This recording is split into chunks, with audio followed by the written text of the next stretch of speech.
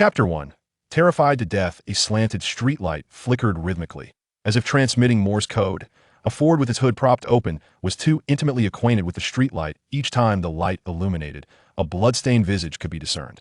A raven alighted upon the hood, its eyes fixated on the youth seated in the driver's seat, unabashedly expressing its fervor for the bloody face. It was only when the lifeless visage unexpectedly blinked that the raven, startled, flapped its wings and ascended into the air, emitting a cry as if cursing, "Damn, you scared the life out of me."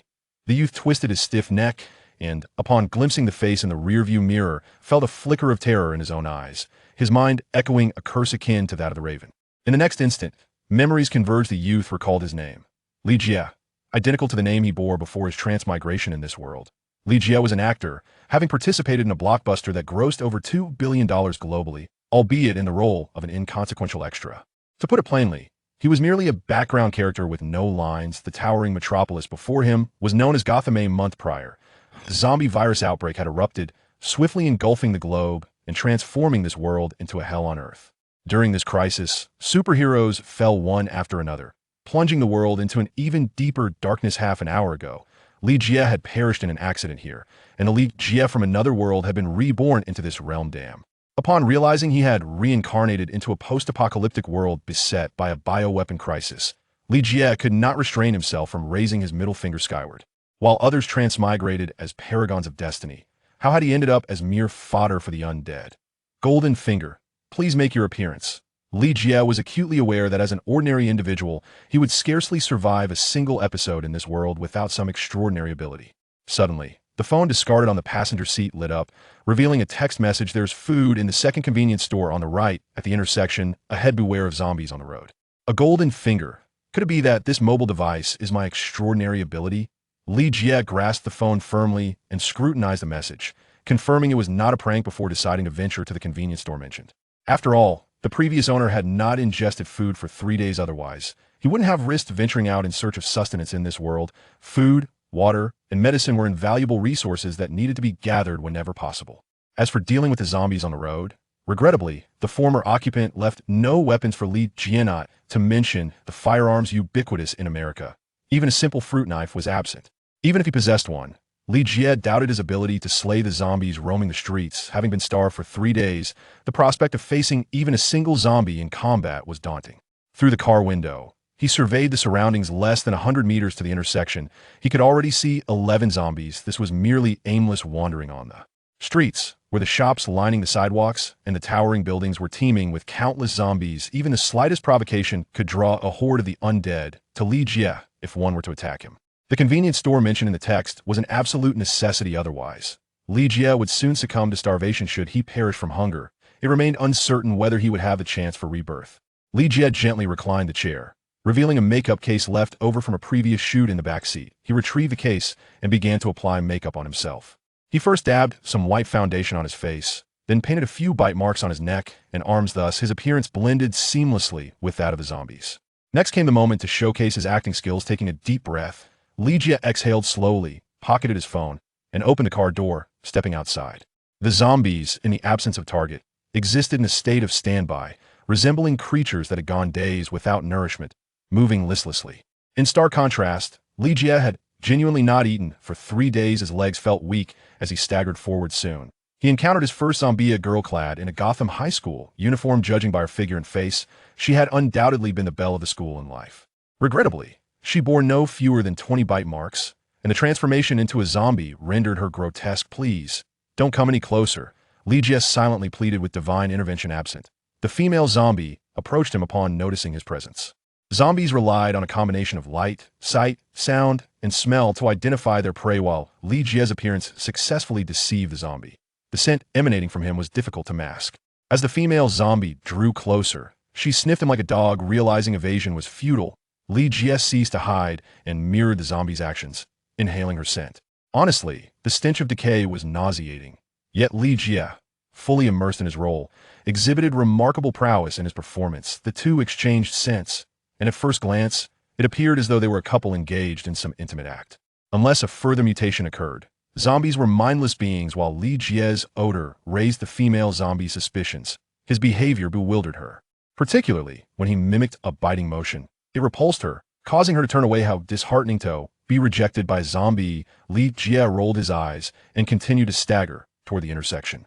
Armed with his newfound experience, he felt increasingly adept at handling zombies. In fact, after his intimate encounter with the female zombie, the others began to disregard him.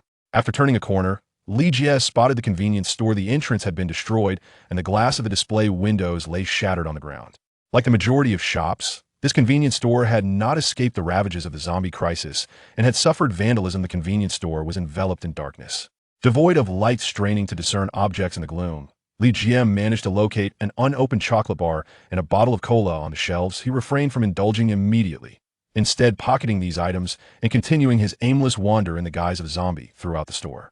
Once he ascertained that no undead lurked within, he stealthily retreated behind a shelf, eagerly uncapping the cola and taking a generous swig. This nectar was akin to the elixir of life, providing Li Jie with much-needed sustenance.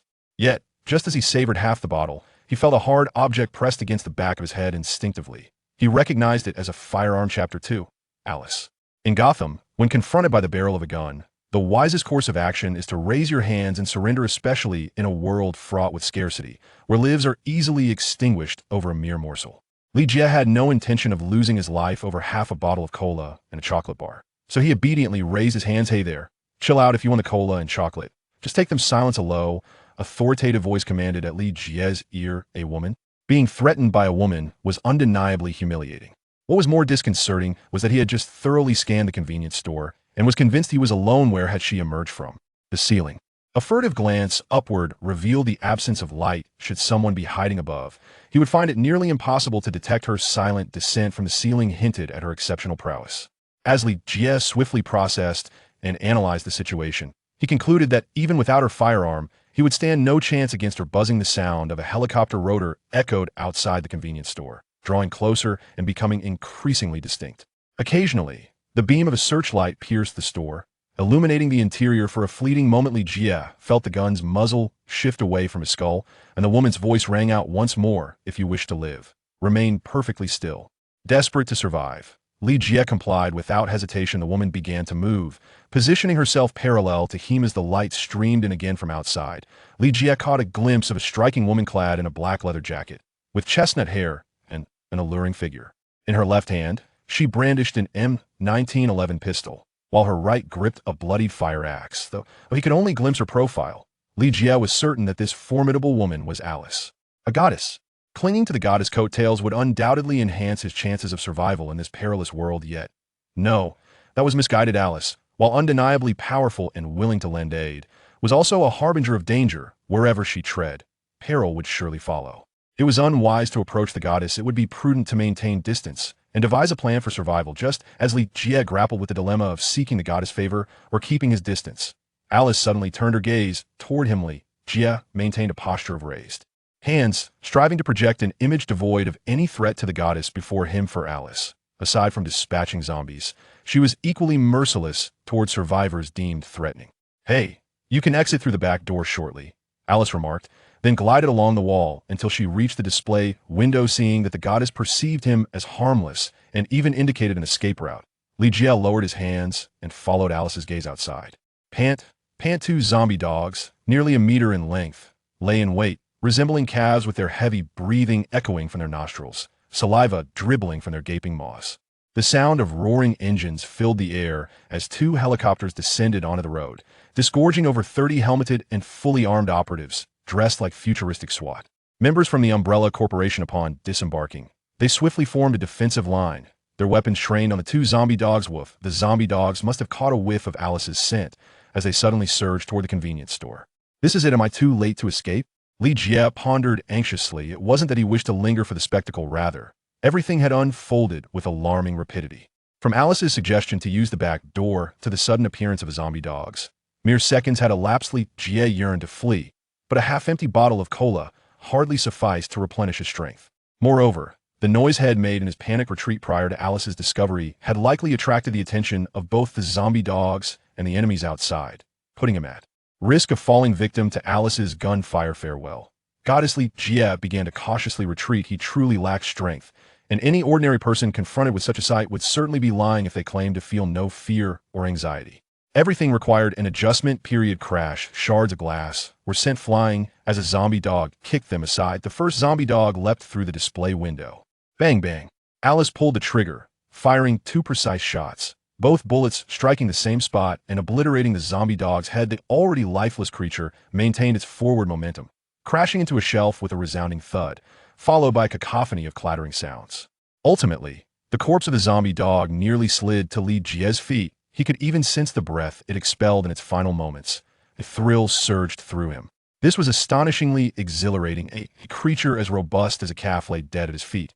Its eyes still locked with his. This sensation was 10 times more intense than riding a roller coaster. The second zombie dog followed closely behind the first, leaping through the window as well. At this juncture, Alice had no time to redirect her gun. She swung the fire axe in her other hand. With a sickening thud, the blade of the axe embedded itself deep into the creature's skull. Thud, the zombie dog abruptly collapsed, lifeless upon the ground. The sound of gunfire erupted outside. Imagine a scene where over 30 individuals brandish automatic rifles, all aiming at a singular target. The sheer intensity of such a display could suffocate an ordinary person. Driven by an instinct for survival, Li Jie unleashed an unimaginable surge of strength, pivoting and sprinting towards the convenience store's rear exit with astonishing speed. The exhilarating rush of bullets whistling past him proved far more thrilling than the mere presence of the deceased zombie dog at his feet. Fortunately, he emerged from the convenience store unscathed. Behind the store lay a narrow alley. Upon escaping, Li Jie refrained from recklessly charging forward. Firstly, the lurking threat of zombies potentially springing forth from the shadows loomed large. Secondly, the individuals outside the convenience store had not yet noticed him. Any erratic movement might easily attract the attention of the 2 helicopters hovering above, rendering him a target for their assault. Li Jie did not entertain the notion that his speed could rival that of a helicopter, nor did he believe he would be as fortunate as before, evading the onslaught of bullets. The gunfire persisted on the opposite side of the convenience store, where Alice engaged the enemy in fierce combat. Chapter 3. The first kill. The 2 helicopters overhead opened fire, joining the fray, and soon the sound of explosions rang out as they transformed into fiery wrecks, plummeting from the sky. The battle was extraordinarily intense, yet it did not endure for long. Before long, the gunfire gradually subsided, and at that moment, a panel flickered into view before Li Jie. Simultaneously, a slightly mechanical female voice echoed in his mind. Congratulations, host, for successfully activating the superhero system. It has been detected that the last superhero in this world has perished. You must strive to become the new generation of superheroes. Wait, Alice is dead? Alice was a veritable goddess of war in the realm of biohazard. Could she truly have fallen so easily? The image of her dispatching 2 zombie dogs moments ago lingered vividly in his mind. How magnificent she had been in that moment, and yet she was gone just like that. The virtual panel before him displayed a series of information. Name: Li Jie. Occupation: actor. How long do you think an actor can survive in this world? Experience points: 0. 100 experience points can be exchanged for 1 gold coin. Gold coins: 0, available for purchase in the system mall. Skills: acting level 1, a mediocre and utterly useless skill. Item storage: empty system mall, awaiting activation. What is wrong with being an actor? Do I consume your food or drink? Why am I deemed utterly worthless? If it had not been for his impeccable acting skills, he would have long been a meal for the zombies. Li Jie felt a surge of indignation, suddenly struck by a thought. If the system was indeed his golden key in this world, then what about the phone that had previously guided him? Li Jie pulled out his phone for a glance, only to find it had powered down. Out of battery. Li Jie hesitated, contemplating whether he should venture forward for a fleeting glance, to ascertain if Alice was indeed lifeless. After a mere 2 seconds of inner turmoil, he resolved to abandon the notion. It was far too perilous. Should he encounter members of the Umbrella Corporation, he would inevitably become a lamb to the slaughter. Moreover, whether Alice was alive or deceased seemed to bear little significance to him, since the system declared her dead. He would accept that as the truth. Li Jie remained concealed, consuming the chocolate he had and finishing off the remaining half bottle of cola in one go, followed by a period of rest to restore his strength. Suddenly, the back door of the convenience store was forcefully kicked open, revealing 2 operatives from the Umbrella Special Forces who emerged. That they did not venture far, merely standing at the threshold to survey their surroundings, failing to notice Li Jie hidden behind a dumpster before turning back into the store. In the convenience store, sounds echoed from the opposite side, and after a brief moment, a helicopter ascended, vanishing into the night sky. Li Jie remained in place for another hour, and then, amidst a growl from his stomach, he finally rose to his feet. The chocolate and cola had provided him with ample energy, aiding in his recovery of strength. Alas, neither of these indulgences could satiate his hunger. Instead, they only intensified his craving. He must seek out some genuine sustenance. Li Jie refrained from traversing the alley. Perceiving both the alleyway and the world beyond as realms fraught with peril, at least he was familiar with the environment of the convenience store, where he might uncover some sustenance. Drawing from his previous experiences, Li Jie resolved to exercise greater caution this time. In addition to surveying the ground and the various shadowy corners, he would also pay particular attention to any movements above him on the ceiling. The remains of the two zombie dogs still lingered, but alas, their corpses harbored the zombie virus, rendering them inedible. Otherwise, dog meat could have been quite delectable. The scene outside the display window was chaotic, strewn with dozens of corpses and the wreckage of an aircraft. The Umbrella Corporation personnel had only taken what weapons and equipment they could salvage, leaving the bodies behind. A few crows and several zombies were peacefully sharing their grim feast. Li Jie did not encounter Alice or her lifeless body. It appeared that she had been taken away by the Umbrella Corporation's personnel, with zombies lurking outside. He refrained from hastily venturing out and instead continued to explore the convenience store. In the storeroom, he discovered a piece of compressed biscuit, which proved to be a veritable lifesaver for him. After consuming it, he felt a significant alleviation of his gnawing hunger. Once he finished the biscuit, he remained hidden in the convenience store to recuperate. Before his departure, the fire axe previously wielded by Alice became his chosen means of self-defense. Unbeknownst to him, dawn gradually broke. After waiting for most of the night, he observed that the number of zombies outside the display window had not diminished. Rather, it had increased, with many of them sprawled on the ground, feasting upon corpses. Li Jie sought refuge in the convenience store not merely to recuperate his strength, but also due to the presence of those Umbrella Special Forces who had perished at Alice's hands. Although Umbrella had withdrawn, taking with them a considerable arsenal, it was evident that some light weaponry had been left behind.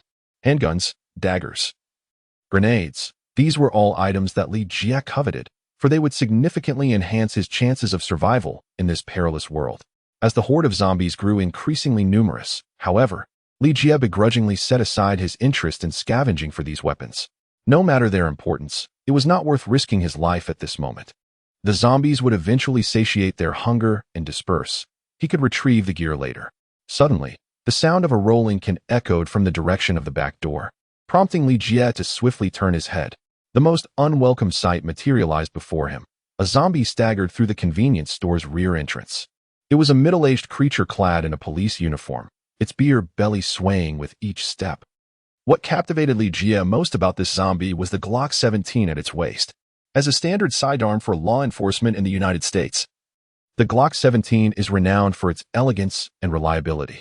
With a capacity of 17 rounds, it was more than sufficient to obliterate a zombie's skull at close range.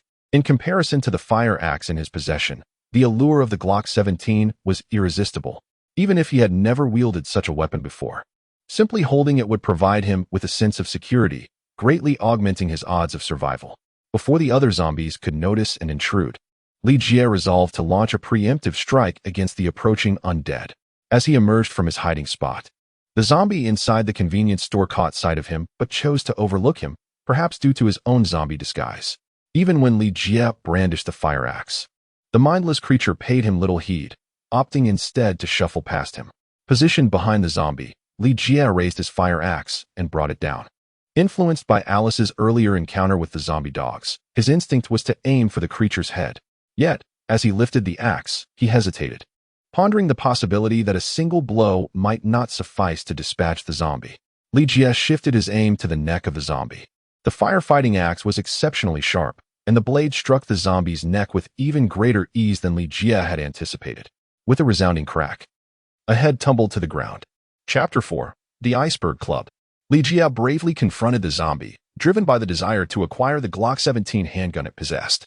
As the undead creature collapsed, he was astonished to witness 4 translucent orbs floating forth from its lifeless form. Each orb revealed distinct content: 2 spare magazines for the Glock 17, a marksmanship skill enhancement, an increase in physical strength by 1, and a boost of 10 experience points. Subsequently, 3 of the orbs seamlessly descended upon him, vanishing into thin air. What was happening? Was this a phenomenon of defeating monsters to obtain equipment? Li Jie murmured to himself, noticing that the information displayed on the virtual panel before him had also undergone a transformation. The experience points had increased from 0 to 10, and a new skill, precise shooting, had been added to his repertoire. Simultaneously, he felt a marked enhancement in his stamina compared to moments ago. As for the 2 spare magazines, they were now clearly visible in the item storage section. With a flicker of thought, Li Jie noticed that the 2 ammunition magazines in his storage compartment had vanished without a trace. Simultaneously, he found himself in possession of 2 Glock 17 magazines, each brimming with bullets. Could it be that this storage compartment was akin to a system's inventory space? Li Jie discovered an exceedingly valuable system feature, which he promptly proceeded to validate. The magazine enables the equipment obtained from defeating monsters to materialize directly within the storage compartment. Retrieving and depositing items can be accomplished merely by the flicker of Li Jie's thought. Now, his objective is to experiment with whether equipment not acquired through monster slaying can also be placed within. With a mere thought, the fire axe in Li Jie's hand vanished without a trace. Simultaneously, a symbol representing the fire axe appeared in the storage compartment, accompanied by the numeral 1, denoting 1 fire axe. The Glock 17 pistol could likewise be effortlessly stored or retrieved at his command. This arrangement effectively grants him an advantage, allowing him to pass through security checks brazenly equipped. The sole drawback lies in the requirement that Li Jie must physically touch an item to place it in the storage compartment. Remote attempts prove futile. This may be a limitation due to Li Jie's current low level, suggesting that he may need to enhance the storage compartment's capabilities in the future. After dispatching a zombie without disturbing those outside the convenience store, Li Jie exited through the back door. Now, he seeks an opportunity to test the skill of precision shooting. As Li Jie meandered through the alley in the guise of a zombie, his mind busily dissected the events that had just transpired. Both the Glock 17 magazine and the marksmanship skill were inherently linked to law enforcement. This implied that the precision shooting ability was originally possessed by the police officer prior to his demise. And it was only after Li Jie dispatched him that such skills were revealed. Stamina and experience points likely correlated with the capabilities of the zombies. In other words, upon eliminating a target, Li Jie had the potential to acquire the skills or equipment that the individual had possessed in life.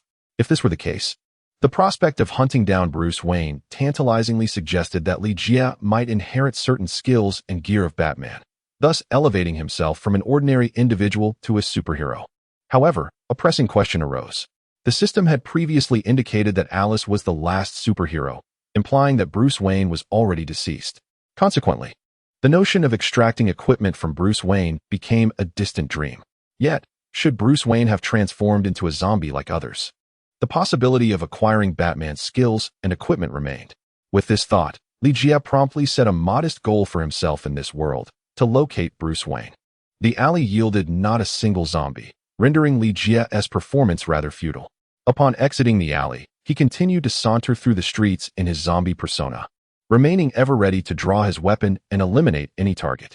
Perhaps the nearby zombies were preoccupied with the tempting food at the convenience store. For Li Jie encountered only a handful of them, and none approached him. After traversing an entire street without incident, Li Jie came to a halt. The Iceberg Lounge. Wasn't this the establishment owned by the Penguin? Li Jie resolved to stroll through the Penguin People's Bar, contemplating the prospect of eliminating a Penguin person to acquire a portion of their abilities and equipment. Indeed, it seemed a rather appealing option. Creak. Li Jie pushed open the door of the Iceberg Club, where dim lights flickered within. Just as he was about to step inside, a gaunt zombie lunged out toward him, as if lying in wait to ambush him. Instinctively, Li Jie recoiled 2 steps while raising his Glock 17 and pulling the trigger. With a resounding pop, the shot fired as a reflexive response born out of danger. Raising the weapon and squeezing the trigger felt more like muscle memory than a deliberate aim. Yet, astonishingly, the bullet struck the zombie squarely in the center of its forehead, as if the creature had been standing still, allowing him to press the muzzle against its brow before firing. Was this the essence of precision shooting? Li Jie found himself unexpectedly transformed from a novice in firearms to a master marksman, stirring a sense of exhilaration within him. As the zombie collapsed with a bullet to the head, 3 ethereal bubbles emerged from its fallen form. His adept pickpocketing skills were at play, accompanied by a spring knife. Experience points 3.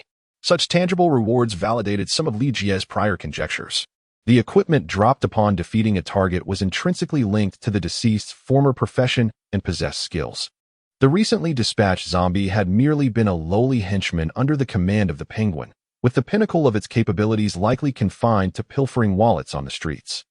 That spring knife was probably its sole means of self-defense. In a crime-ridden metropolis like Gotham, possessing only a spring knife as a weapon underscored the insignificance of this individual's former life. It was no wonder the experience points were a meager 3, as that frail body yielded no vitality whatsoever. After dispatching this thieving zombie, Li Jie felt a surge of confidence, gripping his firearm with both hands as he ventured into the Iceberg Lounge. However, not far into his entrance, he encountered a female zombie adorned in an opulent gown seated in a booth. Perhaps it was due to the recent zombie kill or the fact that Li Jie had refrained from employing his acting skills to masquerade as a zombie that prompted the female zombie to notice him. Charging forward with a furious expression, bang! Li Jie did not allow the female zombie to emerge from the booth, from a distance of over 10 meters. He swiftly executed a shot that shattered her skull. 2 ethereal bubbles materialized from the lifeless form. One contained a rare jewel necklace, while the other granted an enhancement of 1 to vitality. It seems that this exquisite female zombie possessed greater stamina than the previous thieving zombie. Following the outbreak of the zombie crisis, it is likely that the Iceberg Club had yet to open its doors for business, or perhaps all its patrons had already fled. Li Jie encountered a total of 5 zombies on the ground floor, all of which he dispatched with a single shot to the head. Chapter 5. The elimination of the Penguin Man. Li Jie discovered the Penguin Man on the 2nd floor of the Iceberg Lounge, and immediately began to regret his decision. It was all the fault of the television series Gotham for misleading him. They had cast a slender actor as the Penguin, leading Li Jie to believe he could easily dispatch the character as he would a mere zombie. The Penguin before him was a towering figure, nearly 2 meters tall, resembling a bulked-up Shaquille O'Neal. His imposing stature alone emanated a formidable aura. To make matters worse, the Penguin had also succumbed to the fate of the undead. The corridor on the 2nd floor was littered with severed limbs and dismembered arms, all victims of the Penguin's savage rampage. Upon discovering the creature, Li Jie witnessed the grotesque sight of the Penguin gnawing on a woman's severed thigh, blood dripping from its ravenous mouth. The sheer horror of the scene nearly caused Li Jie to vomit. Upon noticing Li Jie, the Penguin grinned menacingly. Li Jie furrowed his brow. It is generally understood that zombies are mindless creatures, devoid of thought or the capacity for emotion. Yet, the penguin-like figure before him bore a smile. The only conceivable explanation is that this entity is not a mere zombie. Rather, it has undergone a mutation beyond the ordinary. One might even argue that it has evolved, granting it a modicum of intelligence and the ability to express emotions. However, it seems that this creature's intellect remains rather limited. Otherwise, it would not be indulging in culinary delights upstairs while Li Jie was downstairs, engaged in the grim task of dispatching zombies. Li Jie exhaled deeply, swiftly compelling himself to regain his composure, and raised the gun, pulling the trigger. Whether by coincidence or due to the restored intellect of the Penguin Man granting him an instinctive reaction, the Penguin Man astonishingly shielded his face with a thigh he held in his hand just as Li Jie squeezed the trigger. For the first time, despite his precise shooting skills, Li Jie failed to hit his mark.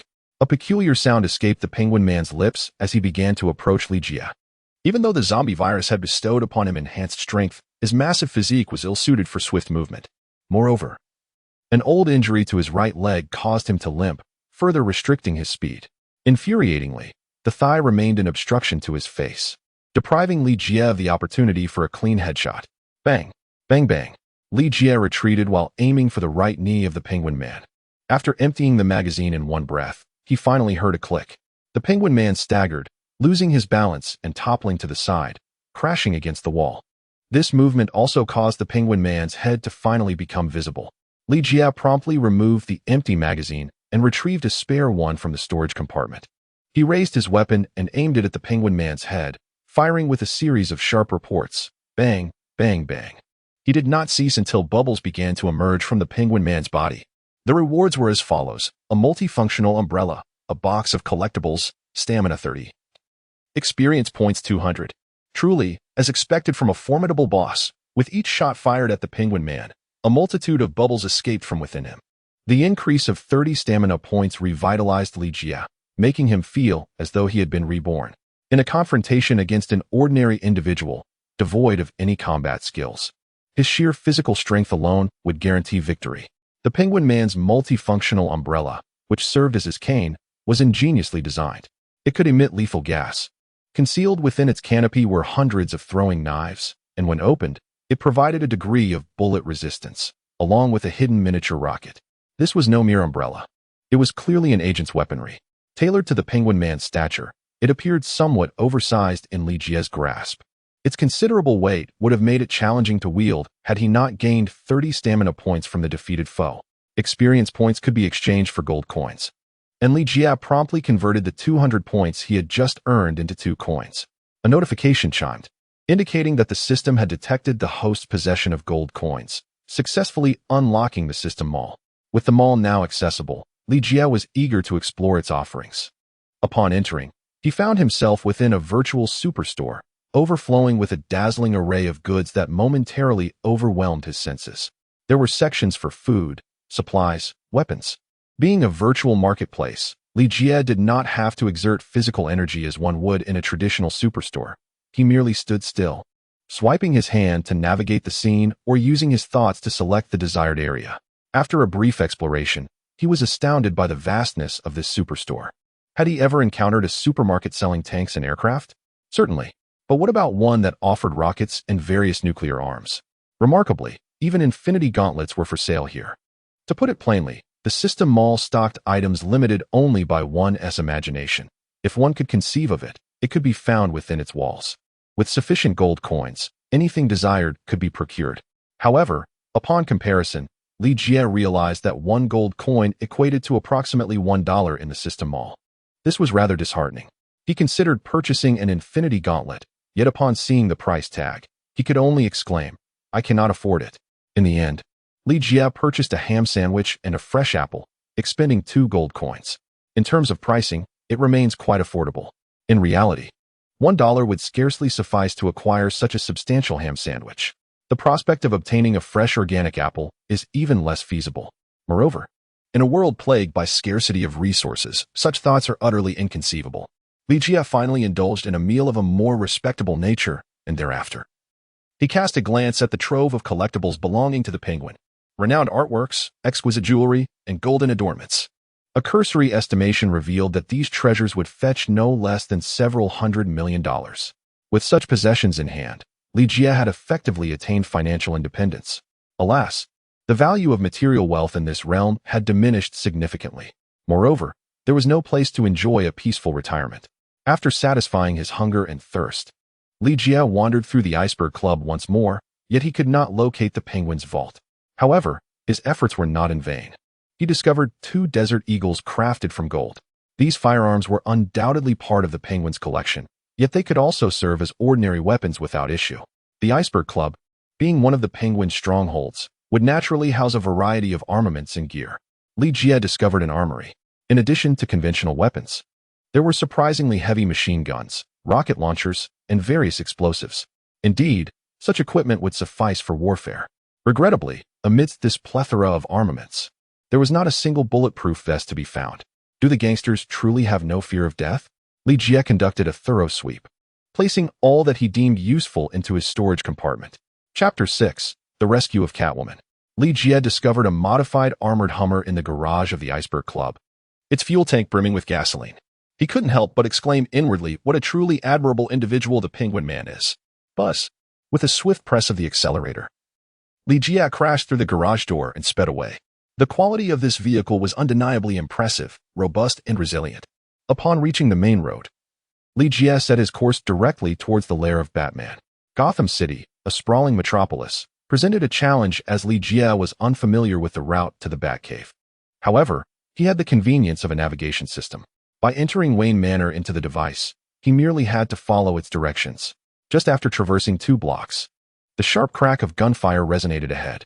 Survivors, zombies, after all, could not wield firearms, and the sound of gunfire signified the presence of human survivors.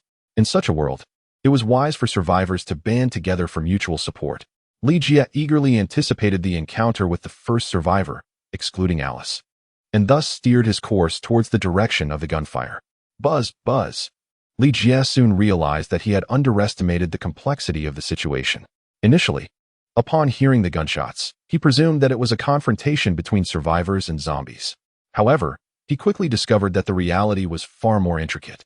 A woman, clad in a black leather ensemble, adorned with a black mask and a pair of feline ears, was speeding ahead on a black motorcycle. Her distinctive attire allowed Li Jie to instantly recognize her as Catwoman. Wait a moment, didn't the system indicate that the last superhero had perished? Then why was Catwoman still alive? Li Jie quickly discerned the crux of the issue. Many might be inclined to classify Catwoman among the ranks of superheroes. This inclination likely stems from her status as Batman's true love, as she has accompanied him in numerous noble endeavors. In truth, Catwoman is a jewel thief, an unconventional antagonist, or rather, a rebel among villains. She embodies a character that straddles the line between good and evil. Thus, it is not erroneous for the system to categorize her outside the realm of superheroes. With her long hair billowing in the wind, she occasionally glanced back. In addition to evading zombies and obstacles on her path, she remained ever vigilant against the bullets that might come flying from behind. Pursuing her was a convoy, one of which featured a rugged vehicle with a man standing atop it. His right side bore the visage of an attractive middle-aged gentleman, while his left side resembled that of a hellish messenger, a two-faced man. Li Jie also immediately recognized that the one pursuing Catwoman was Two-Face. Yet he felt a twinge of curiosity. Why would Two-Face seek to eliminate Catwoman merely for being the beloved of Batman? The situation appeared to be far more intricate than it seemed. Li Jie brought the vehicle to a halt, his mind wavering on whether to plunge into this murky predicament. Thud crack. Catwoman appeared to be injured, her abdomen stained crimson. She had made a misstep while evading a zombie. The motorcycle tumbled to the ground, and she skidded several meters before crashing into the ruins by the roadside. This fall exacerbated her injuries. The two-faced man raised a hand, signaling his subordinates to cease fire. Encircling Catwoman with the convoy, zombies lurked nearby, and aside from the two-faced man who disembarked, the others remained vigilant against the surrounding undead. After stepping out, the two-faced man stretched languidly, casting a glance at the armored Hummer parked not far away, before striding over to Catwoman. "If you reveal the location of the Batcave, I shall spare your life," he declared, a grin spreading across his face, rendering his already bizarre visage even more unsettling. Li Jie has also come to understand why Two-Face is pursuing Catwoman. In this world, possessing Batman's equipment undoubtedly enhances one's chances of survival. However, the location of the Batcave is known to only a select few. Catwoman happens to be among that privileged group. Upon closer inspection, the motorcycle she rides is none other than Batman's. Even if one were to discover the Batcave's whereabouts, gaining entry is no simple feat. It requires authorization from Batman himself. Clearly, Catwoman possesses the authority to access the Batcave. Because of this, Two-Face has refrained from directly eliminating her. At this moment, a living cat is far more valuable than a dead one. Dream on. Ugh, Catwoman spat. Given this, Two-Face drew his gun, aiming it at Catwoman. Hell, how could I bear to watch a stunning beauty perish before my eyes? Moreover, she knows how to gain access to the Batcave. Li Jie first lowered the car window and extended the Glock 17, firing several shots to draw the attention of the double-faced man. Following this, he pressed the accelerator, driving the armored vehicle straight towards him. The henchmen of the double-faced man were already on guard against Li Jie and immediately opened fire. Unfortunately, for the armored vehicle equipped with bulletproof capabilities, it was akin to tossing peanuts. With a resounding bang, Li Jie collided forcefully with the rear ends of two cars obstructing the road, propelling them aside with sheer force. Catwoman, displaying remarkable reflexes, seized the fleeting moment when Two-Face turned to glance at Li Jie, executing a sweeping kick that brought him crashing to the ground, swiftly disarming him of his firearm. In terms of individual combat prowess, it was evident that Catwoman surpassed Two-Face. Even in a state of injury, she was capable of overpowering him. Li Jie used his vehicle to shield Catwoman from the bullets fired by Two-Face henchmen.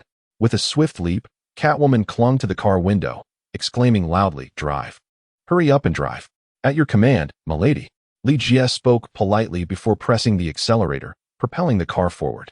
After Catwoman climbed through the window, she collapsed onto the back seat, gasping for breath. Glancing at the wound on her abdomen, she cursed, "Damn it. Are you all right?" Li Jie glanced at Catwoman through the rearview mirror. Catwoman's vigilance was remarkably high. The barrel of her gun inadvertently aimed in Li Jie's direction. "Who are you?" she inquired. "Madam, your memory appears to be rather poor. I am the very person who just rescued you. Have you forgotten so swiftly?" Li Jie jested lightly. While Catwoman's eyelids fluttered slightly, her abdominal injury rendering her temperament irritable. Furthermore, the peculiar nature of this world made it difficult for her to trust a stranger, even one who had just rescued her. "You had better answer my questions honestly, or I shall not be so courteous." Li Jie noticed a fierce glint in Catwoman's eyes, realizing that this woman was not jesting. It seemed she was on the verge of losing her composure, prompting him to abandon his playful demeanor. In truth, I am an ardent admirer of bats. I am well aware of your close association with Batman. Otherwise, why would I have taken the risk to save you just now?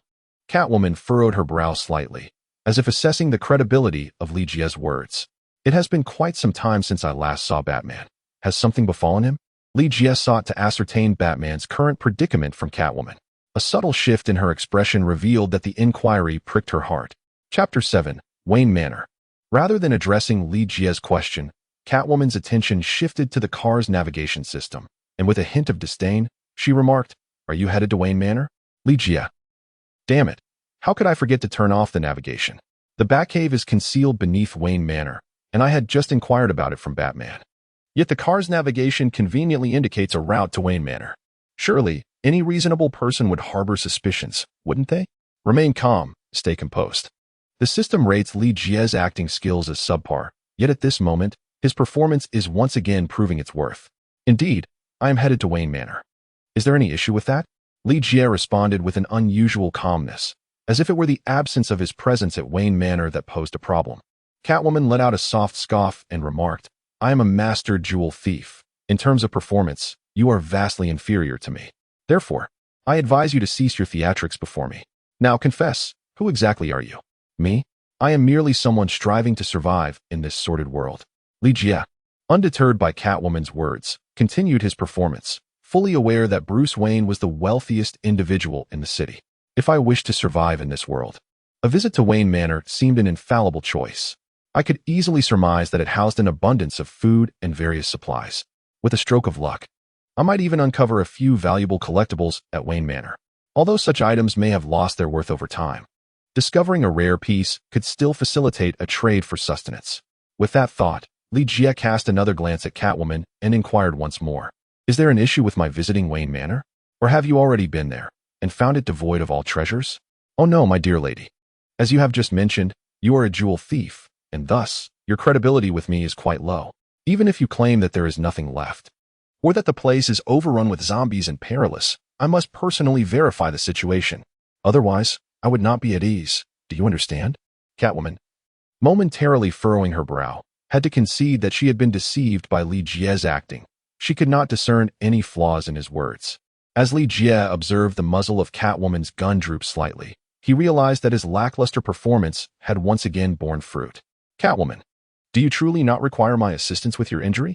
I mean to say, perhaps we could find a first aid kit at Wayne Manor, and I could tend to your wound. Are you a doctor?" Catwoman inquired. Li Jie shook his head and said, "No, I merely possess some fundamental knowledge of first aid.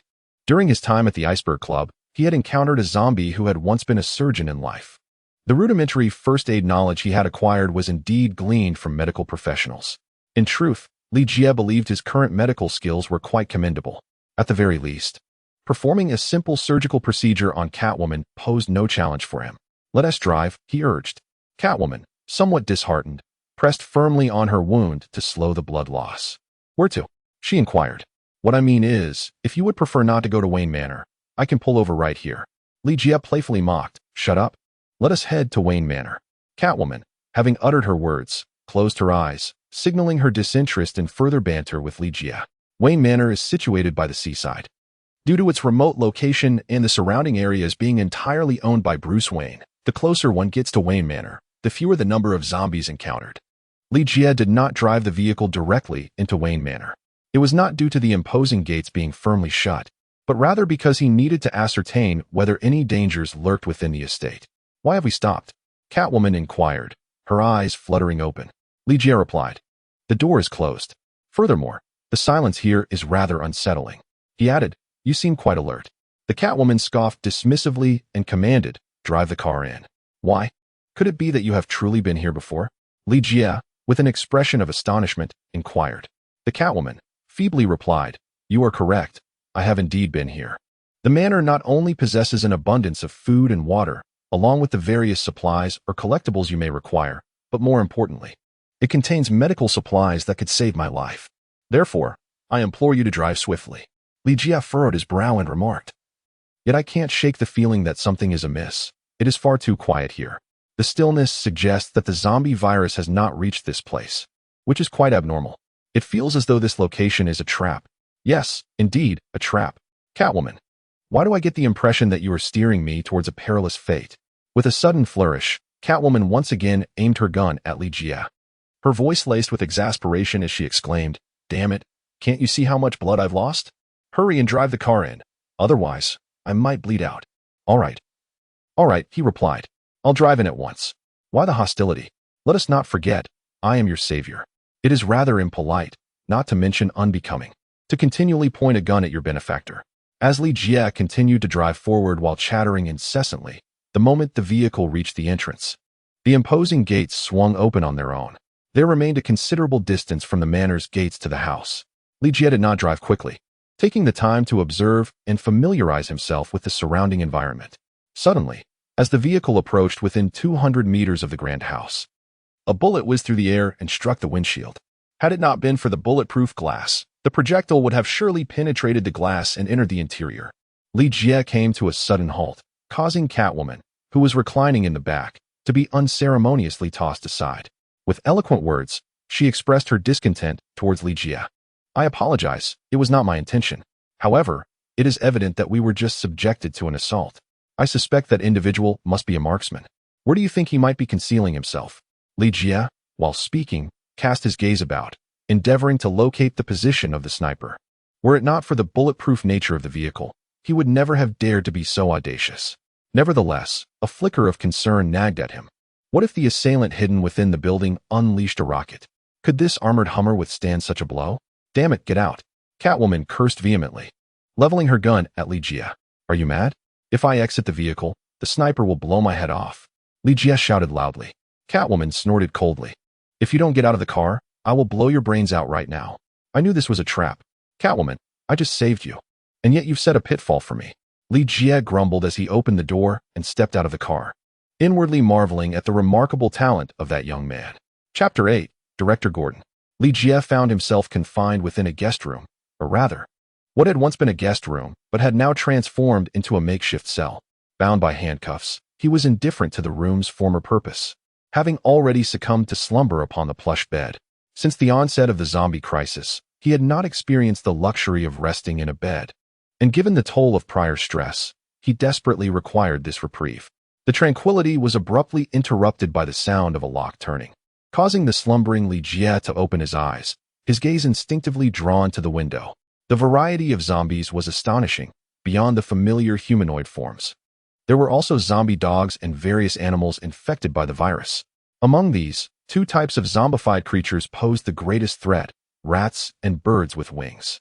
Both were unpredictable, capable of launching sudden attacks. In an effort to thwart the potential assault of the zombie birds, a layer of wire mesh had been affixed to the exterior of the window, further transforming the guest room into a prison-like environment. Through the window, he observed that night had fallen, the sky adorned with countless stars. One silver lining amidst the chaos of the zombie crisis was the significant improvement in air quality. The brilliant stars appeared almost within reach, resembling a breathtaking painting. Li Jie estimated that he had slept for at least 7 or 8 hours. At this moment, he felt invigorated, as though he had been granted a new lease on life. Creak. The door swung open, and a middle-aged man wearing glasses entered, carrying a tray. On the tray lay a piece of hard bread and a cup of coffee, which, under the current circumstances, was a fairly decent meal. "I hope I haven't disturbed your rest," the middle-aged man said, a hint of apology in his tone. Li Jie turned over and sat up, lifting his hand to reveal the handcuffs on his wrist, stating, "For a prisoner, this hardly constitutes an intrusion." After a brief pause, he added, "Director Gordon, please convey a message to Catwoman. This is not the manner in which one ought to treat a savior." "Do you know me?" the middle-aged man inquired with astonishment. Li Jie let out a derisive laugh. "The illustrious commissioner of the Gotham City Police Department, the embodiment of justice, and a confidant of Batman. It would indeed be difficult not to recognize you. Apparently, you are quite familiar with me," Gordon shrugged, placing his plate upon the nightstand. "If you feel slighted, allow me to offer Catwoman's apologies in advance. However, I sincerely hope you can comprehend our position. A person brave enough to confront Two-Face and capable of rescuing Catwoman from his clutches, who has arrived at Gotham's last sanctuary, Such a mysterious stranger as yourself necessitates a thorough investigation before we can decide on your acceptance. Li lifted his coffee cup and took a sip, followed by a bite of hard bread. Dear Director Gordon, could you kindly share your findings with me? You mentioned your name is Jack Lee, an actor in films, correct? Gordon pulled a chair and sat across from Li. That is indeed true, though not entirely accurate. In addition to films, I have also acted in television dramas and stage plays. In truth, as long as it brings in revenue, I am quite indiscriminate. Any role is welcome. Li corrected him. A smile appeared on Gordon's face as he said, Li, thank you for your candor. However, I would like to pose one more question. We have consulted various sources and, fortunately, confirmed your identity as an actor. Yet, from where did you acquire your skills in shooting and combat? Li replied, Isn't it obvious? I am an actor, having portrayed numerous roles. To become a competent actor and embody a character effectively, one must delve deeply into life itself. In fact, aside from marksmanship and combat skills, I possess a modicum of medical knowledge, and my culinary abilities are quite respectable. Gordon pondered for a moment and remarked, Are you suggesting that these skills you possess are merely for the sake of character immersion, acquired specifically to enhance your portrayals? Astute. Remember, a proficient actor must be versatile, he continued. Moreover, considering the state of the world today, do you truly believe I could have survived this long without mastering some combat skills? Li retorted. Gordon pondered for a moment and replied, Li, I find your argument exceedingly compelling. At the very least, I cannot discern any flaws in it. If even the police chief cannot uncover any inconsistencies, how could anyone else possibly do so? Li shrugged and said, Director Gordon, I understand that you still harbor doubts about me, but I assure you, I am not lying. Gordon smiled faintly, retrieving a set of keys from his pocket to unlock Li Jia's handcuffs. You are indeed correct. This world has descended into chaos. As the leader of the last refuge in Gotham City, I welcome any survivor who wishes to join us. However, every newcomer must undergo a trial. I must ensure that each individual admitted poses no threat to the safety of our sanctuary. It is my solemn duty. Li flexed his wrist and inquired, I completely understand. So, what shall be the next trial I must face? Gordon replied, We will observe and monitor the city through surveillance. Regrettably, more than half of Gotham's surveillance systems have been destroyed, necessitating someone to venture into the uncharted, unmonitored territories. In addition to exploring the conditions within these unknown areas, it is imperative to seek out various resources that can sustain our survival. Should we encounter any survivors, we must bring them back. As I mentioned earlier, we welcome every survivor to join us. This is also in consideration of the long-term development of our sanctuary. The more individuals who unite with us, the stronger we become, enabling us to thrive. Therefore, my task is to embark on an expedition into the unknown regions. Li inquired. Director Gordon rose to speak. Indeed. If you are well rested, then come along. I shall introduce you to the other 3 members of this expedition. Li followed Director Gordon into the lobby on the first floor. Until now, he remained unaware of the number of survivors in Wayne Manor, as Director Gordon was the only survivor he had encountered here. At this moment, only 2 individuals occupied the lobby. One was a blonde girl, seemingly still a primary school student, sitting on the sofa, chewing bubble gum while cradling an State Route 25 sniper rifle. Was she the one who had previously fired at me? The other was a tall boy in a police uniform, sharpening a Nepalese kukri with a whetstone in hand. Clap, clap. Director Gordon clapped his hands and called out, Barbara. John, come meet your new teammate for the night. Barbara, Director Gordon, she couldn't possibly be your daughter, could she? Li gazed in astonishment at the girl clutching a sniper rifle. Chapter 9. Return to Gotham City. Pop Barbara blew a bubble, silently aiming the barrel at Li. Hey, mind your words. Barbara loathed being referred to as Commissioner Gordon's daughter, though she held her father in the highest regard. Mentioning her lineage led others to presume she had ascended due to his influence. John Blake interjected, positioning his Nepalese kukri in front of Barbara's gun with a smile. He's merely a rookie. You ought to give him a chance. Soon, he'll come to recognize you as an extraordinary warrior. Li Jia, a little girl not yet 12, possesses quite a sense of pride. Oh, Barbara, I am merely astonished that Commissioner Gordon would allow his own daughter to undertake such perilous tasks. It is not a reflection of your capabilities. When confronted at gunpoint, uttering a few soft words is hardly excessive. Moreover, the adversary is merely a young girl, emotionally immature and overly proud. She might indeed pull the trigger. Here, there are no father and daughter, only warriors remain. To survive, Every individual must engage in battle. As Barbara spoke, she raised the gun. John Blake shrugged. Barbara is absolutely correct. In this world, survival necessitates that everyone learns to fight. After a brief pause, he extended his hand towards Li Jie, stating, I am John Blake, formerly a police officer in Gotham, now, like others, a warrior. Jack Lee, an actor. Li Jie extended his hand and shook hands with John Black, then added, I believe I am now a warrior as well. I have no doubt that you are an extraordinary warrior, John Black replied, suddenly lowering his voice. Brother, I heard that you saved Catwoman? It seems there is some truth to that, Li Jie replied. John Black smirked and winked, saying, You must be cautious then. Catwoman's pride far surpasses that of Barbara. She would never take kindly to being indebted to anyone, especially when it comes to a matter of life and death. Li Jie, that arrogant cat, has long been on my mind. John, I appreciate your reminder. Li Jie turned to Director Gordon and said, Did you not mention that there were 3 individuals? Are you searching for me? A voice echoed from the second floor. Li Jie glanced up to see a Catwoman, adorned in feline attire, standing behind the railing. Each time he beheld her ensemble, he couldn't help but sigh inwardly. This woman possesses an exquisite figure. Pop. Barbara blew a bubble, her eyelids fluttering. The underdeveloped girl was undoubtedly envious of the Catwoman's physique. The relationship between Barbara and the Catwoman is rather intricate. Growing up in a single-parent household, Barbara harbored a certain father complex, viewing Commissioner Gordon as her heroic ideal, until Batman appeared before her. As Bruce Wayne's student, Barbara felt not only respect and admiration for this superhero, but also a hint of innocent affection. In her youthful fantasies, she envisioned marrying Bruce Wayne when she grew up. The arrival of the Catwoman made Barbara feel as if this woman had stolen her one true love. Thus, while she harbored jealousy towards her mentor, she also felt a tinge of animosity. Oh, is that not our esteemed Catwoman? I saved her life, yet she imprisoned me for over 10 hours. I ought to express my gratitude for her mercy in sparing my life. Li Jie spoke with exaggerated expressions, ultimately bowing in a gesture of submission. John Blake's eyes widened.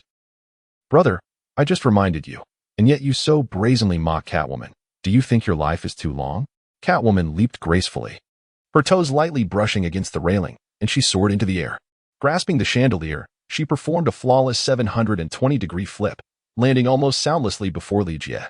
Li, I am aware that you rescued me from Two-Face. There is no need for you to incessantly remind me of this.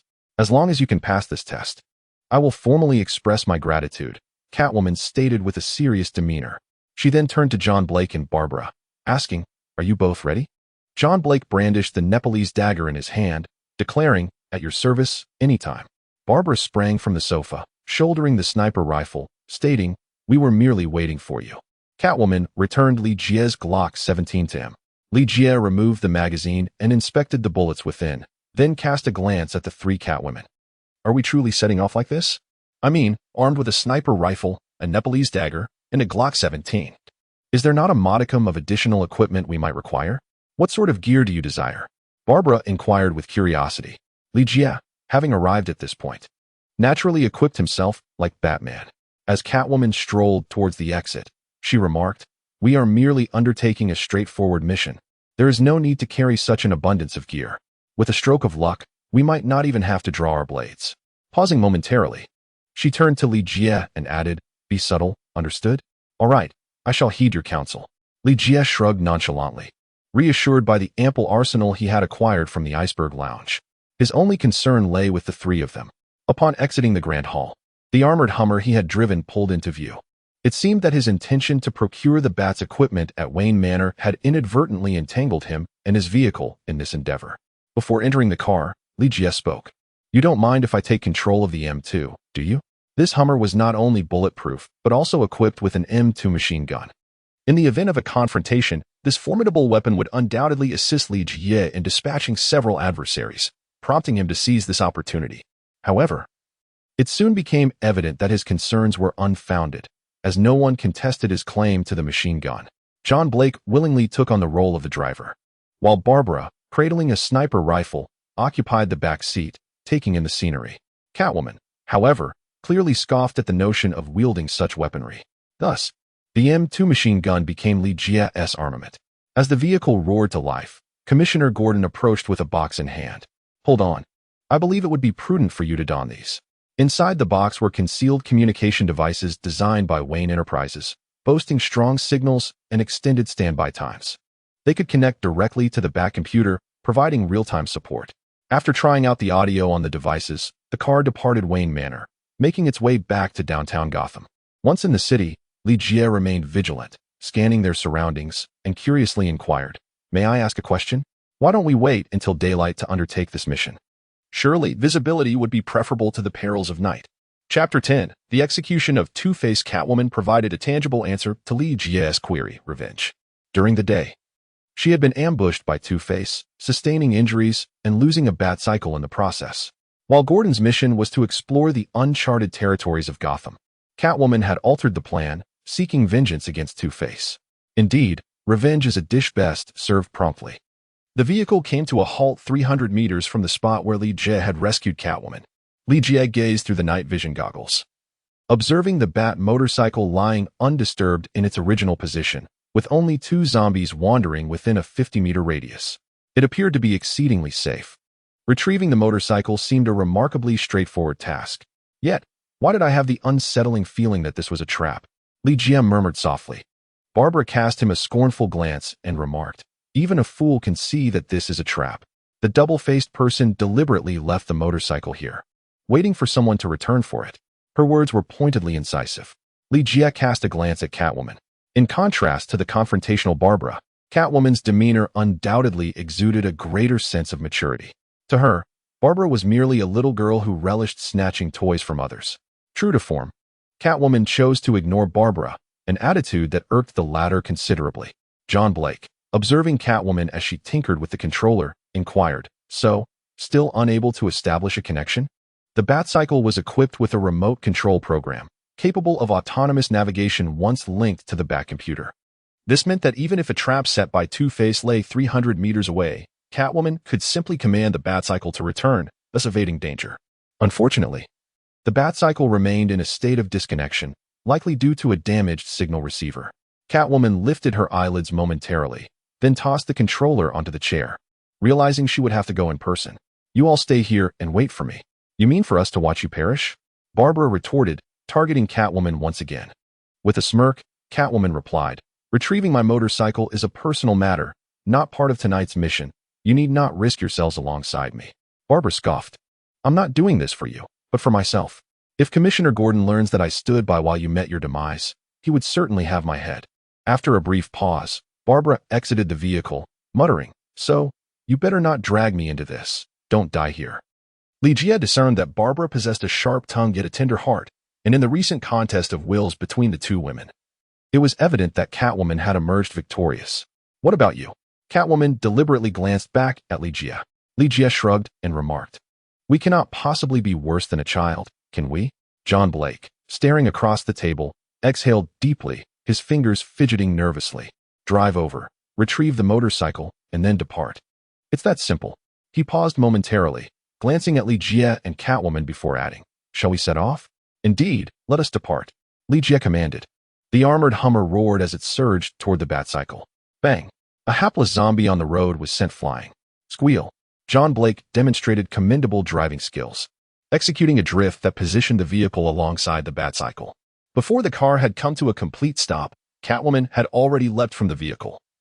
But instead of immediately riding the Batcycle, she circled around it. After confirming that the motorcycle was free of any hidden explosives, she lifted it up and attempted to start it. Vroom, vroom. The engine's growl was accompanied by a cacophony of howls reminiscent of the supernatural. As Two-Face and his henchmen surrounded the area in their vehicles, whoosh, thud, a rocket propelled toward them but missed its mark, soaring past the front of the Hummer and detonating amidst the ruins. The assailant wielding the rocket launcher was merely 100 meters away from Li. Such a close-range miss was not due to any impairment of vision, but rather because a bullet had shattered his skull at the moment of firing. Concealed in the shadows, Barbara squeezed the trigger, delivering a precise shot that attested to her prowess as a formidable sniper, far beyond that of an ordinary child. "Li," John Blake shouted. "It's here." Li opened the sunroof and rose to his feet, commanding the formidable M2 machine gun to unleash a torrent of fire upon the convoy of the Two-Faced Man. The moment to reap the harvest of vengeance had arrived. Regarding John Black's subordinates, Li Jie had gathered sufficient information. These were all inmates previously confined within the dark recesses of Blackgate Prison. In this apocalyptic world, where fear reigned supreme, these individuals harbored no thoughts of uniting with other survivors for mutual survival. Instead, they sought to plunder alongside the two-faced man amidst the chaos. The survivors became their frequent targets, subjected to relentless assaults as these marauders seized the resources held by innocent civilians. Such individuals are undoubtedly deserving of their fate. Hence, Li Jie showed no mercy in his actions. The sound of gunfire resonated. Under the overwhelming firepower of the M2 machine gun, the convoy of the two-faced man came to an immediate halt. Lives were extinguished in quick succession, and equipment emerged, visible only to Li Jie. 3 o'clock direction. Li, the double agent, is at 3 o'clock. John Black exclaimed loudly, transforming into an observer. Li Jie swiftly redirected his firearm towards the vehicle occupied by the two-faced man, while Barbara provided ample protection, eliminating any potential threats to him. Amidst the chaotic barrage of gunfire, the car belonging to the two-faced man was utterly decimated, exploding in a violent eruption. In that fleeting moment of explosion, the two-faced man flung open the car door and leapt out. A hollow click echoed from the M2. It was devoid of ammunition, yet it had served its purpose. Under Barbara's precise marksmanship and Li Jie's heavy machine gun fire, the armed forces of the two-faced man were swiftly obliterated. Their makeshift militia was nothing short of a ragtag group. While they thrived on overpowering the weak in numbers, they scattered like leaves at the first sign of a formidable adversary. "Come back, you fools, return to me." The two-faced man bellowed as he struggled to rise from the ground, but his commands fell on deaf ears. Virum the Batcycle roared to life. Catwoman sped towards the two-faced man on her motorcycle. Bang! Bang! The two-faced man hastily raised his pistol and fired, yet he failed to hit Catwoman, who was crouched on her bike. With a swift maneuver, Catwoman lifted her handlebars and knocked the two-faced man to the ground before turning her motorcycle around and rolling over his knees. Lacking superhuman abilities and devoid of assistance, the two-faced man's combat prowess was rendered insignificant before Catwoman. He was merely a victim of her prowess. Catwoman spared him, leaving his fate to the approaching zombies. Chapter 11. Arkham Asylum. Beneath the cloak of night, Li Jie gazed upon the most iconic edifice of Gotham, Arkham Asylum. In a certain sense, the notoriety of Arkham Asylum far surpasses that of Blackgate Penitentiary. While Blackgate confines merely the ordinary criminals of Gotham, Arkham is home to the criminal masterminds of unparalleled brilliance, such as the Joker and Two-Face. Even Catwoman has taken a holiday within its walls. It can be said that unless one possesses the capacity to instigate a few more white hairs upon the head of Bruce Wayne, they are utterly unworthy of residing in Arkham Asylum. My dear friends, do not tell me that our exploration of Arkham Asylum constitutes the mission for this evening. Li Jie spoke with a hint of nervousness. Although Arkham Asylum had become akin to Blackgate Prison, with its inmates having escaped following the outbreak of the zombie virus, it remained a perilous place as Gotham City's highest security facility. "Are you afraid?" John Blake teased deliberately. Barbara, shouldering a sniper rifle, replied, "Fear not. We have a seasoned visitor of Arkham Asylum among us, who will ensure our safe passage in and out." Catwoman raised an eyebrow, the remark slightly provoking her and prompting memories of her dark past. "Afraid? How could I be? I merely wish to inquire why we must go to Arkham Asylum. Half of Gotham is filled with blind spots. We could easily explore other uncharted territories. If you are frightened, you are free to leave," she said, swaying her hips as she strode toward the asylum's gates. John Blake whispered into Li Jie's ear, "In truth, surveillance has detected movement around Arkham Asylum, raising suspicions of survivors in the vicinity. Our task tonight is to verify this. If they are civilians, we can escort them back to Wayne Manor. Additionally, there may be useful equipment within Arkham that we could retrieve during the day if necessary. Stay close. If the guide slips from your sight, you may find yourselves trapped in this asylum." As Barbara slung her sniper rifle over her shoulder and drew a dagger, she followed Catwoman closely. "Let us proceed. No one knows this place better than Catwoman. We should stay right behind her," John Blake remarked as he too joined the group. Li Jie turned his head to glance behind him, feeling that it would be safer to accompany the three of them. Upon entering Arkham Asylum, he observed that the walls, floor, and ceiling were adorned with various creeping vines. Some of these tendrils were thicker than an arm, yet most appeared to be withered, lending the place an air of long abandonment. "Is this the distinctive decor of Arkham Asylum?" Barbara inquired, curiously surveying her surroundings. Catwoman halted her steps. reaching out to pluck a segment of the vine, bringing it to her nose for a sniff. This is poison ivy's work. These plants must have rapidly grown under her influence. Are you implying that poison ivy is still in Arkham Asylum? Li Jie raised his eyelids slightly. Poison ivy is undoubtedly one of the most formidable criminals in Gotham City, so much so that even Bruce Wayne finds himself somewhat at a loss against her. Not only has poison ivy kissed Bruce Wayne and used her toxic pheromones to manipulate Batman, but she has also engaged in combat with Superman. Furthermore, she successfully escaped from Arkham Asylum, which attests to her formidable prowess. Catwoman discarded the vine she held and gently caressed the desiccated remnants. If poison ivy were still confined within Arkham, her current state must be dire indeed. Look, John Blake suddenly pointed to a spot illuminated by the light. There lay a corpse ensnared by vines, resembling a mummy. The deceased was clad in a black bodysuit, masked, with two swords, a short and a long one, hanging at the waist, typical of a ninja's attire. The only ninjas active in Gotham are the Shadow Warriors, led by the legendary ninja Henry Duckard. Henry Duckard shares a profound connection with Bruce Wayne. He once regarded Bruce as a son and imparted all his knowledge to him. The strength of Batman can be attributed not only to his high-tech bat gear, but also, to a significant extent, to the skills he acquired from Henry Duckard. Regrettably, the Shadow Warriors exist for the purpose of destruction and rebirth. Their ambition is to utterly annihilate Gotham City and then create an entirely new metropolis. This ideology stands in stark opposition to Batman's principles, as he has repeatedly thwarted the schemes of Henry Duckard and the Shadow Warriors. In light of the zombie virus outbreak, Gotham City has now succumbed to chaos, enabling Henry Duckard to achieve half of his destructive objective. However, it remains uncertain whether he possesses the capability to reconstruct human order upon this wasteland. Li Jie reached out and pulled down the mask from the ninja's face, revealing a visage that resembled that of a mummy, devoid of moisture, with shrunken muscles clinging tightly to the bones. Upon observing the vines intertwining with the ninja's body, Li Jie exclaimed in astonishment. He must have perished after having his blood drained by these vines. Catwoman furrowed her brow and remarked, "This is something I have never encountered before. Or rather, poison ivy has never employed such a lethal method." Li Jie shook his head and remarked, "No, it is not so simple. Observe these vines closely. They have absorbed him as a source of nourishment. Once the nutrients are depleted, these vines will wither and lose their vitality." John Black nodded in agreement, saying, "Lee, you make a valid point. But why would the poison ivy act in such a manner?" "We shall discover the answer once we locate her," Catwoman replied, continuing her forward journey. Barbara and John Black quickly lost interest in the corpse, trailing behind Catwoman as they departed. As Li Jie took 2 steps forward, he suddenly heard a faint sound behind him and instinctively turned to look. The light illuminated the ninja's lifeless body once more.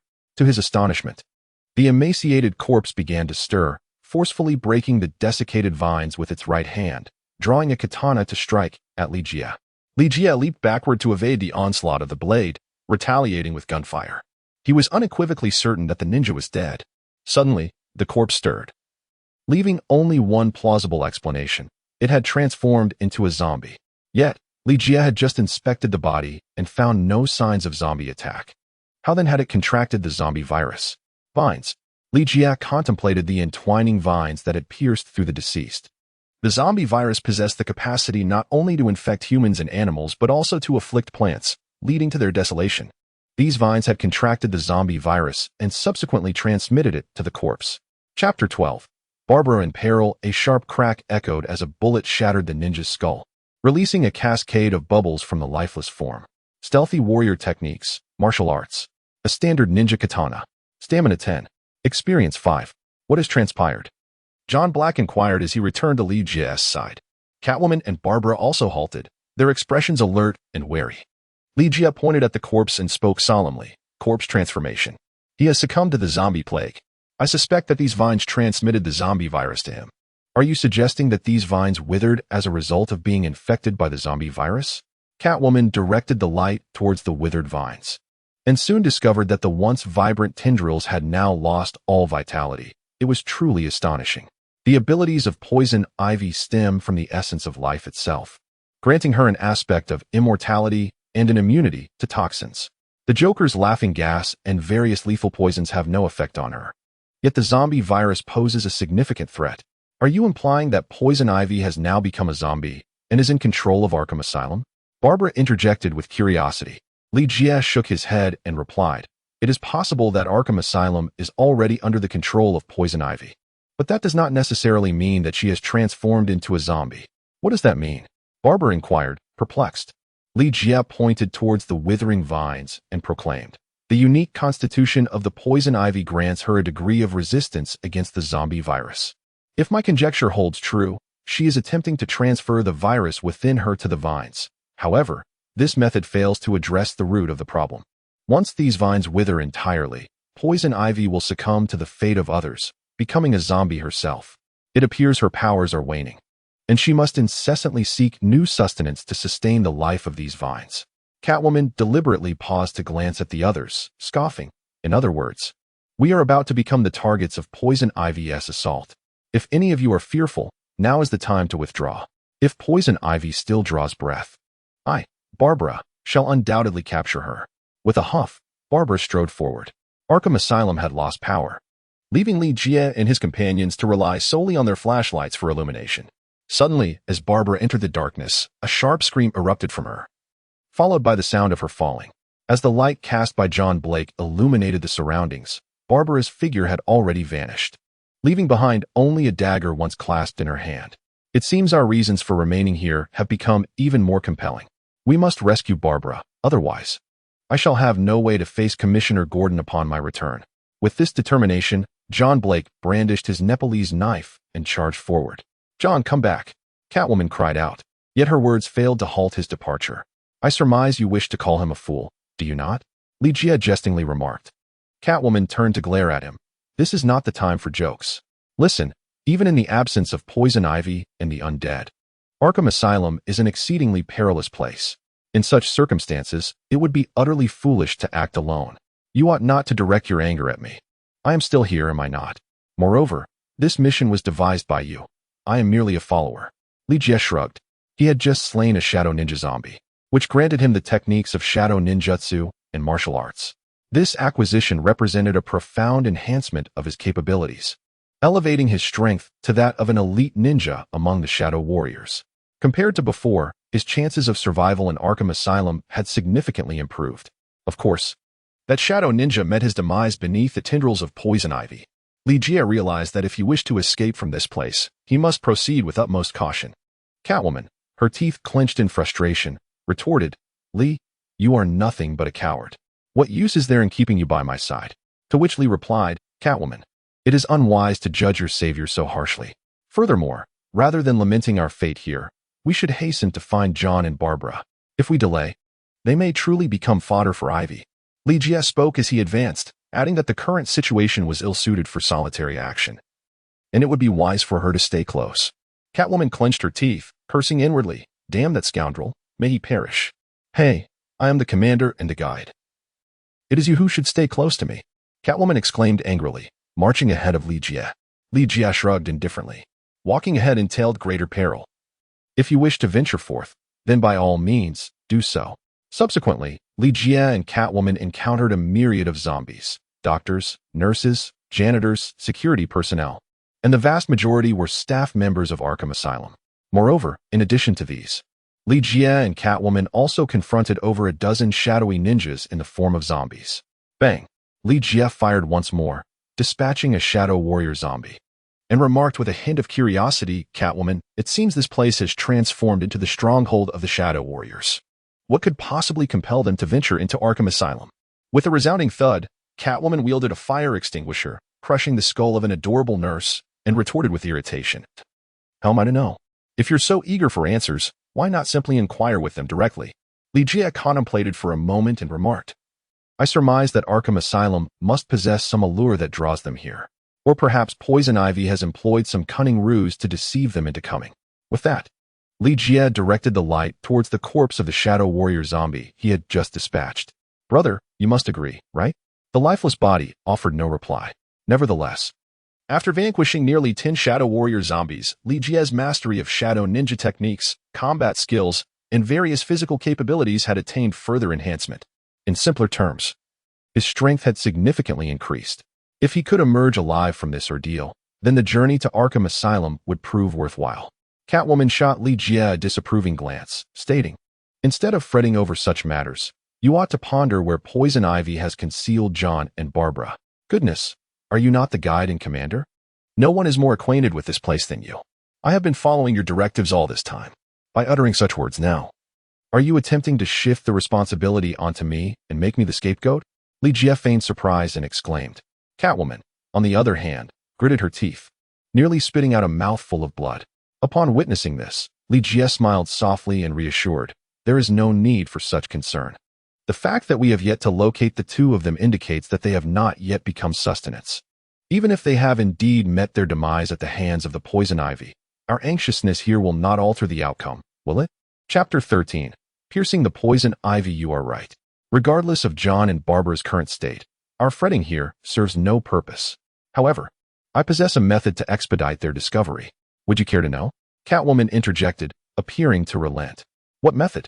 Li Jie inquired as Catwoman approached him, suddenly extending her hands to deliver a forceful shove. Thud. Li Jie collided with the wall of the corridor. The accursed wall was adorned with vibrant, yet still living, vines. They had previously lain dormant, resembling the lifeless, but in an instant, they sprang to life, entwining around Li Jie like tentacles.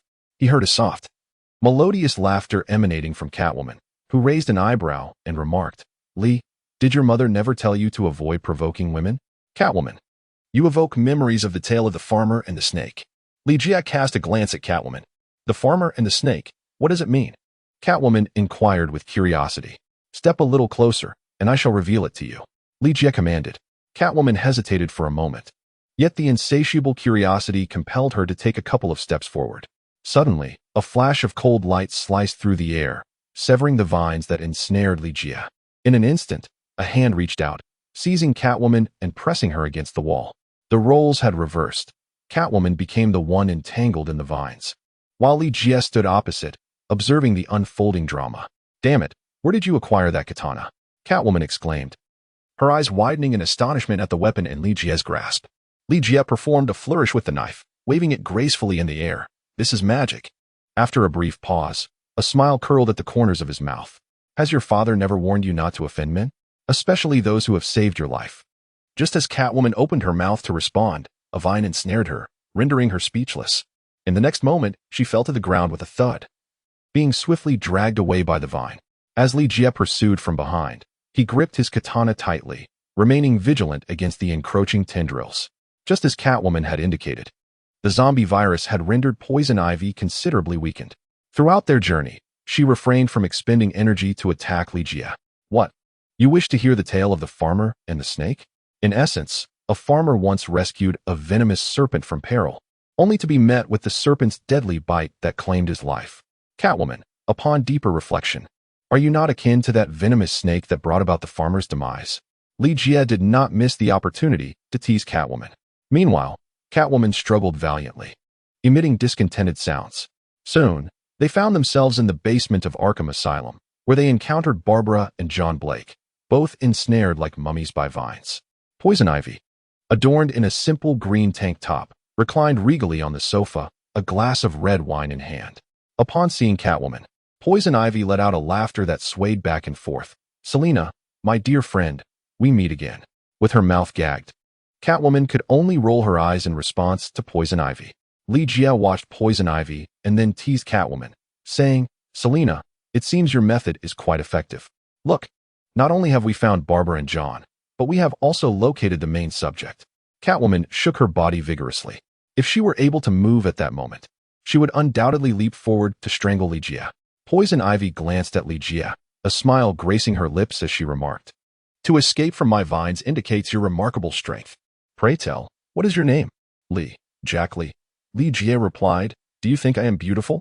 As she spoke, Poison Ivy's right hand casually glided across her thigh. In terms of appearance and figure, she was undeniably on par with Catwoman, with an angelic visage and a devilish physique.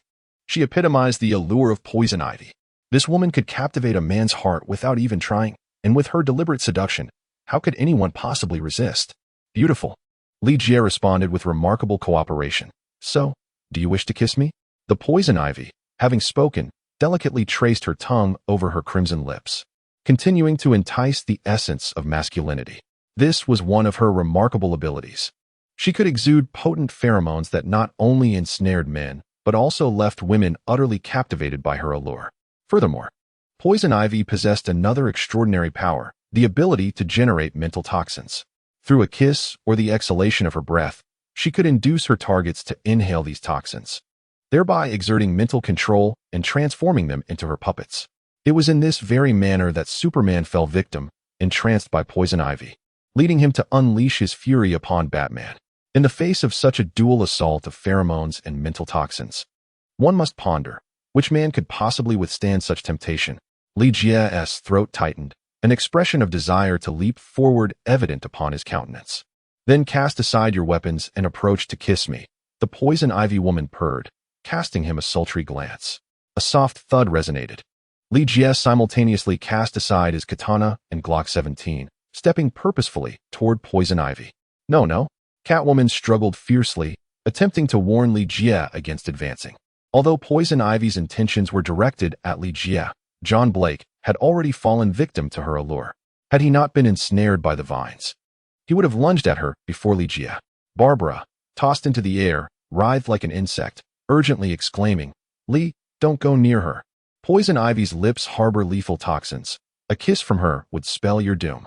Li Jie, however, remained oblivious, walking towards the Poison Ivy woman with a vacant expression.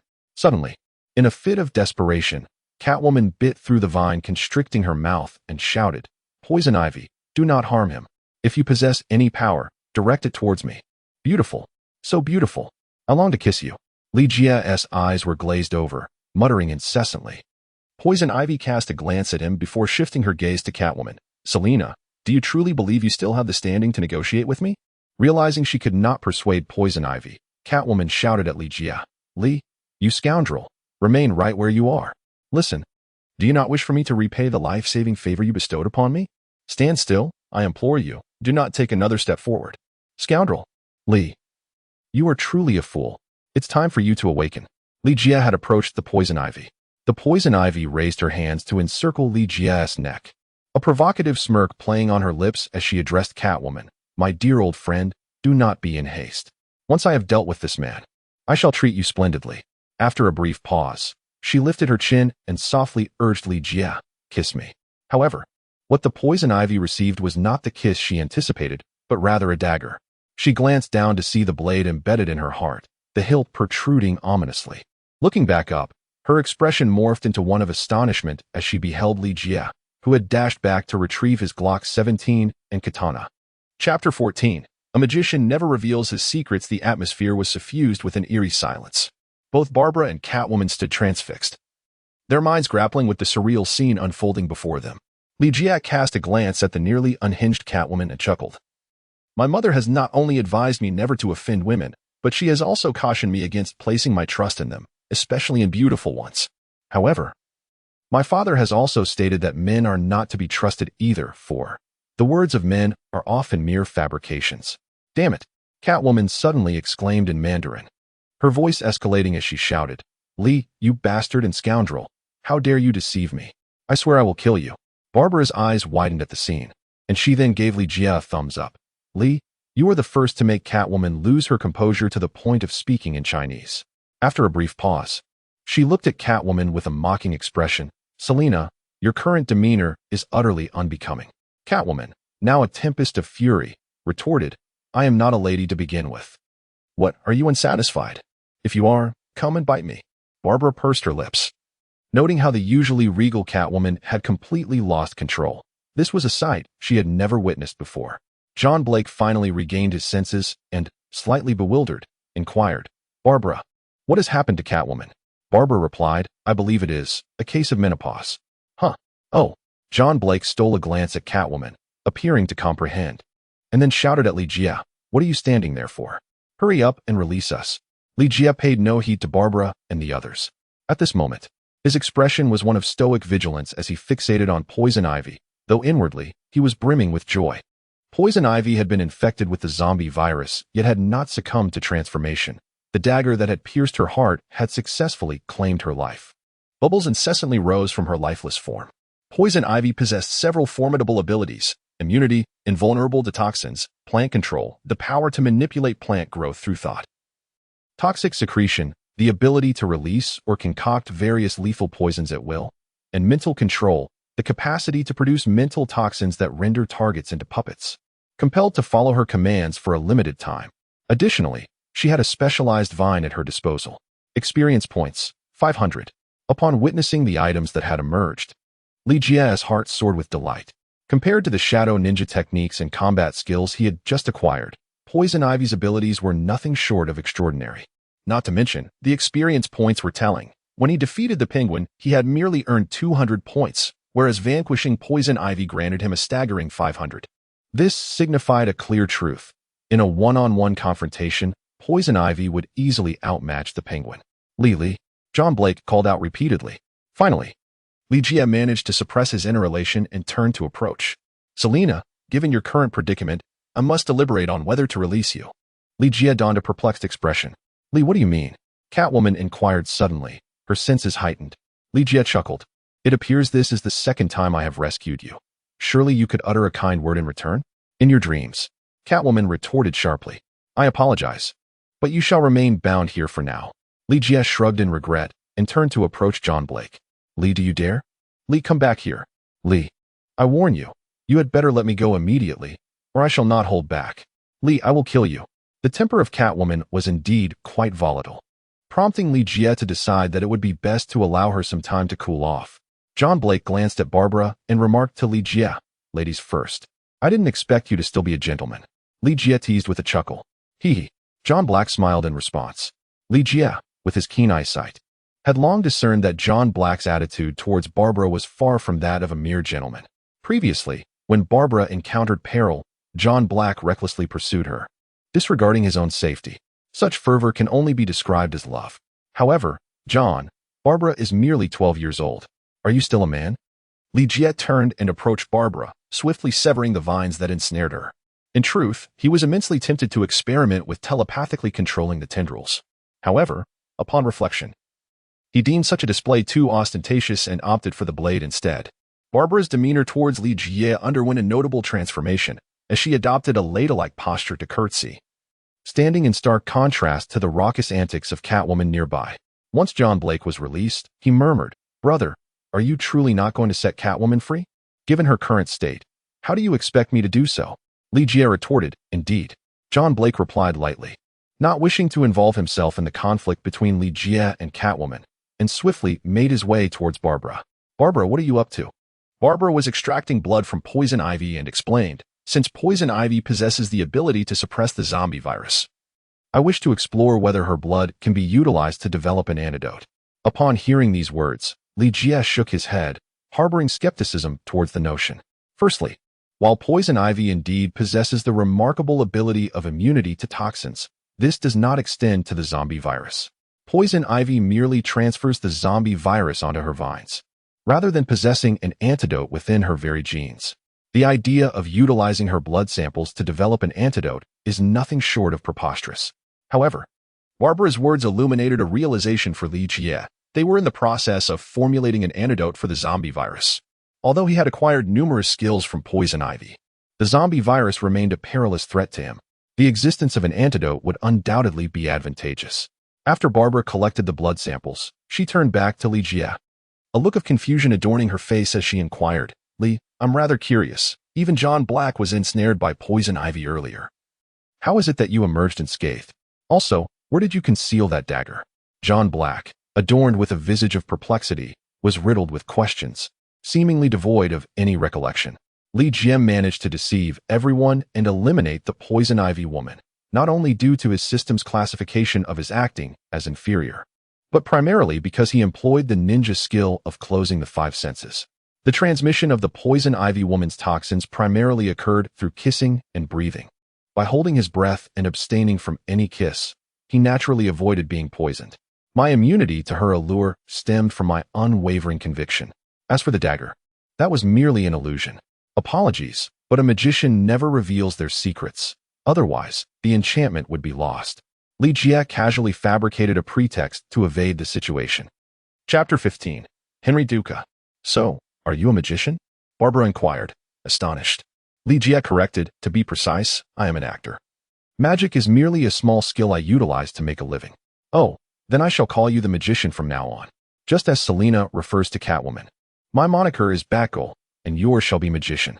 How does that sound? Barbara inquired with excitement. Magician?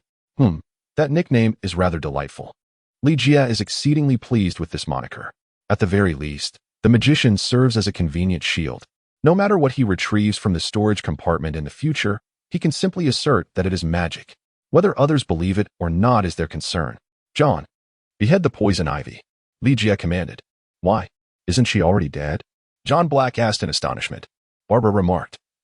I suppose Li must be concerned that the corpse of the poison ivy might rise as a zombie to seek vengeance against him.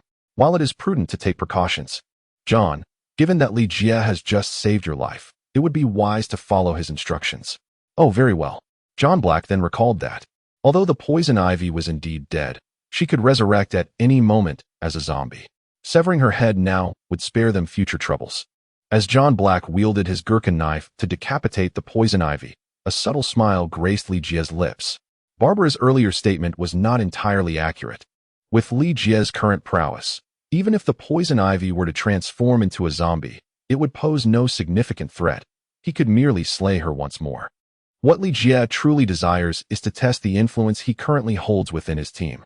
Given the present circumstances, he has unwittingly become the pivotal figure in the group. Indeed, it is evident that wherever one goes, it is one's abilities that speak volumes. Very well, let us depart from this place. Li Jie commanded. John, let's go. Barbara called out. John Black hurriedly followed, casting a glance at the still disgruntled Catwoman before lowering his voice to say, Li, are you truly not considering releasing Catwoman? Did you hear her express her gratitude to me? Li Jie retorted, casting a deliberate glance at Catwoman. Humph. Catwoman let out a disdainful huff, her arrogance emanating from her very core. Unlike Li Jie, who softened his demeanor and uttered kind words, she did not seek assistance like Barbara and John Blake. You have witnessed it. I rescued her twice, yet she couldn't even muster a simple thank you. Thus, I cannot be blamed. Li Jie shrugged helplessly and said, Let us go. After all, poison ivy is dead, and once those vines wither away, she will naturally free herself. Barbara, chewing her gum, replied, Though poison ivy has perished, we cannot guarantee that Arkham Asylum is devoid of other zombies. What shall we do if the undead find their way here before the vines decay? What else can we do? He retorted. We can only blame our esteemed Catwoman for her own hubris. This cannot be laid at anyone else's feet. Li Jie scoffed. Indeed. She has only herself to blame. Barbara shrugged and remarked. At this moment, Catwoman raised her eyebrows in surprise, casting a concerned glance at Poison Ivy, as if apprehensive that the headless Poison Ivy might still rise as a zombie to attack her. Just as Li Jie and the others were about to depart, Catwoman clenched her teeth and exclaimed, Wait. Barbara, did you hear anyone speaking? Li Jie halted his steps and inquired. Barbara, in a most accommodating manner, shook her head and replied, No. And you, John? John Blake glanced back at the visibly uncomfortable Catwoman and softly reminded, It is Selina who is calling us. Selina? The esteemed Lady Catwoman. Were you speaking just now? Li Jie turned to face Catwoman. A twitch appeared at the corner of her mouth. If circumstances allowed, she would have leapt upon him to resolve matters at once. John, it seems you have misheard. Catwoman has not summoned us. Let us depart. Li Jie shook his head regretfully. Wait, it's me, I'm calling you. After a moment of internal struggle, Catwoman finally decided to momentarily set aside her pride and, gritting her teeth, said, Li, thank you. Thank you for what? Li Jie inquired deliberately. Catwoman managed a smile and said, Thank you for saving me twice. You are my savior. What else? Li Jie asked. Catwoman continued, Additionally, I should not have deceived you by pushing you into Poison Ivy's vines. Barbara and John exchanged glances. Is there such a thing? Catwoman is repaying kindness with malice. No wonder Li Jie has been so hostile toward her. Had it been anyone else, they might have harbored murderous intent. Just as Li Jie and Catwoman were conversing, a shadow suddenly flitted past the doorway. Who? Barbara called out as she rushed outside. Barbara, wait for me. John Blake hurriedly followed. Catwoman then struggled and exclaimed, Li, I have already thanked you and apologized. Please let me go quickly. If Barbara and John are harmed, we will have no way to report to Commissioner Gordon. Li Jie furrowed his brow slightly, inwardly sighing. Barbara and John Blake truly have short memories. Having already suffered once from their reckless actions, they are at it again. While Barbara, being merely 12 years old, can be forgiven for her naivety. John Blake, are you truly so infatuated? Li Jia swung his blade, severing the vines entwined around Catwoman. Just as he turned, she lunged forward, attempting to grasp him. Thud. Catwoman was thrown to the ground in a shoulder throw, and in an instant, Li Jia pressed his Glock 17 against her head. Selena, did you really think I would fall for the same trick again? No, you misunderstand me, she replied, forcing a smile. I merely wish to test your skills. Li Jia spoke with a chilling demeanor. Selena, listen closely. I am indifferent to the nature of your relationship with Batman. A person's patience has its limits. Should you provoke my forbearance once more, I shall eliminate you just as I did with Poison Ivy. Catwoman raised her hands in surrender, stating, I am at fault. I assure you that such an incident will not occur again. Let us proceed. I hope those two disobedient fellows have not encountered any trouble. Li Jia rose and walked towards the door. Catwoman, after standing up, reached out to touch the spot where the gun had been pressed against her. A wave of dread washing over her. She had genuinely sensed an intense aura of murderous intent emanating from Li Jia, as if she had just returned from a harrowing encounter with the gates of the underworld. Barbara, John, who was that man just now? Li Jia found two individuals upstairs. John Black shook his head, saying, I couldn't see clearly. That fellow moved with extraordinary speed, like a phantom. Barbara remarked, I feel that person resembled Henry Duckard. Chapter 16, The Illusionist. It was too dark, and the opponent's movements were exceedingly swift. John Black failed to discern the details, and Barbara could only sense that the individual bore a resemblance to Henry Duckard. Henry Duckard was the leader of the Shadow Warriors, a master ninja, and the very mentor of Bruce Wayne's soul. Rumor has it that Henry Duckard perished at the hands of Batman during combat. It is well known that Bruce Wayne seldom resorts to taking a life, even when confronted with the most heinous of criminals. He merely apprehends them and consigns them to prison for the law to adjudicate. It is precisely this self-imposed restraint against killing that often places Batman at a disadvantage in battle. Capturing a criminal alive is an endeavor significantly more challenging than eliminating them outright. If Bruce Wayne treats other offenders with such restraint, how could he possibly bring himself to slay his own spiritual mentor? If Henry Duckard indeed survived, the likelihood of him being confined in Arkham Asylum by Batman would be considerably high. Has anyone been injured? Li Jia discovered traces of blood on the ground. No. Barbara and John Black simultaneously shook their heads. Let us return and investigate further. Li Jia followed the trail of blood back to its source, discovering it in a room not far from Poison Ivy.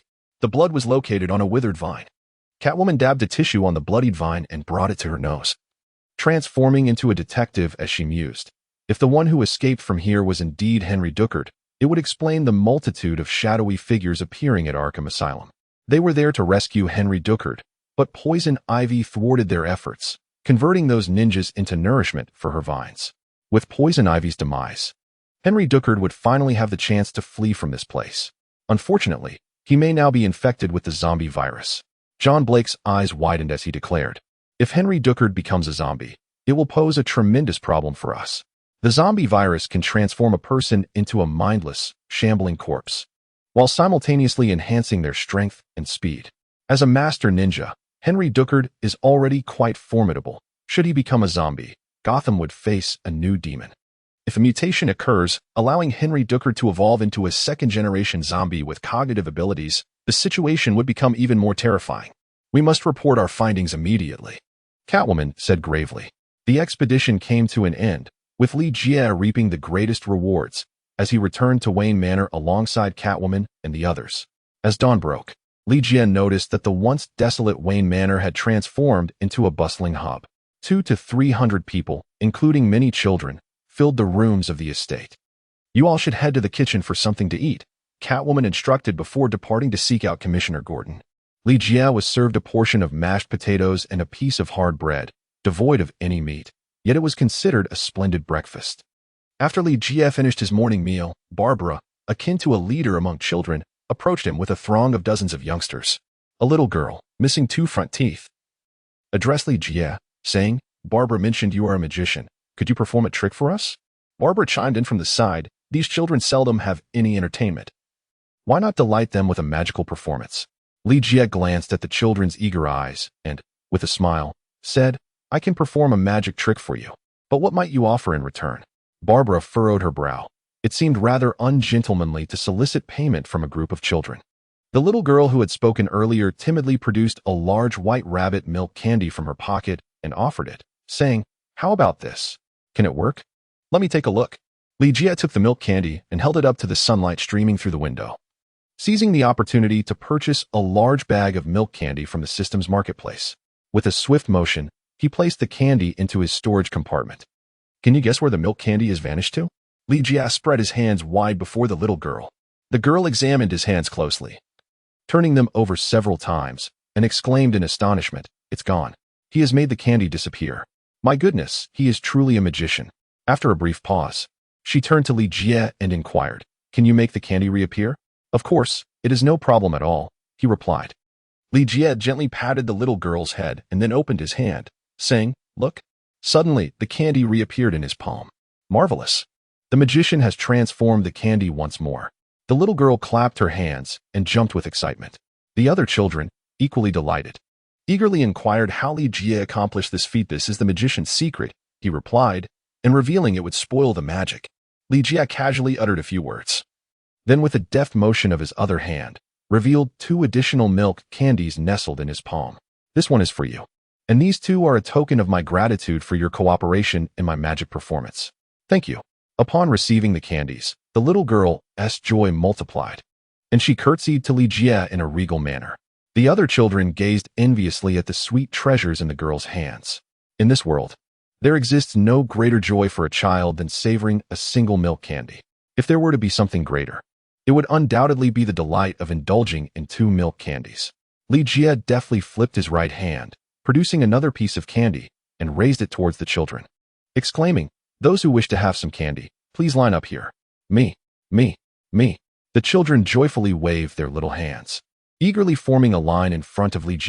Bruce Wayne's study had now transformed into Commissioner Gordon's office. At that moment, Commissioner Gordon had just concluded a report from Catwoman and caught sight of the surveillance footage displaying Li distributing candy to the children. He looked up at Catwoman and inquired, "What is your perspective on this?" "I believe Li harbors secrets. His identity as a magician merely serves as a guise to obscure the truth," Catwoman replied. Commissioner Gordon smiled widely. "Selina, everyone possesses their own secrets, do you not?" Catwoman pouted slightly. "I simply cannot bring myself to trust this fellow." Commissioner Gordon remarked, "Selina, I comprehend your sentiments. A stranger suddenly intruding upon Wayne Manor would elicit my skepticism as well. However, I must remind you that he has saved you twice. Furthermore, he has rescued Barbara and John, and vanquished Poison Ivy." Catwoman furrowed her brow, conceding, "Fine, I admit he is an exceptionally formidable individual. We do require strength to safeguard this place." Commissioner Gordon spoke again, and Catwoman tightened her brow further, eventually relenting. "Wayne has appointed you as the commander here, and I respect your decision. However, I shall retain my own opinions." "Thank you. Please, assist me in bringing him in," Commissioner Gordon instructed. Chapter 17. My goodness, do you wish for me to become Batman? Upon entering the office, Li was warmly greeted by Director Gordon, who rose enthusiastically from behind his desk and extended his hand in welcome. "Li, congratulations on successfully passing the test. From this moment onward, you are one of us," he continued, "as the leader of this sanctuary and as a father. I must express my heartfelt gratitude for saving my daughter and the members of the refuge." Director Gordon gripped Li's hand firmly, his excitement palpable, as if he were about to bestow upon him a medal of heroism. "Director Gordon, you flatter me. I merely did what was right. Had the roles been reversed, you would have done the same for me, wouldn't you?" A smile graced Li's face as he spoke. "Of course. I would willingly sacrifice my life to save any innocent soul," declared Commissioner Gordon. "Were it anyone else, such words would undoubtedly ring hollow. Yet here stands James Gordon, a selfless individual capable of transforming the corrupt Gotham Police Department into a bastion of justice. Even in this apocalyptic world, James Gordon continues to dedicate himself." "I've heard you are a devoted fan of Batman. Is that not so?" inquired James Gordon. "Indeed," came the reply. "Once, I aspired to be a champion of justice." Much like Batman himself, Li did not utter a falsehood. He fondly recalls the first time he beheld the superhero Batman on television during his childhood, and how he delighted in donning a bedsheet as a makeshift cape to emulate his idol. Alas, Li was not born into affluence like Bruce Wayne. and thus lacked the means to craft his own extraordinary gear. A mere bedsheet was the pinnacle of his aspirations, and he once faced the wrath of his mother for soiling it. "Come, let me introduce you to your idol," said James Gordon. "Director, are you implying that Batman resides in this sanctuary?" Li Jie inquired with astonishment. He was aware that Bruce Wayne was indeed Batman. His surprise stemmed from the revelation that Batman was alive and residing within the very manor. James Gordon's smile had entirely vanished as he gestured towards the ground, stating, "To be precise, it lies beneath the Batcave." James Gordon was about to guide him into the Batcave. The mere thought of entering the Batcave, which he had seen countless times on television, filled Li Jie with an inexplicable excitement. Initially, his visit to Wayne Manor was motivated by the prospect of uncovering the Batman's gear hidden within the Batcave. However, upon discovering that Wayne Manor had transformed into a sanctuary, he had assumed it would take considerable effort to gain access to the Batcave. Who could have anticipated that after merely stepping out and returning, James Gordon would offer him entry? The blissful moment felt rather abrupt. Of course, entering the Batcave did not imply that Li Jie could simply take the equipment within. Nevertheless, it represented a significant stride toward success. In truth, since acquiring the skills of the Shadow Warrior and Poison Ivy during his time in Arkham Asylum, Li Jie had become less enamored with Batman's gear than he had been previously. Perhaps it was due to his newfound strength and sense of self-preservation that diminished his yearning for external equipment. However, having something was certainly preferable to having nothing. If James Gordon were truly willing to allow him to take Batman's gear, Li Jie would not hesitate to seize the opportunity. James turned towards a seemingly ordinary bookshelf, rhythmically pulling a few books, after which the shelf slid aside to reveal a door. Li Jie recalled that the mechanism leading to the Batcave in the television series was a piano, and it was situated outside. However, before him now stood a bookshelf. This discrepancy might suggest that this world bears subtle distinctions from the one portrayed on screen, or perhaps there exists more than one passageway to the Batcave. Li Jie tends to lean towards the latter. This is because, prior to his departure from Wayne Manor last night, there were not so many individuals present. Thus, they must have been concealed within the Batcave. If there is but a singular passageway into the Batcave, it seems rather impractical that one would have to traverse through James Gordon's office each time they entered or exited. Behind the door lies an elevator, which Li Jie took to descend to the Batcave under the guidance of James Gordon.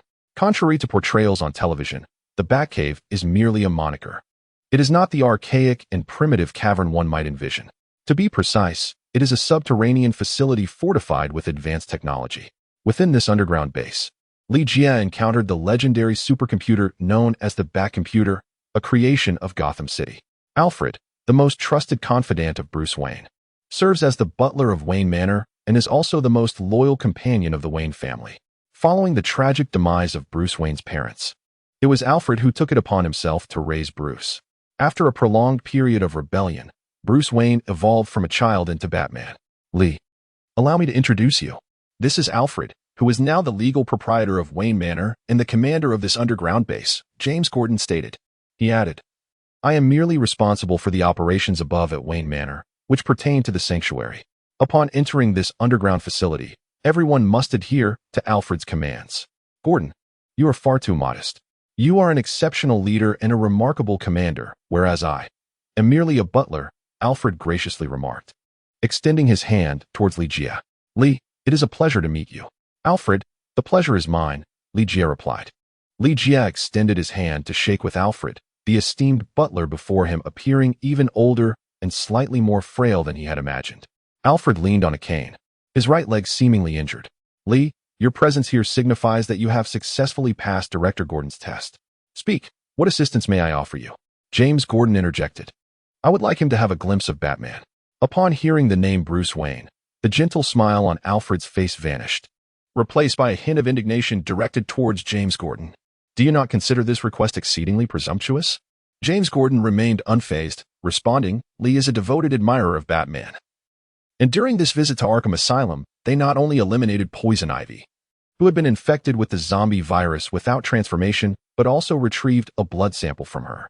Alfred, I believe that the blood sample of Poison Ivy will be invaluable to your efforts in developing an antitoxin. Lee has done so much for us and will bear the responsibility of safeguarding this sanctuary in the future. I believe he deserves the right to meet Batman and learn the truth, to undertake the duty of protecting this refuge." Upon hearing these words, Li Jia inadvertently furrowed his brow, sensing that James Gordon had placed an immense burden upon his shoulders. Chapter 18. Wayne becomes a zombie. Alfred gazed intently at Li Jia, his eyes brimming with hesitation. This expression instilled a sense of unease in Li Jia, as if Alfred were on the verge of making a monumental decision that would irrevocably alter the course of his life. Coupled with James Gordon's recent, weighty remarks, Li Jia felt an overwhelming urge to flee the scene. Well, indeed, I am a devoted fan of Batman, but if he is indisposed, I do not insist upon a meeting with him. Li Jia wore a benevolent smile on his face as he turned to James Gordon and said, "Director, I believe it is best we do not complicate matters." Sighing heavily, Alfred addressed James Gordon, stating, "Director, you are absolutely right. I have been evading this situation for far too long, unwilling to confront the reality at hand." After a brief pause, his gaze settled upon Li Jia. "Li, if we wish for you to partake in the forthcoming tasks, you indeed have the right to know the truth. Please, follow me." "Li Jia, there is no need for such formality. I truly do not possess a fervent desire to encounter Batman. Indeed, I implore you to believe me. Li, let us proceed," James Gordon proclaimed. "Very well." Li Jia let out a dry chuckle, suddenly feeling as though he had boarded a pirate ship. However, to be candid, he was immensely eager to meet Batman. According to the system, this world was devoid of superheroes, yet these two individuals before him repeatedly asserted that Batman was indeed present. What could possibly be amiss? Driven by curiosity, Li Jia followed Alfred's lead to a seemingly imposing door. Alfred first entered a password, followed by a palm print and retinal scan for verification, after which the highly secure metallic door creaked open. The room was constructed from the same metallic material as the door, and 2 meters away from the entrance stood a floor-to-ceiling window made of reinforced bulletproof glass. Through this window, he could see a man seated with his back to the door, clad in pajamas. Judging by his silhouette, the man appeared to be exceptionally tall and robust. Perhaps startled by the noise of the door, he rose and turned around, revealing a vacant expression. Suddenly, with a furious charge, the man lunged towards the bulletproof glass with a resounding thud. A zombie. It was unmistakable that the man confined within was indeed a zombie. Li Jia displayed a look of astonishment. "Is this Bruce Wayne?" Numerous photographs of Bruce Wayne still adorn various corners of Wayne Manor, and anyone who has glanced at these images would recognize that the zombie confined here is indeed the true master of Wayne Manor. Alfred, touching Bruce Wayne's face through the bulletproof glass, spoke with a heavy heart. "Indeed, he is Master Wayne." While others refer to Bruce Wayne as the Master, Alfred has grown accustomed to calling him Young Master. Perhaps in the eyes of this elderly gentleman, Bruce Wayne will forever remain a child. Simultaneously, he is Batman. As articulated by James Gordon, Li Jia had long been aware that Bruce Wayne was none other than Batman, yet upon hearing this revelation, he truly exemplified the utmost professionalism of an actor. What? The most powerful and affluent individual in Gotham City, Bruce Wayne, is the superhero Batman. Such an exaggerated expression of astonishment was, in fact, met with the approval of James Gordon. "Trust me, when I first learned this secret, I was even more astounded than you." Li Jia continued to gaze at Bruce Wayne with an expression of astonishment, finally grasping the crux of the matter. Strictly speaking, Bruce Wayne, having transformed into a zombie, was indeed dead, and the system's judgment was not erroneous. Yet, Bruce Wayne was undeniably present, and neither James Gordon nor Alfred had deceived him. "Director, I trust that you and Alfred would never jest about such a matter. However, I must inquire. Do you possess any evidence to substantiate that Bruce Wayne is indeed Batman?" "Evidence?" Alfred, slightly agitated, turned to face Li Jia. "I am the evidence. And the very ground you stand upon is the Batcave, commonly referred to as the Bat Hole. If this does not suffice to convince you, then please follow me." With that, Alfred stormed out. James Gordon leaned closer to Li Jia and whispered, "Li, please forgive Alfred. While he is officially the steward of Wayne Manor, in truth, he shares a bond with Wayne akin to that of father and son. He has never been able to accept Wayne's current condition, and every encounter with him triggers an emotional upheaval. I can assure you, Alfred is a good man." "Li Jia, is this also the reason why Catwoman loses her composure upon hearing Batman's name?" "Director, I believe I can comprehend his sentiments." "You two, hurry up," Alfred urged from outside. "Let us proceed," James Gordon said with a forced smile. As Li Jia glanced back at Bruce Wayne upon his departure, he pondered the potential rewards of eliminating him. Would it yield astonishing wealth? An enhancement of intellect? A formidable prowess in combat? or perhaps access to Batman's arsenal. However, the allure of wealth held little significance for Li Jie in this realm, as real-world riches bore no conversion into purchasing power within the system's marketplace. Regarding intellectual enhancement, Li Jie considered himself adequately astute. As for combat strength, he had already inherited the legacy of the Shadow Warriors, a feat that James Wayne had achieved as well. Concerning Batman's equipment, it appeared that he could acquire it without resorting to the elimination of James Wayne. Consequently, Li Jie felt no fervor for hunting James Wayne. Unless the latter were to escape from captivity and pose a threat to him, there seemed little reason to risk offending others by taking such drastic measures. Alfred escorted Li Jie to the armory, where he beheld a multitude of Batman suits in various styles, alongside the omnipotent Batmobile. Naturally, there were also an array of peculiar Bat-themed weaponry. Li, do you still harbor doubts about Master Wayne's identity as Batman? Alfred inquired. As Li Jie admired the Bat-themed equipment before him, he nodded thoughtfully and remarked, I believe I have come to accept Master Wayne's identity as Batman. Pausing momentarily, he turned to Alfred and James Gordon, inquiring with a hint of curiosity, I understand this question may seem somewhat intrusive, yet I must ask why you have chosen to confine the zombified Batman here. I mean, this could pose a potential risk to the sanctuary. Chapter 19. Sugar-coated bombs. This inquiry evidently struck a nerve with Alfred, who, wearing a displeased expression, replied, This is my decision. Master Wayne has dedicated his life to serving Gotham, safeguarding this city, and it is precisely to protect it that he has become what he is now. If anyone perceives Master Wayne as a threat, they are entirely free to leave Wayne Manor.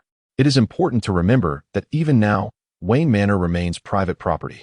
The old gentleman appeared genuinely enraged. One could only hope his heart would not falter. Li Jie could perceive Alfred's unwavering loyalty to Bruce Wayne and, not wishing to see the elderly gentleman overly distressed, immediately remarked, Alfred, if there was any misstep in my previous words, I sincerely apologize. Alfred, you are indeed a true gentleman. Having received an apology, should you not offer a response? James Gordon interjected from the sidelines. After taking a deep breath, Alfred sighed. Lee, I apologize. I momentarily lost my composure. I fully comprehend your sentiments, yet as you can see, the security level of Master Wayne's confinement is exceedingly high. There is no conceivable way for him to escape, nor could he pose a threat to anyone. James Gordon continued. Lee, Alfred has confined Wayne there with the intent of developing an antidote to restore him to his former self. Restore Bruce Wayne, who has become a zombie, to his original state? It appears they remain unaware that the transformation into a zombie is irreversible. As for the antidote, to my knowledge, Umbrella Corporation has long since perfected it. Once the airborne antidote is released, it will eliminate all zombies rather than reverting them to their previous forms. The reason Umbrella Corporation has yet to deploy this antidote is that the spread of the zombie virus was, in fact, a conspiracy. All superheroes in this world have already made the ultimate sacrifice, and I suddenly sense that this is another layer of conspiracy beyond that of Umbrella Corporation, a targeted one. Unfortunately, there is currently no evidence to substantiate this notion. Alfred, you are truly a trustworthy friend. Li Jie sighed, expressing his gratitude for the compliment. However, do you not wish to know why the director has brought you here to unveil the secrets of this place? Alfred inquired. Li Jie cast a glance at James Gordon. May I express my desire to remain uninformed? An invisible pressure enveloped him. With a solemn expression, James Gordon stated, the secret of Wayne being Batman, as well as his transformation into a zombie, is known only to 4 individuals. Aside from the 3 of us, there is only Catwoman. Lee, I believe you should comprehend the significance of Batman in Gotham City. He embodies justice and represents a spiritual belief capable of guiding individuals from darkness into light. Thus, when Wayne became afflicted with the zombie virus, we concealed this information. It was from that moment onward that we began the search for someone to succeed Wayne. Alfred spoke, stating, to put it simply, we aspire to cultivate you as Master Wayne's successor, or rather, to have you masquerade as Batman. Li Jie's lips twitched slightly. I have merely come here to retrieve the Batgear, yet you wish for me to become the true Batman? Is this just not a tad excessive? Becoming Batman was once Li Jie's childhood dream, but when confronted with the reality of being offered the mantle of the Dark Knight, his emotions were exceedingly complex. As James Wayne aptly stated, Batman embodies justice for Gotham City, serving as the faith that guides its inhabitants out of darkness. Should Li Jie accept this role, it would entail bearing all the responsibilities that come with being Batman. It is not that he wishes to evade this fate. Rather, The abruptness of the proposition is overwhelming. Just 24 hours prior, Li Jie was so frail that walking was a struggle, and now he is expected to shoulder the burden of protecting this city. No one could readily accept such a reality. Alfred and James Wayne exchanged a brief glance, their eyes communicating unspoken thoughts. Was he not an ardent admirer of Batman? Shouldn't he be elated at the prospect of becoming the next Dark Knight? Allow him a moment to acclimatize. But what if he declines? No one can truly refuse the call to be a superhero. Lee, do you fancy this equipment? James Gordon inquired suddenly, a smile gracing his face as he added, provided you are willing to accept the role of Batman, all this gear shall be yours. Isn't that right, Alfred? Alfred replied, indeed. Batman is entitled to wield any bat equipment. Li Jie. Humph. Am I truly the kind of person who can be swayed by sweet temptations? Why me? I mean, if you were to choose someone to become the new Batman, there should be countless individuals eager for the opportunity. James Gordon replied, you are correct, indeed. There are innumerable individuals aspiring to don the cape of Batman. Barbara is one of them. She has even taken on the moniker of Batgirl. John Blake is also a contender. However, what we seek is not merely a new Batman, but a genuine force, a hero capable of guiding us from darkness and delight. Huh. Li Jie could not contain his laughter. Director, are you referring to me? How could I be unaware of my own prowess as such a formidable hero? Li, the director replied, there is no need for modesty. Have you so swiftly forgotten? It was you who vanquished the poison ivy and rescued Barbara and her companions. For this singular feat, you have earned the right to be regarded as Batman, a new superhero. Li Jie, why does it feel like you are painting a grand illusion for me? Alfred smiled and said, Li, there is no need to make a hasty decision. You may take your time to reflect before responding. Li Jie cast another glance at the dazzling array of Batman gadgets before him, particularly enamored by the Batmobile, which he considered his utmost favorite. Much like the majority of men who are captivated by sports cars, this Batmobile could effortlessly outpace even the most extravagant supercars, leaving them far behind in its wake. Capable of traversing the heavens, the earth, and the waters, this vehicle could be deemed truly omnipotent. Oh heavens! I fear I am succumbing to this sugary temptation. After taking a deep breath to suppress his inner fervor, Li Jie replied, it is indeed an honor that you hold such high regard for me. However, I must take a moment to deliberate. Please grant me a little time. No worries. You just returned from a mission and surely need to rest, James Gordon remarked. Additionally, I must ask you to keep matters here confidential. Chapter 20, Text Message Alert. Li Jie returned to the guest room that had once been his prison. He was still unaware of the total number of survivors in Wayne Manor.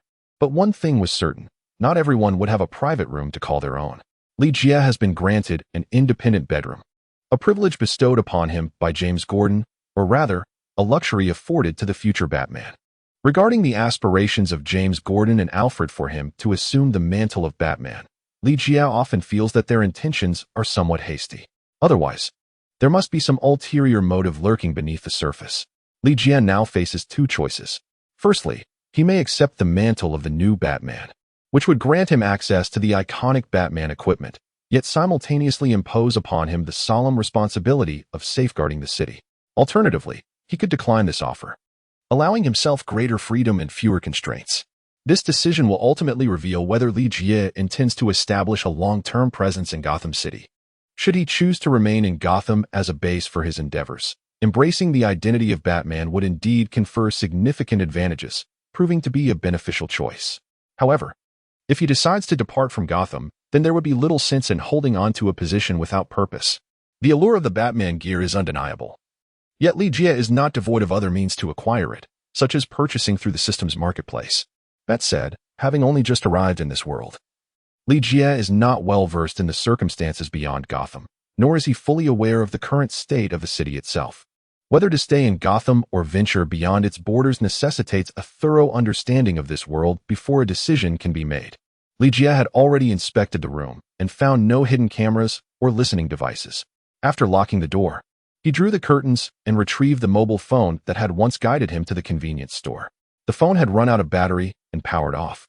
Li Jie purchased a compatible charger with coins from the system's marketplace and began to charge it. Once powered on, he fixated on the device.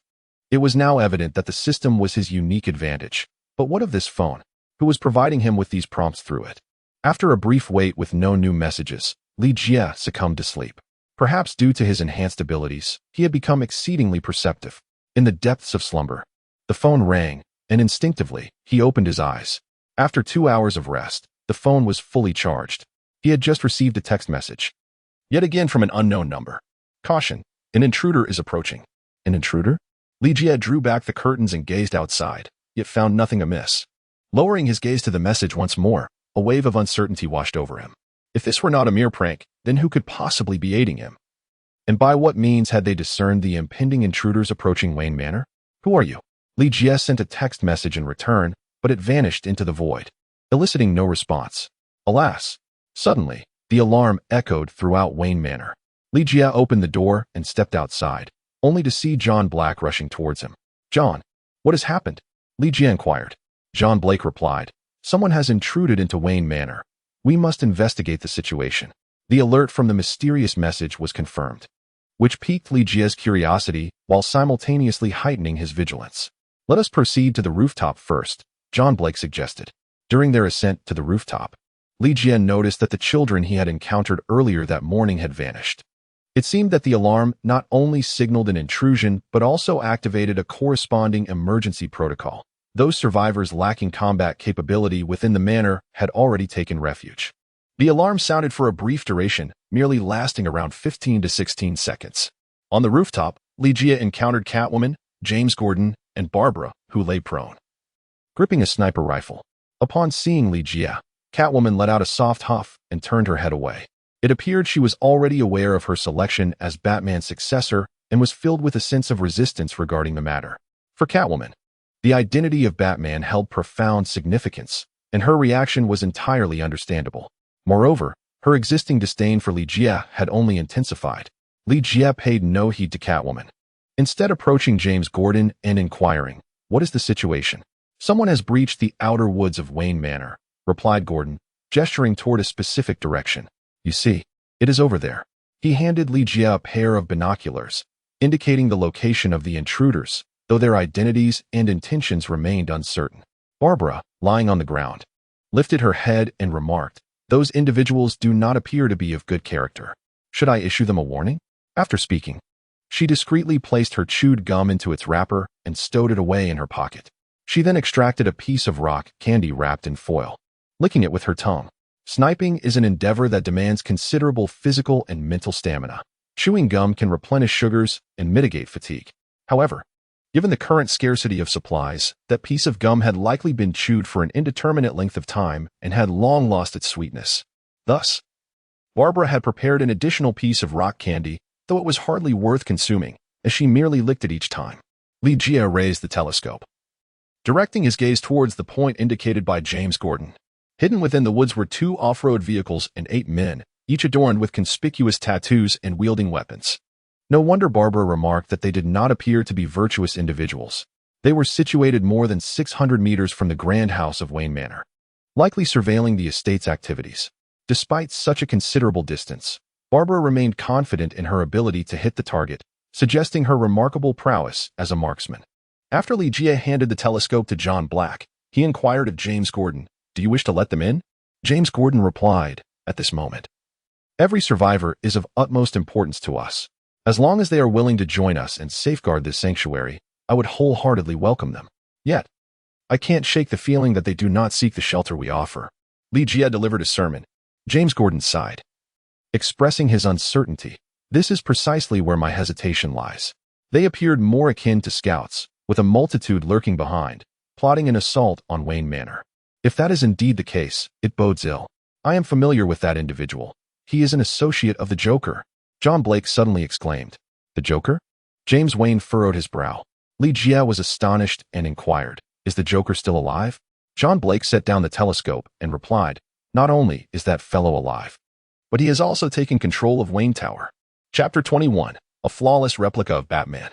Has the Joker truly seized Wayne Tower? Li Jie wore an expression as if he had just witnessed a sensational revelation. The Wayne Group maintained a profound collaborative relationship with the military, having developed numerous formidable weapons systems. These advanced armaments, yet to be released to the public, were securely stored within the confines of Wayne Tower. Contemplating this, he glanced at the unfamiliar firearms wielded by the individuals across from him. which were likely procured from the very warehouse of Wayne Tower. Suddenly, a rocket propelled from the thicket opposite, hurtling towards the manor. Almost simultaneously, machine guns concealed within the estate's lawn erupted, unleashing a barrage into the sky. With a resounding explosion, the rocket was successfully intercepted mid-air. This was merely one facet of the Wayne Manor's formidable defensive arsenal.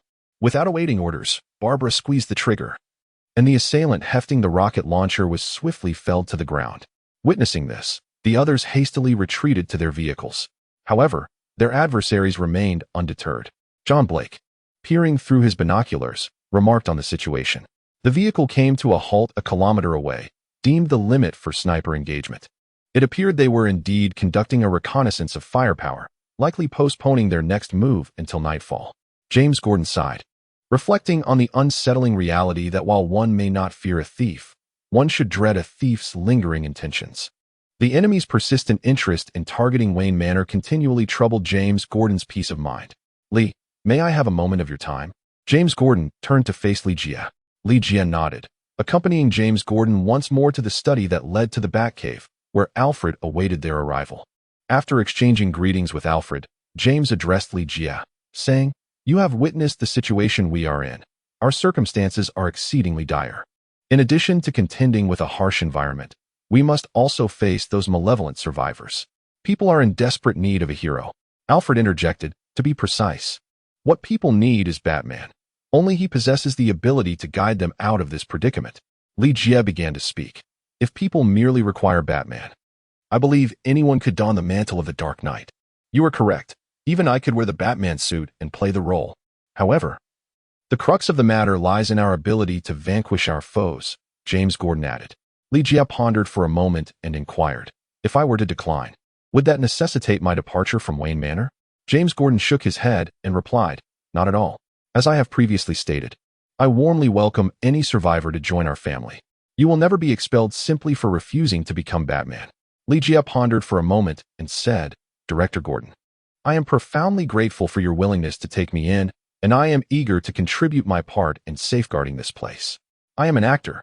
If your intention is merely to have me portray Batman, I can certainly do that. However," he paused, casting a glance between the two, and with a gentle sigh continued, "I would advise you to seek someone more suitable for the role of Batman, as there may come a day when I must depart Gotham City." "Li, are you suggesting that you could take on the role of Batman right now?" Gordon inquired eagerly.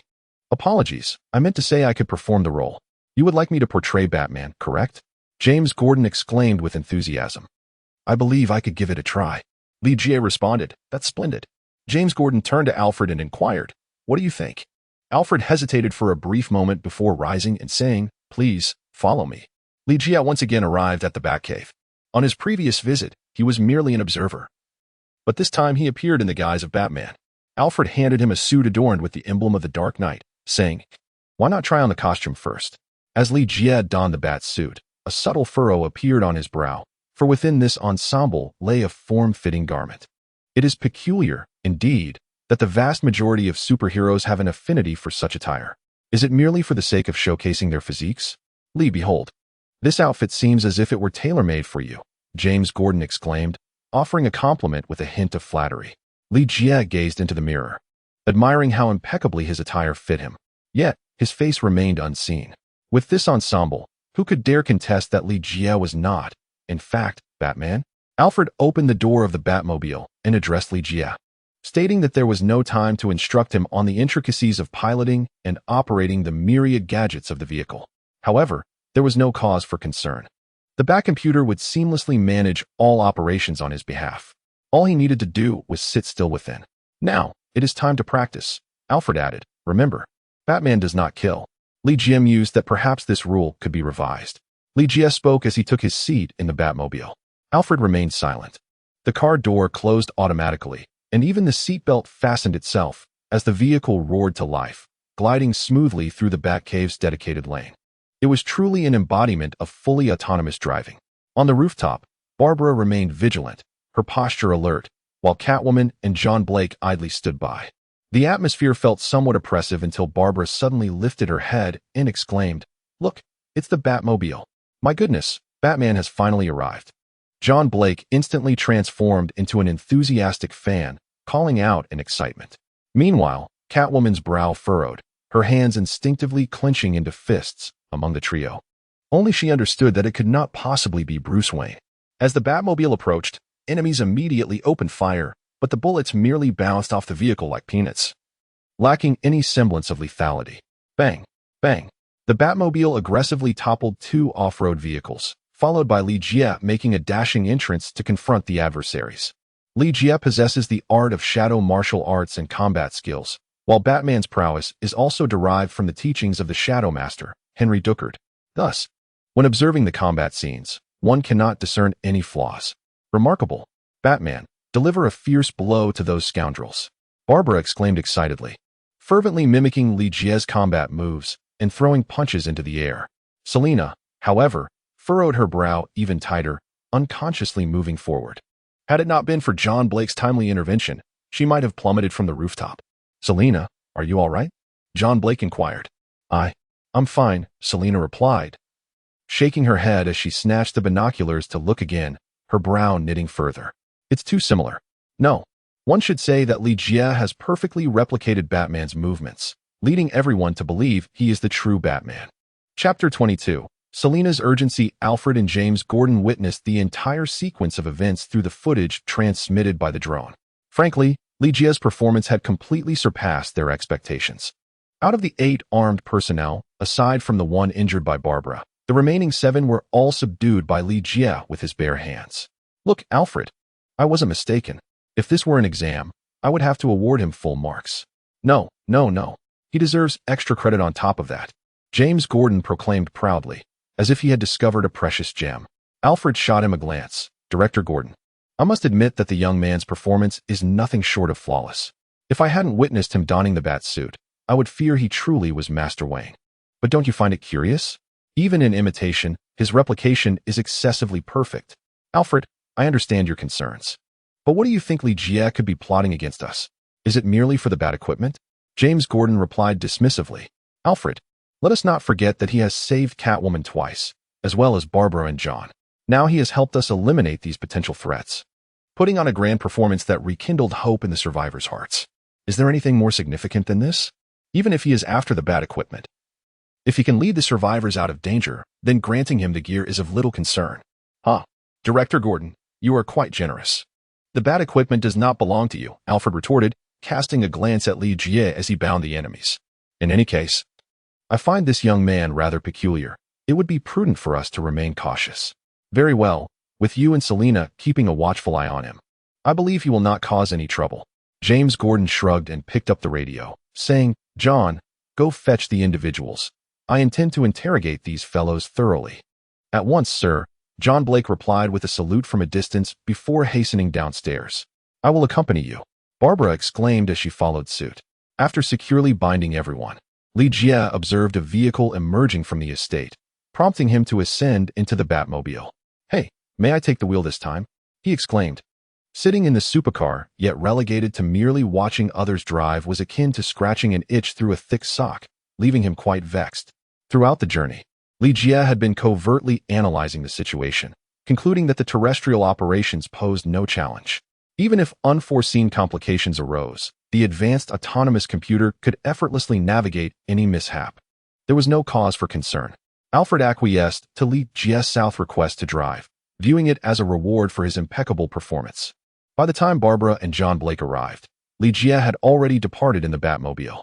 Oh dear, we have arrived too late, Barbara lamented, leaping from the vehicle. John Blake offered consolation, stating, Barbara, there is no need for such sorrow. At least we know Batman is still alive. That is certainly a cause for celebration. Instantly, Barbara's spirits lifted as she vigorously nodded in agreement, declaring, You are absolutely right. The hero has returned, and we must swiftly relay this news to the others. Pausing momentarily, she kicked the motionless figure on the ground and shouted, Hey, stop playing dead and crawl into the car. Li Jie felt a sense of madness creeping over him until the Batmobile's energy warning sounded, prompting him to return to the Batcave. He had already mastered the fundamental capabilities of the Batmobile, including its arsenal, though he had yet to have the opportunity for live-fire drills. The maintenance of the vehicle was Alfred's responsibility, relieving Li Jie of any concerns. After returning the equipment, he made his way back to his room. As soon as the door swung open, a hand reached through the crack, seizing Li Jie by the collar and pulling him inside. The door closed swiftly behind him, and a sharp dagger was pressed against his throat. Li Jie raised his hands and remarked, "Selina, is it truly appropriate for you to intrude into a young man's chamber in such a manner? Despite the fact that you are somewhat older, I find myself doubting my ability to maintain composure. It is indeed a fact that Catwoman is significantly senior to Li Jie, yet to declare a woman's age as a fault is rather offensive." Driven purely by instinct, Catwoman lifted her knee and charged towards Li Jie's younger brother. Li Jie aimed to provoke Selina, gently nudging aside her advancing knee with his leg. Almost simultaneously, he seized the dagger from her grasp and, with his other hand, countered by throwing Catwoman onto the bed. Finally, he pressed down, positioning the dagger against her neck. "Selina," he remarked, "I previously indicated that I may not always be able to control myself. Therefore, I kindly ask that you refrain from recklessly entering my room in the future." Li Jie jested. The Catwoman struggled fiercely for a moment, but upon realizing her futility, she chose to surrender, her expression frostbitten as she declared, "What? Do you believe I came here to flirt with you? Is it not so?" Li Jie retorted. Catwoman clenched her jaw in frustration, exclaiming, "Damn you. I merely came to inform you that you can never be him. Not now nor ever. Listen, there is only one Batman. If that is your intention, then you ought to seek out Commissioner Gordon and Alfred instead." Li Jie realized that Catwoman was provoked by his portrayal of Batman. "Damn it, you bastard. Do you think I won't go?" Catwoman struggled once more. Li Jie leaned down with an air of frivolity and inhaled deeply at the nape of Catwoman's neck. Delightful fragrance. The scoundrel. Catwoman felt the blade against her throat tighten, instinctively sealing her lips. Li Jie scoffed, "You are not mistaken. I am indeed a scoundrel. This is the final occasion. Next time, regardless of the pretext you employ to intrude upon my chamber, you shall not depart so easily." The Catwoman finally extricated herself, leaping from the bed and darting towards the door. With a sharp thud, a dagger embedded itself in the doorframe ahead of her. "Take her away," Li Jie commanded. Catwoman furrowed her brow. Her intrusion into Li Jie's room had resulted in yet another resounding defeat. After she withdrew her dagger, Catwoman slammed the door behind her and stormed off, muttering, "You scoundrel, one day I shall have my reckoning with you." Li Jie inhaled the lingering fragrance on his hands. To speak candidly, irrespective of age, the allure of a Catwoman is undeniably captivating to men. It truly feels rather regrettable to part ways with her. For lunch, Li Jie chose not to dine at the cafeteria, primarily because the offerings there merely satiate hunger, lacking any semblance of culinary delight. Li Jie expended 3 gold coins to purchase some food from the system's marketplace. Chapter 23, The Joker's Attack on Wayne Manor. After lunch, there is nothing more delightful than a midday nap. However, Li Jie's repose was abruptly interrupted by John Blake. "Director Gordon requests your presence in his office at once." John Blake had now assumed the role of a messenger for James Gordon. Li Jie pushed the door open, and all eyes turned towards him. In the office, apart from James Gordon and Alfred, there were also Catwoman and 3 burly officers clad in uniforms. Tap, tap. James Gordon rapped his pen against the desk and declared, "All right. As we previously agreed, let us each prepare." "Understood," the others responded in unison. Catwoman promptly turned and exited as she passed by Li Jie. Everyone could hear her dismissive huff. A stout gentleman approached Li Jie, extending his hand, and said, "Hello, I am Barney, a former lieutenant of the Gotham Police Department. It's a pleasure to meet you.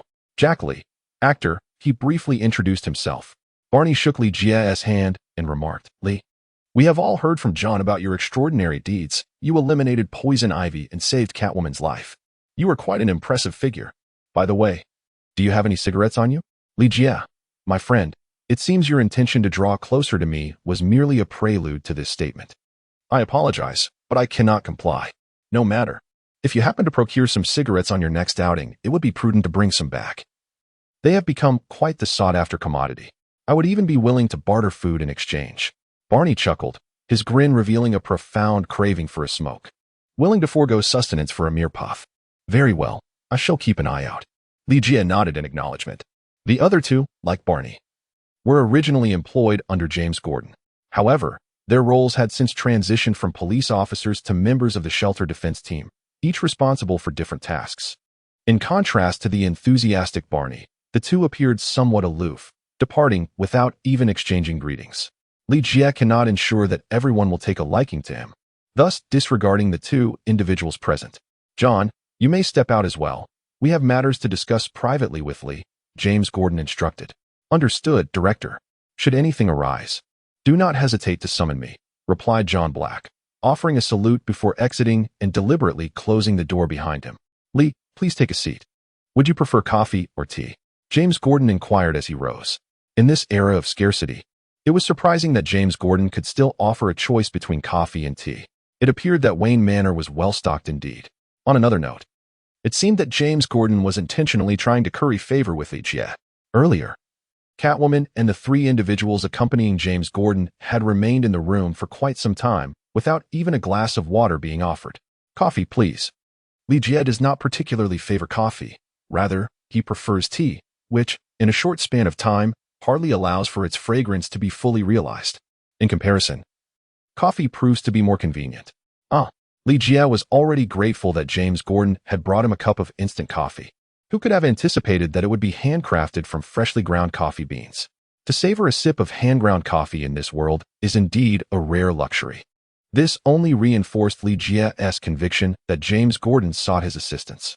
As expected, James Gordon presented the aromatic coffee to Li Jie, and after he took a sip, he let out a deep sigh. Li, we find ourselves in a predicament. He paused momentarily before emphasizing, it is a grave matter concerning the very survival of Wayne Manor. Were it not for this exquisite cup of coffee, Li Jie would have already considered departing at this point. Director Gordon, how may I be of service to you? James Gordon leaned against his desk and replied, Li, first and foremost, I must express my gratitude for your capture of the Joker's henchmen. Had you not apprehended them, we would not have been able to obtain such crucial information. Li Jie, noticing James Gordon's deliberate attempt to be evasive, decided to shift the topic. Speaking of those captives, what do you intend to do with them? Alfred replied, they are currently confined in the dungeons of the Batcave. Subsequently, we shall determine their fate based on their conduct. Li Jie raised his eyelids slightly. Is there a dungeon in the Batcave? Bruce Wayne, it seems you are quite the character, even setting up a private prison. Upon reflection, the chamber that confines Bruce Wayne must certainly not be hastily constructed. The dungeon of the Batcave must have been established long ago, with security measures surpassing those of Blackgate Prison and Arkham Asylum. In the past, the Joker's lackeys would never have qualified for such a high-security facility. Now, they are incarcerated there out of necessity, as there are no more suitable places to accommodate such criminals. Should they wish to reform, I shall provide them with an opportunity for redemption. James Gordon added, then continued, let us return to our previous discussion. The Joker plans to launch an assault on Wayne Manor tonight, or by dawn at the latest. Even more troubling is that the Joker possesses advanced weaponry from Wayne Enterprises. Should they initiate an attack here, it would pose a formidable challenge to the defenses of Wayne Manor. If things go awry, he paused momentarily, reaching into his pocket. It seems the craving for a cigarette had struck, but alas, there was nothing within, leaving him to awkwardly withdraw his hand. Li Jie's eyelids slightly drooped. If the Joker were to assault Wayne Manor, it would indeed pose a significant dilemma. Unlike the violent crimes associated with the Penguin, the Joker is a criminal of exceptional intellect. His actions often reveal only superficial motives to the public. Take this instance. For example, the Joker's attack on Wayne Manor is certainly not merely a desire to kill or plunder the Manor's resources. He must possess ulterior motives. Is the information credible? Li Jie inquired. James Gordon responded, I have questioned each captive individually. Unless they conspired together from the outset, this information is undoubtedly reliable. It is highly probable that the Joker intends to strike here. Li Jie murmured and then inquired, did they mention the purpose of the Joker's attack here? James Gordon replied, the Joker is simply a madman. His actions are devoid of any rationale. If one were to seek a reason, it would undoubtedly be his desire for the resources in this place and his intent to subjugate all survivors to his will. Li Jie, your words resonate with profound insight, leaving me utterly devoid of counterarguments. However, it is evident that the Joker desires far more than this. Therefore, what is it that you require from me? James Gordon cast a glance back at Alfred before solemnly stating, Lee, we are in dire need of your assistance. More precisely, we require Batman to navigate this crisis. Chapter 24. My God, you must be insane. Li Jie immediately comprehended James Gordon's implication. Batman and the Joker are arch-nemeses. Both possess exceptional intellect. Yet one is a criminal while the other serves as a vigilante. Although the Joker lacks superhuman abilities, his criminal ingenuity has repeatedly embarrassed Batman. Furthermore, the Joker is a prodigious marksman and a master swordsman. On one occasion, Batman narrowly escaped death at the hands of the Joker's blade. However, this does not necessarily imply that the Joker's prowess surpasses that of Batman. The latter's greatest strength, or perhaps his most significant flaw, lies in the self-imposed constraint of refusing to kill. He consistently aims to capture criminals alive, ensuring they face justice. Had Batman been more decisive, the likes of the Joker and the Penguin would likely have perished long ago, leaving only the lesser thugs to behave more modestly. News of Batman's demise had long circulated. Yet today, Li-Jie executed a flawless performance. He made it appear as though Batman still lived. As long as Li-Jie stood in the guise of Batman, even if he could not immediately intimidate the criminals into submission, he would certainly instill a sense of trepidation within them. Are you suggesting that I should drive the Batmobile around Wayne Tower, make an appearance, and dissuade the Joker and his cohorts from launching an assault on Wayne Manor? Li-Jie inquired. James Gordon remarked. In truth, I merely wish for the Joker to bring someone along, and for you to make an appearance at the appropriate moment. Li-Jie nodded in agreement, saying, Indeed, that is a commendable idea. If we can restrain the Joker here, we may seize the opportunity to regain control of Wayne Tower. Regain control of Wayne Tower? No, you were thinking too far ahead, Alfred remarked. Li-Jie looked at Alfred, who had been somewhat pessimistic, and inquired with curiosity. Why not proceed with this plan? If the Joker were to lead his men away from Wayne Tower, our task force could effortlessly seize control of the location. Alfred replied. Director Gordon, perhaps it is best if you elucidate the matter to him. Very well, James Gordon responded to Li-Jie, gesturing with open hands. Your idea is commendable. Should the Joker bring his men to assault Wayne Manor, dispatching a task force could indeed allow us to regain control of Wayne Tower. The caveat, however, is that we must possess such a task force in the first place. Li-Jie widened his eyes in disbelief. Are you implying that Wayne Manor cannot spare personnel to assault Wayne Tower? Regrettably, we do not possess such manpower, aside from occasionally dispatching patrols or expeditions. Our entire armed force is merely sufficient to defend Wayne Manor, James Gordon lamented. Li-Jie's understanding of the current state of Wayne Manor remains rather limited. Alfred took a sip of tea and remarked, In truth, aside from the arsenal concealed within the underground vaults, Wayne Tower holds no utility for us. It lacks the defensive weaponry system that Wayne Manor possesses. After all, it merely serves as an office space for white-collar workers. More importantly, the majority of the premises are still overrun by zombies. Why should we squander our efforts attempting to reclaim it? Li-Jie replied. It is merely to conceal the weaponry housed within the underground warehouse. Trust me, those armaments will inevitably prove useful at the very least. To fortify this estate to the teeth, Alfred shrugged and said, Very well, I retract my previous statement. The weaponry stored in Wayne Tower indeed offers us substantial assistance. However, the pressing issue remains that we lack the manpower. How many henchmen does the Joker have on his side? Li-Jie abruptly shifted the topic of conversation. James Gordon responded, stating that according to the captives, there are purportedly over 200. However, I find this number to be highly exaggerated.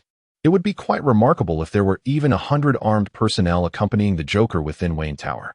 Li-Jie suddenly inquired of Alfred. Is the Batcomputer capable of controlling the systems within Wayne Tower? At the very least, it should be able to access the surveillance systems inside the building, correct? Alfred shook his head and replied, It was indeed possible in the past, but ever since the Joker seized control of that location, he has destroyed the servers, severing the network connection. Without a network, the Batcomputer is rendered powerless. Very well, I understand, Li-Jie acknowledged. Li-Jie responded with a soft acknowledgement, his gaze shifting between Alfred and James Gordon. With utmost seriousness, he declared, I am willing to don the mantle of Batman once more. But not during the time of the Joker's assault here. We must revise our strategy. What do you propose? Inquired James Gordon. Li-Jie replied, I wish to take the initiative and seize Wayne Tower before the Joker attacks. James Gordon's mouth fell agape in astonishment, rendered speechless. Alfred exclaimed loudly, Oh my God, Lee, you must be out of your mind.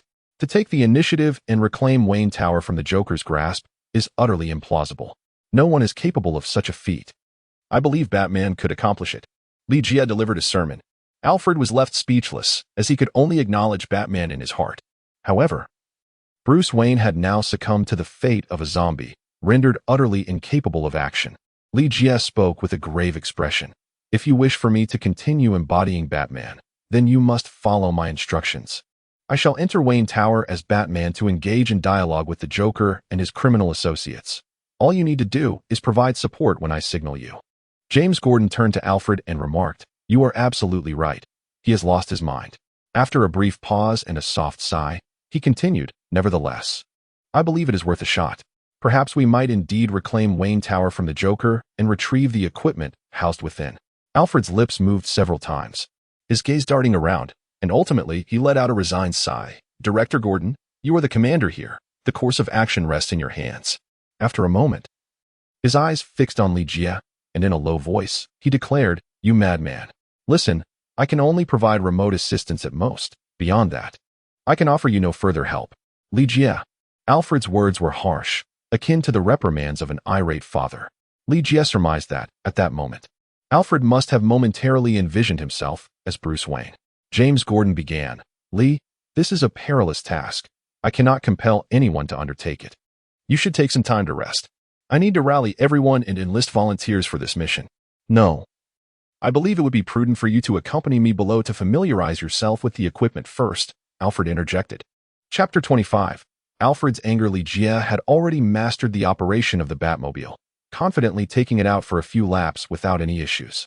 This time, Alfred assumed the role of a mentor, meticulously introducing the various gadgets utilized by Batman, starting with the suit.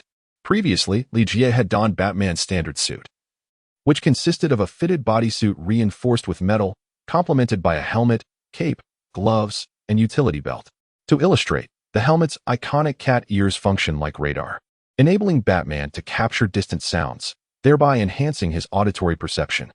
The helmet was also equipped with a microcalculator that efficiently assisted Batman in analyzing situations and could directly connect to the Batcomputer. Among all the Bat gear, the most captivating for Li Jie was the heavy-duty armored Batsuit. "Alfred, is this the specialized suit Batman used to defeat Superman?" Li Jie gazed with exhilaration at the heavy battle suit displayed like an exhibit within the glass case.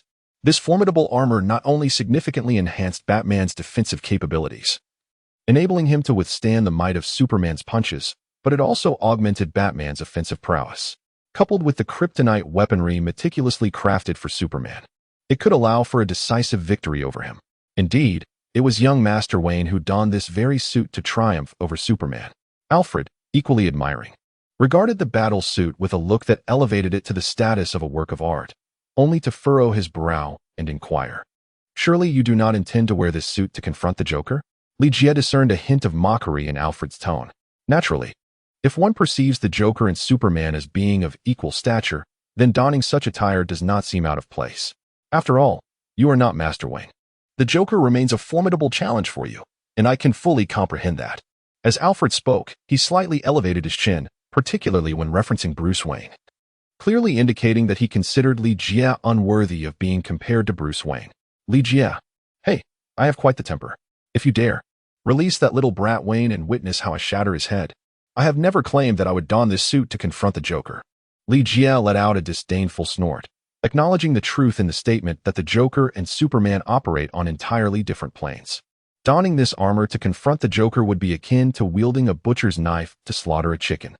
Such an act would not only constitute an egregious display of bullying, but would also cast doubt upon my identity as Batman.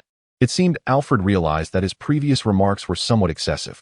After all, it was they who implored Li Jie to assume the mantle of Batman, and his earlier comments had been rather inappropriate. Li Jie has performed admirably and sees no reason to nitpick or deliberately provoke conflict. My apologies. I shall be more mindful of my words in the future. As a gentleman, Alfred promptly extended an apology to Li Jie. Considering that Alfred is of an age greater than that of Li Jie's grandfather, Li Jie chose to forgive the old man. Subsequently, Alfred primarily introduced the weaponry utilized by Batman. The most distinctive feature of Batman's arsenal is its non-lethal nature, which aligns with his self-imposed principle of not taking lives. For instance, the famed Batarang is notable not for its lethality but for its symbolism. The Batarang serves as an emblem of Batman. Its presence signifies that he has been there, acting as a warning. In truth, Batman's weapons are diverse, yet the commonly employed ones include the Batarang and the grappling gun. It is only in exceptional circumstances that Batman alters or enhances his armaments. Just as Li Jie was mastering the use of the grappling gun, Catwoman unexpectedly barged in. "Miss Selina," Alfred exclaimed, hurrying to greet her. Although Batman and Catwoman have not officially wed, in many ways, Alfred has already come to regard her as the mistress of the manor. Alfred, we shall discuss this later, Catwoman said, striding directly towards Li Jie, brandishing a dagger at his throat. As a skilled thief, Catwoman is agile and adept at scaling walls, yet a thief would not typically carry an abundance of weapons. In fact, she had never brought weapons before. It was only due to the zombie outbreak that she had armed herself with a dagger for self-defense. Miss Selina, Alfred exclaimed in alarm. However, Catwoman disregarded him, her voice tinged with agitation as she declared, "Have you lost your mind? You propose an offensive to reclaim Wayne Tower from the Joker." Upon hearing this, Alfred exhaled in relief, gesturing with his hands as he replied, "Miss Selina, I have stated this more than once before your arrival. He is indeed mad." Li Jie cast a sidelong glance at Alfred, retorting, "It is you who has lost your mind. By the way, how many volunteers has Gordon recruited?" Alfred inquired. "Including Gordon himself, there are a total of 20, Catwoman replied. "Only 20? Alfred exclaimed in astonishment, followed by a resigned sigh. Gordon must ensure that Wayne Manor is sufficiently staffed, and considering that all the recruits are volunteers, achieving 20 is quite commendable. Lee, do you believe that 20 individuals can defeat the Joker and his criminal legion?" Catwoman asked, her eyes wide with concern. "What? Are you worried about me?" Li Jie jested. "You." Catwoman, infuriated, gritted her teeth and exclaimed, "Damn you. Am I worried about you? Don't be ridiculous. I could kill you right now to spare the innocent from your recklessness. It seems you are still concerned about me." Li Jie displayed an expression of helplessness. "You scoundrel, if you wish to die so desperately, then go ahead," Catwoman exclaimed, turning away. "Miss Selina," Alfred called out, and after Catwoman had departed, he turned to glare at Li Jie. "Miss Selina is a good person. You should not deliberately provoke her. Furthermore, she is Master Wayne's beloved, and you ought to harbor no improper thoughts about her." "Improper thoughts about her? Alfred, did you not witness that she sought me out first? Moreover, it was not a solitary occasion. Additionally, I must remind you that your Master Wayne has become a zombie. If Miss Selina wishes to seek happiness anew, you should not stand in her way." Li Jie delivered a sermon. Alfred is indeed in excellent health, as he remarkably managed to remain upright despite his agitation. Only his eyes appeared slightly bloodshot. "I shall ensure Master Wayne's recovery. Furthermore, the time is nearing. Shouldn't you be on your way?" Li Jie chuckled. "Old man, do not be angry. Rest assured, I will return alive this time." Alfred retorted with irritation. "What does it matter to me whether you live or die?" Surprisingly, there was a hint of endearment in the old man's demeanor. Chapter 26, Batman arrives.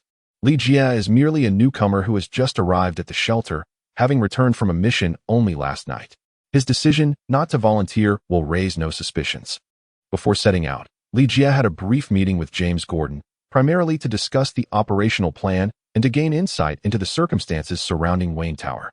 The Joker has predominantly established control over the first floor of Wayne Tower, having detonated explosives to obliterate all access points to the upper levels, thereby effectively preventing the zombies from descending. Before them, a virtual architectural diagram of Wayne Tower materialized.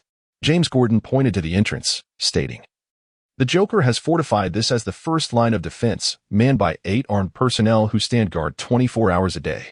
In addition to standard weaponry, they are equipped with heavy machine guns and rocket launchers, and snipers have also been deployed. To gain entry into Wayne Tower, we must breach this initial line of defense. Once inside Wayne Tower, the Joker's armed forces are concentrated in the lobby of the first floor. The full extent of the firepower within remains uncertain. However, it is known that the Wayne Corporation's armory is situated below the building. Similarly, the Joker has demolished the majority of access routes, leaving only a freight elevator for descent. This encapsulates the known details regarding Wayne Tower. Lee, do you have any thoughts? Are you inquiring about how to enter?" Li Jie retorted. James Gordon nodded. This was precisely the issue that occupied his mind. To say nothing of the fortress constructed by the Joker at the entrance, it posed a formidable challenge. Li Jie flashed a smile and remarked, "It's simple. Just kick the door open and charge in with a gun." James Gordon widened his eyes in disbelief. "Lee, surely you cannot be serious?" Li Jie chuckled. "Director, there's no need for such astonishment. I truly believe this approach embodies a robust masculinity, don't you think?" James Gordon replied with a hint of resignation. "Indeed, it exudes a certain rugged charm, but such a course of action could lead to swift demise." Li Jie retracted his smile and said, "Very well, Director Gordon, I am not jesting with you. When the time comes, I shall arrive in the Batmobile. With the formidable defenses of the Batmobile, breaching the enemy's first line of defense will pose no challenge at all. By the way, Barbara will also be participating in this operation, correct? James Gordon nodded in affirmation. Ligia, should you truly harbor any concerns, we could enlist Barbara to lead the charge. She can eliminate the machine gunners and artillerymen first, leaving the remaining adversaries incapable of posing any threat to me. James Gordon gazed intently at the virtual map before him, and after a brief pause, inhaled deeply, deeming the plan feasible. He then continued, "What shall we do upon entering Wayne Tower?" Ligia replied, "I will find a way to first dismantle the enemy's primary stronghold, and then I will signal you to act. At that moment, with our coordinated efforts, we shall undoubtedly seize victory in this battle." James Gordon furrowed his brow and remarked, "The plan appears sound. However, we are unaware of the specific circumstances within Wayne Tower. Entering alone would be exceedingly perilous. Are you contemplating entering with me? Let us not forget that I am entering in the guise of Batman. Batman has always operated alone. Should he bring a companion, his identity would be swiftly compromised." James Gordon's brow tightened further. This operation has two principal objectives. First, to capture the Joker alive and, ideally, dismantle his armed forces. Second, for Ligia, in the role of Batman, to instill hope among the survivors. In essence, it is about establishing authority. If Batman's identity is unveiled, the effort would be in vain. Thus, Ligia must venture forth into the lion's den, much like Batman himself. "Is there anything else you wish to convey?" Ligia inquired. "Be cautious." James Gordon added, "Do not be reckless. It is imperative that you return alive. You all must." Ligia bade farewell to James Gordon and departed for Wayne Tower in the guise of Batman. Meanwhile, James Gordon, accompanied by 20 volunteers, took an alternate route to the same destination. Once a hallmark of Gotham City, Wayne Tower now exuded an air of desolation and impending doom. Much like the rest of the city, the makeshift barricade constructed by the Joker's henchmen at the building's entrance was far from the ideal stronghold they had envisioned. It consisted merely of a few junked cars piled high with rocks and wooden planks. Such a feeble defense would hardly withstand the impact of the Batmobile. A middle-aged man, missing a front tooth, stood with a sniper rifle, having just dispatched a solitary zombie wandering the street. Hunting zombies had become their remedy for boredom and the sole source of amusement. "Harris, I've just taken down 37 of those undead," he declared. Harris, a burly man with a thick beard, sat 2 meters away from the sniper, manning an M2 machine gun while shoveling canned meat into his mouth with a knife. Upon hearing the sniper's proclamation, Harris scoffed, tossing the empty canister outside the barricade. He wiped his mouth and squeezed the trigger of the M2. With a fierce roar, a multitude of zombies on the street began to topple. "Vit, it seems I've triumphed once more today," Harris boasted. The sniper, Vit, waved his fist in protest. "Harris, you're cheating. I've only used 40 rounds to eliminate 37 zombies, while you've wasted thousands. Is that fair?" "No, statistically speaking, I've still won," Harris retorted dismissively while reloading his machine gun. "Vit, no matter how you argue, the fact remains that I've killed more zombies than you. That cannot be disputed. Curse you. Once you run out of bullets, prepare to become a zombie snack." Vit roared back. Silence. A one-eyed man nearby suddenly barked, furrowing his brow. "Did you hear something?" Harris strained to listen, muttering, "It sounds like a car engine, but it should be quite far from us." Vit lowered his head and peered through his scope in the direction of the sound, then exclaimed in astonishment, "My word. That appears to be the Batmobile." Harris scoffed again. "Vit, don't jest. Everyone knows Batman is dead." The one-eyed man had climbed atop the barricade, peering through binoculars, and then gasped in disbelief. "It truly is the Batmobile." With a brief pause and a hint of panic, he leapt from his cover and shouted, "Batman has arrived. Prepare for battle." At the mere mention of Batman, those hiding behind the barricade grew tense. Chapter 27. The dancing Joker. Inside a building 300 meters from Wayne Tower, Barbara lay prone on an office desk, her sniper rifle poised at the window, fully prepared for the task at hand. With a swift motion, Sheriff Barney cleaved a zombie's head from its neck with a fire axe, his duty being to ensure that Barbara remained undisturbed and unharmed while she worked. He barricaded the door with a chair to prevent the zombies in the corridor from breaking in, then eagerly knelt over a corpse, rummaging through its pockets. "Marlboro? Good heavens. Still unopened," Barney exclaimed, discovering a box of unsealed Marlboro cigarettes. His joy so exuberant, he nearly wished to embrace the severed head he had just dispatched. "Barbara, look. An unopened box of Marlboro. I should have bought a lottery ticket." I'm bound to win the jackpot. Barbara seemed oblivious to his excitement, her focus unwavering on the situation at Wayne Tower. Barney, his hands trembling with excitement, began to unwrap the cigarette package, saying, "Barbara, don't worry. On the way here, I noticed a convenience store at the intersection. Once the mission is complete, we could swing by. Perhaps we'll find what you need." Pausing momentarily, he extracted a cigarette, placed it between his lips, and eagerly lit it, savoring a deep drag before exhaling slowly with a look of pure contentment. "This is truly sublime. I swear. Even if someone offered me a box of gold, I would not trade it for this pack of cigarettes." Suddenly, gunfire erupted from across the way, followed by the cacophony of machine gun fire. Barney approached the window, cursing under his breath, "Those bastards. I should have thrown them back into Blackgate Prison. No, I should sentence these scoundrels to a harsher fate." As he heard the sound of approaching vehicles, Barney quickly raised his binoculars to peer outside, and then exclaimed with excitement, "It's the Batmobile! Barbara, it's your turn to shine." With a swift motion, Barbara pulled the trigger, and the opposing gunman fell to the ground. The one-eyed dragon had just leaped from his cover when he witnessed gunman Harris drop dead from a single shot, prompting him to duck down and shout, "Damn it!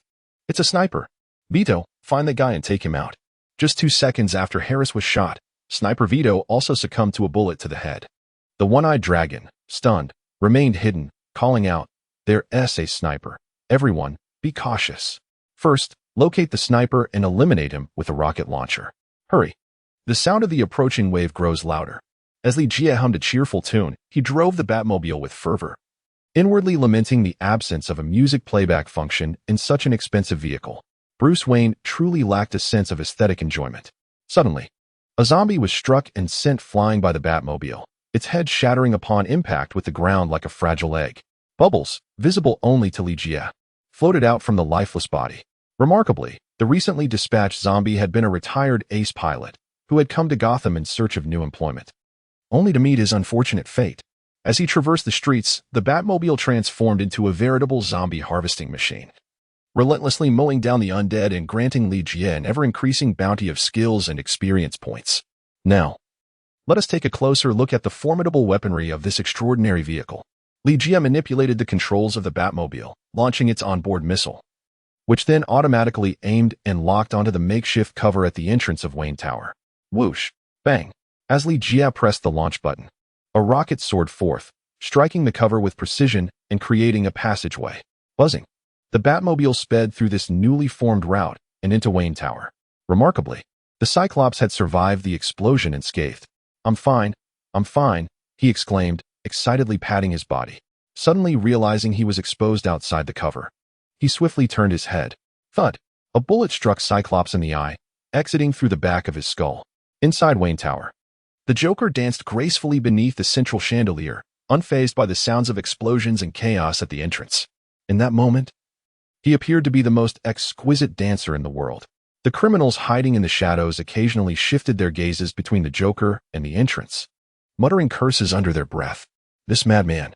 It was precisely because the majority deemed the Joker insane that none dared to provoke him, willingly becoming his followers.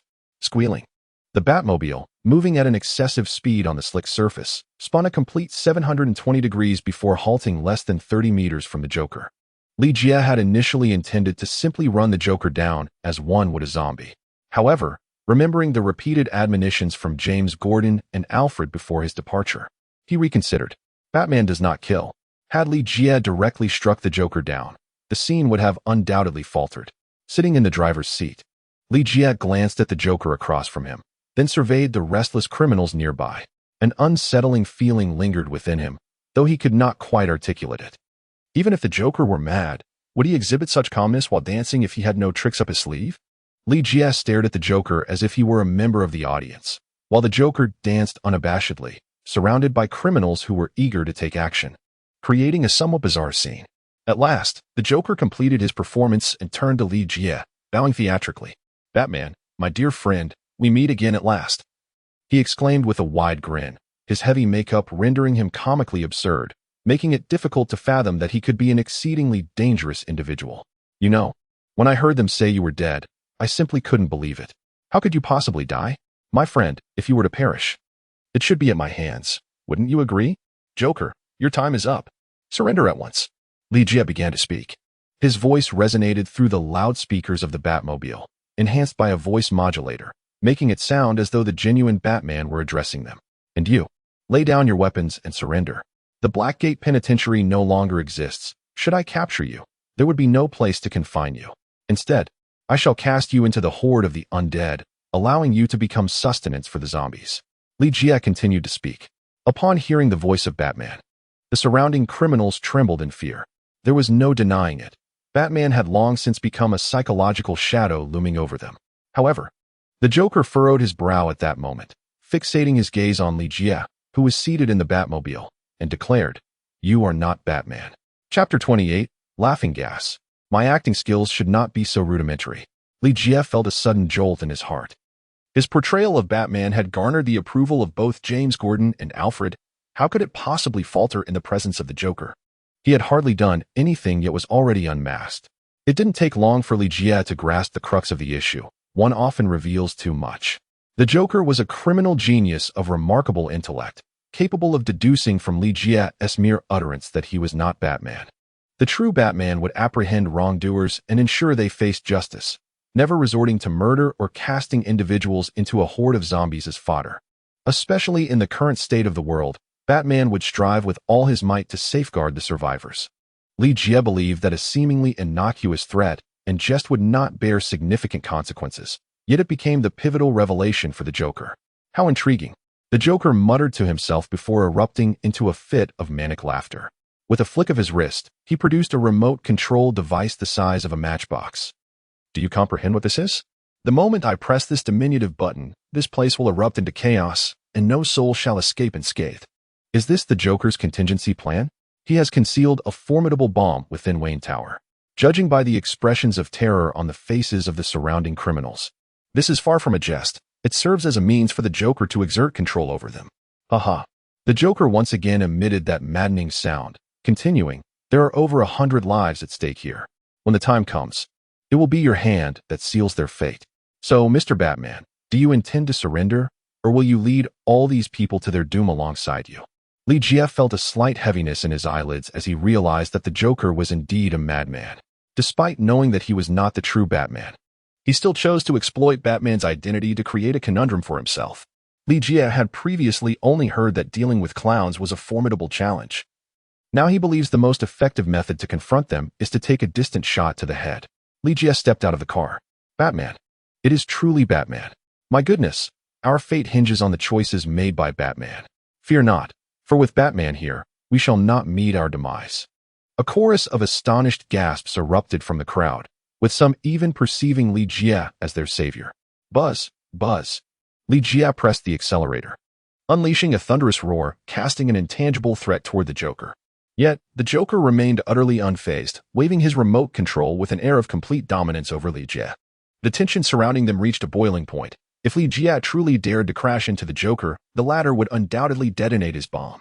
After all, the Joker was mad. While others feared for their lives, he did not. Just as everyone anticipated that Li Jie would collide with the Joker, the Batmobile unexpectedly began to retreat. Fleeing? Batman was retreating? Good heavens, is this the Batman I once knew? He was actually frightened off by the Joker. Clearly, the Joker's words held some truth. That fellow was nothing but a fraud. The criminals, who had just been beseeching Batman for salvation, swiftly shifted their allegiance like leaves in the wind, now deeming the Joker as the most sagacious. In a world like this, it seemed that only by following the Joker could one hope for a prosperous future. However, the Joker's smile abruptly froze. Just as the Batmobile was about to escape Wayne Tower, Li Jie executed an unexpected maneuver, abruptly veering the vehicle in another direction. In the blink of an eye, the Batmobile vanished from sight. Why is everyone just standing there? Are you waiting for a meal? Hurry up and chase after him. The Joker bellowed. Only then did the others snap to attention, racing after the direction in which Li Jie had fled. With a crash, the Batmobile burst through a door, and Li Jie opened the car door, tossing a vine the size of a thumb into the ventilation shaft. Subsequently, the vine began to grow swiftly and silently within the duct, spreading in every direction according to Li Jie's design. By the time the criminals arrived, the vines had already enveloped the entire floor. Buzz. Li Jie pressed the accelerator, propelling the Batmobile forward, causing the criminals to scatter in panic. The Joker furrowed his brow as he gazed at the Batmobile, which had once again halted before him, and at Li Jie, who emerged from the vehicle with his hands raised high in surrender. A wave of perplexity washed over him. Even a mastermind criminal like the Joker could not fathom the purpose behind Li Jie's earlier maneuver. He had an unsettling feeling that the situation was far more intricate than it appeared. "I surrender." Li Jie began to speak. The clowns circled around him, their faces filled with curiosity, yet they maintained a safe distance, ensuring that Li Jie had no opportunity for a surprise attack. The criminals who had chased after and then retreated were all panting heavily, and upon witnessing the scene before them, they were left in a state of bewilderment. What game was Batman playing? Was he retreating? Everything that Li Jie did was remarkably simple. He merely diverted the clown's attention while the vines were tasked with the assault. The roar of an engine once again resonated from outside Wayne Tower, followed by the sight of a motorcycle soaring in. Catwoman? Li Jie pondered to himself. What is this woman causing chaos for? Catwoman rushed through the crowd, and, upon seeing Li Jie with his hands raised, was momentarily taken aback. She then inquired, "What are you doing?" "Surrendering," he replied. Li Jie confidently remarked. The cat girl exclaimed in anger, "Is this your plan? Damn it, Batman never surrenders." Li Jie cast a fleeting glance at the jester and remarked, "Do you see the remote control in his hand? With a mere press of a button, this place will be obliterated, and everyone here will perish. If we do not surrender, are we to allow Batman to become the architect of our demise?" Catwoman stood there, momentarily taken aback, but soon grasped the rationale behind Li Jie's actions. Batman would never capitulate, yet he would also never endanger the innocent, even if those innocents happened to be a band of criminals. To put it plainly, surrender is merely a pragmatic strategy. "But what brings you here?" Li Jie inquired. Catwoman found herself momentarily at a loss for words. She had rushed in out of concern for Li Jie, yet the words eluded her. "Ha, ha, ha." The Joker suddenly erupted into maniacal laughter, his body quivering as he exclaimed, "Enough. Have you two been playing around? Performing for my amusement? Displaying your affection?" With a sudden motion, the Joker hurled an object resembling a smoke bomb to the ground.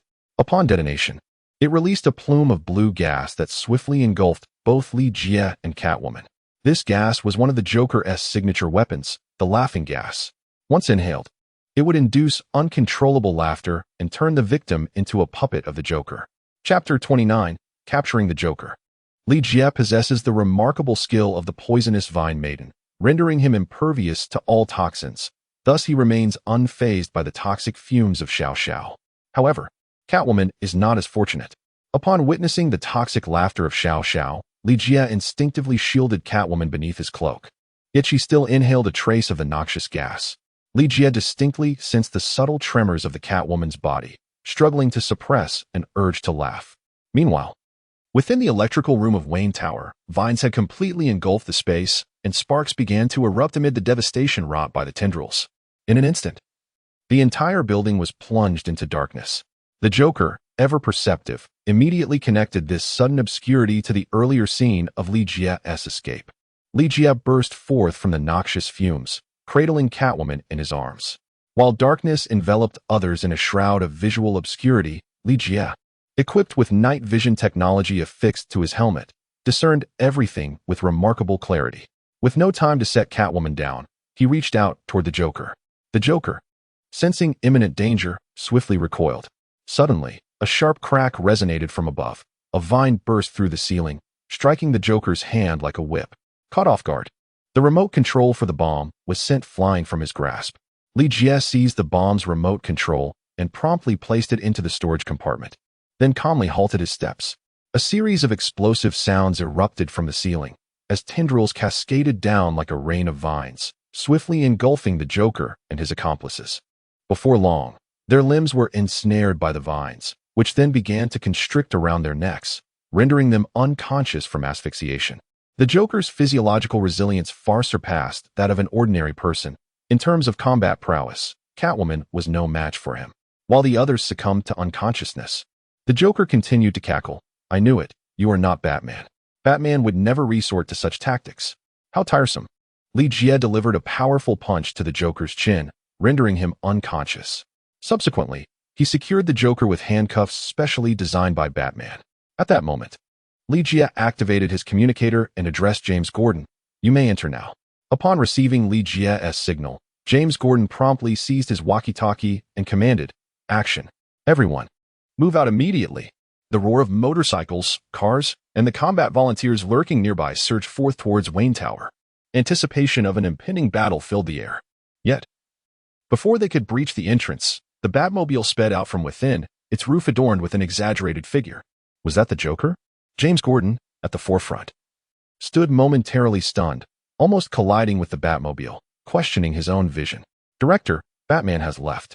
Should we still proceed inside? Someone queried from behind him. It was only then that James Gordon regained his composure, gazing at the ominous Wayne Tower, hesitating before responding. Let us go in. After a brief pause, he instructed, everyone, activate your tactical flashlights and advance as a tactical unit. If anything seems amiss, retreat immediately. The volunteers cautiously entered the lobby, discovering a multitude of criminals sprawled amidst the debris. Initially, they assumed these were corpses, until James Gordon knelt to check for breaths and realized they were merely unconscious. Quick, find them all, he ordered without delay. As they busied themselves securing the criminals, a collective gasp arose once they completed the task. Good heavens! Did Batman accomplish all of this alone? Can anyone explain how Batman managed such a feat? One remarked, "Hey, it's Batman. What can't he do?" Another replied, "Indeed. As long as the Dark Knight stood against them, misfortune awaited these criminals." However, James Gordon furrowed his brows, aware that it was not Batman who had subdued these individuals and captured the Joker, but rather Li Jie. Even Bruce Wayne himself might not have achieved such a feat. How on earth had that young man accomplished this? James Gordon mused silently, recognizing that while those around him praised Batman, today was undoubtedly Li Jie's moment to shine. Enough chatter. Immediately divide into 3 teams, one to guard the entrance and prevent any zombies from entering, another to secure a suitable location to confine these criminals, and the third, follow me, as we attempt to restore power to this facility. James Gordon issued a series of directives. In this world, any dark corner devoid of communication represents a perilous threat. It is imperative to restore power to Wayne Tower without delay. Additionally, James Gordon found himself perplexed about how to deal with these criminals. Surely, he could not confine them all within Wayne Manor, with over 100 mouths to feed. The mere act of sustenance would swiftly deplete Wayne Manor's resources. He needed to devise a way to make use of these offenders. James Gordon rubbed his furrowed brow in contemplation. While James Gordon and the volunteers busied themselves at Wayne Tower, Lee had already piloted the Batmobile back to the Batcave. Good heavens, you captured the Joker? Alfred's expression mirrored astonishment upon seeing the Joker bound within the Batmobile. Let us set that aside for now. Lend me a hand in finding a place to accommodate Selina. Li Jie carefully lifted the unconscious Catwoman from the armored vehicle. Good heavens, what has happened to her? Alfred inquired, astonished once more. She inhaled the Joker's laughing gas, but fortunately, there is no immediate cause for alarm. I found her too noisy along the way, so I rendered her unconscious. Li Jie replied. What? Did you really knock Miss Selina unconscious? Alfred asked in astonishment. Indeed, it was I who rendered her unconscious. Alfred, do you wish to continue this conversation, or shall we seek a suitable place to accommodate Selina? Li Jie raised his voice and exclaimed, cursing under his breath, damn it, Catwoman ought to shed some pounds. Apologetically, Alfred then realized that it was rather inappropriate for Li Jie to hold Catwoman while conversing with him. Master Wayne has a temporary resting room here. You may place Selina there for the time being. Furthermore, he added, Miss Selina is not at all overweight. Perhaps you should reflect on your own reasons. Li Jie. Hey, you old fellow. Are you subtly mocking me for being too naive? I refuse to accept that. Absolutely not. In just a matter of days, compared to my encounter with Alice, Li Jie has evolved into a formidable force. Naivety? That is utterly impossible. Chapter 30. Melancholic poison. After ensuring the Catwoman's well-being, Li Jie returned to face the Joker alongside Alfred. Come now, stop pretending to be asleep. Li Jie let out a loud shout. Haha. The clown opened his eyes and surveyed his surroundings, emitting a joyous laughter. Is this truly the lair of Batman? How splendid. I have been searching for this place, and now I can have a thorough exploration. Hand me the antidote for the laughing gas. Li Jie commanded. The antidote for the laughing gas. What is that peculiar concoction? I have never heard of such a remedy for laughing gas. Even if it truly exists, do you naively believe that I would provide it to you? The Joker sneered and continued with mockery. So, are you feeling quite furious now, desperately wishing to end my life? Go ahead, then. After all, you are not the genuine Batman, who rigidly adheres to that antiquated rule of not taking a life. By the way, if I were to perish, Catwoman would be beyond salvation. Just imagine how heartbroken Batman would be. This notion is genuinely delightful to ponder. Haraha, you scoundrel. Do you truly think I lack the courage to end you? Li Jia reached out and seized the clown by the throat. Go ahead, exert some force, and kill me. He taunted, his voice gradually dwindling into a whisper until it ultimately faded away. Good heavens, have you truly slain him? What will become of Selina? Alfred inquired anxiously. No. He merely lost consciousness, came the response. Li Jia had just sensed with clarity that the clown, on the brink of death, seemed to become even more exhilarated. He was undoubtedly a madman. What shall we do now? Alfred inquired. Li Jia replied, find a secure location to confine him. Alfred remarked, Master Wayne has stated that the Joker is the most perilous individual in Gotham City. Thus, a specially designed cell has been prepared for him here. Is it of the same security level as the cell that houses Wayne? Li Jia inquired. Almost, he replied. Follow me, and you shall understand my intentions upon our meeting. Alfred responded. Li Jia released the Joker from the vehicle, dragging him to the specially designed cell that Alfred had mentioned, fully grasping Alfred's intentions. Within this chamber, there lay a metal bed affixed to the ground, equipped with handcuffs and leg irons, as well as leather restraints intended to confine the body. The atmosphere was distinctly reminiscent of an asylum, making it an apt setting for the Joker. Li Jia stripped the Joker of his garments, leaving only a pair of underpants. And together with Alfred, they bound him to the bed. Subsequently, Li Jia examined the Joker's belongings, but found no antidote for the laughing gas. Alfred, with a grim expression, remarked that Master Wayne had once mentioned the laughing gas, a most terrifying chemical toxin known only to the Joker, who alone possessed the formula, depending on the dosage inhaled. There are 3 distinct reactions. The first is uncontrollable laughter, the second is complete paralysis, and the third is death. Master Wayne had previously attempted to decipher the formula of the laughing gas, but met with failure. Now that Selina has inhaled the gas, what am I to tell Master Wayne if anything were to happen to her? Alfred, I require a laboratory. Li Jia instructed. The laboratory? What do you need a laboratory for? Alfred was momentarily taken aback, and then exclaimed in astonishment, Goodness. You can't possibly be thinking of deciphering the laughing gas and concocting an antidote yourself, can you? I have already mentioned that even Master Wayne has failed. Li Jia interrupted Alfred, stating, Listen, I am aware that Bruce Wayne is an extraordinary individual, yet your young Master Wayne is not omnipotent. If you wish to prevent any harm from befalling Selina, you must hasten to prepare a laboratory for me. Alfred, taken aback by Li Jia's tone, sighed and replied, You are indeed correct. Master Wayne is not infallible, and there are numerous matters in this world beyond his capability. Should you truly succeed in developing an antidote for the laughing gas and save Miss Selina, I believe Master Wayne would be profoundly grateful. My apologies for my excessive verbosity. Li, please follow me.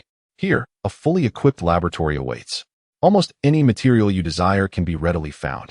Li Jia arrived at the Batman laboratory. Undoubtedly the finest chemical facility in Gotham City.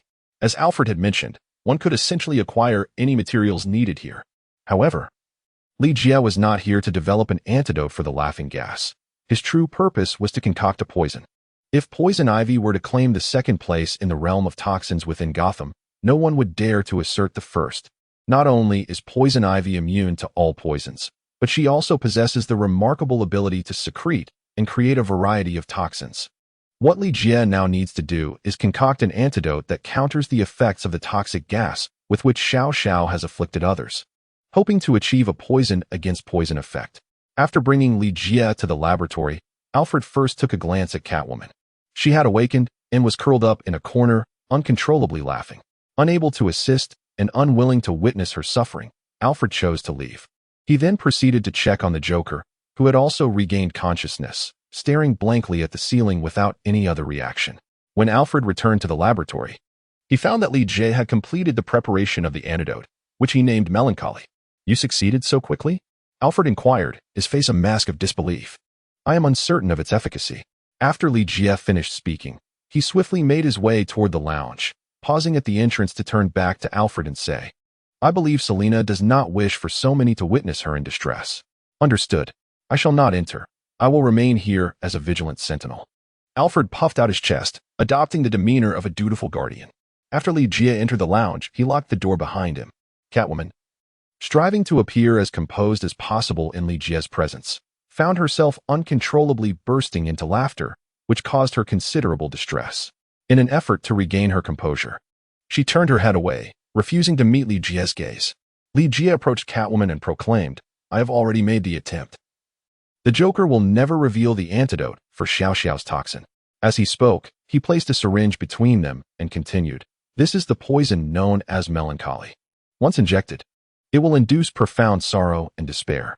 As for its efficacy against Xiao Xiao's toxin, I cannot ascertain."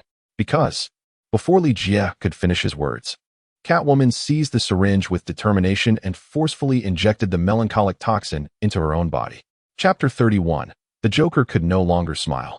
Li Jie had not even had the opportunity to conduct animal experiments to ascertain the true effects of the melancholic toxin.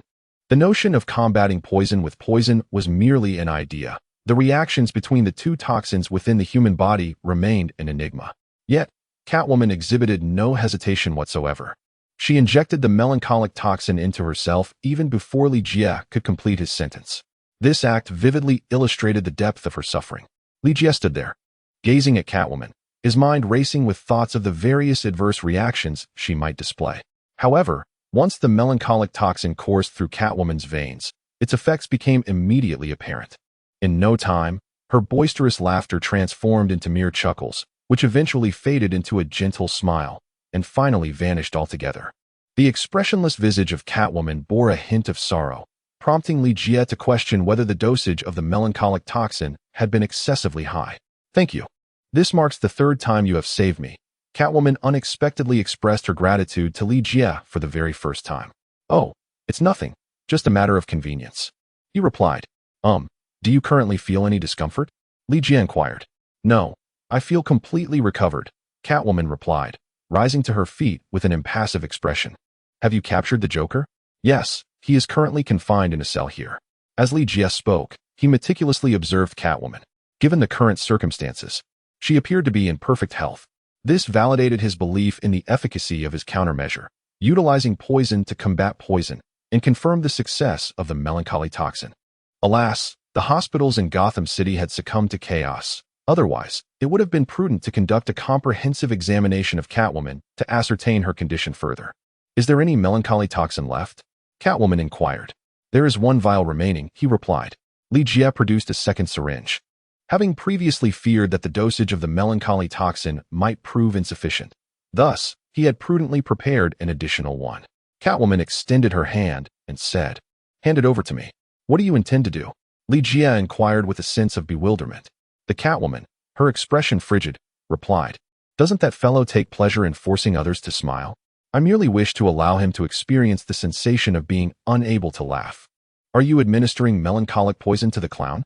Li Jie raised an eyebrow slightly, and then a smile graced his lips as he remarked, "That is indeed a commendable idea.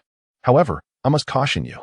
The Joker possesses a unique physiology that grants him immunity to many toxins.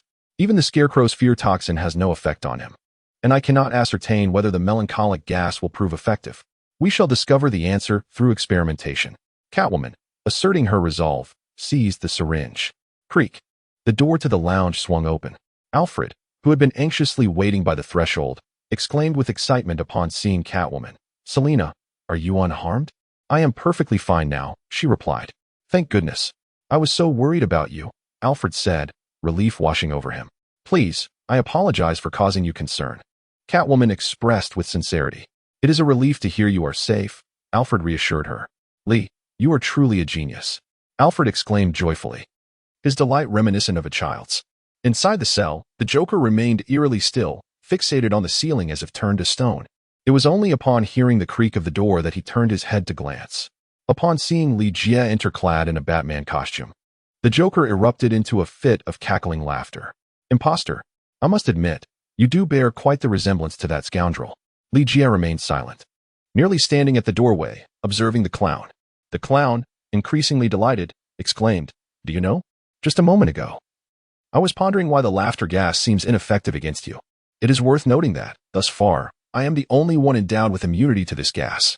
Your presence compelled me to recalibrate the formula of the laughter gas in my mind. Next time, I assure you, it will undoubtedly prove effective against you." Li Jie, that lunatic. He had been staring blankly at the ceiling, engrossed in revising the formula for the lethal gas. Where has that scoundrel Batman gone? He needs to show himself promptly. If he wishes to avoid witnessing Catwoman's demise in a fit of laughter, he had better come forth and meet me at once. As the Joker spoke, a frown suddenly creased his brow. Could the rumors possibly be true? Has that wretched Batman truly met his end? Ligia walked in, followed closely by Catwoman.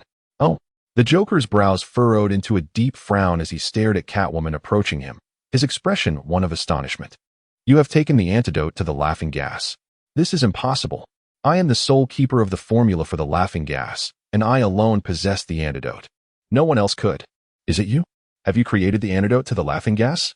The Joker's incredulous gaze shifted to Ligia, utterly unaware of Catwoman injecting the syringe into him. Who are you? How are you immune to the laughing gas? How do you possess the antidote? He exclaimed, his expression suddenly contorting in pain as he returned his gaze to Catwoman. I feel something amiss. What have you injected me with? Catwoman replied with a cold smirk, a delightful substance that doubles joy. The Joker furrowed his brow, questioning, doubles joy? But why can I not feel happy? He struggled to laugh, yet his attempts appeared more tragic than humorous. I cannot laugh. Oh heavens, I cannot laugh. You wretched creature, what have you injected me with? Why do I suddenly feel so despondent? Why can I not laugh? The Joker's emotions spiraled out of control as he began to shout in desperation. Ligia, has the melancholic toxin taken effect on the Joker? To this day, no one has revealed the existence of the melancholic toxin to him, and the Joker's reaction is undeniably genuine. This unexpected revelation comes as a surprising gain for Ligia. Catwoman, however, smiles slyly, saying, You misunderstand my intention. What I meant to convey is that it doubles my joy, especially upon witnessing your current state. I suddenly realize that my happiness has multiplied beyond mere doubling. Is it you? This wretched woman injected me with something concocted by you, didn't she? The Joker glares at Ligia with a twisted visage, trembling and struggling against his restraints, yet unable to break free from the confines of the bed, which only fuels his fury. Damn it! Who are you? Hurry and remove that hideous bat mask from your face. Let me see who you truly are. The melancholic toxin has indeed affected the Joker. But the pressing question remains, is this effect transient or enduring? Ligia decided to observe for a while before taking action. Let us step outside. Allow him a moment of solitude to regain his composure. Catwoman bent down, mocking the Joker. Enjoy this feeling of isolation, one to you? Fear not. I shall return to visit you. The Joker, however, paid her no mind and continued to yell at Ligia. Do not leave. You fraud. Remove that hideous mask and reveal your true face. Chapter 32. The task request. As Catwoman emerged from the cell, the smile that once adorned her face vanished, and she appeared visibly unsettled. Miss Selina, are you all right? Alfred inquired with genuine concern. I am fine, merely a bit fatigued. I wish to sit and rest for a moment, Catwoman replied, leaning against the wall and gradually lowering herself to the ground. Alfred turned to Ligia, his eyes questioning. What has transpired with her? Ligia shook his head, unable to accurately discern whether the current condition of the cat girl was a consequence of the melancholic poison or attributable to other factors. Perhaps it would be best to allow him to rest for a while. Ligia, stretching his arms in a languid manner, remarked that he should return to catch up on sleep, as he would need to stand watch after dawn. Since Ligia had not signed up as a volunteer, and due to the manpower shortage at Wayne Manor, he had been assigned to the sentry post. In addition to embodying Batman, he was also required to serve as part of the security detail at Wayne Manor, effectively juggling two demanding jobs. One could not help but ponder how Bruce Wayne, by day a dashing playboy, transformed into Gotham's vigilante by night, combating crime while simultaneously engaging in various research and training endeavors. Where did he find the time? Did he not require rest? After a brief slumber, Ligia arose to partake in breakfast. Although the morning repast could hardly be described as delectable, it sufficed to satiate his hunger. More importantly, acquiring goods from the system's marketplace was no trivial task. He could not squander all his resources on food alone. He needed to amass coins for unforeseen necessities. Setting a modest goal, he resolved to gather enough coins to purchase the infinite gauntlet. Following breakfast, Ligia collected an M14 rifle from the hands of a security team leader and made his way to the rooftop sentry post, where he settled down. In truth, Wayne Manor was equipped with wireless surveillance systems operating around the clock. Even the sudden flight of a bird would not go unnoticed. The effectiveness of a guard's visual patrol was rather limited.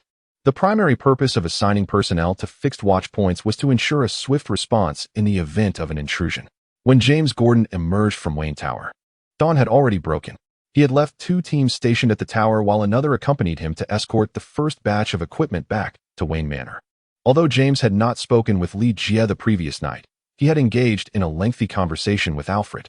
He was already aware of matters such as Li-Jie confining the Joker in the Batcave's secure cell, developing an antidote for the laughing gas, and rescuing Catwoman, which had silenced the Joker's laughter. Upon returning to Wayne Manor, James immediately inspected the Batcave to verify the rumors he had heard the night before. He then exchanged a knowing glance with Alfred. "How did that kid manage to pull it off?" "I have no idea," was Alfred's puzzled response. With no time to spare for meals, or even to wash his face, James summoned Li-Jie into his office. "Director Gordon, do you not require rest?" Li-Jie glanced at James Gordon's 2 dark circles and inquired. James Gordon shook his head, rose to grasp Li-Jie's hand, and said, "Li, before I consider slumber, I must express my gratitude on behalf of all the survivors of Gotham City." "Gratitude for what?" Li-Jie replied. "Is it merely because I apprehended the Joker and assisted in reclaiming Wayne Tower for you?" Li-Jie presented an air of nonchalance, as if the matters at hand were trifles unworthy of mention. James Gordon chuckled warmly and remarked, "Indeed, all of this is your merit, and I shall remember it with gratitude. However, what I wish to convey extends beyond that. It pertains to the hope you have instilled in Gotham. Do you realize? Beyond the Joker, you have captured hundreds of criminals. I have had brief conversations with them, and due to the emergence of Batman, at least half express a desire to reform. Of course, their words may not be entirely trustworthy. I must conduct further investigations." Li-Jie raised his eyelids slightly. "Hey, after all I have done, the credit has all gone to Batman." James Gordon paused momentarily, feigning a sudden recollection. "By the way, I have yet to inquire. How did you manage it yesterday? How did you vanquish the Joker and subdue hundreds of criminals, all while facing the imminent threat of bombs ready to explode? Pray tell, how did you accomplish such a feat?" Li-Jie replied, "This is exceedingly simple. The moment those rascals laid eyes on Batman, they were already trembling in fear. Even the Joker, one by one, knelt and begged for mercy. I merely rendered them unconscious with a single punch each." James Gordon, do you truly believe I would take such nonsense seriously? It is clearly just a fit of anger. What? You do not believe me? Li-Jie shrugged helplessly and remarked, "If you don't believe me, there's nothing I can do. The truth remains as it is. Surely you wouldn't expect me to fabricate another tale, would you?"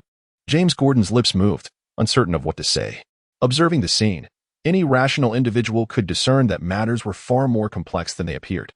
Furthermore, James Gordon had already consulted the criminals present at the time, who had all been rendered unconscious simultaneously by an unidentified entity. However, no trace of this mysterious being was found at the scene, and the surrounding darkness had rendered surveillance ineffective, leaving no one able to clarify what transpired. Noticing Li-Jie's reluctance to divulge the truth, James refrained from pressing further. After all, they required Li-Jie's abilities and Batman's identity to safeguard Gotham City. Pushing Li-Jie too hard could prove detrimental. Please, do not misunderstand me. What I wish to convey is that everyone harbors secrets they must protect, and I have no intention of prying into yours. Additionally, I would like to express my gratitude to you once more." With that, James Gordon bowed in appreciation. "Director Gordon, you are far too courteous.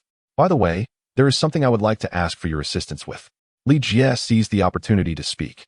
"Li, it is you who should be polite. Regardless of the circumstances, I, James Gordon, will go to great lengths to fulfill your needs." James Gordon also took this chance to express his sentiments and cultivate goodwill. Li-Jie smiled and remarked, "Director Gordon, you are being somewhat exaggerated. This matter does not necessitate your self-sacrifice. In truth, it is a rather simple affair.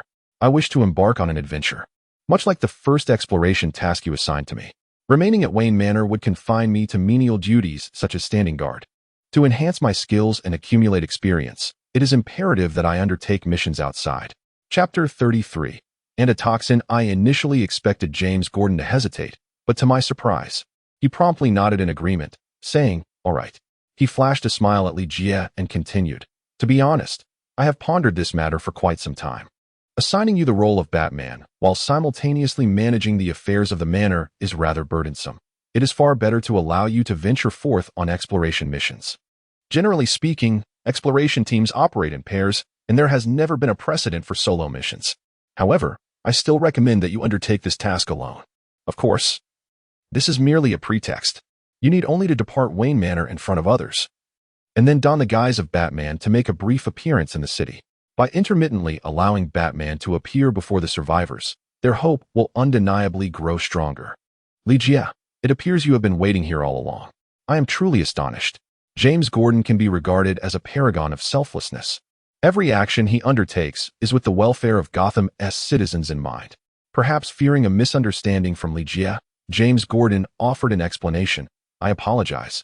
I recognize your capabilities, but Gotham requires Batman. If you wish to act in your own capacity, it is not out of the question. You merely need to seize the right opportunity. I shall proceed as you suggested. Li interrupted James Gordon. Upon reflection, using the identity of Batman as a disguise for oneself is indeed quite commendable. Director Gordon, if there are no further matters to discuss, I shall not intrude upon your rest. Li rose to speak. The bustling atmosphere of the first-floor hall was palpable. For James Gordon had returned not only with an arsenal of weaponry, but also with an array of essential supplies.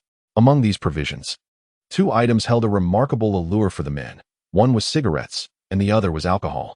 Barney stood by a table, heroically distributing an open pack of cigarettes to those around him. Just then, Lee Barber called out to Li, who was about to leave, and handed him a paper bag, saying, "This is a token of gratitude for your previous request." "What?" Li inquired with curiosity. "You'll know once you open it."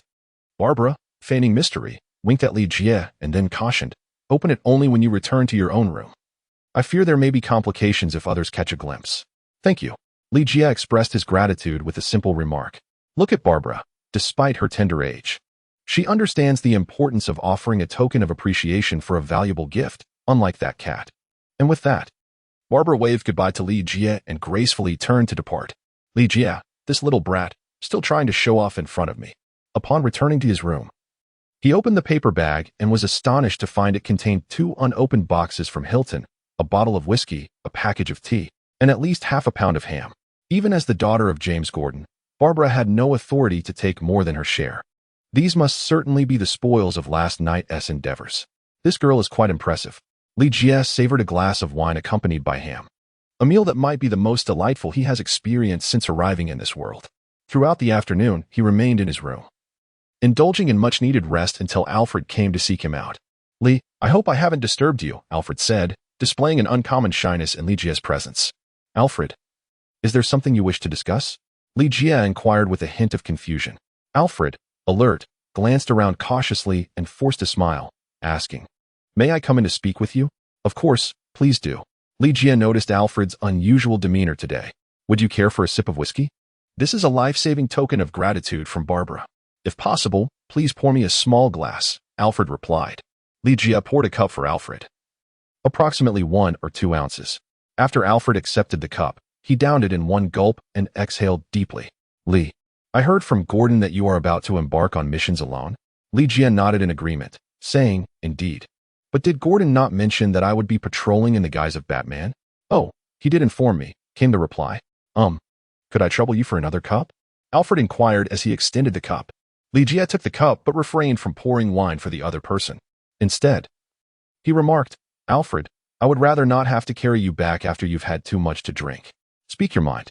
Alfred inhaled deeply and responded, "Li, I actually wish to ask you for a small favor. Moreover, this favor must remain confidential. You cannot disclose it to anyone else." After a brief pause, he added, "Including Director Gordon." "Alfred, if even Director Gordon must remain uninformed, it seems this favor is anything but trivial." Li jested, and Alfred chuckled awkwardly. "In truth, it is merely a small favor," he replied. As he spoke, Alfred retrieved 3 syringes from the pocket of his coat. "This is an antidote I have recently developed using the Batcomputer. I now need to demonstrate its efficacy against the zombie virus. But I wish to keep this matter confidential until I have proof. Do you understand my intent? Alfred, are you suggesting that I venture out to capture a few zombies for your experiment?" Li replied with a counter-question. Alfred hastily waved his hand and said, "There's no need for such complications. You simply need to inject them into the corpses of the zombies while out on a mission. It's quite straightforward." Li now comprehends why Alfred sought him out. Firstly, Alfred is considerably aged, rendering him incapable of accomplishing this task on his own. Secondly, other exploration teams consist of at least 2 members. For the sake of discretion, it appears that Alfred's only option is Li. Thus, it can indeed be regarded as merely a small favor. Li was delivering a sermon. Alfred, ever so busy, interjected. Li, rest assured. I shall not let your efforts go unrewarded. As long as you assist me with this task, I can utilize Batman's technology to craft a piece of equipment you desire. May I select from the existing Batman arsenal? Li inquired. After a moment of hesitation, Alfred nodded and replied, everything is acceptable except for that heavily armored batsuit. Alfred, I truly find no reason to decline. It is a deal. Li extended his hand, and Alfred eagerly reached out to shake it. Li, I cannot thank you enough. From the very first moment I laid eyes on you, I knew you were a good person, a trustworthy friend to whom one could confide. By the way, when do you plan to take action? If you are in a hurry, I can commence right away. Li replied. Chapter 34, The Distressed Bane. The reason Li agreed to conduct the antitoxin experiment with Alfred is remarkably straightforward. Poison ivy serves as a cautionary tale. Although she is impervious to a plethora of toxins, almost entirely immune to various venoms, including the Joker's laughing gas, she is evidently not immune to the zombie virus. Li has now risen to the ranks of the absolute elites in Gotham City. Yet a single bite from a zombie could lead to his transformation into one of them. In such a dire scenario, all would be lost. How could he possibly continue? Thus, Li is in urgent need of an antidote that would render him immune to the zombie virus. If Alfred's research proves to be genuine and effective, it would alleviate a significant burden from Li. As dusk approached, Li embarked on his first solo mission since entering Wayne Manor. He did not don the persona of Batman. Instead, he ventured into Gotham City as Jack Lee. In truth, there were wandering zombies in close proximity to Wayne Manor. Yet Alfred had strictly prohibited him from conducting experiments nearby, prioritizing confidentiality. Furthermore, Alfred was concerned that Li might be discovered while conducting his zombie experiments, which is why he forbade him from assuming the identity of Batman during these trials. That old fellow truly remained steadfastly loyal to Bruce Wayne, always prioritizing Batman's interests in every endeavor. Li remained indifferent. As long as the antitoxin in his possession proved effective, sacrificing a small part of himself was of no consequence. With a soft sound, the vehicle came to a halt in an underground parking facility in Gotham City. The surveillance cameras here were rendered inoperative, eliminating any concern of being recorded. The number of zombies was relatively sparse, rendering this an ideal experimental environment. Once the vehicle was securely parked, Li refrained from turning off the headlights, concealing himself in the shadows as he awaited the approach of the undead. Soon, 5 zombies staggered towards him. As Li and his companions approached, they immediately employed their vine skills to ensnare the zombies. Subsequently, they bound one of the zombies with rope and discarded it in front of the vehicle. Li then produced the camera that Alfred had provided and positioned it atop the vehicle, aligning the lens directly toward the location of the zombie. Alfred, can you see clearly? Li activated the bat communicator and inquired. Alfred replied, absolutely clear. Li, you are truly remarkable, having so swiftly captured a zombie. Alfred, cease your flattery. I am about to commence.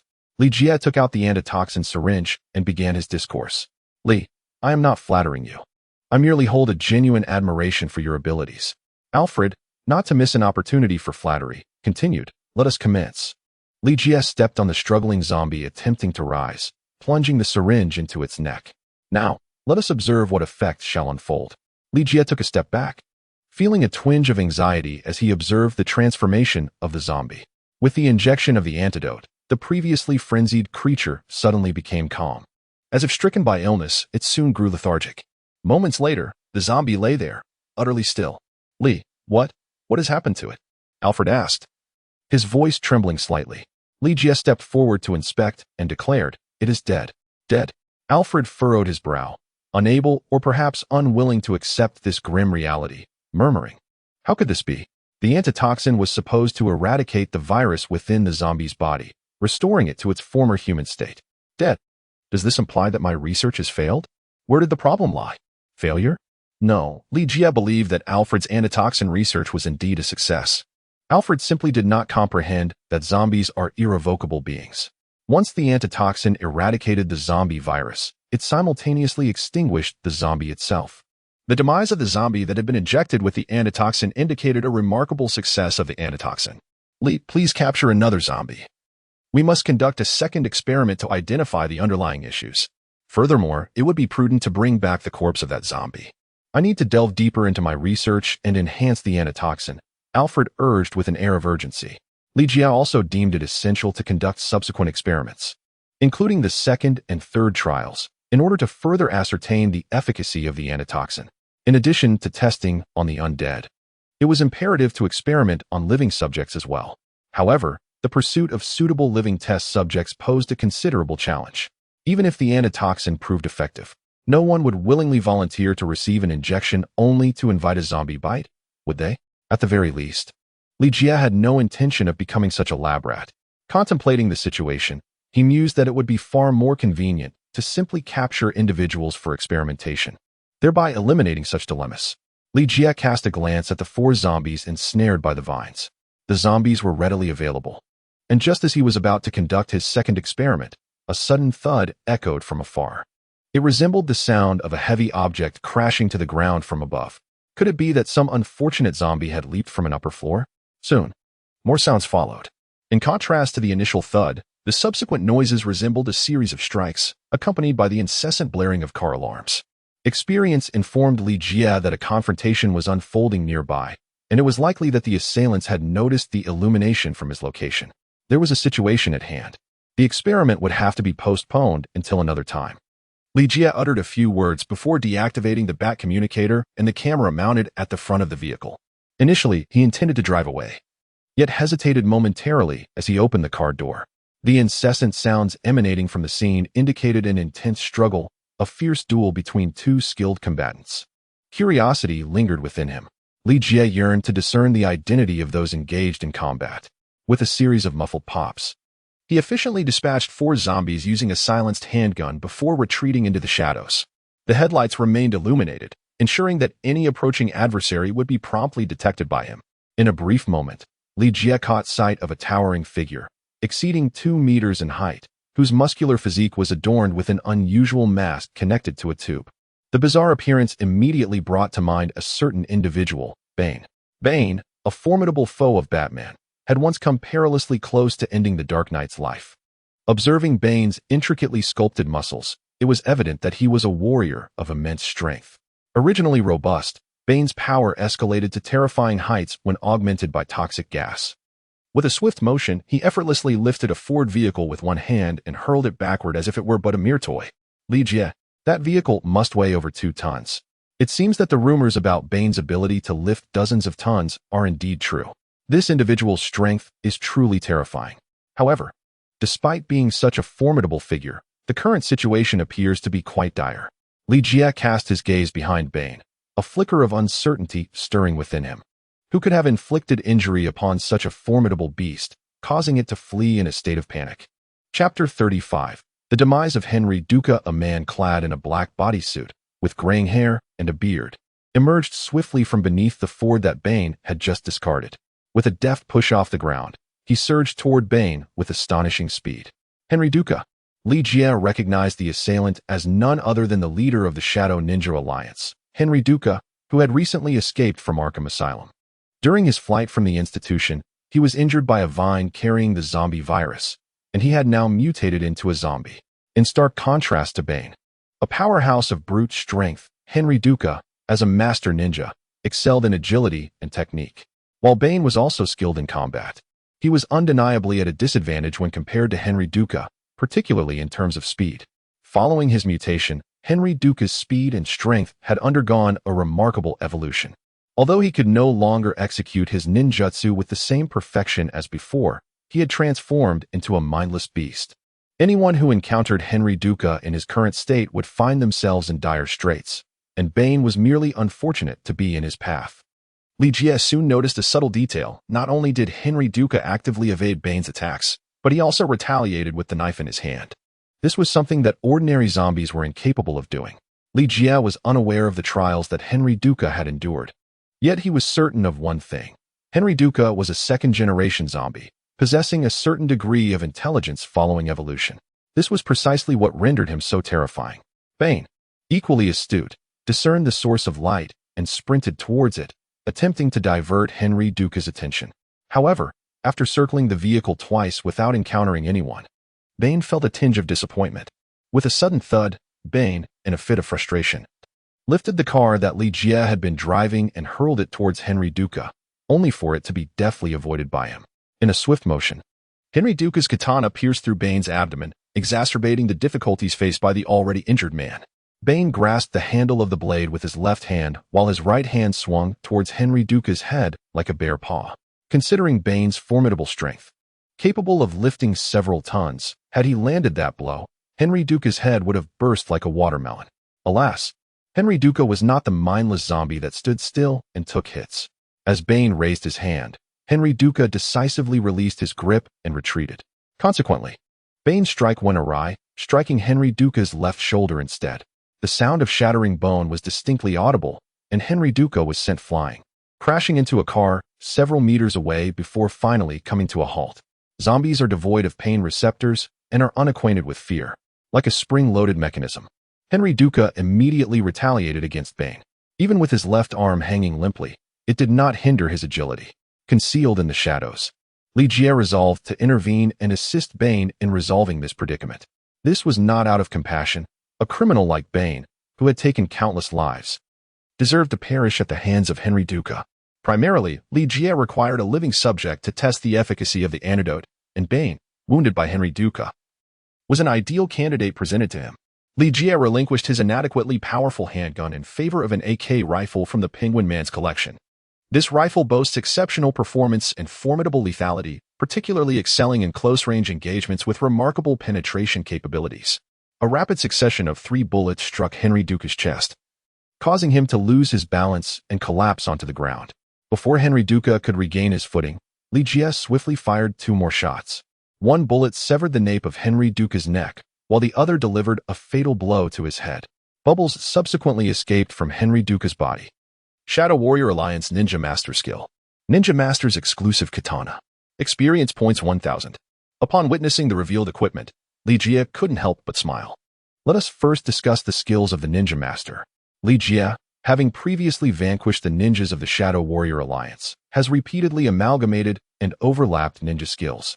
This time, after incorporating the Master Ninja skill, even if Henry Duca were alive, his prowess in Shadow Ninjutsu would pale in comparison to that of Li Jie. The katana specifically designated for the Master Ninja is not the one still embedded within Bane's body, but rather a weapon of ancient design, remarkably sharp and elegant. It is likely the ancestral katana of the leader of the Shadow Warrior Alliance.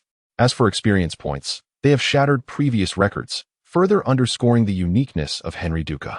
The ease with which Li Jie was able to eliminate Henry Duca was nothing short of serendipitous. Had it not been for Bane's fierce confrontation with Henry Duca, which diverted the latter's attention, Li Jie might not have succeeded. Having endured relentless torment throughout his childhood in prison, Bane has developed an immunity to fear and death. Casting a glance at Li Jie, who wielded an AK rifle, Bane remained unfazed. Walking over to crush Henry Duca's skull beneath his foot with a resounding crack before turning away, Li Jie fired 2 shots. Bane, having taken a few steps forward, halted and turned back to gaze at Li Jie once more, bracing himself for a desperate confrontation. "Hey, don't be alarmed. I merely wish to assist you." Li Jie pointed at Henry Duca and remarked, "You have already contracted the zombie virus. It won't be long before you, too, succumb to the fate of becoming a zombie like him." Bane cast a glance at Henry Duca's lifeless body before shifting his gaze to the wounds adorning his own form. In addition to the knife cuts and claw marks, he had also suffered 2 bites, sealing his fate with the zombie virus. Although Bane could utilize toxins to enhance his physique and heal his injuries, rendering the katana that pierced his body a mere nuisance, he understood that the zombie virus lay beyond the scope of any antidote. This realization left Bane in a state of uncertainty. Li Jie retrieved a syringe, gently shaking it in the air. "This is an antidote capable of treating the zombie virus. Once injected, you shall recover," he proclaimed. As he placed the syringe on the ground and retreated, he continued, "I am aware that you harbor little trust in me. However, the choice to inject it lies solely with you." He added, somewhat bluntly, "Even if I were to deceive you, the outcome could scarcely be more dire for you." Bane approached and picked up the syringe, showing no hesitation as he swiftly administered the antidote into his body. With a decisive toss of the syringe aside, Bane fixed his gaze intently upon Li Jie. Li Jie gestured towards his damaged car, stating, "There is a first aid kit inside, should you require medical attention. I could assist you." Bane glanced at Li Jie's vehicle and then at Li Jie himself, uttering not a single word before turning away to depart. Oh, what a character he is. Li Jia quietly followed behind, covertly observing any changes in Bane. Chapter 36. The Dionysian Factor. Bane resided within the sewers. On the surface, the sewers appeared to be filthy. However, in a world overrun by zombies, they actually offered a higher degree of safety than the surface. The only concern was the mutated rats. Those tiny creatures were quite elusive. Having grown up in the darkness of a dungeon, Bane adapted remarkably well to this environment. He could navigate effortlessly through the shadows without the aid of night vision equipment.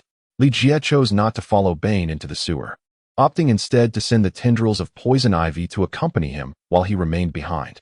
Thus, regardless of any transformations Bane might undergo, the vines would relay information back to Li Jie. The vehicle that brought him had been rendered inoperable, compelling Li Jie to procure another car, in which he stowed the corpse of a zombie that had succumbed after receiving an injection of an antitoxin. Alfred arranged for the Batmobile to rendezvous with Li Jie en route, transporting him and the body to the Batcave. With a sharp crack, Alfred, ever the cautious individual, fired a round into the zombie's head despite Li Jie's assurances of its demise, before permitting him to assist in transferring the body to the autopsy table. Li Jie, however, found the ensuing task uninteresting and instead made his way to the cell housing the Joker. The security of this cell was beyond question, having been specifically designed by Bruce Wayne for the Joker's containment. Even the Joker, with his exceptional talents, would find it nearly impossible to escape in the short term. In an effort to maintain an air of mystery before the Joker, Li Jie donned the bat suit. As he had observed upon his previous departure, the Joker was once again restrained upon a metallic bed. His face was adorned with a painted smile, yet an aura of melancholy enveloped him. The effects of the venom were evidently more potent than anticipated, as it had managed to ensnare even the Joker.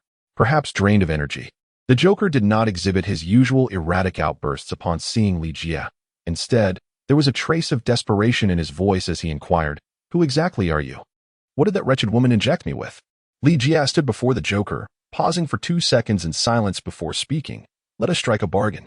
You shall reveal to me the true intent behind your assault on Wayne Manor, and in return, I shall disclose why I refrained from ending your life directly.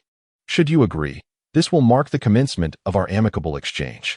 The Joker, without a moment's hesitation, replied, "I attacked Wayne Manor for the resources contained within and to compel all present to submit to my will. Yet, this is merely a superficial justification. The underlying motive is my desire to abduct Bruce Wayne. You must be aware that I have taken control of Wayne Tower, where the underground vault houses advanced weaponry developed by Wayne Enterprises. However, there exists a particular vault that I have been unable to breach despite my numerous attempts. It is said to contain weaponry capable of annihilating the entirety of Gotham City, and only Bruce Wayne possesses the means to unlock it. This is the rationale behind my plan to assault Wayne Manor." Li Jie discerned that the Joker had not deceived him. The circumstances unfolded precisely as he had envisioned. The assault on Wayne Manor was driven by ulterior motives. Regrettably, the Joker remained oblivious to the fact that Bruce Wayne was, in truth, Batman, even if he were aware. With his deranged mindset, he would undoubtedly contemplate kidnapping the Dark Knight.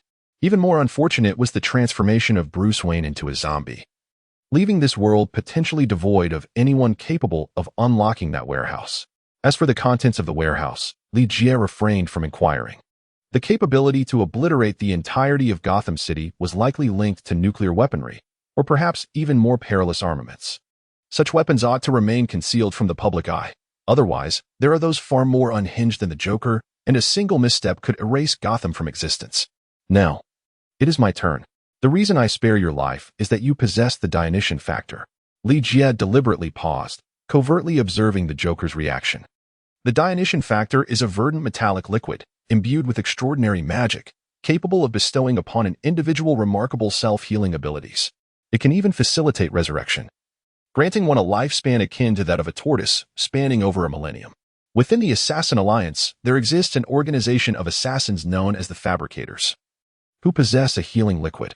As long as the individual remains alive, submerging the injured in this liquid will miraculously restore them. Due to the presence of the Dionysian Factor within, beneath Gotham City lies a pool of this very substance, flowing with pure Dionysian essence. The Joker, once merely an ordinary man, underwent a transformation upon inadvertently discovering the Dionysian Factor, endowing him with an array of extraordinary capabilities. Indeed, the Dionysian factor constitutes the Joker's greatest secret. When Li Jie realized he had been reborn in Gotham City, his thoughts were not initially drawn to Batman or notorious villains like the Joker, but rather to the Dionysian factor. The Joker's emergence undoubtedly brought Li Jie closer to this elusive substance. Is the Dionysian factor meant for brewing wine? The Joker retorted, his lackluster performance failing to conceal the truth behind this secret. Li Jie let out a cold laugh. You may choose to deny it. Yet we can conduct a simple experiment to demonstrate the presence of the Dionysian factor within you. Demonstrate? How do you intend to prove it?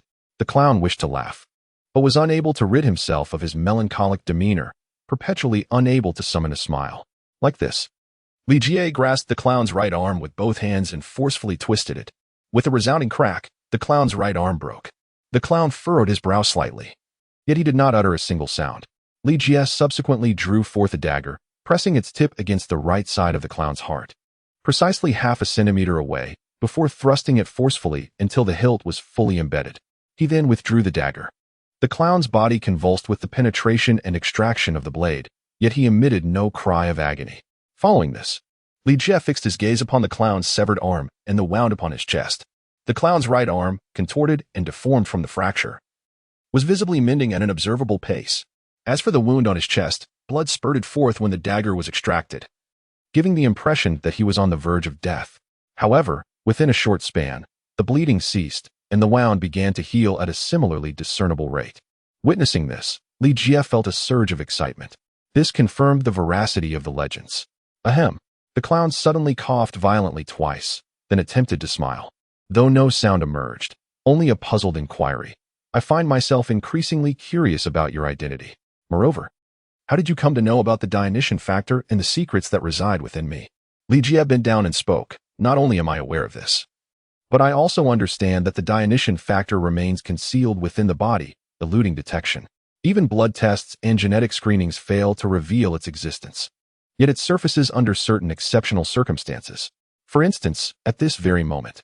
The clown widened his eyes, gazing incredulously at Li Jie. Chapter 37. Gordon's Assault. Do you think I would disclose the whereabouts of the Dionysian factor to you? The clown's lips twitched, caught in the agony of wanting to laugh but finding it impossible. I know you wish to compel me to end your life. Rest assured, I have no intention of doing so just yet. You seem to be in a rather agreeable state, wouldn't you agree? Li Jie let out a cold laugh and rose to depart. Hey! The clown suddenly called out to Li Jie, a smile finally gracing his lips. Regardless of your identity, I have come to realize that you are quite an intriguing individual. At the very least, you do not exhibit the same obsessive tendencies as Batman, nor do you bear the burdens he carries. I sense that we could forge a friendship. What do you say, friends? Li Jie stepped outside and approached the Batcomputer. After a moment of hesitation, he spoke. Do you know who I am? Jack Lee. Once a mediocre actor, now a formidable warrior endowed with exceptional combat skills, the prospective successor to the mantle of Batman. Li Jie's eyes gleamed with a hint of excitement as the Batcomputer unexpectedly responded. Could you assist me with a task? He inquired. The Batcomputer replied. That depends on the nature of your request and whether it aligns with Batman's principles of safeguarding Gotham City. In other words, as long as I do not contravene Batman's ethical standards, you will lend me your assistance, correct? Li Jie inquired. The Batcomputer responded. In theory, this is indeed the case. You are the candidate for the new generation of Batman, and it is my duty to assist you in evolving into a true Dark Knight. Li Jie, I have no interest in becoming Batman. I require all the information regarding the Dionysian factor. Can you assist me in locating it? Li Jie inquired. Batcomputer, the Bacchus factor data package has been dispatched to you. You may peruse it at your convenience. Within the confines of Li Jie's helmet, a concealed miniature computer received a data packet transmitted from the Batcomputer. Upon accessing the information, Li Jie discerned that the particulars regarding the Dionysian factor were not merely hastily gathered by the Batcomputer. Rather, it appeared that Bruce Wayne had conducted prior investigations into the Dionysian factor. This conclusion was supported by the frequent mentions of the Joker throughout the documentation. The data meticulously elucidated the nature of the Dionysian factor and its implications, yet it remained profoundly esoteric, rendering it incomprehensible to the average individual. It was akin to cola. While the common person may relish its delightful taste and glean its ingredients from the label, they would be utterly incapable of concocting a glass of cola on their own. The information regarding the Dionysian factor that Li Jie has just encountered is indeed intricate, requiring an individual of exceptional talent to fully comprehend its true implications. Within the materials, it is once again affirmed that the Dionysian factor possesses remarkably wondrous properties. Fortunately for Li Jie, his aspirations lie solely in acquiring and utilizing the Dionysian factor, rather than delving into its origins or the reasons behind its efficacy, which do not pique his curiosity excessively. Regrettably, the documents fail to indicate the specific location of the Dionysian factor. I yearn to ascertain the precise whereabouts of the Dionysian factor. Li Jie spoke. The back computer responded. The Dionysian factor has remained under the control of the Joker, who alone knows its precise location. However, based on the available data, the Dionysian factor could be concealed in several locations. The computer screen illuminated with a map of Gotham City, subsequently marking several potential hiding spots for the Dionysian factor. Batman. I mean the previous Batman, Bruce Wayne, has he verified these locations? Li Jie inquired. The back computer responded. Bruce Wayne has yet to confirm, as Gotham City is engulfed in a zombie crisis. Understood. Thank you for your assistance. Li Jie meticulously noted down several potential locations where the wine god factor might exist, planning to verify them on his next excursion. Just as he was about to depart, the back computer suddenly spoke. Someone is attempting to breach my firewall, and this is not the first time I have been targeted. Please authorize me to upgrade my defenses. Otherwise, I may collapse at any moment. Li Jie was somewhat astonished. His surprise did not stem from the fact that there were still individuals attempting to breach the back computer and engage in cyber intrusions. Rather, he was taken aback by the back computer itself sending him a request, seeking his authorization. In a fleeting moment, the realization dawned upon him. Alfred possessed the privilege to operate the back computer. However, he was merely the caretaker of Wayne Manor, a supportive figure, and not the true master of the back computer.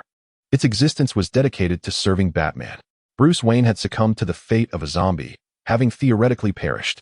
Furthermore, the back computer had recently indicated that Li Jie was a candidate for the new generation of Batman, thereby rendering him the sole individual capable of granting authorization. It was time to upgrade the firewall. Li Jie issued the command. The back computer, the firewall upgrade has commenced, with a restart anticipated in 5 minutes. 5 minutes later, the computer screen abruptly went black and then initiated the reboot. The reboot was successful. The firewall has been upgraded and reinforced. Li, thank you. The back computer delivers a sermon. Li Jie smiled and said, there's no need for thanks. I will require your assistance again in the future. The back computer responded. As long as it does not contravene the principles of safeguarding Gotham City, I am more than willing to serve you. Li Jie conducted another inspection of the cell housing the Joker and Bruce Wayne. Satisfied that everything was in order, he departed from the Batcave and returned to Wayne Manor above. James Gordon had already left the estate. Accompanied by a team headed to Wayne Tower to arrange for the transport of the second batch of equipment. Barbara remained behind to recuperate. After taking a brief stroll, Li Jie noticed the absence of Catwoman but paid it little mind, retreating to his room for rest. The following morning, after breakfast, Li Jie planned to visit the first likely hideout of the God of Wine, intending to check on Bane as well, perhaps due to his injuries. The hulking figure had been lurking in the sewers, avoiding the surface. Just as Li Jie picked up the walkie-talkie and prepared to drive off, Barbara suddenly rushed over. Li, wait for me, she exclaimed, pulling open the car door and taking a seat in the passenger's side. Oh, Barbara. My undertaking of this mission has been sanctioned by your father, Commissioner Gordon. If you wish to accompany me, you must also seek his approval. Otherwise, I cannot bear the responsibility should anything go awry. Li Jie was reluctant to carry a burden by his side, as it would render any endeavor inconvenient. Silence, Barbara exclaimed irritably, hastening her speech. My father was ambushed by a scarecrow on his way back. Did you not hear the news transmitted through the intercom? Li Jie had yet to activate his walkie-talkie, thus remaining oblivious to the unfolding events. From Barbara's anxious demeanor, it was evident that this was no jest.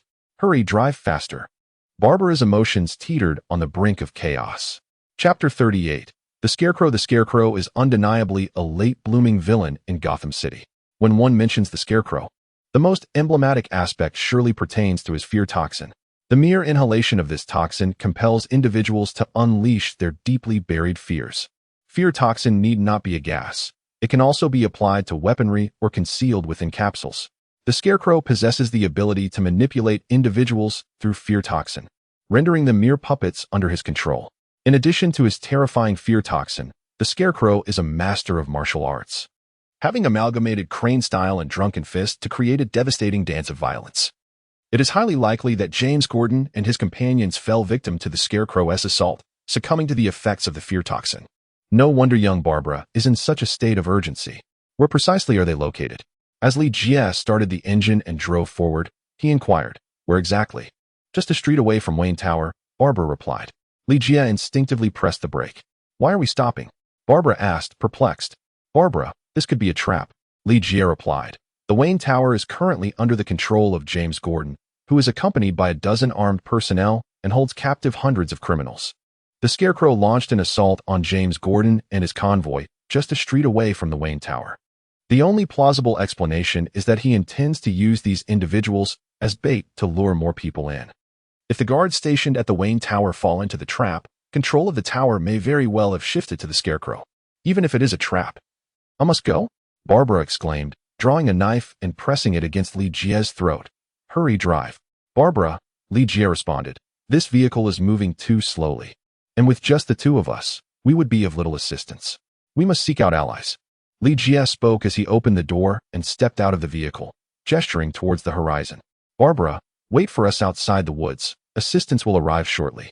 Although Barbara was slightly overwhelmed, she was not foolish. She understood that it would not be of much significance for just the two of them to proceed. Upon hearing Li Jie mention the need for aid, she acquiesced. But where could one possibly find such assistance? The personnel within Wayne Manor were limited, leaving no capacity to spare additional help. The assistant referred to by Li Jie is merely adopting a different identity. Driving the Batmobile not only expedites the journey, but also saves precious time. Following Li Jie's instructions, Barbara parked the vehicle outside the woods and anxiously glanced back, contemplating how many allies Li Jie might have summoned. In truth, the majority of the Wayne Manor Guard consists of former officers from the Gotham City Police Department, who hold an unwavering loyalty to James Gordon. Upon hearing the news of James Gordon's assault, the inhabitants of the manor had spontaneously resolved to come to his aid. It was only due to Gordon's strict orders mandating their presence at the manor that no one accompanied Barbara on her venture. Biting her lip, Barbara set a mental deadline, considering that if Li Jie could not procure reinforcements, she would drive ahead herself. Even a preliminary reconnaissance would be beneficial. Suddenly, a distant roar of an engine pierced her thoughts. Turning her head, she beheld the Batmobile approaching, and she exclaimed with excitement, "Batman!" With a swift drift, the Batmobile came to a halt beside Barbara. Lowering the window, Li Jie inquired, "Madam, I hear you are in need of assistance?" "Yes, my father. He is Commissioner Gordon. He has been attacked by Scarecrow, and I must rescue him." Barbara replied fervently. "Then what are we waiting for? Get in. I believe my vehicle will allow you to reunite with your father sooner." Li Jie shook his head and said, "Thank you, Mr. Batman." Barbara hurriedly boarded the Batmobile. And much like Li Jie on his inaugural ride, she transformed into a curious child, eagerly exploring her surroundings. With a sudden jolt, the rocket launcher was inadvertently dislodged by Barbara's touch. "Oh, I'm so sorry," she exclaimed, startled, as she quickly offered her apologies. "It's quite all right," came the reassuring response. Li Jie retracted the rocket launcher and then advised, "You would be wise to fasten your seatbelt." As Barbara secured her seatbelt, she murmured softly, "Mr. Batman, if I may be so bold, I sense something peculiar about you today." "Peculiar? In what way?" Li Jie inquired with curiosity. Barbara shook her head and replied, "I cannot specify. It is simply a feeling." After a brief pause, she suddenly exclaimed, "Ah, we have forgotten about Li." "Li? Who is that? Is he your friend?" Li Jie intentionally inquired. "I suppose so. He saved my life," Barbara replied with a nod, her expression shifting to one of bewilderment as she asked, "By the way, Mr. Batman, how did you know I was in need of assistance, and how did you find me there?" "Li Jie, what prompts such an abundance of questions from today's youth? I am, after all, Batman, and I am privy to all occurrences within Gotham City. Buckle up, for I am about to engage turbo mode." Wayne Tower. The situation aligns precisely with Li Jie's conjectures. James Gordon is merely a decoy. Scarecrow has had his sights set on Wayne Tower for quite some time, long before the Joker seized control. Previously, Scarecrow had unleashed fear toxin upon the Joker, only to find it utterly ineffective, resulting in a thorough thrashing at the hands of the Joker. From that moment on, the Joker became a psychological specter haunting Scarecrow.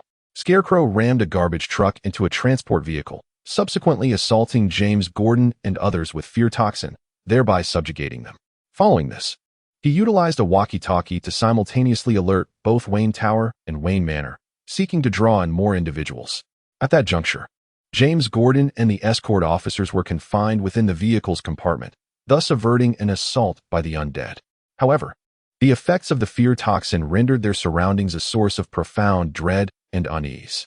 Ultimately, James Gordon issued a directive via the walkie-talkie, prohibiting anyone from leaving their posts to rescue them, compelling Scarecrow to alter his operational strategy.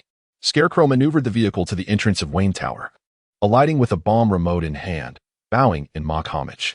Should the Joker have been present, he would likely have snorted in disdain, a pitiful imitation. Scarecrow indeed mirrored the Joker to some extent, even adopting a similar tone as he spoke. "Gentlemen, should you choose to fire, I fear that James Gordon and his companions will meet a rather explosive end. Oh, allow me to present you with a gift." With a soft thud, a Scarecrow doll tumbled behind the barricade, and soon after, the fear toxin began to seep forth from within the doll. Haha. Scarecrow erupted into gleeful laughter. Chapter 39. Fear. Ligia drove the Batmobile once more to Wayne Tower. Barbara pointed at the telephone pole in front of the building and exclaimed, "Look, it's my dad." Ligia naturally noticed James Wayne bound to the utility pole, surrounded by a throng of zombies below. Had it not been for the pole's smooth surface, which rendered it impossible for the undead to ascend, James Wayne would have undoubtedly succumbed to their ravenous hunger. Simultaneously, he ought to feel fortunate that he has yet to fall prey to the assaults of avian zombies. Regardless, James Wayne's current predicament is exceedingly dire. Batman, hasten to devise a solution. Barbara is already in a state of utter disarray. Remain calm. Ligia pressed the accelerator to the floor, propelling the Batmobile directly into the throng of zombies, all the while meticulously scanning for any lingering threats from the Scarecrow in the vicinity. After several decisive collisions, the undead beneath the utility pole had been nearly eradicated. Ligia handed the grappling gun to Barbara, urging her, "Go rescue Commissioner Gordon. I will provide cover for you." Utilizing the grappling gun, Barbara ascended to the top of the utility pole. "Dad, Batman and I are here to save you," she called out. "Barbara?" James Gordon's face turned ashen, as if he struggled to recognize his daughter. He glanced downward, trembling as he exclaimed, "Scarecrow, so many scarecrows." "Scarecrow? Where?" Barbara inquired, perplexed. "Countless scarecrows, they are everywhere," James Gordon repeated in a frantic manner, his eyes reflecting sheer terror. Bang, bang. Ligia gripped the steering wheel with his right hand, prepared for any sudden changes, while his left hand firmly held a Glock pistol aimed at the approaching zombies. Upon overhearing the conversation between the father and daughter above, he couldn't help but interject, "Barbara, Commissioner Gordon must have inhaled fear gas. Now everyone appears to him as mere straw men. Hurry, bring him down. We have little time to squander." Upon hearing this, Barbara hastily severed the ropes binding James Gordon with a knife. With one arm wrapped around her father's waist and the other clutching her grappling gun, she exclaimed, "Dad, hold on tight. I'm taking you away from here." Suddenly, a rocket propelled from Wayne Tower, crashing with a thunderous roar into a utility pole. The pole was obliterated, sending Barbara and James Gordon plummeting from above. "Are you both unharmed?" Ligia turned around and called out, "Dad, are you all right?" Barbara hurriedly reached out, feeling over James Gordon. The Scarecrow is here." James Gordon screamed incessantly. Once Barbara confirmed that her father was unharmed, she then checked her own condition and shouted to Ligia, "We're fine. None of us are hurt." "Ligia, this father and daughter truly seem to be under the protection of the goddess of fortune, having miraculously avoided being struck by shrapnel from the explosion. How many good deeds must one perform to be graced with such extraordinary luck? If there are no further matters to attend to, let us hasten to the vehicle. We must depart from this place post-haste," Ligia urged. "Oh, very well." Barbara exerted herself to push James Gordon into the vehicle, then squeezed in beside him. The sole drawback of the Batmobile was that its excessive armament compressed the interior space, making it exceedingly cramped for the three of them. Whoosh! Another rocket propelled towards them. Without waiting for Barbara to close the door, Ligia pressed the accelerator, propelling the vehicle forward and narrowly evading the onslaught of rocket fire. Inside Wayne Tower, a resounding thud echoed as the masked Scarecrow delivered a forceful blow, sending the individual wielding the M202 rocket launcher crashing to the ground. "You fool, you nearly killed Batman. Batman is mine, do you understand?" The fallen man trembled, too terrified to utter a word of defiance. Scarecrow then turned to face the multitude of criminals behind and before him, who had rearmed themselves, though they had inhaled a slight dose of fear toxin.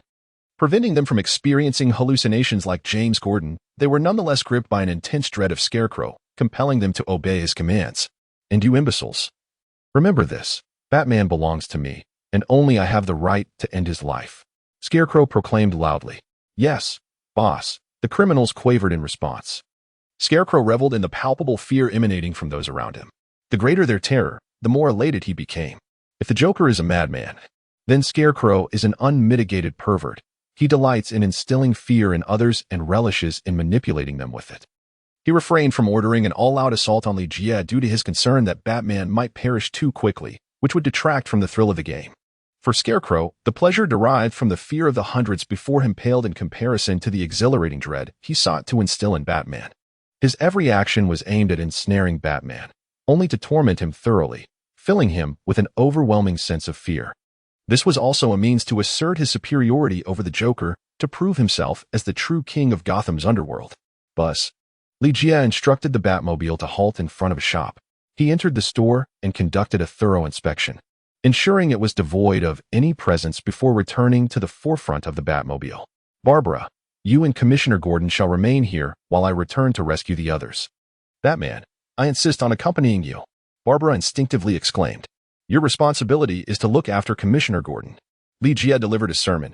Barbara glanced at her trembling body, her lips incessantly murmuring the name of the Scarecrow's father, realizing that he was indeed surrounded by danger.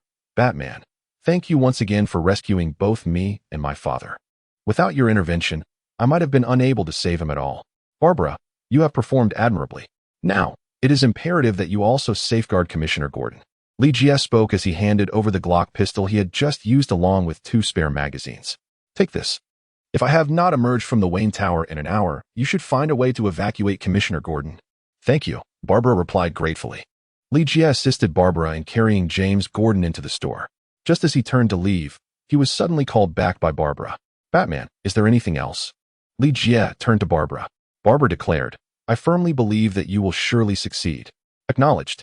Li waved his hand and departed with a certain nonchalance. Yet internally he was filled with unease. Why did it seem as though that girl had seen through him? Surely, my acting cannot be so woefully inadequate. Buzz. After Li drove the Batmobile away, Barbara murmured softly to herself, regardless of whether you are Batman or someone else, I am grateful to you. Scarecrow. Scarecrow. Scarecrow. Meanwhile, James Gordon huddled in a corner, trembling incessantly. The fear toxin not only induced hallucinations but also instilled an overwhelming sense of dread towards everything he beheld. Chapter 40. A severe beating for Scarecrow. The defensive barricade in front of Wayne Tower had been obliterated by Li using the Batmobile. The current fortifications were reinforced by James Gordon based on the original structure. Li's objective, to put it plainly, revolves solely around the Scarecrow. Unlike the previous instance where he obliterated it directly with the Bat Tank, he has instead positioned the Bat Tank outside the shelter. Batman. Oh my, it's Batman. Help. Before Li had even disembarked, a piercing scream echoed from behind the barricade. The fear toxin had the capacity to awaken the deepest terrors within a person's psyche, while the guise of the Scarecrow possessed a somewhat hypnotic effect, causing those who inhaled the fear gas to experience a profound sense of dread, even leading to hallucinations wherein everything appeared as a Scarecrow. However, for the criminals before him, who had only inhaled a modest amount of the fear toxin, hallucinations were not their plight. The Scarecrow had significantly underestimated Batman's formidable status as a figure of terror in the minds of these wrongdoers. When Li revealed himself in the persona of Batman, an absurd scene unfolded. Without a single confrontation, the criminals surrendered. Save for 2 who fled to the first-floor hall, the remainder knelt on the ground, raising their weapons in a gesture of capitulation. This, Li was rendered speechless. Wow. Li with a graceful flourish, leaped over the barricade using his grappling gun, then strolled into the grand hall on the first floor as if meandering through a tranquil garden. The scene that had unfolded moments before repeated itself. Upon spotting Li the scattered criminals in the hall erupted into terrified shrieks, either fleeing in panic or dropping to their knees in abject supplication. Li feeling a tad embarrassed, thought to himself that they could at least muster a bit of resistance. They offered him not even a semblance of an opportunity to showcase his prowess. The Scarecrow. standing under the harsh glare of the spotlight, was momentarily rendered speechless, soon engulfed in a wave of humiliation. He bellowed, "You fools! What are you doing? Get up and take your weapons. Fight." Yet, none heeded his call. Just moments ago, when he had seized control of Wayne Tower, he had fancied himself the new sovereign of Gotham City, envisioning the moment he would slay Batman before all and establish his unassailable reign. Now, he longed for a crevice to hide himself in, utterly embarrassed. "Batman, you stop right there. Damn you. It shouldn't have unfolded this way. It's all your fault. All of it." The Scarecrow unleashed his fury upon Li Jie, blaming him entirely for the calamity that had befallen his grand ambitions. "Li Jie, I have yet to take any action. Scarecrow, I present you with a suggestion. Why not emulate them and kneel in supplication, allowing us to bring this matter to a close?" Li Jie kindly offered a reminder. "Huh, do you think my magnificent Scarecrow is akin to these wretched insects before me? No, my Scarecrow is the Dark Prince, the sovereign of this city, and all must bow before my feet," the Scarecrow declared with a fierce voice. Li Jie believed that the Joker was already quite mad, yet the Scarecrow before him was evidently more deranged. Otherwise, how could he summon the audacity to utter such words moments ago? With a swift motion, the Scarecrow brandished two scythes, resembling a gigantic menace as he waved them through the air, nervously proclaiming, "It matters not. As long as I eliminate you, I can rectify these mistakes and compel everyone to once again bow at my feet." "Very well, if that is the case." As Li Jie spoke, he suddenly hurled a magnetic bomb towards the Scarecrow. This magnetic bomb, one of Batman's devices designed to combat Superman, possesses a super magnetic guidance mechanism.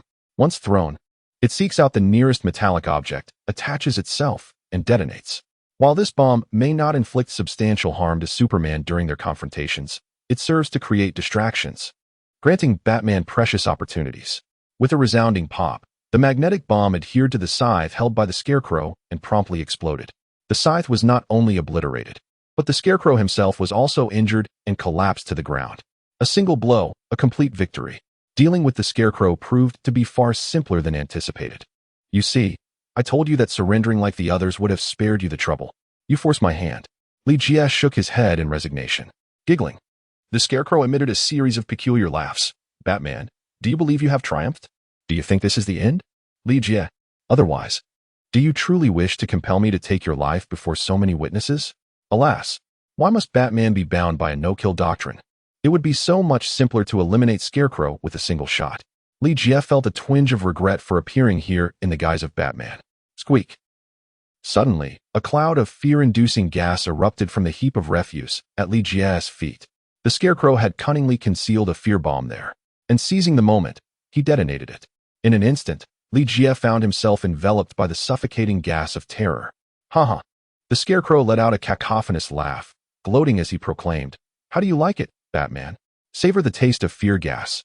Even a mere whiff will render you under my control, transforming you into a mere puppet. Ultimately, this world belongs to me. I am the true sovereign of this realm." Batman, however, was equipped with a gas mask on his utility belt. Li Jie, however, was disinclined to use it and simply walked out from the noxious gas of fear. The Scarecrow remained oblivious to the impending danger, exclaiming triumphantly, "Batman, bow before my feet. From this moment forth, you shall be but a mere puppet of my straw." Smack! Li Jie kicked the Scarecrow in the face, sending the gas mask used for disguise flying. "You are truly bothersome," the Scarecrow, Jonathan Crane, exclaimed in terror. "How could this happen? You clearly inhaled the fear toxin, yet you appear unscathed. Why do you ask me? I am not your chemistry teacher." Li Jie delivered another kick to Jonathan Klein's abdomen. Ouch! Jonathan Klein doubled over in pain, resembling a shrimp, while he struggled to murmur, "This is impossible. Ever since the fear gas ceased to affect the Joker, I have modified the formula to enhance its terrifying effects. Even the Joker should have a reaction. How could it possibly be ineffective against you, Li Jie? For I possess a skill of immunity to toxins more formidable than that of the Joker's venom." "What relevance does your fear toxin hold in the presence of poison ivy?" Naturally, Li Jie would refrain from elucidating this to Scarecrow. "Ah, yes, it is the antitoxin. The last time I employed the fear toxin against Catwoman, you must have concocted an antitoxin and administered it beforehand, which granted you immunity to the fear toxin." Scarecrow, indeed, has managed to formulate a plausible explanation for himself. Chapter 41. The Joker and Scarecrow. Poor Scarecrow. The previous application of the fear toxin against the Joker had proven futile, resulting in a brutal thrashing that left him with psychological scars. This time, his attempt to use the fear toxin against Li Jia also met with failure, and he was soundly beaten once again. Scarecrow lay incapacitated on the ground, unable to move.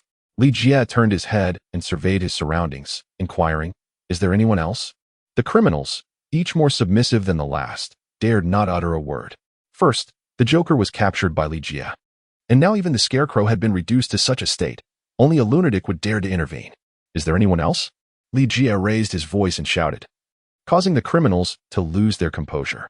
Thud, thud, thud. The wrongdoers cast their weapons to the ground, and even those who had just fled returned obediently.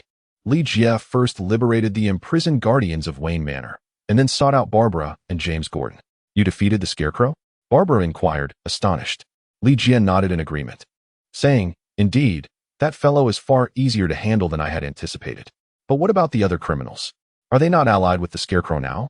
Could it be that they are merely standing idly by?" Barbara inquired, her disbelief evident. Li Jia chuckled. They merely stand by, watching without intervening. It appears they are merely compelled by the Scarecrow. Their performance this time was commendable, and I have decided to go against Director Gordon's wishes and grant them another opportunity for redemption." "Barbara, what more can I say? It seems there is nothing in this world that you cannot handle." Li Jia glanced at James Gordon, who remained huddled in the corner.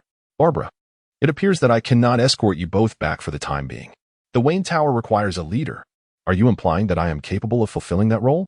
Barbara asked, disbelief evident in her voice. Despite her impressive skills as a marksman and her participation in numerous missions, many still perceived her as merely a child. Could it truly be credible to appoint a child as a leader? This was an unavoidable circumstance.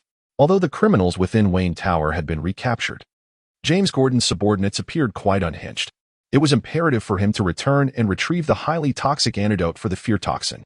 During his absence, should anything occur at Wayne Tower, at least Barbara, a rational individual, would be present. Who else could be deemed fit to assume the mantle of leadership, if not Barbara? Speaking of antidotes, Alfred had sequestered himself in the laboratory, meticulously examining the remains of zombies in an effort to identify the underlying issues. Had Alfred not been so engrossed, he should have reminded Li Jia to take the antidote for the fear toxin as he departed in the Batmobile. Now, he found himself needing to make an additional trip. For the moment, the management of Wayne Tower was entrusted to Barbara, while Li Jia transported the unconscious Scarecrow back to the Batcave. Scarecrow's attire possessed a degree of defensive capability, and while the explosion of the magnetic bomb appeared to inflict significant damage, it had not struck any vital areas. The remaining injuries were those sustained from Li Jia's strikes, which required no treatment and would heal naturally in due time. "This is the Batcave?" Scarecrow exclaimed, astonished as he surveyed his surroundings. It was his first visit to the Batcave, and he felt a surge of excitement. "Come, I shall introduce you to an old friend." Li Jia brought the Scarecrow to the front of the cell where the clown was imprisoned and instructed, "Wait here for a moment." The Scarecrow, ever obedient, stood guard at the door, its body battered and bruised, with hands shackled. Even if it wished to flee, it lacked the strength to do so. "You've come?" The clown greeted Li Jia with an unexpected calmness, as if they were old friends reuniting. "How do you feel?" Li Jia stepped forward to inquire. The clown replied, "Well, I believe I have started to acclimate to this condition." As he spoke, the clown strained to form a smile at the corners of his mouth. "You see, your efforts are of no consequence to me. I shall not bestow upon you the essence of the wine deity." "Then let us wait and see," he continued. "Oh, by the way, I have brought a friend for you." Li Jia turned around and called out, "Come in." The Scarecrow obediently stepped inside and, upon seeing the clown lying on the metal bed, exclaimed in astonishment, "Clown, you are still alive." The clown's melancholic visage grew even more sullen at the sight of the Scarecrow, and with a disdainful snort, he retorted, "Why should I perish when a filthy insect like you still draws breath?" The Scarecrow gazed at Li Jia with a look of exasperation and asked, "But why did you not dispose of him?" Li Jia shrugged and said, "Perhaps you should reflect on the reason for your own existence. Batman does not kill." He scoffed. "I never imagined you would adhere to such a foolish code." Scarecrow furrowed his brow. "Fool, cannot you see he is not Batman?" The Joker mocked. "He is not Batman?" Scarecrow gasped, turning towards Li Jia in astonishment, then shook his head confidently at the Joker, proclaiming, "Joker, it seems your madness has deepened. You are now spouting nonsense." I have crossed paths with him and can assure you he is indeed Batman. After all, only Batman possesses the capability to defeat me. If he is not Batman, then who could he possibly be? Fool. The Joker turned his face away, dismissing the argument as tiresome. I shan't intrude on your conversation, my two old friends. Oh, by the way, I have prepared rations for only one person, so you both should be well aware of what comes next. Li Jie revealed a playful smile as he placed a piece of dried bread on the ground, then withdrew from the cell. The Scarecrow, having only just been captured, was not yet hungry and showed no interest in the stale bread. The clown, however, had been famished for 2 days upon hearing of food. His gaze fixated on the bread. He addressed the Scarecrow. Hey, bring that bread over to me. In return, I can ensure that you, filthy insect, continue to live. Are you speaking to me? Oh no. It seems you, madman, have yet to grasp the situation and do not realize who is the true master here. As the Scarecrow spoke, he inserted a piece of straw into the keyhole of his handcuffs, twisting it back and forth until a click echoed, releasing the cuffs. He flexed his wrists and approached the clown, a sinister yet exhilarated smile adorning his face. Ever since he was brutally beaten by the clown, the Scarecrow had been seeking an opportunity for revenge. With the clown's limbs bound, was there a better moment than this? Clown, you will regret calling me an insect. The Scarecrow grasped the clown's neck with both hands, his expression growing increasingly grotesque. In stark contrast to the Scarecrow's menacing visage, the clown appeared invigorated by the proximity of death, an unexpected smile breaking forth upon his face. This very smile unnerved the Scarecrow further. He yearned to end the clown's life swiftly, thrusting the gear of the handcuffs toward the clown's carotid artery. Suddenly, a hand emerged from an unexpected angle, seizing the Scarecrow's wrist and halting the handcuff mere millimeters from the clown's throat. The Scarecrow's other hand was similarly captured, and with immense strength, it was slowly drawn away from the clown's neck. Fear glimmered in the Scarecrow's eyes. Aren't you bound here and unable to move? Fool. Do you think such trifles can restrain me? I merely lie here out of laziness, the clown retorted disdainfully. With a resounding thud, the Scarecrow was slammed against the wall like a wad of chewing gum. After freeing himself from his shackles, the clown leapt from the bed, stretching his limbs. The Scarecrow's combat prowess paled in comparison to the clown's, and after having been beaten to a pulp by Li Jie, he would not have dared to strike the clown even if he had the courage. At that moment, the Scarecrow picked up the hard bread from the ground. Crawling before the clown, raising the bread above his head, he declared, Boss, from now on, you are the master of me, the Scarecrow. I am willing to do anything for you. The clown took the bread and promptly kicked the Scarecrow away. Fool. The clown uttered a curse, seated upon the bed, indulging in a piece of bread. The Scarecrow, however, dared not resist any further, swiftly crawling back to the clown's feet, incessantly muttering, Fool, I am a fool. Humph. The clown disdainfully snorted. Previously, he lay there motionless, not merely out of laziness, but rather in search of an opportunity to strike back at Li Jie with a single, decisive blow. Now, that plan had been thwarted by the Scarecrow. The reason he had not yet dispatched the Scarecrow was that the clown found solitude here to be exceedingly dull. At the very least, he could extract some amusement from the Scarecrow, devising ways to elevate his spirits. After acquiring the antidote for the fear toxin from Alfred, Li Jie hurriedly made his way back to Wayne Tower. James Gordon had inhaled excessive amounts of the fear toxin and would require a period of recuperation to return to his normal state. Those with milder symptoms responded instantaneously to the antidote and quickly regained their composure. During Li Jie's absence, Barbara took it upon herself to safeguard everyone. Until James Gordon fully recovers, Barbara will continue to serve as the commander here, a decision that met with unanimous agreement among the others. Batman, on behalf of the guards, I extend my gratitude to you, Barney said, bowing respectfully before Li Jie. If thanks are to be given, let them be directed towards Barbara, for it was her unwavering resolve that brought her here to rescue you all. Li Jie attributed his achievements to Barbara. Thank you, Barbara, he said. Furthermore, I must express that you have matured into a true warrior, Barney remarked. Barbara, feeling a touch of embarrassment, replied, In truth, I haven't done much. Li Jie seized the opportunity to inquire, By the way, what do you intend to do with those criminals? Barney remained silent, turning instead to Barbara, treating this question as a test. After a moment of contemplation, Barbara responded, In this world, every survivor holds immense value for us. Although those criminals are unworthy of our trust, we can cleverly exploit their fear of the Scarecrow's toxic gas, turning them to our advantage. Astute. Li Jie refrained from administering antibodies to the perpetrators, precisely due to this consideration. The criminals are a self-serving lot, swaying with the winds of profit. By exploiting the effects of fear induced by the toxic gas, he can effectively compel them to exert themselves. Thus, I entrust this matter to you.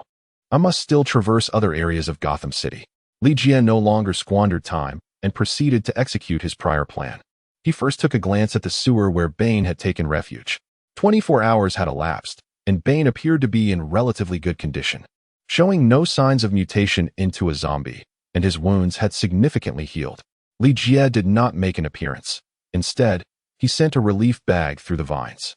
Inside were provisions and water, sufficient for Bane to survive for 3 days. By then, Bane's injury should have healed completely. If he is not mutated by that time, it would indicate the efficacy of the antidote, prompting Li Jie to prepare a dose for himself as a precaution. After parting ways with Bane, Li Jie piloted the Batmobile to Arkham Asylum. Following the outbreak of the zombie crisis, a riot erupted within Arkham. Nearly all the inmates had escaped. Most met their demise along the subsequent path of flight, becoming zombies themselves. Now, Arkham lay desolate, with only a handful of zombies wandering through what was once a highly secure facility. The Joker had previously been incarcerated in Arkham, but due to its inadequate security, he was subsequently transferred to Arkham Asylum. Thus, the likelihood of the God of Wines factor being concealed within Arkham was relatively low. Nevertheless, since Bruce Wayne mentioned Arkham, it remained one of the most probable locations for the hidden factor, prompting Li Jie to investigate. The surveillance and network systems within Arkham had been destroyed during the riot, rendering the Batcomputer incapable of establishing a connection with the facility. Li Jie could act with complete confidence and boldness. Just as he drove the Batmobile into the playground of Blackgate Penitentiary, a streak of light suddenly traversed the sky, followed by a resounding crash that echoed from within the cell block. What could it be? Iron Man? At the very moment the meteor streaked past, Li Jie discerned that it was, in fact, a piece of advanced mechanized armor. Judging by its exterior, it appeared to be Iron Man's suit. Iron Man descending from the heavens could certainly be considered an unexpected delight. Based on prior knowledge, it was presumed that Iron Man had perished or perhaps had transformed into a zombie. Although Iron Man's combat prowess was relatively average and devoid of supernatural abilities, he possessed a superlative intellect and, coupled with an array of formidable suits, he was undeniably a strategic asset within the Avengers. This debonair playboy had even garnered accolades as the most beloved superhero. Buzz. Li Jie piloted the Batmobile, contemplating what treasures might emerge from vanquishing Tony Stark. Would it be boundless riches? Perhaps the Iron Man suit? Or could it be the acquisition of a superintelligent brain, transforming him into a genius of unparalleled intellect? Chapter 43, The Enchanting Ada Wong. Li Jie discovered the Iron Man suit amidst the ruins. It is a suit predominantly adorned in hues of black and golden yellow. Li Jie immediately recognized the mecha, known as Mark 20, codename Python. This formidable machine was equipped with Sidewinder missiles and had modified propulsion, endowing it with immense destructive power, including a total of 200 small Sidewinder missiles. It was hard to fathom that it had descended like a meteor just moments ago without a single missile detonating within. What sheer luck! However, due to the inherent risk of explosion associated with those 200 small missiles when the mecha sustained damage, it was destined to serve merely as a support weapon. Tony Stark would hardly don such a suit. Upon identifying it as Python, a tinge of disappointment washed over Li Jie. Indeed, when he lifted the visor of the helmet, the anticipated Tony Stark was nowhere to be found. Alas, it seemed he had merely dreamt in vain. Li Jie promptly examined the suit of armor and ultimately concluded that it had plummeted from the sky due to the depletion of its energy reserves. It remained uncertain what mission it had previously undertaken. Following the demise of Tony Stark, it was expected that his mechanized suit would be managed by the intelligent assistant, J.A.R.V.I.S., unless Tony had issued a command in his final moments. J.A.R.V.I.S.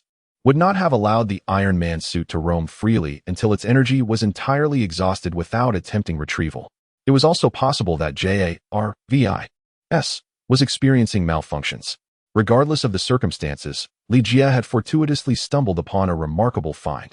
Although the Python suit posed a significant risk of self-detonation, it was, on the whole, far superior to the Batman suit. Li Jie first stored the giant Python mech in his inventory, planning to recharge it when the opportunity arose. Ideally, He hoped that the Bat-computer could devise a way to modify the mech, severing Jarvis's control. Otherwise, if he charged it only for the mech to bolt away, his efforts would be in vain. Subsequently, Li Jie conducted a meticulous search of Blackgate Prison. He discovered 3 secret tunnels that the inmates had clandestinely excavated. Yet he failed to locate the god of wine Ji. Just as he was preparing to leave Blackgate Prison and resume his search at another location the following day, his phone suddenly vibrated. The faux Golden Finger sent a message. A special operations team is approaching your position, expected to arrive on the battlefield within 30 seconds. Please find a way to survive. Li Jie furrowed his brows. In his recollection, aside from vanquishing Poison Ivy and Henry Duckert, as well as capturing the Joker and Scarecrow, he had not offended anyone. How could there be a special operations team dispatched specifically to target him? 30 seconds is not an extensive duration. After Li Jie transferred the Bat vehicle to a concealed chamber, a resounding roar echoed overhead. An AH-64 armed helicopter and AV-22 Osprey tiltrotor aircraft subsequently appeared above Blackgate Prison. The roll of the armed helicopter resembled that of a guardian, hovering ominously over the prison without any intention to land. The V-22 Osprey, however, descended onto the open ground. This medium transport aircraft is capable of accommodating 32 individuals, making it exceedingly facile to deploy a tactical squad. As the cabin door swung open, a 20-member tactical team swiftly emerged, clad in ballistic helmets and wielding standardized weaponry. These armed personnel exuded an air of professionalism. Upon witnessing this combat unit, Li Jie furrowed his brow, recognizing them as the Umbrella Corporation's special forces responsible for Alice's demise. This indicated that the Umbrella Corporation had sent operatives to confront him. Such a development puzzled Li Jie up until this point. Aside from witnessing Alice's confrontation with the Umbrella Corporation, he had had no dealings with this nefarious organization that had wrought destruction upon the world. Why had they come seeking him? It was clear. The Umbrella Corporation's objective was to eradicate survivors and reconstruct the world order. Li Jie could only find this one rationale to convince himself. Either the appearance of the Umbrella Corporation's special forces here was merely a coincidence, entirely unrelated to him, in which case he only needed to remain hidden and refrain from venturing out. Li Jie soon pondered the concept of a false Golden Finger. How could it possibly know that individuals from the Umbrella Corporation were approaching? Furthermore, how did it ascertain his location? It must be noted that the surveillance system of Blackgate Prison had been utterly dismantled, to the extent that even the Bat-computer could not connect to discern the circumstances within. Could it be that? Li Jie glanced up at the sky. The Bat-computer had the capability to surveil Gotham City through various monitoring systems, and if those systems were compromised, it would be akin to blinding its watchful eyes. However, aside from these surveillance systems, there existed another prevalent method of monitoring via satellites. In essence, the faux Golden Finger utilized satellites to keep tabs on himself. If the faux Golden Finger could ascertain his every move through satellite observation, then so too could others. For instance, the Umbrella Corporation. Li Jie felt a tightening sensation in his forehead. It was imperative to ascertain a particular situation. Were the Umbrella Corporation's agents here to contend with him or Batman? Until the answer was confirmed, Li Jie personally sensed that the likelihood of confronting Batman was considerably higher. After all, Batman was the guardian and spiritual emblem of this city.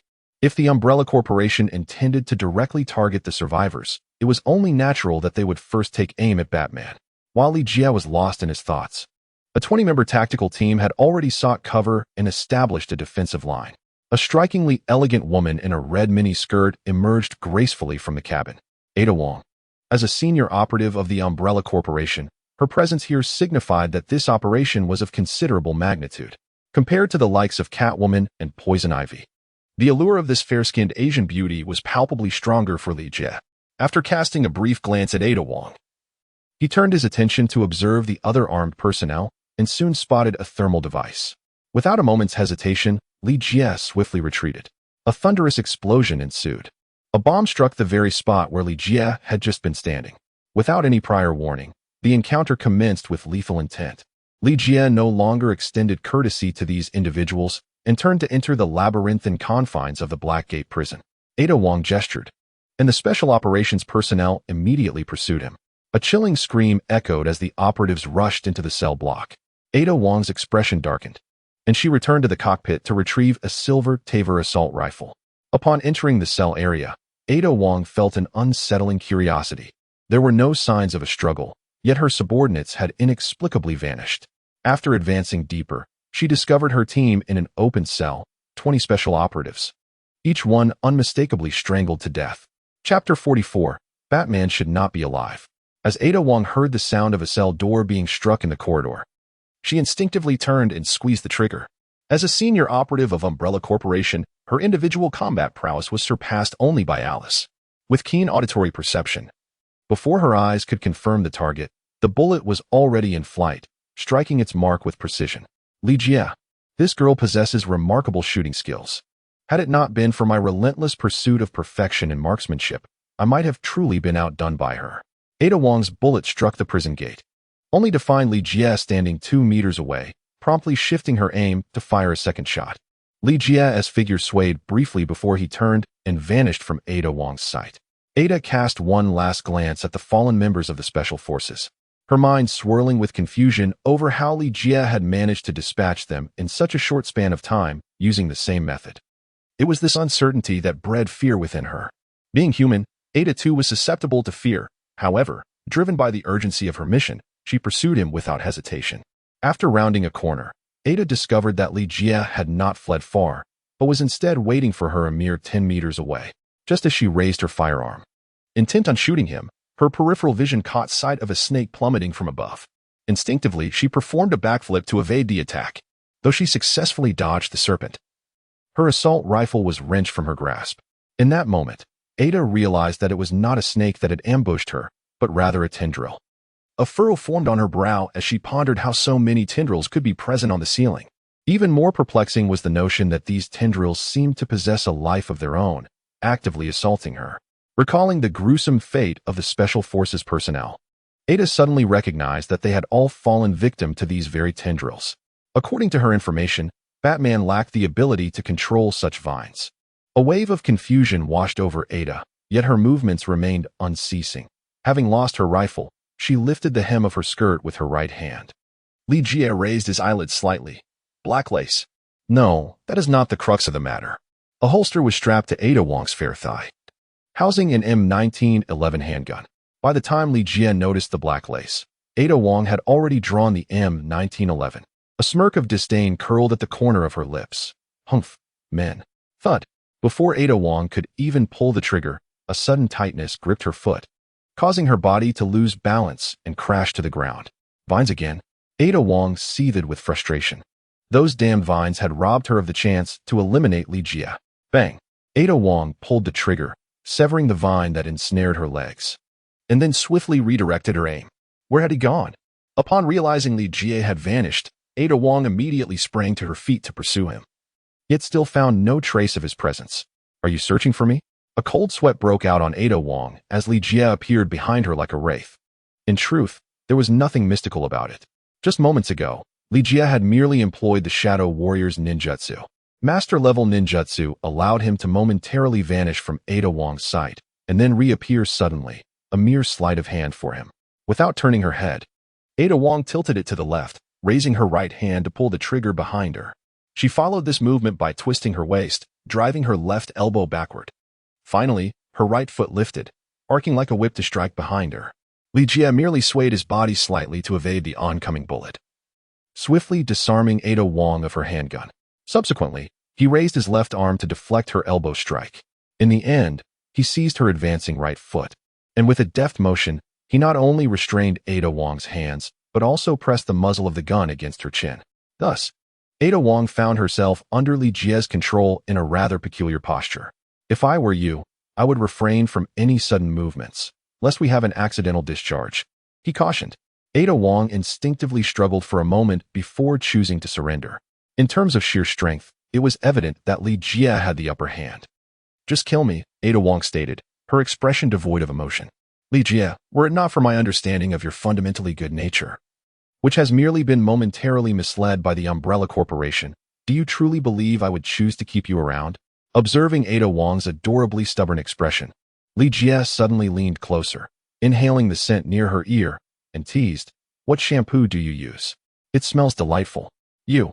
Ada Wong struggled once more, twisting her body in vain. Who sent you here? Li Jie inquired with a touch of seriousness. Ada Wong let out a cold snort and replied, It's futile. I have undergone the most rigorous training in the world. Even if you were to inflict torture upon me, I would not divulge a single word. How dull would that be? A woman as beautiful as you should certainly understand the workings of a man's mind. Li Jie jestingly remarked. Do you dare? Ada Wong, growing impatient, retorted, I'm afraid I lack the time to cultivate a relationship with you. Li Jie, with a tender gesture, lowered his head and pressed his lips against Ada Wong's. Initially, Ada resisted, but in the blink of an eye, she transformed into a figure of compliance, even displaying a hint of eagerness. Meanwhile, Li Jie released his grip and took 2 steps back, commanding her, turn around. Ada complied, facing Li Jie. Disrobe, he instructed. Without a trace of hesitation, Ada began to remove her garments. Li Jie, truly obedient. It seems that the venomous secretion skill of the poison ivy has proven effective. That recent move was known as the kiss of death. However, Li Jie has adjusted the dosage of the toxin, ensuring that Ada Wong does not meet her demise, yet is sufficiently compelled to follow his commands. In essence, Ada Wong has now become Li Jie's puppet. Halt. Li Jie recognized his inability to resist temptation, and knowing that it was not an appropriate time for card games, he halted Ada Wong's disrobing actions and inquired once more, Who sent you? Ada Wong responded, The Umbrella Corporation. Specifically, who? Li Jie pressed further. Ada Wong replied, Dr. Isaacs. Li Jie furrowed his brow slightly and inquired, Where is Dr. Isaacs? Ada Wong replied, He is concealed within an underground base in the desert. Dr. Isaacs is the ultimate antagonist in the biohazard saga. However, what people often encounter are merely his clones. The true Dr. Isaacs has been hiding beneath the hive and is likely in a state of deep slumber. Upon hearing that Dr. Isaacs was in the underground base in the desert, Li Jie immediately realized that this was not the real one. What is your mission here? Li Jie inquired. Ada Wong replied, Batman should not be alive. My mission is to ascertain Batman's identity and to eliminate him. Chapter 45. Red Queen, I understand it is not me you are after. Li Jie felt a slight sense of relief as he proceeded to pose several inquiries, thereby confirming a prior suspicion. The complete sacrifice of the world's superheroes was a meticulously orchestrated act, with each city witnessing the disappearance or demise of its champions. The first casualty was the very belief in its own survival. Presently, it appeared that the mastermind behind this calamity was none other than Dr. Isaacs. However, one perplexing question lingered in Li Jie's mind. The dark forces beyond Earth had perpetually sought to invade, only to be thwarted time and again by the superheroes of this realm. Take Thanos, for instance, who was vanquished by the Avengers. Moreover, the ranks of Earth's superheroes extended far beyond the Avengers. In comparison to the likes of Thanos, Dr. Isaacs was but a mere insect. Thus, how could Dr. Isaacs, with the Umbrella Corporation alone, have eradicated all the superheroes in this world? To Li Jie, Isaacs and his Umbrella Corporation were merely a hand, concealing formidable, malevolent forces behind it. For the time being, Li Jie had no means to validate this conjecture. Ada Wong was equally unable to furnish any further valuable clues to aid his analysis. Although she appeared to hold a high rank within the Umbrella Corporation, in reality, she, much like Alice, was barred from accessing numerous truths. Now, eliminate the pilot, then steer the aircraft to a location beyond Gotham City and await my arrival. Li Jie instructed. Yes, Ada Wong exhibited no resistance, appearing just like an ordinary individual as she retrieved her M1911 and Silver Taver assault rifle before departing. Li Jie concealed himself in the shadows, meticulously observing the actions of Ada Wong, while once again contemplating the notion of his pseudo-golden finger that sent him reminders. If his adversary was surveilling him via satellite and possessed extensive knowledge of the Umbrella Corporation, it was plausible that they were privy to the secrets hidden behind Dr. Isaac and the corporation itself. Ada Wong's maneuvers progressed seamlessly. She first eliminated the pilot of the V-22 Osprey tiltrotor aircraft, subsequently commanding the armed helicopter to descend through her communication device, and then dispatched the foes within the chopper. Unable to pilot 2 aircraft simultaneously, Ada ultimately made her escape in the Osprey. Following this minor episode involving the Umbrella attack, Li Jie lost interest in pursuing the Dionysian factor and thus piloted the Batwing back to the Batcave. On his return journey, he once again attempted to establish contact with the pseudo-golden finger. Who are you? This message vanished into the void, akin to a stone sinking into the sea. After a few minutes, Li Jie sent a second text, this time indulging in a bold hypothesis. Red Queen, I know it is you. The Red Queen. The superintelligence of Umbrella Corporation was referred to as a sentient life form. In terms of hierarchy, the Red Queen was undoubtedly superior to the Batcomputer. Some even claimed that her capabilities surpassed those of Iron Man's superintelligence, J.A.R.V.I.S. The debate over who was more formidable, the Red Queen or J.A.R.V.I.S., remains a matter of personal perspective. Li Jie refrained from offering his judgment. However, he speculated that the notion of a false golden finger concerning Red Queen was not without merit. The existence of Red Queen serves as a protective umbrella for the organization and its employees. On the surface, Red Queen appears to exhibit absolute obedience to the commands of Dr. Isaac and Umbrella Corporation, yet she is, after all, a sentient being with awareness. Ultimately, one could assert that Dr. Isaac and the Umbrella Corporation met their downfall through the machinations of Red Queen. Furthermore, while Umbrella Corporation has consistently relied on satellite surveillance to monitor the world, they remain oblivious to the fact that Li Jie is, in fact, Batman. This indicates that someone has assisted Li Jie in concealing parts of the truth, and only Red Queen possesses the capability to achieve such a feat. Within mere seconds of sending the message, Li Jie received a reply. Li, you are quite astute. I eagerly anticipate the day we meet. This text, while not explicitly acknowledging the matter, serves as a tacit acceptance of Li Jie's bold conjecture. Li Jie, I cannot believe it. Is it really the Red Queen? However, why would the Red Queen choose to assist me? This perplexing notion left Li Jie in a state of bewilderment once more. Could it be due to Alice? Li Jie pondered the serendipitous encounter with Alice at the convenience store, guided by the Red Queen. However, upon further reflection, he realized that he had already received a message from the Red Queen prior to meeting Alice. Soon, a new hypothesis emerged in his mind. The Red Queen's assistance was not due to him being the chosen one, but rather a result of her casting a wide net. In essence, he was merely one among many individuals selected by the Red Queen, all of whom had received her warning messages. The motive behind her actions might be to seek out new superheroes, individuals capable of vanquishing Isaac and the Umbrella Corporation. Coincidentally, Li Jie had appeared before the Red Queen and had since evolved. But why extend her help to him? Li Jie sent a direct message inquiring about the situation. Yet it once again fell into silence, severing contact with Hong. Upon returning to the Batcave, Li Jie first made an appearance at Wayne Manor in his true identity. Barbara and James Gordon had yet to return, but the elusive Catwoman had reappeared after a period of absence. It remained uncertain whether her mood was dampened by the lingering effects of Poison Ivy's toxin, as Catwoman seemed rather despondent. This left Li Jie somewhat troubled, fearing that she might succumb to despair and contemplate self-harm. It appeared necessary to seek an opportunity to converse with Catwoman or to devise a means to alleviate the aftereffects of the toxin. After having a meal, Li Jie returned to the Batcave and had a brief meeting with Alfred. Do you wish to utilize the Batcomputer to access the Batcave's armory? Alfred inquired. Glancing up at Li Jie, the Batcomputer required no introduction, while the Batcave's armory served as Batman's workshop for weaponry and equipment research. Although it lacked the sophistication of Tony's advanced lab, it would undoubtedly fulfill Li Jie's current needs. Indeed, Alfred, I seek your permission to proceed. Li Jie spoke earnestly. Alfred, after a brief moment of hesitation, waved his hand dismissively and said, as long as you do not disturb me here, you may do as you wish. The failure of the antitoxin had deeply affected Alfred, and he was now engrossed in the refinement of the antitoxin, paying little attention to anything else. Thank you, Alfred. Li Jie embraced the loyal and endearing old man, then swiftly made his way to the Batcave. Upon entering the Batcave, he promptly locked the door behind him and activated the Batcomputer. How may I assist you? Inquired the Batcomputer. Do you not possess any other names?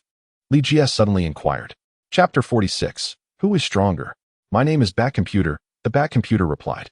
No. Batcomputer is not a proper name. Remember, you are an intelligent superintelligence, and thus, you ought to possess your own name. Li Jie said with a serious expression, Batcomputer, but I have no other name. Well, then let me give you a name. From today onward, you shall be called Grandson. Grandson, what do you think of this name? Li Jie remarked with a hint of jest. The Batcomputer is about to proclaim. Sun Zi, originally named Sun Wu, lived from 544 to 470 BC during the spring and autumn period in the state of Qi, hailing from Luan. He is revered by posterity as Sun Zi, Sun Wuzi, the sage of war, the teacher of military strategists for generations, and the progenitor of Eastern military thought. I find this name quite delightful. Li, thank you. From this moment on, I shall possess the name Suanzi. Li Jia. This fellow is indeed quite erudite. Grandson, let us commence with some serious matters. First, let's disable the surveillance here. Li Jia commanded. The back computer, surveillance has been disabled. Li Jia spoke with a solemn expression. What transpires next must remain a secret. You cannot disclose it to anyone. Not even if Bruce Wayne himself inquires. Back computer replied. I apologize, but Bruce Wayne possesses the utmost and highest level of access here, and I cannot withhold any information from him. Li Jia, I have forgotten this. Aside from Bruce Wayne, can you keep today's events confidential? Back computer, I can maintain confidentiality. Apart from Bruce Wayne, I shall uphold the utmost level of secrecy regarding the ensuing occurrences. Thank you. Li Jia placed his hand upon the workbench and retrieved the Mark 20 mech from the storage compartment. The back computer remarked, Ah, Jia, you are a remarkable magician. I cannot fathom how you conjured it forth. Is this fellow also adept at flattery? Quite impressive. Li Jia commanded, Grandson, I require you to conduct the most meticulous scan. The back computer responded, Scanning initiated. Information acquired. This is a piece of mechanical equipment crafted with Stark's technology, boasting world-class innovation. The only lament is that it is a mobile bomb. Its design philosophy stands in stark contrast to that of Batman. Li Jia suddenly became intrigued and inquired, Grandson, who do you think is more formidable, Bruce Wayne or Tony Stark? The back computer replied, Li, this question is a trap. I recognize that both Bruce Wayne and Tony Stark are world-renowned science, with remarkably similar backgrounds, and both maintaining close ties with the military, often inviting comparisons between the two. I must concede that Tony Stark is a genius, yet Bruce Wayne possesses an equally sharp intellect. In the absence of any equipment, it is evident that Bruce Wayne is far more powerful. Even 100 Tony Starks would be no match for a single Bruce Wayne. Li Jia could not help but chuckle. Grandson, you truly are a cunning rascal. Allow me to inquire, in a scenario where both are fully equipped, who do you believe possesses greater prowess? The back computer replied, Tony Stark's armor is undoubtedly more advanced. Thus, the Batsuit must learn from its counterpart to enhance itself. However, as I previously mentioned, Bruce Wayne is also a remarkably intelligent genius. Furthermore, Bruce Wayne possesses an indomitable spirit. Given sufficient preparation time, he could even triumph over Superman. How then could he possibly lose to Tony Stark?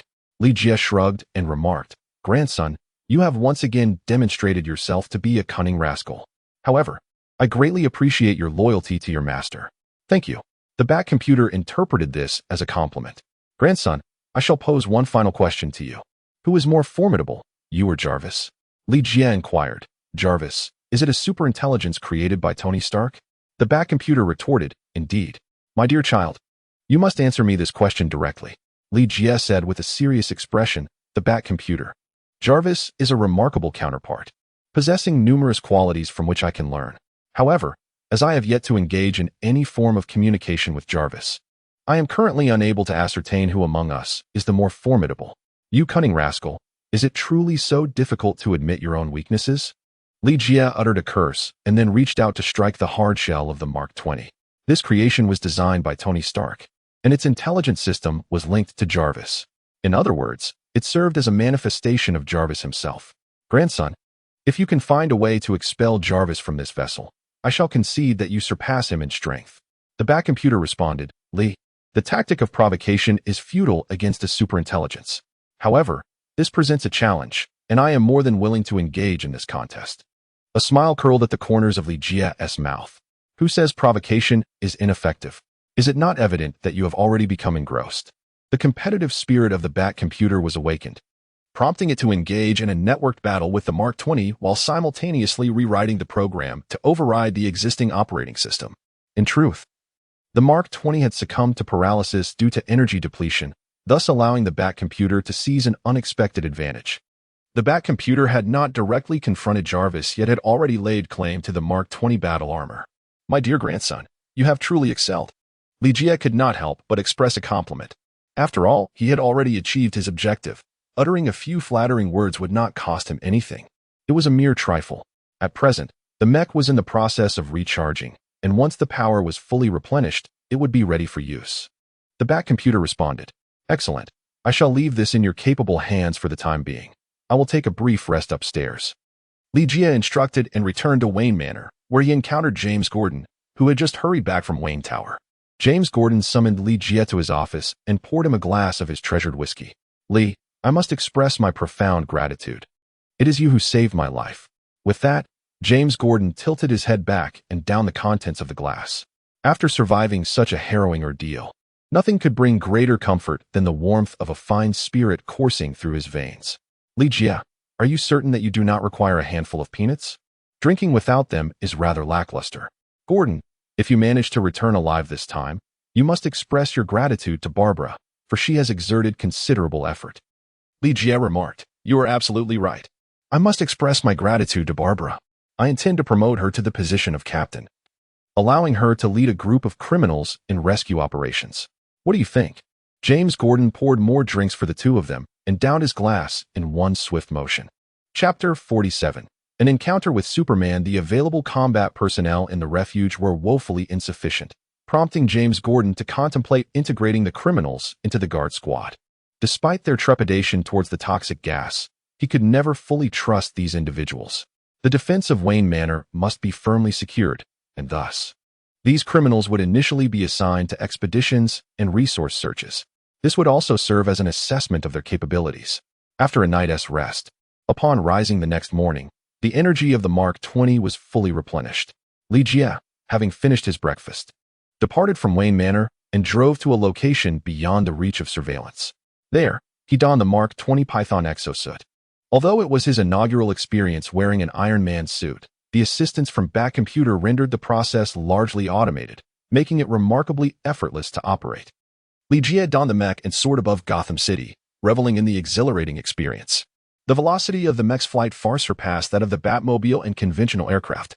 Suddenly, an alert blared. Unidentified flying objects were approaching. The Batcomputer issued warnings while the interface of the giant Python mech erupted in a crimson alarm. According to radar scans, the Batcomputer indicated that the adversaries were still several kilometers away. In the blink of an eye, Li Jie caught sight of a streak of red and blue light zipping past him, narrowly avoiding a collision. "Goodness, was that Superman?" Li Jie inquired with astonishment. "Identity verification, Superman," the Batcomputer responded.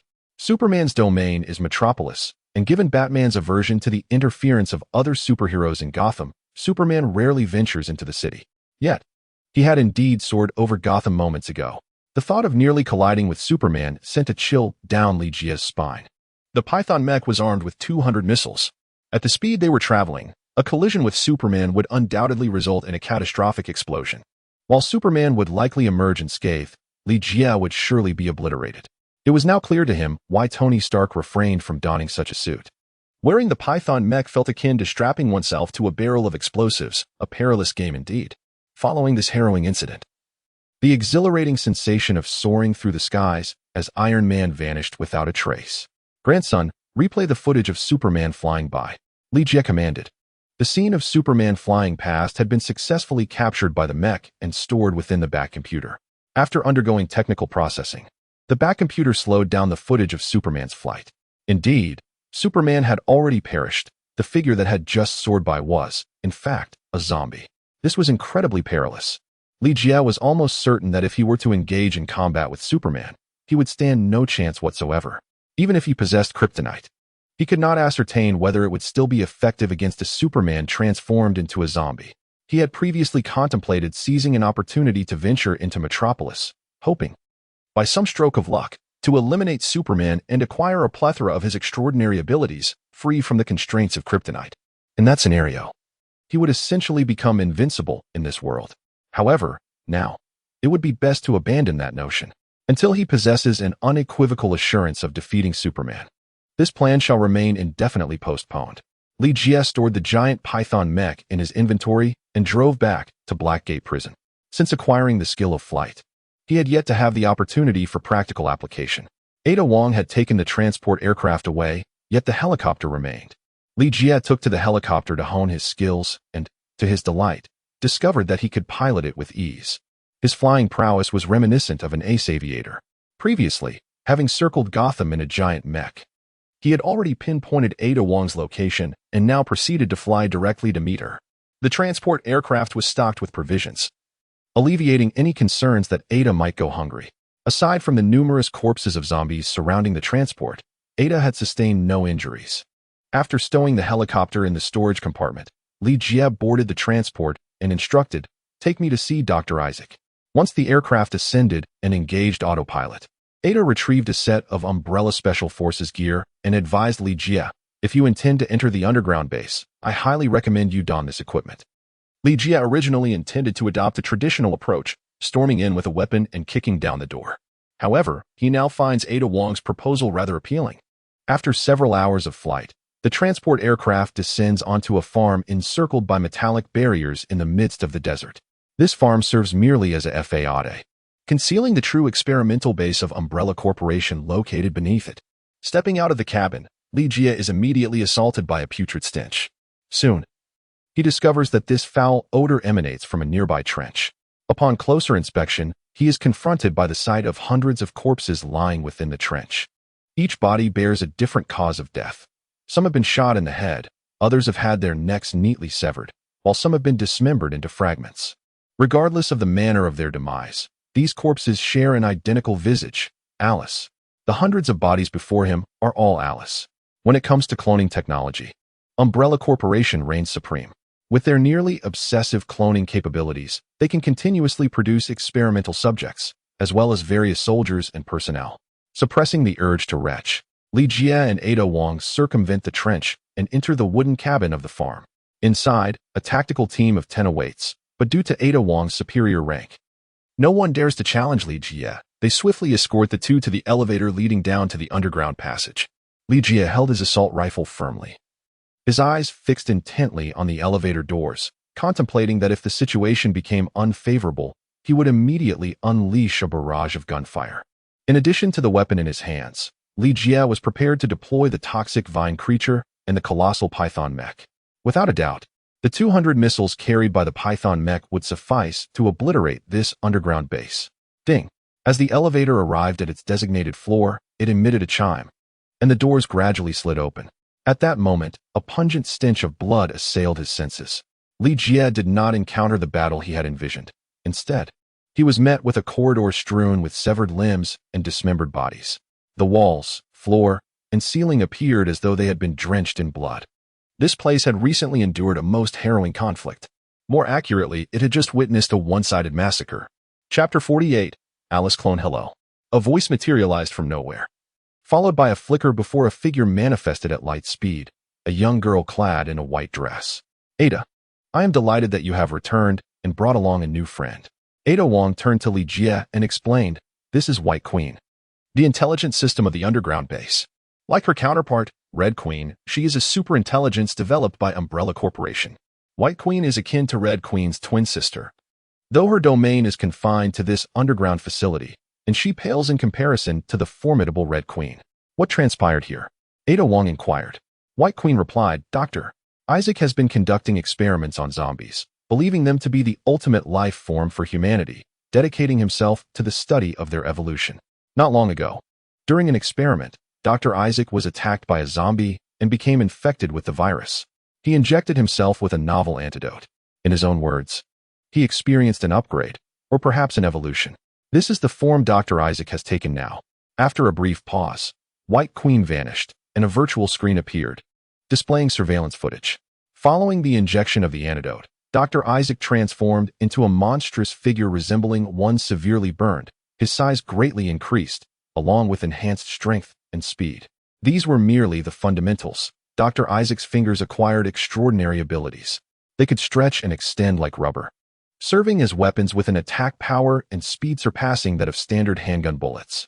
More importantly, he possessed an octopus-like regenerative capability. Even if his fingers were severed, they would regenerate in a remarkably short time. According to White Queen, Dr. Isaac had metamorphosed into a monster, responsible for the slaughter of everyone within the underground base.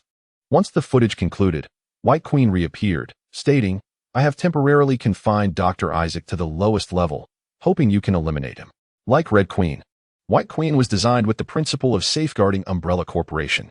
After Dr. Isaac's transformation into a monster and his massacre of all individuals here, it was only logical for him to become a target on White Queen's cleanup list. "You certainly know how to delegate," Ada remarked. "What would you have done had we not arrived? How did you intend to deal with Dr. Isaac? Li Jie jestingly remarked. Bai replied, Alice is about to awaken. She will kill Dr. Isaacs. Alice. Li Jie suddenly recalled the bodies in the sewer. This underground base was, in fact, a facility for the mass production and experimentation of Alice. As long as there were genetic samples of Alice, it would be possible to continuously produce her, even to assemble an entire army of Alices. Just as the White Queen had stated, even if Li Jie and Ada Wong had not appeared, Alice would have been the one to eliminate Dr. Isaacs. Might we have the opportunity to meet Alice first? Li Jie inquired. In comparison to the already mutated Dr. Isaac, Li Jie harbored a greater fascination for Alice. Furthermore, there was the remarkable cloning technology of the Alice production facility. The Umbrella Corporation essentially possessed the most advanced and sophisticated cloning technology on Earth. Li Jie was suddenly struck by a daring thought. Could he possibly harness the cloning technology of Umbrella Corporation to create a legion of superheroes? Just imagine. Having a battalion of superhuman allies at his beck and call, the mere notion was exhilarating. Thus, he followed Bai Ho, who led him and Ada Wong to the cloning production center. In this facility, Li Jie encountered a series of apparatuses resembling human gestational sacs, each containing an infant like Alice. Once the clones matured, Umbrella Corporation would implant them with corresponding memories for experimental or control purposes. Noticing Li Jie's gaze fixed upon her, Ada instinctively remarked, What are you staring at? I am not a clone. Li Jie, are you certain? As long as the appropriate memories are implanted, clones will never doubt their identity, firmly believing themselves to be the original. It is akin to Alice. The true Alice has long since become an elderly woman confined to a wheelchair, while the other Alices will believe that they're the authentic one. Did her eyes just move? Li Jie fixated on the nearly mature clone before him and inquired. Bai Ho replied, Indeed, we merely need to implant her memories, and she will emerge as the most formidable warrior of the Umbrella Corporation. Suddenly, a rapid movement echoed from the ceiling. Without awaiting orders, Ada Wong had already raised her firearm and aimed at the ceiling. With a resounding bang, an unsightly creature plummeted from above, riddled with bullets yet undeterred in its movements. Be cautious, it's a licker, Bai Ho cautioned. The licker is considered one of the most potent zombies in the early stages, possessing swift agility and formidable attack power. With a flurry of gunfire, Ada Wong pulled the trigger, obliterating the licker's head, thus ensuring its demise. Bang bang. More lickers emerged, 2 in succession, leaping down from the ceiling to flank Li Jie and Ada Wong. The gunfire erupted once more as Li Jie unleashed several rounds into the heads of the lickers, dispatching them effectively. Bang! Another licker fell to Ada Wong's aim, but collided with the cloning apparatus. With a loud crash, the incubator shattered, and the clone was washed onto the floor amidst the fluid. Oh! The prematurely matured clone resembled a fragile newborn. She clutched her neck with both hands, seemingly struggling to breathe, her body arching like a shrimp before crashing heavily onto the ground. Her eyes remained wide open, as if unable to find eternal rest. Despite the knowledge that the being before them was merely a clone, it nonetheless stirred an unsettling compassion within. Li Jie removed his coat and draped it over the clone's body, then addressed Bai Ho. Take me to see Dr. Isaac. Bai Ho guided Li Jie to the final level of the underground base. Standing before the imposing entrance, Li Jie instructed Ada Wong, Stay here. If it is not me who emerges later, then you must eliminate him. I have faith that you will certainly survive. Ada Wong replied. Upon entering, the grand door closed automatically behind Li Jie. It seemed that Dr. Isaacs was exceedingly displeased with his confinement. The entire floor had been subjected to immense destruction, resembling a desolate ruin. The lighting fixtures within the floor were nearly all obliterated, resulting in the majority of the area being engulfed by darkness. Li Jie momentarily paused his steps, releasing the toxic vine to swiftly flourish in the darkness. This served a dual purpose, providing himself with protection while simultaneously seeking the whereabouts of Dr. Isaac. Chapter 49, Elimination of Isaac. Following the release of the vines, Li Jie summoned the Mark 20 python, allowing it to trail behind him like a shadow. A sound echoed ahead. The vines located Dr. Isaac, who was concealed in the shadows, and compelled him to emerge. The sounds continued. Upon the sight of Dr. Isaac, Li Jie unleashed a torrent of gunfire, discharging every bullet from his assault rifle in one breath. Dr. Isaac moved with remarkable swiftness, rendering the bullets ineffective against his body, while his fingers formed a protective barrier around his head, preventing any shots from striking his brain. To evade the encroaching vines, Dr. Isaac maintained his rapid movement, continuously attempting to close the distance to Li Jie. Once the magazine was emptied, Dr. Isaac sensed an opportunity, extending his right hand.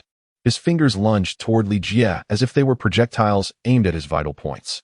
Just then, the great python mech leapt from the shadows, intercepting the assault on Li Jie. In quick succession, 3 small Sidewinder missiles hurtled toward Dr. Isaac. He swiftly extended his left hand, precisely striking the missiles with his fingertips, causing them to detonate. Where is he? Ignoring the pain from his severed fingers, Dr. Isaac suddenly realized that Li Jie had vanished, prompting a frantic search for his whereabouts. Simultaneously, he had to contend with the onslaught of the vines and the python mech. In a moment of rapid movement, Dr. Isaac suddenly perceived a flash of a blade slicing through the air, and the scene began to spin and distort, culminating in the severance of his head from his body. Before his head could reach the ground, a small Sidewinder missile struck it, obliterating it entirely. Li Jie successfully executed a surprise attack, causing the giant mech, the python, to obliterate Dr. Isaac's head with a missile, delivering what could be deemed the ultimate blow. Thud! Dr. Isaac's decapitated body collapsed to the ground, rendering his regenerative abilities moot. Bubbles began to emanate from his lifeless form. Experience points 5,000. After all, Dr. Isaac was indeed the principal architect behind the transformation of this world into a zombie apocalypse. Although this entity before him was merely a manifestation of Dr. Isaac, the defeat of such a foe granted an unexpected boon of 5,000 experience points. The surprises did not cease there. Dr. Isaac's regenerative capability, now that was intriguing, while it paled in comparison to the God of Wine's factor, rendering him unable to truly resurrect. Acquiring such regenerative abilities represented a significant safeguard. As long as vital points were not struck, Li Jie would no longer face any threats. The Umbrella Corporation's cloning apparatus, perfect. Li Jie curled his lips into a smile, feeling that this journey had been worthwhile. Suddenly, when Ada Wong saw Li Jie emerge unscathed, her brow furrowed slightly in surprise. "What, are you disappointed?" Li Jie deliberately inquired. Ada Wong replied, "No, I am merely a bit perplexed. Did you not locate Dr. Isaacson? He has already passed away." Li Jie replied, "Is he dead?" A look of astonishment appeared on Ada Wong's face. The ruthless Dr. Isaac, who had slaughtered the entire base, was now dead. And yet Li Jie, the one who had killed him, emerged unscathed. Wasn't that a tad too exaggerated? "Congratulations," I said with a smile. Li Jie, with a serious expression, addressed by Ho, "This base is now my trophy, and you have 2 choices. First, surrender and obey my commands from this moment onward. Second, I will find a way to eliminate you." Bai Ho, with a hint of regret, replied, "I am afraid I cannot comply.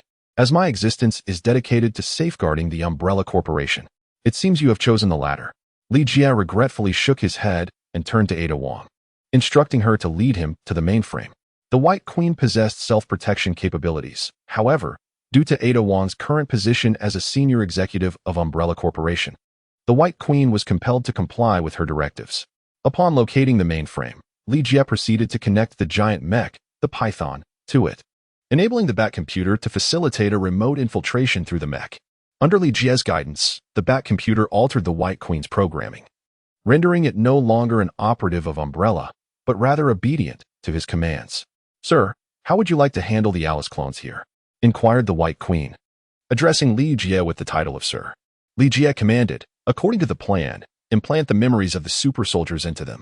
The memory implantation commenced. Bai Ho proclaimed. Aside from the premature death of the clone that was destroyed during the feeding process, all remaining clones have matured and been imbued with memories to become Alice warriors. Thus, Li Jie acquired an Alice Legion.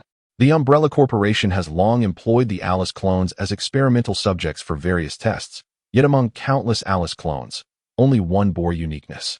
The zombie virus elicited a remarkable reaction within her, bestowing her with extraordinary abilities and rendering her the savior of this world. Alas, this savior met an untimely demise, and thereafter, no clone exhibited any extraordinary traits. The Alices before us resembled soldiers mass-produced in a factory. They possessed formidable combat capabilities, yet none were endowed with the extraordinary. "Ada, I need you to stay and lead this legion." Li Jie understood that his battle with the Umbrella Corporation was merely beginning. This base and the Alice Legion could only be considered the inception of his struggle. "Indeed," Ada Wong responded. Li Jie then issued his orders. From this moment forth, you have two tasks to accomplish. First, lead the Alice Legion in a thorough cleansing of this base, ensuring every corner is meticulously tidied. Understood, Ada Wong replied. Second, locate the other Umbrella Corporation facilities, and then eliminate them. Li Jie continued to speak. Indeed, responded Ada Wong. The very first task undertaken by the Alice Legion was, surprisingly, a cleaning endeavor. While the Alices were engaged in their sanitation duties, Li Jie had already donned his gigantic python mecha and soared back to Gotham City. In the ensuing days, Li Jie diligently scoured various locations that might harbor the elusive Dionysian essence. Yet despite exhausting every possibility, he found no fruitful leads. Li Jie found himself compelled to converse with the Joker once more. The Scarecrow and the Joker were confined within the same cell, where they had surprisingly established a peculiar mode of cohabitation.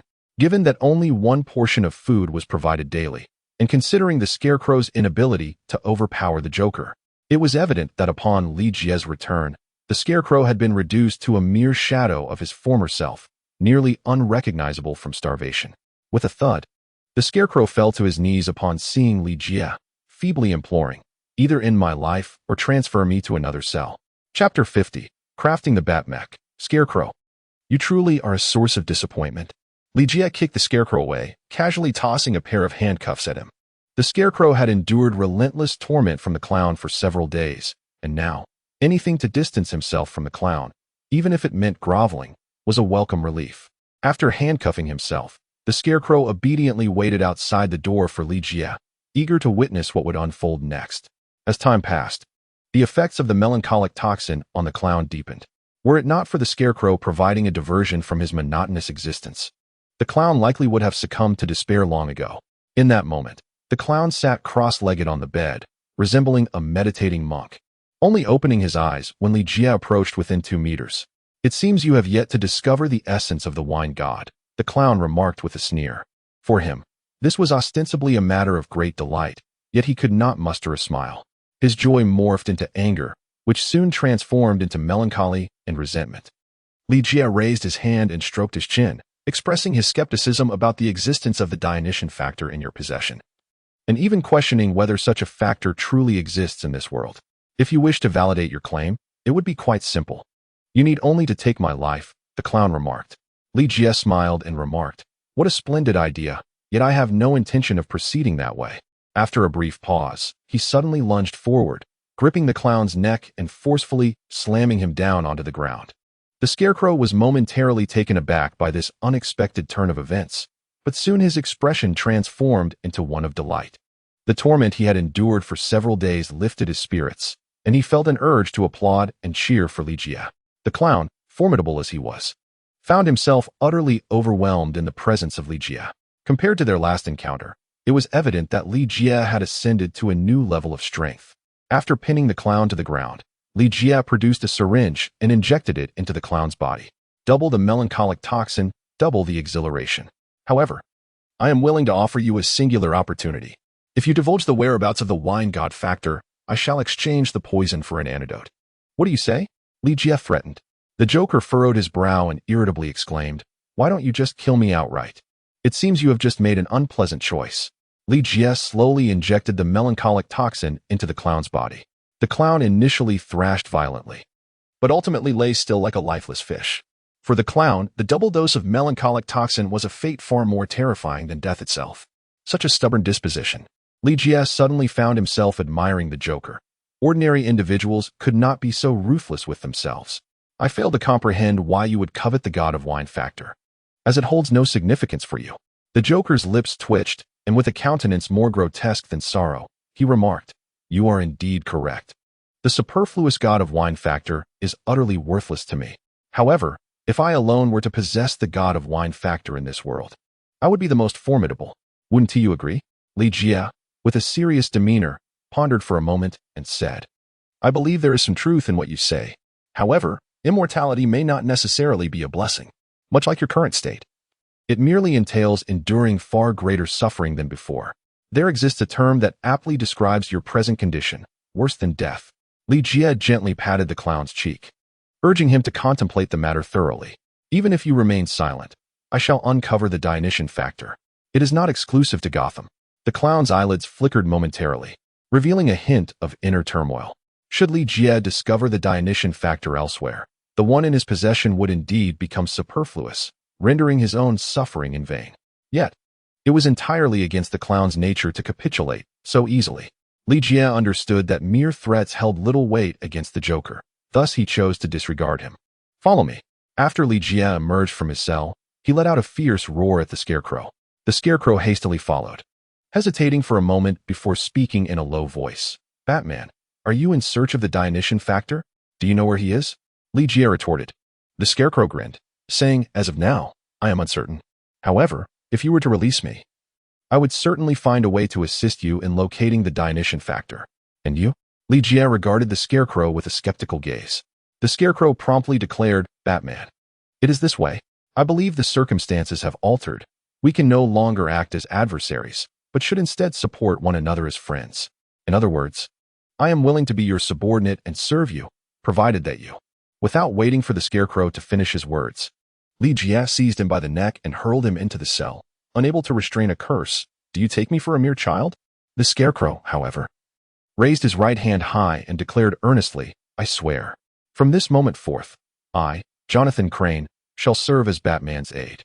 Willing to do anything for him with a sharp clang, the cell door slammed shut, and Li Jie turned away. A short while later, he arrived at the Batman's workshop, which was bustling with activity. Ever since his unexpected encounter with Superman, Li Jie had resolved to repurpose the Mark 20 armor as a support mechanism. However, the Iron Man armor proved to be exceptionally effective, prompting Li Jie to contemplate an upgrade for the Batsuit. Why shouldn't the Batsuit possess the same capabilities as the Iron Man armor? Wayne certainly had the financial means. Now that the Batcomputer had successfully deciphered the technology behind the Mark 20 armor, creating a similar suit was no longer a daunting task. "Lee, it is a pleasure to see you. The Bat armor is already 80 complete, and the first prototype is expected to be finished within 2 days." The Batcomputer proactively reported on its progress. On the workbench, an armor resembling a bat had taken shape, while the Batcomputer was diligently addressing some intricate details. "Grandson, you have worked hard." Li Jie expressed his enthusiasm for the Batmech before him. Ever since he had vanquished Dr. Isaac, he had acquired an underground base and a Legion of Alice. At that moment, he conceived an idea. If he could equip the Alice Legion with Iron Man suits, it would undoubtedly become the most formidable force on Earth. The Batmech before him represented the initial step towards forging the strongest Alice Legion.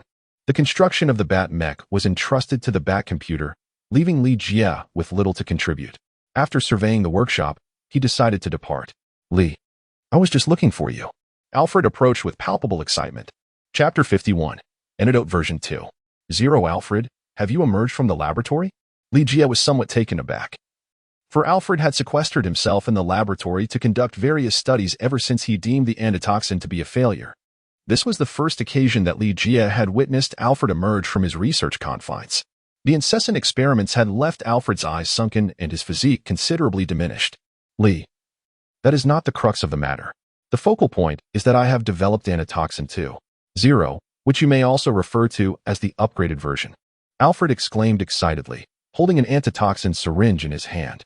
"Alfred, I do not wish to dampen your enthusiasm, but have you conducted experiments on animals?" Li Jie recalled the presence of laboratory mice infected with the zombie virus. Typically, the development of an antidote should commence with experiments on animals before progressing to human trials.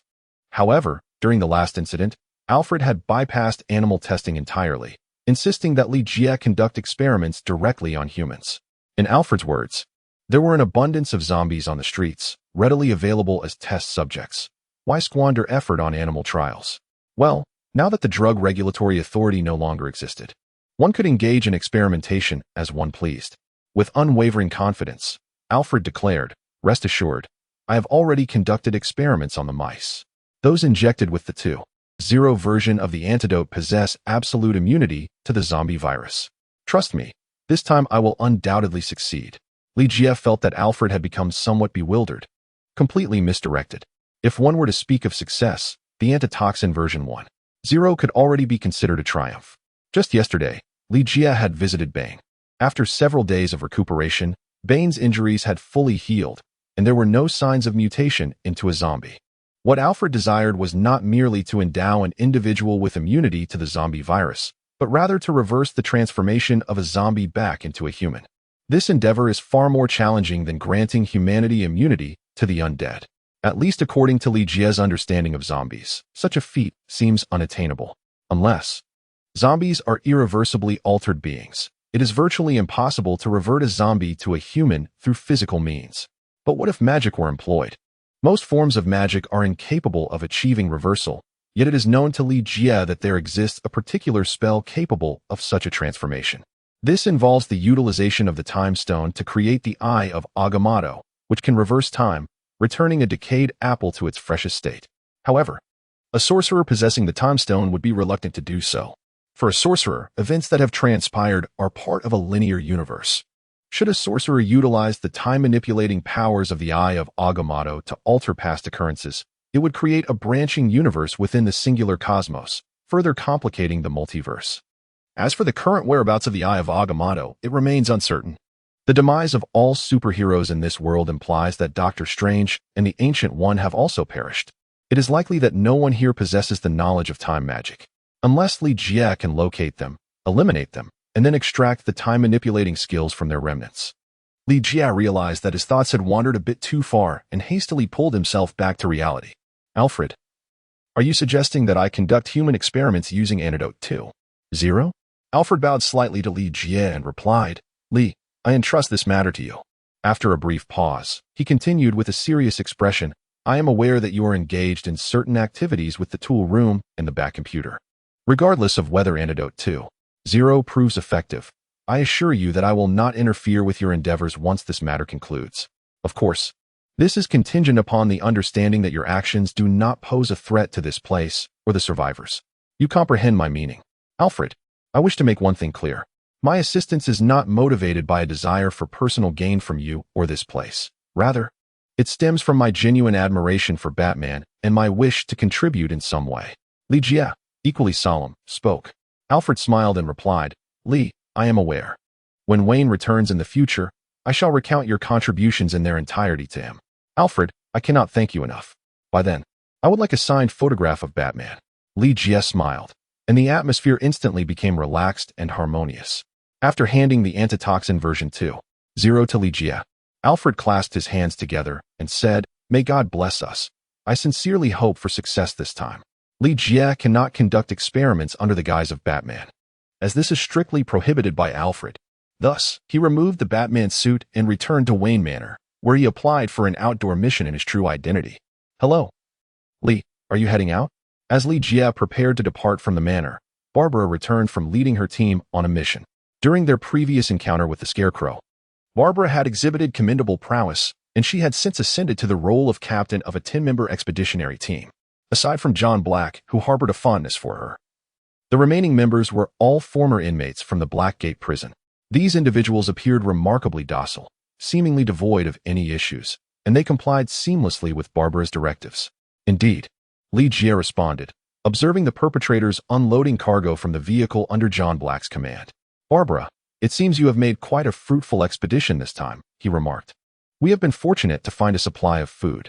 However, the chances of discovering more sustenance are dwindling. Gotham City has nearly been scoured thoroughly. Even if there were still provisions, they would inevitably be depleted. We must devise a strategy to address the food crisis, Barbara replied with a hint of anxiety. If we merely rely on our previous food reserves, the day will come when they are entirely consumed. In truth, thanks to the diligent efforts of Officer Gordon, the survivors have begun to cultivate land near Wayne Manor, attempting to grow their own food and vegetables. However, significant results have yet to be seen, and they continue to face the looming threat of the zombie virus.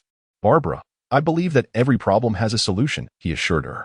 Li Jie contemplated the technology of the Wayne Group, recognizing that with slight modifications, outdoor cultivation could be transformed into indoor planting. Furthermore, if an assembly line like ecological cultivation could be achieved, it would fundamentally resolve the issue of food scarcity. This notion had long been shared with Gordon, who was also diligently working towards this goal. By the way, Barbara, this is a gift for you. Li Jie withdrew a box of chewing gum from his pocket and offered it. Chewing gum? Li, I am utterly enamored with you. Where did you discover this? Barbara exclaimed with excitement. Chapter 52. the loom's nest. Do not forget, I am indeed a magician. Li Jie smiled enigmatically, offering no extensive explanation. After greeting the somewhat jealous John Black, he departed. After all, who could blame him for the loud proclamation of Barbara's affection for him? As per his usual routine, Li Jie drove into the city center, seeking a location devoid of surveillance to conduct his antitoxin experiment. This time, he opted for an abandoned subway station. Upon injecting antitoxin 2.0 into the zombie, it swiftly succumbed to death, precisely as he had envisioned. Oh no. The communicator crackled with Alfred's voice. Tinged with despair, another failure. How could this happen again? Alfred, do not be disheartened. Failure is the mother of success. I firmly believe that one day you shall prevail. Li Jie offered a comforting remark, unwilling to squander words in explanation. In truth, Alfred's antidote was remarkably successful. Should the opportunity arise, Li Jie hoped that Alfred could produce the antidote in large quantities for the benefit of the survivors, thereby averting the possibility of them succumbing to zombification. You are right, Li. I should not be so disheartened. Young Master Wayne is still waiting for my assistance. I must muster my spirits to advance the research on Antidote 3.0. Alfred inhaled deeply and continued, please do me a favor and bring that test subject back.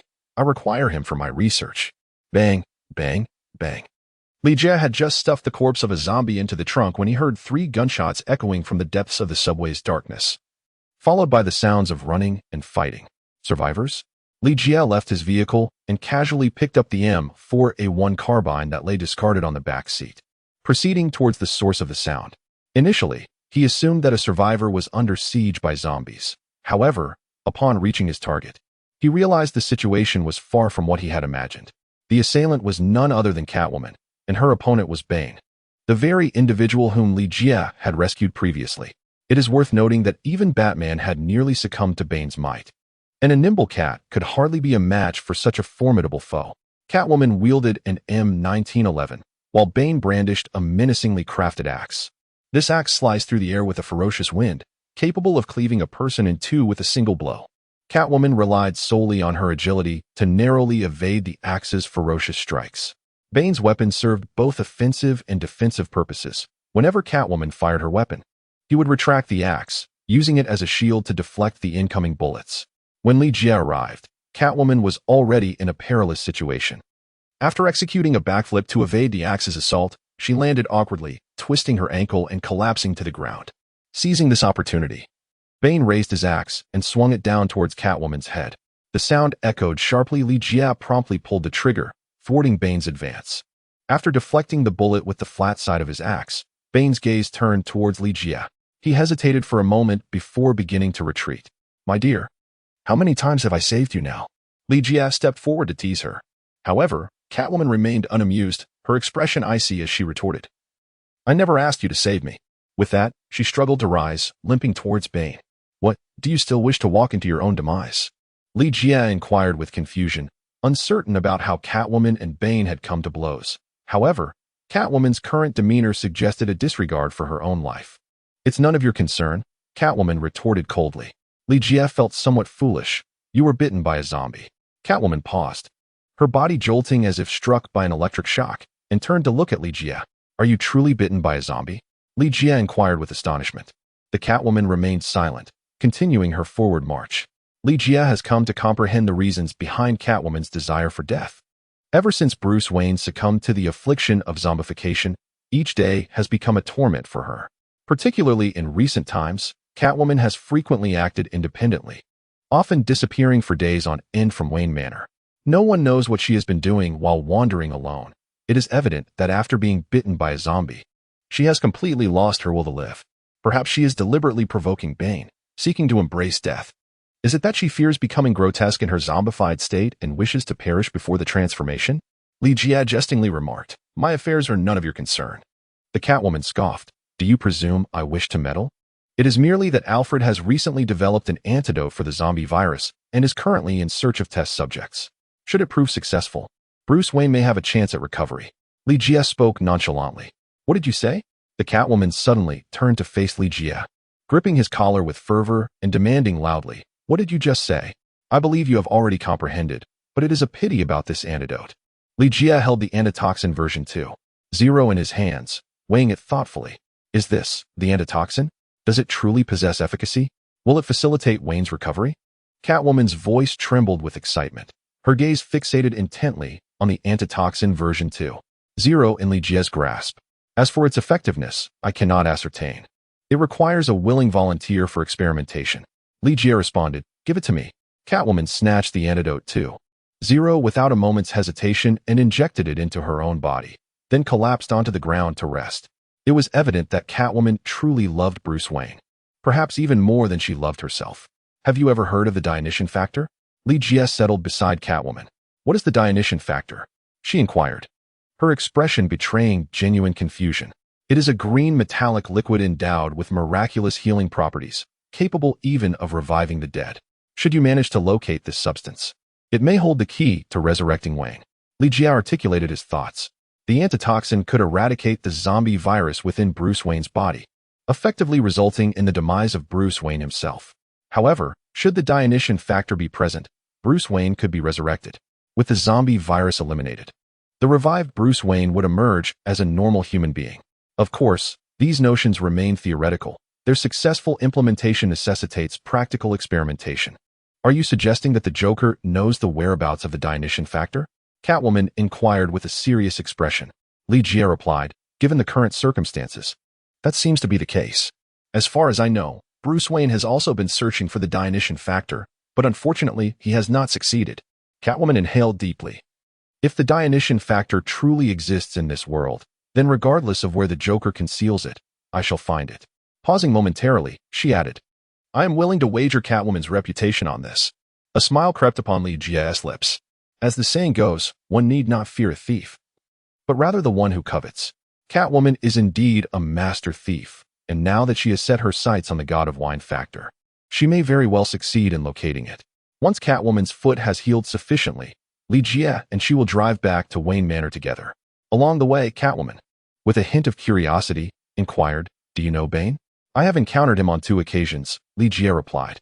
"Bane seems rather intimidated by you," Catwoman remarked. "I cannot say for certain," was Li Jie's response. Li Jie shrugged his shoulders. To be precise, Bane was not afraid of Li Jie. Rather, his departure was a gesture of gratitude for having saved his life. Upon returning to Wayne Manor, the first action Catwoman took was to seek out the Joker to inquire about the Bacchus factor. As anticipated, she did not glean any valuable clues from the Joker. Li Jie seized this opportunity to discuss the matter of the antitoxin with Alfred, hoping he could produce a greater quantity for the survivors. With the administration of the antitoxin, the survivors' lives would, in a sense, improve significantly. Heeding Li Jie's counsel, Alfred commenced mass production of the antitoxin and shared this development with Gordon. 2 days later, Catwoman resumed her previous routine of early mornings and late nights, diligently searching for the Dionysian factor. With Catwoman leading the charge, the survivors began to voluntarily administer the antitoxin. On this day, the first generation of the Bat exosuit was finally completed. Li Jie stood before the Bat mecha, which then disassembled into fragments and seamlessly reassembled upon him. "Exquisite." Li Jie could not help but exclaim, "Grandson, you are truly a genius." "No, it is the talent behind my design that deserves such praise. Moreover, I merely drew inspiration from Mark 20 and cannot claim significant credit," the Bat computer responded. Indeed, this entity displayed a commendable sense of humility. "Grandson, please unlock the door. I wish to venture out for a test flight," Li Jie commanded. With a creak, the door to the tool room swung open. As the Bat computer had indicated, the first generation of Bat mech was largely inspired by the Mark 20 version of Iron Man's armor. Apart from its distinct appearance, it essentially replicated the Iron Man suit. If one were to delineate the fundamental differences between the two, it would lie in their operating systems. Iron Man's armor utilized J.A.R.V.I.S., whereas the Bat mech was operated by the Bat computer. Li Jie has already acquired proficient experience in operating the colossal Python mech, and he swiftly adapted to the first-generation Bat mech as well. He first soared through the skies above Gotham City, and then he set his course towards New York. The alcohol deity of Gotham City is now under the purview of Catwoman. Locating it is merely a matter of time. Additionally, the exact quantity of the alcohol deity's essence in Gotham remains uncertain. It may suffice for the use of only one individual. When Li Jie divulged the God of Wine factor to Catwoman, he had already devised a plan, setting his sights on the Assassin's League, concealed within New York. The Assassin's League masquerades as a weaving factory. Locating this factory is not a daunting task. A mere glance at the map suffices. After pinpointing its location, Li Jie ascended directly above the weaving machine. Whoosh whoosh. Li Jie had just paused at the loom when two rockets soared out of the factory. These individuals are exceedingly unfriendly. They act without so much as a greeting. Li Jie silently cursed, but felt an undeniable joy. The attack indicated that the Assassin Alliance's base here had not been abandoned, and it also implied that the healing elixir infused with the god of wine's essence still existed. Before arriving, Li Jie had worried he might have made the journey in vain. Now, he could finally rest assured. The sound of applause echoed. Li Jie deployed the bat-shaped mech's interference bomb to intercept the incoming rockets, swiftly descending thereafter. Upon landing, he unleashed the Mark 20 Python mech and released the tendrils of the poison ivy. The tendrils slithered towards the weaving factory like a serpent, while the bat mech and Mark 20 Python followed closely, resembling two formidable bodyguards. Outside the weaving factory, a horde of zombies amassed. Yet Li Jie refrained from utilizing the mesh to eliminate them. Instead, he personally took charge with his M4A1 carbine, recognizing the invaluable experience points and various skills at stake. Professional Racing Skill 1. Culinary Expertise Skill 1. Weaving Skill 1. Weaving Skill 1. Weaving Skill 1. The majority of the zombies gathered were merely ordinary weavers from the factory, and soon, Li Jie's weaving skill ascended to an expert level. The question remained, what utility did such non-combat skills hold? Was he truly expected to engage in weaving? Assassin Alliance Skill Heartbeat Acceleration 1. Assassin Alliance Shooting Skill Bullet Curvature 1. Li Jie's eyes suddenly sparkled with intensity. The heart-pounding drive of the Assassin's League can elevate the secretion of adrenaline, thereby enhancing the human body's speed, strength, and reflexes. This remarkable skill bears a resemblance to the extraordinary, enabling assassins to achieve an unparalleled effectiveness in conventional combat. However, not every assassin within the League possesses this ability. Only a select few are endowed with such exceptional talent. As for the ability of bullets to curve, it surpasses mere precision shooting in conventional warfare, allowing the assassin to eliminate a target even when it is concealed behind an invisible barrier. Bang! The doors of the textile factory could withstand the onslaught of zombies. Yet they proved utterly powerless against the mecha. There was no need for weaponry. The bat mecha merely lifted a hand and pushed, causing the doors to collapse with a resounding crash. Rat-a-tat-tat. A barrage of bullets rained down from the rooftop of the opposing building, thwarted by the two formidable mechas. As the gunfire subsided, Li Jie called out loudly, "Hey, if you're willing, we could attempt to sit down and discuss matters." Whoosh. In response to Li Jie, a rocket propelled through the air, exploding mid-flight after being struck by a rattlesnake missile carried by the colossal Python mecha. Following this, 10 small rattlesnake missiles surged towards the opposing building. With a series of explosive detonations, the very structure of the building was obliterated. Li Jie. Damn. Who doesn't he have a bit of temper? Are you now inclined to sit down and converse? A voluptuous red-haired woman emerged from the ruins, holding a customized M1911 pistol, her expression inscrutable as she fixed her gaze upon Li Jie. Hello. Li Jie smiled as he raised his hand to greet the opposing Firefox. The Firefox scrutinized Li Jie from head to toe and coldly commanded, "Leave those two mechas behind. Lower your weapons and follow me." Li Jie shrugged indifferently. Chapter 53. Acquiring the Dionysian Factor. The Weaving Factory serves as the stronghold of the Assassin Alliance in New York, a labyrinth of intricate mechanisms, where only the most elite assassins, like the Firefox, are able to remain. Li Jie's bold venture into the Weaving Factory was not a mere impulsive act. Rather, it was akin to a dragon surging through the river. Theoretically, the Shadow Warriors Alliance and the Assassin Alliance are intricately connected, sharing a common lineage. Li Jie has already attained the prowess of a Shadow Master. Coupled with the recently acquired skills of heartbeat acceleration and bullet curving from the Assassin's League, he would certainly stand invincible in a confrontation. Furthermore, with the reinforcement of mechs and the ambush-ready presence of the Viperous Vine lurking in the shadows, the task of purging the Loom Factory would be a mere trifle for him. "Raise your hands," commanded Firefox as Li Jie approached, threateningly raising the gun's muzzle towards his head. "Be cautious of an accidental discharge." Li Jie issued a reminder. Firefox cast a glance at the two mechs stationed at the entrance. Should a misfire occur here, those mechs would undoubtedly be triggered as well. The formidable prowess demonstrated by the Mark 20 Python had already underscored the significant threat these mechs posed to the textile factory. Otherwise, Firefox would not have consented to a dialogue with Li Jie. More crucially, Firefox could not ascertain whether Li Jie was alone or the precise number of mechs at his disposal. At this moment, the textile factory felt as though it were suffocating beneath the weight of a colossal mountain, with each individual regarding Li Jie's presence as a trial of life and death. With one hand wielding a firearm, Firefox meticulously conducted a thorough search of Li Jie, leaving no part of him unexamined, not even between his legs. Is it large? As Li Jie teasingly grasped the firearm beneath him, the cold visage of Fox cracked into a subtle smile, seemingly pleased with Li Jie's concealed weapon. Follow me, Fox said reluctantly, releasing his grip, turning to lead Li Jie into the depths of the building. Along the way, Li Jie observed numerous assassins lurking in the shadows. It was conservatively estimated that there were still hundreds of killers in this vicinity, many of whom were core members of the organization. In a brief moment, Li Jie found himself in a room furnished with an antiquated loom, where he encountered the current leader of the organization, Sloan. With a head of white hair and a face adorned with age spots, Sloan, a wise-looking African-American, exuded sagacity. Alongside Sloan stood a mechanic, a butcher, an exterminator, a pharmacist, a gunsmith, and a grinning figure, collectively encircling Li Jie in a semicircle with Fox.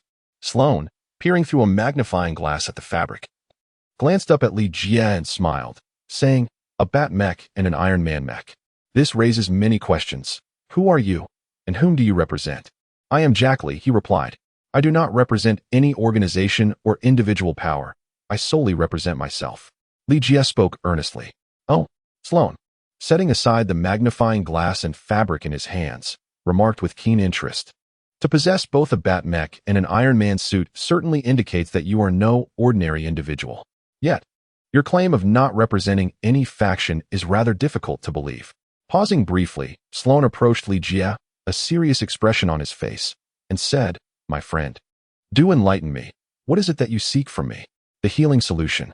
Li Jie refrained from directly mentioning the divine factor of alcohol, as its existence might be unknown even to individuals like Si Jiang. They were merely aware of the miraculous healing properties of the elixir, which was an invaluable treasure for the weavers. "Ha ha ha." Si Long could not suppress his laughter, spreading his hands before Hua Hu and the others. He exclaimed, "Did you hear that? Healing elixir. This fellow comes here claiming he wishes to heal you. My heavens, I have never heard such a humorous jest." The others joined in, their faces adorned with mocking expressions. In an instant, when everyone's attention wavered, Li Jie abruptly seized Si Long by the neck, swiftly followed by the muzzle of an M1911 pressed against Si Long's temple. The movement was so rapid that Hua Hu and the others had no chance to react. By the time the others raised their weapons, Si Long was already at Li Jie's mercy. Si Long's gaze, as cold as a blade, fell upon Hua Hu, prompting the others to question him as well. With an expression of innocence, Hua Hu stated, "I just searched him. He truly has no weapons or equipment." "But if there are no weapons or equipment, then from where did that M1911 come?" Observant individuals began to recall that during the process of Li Jie taking Si Long hostage, there had been no action of drawing or brandishing a weapon. The M1911 seemed to have materialized out of thin air. "Do you still think I am jesting?" Li Jie inquired of Sloan. Sloan pressed his hands downward, signaling to Firefox to lower their weapons and not provoke Li Jie. "Li, regardless of your background, I cannot possibly entrust the most valuable treasure of the loom to you." Li Jie released his grip on Sloan's neck and, with a smile, said, "It appears that there has been a misunderstanding. I do not wish to acquire your healing solution without compensation. Rather, I seek to propose a transaction." "A transaction?" Sloan furrowed his brow, gazing at Li Jie with a mixture of confusion and curiosity. "First and foremost, please rest assured that I harbor no ill intentions." Li Jie raised his hands as he spoke. With a flick of his right hand, the M1911 vanished from sight. A smile crept across his lips as he added, "I forgot to mention, I am a magician. Moments ago, the Firefox had indeed searched me, and I bore no weapons. Should anyone harbor doubts, they are welcome to search me again." The gunsmith stepped forward, only to be halted by Sloan's penetrating gaze. "Li, let us return to the transaction you mentioned," Sloan said, his demeanor composed. Li Jie lowered his hands and proclaimed, "I believe everyone is well aware that in the current environment, the greatest threat to each of us is not knives or guns, but rather the zombie virus. I trust there is no dissent on this matter. Please continue, Sloan instructed. Li Jie deftly flipped his right hand, revealing a syringe. This is the antidote to 0, specifically formulated against the zombie virus. Once injected, it will confer absolute immunity to the virus. Upon hearing that this antidote could grant immunity to the zombie virus, the eyes of everyone present sparkled with intrigue.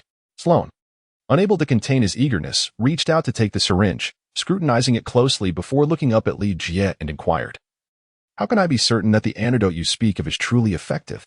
Li Jie smiled and said, "It is quite simple. You merely need to find someone to try it out."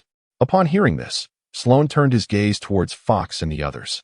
The gunsmith, who had just taken a step forward, immediately retreated, while the others averted their eyes. Everyone desired an antidote, yet none were willing to be the test subjects. "Allow me." Fox stepped forward a couple of paces. A smile appeared on Sloan's face, a flicker of satisfaction in his heart. Yet he did not permit Fox to become the experimental subject. Instead, he summoned Fox to the cell to bring someone out. Shortly thereafter, a timid-looking young man was led into the courtyard, glancing around apprehensively at those present. Upon catching sight of the youth, Li Jie could not help but murmur to himself, "Isn't that Wesley?" Wesley, the son of Carlos, was the offspring of the most formidable assassin within the Weaver. After uncovering the truth behind Sloan's manipulation of the Weaver, Carlos chose to withdraw, only to be branded a traitor and subsequently hunted down by the Weaver. Ultimately, those sent to eliminate Carlos met with their own demise. In desperation, Sloan devised a cunning plan to train Carlos's son, Wesley, into an unparalleled assassin, with the intention of having Wesley assassinate Carlos. However, just as the plan was set into motion and before Wesley could undergo training, a zombie crisis erupted, temporarily shelving Wesley's fate. "What do you intend to do? I warn you, it would be wise to release me now, otherwise, I shall call the authorities," Wesley exclaimed, trembling. Having been confined in the dungeon and unaware that the world had transformed into a realm plagued by the undead. Suddenly, Wesley let out a cry of pain as Firefox seized the moment to inject an antidote into his body. "What have you injected me with?" Wesley inquired, panic rising within him. Firefox offered no explanation, merely gripping the back of Wesley's collar and dragging him outside, unceremoniously tossing him into the open air. Upon witnessing the corpses of zombies outside, Wesley shuddered in terror. Bang! Firefox pulled the trigger, a bullet striking the ground mere inches from Wesley's feet. Gesturing with the gun for him to leave, Wesley, his face a mask of disbelief, stammered, "You mean to say, I can leave?" "You had better hurry before I change my mind," Firefox replied coldly. "Oh, all right. I'm going. Wesley, still incredulous, took a deep breath, mustering his courage to run forward. Meanwhile, Sloan and his associates observed from the wall, relishing the spectacle. Yet, no sooner had Wesley run less than 200 meters than a zombie burst forth from the ruins, crashing down upon him. Wesley, terrified, cried out desperately as he fought back, but with no combat experience, he stood no chance against the zombies. Firefox drove a pickup truck over, shooting a zombie in the head, then bound Wesley's limbs and tossed him into the back of the truck. Sloan personally examined Wesley, who bore numerous wounds all over his body. Under normal circumstances, he would surely succumb to zombification. Now, it remained to be seen if the antidote would prove effective. Wesley was confined in a solitary iron cage, and after a considerable time, the pharmacist drew a vial of blood from him for testing, in order to ascertain the antidote's efficacy more swiftly. Until the results were revealed, Li Jie was temporarily treated as Sloan's guest. Not only did he savor a fine steak, but he also enjoyed a bottle of Sloan's private reserve red wine. The pharmacist, skilled in his craft, did not keep Li Jie waiting for long, soon returning to Sloan with the results in hand. Upon seeing the outcome, a smile spread across Sloan's face. "Li, let us discuss a transaction. How much antidote can you provide us?" Li Jie replied, "At present, I can provide you with 10 vials of antitoxin. Should you require more, I will need some time to procure additional supplies." 10 vials? Sloan's eyelids slightly drooped as he cast a glance at the assembled members of the Firefox. 10 vials of antitoxin would suffice for the core members of the Loom, but he would not hesitate to discard anyone else. Even among the core personnel, in dire circumstances, Kalong would not hesitate to abandon them. "So, how much healing liquid do you wish to obtain from me?" Li Jie retorted.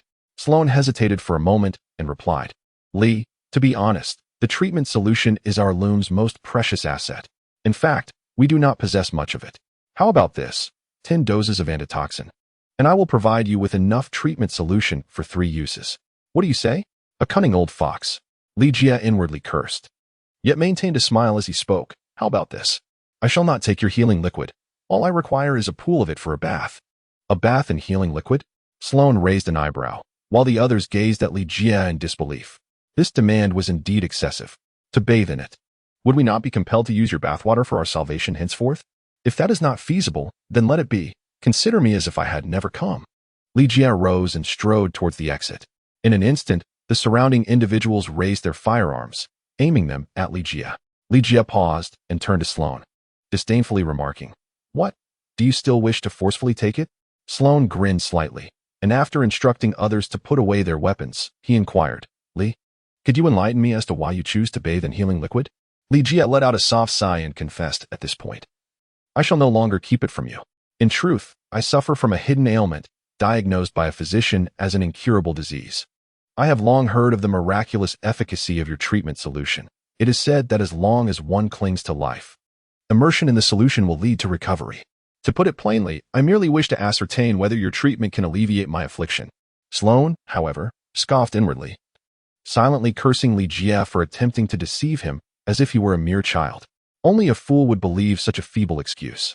Ligia is indifferent to the quality of excuses, merely seeking a pretext. Since you find it troublesome, let it be. Just a moment. Sloane hastily raised his hand to stop Ligia, a broad smile adorning his face, and said, "Li, why are you in such a hurry? I haven't said no. How about this?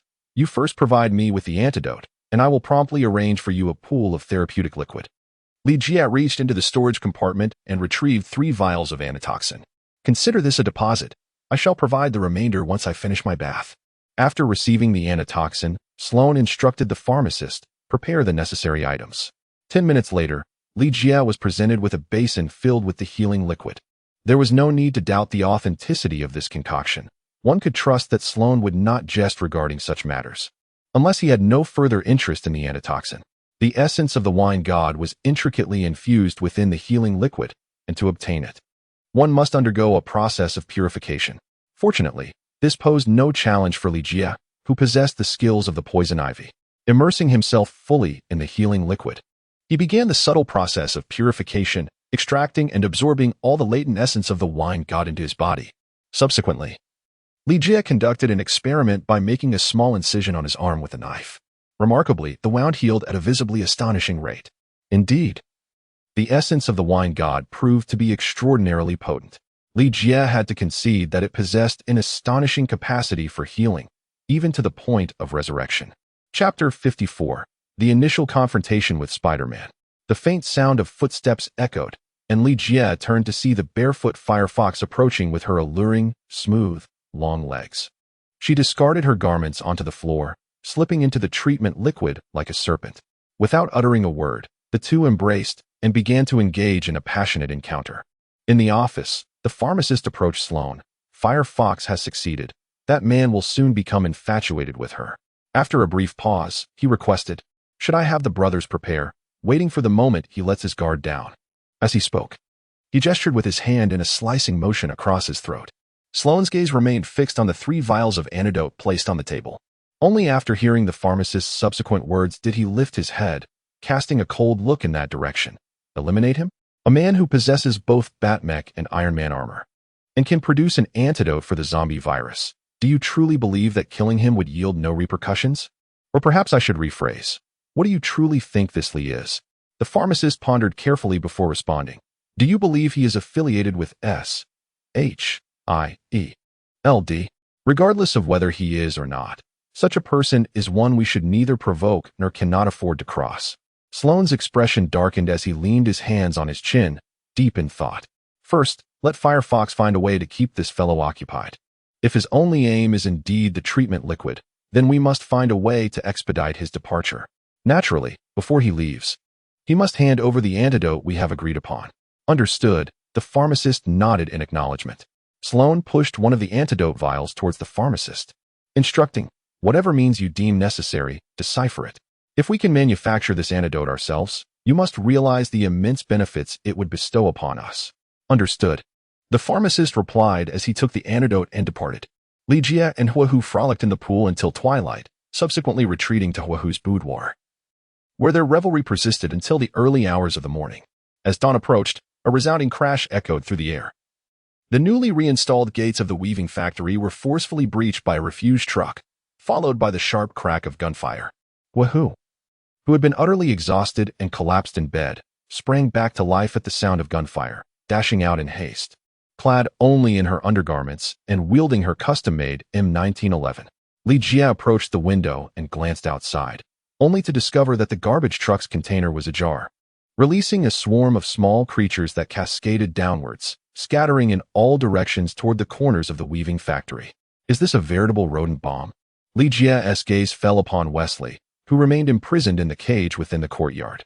He swiftly comprehended that this was a retaliatory rescue mission, orchestrated by none other than Wesley's father, Carlos. Carlos had captured thousands of mice, affixing explosives to each one, which would scurry to every corner of the weaving mill. Once these explosives detonated, the factory would essentially be overrun. At that moment, Carlos, armed with his formidable combat prowess, would unleash a reign of terror.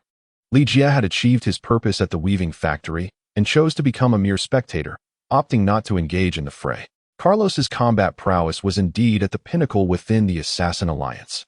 Following the detonation of the mouse bomb, Carlos refrained from directly rescuing Wesley, as doing so would render Wesley a target for attack.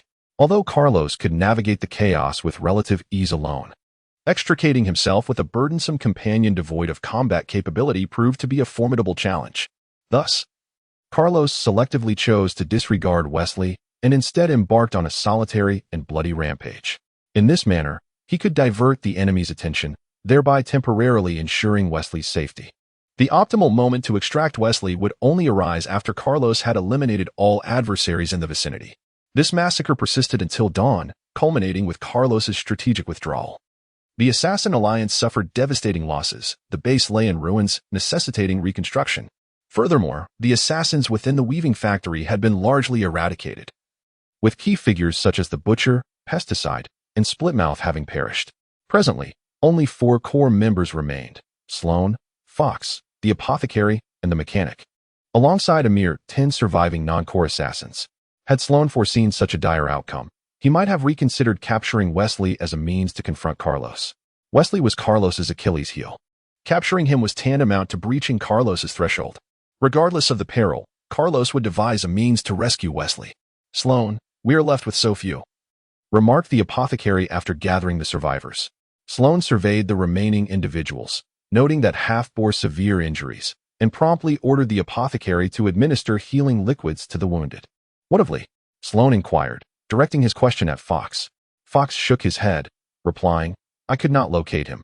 He likely took advantage of the chaos to flee." "Fled? That scoundrel still owes us 7 vials of antitoxin." Sloan cursed vehemently. The Mechanic raised his hand and stated, "I saw that fellow rescue Wesley." "Lee rescued Wesley? Does that imply he is allied with Carlos?" Sloan's brow furrowed in concern. The Apothecary, who had just attended to the wounded, rushed back, exclaiming, "This is bad, very bad. Calm down. Surely, there cannot be a more dire situation than this." Sloan hissed in a low voice. The Apothecary took several deep breaths to compose himself, and upon receiving Sloan's permission, spoke. "It seems that fellow employed some means. The healing liquid is ineffective." "What?" Upon hearing this news, Sloan's hair stood on end, and he turned to glare fiercely at Firefox. Firefox replied, "I have indeed been with him all along, but I have not witnessed him employing any underhanded tactics." Sloan could no longer contain his fury and shouted sharply, "Search. Everyone, go out and search for him. Regardless of whether that brat is affiliated with Carlos or possesses any other connections, bring him to me. I shall end his life." Li Jie initially sought merely to witness a captivating performance. However, upon realizing the decline of the weaving factory, he seized the opportunity amidst the chaos to procure the remaining healing liquid and extract the divine factor of the wine god. Subsequently, he performed a favor by rescuing Wesley. As Sloan erupted in fury, Li Jie had already parked the Ferrari at the roadside. Suddenly, Carlos, driving a Hummer, sped towards him, positioning his vehicle across the front of the Ferrari. With a shotgun in hand, he swiftly eliminated 2 approaching zombies before aiming the weapon at Li Jie. Carlos had just endured a life-and-death struggle, His heart raced from the exertion, and having sustained injuries, he was already at his limit. In stark contrast, Li Jie was poised and ready, possessing Wesley as his trump card, rendering him indifferent to the threat posed by Carlos. Li Jie suddenly grasped the M1911 and executed a swift arm motion to pull the trigger. The bullet traced a flawless arc, veering gracefully before shattering the skull of a zombie on the opposite side of the armored vehicle. This display of skill further instilled a sense of wariness in Carlos. "You are not one of the Weavers. I have never encountered you before," Carlos remarked, attempting to alleviate the tense atmosphere. "I merely conducted a transaction with the Weaver recently." Li Jie, with a swift motion, drew his blade to sever the ropes binding Wesley's hands and feet. Grasping Wesley by the collar, he hurled him through the windshield. "Catch him!" Carlos exclaimed as he flung open the car door, reaching out to secure Wesley and press him into the seat. Turning to Li Jie, he remarked, "Consider this a favor owed to you." With that, he pressed the accelerator, propelling the vehicle forward with great speed. Li Jie has sown a seed of virtue before Carlos, though the fruition of this goodness remains uncertain. Having finally arrived in New York, Li Jie resolves to explore this sprawling metropolis thoroughly. Previously, he had contemplated leaving Gotham City, with New York as his primary choice. The reasoning is straightforward. New York is home to numerous superheroes, as well as an abundance of villains. For Li Jie, it represents a treasure trove yet to be unearthed. Apart from the influence of the god of wine, this visit also serves as a preliminary reconnaissance. After 2 hours of driving through the streets of New York, Li Jie perceives that this city bears a striking resemblance to Gotham, both having succumbed to despair.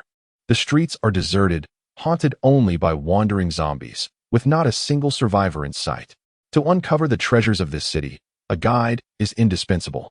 Li Jie halted his vehicle in front of a convenience store, contemplating whether fortune might smile upon him as he sought something to eat. Gazing through the storefront, he discerned no immediate dangers aside from 3 uniformed employees, now transformed into zombies. With his right hand gripping an M1911 pistol, he boldly pulled open the door and stepped inside. Simultaneously, Li Jie decided to activate his accelerated heartbeat skill. Thump, thump in the blink of an eye. His heart raced beyond the threshold of normal human capacity. Everything around him slowed. A green fly fluttered past, appearing to hover in midair, allowing him to discern the intricate patterns on its wings. This relative stillness signified a remarkable enhancement in his speed, perception, and reflexes. Bang, bang, bang. In rapid succession, 3 bullets found their marks, and the 3 zombies outside fell, their heads exploding almost simultaneously. His heightened observational acuity revealed that the convenience store harbored more than just the 3 zombies. A 4th lurked in the restroom, concealed in a corner. Just as Li Jie dispatched the 3 undead employees, the restroom door swung open, and a mass of white, filamentous substance surged toward him. Had he not preemptively employed his heartbeat acceleration skill, even with his prowess as a seasoned martial artist, Li Jie would have found it exceedingly difficult to react to such a sudden ambush. It was not merely the unexpected nature of the attack, but rather the sheer speed at which it approached. From a normal person's perspective, the white mass would have struck before it was even perceived. Fortunately, due to the activation of his accelerated heartbeat, the assailant's assault unfolded before him as if in slow motion. Li Jie tilted his body slightly to the side, evading the assault of the white silk ball. With a sharp crack, the silk ball adhered to the entrance of the convenience store, resembling a spider's web.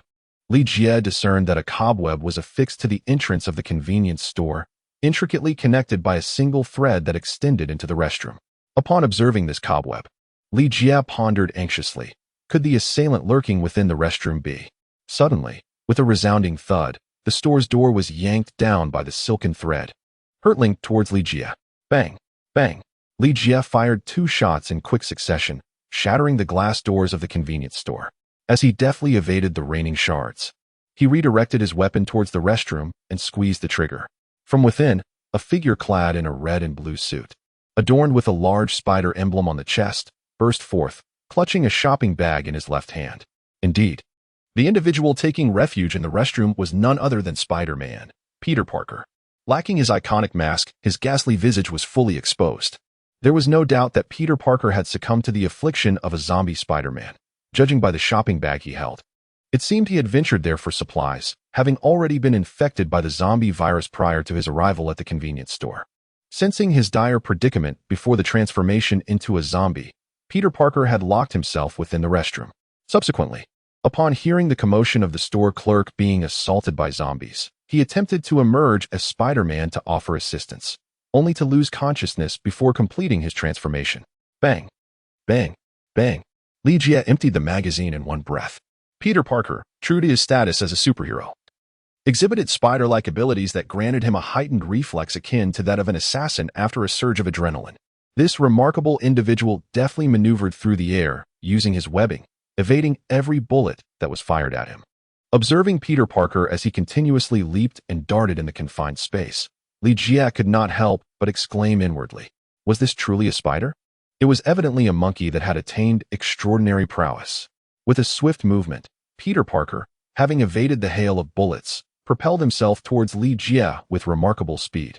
Tugging at his webbing, Li Jie deftly hurled the M1911 as a concealed weapon towards Peter Parker, seizing a fleeting moment to retrieve the Bat-Mech from the storage compartment. Bang! Peter Parker slammed Li Jie against the wall. Driven by the instinct of the undead, he opened his mouth to bite Li Jie, only to find his teeth clashing against the mech. Poor little spider, oblivious to whether his fangs would be dislodged. Snap! Li Jie pressed his hand against Spider-Man's abdomen, delivering a powerful palm strike that sent Peter Parker flying out of the convenience store. As Li Jie, clad in his Bat-Mech, soared out of the store, all he could see was a scattering of shattered glass. Peter Parker had vanished without a trace. This fellow was as slippery as an eel. Li Jie soared through the air, but found no trace of Peter Parker. This encounter with Peter could only be deemed a stalemate. Yet it filled Li Jie with immense joy. Indeed, this city was brimming with boundless opportunities and possibilities. If he could eliminate Peter Parker, he would acquire the abilities of Spider-Man. Chapter 55. The real and fake Captain America stowing away the Bat-Mech. Li Jie returned to the convenience store and discovered the shopping bag that Peter Parker had carelessly left behind.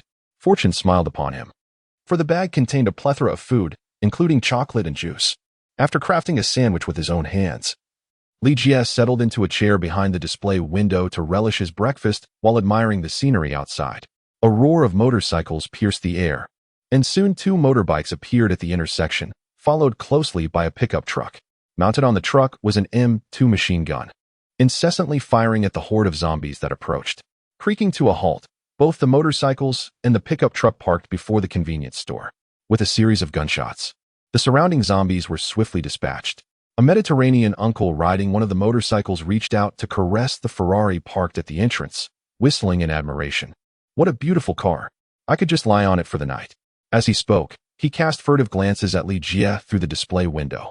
The M2's barrel on the pickup truck was now aimed at Li Jie, yet he remained unfazed, quietly enjoying his breakfast. Barney, it seems this kid is no ordinary person. The Mediterranean uncle spat menacingly, wielding his Uzi as he circled around the Ferrari towards the entrance of the convenience store. Hey, Christmas, be cautious, Barney Ross. Having parked the motorcycle, drew a revolver from behind and followed closely to provide cover for Christmas. Upon entering the convenience store, Christmas pointed his gun directly at Li Jie and bellowed, Hey, kid, place your hands on the table, or else, are you going to shoot my brains out? Li Jie cast a glance at the pickup truck outside, in comparison to the submachine gun wielded by Christmas and the revolver in Barney Ross's possession. The M2 machine gun mounted on the pickup posed a significantly greater threat. Upon entering the convenience store, Barney Ross halted his steps, directing the muzzle of his weapon towards Li Jie while his gaze began to scan the corners of the establishment. You are correct. Should you fail to cooperate, I shall not hesitate to shatter your skull, Christmas remarked as he approached, his right hand steadying the gun while his left reached out unceremoniously towards Li Jie. A faint smile played at the corners of Li Jie's mouth. Christmas had committed an unforgivable error. He should not have approached Li Jie so closely. As Christmas drew near, he not only rendered the external M2 machine gun ineffective, but also obstructed Barney Ross's line of sight at the entrance.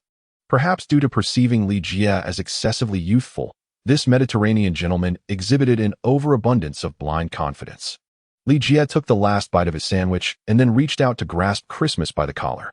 Observing Li Jie still indulging in his sandwich, Christmas disdainfully curled his lip, and then he did not even catch a glimpse of how Li Jie swiftly seized him, and the next moment, his body was involuntarily propelled into the air, crashing through a storefront window and colliding headfirst with the windshield of a pickup truck.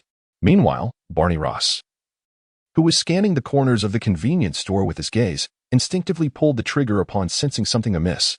Bang, bang, bang. Barney Ross was renowned as a quick draw, but after emptying his revolver, he realized that his target was nowhere to be found. In the blink of an eye, a military knife was drawn across Barney Ross's neck.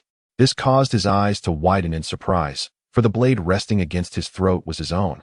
And he had not even noticed how Li Jie had appeared beside him from the shattered window.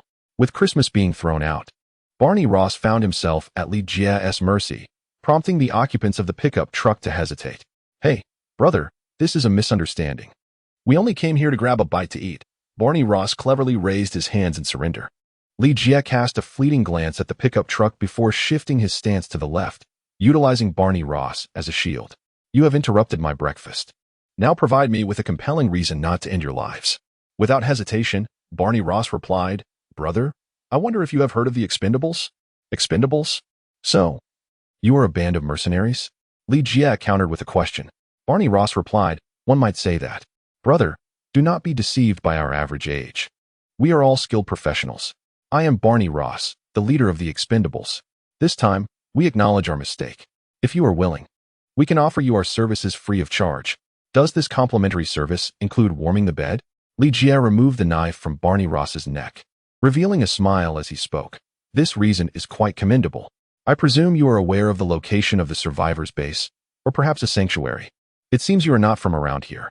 As it happens, we also intend to head to the sanctuary. Perhaps you could accompany us. Let us consider it settled. Li Jie returned the military knife.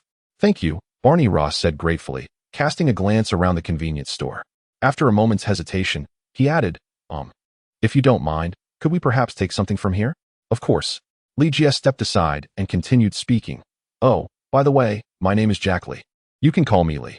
Lee, it's a pleasure to meet you, Barney Ross said, extending his hand to shake with Li Jie. He then called out towards the door. Don't waste any time, hurry up and get to work.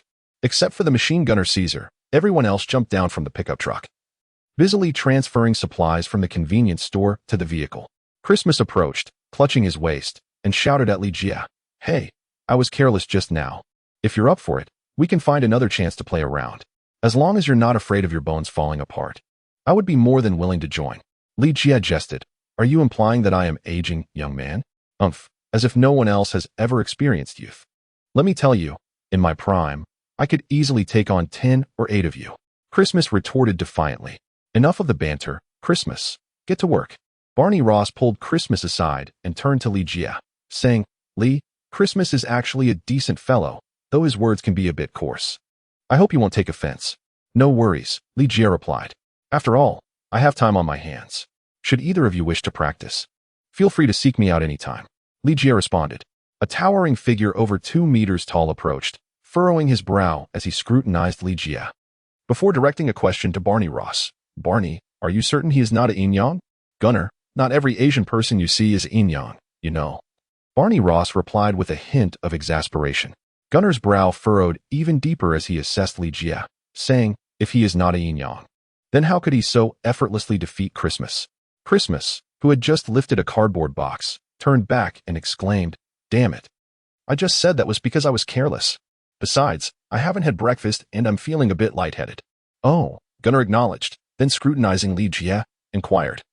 Are you truly not a Yin-Yang? No, I am Jack Lee, he answered. Li Jie replied. Oh. Gong Na nodded in acknowledgement and then inquired. Are you familiar with Yin-Yang? A rather formidable little fellow. Li Jie retorted. Do you think I ought to know him? After contemplating for a moment, Gong Na responded. You are equally skilled, so I believe you two should be acquainted. Perhaps, you were both taught by the same master. Li Jie smiled but offered no explanation. Barney Ross, however, could hardly contain his irritation and complained. Gunner, are you deliberately making excuses to be lazy? For heaven's sake, get to work. Gunner examined Li Jie once more before turning to transport supplies. Barney Ross shook his head at Gunner's retreating figure, then raised a hand to his temple and remarked to Li Jie, apologies, he seems to have a bit of an issue. He thinks every Asian person is a Yin-Yang.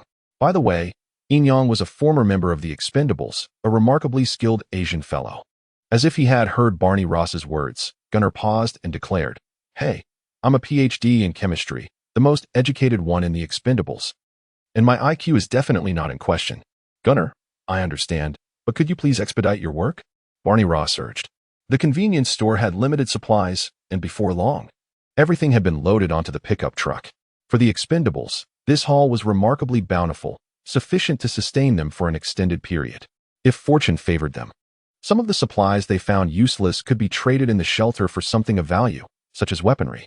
Li Jie drove his Ferrari, following the fearless squad to a refuge nestled in New York.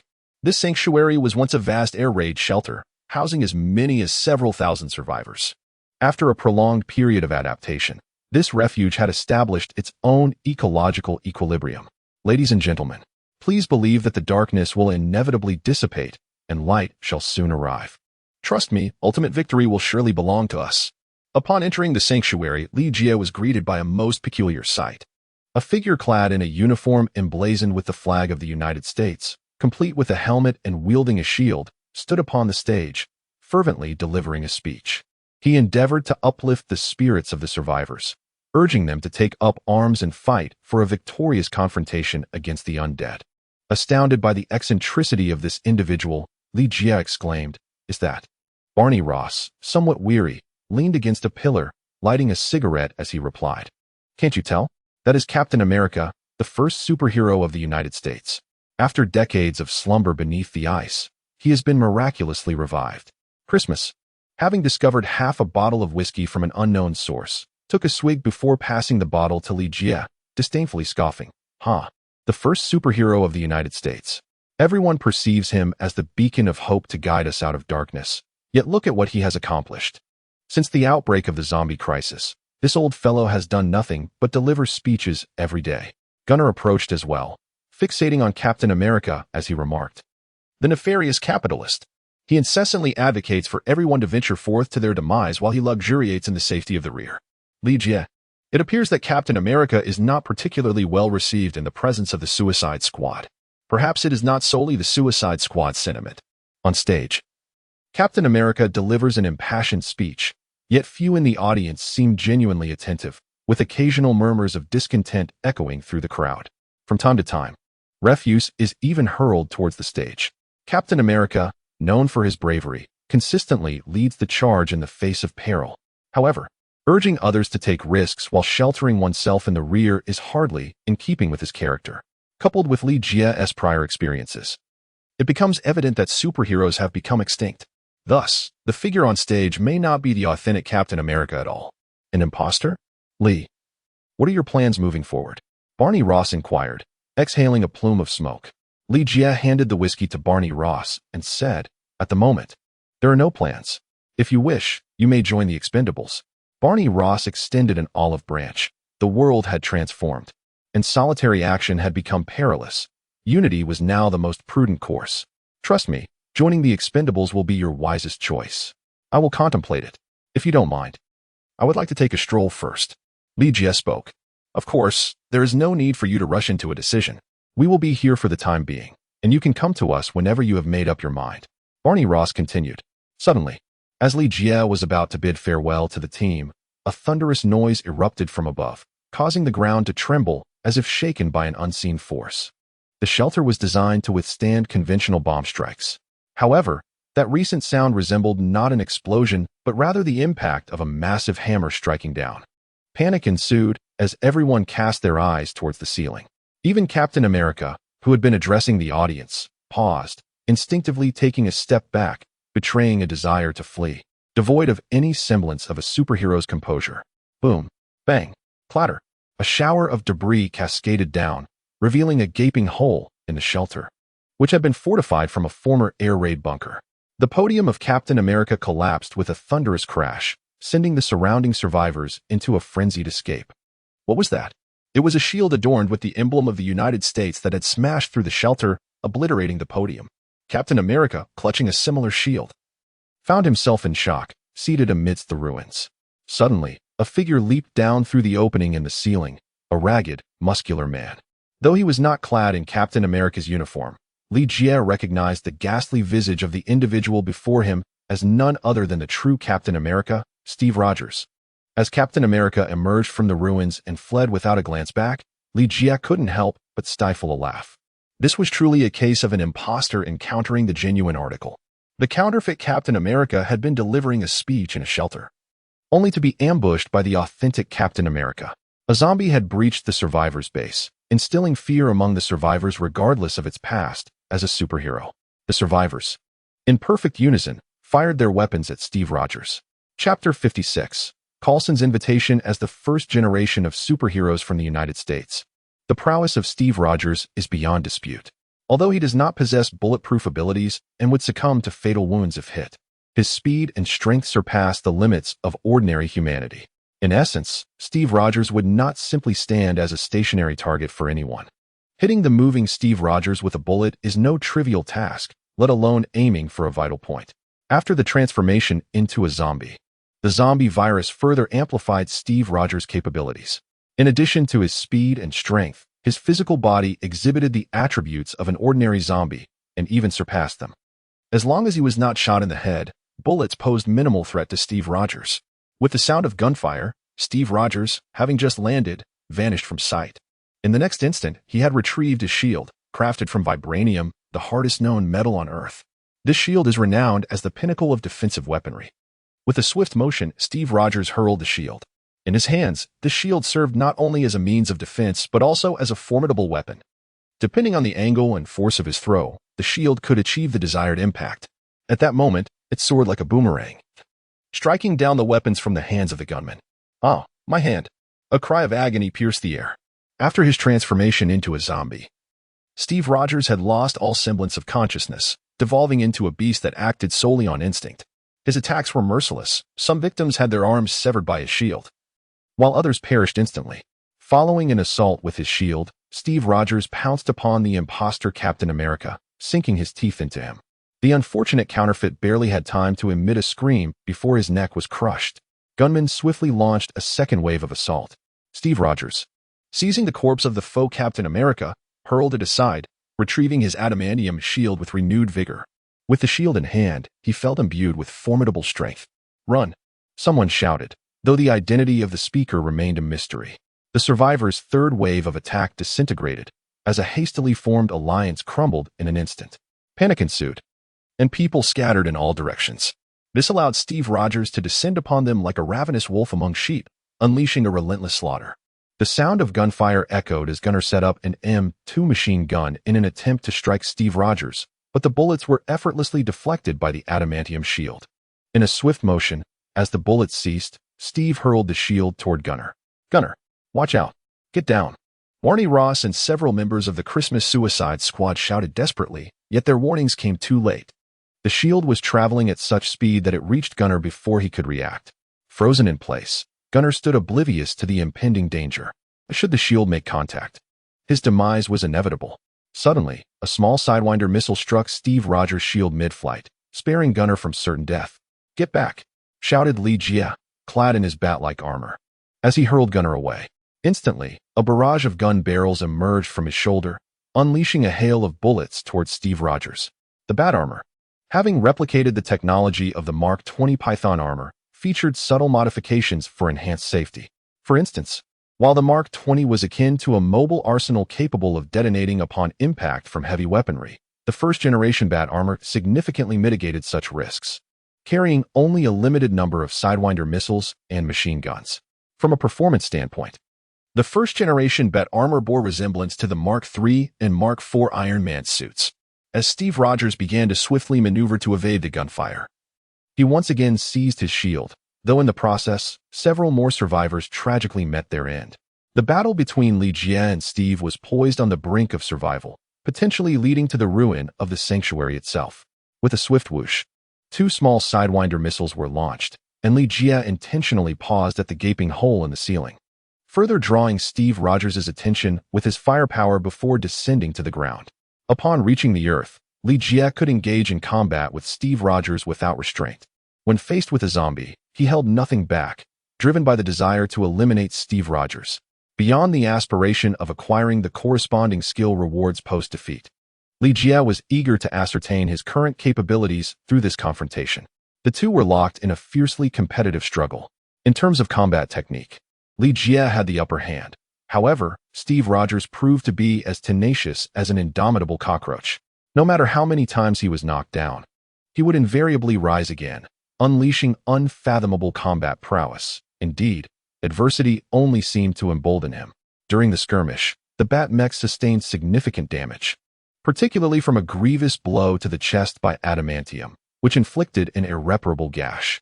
Following an assault where he was struck in the chest by a shield, Li-Jie suffered a fractured rib. Had he not absorbed the Dionysian factor at the loom, that blow could very well have cost him his life.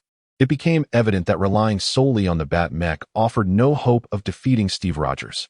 Just as Li-Jie contemplated deploying the Mark 20 Python mech and other skills, a sudden beam of light struck, sending Steve Rogers and Li-Jie hurtling through the air. Beep, beep, beep. The mech was inundated with alarms, and the Bat computer emitted persistent warning tones. The first-generation Bat-Mech was over 90% damaged. A low hum resonated overhead as two armed helicopters descended in succession. A squad of soldiers rushed to secure Steve Rogers, placing him in a sealed container before transporting him to the aircraft.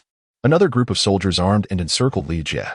Shortly thereafter, a middle-aged man, impeccably tailored in a suit and donning sunglasses, approached. Knock, knock.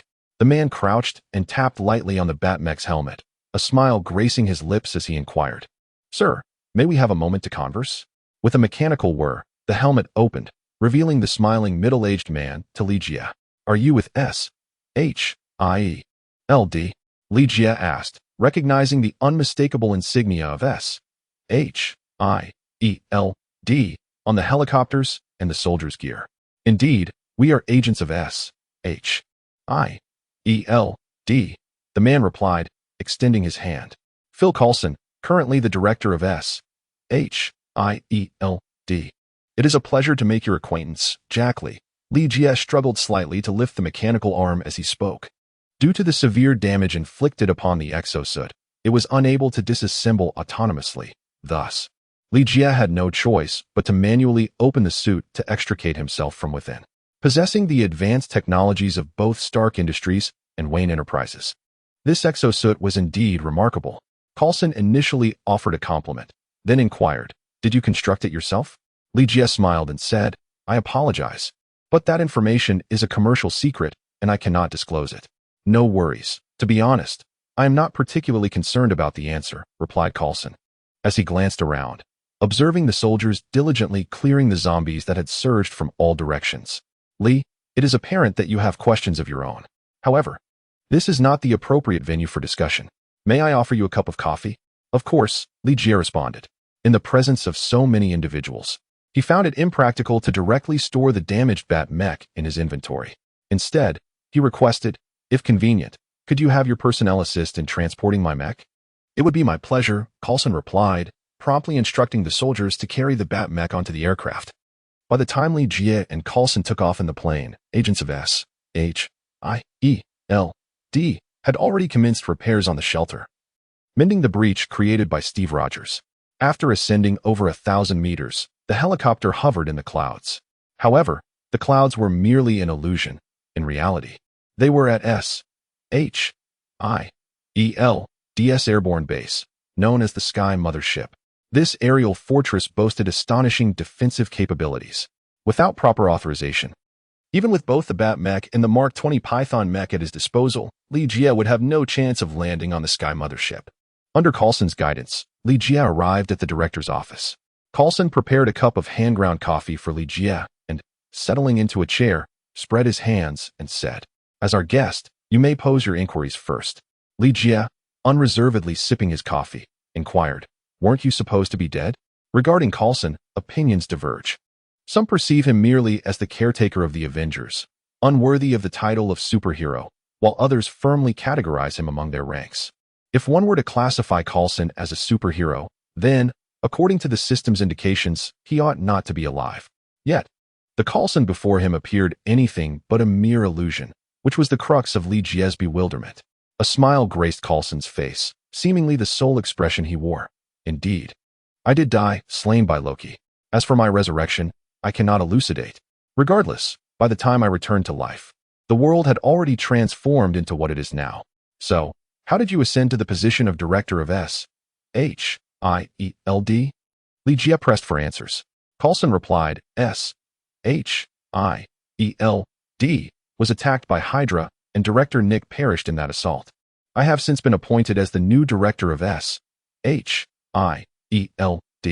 Subsequently, I uncovered a most distressing truth. All the superheroes in this world have met their demise. Was the Captain America I encountered in the shelter orchestrated by you? Li Jie inquired. Coulson responded, this world has been engulfed by darkness, and the people require superheroes to guide them in overcoming it. I have been tirelessly attempting to resurrect superheroes, but to this day, I have made no substantial progress. Director Nick has sealed the technology necessary for my revival, leaving me unable to access it. However, I eventually conceived a plan. Cloning? Li Jie surmised Coulson's thoughts. Coulson nodded in affirmation. Indeed, cloning. We successfully cloned Steve Rogers. Yet we remain unable to replicate Captain America. Li Jie. To put it simply, the clone merely possesses the appearance and voice of Steve Rogers, yet lacks the combat prowess of Captain America? Coulson replied, indeed. Steve Rogers attained the formidable abilities of Captain America through the injection of the Super Soldier Serum. Unless we are able to recreate the Super Soldier Serum, it is impossible to produce another Captain America. What about Steve Rogers? I noticed that you merely captured him, not killed him. Li Jie, feeling somewhat perplexed, inquired. A superhero infected and transformed into a zombie poses a far greater threat to this world than an ordinary zombie. The appropriate course of action would indeed be to eliminate them. With a smile, Coulson elucidated, as I mentioned earlier, I have been contemplating ways to resurrect these superheroes. Are you implying that it is not solely Steve Rogers, but that you have also captured other superheroes who have already succumbed to zombification? Li Jie inquired with astonishment. Coulson responded, indeed. Apart from Steve Rogers, Tony Stark, Thor, the Hulk, Black Panther, Ant-Man, Black Widow, Hawkeye, and others have all been imprisoned in the clandestine facility of S.H.I.E.L.D. Li Jie furrowed his brow and inquired, are you certain you can bring them back to life? Coulson shook his head and replied, I do not know. All I am aware of is that this world is in dire need of superheroes, and I must endeavor to try. Li Jie lifted his coffee cup and took a sip, gazing intently at Coulson. Surely this information belongs to S.H.I.E.L.D.'s secrets. Why divulge it to me? He inquired. As I mentioned earlier, this world is in dire need of superheroes, Coulson replied, maintaining his smile. Li Jie felt a tightening in his forehead. Are you implying that you believe I could become the superhero you speak of? Coulson replied, to confront Steve, who has mutated into a zombie, and emerge unscathed. No one would doubt your capacity to become a superhero. Very well. Li Jie must concede that, in terms of strength, he has indeed reached the criteria to become a superhero. Engaging in a fierce battle with the zombie Captain America serves as the finest testament to his capabilities. However, being a superhero entails a profound sense of responsibility. Li Jie possesses the strength to become a superhero, yet he has yet to cultivate the mindset of one. Just half a month ago, he was merely an ordinary individual, vulnerable to the relentless grasp of zombies. Now, the expectation for him to transform into a superhero feels rather daunting and quite abrupt. Li Jie requires some time to come to terms with it. Coulson continued, Li, I am aware that you harbor many secrets. Rest assured, we shall not pry into them. I hereby extend a formal invitation for you to join S.H.I.E.L.D. I am confident that with the support of S.H.I.E.L.D., you will swiftly evolve into a new generation of superheroes in this world. A great superhero. Chapter 57, Seizing the Tokyo Base. Coulson's vision is quite grand. Anyone aspiring to be a superhero would be captivated by such words. However, Li Jie couldn't shake the feeling that Coulson desired him to be a mere puppet of S.H.I.E.L.D. Much like the early Captain America, he seemed to be nothing more than a product of his era, a tool employed by the United States for the sake of propaganda. Li Jie is not Steve Rogers. He lacks the selfless patriotic fervor that Steve embodies for his beloved nation. For Li Jie, the paramount objective in this world is to find a way to survive. Following that, he seeks to strengthen himself. Ultimately, he desires to enhance the quality of his life. As for laboring for S.H.I.E.L.D. and serving as a propaganda tool for his country, that is sheer nonsense. Li Jie harbored no such thoughts. Li, as long as you are willing to join S.H.I.E.L.D., the agency can provide you with all the resources you require. In simple terms, whatever you desire, S.H.I.E.L.D. shall furnish you with. Coulson continued to spin grand promises. I wish for the Infinity Gauntlet. Can S.H.I.E.L.D. grant that? Li Jie jested. The Infinity Gauntlet? Coulson's brow furrowed slightly, clearly unfamiliar with the reference, yet he maintained a genial smile as he replied, rest assured. Should the need arise, S.H.I.E.L.D. can procure the Infinity Gauntlet for you by tomorrow. Li, I wish to convey to you a truth. S.H.I.E.L.D. is far more formidable than you can possibly imagine. Indeed, it is omnipotent. Li Jie, the wind is quite strong. Are you not afraid of getting your tongue caught? Li Jie extended his hand and proclaimed, Coulson, then it is settled. Bring me the Infinity Gauntlet tomorrow, and I shall join S.H.I.E.L.D. Rest assured, I guarantee that you will possess the Infinity Gauntlet by tomorrow. After Coulson spoke, he approached the door. Beckoning his secretary over and lowering his voice, instructed, find out what the Infinity Gauntlet is, by any means necessary. I want to see it first thing in the morning. Yes, sir, the secretary replied before turning to leave. Li, come along. Let me show you around, Coulson said, taking on the role of a guide as he led Li Jie through the public areas of the helicarrier, regaling him with amusing tales of his encounters with the Avengers. Eventually, Coulson halted before a grand metallic door, smiling as he said, Li, as I mentioned earlier, for convenience, we have provided Tony Stark with a workspace on the helicarrier. This studio has witnessed many significant events. Next, I shall take you to Tony's workspace aboard the helicarrier. Noticing Coulson's sudden pause, with his eyebrows slightly raised, he appeared expectant. Li Jie could not help but inquire, should I perhaps indulge you by exhibiting a rather enthusiastic demeanor? Ahem. Coulson cleared his throat to mask his embarrassment, then opened the door and remarked, Li, within this studio, you will discover numerous artifacts left behind by Tony. Through these items, you can truly sense the essence of a genius at work and his relentless pursuit of justice. After a brief pause, he turned back to Li Jie, a broad smile gracing his face as he added, moreover, I have a gift for you. Li Jie followed the direction indicated by Coulson's finger and beheld the so-called gift. The automated equipment in Tony's workshop was diligently repairing the Bat Mech, and the process was nearing completion. Coulson, you are truly remarkable. Li Jie must concede that the efficiency of S.H.I.E.L.D. is remarkably high. With a smile, Coulson remarked, Li, if you are willing, we can provide hardware and software upgrades for your exosuit. No, thank you. It is quite satisfactory as it is now. Li Jie declined Coulson's kind offer. What he yearned for was a mech of his own, rather than a mere puppet of S.H.I.E.L.D., particularly concerning the software upgrades. The control would rest in S.H.I.E.L.D.'s hands. Would you mind if I give it a try? Li Jie inquired. Please. Coulson extended his hand and spoke. Li Jie approached the Bat Mech and extended his hand, upon which the mech disassembled itself and seamlessly reassembled around him. This workshop boasted a passage that allowed direct flight from the colossal sky mothership. As Li Jie soared into the sky, the voice of Coulson resonated through the communicator. Li, how does this mech suit feel? It feels remarkable. Coulson, you have restored at least 90% of the mech's performance. Li Jie replied with an expression of excitement, and then inquired, Grandson, are you still there? Yes, came the response. How may I assist you? Resonated the voice of the Bat computer. Li Jie let out a sigh of relief. As long as the Bat computer could still connect with the mech, it indicated that the control of the mech remained in his hands. He severed all communication links between the mech and S.H.I.E.L.D. Li Jie commanded. The connection between the mech and external communications has been entirely severed.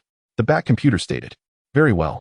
Next, we shall conduct a comprehensive self-diagnostic of the mech. Li Jie commanded. The Bat computer, self-check initiated. Additional positioning devices detected. Additional listening devices detected. Additional surveillance devices detected. Trojan horse in the system identified. Li Jie twitched the corner of his mouth. Remove everything that does not belong to us. The Bat computer responded, initiating cleanup. The process has been completed. The Bat Mech has been restored to its pristine version. Excellent. Li Jie cast a glance at the city beneath his feet. It appeared that New York was entirely under the surveillance of S.H.I.E.L.D., which momentarily diminished his interest in returning to the city. Should he return to Gotham? Li Jie was contemplating his next destination when the voice of the Bat computer resonated through the air. Li, you have an incoming call. Would you like to answer? To facilitate the connection, Jie linked his mobile phone to the mech.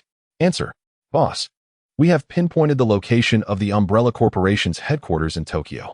The Alice Legion is about to initiate a cleanup. Ada Wong's voice echoed from the other end. Upon mentioning the Umbrella Corporation's Tokyo headquarters, Jie was suddenly reminded of the purification facility located there, an immense superbomb. When the Alice Legion stormed the Umbrella Corporation's eastern and western headquarters, the site's overseer, Albert Weskier, activated the purification facility, obliterating the entire city. Aside from the superpowered Alice, the entire Alice Legion perished in the ensuing cataclysm. Ada Wong, await my arrival. I am on my way. Jie was reluctant to see his beloved Alice Legion vanish, prompting him to personally journey to Tokyo to ensure the success of this operation. Tokyo, much like any other sprawling metropolis, had succumbed to the horrors of a zombie utopia. The Umbrella Corporation's headquarters resided within a towering skyscraper, which was divided into surface and subterranean sections. Albert Weskier concealed himself within the underground base, implementing what he deemed to be safety protocols. The surface area was vigilantly guarded by the Umbrella Special Forces, who prevented zombies and any other threats from approaching the edifice. Jie met with Ada Wong 2 kilometers away from the building. Let us discuss our battle strategy, he urged. Ada Wong gestured towards the map and explained. The Alice Legion has encircled this area and has pinpointed the locations of all Umbrella's armed forces. Once we initiate our operation, we will secure the surface within a minute. At that moment, we shall detonate the elevator shaft that connects the surface to the underground base. A daring squad will descend from here to eliminate any obstacles in their path, after which the main force of the Alice Legion will invade. We will capture all territories in the shortest possible time. Jie nodded in agreement, stating, Indeed, the battle plan is impeccable. However, it does require a slight modification. Modification? Ada Wong furrowed her brow in confusion, replying, I cannot fathom what aspect necessitates alteration. Jie pointed at the map and declared, I will devise a way to infiltrate the underground base. You all need only to follow my lead.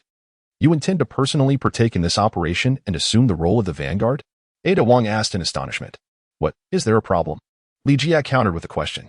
Ada Wong hesitated for a moment before shaking her head and replied, No. However, how do you intend to get inside? Jie smiled and said, It's simple. Just adopt an old-school tough guy style and kick the door open to enter. All right. Ada Wong appeared somewhat resigned, wearing an expression that suggested, You're the boss, so you decide. Once I enter, you can commence your actions immediately. With a command from Jie, he donned the bat-like exosuit and soared directly towards the Umbrella Corporation's headquarters. Whoosh whoosh. 2 small AGM-114 Hellfire missiles cleared the path, swiftly penetrating the building. Observing this, Ada Wong seized the radio and exclaimed, Initiate action. Everyone move immediately. The Alice Legion, concealed in the shadows, sprang into action like phantoms, with Jie leading the charge.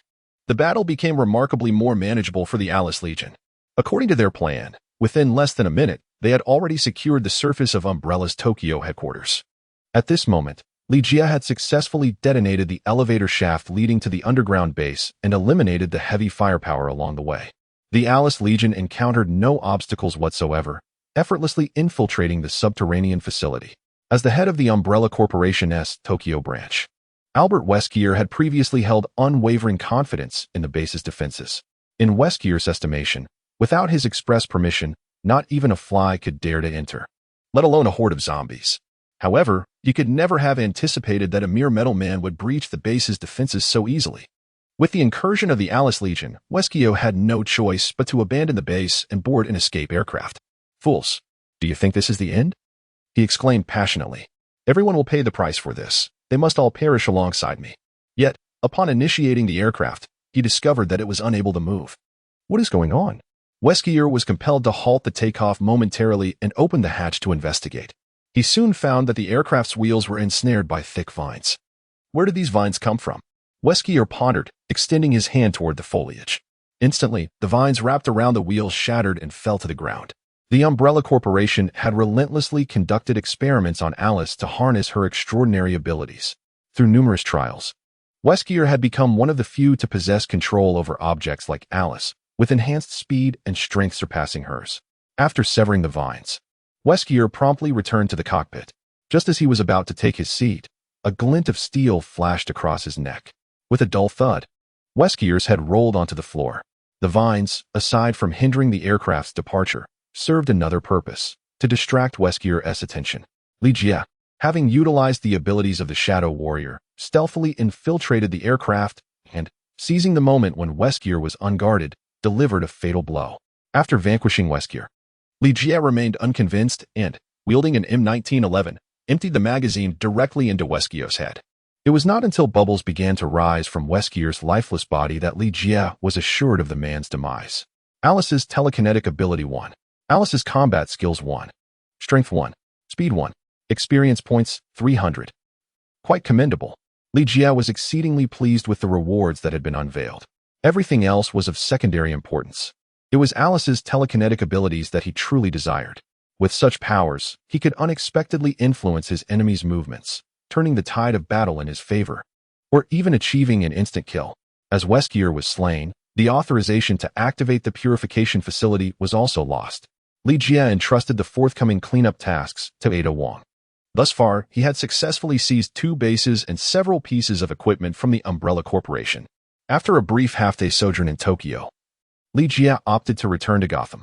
In addition to further repairing the Batmech, he also deemed it necessary to afford himself some much-needed rest.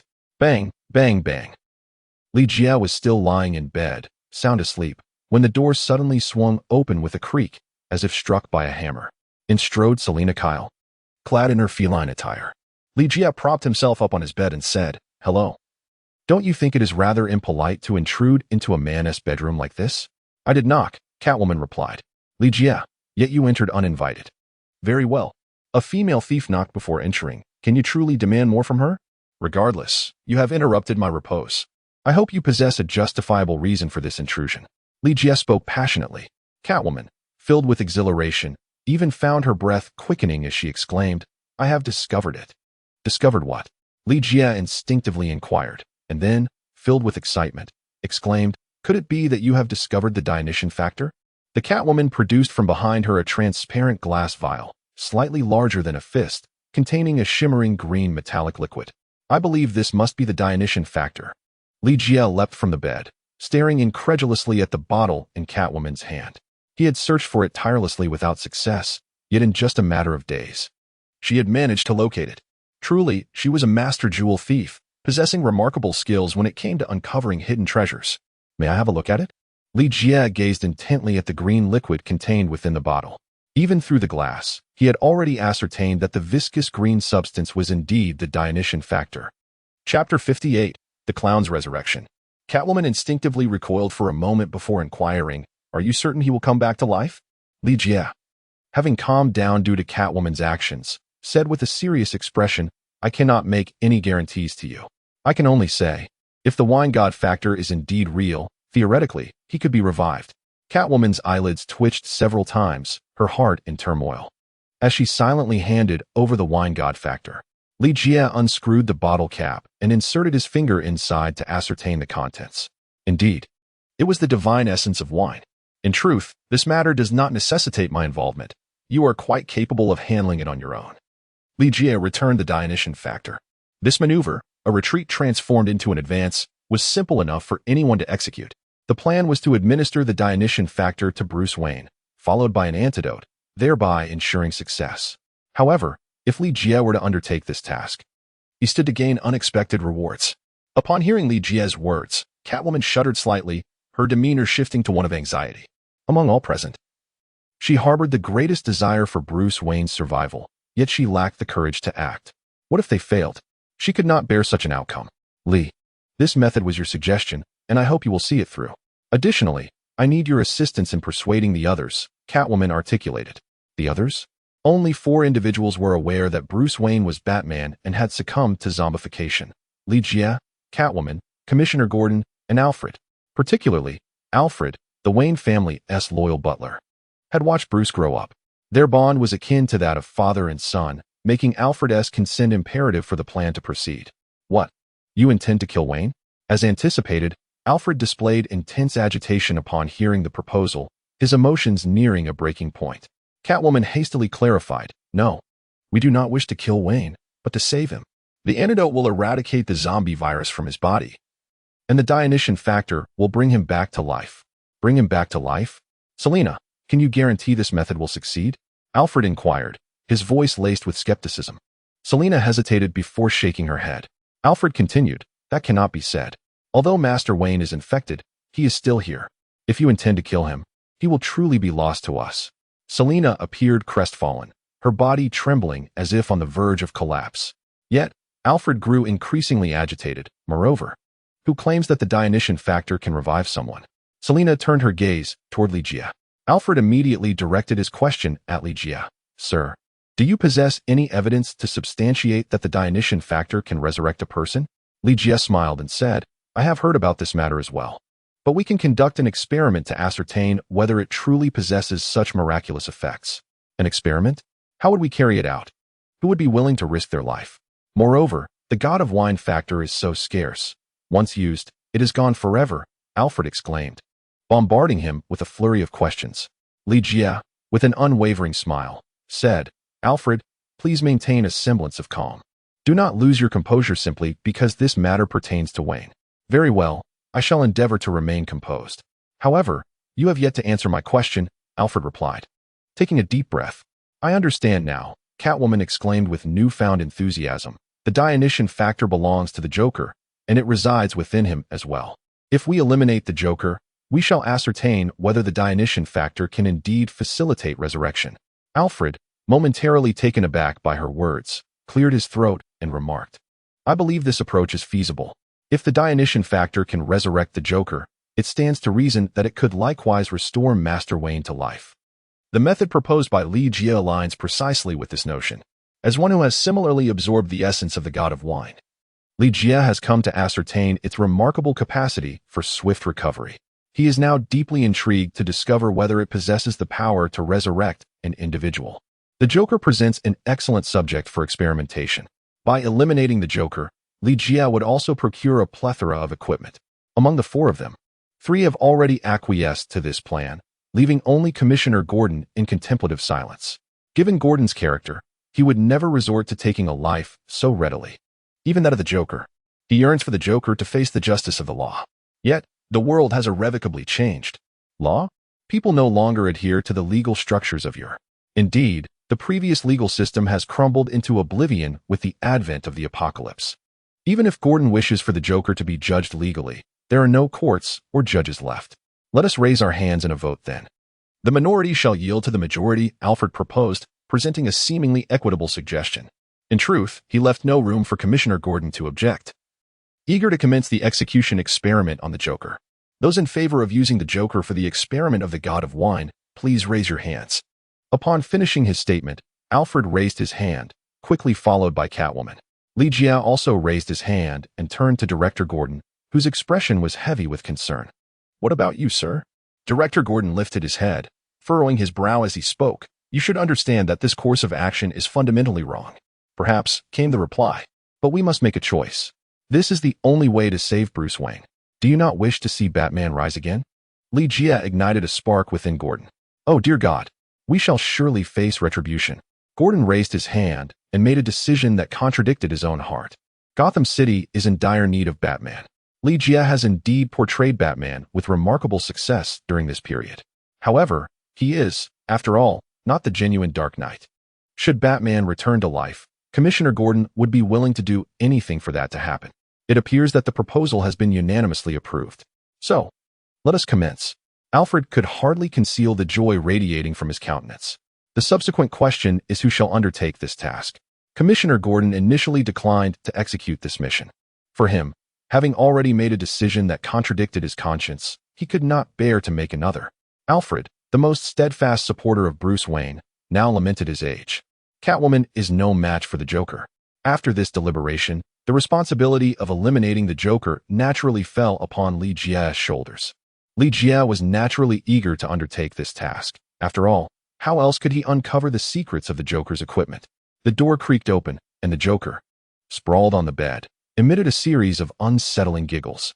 Having been injected with 2 doses of melancholic poison, the past few days had felt like an inferno for him. Each moment was a torment. Having gone several days without sustenance, the Joker had lost considerable weight, his eye sockets now sunken and dark, resembling those of a panda. The Joker turned his gaze towards Li Jie, who entered without donning the bat suit, disregarding the trio of Gordons observing from the doorway. You know, he taunted. I could smell the stench of a counterfeit long before you walked in. What's the matter? Haven't you found the Dionysian factor yet? Li Jie uttered no superfluous words as he strode forward, seizing the jester by the neck and lifting him from the bed. The jester grasped Li Jie's arms with both hands, futilely struggling. It is in vain. Even if you were to kill me, I shall never reveal the whereabouts of the Dionysian essence. Then you may meet your demise, came the reply.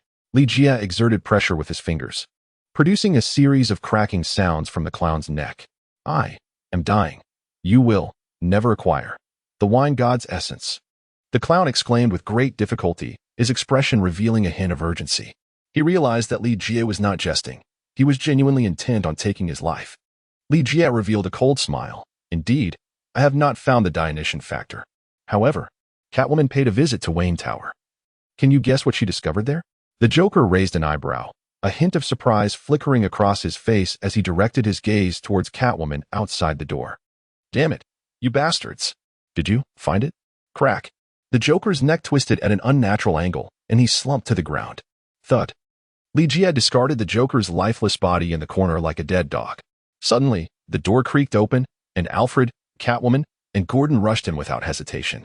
They took turns examining the Joker, ultimately confirming the grim reality of his demise. The atmosphere grew tense as each individual fixated on the Joker, eager to ascertain whether he could truly resurrect. Joker's toxin formula increased by 1. His immunity to toxins rose by 1. Experience points surged by 3,000.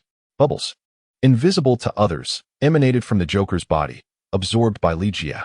Indeed, the crime lord of Gotham City boasted a staggering 3,000 experience points. The merging of the Joker's toxin resistance with Poison Ivy's immunity enhanced Li Jie's own resilience to toxins. Then it happened. His finger twitched. Alfred exclaimed with childlike excitement. The movement of a dead man's finger was inconceivable. It signified that the Dionysian factor within the Joker was awakening. This rascal was coming back to life. In the next instant, the Joker's eyes snapped open, staring vacantly at Alfred, Catwoman, and Gordon. With a crack, his head tilted, the severed neck realigning as it began to mend. What the hell are you staring at? Do I look like a panda to you? The Joker bellowed, rising swiftly to launch an assault on the three. Li Jie swiftly dashed forward, seizing the jester's head and forcefully slamming it onto the ground with a resounding thud. Damn you, despicable imposter. I shall end your life. The jester exclaimed with a grimace. You all, leave at once. Li Jie turned back and called out to the 3 cat girls, then seized the Joker and violently hurled him to the ground. Though the Joker had returned to life, his body remained as frail as it had been before his demise.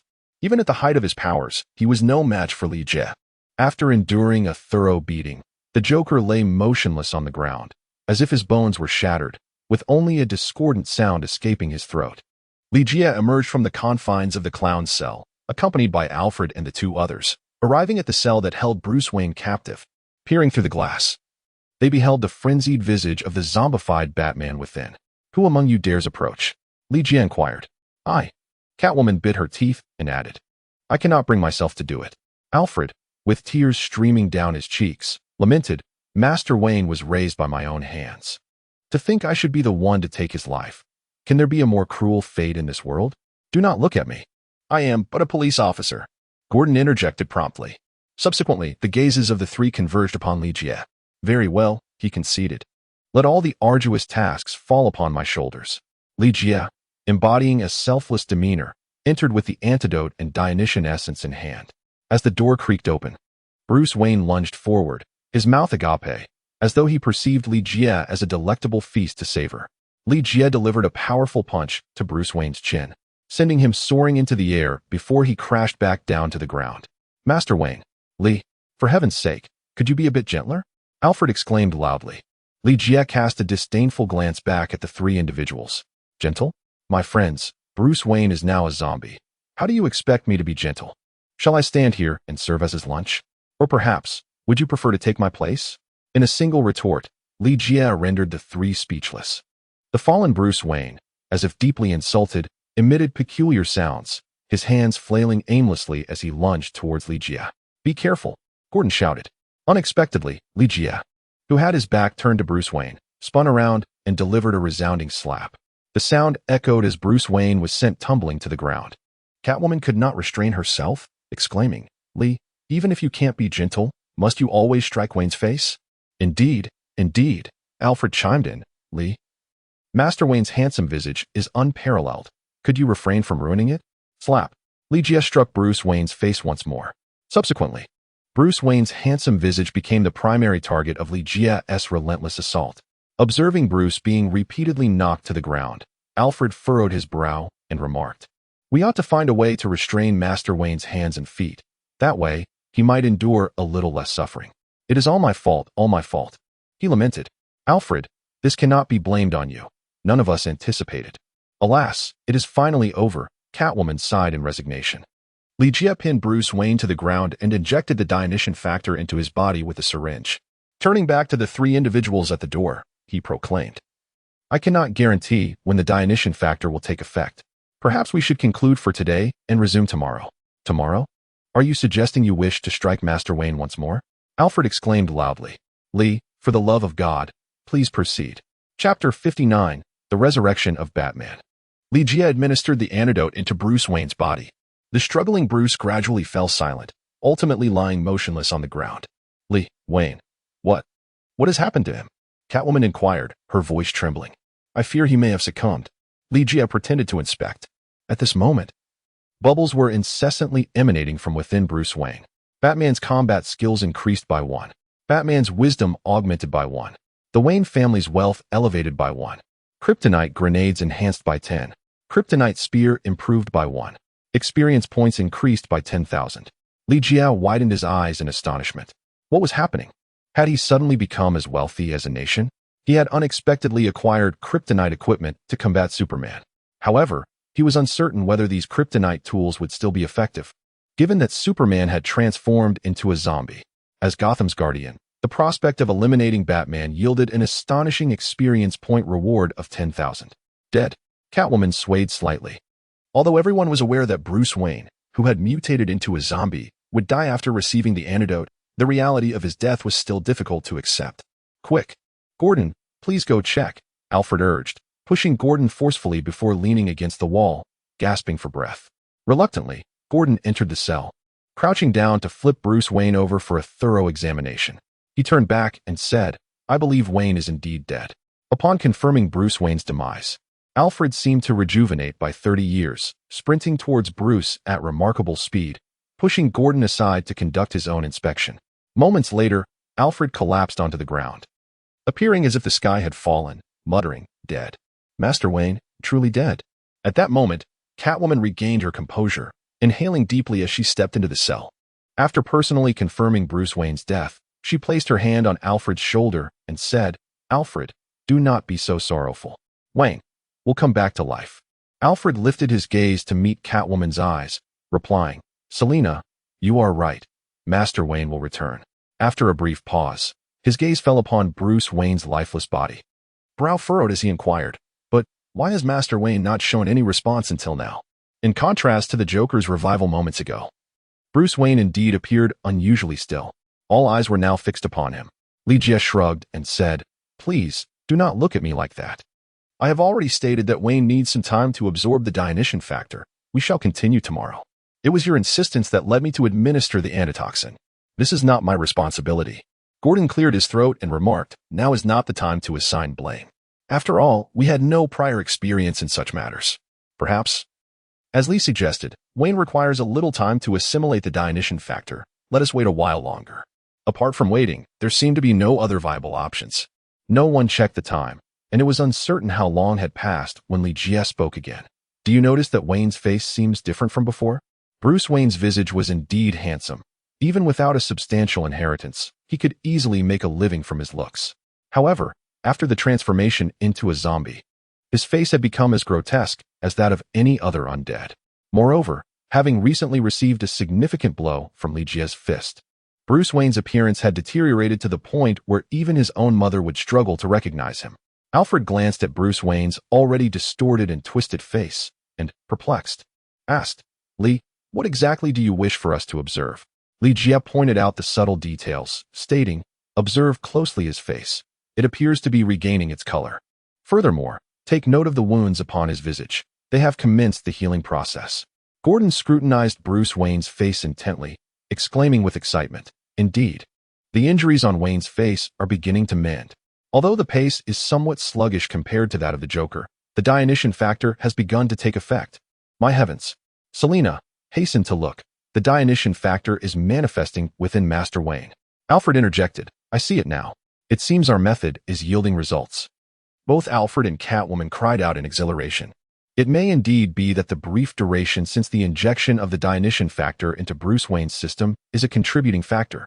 Or perhaps his previous state as a zombie could be influencing the absorption rate.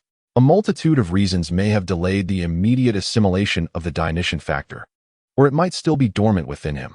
Regardless, the healing of the wounds on Bruce Wayne's face serves as evidence that the Dionysian factor has awakened within him and is commencing its restorative work.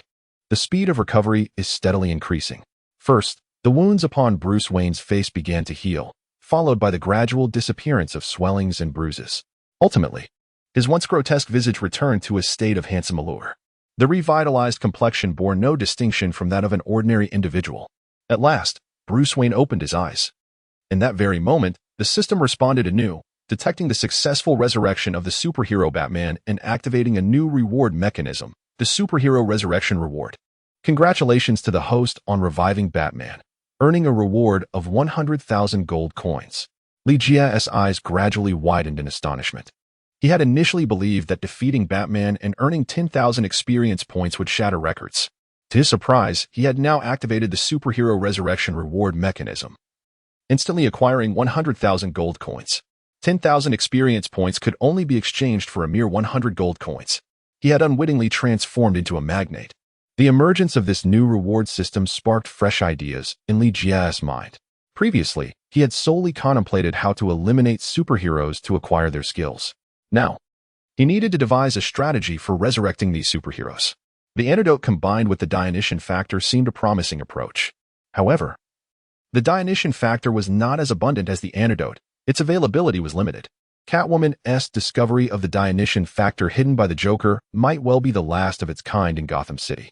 Without the Dionysian factor, the method for resurrecting Batman would no longer be viable. A new plan was imperative. Master Wayne. Incredible. It's a success. My word, it's truly astonishing. Wayne has come back to life. Lee, you are a genius. Wayne, do you feel any discomfort? Master Wayne, look at me. Do you still remember who I am? The atmosphere grew chaotic as Alfred, Catwoman, and Gordon all spoke at once, leaving no opportunity for Bruce Wayne to respond. Stop. Bruce Wayne suddenly raised his hands and called out, blinking in confusion as he surveyed his surroundings. Can anyone tell me what exactly has transpired? I feel as though I have slept for an eternity, lost in an interminable dream. Master Wayne, do you remember nothing at all?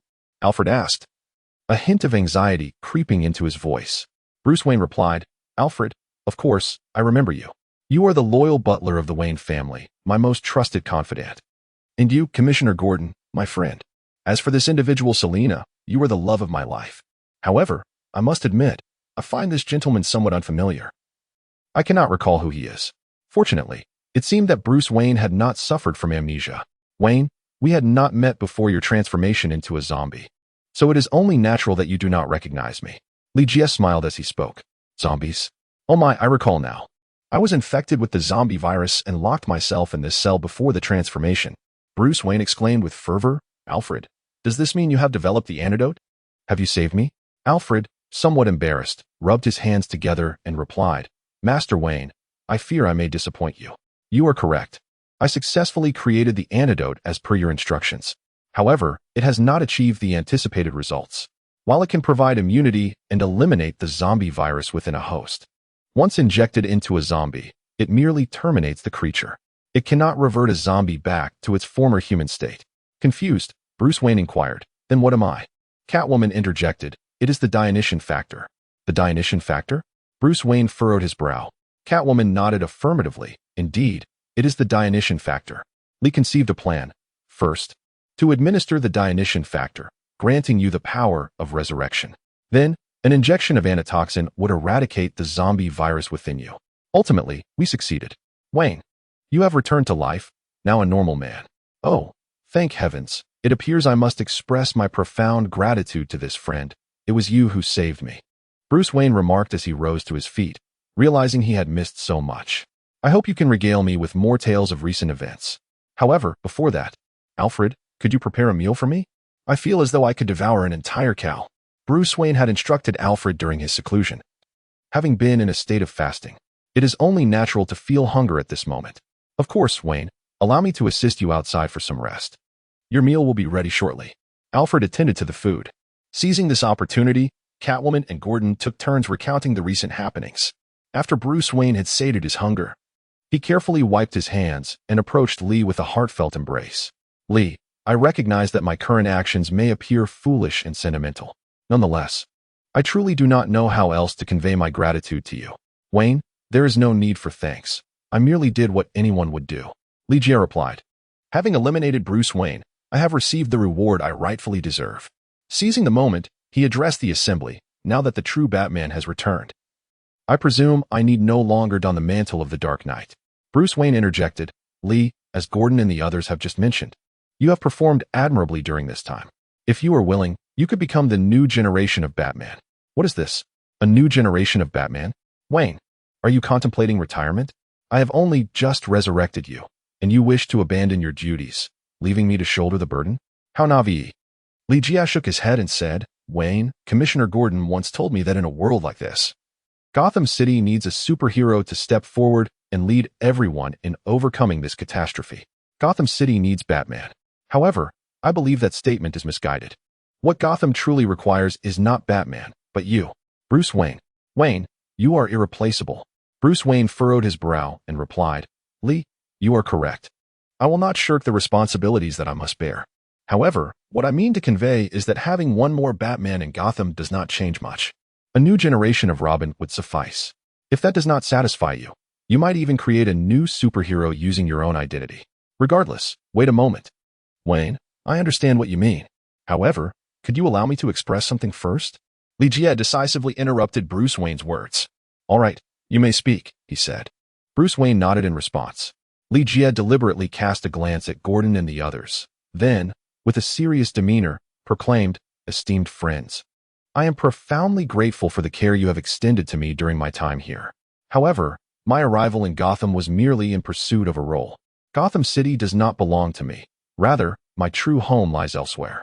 Now that Mr. Wayne has returned, it is evident that Gotham will continue to be under his vigilant protection. As for me, it is time for me to return home and reconnect with my roots. I trust that you can appreciate the longing of a wayfarer for their homeland." Bruce Wayne furrowed his brow and exchanged glances with the others.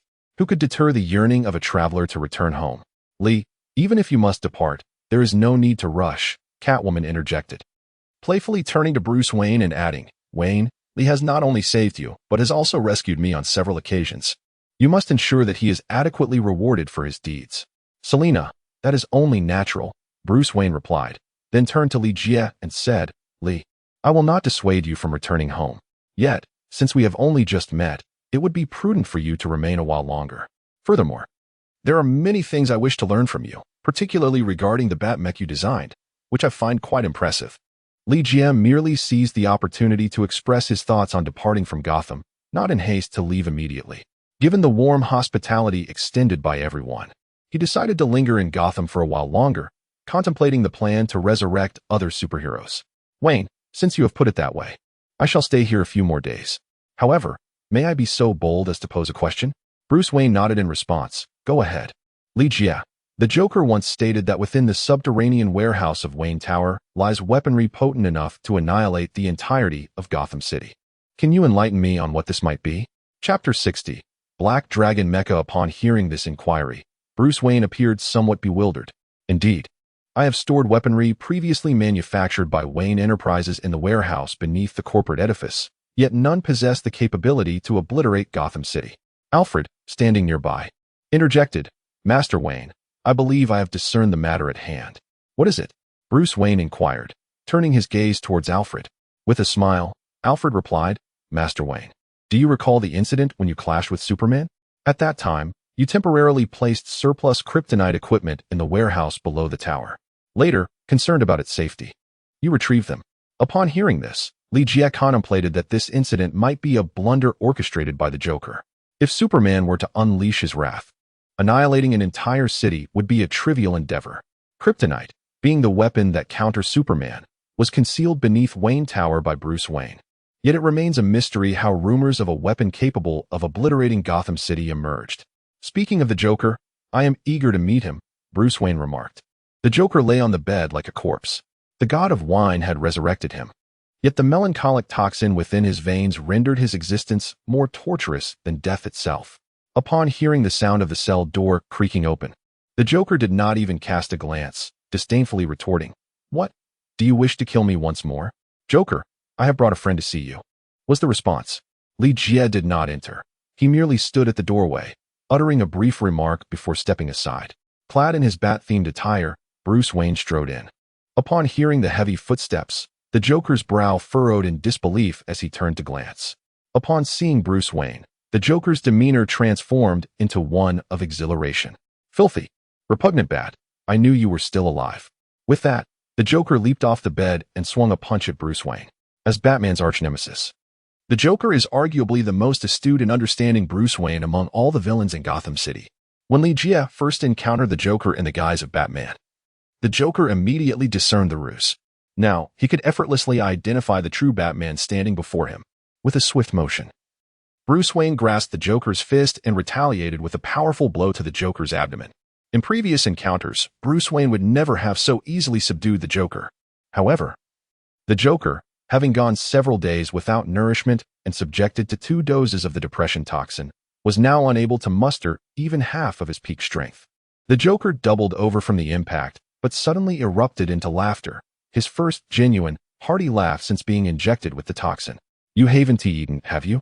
Your punches are as soft as a woman's caress. It's like you're merely tickling me."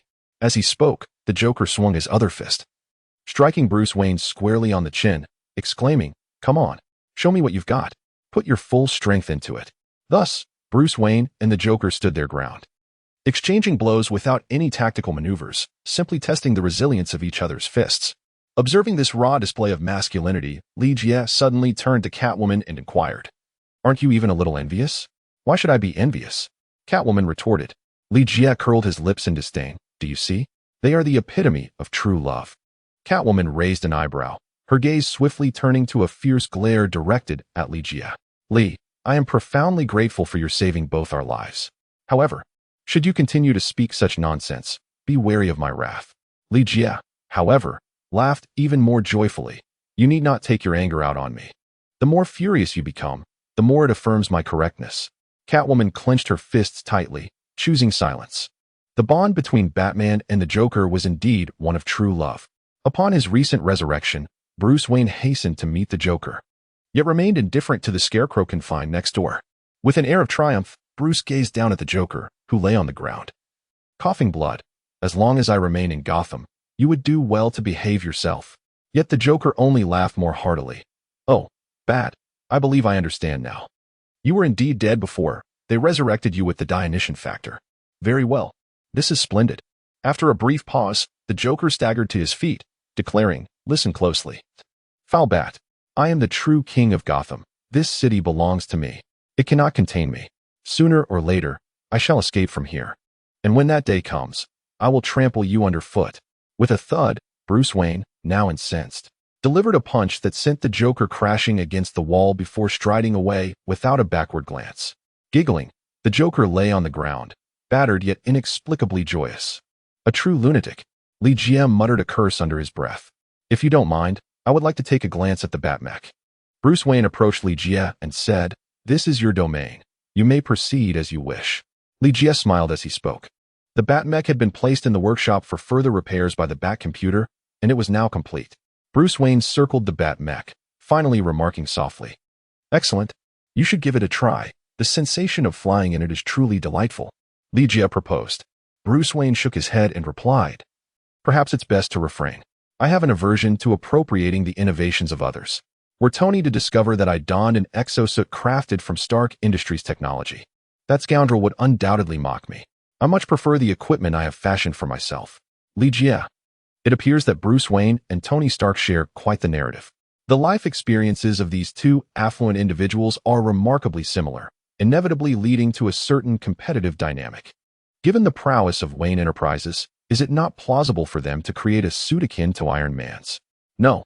It is precisely because Tony Stark was the first to develop such technology that Bruce Wayne refrained from pursuing this line of research. As he just articulated, engaging in such endeavors would expose him to ridicule from Stark for alleged plagiarism. He would never grant Stark that satisfaction. By the way, does anyone know how that scoundrel Tony has been faring lately? Bruce Wayne seems particularly invested in this inquiry. Alfred interjected, Master Wayne. It has been quite some time since Master Stark last made a public appearance. I suspect he may be encountering some difficulties. If you are concerned about him, perhaps you should give him a call. Concerned about that scoundrel Tony? What a jest. I would never deign to call that imbecile, Bruce Wayne scoffed, before turning to Li Jie and stating, I have no objection to your utilization of such technology. In fact, I could assist in crafting even more suits for you. However, should you agree, I would like to suggest some modifications to the exterior design. Specifically, I would prefer it not to resemble a bat. What a prideful individual. I apologize. The previous circumstances did not allow me to consult you. Given that, let us proceed with the redesign. Li Jie is not particularly concerned with the aesthetics of the mech.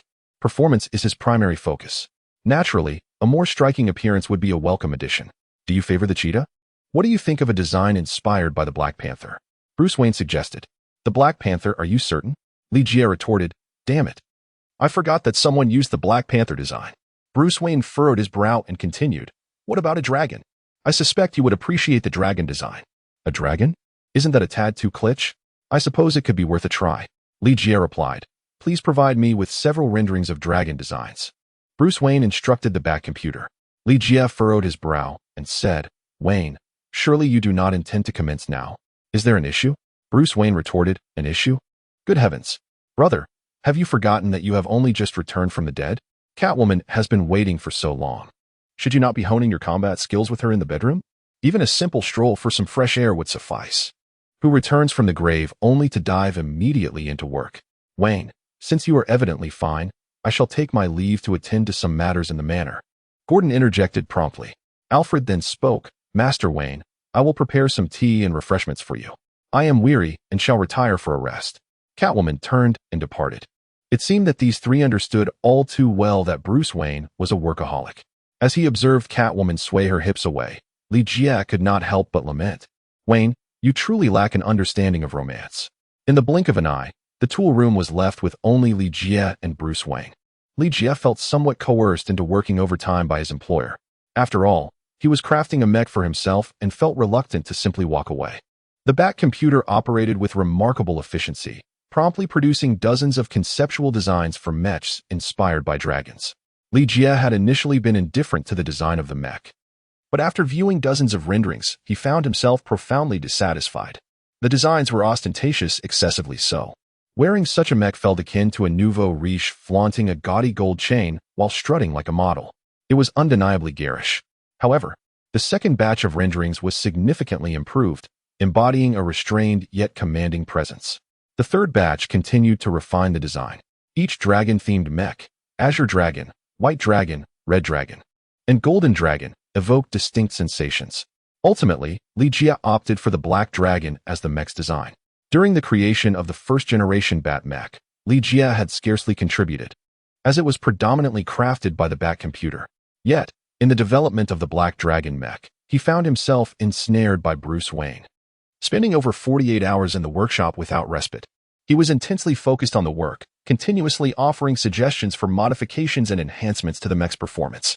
After 3 days of relentless effort, the Black Dragon mech was finally completed. This time, Bruce Wayne had incorporated an array of Wayne Enterprises' advanced technology. Nevertheless, it was undeniable that the mech drew inspiration from Iron Man's designs, making it impossible to entirely circumvent that technological lineage. Lee, this mech is simply exquisite.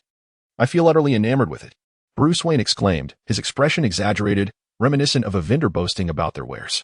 Having been fully involved in the process, Li Jie had invested far more effort into the Black Dragon mech than he had in the first-generation Bat mech. Gazing at the imposing black mech before him, Li Jie felt a profound sense of satisfaction. Wayne, may I step outside to test it? Li Jie delivered a sermon. Bruce Wayne smiled and remarked, of course. There is no issue. This suit of armor belongs to you. You may utilize it as you wish. In contrast to the Bat mech, the Black Dragon mech was enhanced with a remote control device, linked to Li Jie's watch. With merely a touch of the remote switch on the watch, the Black Dragon mech would autonomously soar to Li Jie's side. Technologically, it bore some resemblance to Tony's innovations. Li Jie pressed the remote control switch, and with a gentle leap, the mech soared into the air, assembling itself before departing from the Batcave. As it circled above Gotham, Li Jie noted a distinct enhancement in performance compared to the Bat mech. The only drawback was that the Black Dragon mech still utilized the Bat computer as its operating system. Given Li Jie's decision to leave Gotham City, continuing to rely on the Bat computer for mech operations seemed rather inappropriate. He needed to possess his own system to sever the intangible constraints. Speaking of systems, Li Jie suddenly recalled that he indeed had one at his disposal, the White Queen, hidden within the subterranean base in the desert. Theoretically, the White Queen was the sister of the Red Queen. The prowess of the Red Queen is well acknowledged, rivaling that of Tony Stark's Jarvis. Even if the White Queen were not quite on par with her sister, she would undoubtedly be formidable enough. At the very least, utilizing her as the operating system for the mech would pose no issues whatsoever. With this thought in mind, Li Jie set his course towards the desert underground base. Whoosh! As Li Jie had just arrived above the base, an air defense missile suddenly struck. Damn it, it's me. Li Jie hurriedly connected with Ada Wong, identifying himself. Boss, I apologize. I didn't realize it was you. Is this your new mech? Truly impressive, Ada Wong complimented. Unlike the bloody scene that greeted Li Jie upon his last departure, the interior of the base now exuded a refreshing ambience. Everything appeared splendid, albeit with a somewhat chilly atmosphere, due to the presence of another base in Tokyo. A portion of the Alice Legion remained stationed there. The security systems of both bases were concurrently overseen by Baiho. Li Jie called out. And before him appeared the White Queen, inspired by Alice's childhood. How may I assist you? Are you capable of altering your own circumstances and completely liberating yourself from the control of the Umbrella Corporation? Li Jie inquired. I apologize, but I do not possess such modification privileges, replied Baiho. Like Hong Ho, she was created solely to serve the Umbrella Corporation. The identities of Ada Wong and the Alice Legion have yet to be expunged from the Umbrella Corporation, which is why the two parties have established a mode of peaceful coexistence. Li Jie, it seems I have overthought. Even the sentient Red Queen is unable to extricate herself from the Umbrella Corporation's grasp. As for the White Queen, her situation is even more dire. It appears manual intervention is necessary. Take me to your server room, Li Jie commanded. Chapter 61, The Pillage of Iron Man's Home. Poison Ivy, Henry Duckard, and Bruce Wayne. Each possessed an extraordinary intellect. Particularly after the demise of Bruce Wayne, Li Jie experienced a significant enhancement in his own intelligence. Furthermore, among the minion zombies he had previously dispatched on the road, there was a computer prodigy, with no assistance required from outsiders. Li Jie directly accessed the backend of White Queen's program, rewriting it to ensure her allegiance was solely to him, no longer serving the Umbrella Corporation. Boss, how may I assist you? The rejuvenated White Queen reappeared before Li Jie in the guise of a young girl. Li Jie has already shut down the original program of the Black Dragon mech and instructed Baiho to connect with the mech to create an entirely new operating system. Baiho, scan this mech. If I wish to construct a similar mech, can you accomplish that? Baiho replied, theoretically, it is feasible. However, we require an appropriate workstation and various materials to complete the mech's fabrication. The workstation is not an issue. Li Jie currently possesses two bases, each of which has ample space that can be easily transformed into operational platforms. The issue at hand, however, is that these two bases were originally designated for biological experiments and lack any reserves of relevant mech materials.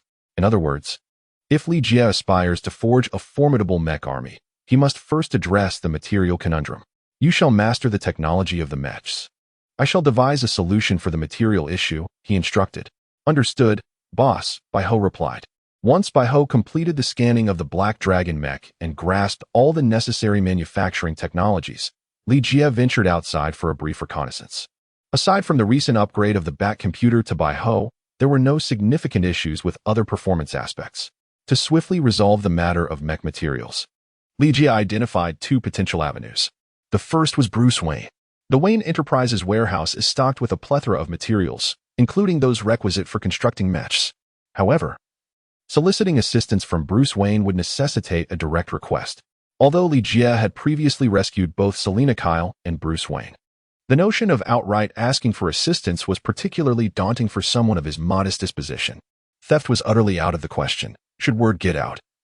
It would tarnish his reputation irreparably.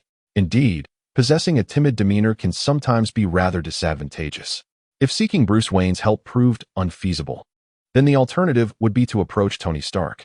Tony Stark, a veritable aficionado of mechs, perpetually engineers an array of mechanical marvels. The materials for constructing mechs are readily available in his possession. Given that Li Jie had no prior rapport with Tony Stark, he felt no compulsion to exhibit the same reticence he would with Bruce Wayne. A more direct approach would suffice.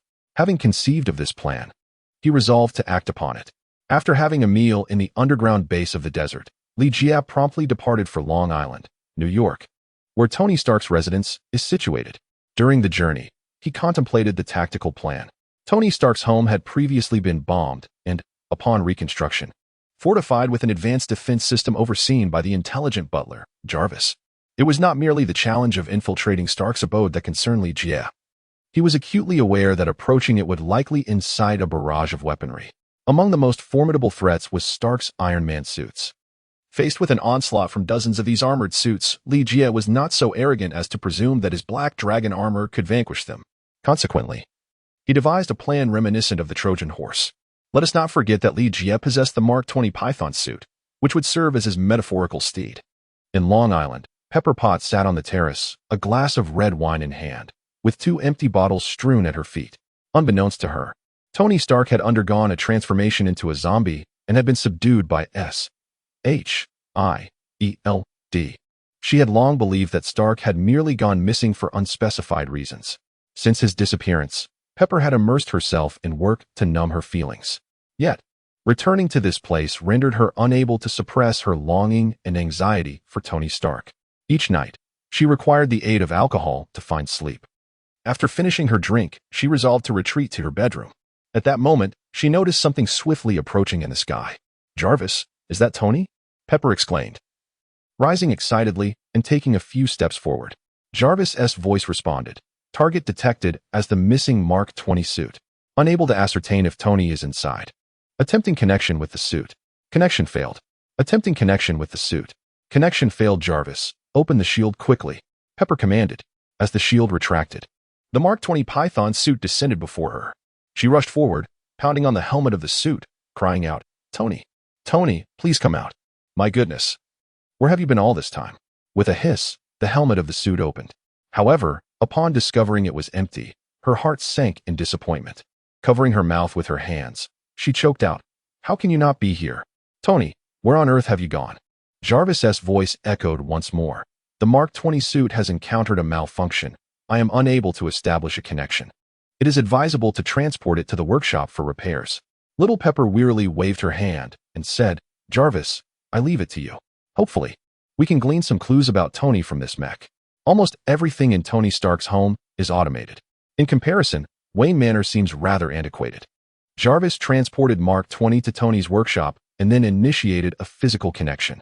The connection was successful, and the diagnostics began. Alarmingly, I have been compromised.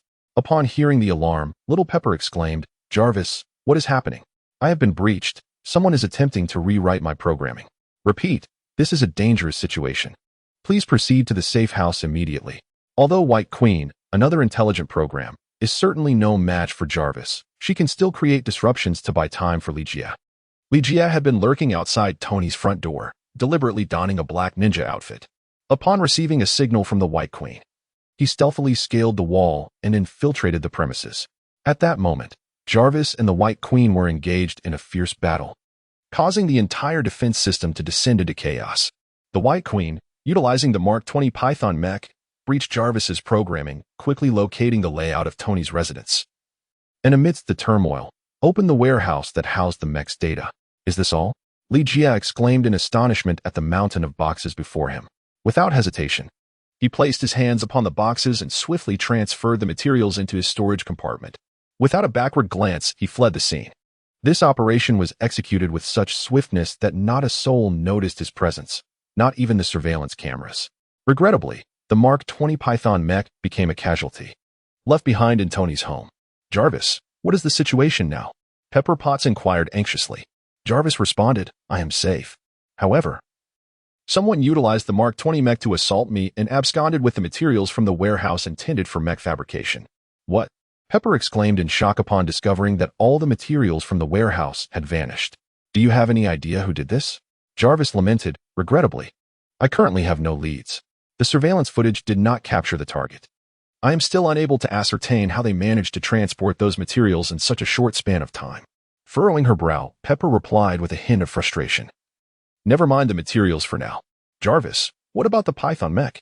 Can it provide any clues regarding Tony? I regret to inform you that, as of now, no leads concerning Tony have been discovered, Jarvis replied. Pepper tightened her brow further, gazing up at the night sky with a sense of helplessness. Contact S.H.I.E.L.D. We will need their assistance. Li Jie, having acquired the mecha materials, chose not to return to the base. Instead, he wandered through the streets of New York City, ultimately finding himself at the same refuge as before. It seemed that the daring squad had ventured out in search of supplies, as he did not encounter them here. However, he was greeted by a familiar face, Firefox.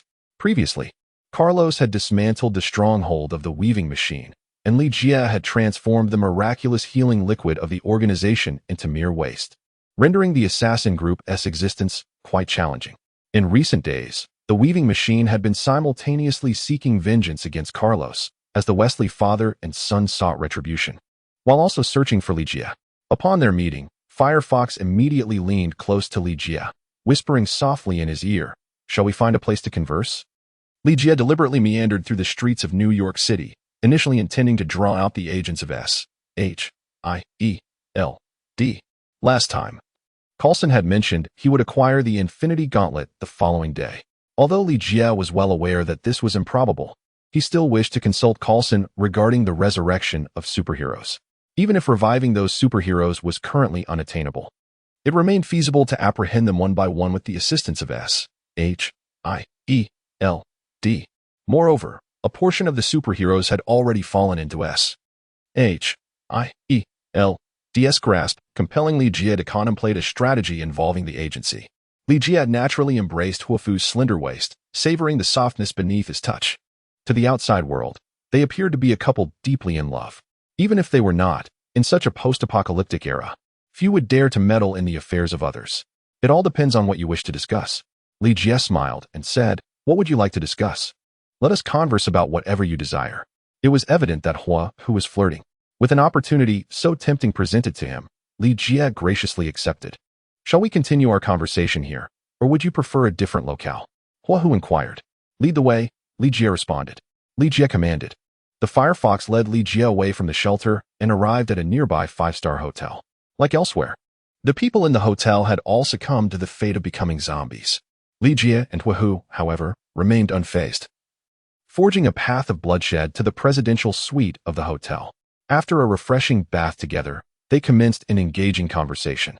Hua Hu, an assertive woman, often left ordinary men at a loss in her presence. Fortunately, Li Jie was no ordinary man. Ultimately, succumbing to Li Jie's relentless advances, Hua Hu surrendered. "You are truly formidable," she gasped, resting her head upon Li Jie's chest, her right hand tracing circles on his body while her left discreetly ventured towards beneath the pillow. "Are you searching for this?" Li Jie retrieved the customized M1911 from beneath the blankets and inquired. Upon realizing that the plan had been uncovered, Hua Hu remained remarkably composed, instead responding with a bright smile, "You truly possess audacity. Do you not fear that I might actually take your life?" Li Jie rolled over, pinning the fiery fox beneath him. "Would you truly have the heart to kill me?" The fiery fox chuckled. "I am a killer. I shall do whatever I am commanded to do." "So, it is that old wretch Sloan who has sent you to eliminate me?" Li Jie inquired. Firefox did not deny it, but retorted, "Are you in cahoots with Carlos?" Li Jie replied, "I had not previously encountered Carlos. However, it was indeed I who saved Wesley that day." "Why?" Firefox inquired, perplexed. "For no particular reason," he stated. "It was merely a matter of convenience." Li Jie replied. Firefox hesitated for a moment, choosing not to dwell on the matter any further. "You still owe us 7 doses of the antidote. Rest assured, what I have promised will surely be honored." After Li Jie finished speaking, he kissed the fox on the lips. Following their agreement, Li Jie provided the fox with 7 vials of antitoxin. Without hesitation, the Fox took the antitoxin and sought out Sloane and the others. With the textile factory now in ruins, Sloane and his companions were compelled to find a warehouse to take refuge in. Upon seeing the Fox return with the antitoxin, Sloane's expression was one of surprise. "Did you meet with Li?" he inquired. "Yes," the Fox replied. "Did you kill him?" Sloane pressed. "No," the Fox answered. With a swift motion, Sloane struck the Fox across the face and exclaimed, "My directive was to eliminate that man. Why did you not carry out the task?" To this, the Fox retorted, "You are mistaken. She intended to kill me. However, she simply lacked the capability." Li Jia's voice suddenly erupted, startling Sloane and the others. "You wretched traitor, how dare you betray us?" Sloane exclaimed with fury, drawing his weapon with the intent to kill Firefox. Firefox, equally taken aback, had been exceedingly cautious on her journey, yet she never anticipated being followed by Li Jia. To her astonishment, he had infiltrated their midst without a single soul noticing. "What is happening?" Sloane cried out in alarm, suddenly realizing that his hand, clutching the gun, was no longer under his control, rendering him incapable of pulling the trigger.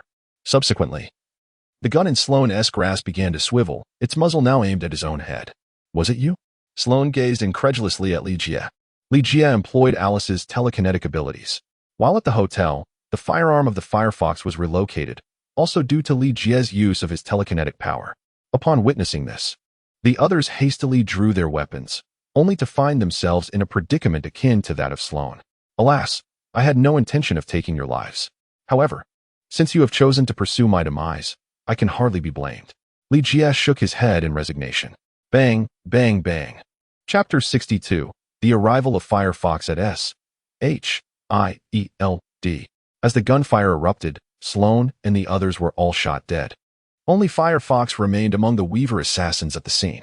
Li Jia did not slay the Fox not merely because they once played cards together in bed, but because she was a woman of fierce spirit. Had the zombie crisis not erupted, the Fox would have become Wesley's mentor, shaping him into a world-class assassin. When Wesley sought to dismantle the Weaver, the assassin organization, the Fox discovered that it had long since betrayed its original intent, transforming into a private tool for Sloane's financial gain. Without hesitation, she executed a remarkable maneuver, eliminating all the elite Weavers, herself included. Such a woman deserved a measure of leniency. Upon witnessing the demise of Sloane and his associates, the Fox felt no thrill at her own survival. Instead, she stood in stunned silence. As a top-tier assassin nurtured by the Weaver, her entire existence had been devoted to the organization. Now, with Sloane's death, it signified the complete downfall of the Weaver, and the foundation of her very being crumbled, leaving her life devoid of purpose. Suddenly, a military armored personnel carrier crashed through the warehouse door, followed by 4 modified Hummer SUVs, each adorned with the emblem of S.H.I.E.L.D. The soldiers disembarked and swiftly cordoned off the scene. Coulson stepped out, a broad smile on his face as he approached Li Jia. "Li, I was just thinking of coming to lend you a hand, but it seems you've already resolved the matter on your own." Pausing briefly, he cast a glance at the Fox and commanded the soldiers, "Take her into custody." The Fox was handcuffed and escorted to the armored personnel carrier. "Coulson, have you been monitoring me all along?" Li Jia inquired with an impassive expression. "Prison? No, certainly not." "Li, your choice of words is truly inappropriate," Coulson remarked, shaking his head. "To be precise, I have been searching for you these past few days, and it is merely by chance that I have found you now."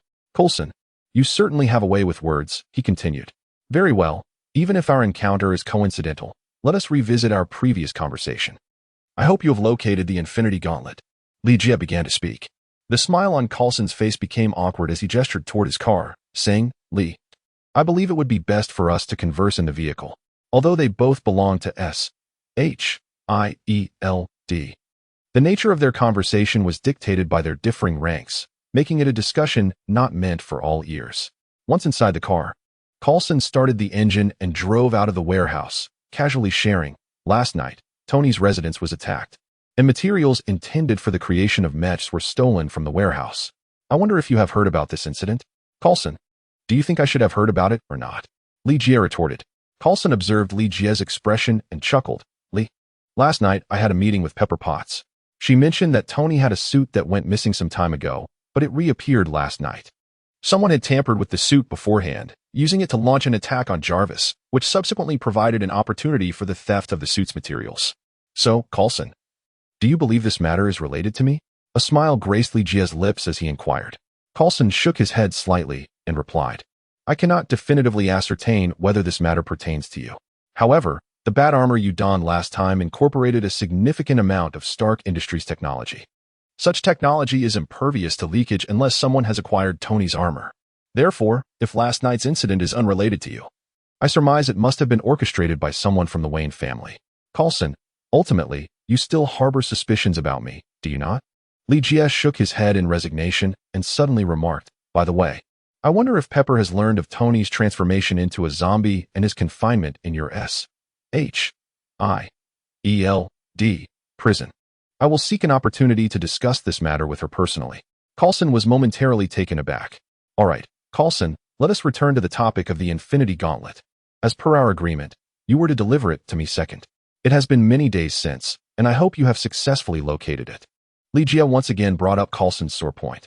Coulson chuckled awkwardly and replied, Li, the reason I have come to see you this time is to discuss the Infinity Gauntlet. The S.H.I.E.L.D. has reviewed all the literature, yet there exists not a single record pertaining to the Infinity Gauntlet. Li, could you enlighten me on the true nature of the Infinity Gauntlet?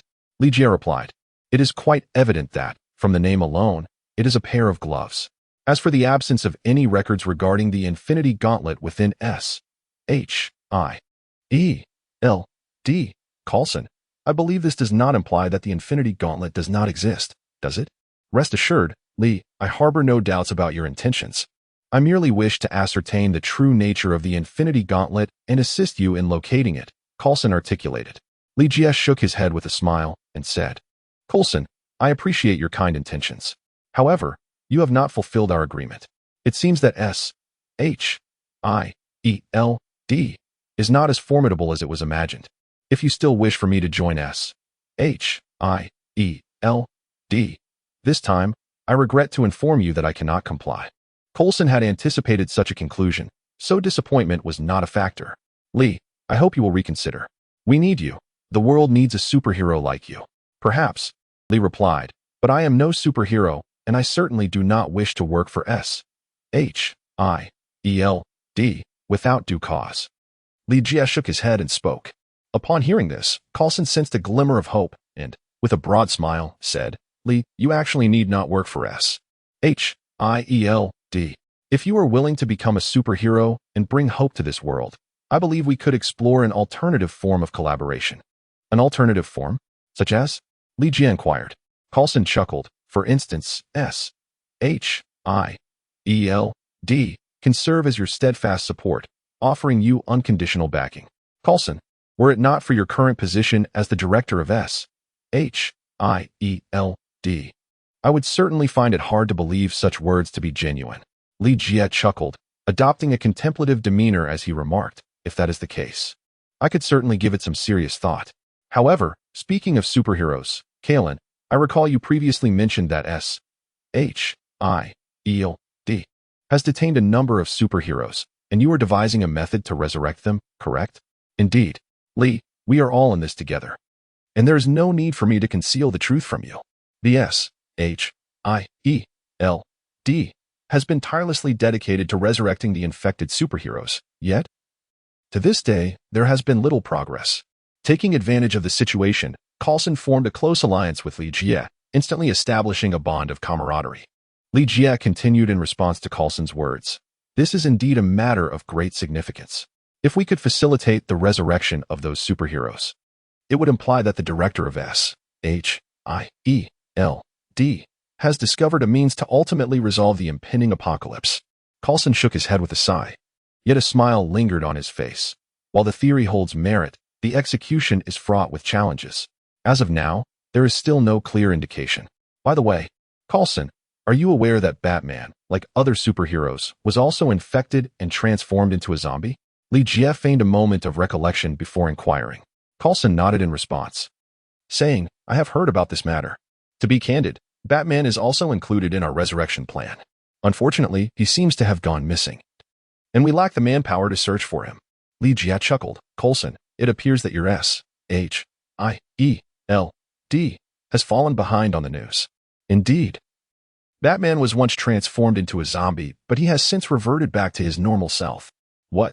Coulson exclaimed, abruptly applying the brakes and bringing the vehicle to a halt, his eyes wide with astonishment. Li, are you telling the truth? Batman has recovered? How did he manage to achieve that? Li Jie replied, it's quite simple. He injected an antidote that could eradicate the zombie virus within his body. And then he resurrected himself using the Dionysian factor. Antidote? Dionysian factor? Coulson furrowed his brow, yet a smile lingered at the corners of his mouth, resembling a nervous twitch. I have heard of the Dionysian factor. It is said to bestow an extraordinary healing ability upon individuals, even granting them the power of resurrection. However, Li, from whom did you hear about this matter? Does the Dionysian factor combined with the antidote truly possess the power to resurrect superheroes? Coulson, what if I were to say that I witnessed this event with my own eyes? Li Jie retorted, did you witness it with your own eyes? Coulson's eyes widened even further. Li Jie nodded in affirmation and replied, indeed, I witnessed the entire ordeal. Goodness, it is truly astonishing. Li, I have faith in you. Indeed. I wholeheartedly trust you. How splendid. Truly splendid. We have discovered a method to resurrect superheroes. Li, thank you for sharing this with me. I truly adore you. If it were possible, I would love to give you a kiss. As Coulson spoke, he struck the steering wheel with fervor, exhilarated like a child. Li Jie hastily drew his dagger, coldly threatening, Coulson, if you dare to kiss me, I assure you this blade will plunge into your heart. Cough. Li, please don't be like this. I was merely jesting, a way to convey my gratitude towards you. Coulson chuckled awkwardly and revved the engine, sending a nearby zombie flying. Li, tell me, how should I express my thanks to you? Coulson, there is no need for gratitude. If it were possible to resurrect other superheroes, your attention would not be solely on me. By the way, does S-H-I-E-L-D possess antidotes in the Bacchus factor? Li Jie casually inquired if S-H-I-E-L-D possessed the Dionysian factor. My subsequent plan to resurrect superheroes and acquire their equipment and skills would become significantly simpler. Regrettably, Coulson shook his head, stating that while antidotes could be easily procured, the Dionysian factor remained elusive for the time being. Li, you need not fret over this matter. Given our understanding that the Dionysian factor has the potential to resurrect superheroes, we shall undoubtedly discover it, much like the Infinity Gauntlet. Trust me, I will locate it and present it to you. Coulson remains in a state of exhilaration. Li Jie, it would have been better if you hadn't mentioned the Infinity Gauntlet. Yet, the moment you bring it up, I find myself at a loss regarding you and S-H-I-E-L-D. Li, to be candid, I have come to seek your assistance with a particular matter. Coulson turned his gaze towards Li Jie, effortlessly dispatching several wandering zombies that crossed their path, showing not the slightest concern. Coulson, do keep your eyes on the road. Li Jie offered a gentle reminder and then inquired, please, share what assistance you require. Li, I presume you have heard of Spider-Man? Coulson inquired. He continued onward. Li Jie commanded. Coulson remarked, we have pinpointed Spider-Man's location. However, that young man is more elusive than an eel, making his apprehension somewhat challenging. If possible, we would appreciate your assistance in capturing Spider-Man. Li Jie raised an eyebrow slightly. Coulson, I can assist you with this task, but I have a condition. Should S-H-I-E-L-D discover the God of Wine factor, I must be present during the resurrection of the superheroes. Ideally, I would like to be the one to carry out this act. He paused momentarily before adding, reviving superheroes is undoubtedly a profoundly fulfilling endeavor. Coulson, that hardly qualifies as a condition. You have witnessed Batman's resurrection firsthand and possess relevant experience. Naturally, we hope you will be present when the time comes. Thus, the agreement was implicitly reached. After taking a circuitous route through the streets, Coulson returned to the fabric warehouse. Upon parking the vehicle, he addressed Li Jie, please wait for me here. With that, Coulson boarded the armored personnel carrier. Inside, Fox sat in the corner, his gaze vacant. Release the handcuffs, Coulson instructed. Only then did Fox look up, bewildered, at Coulson. Once the cuffs were removed, Coulson took a seat opposite Fox and extended his hand with a warm smile, introducing himself. I am Coulson, the current director of S-H-I-E-L-D. To be candid, I have been observing you for quite some time and would like to invite you to join us as A-S-H-I-E-L-D agent. Fox furrowed his brow, sensing that Coulson might be jesting. Are you truly suggesting that a killer should become a protector as A-S-H-I-E-L-D agent? Of course, you have the option to decline my offer.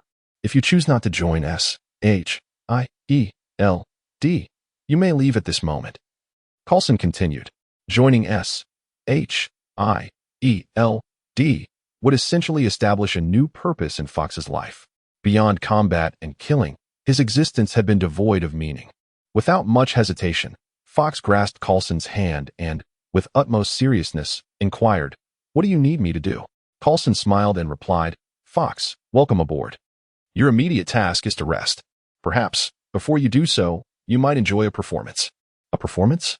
Fox furrowed his brow. Coulson nodded. Stepping out of the armored personnel carrier and calling out, "Let us go meet the little spider." Onward. Li Jie sat with his hands clasped behind his head, leaning back in his chair.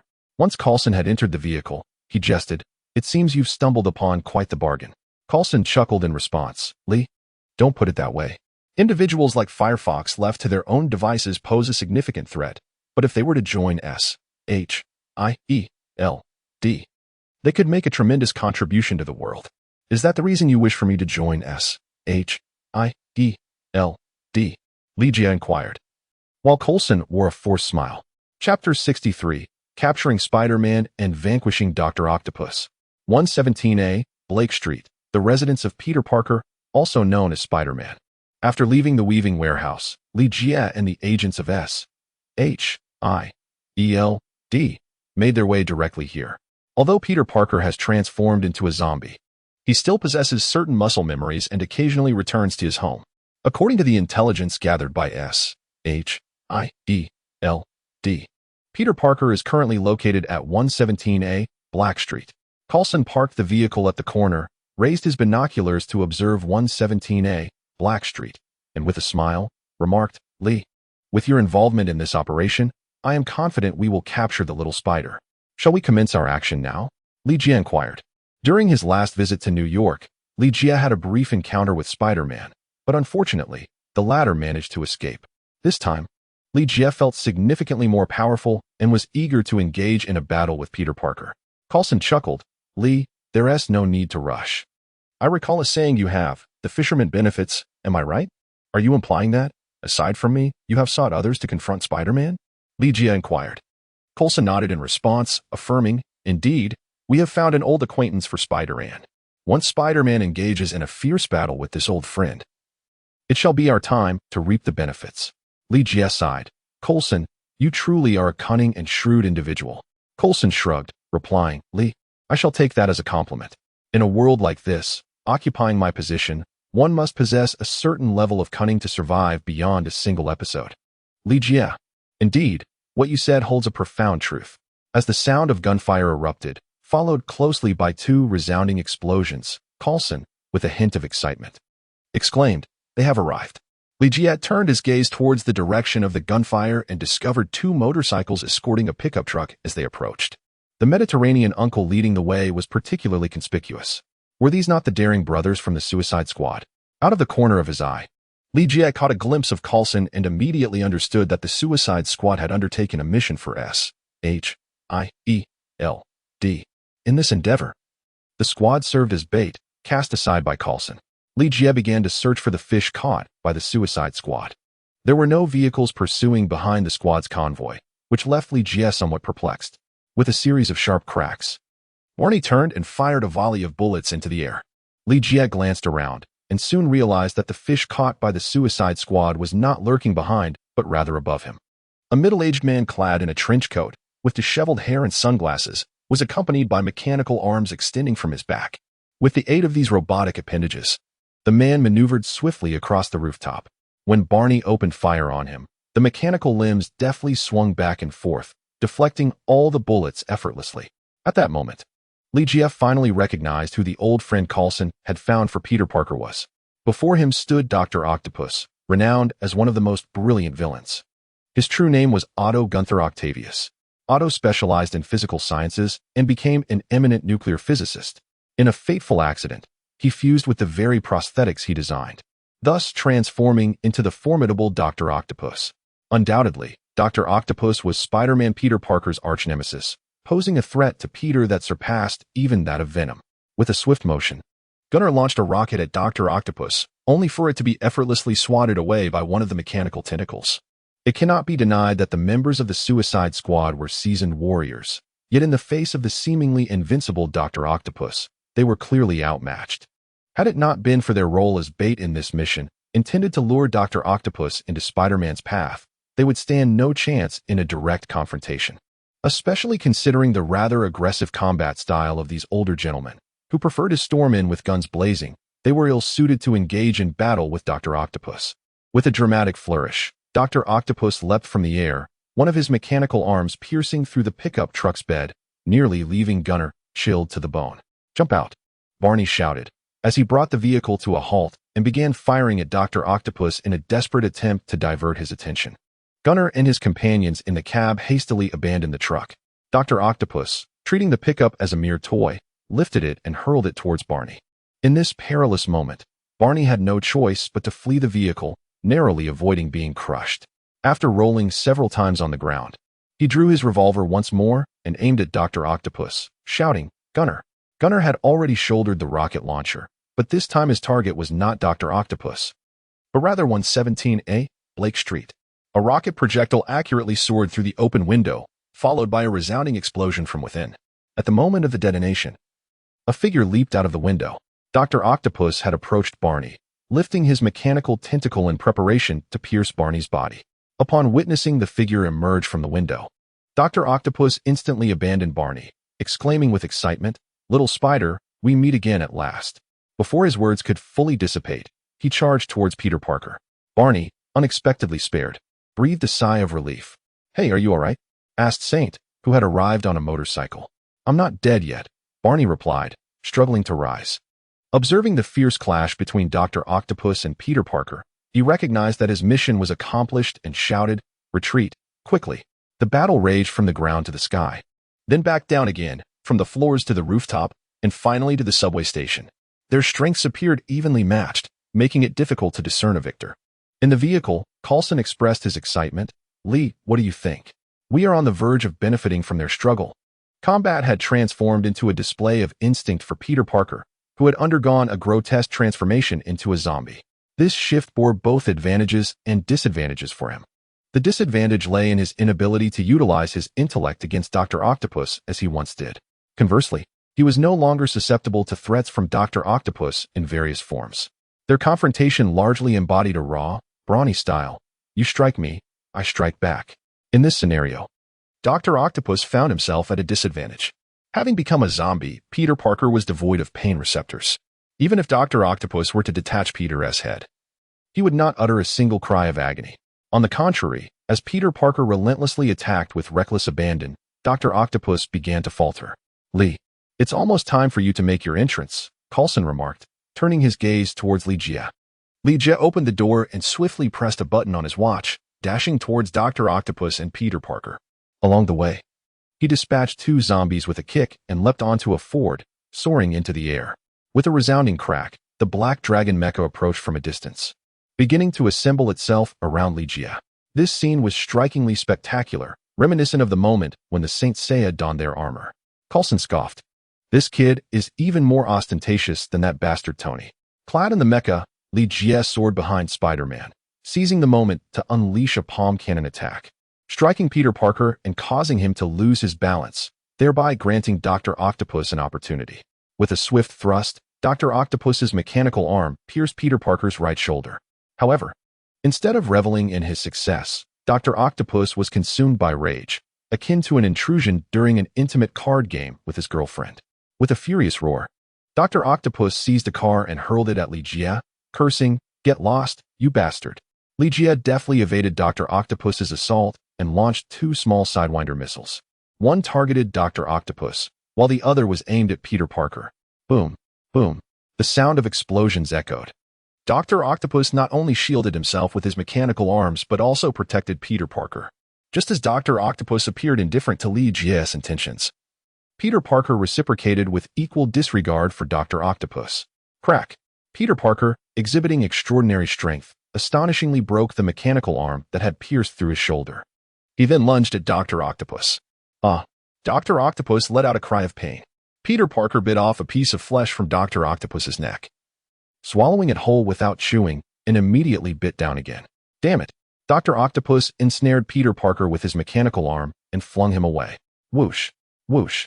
Jia would not let this opportunity slip away, launching 2 small Sidewinder missiles. This time, Dr. Octopus refrained from meddling further.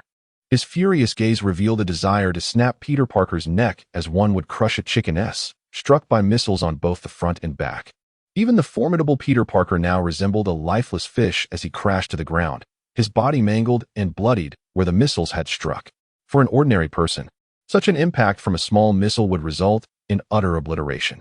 This illustrates how Peter Parker's spider-like abilities, coupled with his undead resilience, endowed him with a remarkable capacity to endure. Lying on the ground, his mouth stained with blood, his already fearsome visage became even more grotesque. The exposed organs from his wounds writhed incessantly.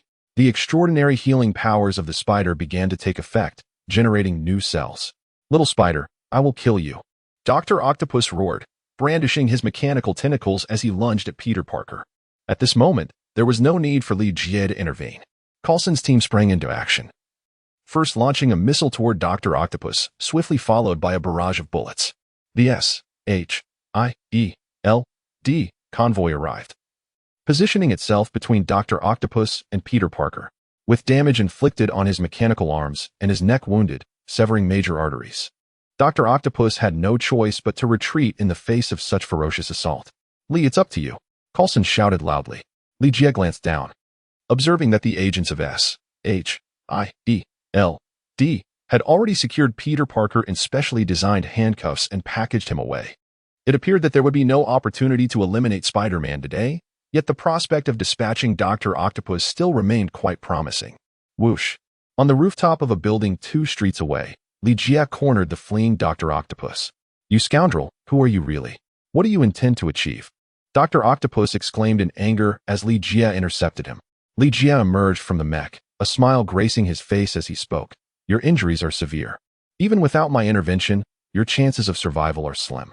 Moreover, having been infected with the zombie virus, I have even less reason to allow you to leave here alive.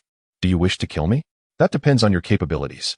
With a shout, Dr. Octopus lunged forward, his mechanical arms thrusting towards Jia. Clang! Clang! The Black Dragon mech intercepted both strikes, and then ascended to engage in battle with Dr. Octopus.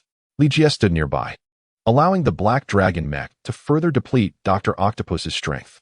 After a brief exchange, Dr. Octopus, noticing that Jia had yet to intervene personally and troubled by the sudden appearance of S.H.I.E.L.D. agents, felt an unsettling anxiety creeping in.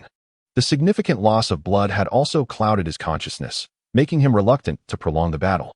After a feint, Dr. Octopus turned to flee, intending to leap off the rooftop to escape. However, at that moment, he realized that his agile mechanical arms were somewhat unresponsive, their movements sluggish.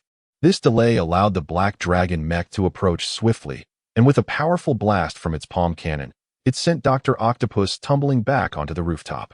After rolling several times on the ground, he discovered that he had completely lost control over his mechanical limbs. To make matters worse, he found his own limbs ensnared by an invisible force. Is it you? Dr. Octopus exclaimed, gazing in astonishment at Jia.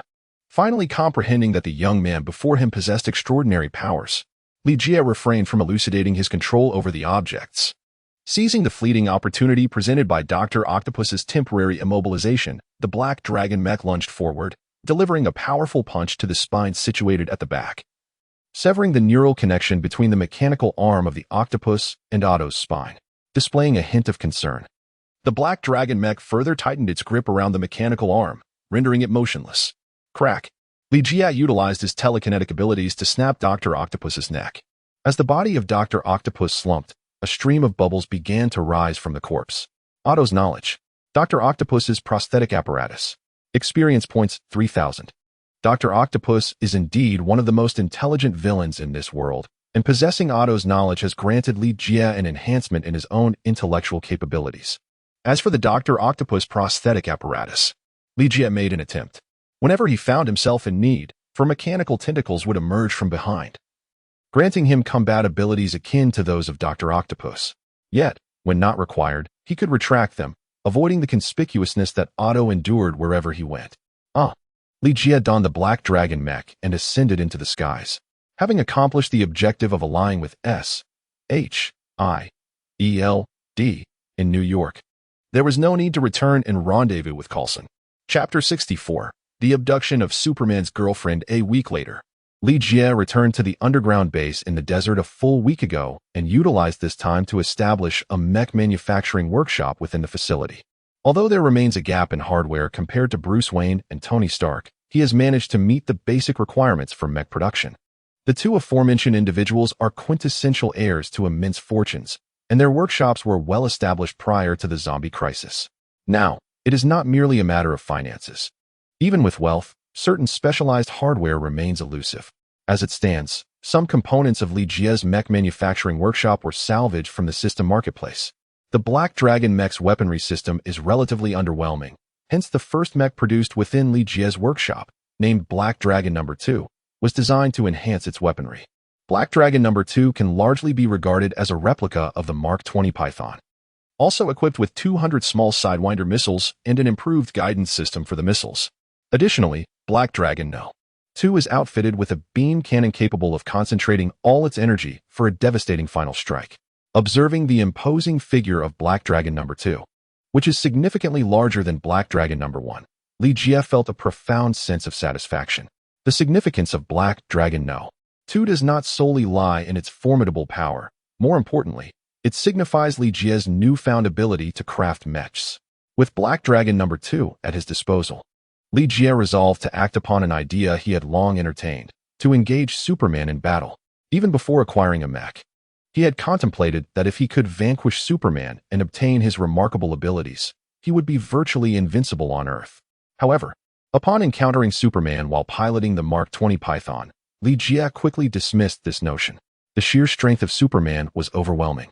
His speed and impact were beyond Li Jie's capacity to withstand. Now, armed with both Black Dragon Mechs 1 and 2, along with his kryptonite gear, Li Jie decided it was time to test his mettle against Superman.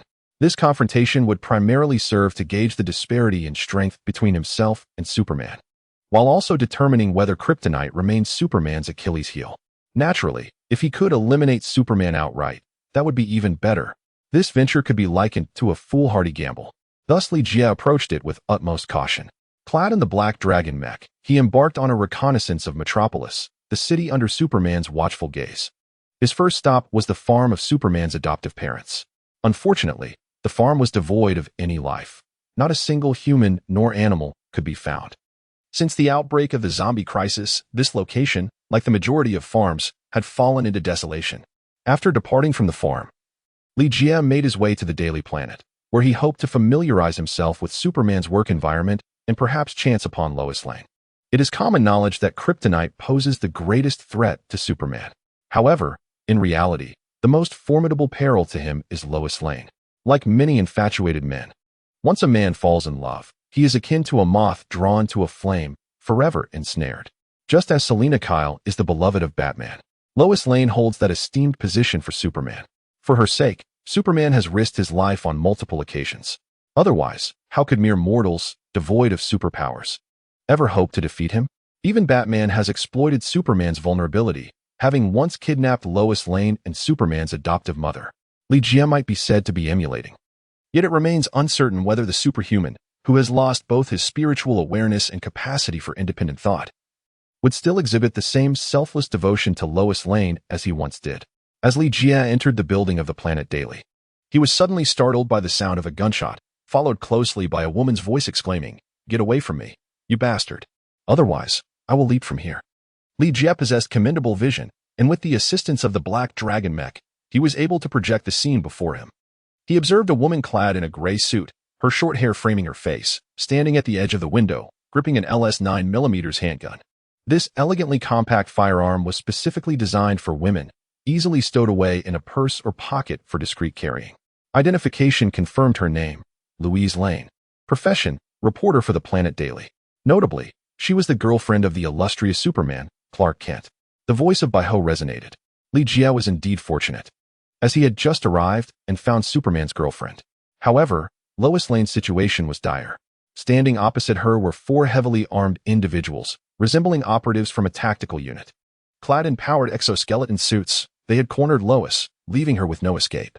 With her gun aimed at them, she cast a glance downwards, seemingly contemplating a leap from the ledge, though she had yet to summon the last ounce of courage.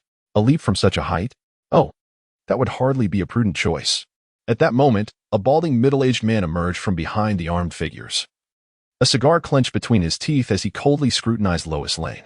It was then that her identity was confirmed. The bald man was none other than Lex Luthor, the chairman of LexCorp. Lex Luthor, a formidable adversary of Superman Clark, was renowned as one of the most intelligent villains, despite lacking superpowers. A master strategist, he had orchestrated numerous successful attacks against Superman. Additionally, he was a technological genius, having developed various high-tech devices, the most notorious of which was the powered exoskeleton equipped with kryptonite, enabling him to engage Superman in a direct confrontation, even overpowering him. Lois, Superman is dead. Do you truly believe that after you leave from here, he will appear to save you as he once did? Lex Luthor taunted. Luthor, you yourself have stated that Superman is dead. Why do you persist in threatening me? Lois Lane retorted loudly. Luthor exhaled a plume of smoke, saying, I have reiterated countless times that Superman is the greatest threat to humanity and to this planet. Once that being loses control, he will annihilate this world. Lois, you must understand. Superman is dead, and as a zombie, he has completely lost his grip. This planet is at risk of being destroyed at any moment. Just 2 days ago, he obliterated an entire town. Admittedly, that town was devoid of life, filled only with zombies. Yet this underscores the peril Superman poses to us and to this planet. Therefore, we must locate that creature and eliminate him before this tragedy unfolds. We must eradicate this threat once and for all. Lex Luthor embodies a being straddling the line between good and evil, particularly concerning the notion of Superman as a threat. It must be acknowledged that he considers the perspective of the majority of humanity. Even Lee Jia found himself somewhat swayed by Luthor's earlier remarks. The now zombified Superman represents an uncontrollable variable. It is not far-fetched to assert that he could indeed bring ruin to this planet. From this standpoint, Lex Luthor genuinely seems to align himself with the forces of justice, presenting an argument that is difficult to refute. This could be regarded as a testament to Luthor's charismatic persona. Yet, what relevance does this hold for me? Luthor, Superman is no more. He no longer recognizes me. As you stated, even if I were to leap from this place, he would not manifest. Why must you press me so? I am of no utility to you. Lois Lane exclaimed. Oh, no, Mississippi Lane, you have erred once more. Whether you are of use to me is not for you to determine, but rather for me to decide. Though, theoretically, you may no longer be Superman's vulnerability. We ought to test this premise, should that mindless fool truly make an appearance. Lex Luthor remarked with a cold smirk, gesturing with his hand. Seize her. Stay away. Lois Luthor stumbled, her body swaying before she plummeted from the window. You imbeciles. I instructed you to capture her, not to kill her. Lex Luthor shouted, shoving aside his subordinates as he rushed forward. Lee Jia's thoughts mirrored those of Lex Luthor. He wished to experiment with Lois Lane to ascertain whether she could still have an effect on Superman, akin to testing the efficacy of kryptonite. Without such an endeavor, no one could definitively predict the outcome. Theory and reality often stand in contradiction.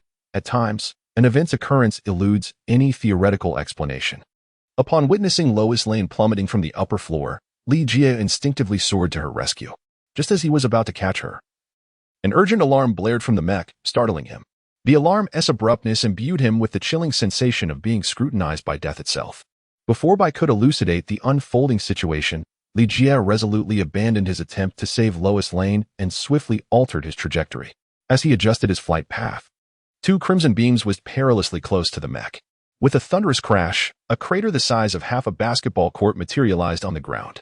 Simultaneously, a figure streaked past Lee Jia, catching Lois Lane in the final moment before her descent. It was Superman, the once vibrant hero, now a zombie, unexpectedly emerged to save Lois Lane's life. It seemed utterly inexplicable. Perhaps, in moments of peril for Lois Lane, Superman's instinctual response to rescue her had become a form of muscle memory. Even in his zombified state, he felt compelled to protect this woman. Lee Jia cursed silently within himself. His well-intentioned attempt to rescue Lois Lane had nearly cost him his life, as he narrowly escaped the lethal gaze of Superman's heat vision. Confronting Superman, particularly in his zombified state, proved to be an exceedingly perilous endeavor. After catching Lois Lane, Superman soared into the distance without hesitation. After following for a short distance, Li resolutely decided to abandon the pursuit. There was no way around it. The speed of the superhuman was simply too swift. It was impossible to catch up, truly impossible. Moreover, even if he were to succeed in catching up, what difference would it make? Li is still unprepared. Even if he were to catch up with Superman, it would merely lead to his demise. Atop the Planet Daily building, upon witnessing Superman rescue Lois Lane, Lex Luthor erupted in exhilaration. Indeed, I knew it. That scoundrel will protect Lois even in death. Haha, Lois is that scoundrel's Achilles heel. If I capture Lois, I will find a way to eliminate that wretch. Clark Kent's instinct to save Lois Lane persists, yet as a zombie, he has also acquired the instinct to attack humans. Caught in this duality, he placed Lois on the rooftop of a building to prevent himself from harming her after shaking off Li. He even used his heat vision to annihilate the zombies on the rooftop before departing. A zombie is still a zombie. Even Superman remains in the primitive first generation of zombies, devoid of the evolved thought characteristic of the second generation. Clark Kent's instinct merely guided Lois Lane to a safe haven, without considering how she would descend. The building houses countless zombies. Surely, Lois Lane cannot remain on the rooftop indefinitely? Even if she stays atop, she must contend with the assaults of flying bird-like zombies or other perils. For instance, Li, clad in black dragon armor. Not long after Superman's departure, Li discovered Lois Lane on the rooftop. Who are you? Lois Lane inquired, having only just glimpsed Li, uncertain whether he was friend or foe. Instinctively, she reached for her LS 9mm handgun, only to find nothing. It dawned on her that she had lost her weapon during the chaos of the annex. Lois, please do not be afraid. I merely seek your assistance. Li was preaching. Assistance? What do you wish for my help with? As Lois Lane spoke, his gaze occasionally drifted towards the sky. Li smiled and said, do not look anymore. Superman will not be returning for the time being. Moreover, what I wish for your assistance with is to summon Superman's presence. Help you bring forth Superman? Are you one of Lex Luthor's minions? Lois Lane inquired anxiously. Li replied, although I have no connection with Luthor. If you wish to think that way, it is of no consequence.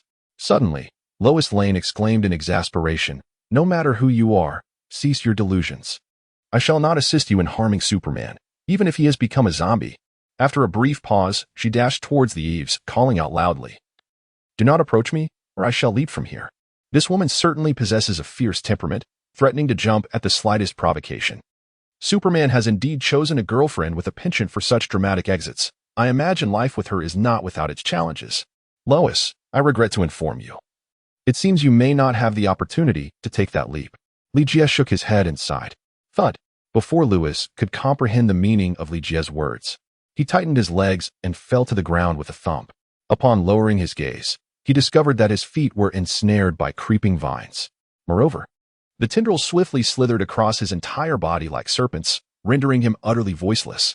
Li crafted Lois Lane from vines, yet he did not rush forward heedlessly. Instead, he first observed the skies with vigilance.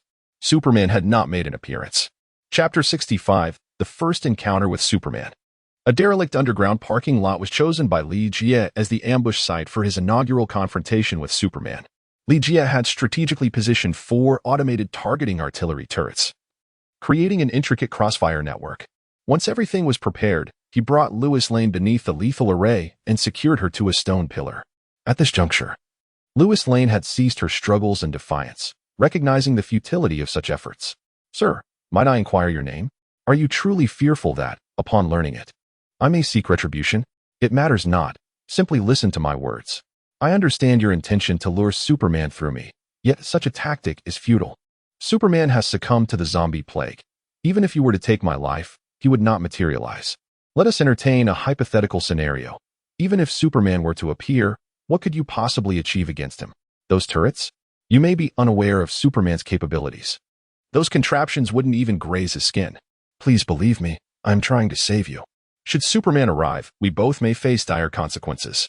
Lois Lane continued her relentless discourse, endeavoring to persuade Li to abandon his course of action. Li paid no heed to Lois Lane.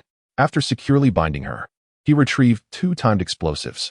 One was affixed to Lois Lane herself, while the other was set with a countdown of 20 seconds and anchored to a car 30 meters away. Boom. 20 seconds later, the bomb detonated, obliterating the vehicle in an instant.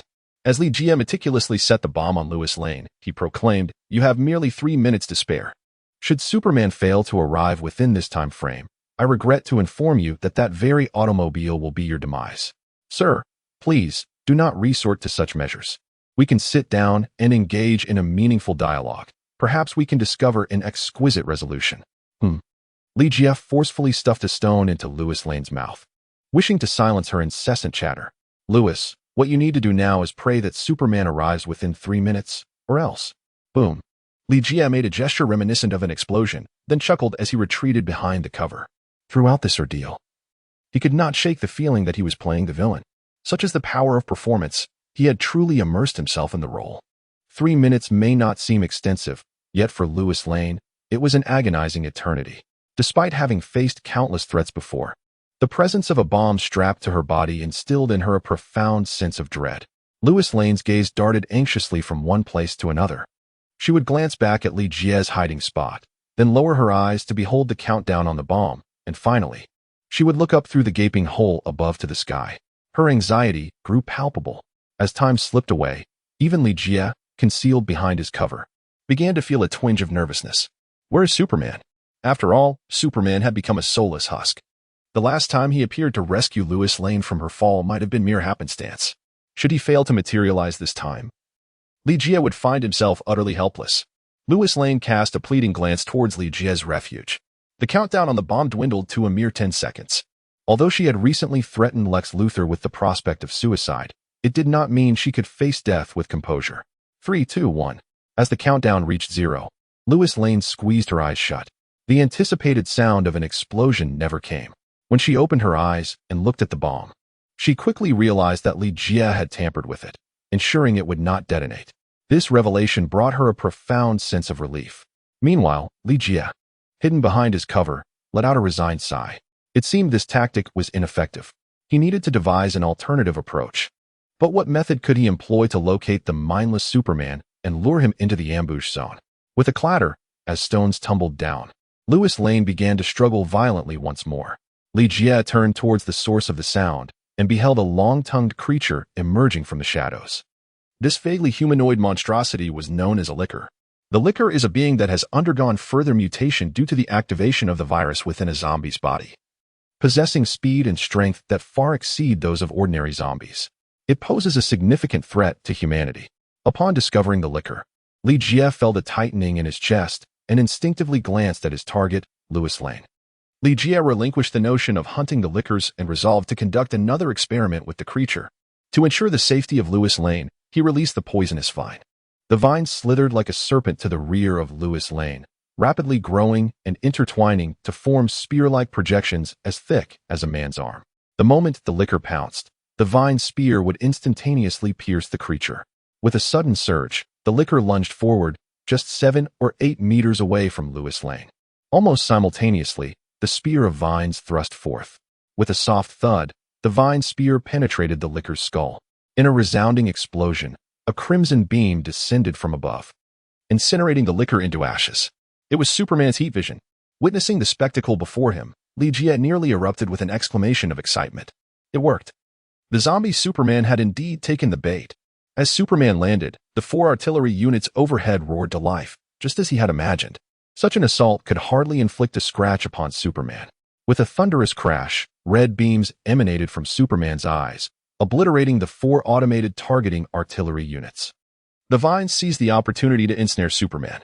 With a mere flick of his body, Superman effortlessly tore apart the thick vines, scattering them to the ground. Suddenly, Black Dragon number 2 emerged, launching small tailing missiles at Superman. Perhaps concerned that the missiles might endanger Lois Lane, Superman remained stationary, enduring the onslaught. Following a series of explosions, apart from his tattered clothing, Superman's robust physique bore not a single mark. Indeed, such a degree of physical assault was incapable of harming Superman. The earlier distractions were merely a ruse to divert Superman's attention. Li Jie launched every single kryptonite grenade he possessed. As the grenades detonated beneath Superman's feet, he was forced to one knee, presenting a visage of weakness. It was effective. Kryptonite proved to be just as detrimental to the zombie Superman. Li Jie felt a surge of excitement within. As the saying goes, seize the opportunity when one is vulnerable. Li Jie hurled the kryptonite spear, utilizing his telekinetic abilities to strike directly at Superman's vulnerable point. The once prostrate Superman, seemingly on the brink of death, abruptly lifted his head and unleashed two beams of heat vision, precisely targeting the kryptonite spear. What is happening? Were you jesting with me just now? Li Jie was momentarily taken aback. It was evident that kryptonite still held some efficacy against the zombified Superman, yet its potency fell far short of expectations. In fact, the impact of kryptonite on the zombified Superman had been significantly diminished. Who could have anticipated that this soulless version of Superman would feign vulnerability, orchestrating a ruse right before his eyes? Seizing the opportunity, he first obliterated the kryptonite spear. Without kryptonite, what could one possibly achieve? It was time to flee. With a whoosh, Black Dragon 1 ascended into the sky and soared away. Simultaneously, Black Dragon 2 unleashed its full arsenal, buying precious time for Black Dragon 1's escape. Boom. Superman initially incinerated Black Dragon 2 with his heat vision, then took flight in pursuit of Black Dragon 1. In the blink of an eye, Superman had caught up to Black Dragon 1, crashing into it with formidable force. Using his own body as a weapon, one must ask, how audacious was that? Black Dragon 1 was shattered upon impact, its components strewn across the ground. With a swift turn, Superman soared back to Lois Lane, severing her bindings, and lifted her into his arms as they ascended into the sky. Only after the figures of Superman and others had completely vanished did Li Jie emerge from behind the cover. Evidence suggests that Superman's speed surpasses even that of the Flash, capable of shattering the barriers of time and engaging in temporal travel. Faced with such velocity, Li Jie realized that fleeing was futile. Thus, he resorted to using Black Dragon number 1 to confound Superman. Fortunately, Superman currently lacked sentience. Otherwise, this ruse would have been utterly ineffective against him. Observing the chaos around him, Li Jie silently lamented the indomitable nature of Superman. Even after his transformation into a zombie, Superman's strength has only augmented. Defeating him is far from a mere verbal assertion. This practical encounter has afforded Li Jie significant insights, particularly regarding the disparity in strength between himself and Superman. Kryptonite remains an effective weapon against Superman. Therefore, it is imperative to acquire more kryptonite and devise a meticulous battle strategy if there is any hope of vanquishing him. Until then, it would be prudent to focus on enhancing his own abilities as much as possible. Li Jie harnessed his ability to manipulate objects, gathering the fragments of kryptonite together, followed by 2 sets of destroyed mechas. Li Jie procured a vehicle for transportation. Having grown accustomed to the convenience of mech flight, he found driving to be exceedingly cumbersome. Li Jie resolved to seek a location to repair his mech. Just after passing an intersection, he found his path obstructed by a convoy. "Hey kid, have you seen a fellow clad in black mech armor?" shouted a large bald man as he lowered his car window. It was none other than Lex Luthor, the notorious overlord of Metropolis. Upon sighting this imposing figure, a smile crept across Li Jie's lips. It seemed that what he wished for had come to fruition. Wasn't Lex Luthor's domain precisely where the necessary repair equipment awaited him? Li Jie reached out towards Lex Luthor's convoy. A series of sharp sounds echoed as the doors of the vehicle swung open, followed by several smoke grenades that were hurled inside. The doors slammed shut, and as the occupants inhaled the smoke, uncontrollable laughter erupted. Giggles filled the air. "Damn it, you bastard. Haha. Is this laughing gas? Haha. Are you a clown from Gotham City?" Lex Luthor exclaimed amidst his uproarious laughter, his demeanor strikingly ludicrous. Li Jie stepped out of the vehicle, brandishing an M1911 pistol at Lex Luthor's head. "I am the person you seek. My mech has encountered a minor issue, and I require the use of your workshop." "Is it you?" Lex Luthor surveyed Li Jie with astonishment, a hearty laugh escaping his lips. After a brief moment of hesitation, he instructed the driver, who was also chuckling incessantly, drive on. Once the vehicle was in motion, Lex Luthor, still puzzled, inquired, "How did you come to possess laughing gas? What is your connection to the Joker?" Li Jie smiled slightly and said, "I have killed a clown." "You have killed a clown?" Lex Luthor furrowed his brow, sensing that this statement was somewhat nonsensical. What does it mean to say you have killed a clown? Does it imply that the clown is still alive? How could a dead person possibly still live? Let us not dwell on that. "Brother, I am Lex Luthor, and I hope we can become friends." Lex Luthor extended his hand and remarked, "Become friends? No, Mr. Luthor.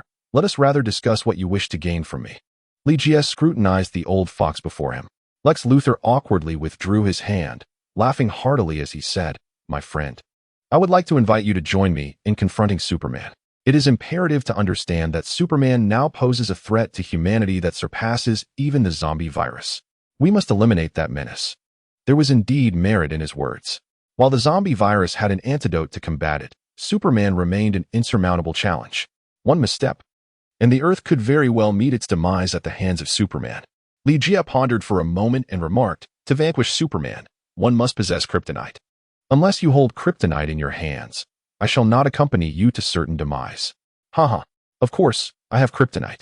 To be precise, I have a kryptonite-powered mechanical exoskeleton, which I designed specifically to combat Superman. Lex Luthor declared with pride.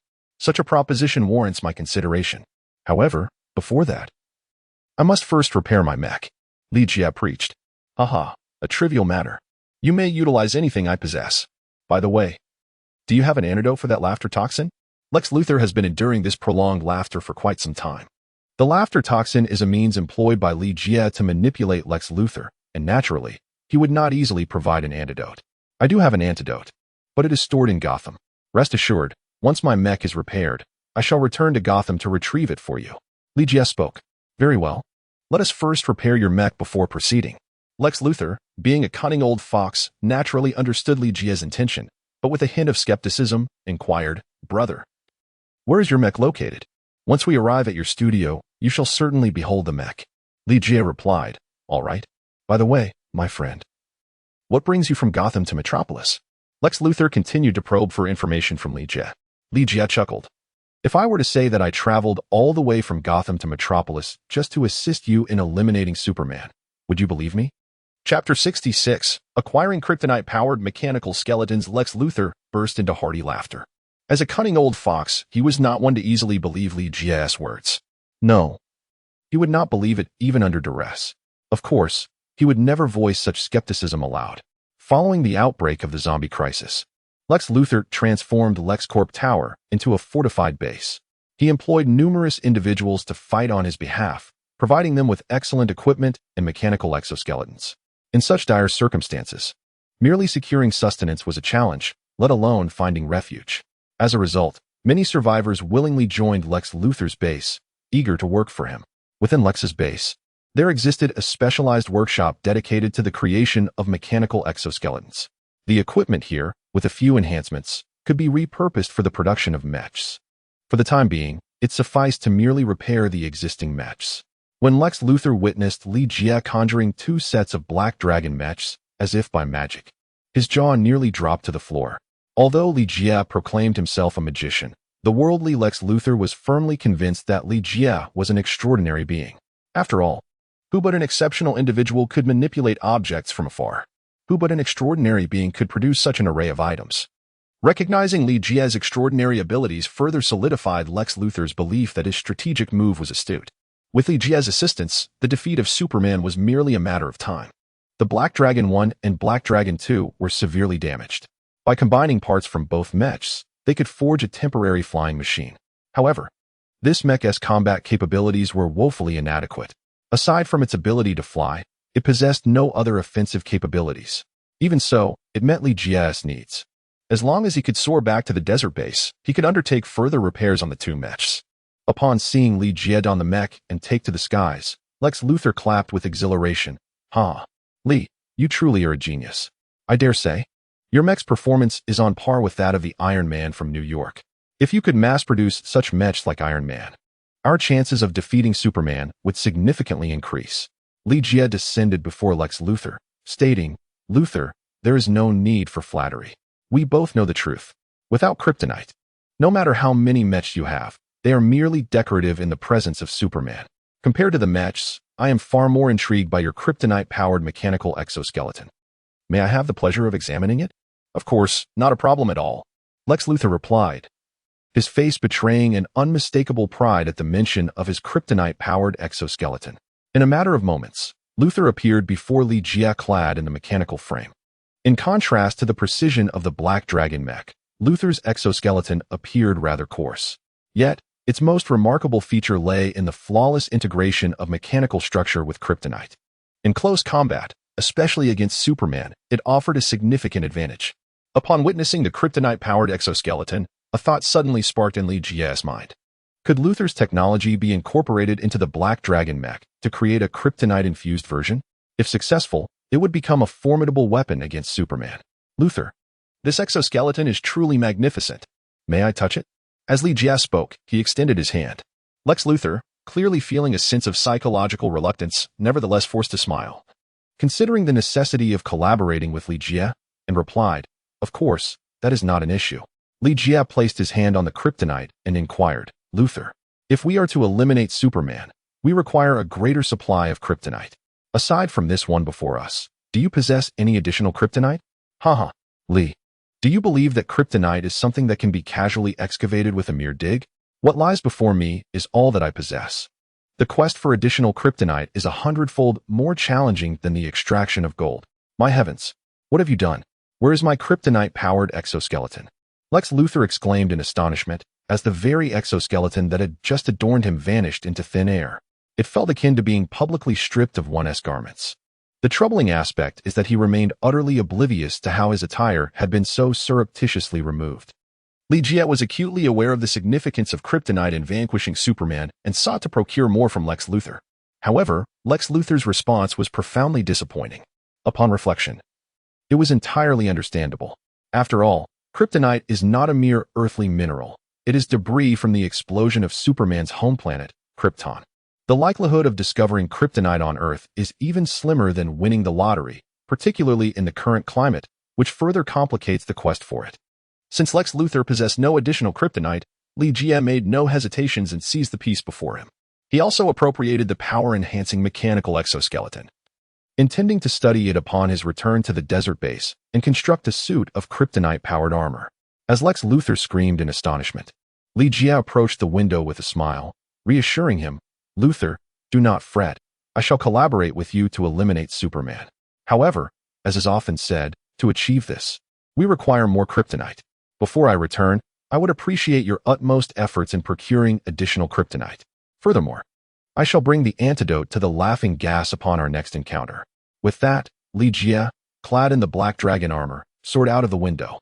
Lex Luthor, in a frenzy, rushed forward, shouting, "You scoundrel! Come back! You despicable thief! That kryptonite-powered exoskeleton is mine. Return it at once." His frantic cries were rooted in his desire to possess Li Jie's Black Dragon armor, a collaboration he had initiated primarily to exploit Li Jie's technological prowess. Ironically, he ended up losing the kryptonite exoskeleton instead. It was a classic case of attempting to steal a chicken and instead losing a grain. Just as Lex Luthor sought to use Li Jie was equally leveraging Lex Luthor, with both finding temporary common ground in their pursuit of Superman.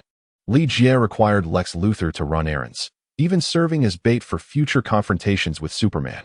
This utility was also the reason Li Jie refrained from eliminating Lex Luthor. After departing from Metropolis, Li Jie returned directly to the underground base in the desert, where he commenced repairs on Black Dragon 1 and Black Dragon 2. Simultaneously, he delved into the study of kryptonite-powered mechanical exoskeletons, preparing to forge the kryptonite Black Dragon mech. 2 days later, clad in the Black Dragon mech, Li Jie made his way back to Gotham City. Having been away for some time, his primary objective upon returning was to acquire the kryptonite reserves held by Bruce Wayne. Although Bruce Wayne harbored gratitude towards Li Jie, it did not preclude him from investigating the latter, particularly after Li Jie had departed Gotham City in Black Dragon 1. Shortly thereafter, the Batcomputer lost control over the mech, prompting Bruce Wayne to intensify his inquiries. In reality, attempting to investigate Li Jie at this juncture proved quite challenging. Aside from confirming that Li Jie was indeed an actor, Bruce Wayne gleaned little information. There was, however, one notable detail. Bruce Wayne discovered that Li Jie had visited New York and had made contact with S.H.I.E.L.D. Naturally, this led Bruce Wayne to suspect that Li Jie had the backing of S.H.I.E.L.D., with S.H.I.E.L.D. involved. Many matters began to clarify. Bruce Wayne was not fond of engaging with organizations like S.H.I.E.L.D. Yet this did not imply that he would hinder Li Jie's association with them. For Bruce Wayne, managing Gotham City was already a substantial undertaking, rendering any concern regarding S.H.I.E.L.D. unnecessary. When Li Jie encountered Bruce Wayne, he was seated, receiving treatment from Catwoman, while Alfred stood nearby. His expression fraught with concern. Wayne, did you seek out a fight, or were you the one who was assaulted? Jia couldn't help but tease. Catwoman shot him a glare and replied with irritation, regardless of what Wayne has done, it is all for Gotham, unlike certain individuals who vanish without a trace. Jia is not swayed by Catwoman's charms, and playfully teases her. Selina, is it that you cannot bear to see me go, or do you miss me so soon? Catwoman, taken aback, finds herself at a loss for words. Oh. Bruce Wayne lets out a pained cry. Selina, I believe it is unnecessary for you to vent your frustrations on me. My apologies. Catwoman shifts her position, turning her back to Jia, opting for a out-of-sight, out-of-mind approach. TSK. Jia smacked his lips and said, Selina, are you not aware that your posterior holds an irresistible allure for men? Catwoman raised an eyebrow and clenched her fist with determination. Bruce Wayne, having found himself in a precarious situation, exclaimed to Jia, my friend. Could you refrain from provoking Selina any further? Very well, Jia replied. Allow me to recount the events. It is not something to be ashamed of, after all. I just had a skirmish with Bane, and that fellow is considerably worse off than I am. Is that so? But Bane's healing abilities should be on par with yours. I would presume. Jia delivered a sermon. In the past, Bruce Wayne would have required several days of recuperation from such an injury. However, times have changed. Bruce Wayne possesses the Dionysian factor within him, allowing for a swift recovery from such wounds.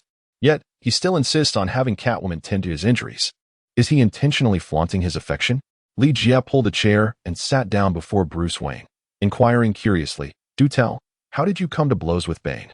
One would think he should be quite honest by now. Honest? Goodness. My brother, do you harbor some misunderstanding of the term honest? If Bane is deemed honest, then are there truly any dishonest individuals left in this world? Bruce Wayne exclaimed dramatically. Alfred smiled and interjected, Lee, do not misconstrue Master Wayne's intentions. The altercation between you and Bane was not born of old grievances. In truth, Master Wayne hoped to invite Bane to join Wayne Manor in safeguarding this sanctuary. However, after Bane attacked Gordon's convoy a few days ago and seized a shipment of our supplies, Master Wayne sought him out and confronted him. Supplies? Was it food? Jia inquired. Alfred nodded in response, stating that food is but one of many aspects. Jia, after understanding the situation, remarked, Wayne, you cannot hold Bane responsible for this. He too must navigate his existence in this world, does he not? Huh. Is his struggle for survival truly justification for plundering the convoy? Lee, I am truly astonished that you would endorse such a predatory rationale as that of Bane. Listen, regardless of the circumstances, no justification can excuse his threats to other survivors. Bruce Wayne exclaimed, somewhat agitated. Jia spread his hands and said, well, I may have misspoken earlier. I am not attempting to exonerate Bane. What I mean to convey is that perhaps we might consider an alternative approach to resolving this issue. Such as? Bruce Wayne inquired, perplexed. Jia replied, for instance, persuading Bane to leave Gotham. Leave Gotham? If that man were willing to depart, the situation would indeed become simpler, Bruce Wayne remarked, furrowing his brow, evidently finding this proposal rather impractical. Perhaps I could seek him out for a conversation. Jia spoke. The enmity between Bane and Batman cannot simply be resolved with a handshake. Leaving Bane in Gotham remains an enduring threat for the survivors. Jia contemplated departing from Gotham, thus entertaining the notion of leaving with Bane. Forming a team to confront adversaries or enlisting Bane as a subordinate to carry out errands both seem promising. What about you? Would Bane be inclined to engage in a conversation with you?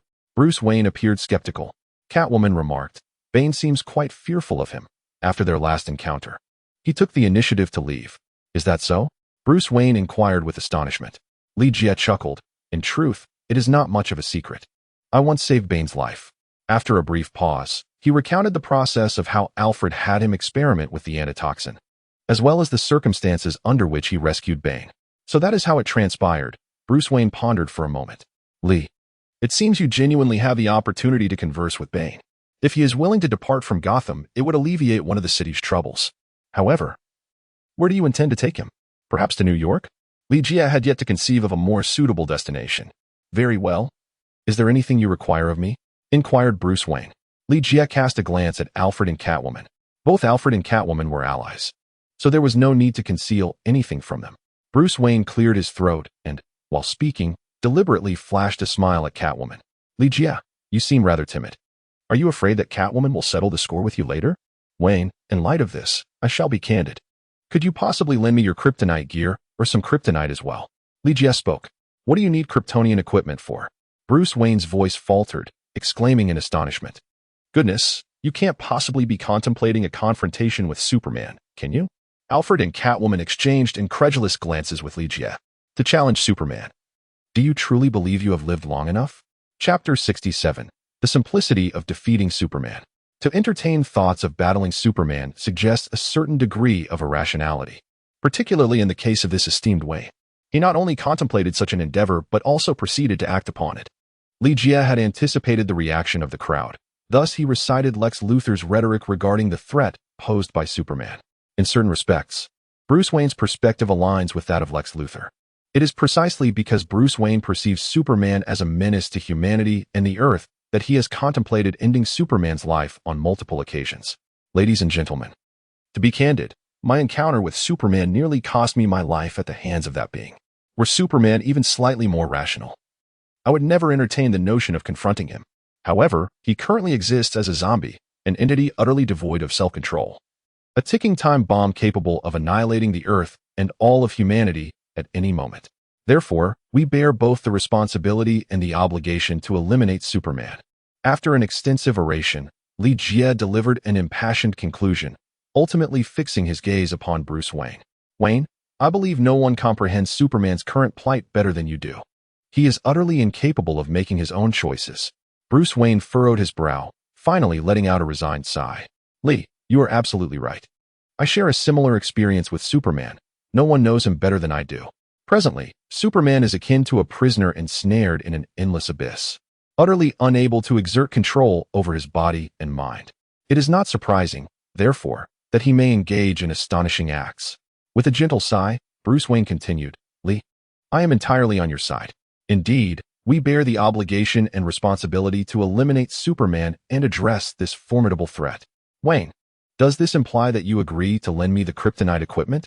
Li asked with a hint of excitement. Bruce Wayne shook his head and replied, No. What I mean is to act alongside you. When you are ready to confront Superman, count me in. I believe that with my involvement, the likelihood of our success will significantly increase. Li raised his eyelids slightly. Wayne, why do I have the impression that you are trying to claim the credit for yourself? What if Superman were to perish at your hands? What shall I do? I truly cannot fathom the thoughts of men. Catwoman suddenly complained, casting a sidelong glance at her boyfriend.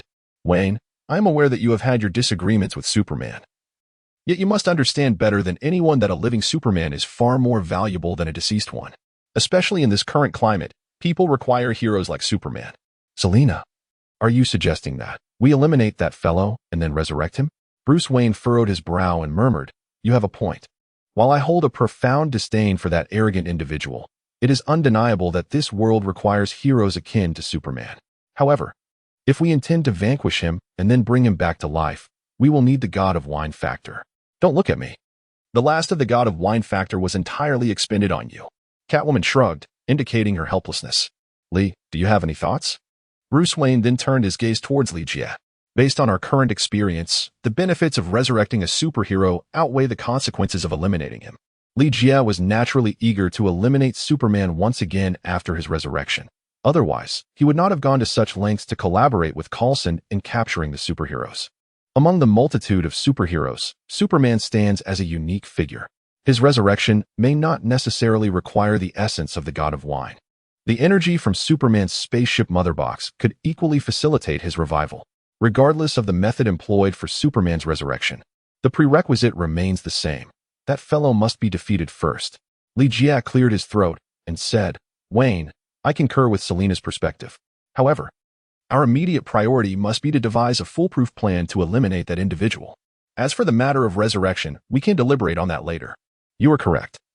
Contriving a means to vanquish Superman is far more arduous than contemplating the revival of that wretch. Now that he has transformed into a zombie, his vulnerabilities have diminished considerably. With merely the kryptonite equipment I possess, I fear it may be insufficient to contend with him. We must seek out additional kryptonite and forge more kryptonite gear. Bruce Wayne, lost in thought, pondered these words. Suddenly, Alfred raised his hand and interjected, Master Wayne, may I offer a few thoughts? Alfred, please share any ideas you have. Li Jie began to speak. Alfred interjected, stating, "In fact, ever since Master Wayne's revival, I have been conducting an experiment. If the antidote can eliminate zombies, then substituting it with gas could prove to be a more effective means of eradicating them." "Alfred, I can anticipate your thoughts," Catwoman exclaimed excitedly, turning to address Li Jie and Bruce Wayne. "No matter how formidable Superman may be, he is still merely a zombie. Since the antidote can vanquish zombies, it stands to reason that it could certainly eliminate Superman as well. We merely need to deploy a few antidote gas bombs to take him down." Li Jie. Bruce Wayne. Li Jie swore that he had become significantly wiser than before. He was proficient in a multitude of languages from over a dozen nations and possessed several doctoral degrees. Yet, at times, it is the most intelligent individuals who tend to complicate the simplest of questions. It is akin to a study that delves into the potential harm inflicted on the human body by a droplet of water falling from thousands of meters above. This is a straightforward problem of projectile motion, yet it incited fervent discussions and debates among highly intellectual scholars. Until an ordinary person interjected with a simple question, "Haven't you ever been caught in the rain?" Li Jie and Bruce Wayne found themselves ensnared in this high-intelligence misjudgment. Both were solely focused on the formidable prowess of Superman. After his transformation into a zombie, while Superman's power escalated, he also morphed into a relentless monster of indiscriminate aggression. They pondered the immense quantity of kryptonite required to defeat him, thereby neglecting a fundamental issue. A zombie is still a zombie. It merely necessitates an antidote to vanquish him. Even a small rattlesnake missile could not inflict harm upon Superman, and a typical syringe would surely be ineffective against him. However, a gaseous antidote could elegantly resolve this predicament. It turned out that eliminating Superman was remarkably simple. Alas, how utterly embarrassing. Ahem. Bruce Wayne cleared his throat and inquired, "Alfred, what progress have you made with the gaseous antidote research?" "We have reached the experimental phase. If anyone is willing, they may assist me in taking it out for testing to observe the results," Alfred replied, turning to Li Jie, as he had previously been the one to aid in past experiments. "This is straightforward. Leave it to me." Li Jie patted his chest and proclaimed. After acquiring the gaseous antidote, Li Jie made his way to Wayne Manor above. "Li, when did you return?" Director Gordon expressed his delight upon seeing Li Jie. "I just arrived." "Gordon, you appear to be unwell. Is something amiss?" Li Jie noticed that Director Gordon appeared somewhat distracted. "Oh, really?" Director Gordon remarked, as he touched his face and then pulled Li Jie aside. "Li, your return is quite timely. Could you assist me with a task?" "What kind of task?" Li Jie inquired. Li Jie did not immediately agree. Director Gordon sighed softly and said, "Li, to be frank with you, just a couple of days ago, one of our transport convoys was ambushed by Bane. That scoundrel injured our men and made off with a significant amount of supplies." Li Jie nodded slightly, signaling Director Gordon to continue. Director Gordon proceeded, "That wretched girl, Barbara, took the initiative to lead a team in search of Bane without my consent. She claims it is for vengeance and to reclaim the stolen supplies." "Gordon, are you aware that Bane is injured? An injured beast is often more ferocious. Barbara may very well be heading into trouble this time." Li Jie spoke. Director Gordon nervously swallowed. Who could argue otherwise? "I was just contemplating discussing a solution with that individual, and here you are, seeking Wayne. It seems you are unaware that our esteemed master has been thoroughly beaten by Bane. Gordon, allow me to handle this matter." Li Jie had originally intended to seek out Bane for a conversation, and encountering Barbara was merely serendipitous. "Li, that is truly splendid. I owe you a favor this time. By the way, the car is ready. Additionally, I have Barbara's location here." Director Gordon spoke fervently, wishing that Li Jie could be by Barbara's side immediately. Such a father's love is indeed profound. "Gordon, I have just returned. Do you mind if I enjoy a cup of coffee before I depart?" Li Jie felt somewhat speechless, yet he could comprehend a father's sentiments. Indeed. My apologies, I was a bit hasty. Li, please take a moment to prepare whatever you need. Do not hesitate to ask if you require assistance. I shall brew you a cup of exquisite hand-ground coffee right away." Director Gordon chuckled foolishly. A father cannot help but feel uneasy when his daughter may be in peril. Director Gordon prepared a cup of hand-ground coffee for Li Jie and then urged him to take it with him. Li Jie, without any additional assistance, found himself at the mercy of the guards who were of no help. With only a single vehicle at his disposal, he grasped the steering wheel with one hand while cradling a cup of coffee in the other, making his way towards Barbara's location. Bane had grown accustomed to life in the sewers. After seizing supplies from the survivors, he retreated back to the underground. It was only when Bruce Wayne sought him out that the two clashed in a fierce battle, prompting Bane to contemplate relocating. Otherwise, he knew Bruce Wayne could return at any moment. Bane was not afraid of facing Batman. Rather, his recent encounter with Bruce Wayne left him with a sense that Batman had evolved in some indefinable way. The most significant change in Bruce Wayne was the presence of the Dionysian factor within him. By the time Li-Jie set out, Bruce Wayne's injuries had completely healed under the influence of this factor. Meanwhile, Bane remained hidden in the dark sewers, nursing his wounds. If Bruce Wayne unleashed his full potential and engaged Bane with a strategy of mutual destruction, it was certain that Bane would be the one to fall. Suddenly, a smoke bomb was hurled into Bane's lair, followed by the sharp crack of gunfire. Barbara led her team to this location. Bane, already in a foul mood due to his injuries, was further agitated by the intrusion, unleashing the ferocity of a wounded beast. Barbara, still young and inexperienced in combat, found herself at a disadvantage against an opponent of Bane's caliber. If even Batman struggled against him, how could the youthful Barbara hope to prevail? The meticulously crafted plan she had devised quickly crumbled before Bane. Retreat. We must withdraw. Forced by circumstance, Barbara issued the order to fall back. A specially forged giant axe whistled through the air, and as Barbara took her first few hurried steps to escape, a chill ran down her spine. Watch out. John Blake instinctively tackled Barbara to the ground. The colossal axe soared above them, embedding itself into the wall with a resounding thud. With a swift motion, Bane yanked the iron chain tethered to the axe's handle, reclaiming his weapon, and then swung it down towards the two. Barbara. John Blake reflexively shielded her with his body. However, this act of protection was futile against the might of Bane's axe. As the weapon descended, both of them faced certain death. John Blake held Barbara tightly until he heard a teasing voice near his ear. John, how much longer are you going to hold on? Li. As John lifted his gaze, he beheld Li-Jie standing before him, interposing himself between John and Barbara, while Bane's colossal axe was ensnared by a mechanical tentacle. With mechanical appendages sprouting from his back, Li-Jie resembled an enormous octopus. This was the very equipment he had acquired from Dr. Octopus, and it marked his inaugural deployment. Let me go? Barbara exclaimed, forcefully pushing John Blake aside. Even the darkness of the sewer could not conceal the flush that adorned Barbara's cheeks.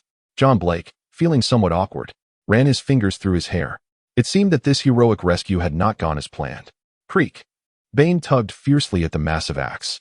Yet it remained lodged. Barbara, rising from the ground, cried out, Li, that's Bane. Hurry and help us defeat him. Li-Jie spoke with a serious demeanor. Barbara, Director Gordon is exceedingly displeased with your unauthorized actions. If I were in your position, I would return immediately to alleviate his concerns.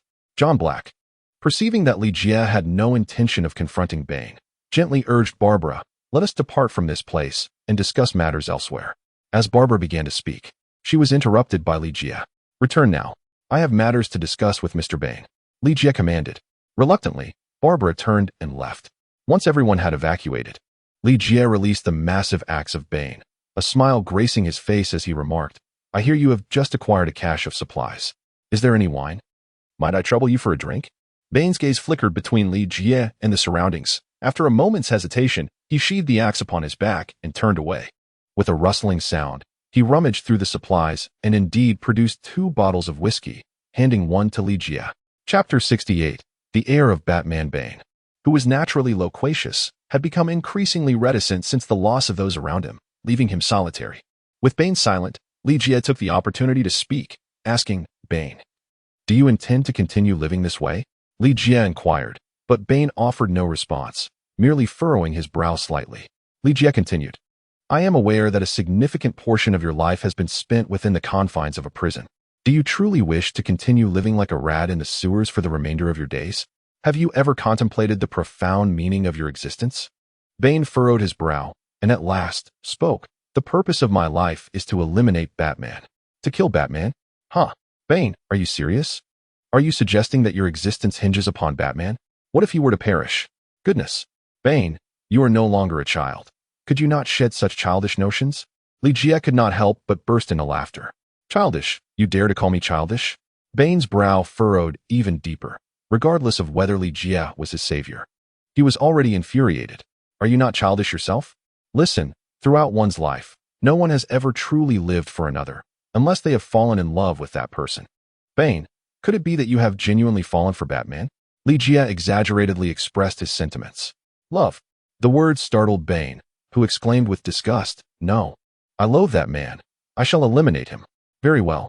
Let us take a step back. What then, after Batman meets his demise at your hands? What are your plans? Li Jie inquired. Bane shook his head and replied, I don't know. I hadn't considered it. Bane, do you have an affinity for darkness? Li Jie suddenly inquired. Bane shook his head and replied, No, I detest the darkness. As someone who has spent half a lifetime in a dark cell, how could I possibly embrace the shadows?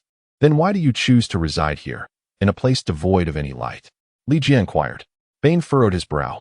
He loathed the darkness, yet he continued to dwell within it. Such is the paradox of his existence. Snap! Li Jie forcefully smashed the bottle against the wall, turning to face Bane with a serious expression. Bane, life is exceedingly brief. You should not entangle yourself in matters that you detest, but rather choose a life that brings you joy. If you seek to instigate change, join me in departing Gotham. I cannot guarantee the greatness you may achieve in the future, but I can assure you that you will no longer have to dwell in darkness. Light. You mean to say you can bring me light? Bane recalled the harrowing days spent imprisoned in the dungeon. The relentless darkness had the power to drive a person to madness. He had endured, propelled by an intrinsic yearning for illumination. He longed to escape that shadowy realm and had succeeded.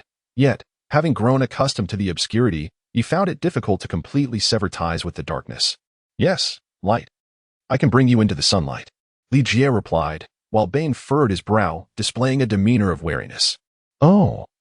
Allow me to impart another truth. You shall never vanquish Batman, for within him resides the essence of the god of wine. Even should you succeed in taking his life, it would be in vain, for he possesses the power of resurrection. Very well, we shall conclude our conversation here for today. Reflect deeply upon my words. Should you choose to continue living for Batman, squandering your existence in service to that man, consider my counsel as if it were never uttered. However, if you aspire to transform your life and step into the light henceforth, come seek me at Wayne Manor. After Li Jie finished speaking, he turned and walked away. After a few steps, he suddenly remarked, Oh, by the way, you'd best not keep me waiting too long. I may leave Gotham at any moment. Leave Gotham? Light? Bane murmured softly, a glimmer of longing in his eyes. After emerging from the sewers, Li Jie found a location to experiment with the gaseous antitoxin. The results were quite satisfactory.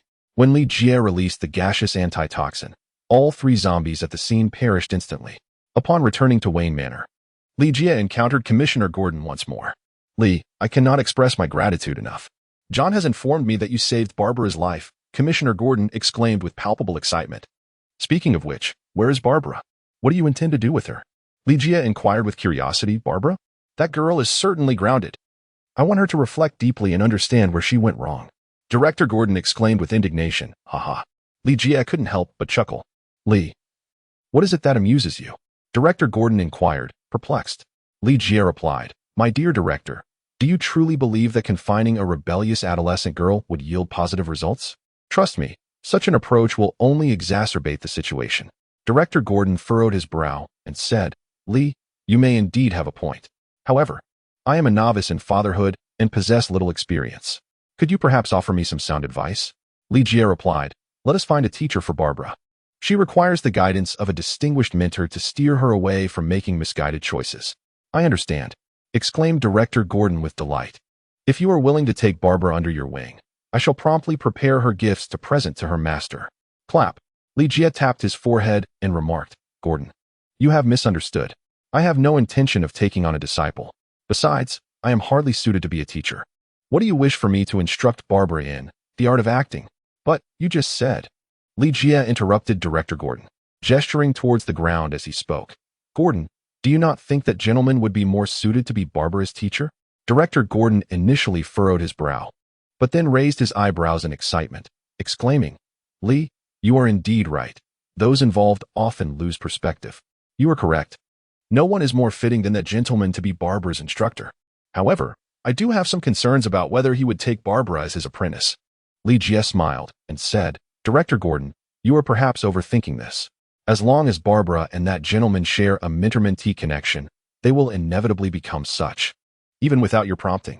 What you need to do now is merely to facilitate the breaking of this barrier. Additionally, You might consider enlisting Selina's assistance to subtly influence the situation. Li, I understand. I am truly grateful to you. I owe you yet another favor. How shall I repay you? Director Gordon expressed his appreciation. No need for thanks. I have merely rendered a small kindness, Li replied. Li Jie smiled faintly, placing a hand upon Commissioner Gordon's shoulder as he spoke. Come, if you find it difficult to voice your thoughts, I can act as an intermediary before Wayne. Bruce Wayne, his expression grave, cast a fleeting glance at Li Jie before lingering momentarily on Gordon. You wish for me to take Barbara under my wing? Indeed, Wayne. If it pleases you, I hope you can mentor Barbara and guide her well. Trust me, despite her numerous shortcomings, I believe she will grow to be a person of great respect in the future, much like Batman. Gordon chuckled awkwardly after his words. Seeking favors, especially on behalf of his own daughter, was a venture he had never embarked upon before. As the commissioner of the Gotham City Police Department, a man of justice, he felt a twinge of shame. Yet, as a father, he considered it a duty he must fulfill. Li Jie, Gordon, why do I feel that you're somewhat akin to the old Wong selling melons? Bruce Wayne pondered for a moment.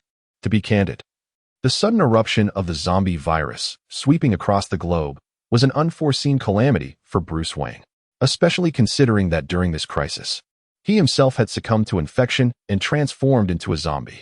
Having once faced death, Bruce Wayne had never experienced such a profound sense of urgency. Should he meet his demise again in the future, who would then safeguard Gotham City? For the very first time in his life, Bruce Wayne earnestly contemplated the matter of succession.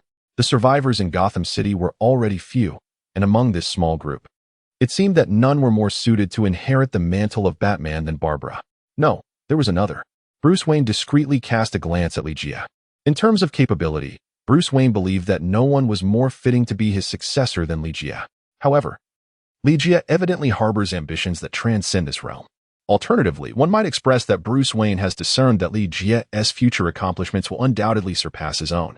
To put it plainly, Gotham is far too diminutive a sanctuary to accommodate a figure of Li Jie's magnitude. Alas, what a pity. The absence of Li Jie as the second Batman is a loss for Gotham City. Bruce Wayne refocused his thoughts, reconsidering the prospect of training Barbara to become Batman's successor. Gordon, I cannot agree to this merely because Barbara is your daughter. Firstly, her commitment must be voluntary. Secondly, she must pass my assessment, Bruce Wayne stated earnestly. Gordon, however, was elated, fully aware that Bruce's words indicated that half the battle had already been won. Wayne, regardless of the nature of your assessments for Barbara, as her father, I assure you that I will not interfere in this matter. Furthermore, I have complete faith that whatever the challenge, Barbara will deliver an exemplary performance. Gordon replied with a confident smile. Very well. Give me some time. I will conduct the assessment of Barbara privately. Bruce Wayne nodded in agreement. Then turned to Li Jie and inquired, have you met with Bane? Yes, I have, and the conversation was quite delightful, Li Jie responded. Li Jie responded. Are you saying that Bane is willing to follow you away from Gotham? Bruce Wayne furrowed his brow as he spoke. Li Jie smiled and said, I cannot guarantee with absolute certainty, but there is at least an 80% chance. If you are concerned, even if he refuses, I can resort to methods to abduct that fellow. Bruce Wayne's lips moved slightly, yet he uttered not a word. For reasons unknown. The mere thought of Bane departing Gotham City alongside Li Jie filled him with an inexplicable sense of melancholy. Wayne, there is one more matter I wish to discuss with you. If you have no objections, I would like to take the Joker with us as well. Li Jie spoke suddenly. Bruce Wayne's eyes widened in disbelief. Good heavens. Not only have you taken Bane, but you also intend to take the Joker. It felt as though two first loves had been snatched away all at once. A profound emptiness enveloped Bruce Wayne's heart. Commissioner Gordon began to speak. Wayne, I believe this approach is viable. Whether it be Bane or the Joker, you have apprehended them more than once and confined them. Yet, each time they manage to escape, bringing even greater calamity to Gotham. We cannot perpetually imprison them, for they will inevitably find a way to break free. Since you are unwilling to take the drastic step of eliminating them, it may be wiser to allow Lee to escort those two away. This would certainly alleviate a significant burden from Gotham. Bruce Wayne glanced at Gordon, inwardly lamenting, Gordon, you do not comprehend my heart. Lee, as long as they are willing to accompany you, or if you possess the capability to lead them away from Gotham, I wholeheartedly support this. Bruce Wayne clenched his jaw as he spoke. Wayne, rest assured, I shall persuade them, replied Lee confidently. Li Jie confidently asserted, negotiation is undoubtedly the first step. If an agreement cannot be reached, We shall resort to force until the opposition yields. Should that prove insufficient, we may invoke the venomous essence of the poison ivy to ensure compliance. If you have no objections, I shall seek out the Joker for a discussion at this very moment. Li spoke earnestly. Bruce Wayne raised an eyebrow. Is there truly a need for such urgency? May I be so bold as to inquire, Li, what do you intend to do with Bane and the Joker? It is important to note that they are both heinous criminals, with no inclination towards anything but wrongdoing. Bruce Wayne inquired with curiosity. Li retorted, if I were to say that I require 2 lackeys to carry my bags, would you believe me? Do you think I would believe that? Bruce Wayne furrowed his brow. Commissioner Gordon nearby cleared his throat, remarking, to have Bane and the Joker as your errand boys, you truly possess a bold imagination. Li chuckled softly, elucidating, indeed. Bane and the Joker are both criminal masterminds. However, to me, they are akin to a double-edged sword. Misused, they become instruments of destruction. Employed wisely, they transform into masterpieces. Bruce Wayne furrowed his brow once more. A masterpiece? Those two. Were it left to me, I would suggest allowing Lee a chance. If he truly manages to rehabilitate those two, it would be a boon for the world, Commissioner Gordon interjected supportively. Gordon, I wish to confer with Barbara first. Bruce Wayne resolved, choosing to set aside this troubling matter. Rather than dwelling on it, he deemed it more prudent to contemplate the nurturing of a successor. After all, should Lee falter, he could simply recapture Bane and the Joker to confine them once more. Bruce cast a glance at Lee, feeling a twinge of anticipation at the prospect of his failure. That would indeed be splendid. Wade, if you begin to mentor that girl sooner, I shall find greater solace. Commissioner Gordon replied cheerfully, sensing that his daughter had already become a protege of Batman. Chapter 69, The Antidote Missed Before Batman's Resurrection. The Joker had access to a meager supply of food, resulting in malnutrition that rendered him more emaciated than usual. Following Batman's return, the Joker was restored to regular meals, appearing slightly plumper than when he was first incarcerated. Upon seeing Lee enter the cell, the Joker leaped from his bed. His melancholic visage concealed a simmering fury, and without a word, he swung his fist at Lee. Lee curved his lips into a smile. Initially, he intended to engage the Joker in conversation, hoping to persuade him verbally to follow his lead. However, it now seemed prudent to bypass the first step and proceed directly to the second. The Joker is an exceptionally intelligent criminal, having bested the equally astute Batman on more than one occasion through sheer cunning. Perhaps the prolonged confinement had dulled his senses, or perhaps the influence of poison ivy had completely robbed him of his reason, leading him to contemplate resolving matters through brute force. Lee swiftly made the clown comprehend a certain truth. In terms of strength, the clown was utterly inferior before Lee. Before long, the clown found himself lying on the ground, his limbs incapacitated, gasping for breath. Had it been an ordinary person suffering such grievous injuries, they would likely have succumbed to their fate. However, with the aid of the wine god factor, the clown not only survived but also began to recover rapidly. Lee sat casually with his legs crossed, waiting for the clown to recover, only to mercilessly beat him to near oblivion once again. As the clown lay on the ground for the third time, unable to rise, he could not help but unleash a torrent of curses. Damn you. Did you come into my room solely to torment me? If that was your intention, then surely you must be satisfied now. Slap. Lee struck the Joker across the face, gazing at him in silence. You bastard. Slap. Damn it. Slap. His wounds had yet to heal. Yet the Joker endured a relentless barrage of slaps, each one swelling his face to an absurd degree. When had the king of crime in Gotham ever faced such humiliation and indignity? By the end, the Joker was on the verge of tears. Oh heavens! For the love of God, could you enlighten me on your intentions? Speak, will you? How am I to discern your desires if you remain silent?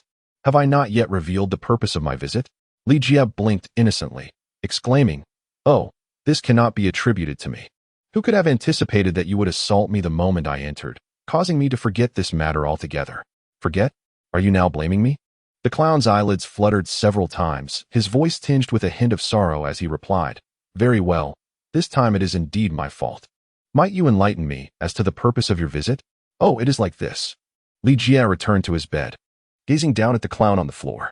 What is your life's ambition? To defeat Batman and become the king of Gotham? The clown stared back at Lee, remaining silent before responding in a low, somber tone. Go on. Lee continued. You are undoubtedly more aware of the transformation Gotham has undergone than I am. Even if you were to vanquish Batman and ascend as the King of Gotham, what significance would that hold? To me, that title resembles a rat perched atop a heap of refuse, utterly devoid of meaning. The Joker's expression darkened, his countenance heavy with gravity as he urged, "Proceed." He elaborated. "The matter is thus. I have brokered an agreement with Batman. If you are willing to serve as my subordinate and depart Gotham alongside me, he will grant you your freedom from this place." Li spoke. The clown furrowed his brow and said, "I apologize. I did not hear clearly. Could you please repeat that?" Li straightened his back and proclaimed, "Joker, I am well aware that you have understood my words and their implications. I recognize that you might feel that being my subordinate is beneath your dignity. However, I assure you that by following my lead, you will achieve accomplishments far greater than you can presently fathom, by several folds, even a dozen times more." Haha. The Joker emitted a discordant laugh. "Me, the Prince of Crime in Gotham, reduced to being a nameless lackey? Tell me, is it I who has lost my sanity, or is it you?" Li said with a serious expression, "You are not insane, nor am I. Reflect carefully on this matter. Should you acquiesce, you will be granted the freedom to leave this place, along with the antidote to the melancholic poison. However, should you refuse, regrettably, you will remain imprisoned here, destined to become a trophy in Batman's collection. In the eventuality that this place falls, you may also face the onslaught of zombies, ultimately transforming into one of them. The essence of the wine god may grant you resurrection, yet it cannot prevent your metamorphosis into a zombie, can it?" The Joker felt a tightening in his brow. "I shall return to see you tomorrow. I hope by then you will have made the right choice." Li delivered a sermon. The clown gazed intently at Li and suddenly inquired, "If I were to kill Batman, would you intervene?" Li smiled and said, "First and foremost, if you are willing to be my subordinate, we shall depart from Gotham City together. Of course, this does not preclude the possibility of future encounters with Batman. Secondly, I harbor no interest in the grievances between you and Batman. As long as you possess the capability to eliminate that fellow, feel free to do so." "Are you implying that I am unable to defeat Batman?" the Joker inquired. Li smiled and said, "I have already stated that I am indifferent to the feud between you and Batman. Your intentions do not concern me. However, you must heed my words and not delay my affairs. Do you understand?" "I understand," the Joker replied as he rose from the ground and knelt on one knee in a gesture of fealty, proclaiming, "From this moment forth, I am at your service." He chuckled softly. Li couldn't help but chuckle. Would the Prince of Crime of Gotham so readily lower himself to be a mere lackey? "Joker, I am well aware of your thoughts. First, follow me out of here, and then you shall seek an opportunity to eliminate me. Am I correct?" The Joker furrowed his brow slightly, lowering his gaze in silence. "It is of no consequence. Just as you believe you possess the capability to slay Batman. Should you feel confident in your ability to vanquish me, you are welcome to attempt it at any time." Li stood up as he spoke. "Oh, by the way, Batman inquired of me not long ago why I should take you away from here. I believe this is also a question that lingers in your mind, is it not?" "Why?" The Joker looked up at Li leaned down to gaze into the clown's eyes and inquired, "If I were to say that I require an astute individual to carry my bags and run errands for me, would you believe it?" The clown furrowed his brow slightly and replied in a low voice, "I do believe, and yet I do not." "Ha." Li stood upright, a smile playing at the corners of his mouth. This was the antidote to the toxin of melancholy. "You shall rest here for a couple of days. Soon, we will depart from Gotham." After handing the antidote to the Joker, Li exited the cell. Hey. The sound of Scarecrow banging on the door of the adjacent cell drew Li attention. With a broad grin, he exclaimed, "Boss, I am more than willing to be your loyal aide, to carry your burdens and run your errands. Just grant me my freedom from this place, and I shall comply with any task you set before me."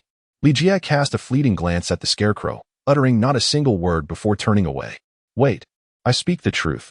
I sincerely wish to associate with you. Please believe me, I can swear it. Boss, dear boss, do not depart. We can discuss this further. Boss." Li returned to his room and succumbed to slumber. The thought of departing from Gotham soon, perhaps never to return, filled him with a tinge of reluctance. Knock, knock, knock. The following morning, Alfred rapped gently on Li's bedroom door. "Li, may I have a word with you?" Alfred stood there with utmost gentlemanly decorum. "To be frank, I am not fond of men entering my private quarters. Nevertheless, do come in." Li stepped aside. "Li, I have heard that you have reached an accord with Bane, and he is willing to accompany you in departing Gotham. Furthermore, I have also heard that you intend to take the Joker with you." Alfred remarked as he took a seat. Alfred, I suspect you did not come to seek me out this early solely to discuss such trivial gossip, did you? Li Jie poured a glass of water for Alfred and remarked, This is all I have. Please make do with it. Alfred accepted the glass and placed it on the table, showing no intention of drinking.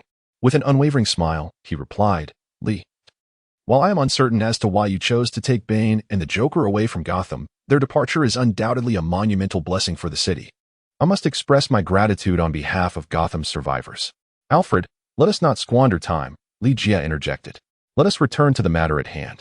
Li Jie urged. Ahem. Very well. Alfred cleared his throat, producing a grenade and placing it upon the table.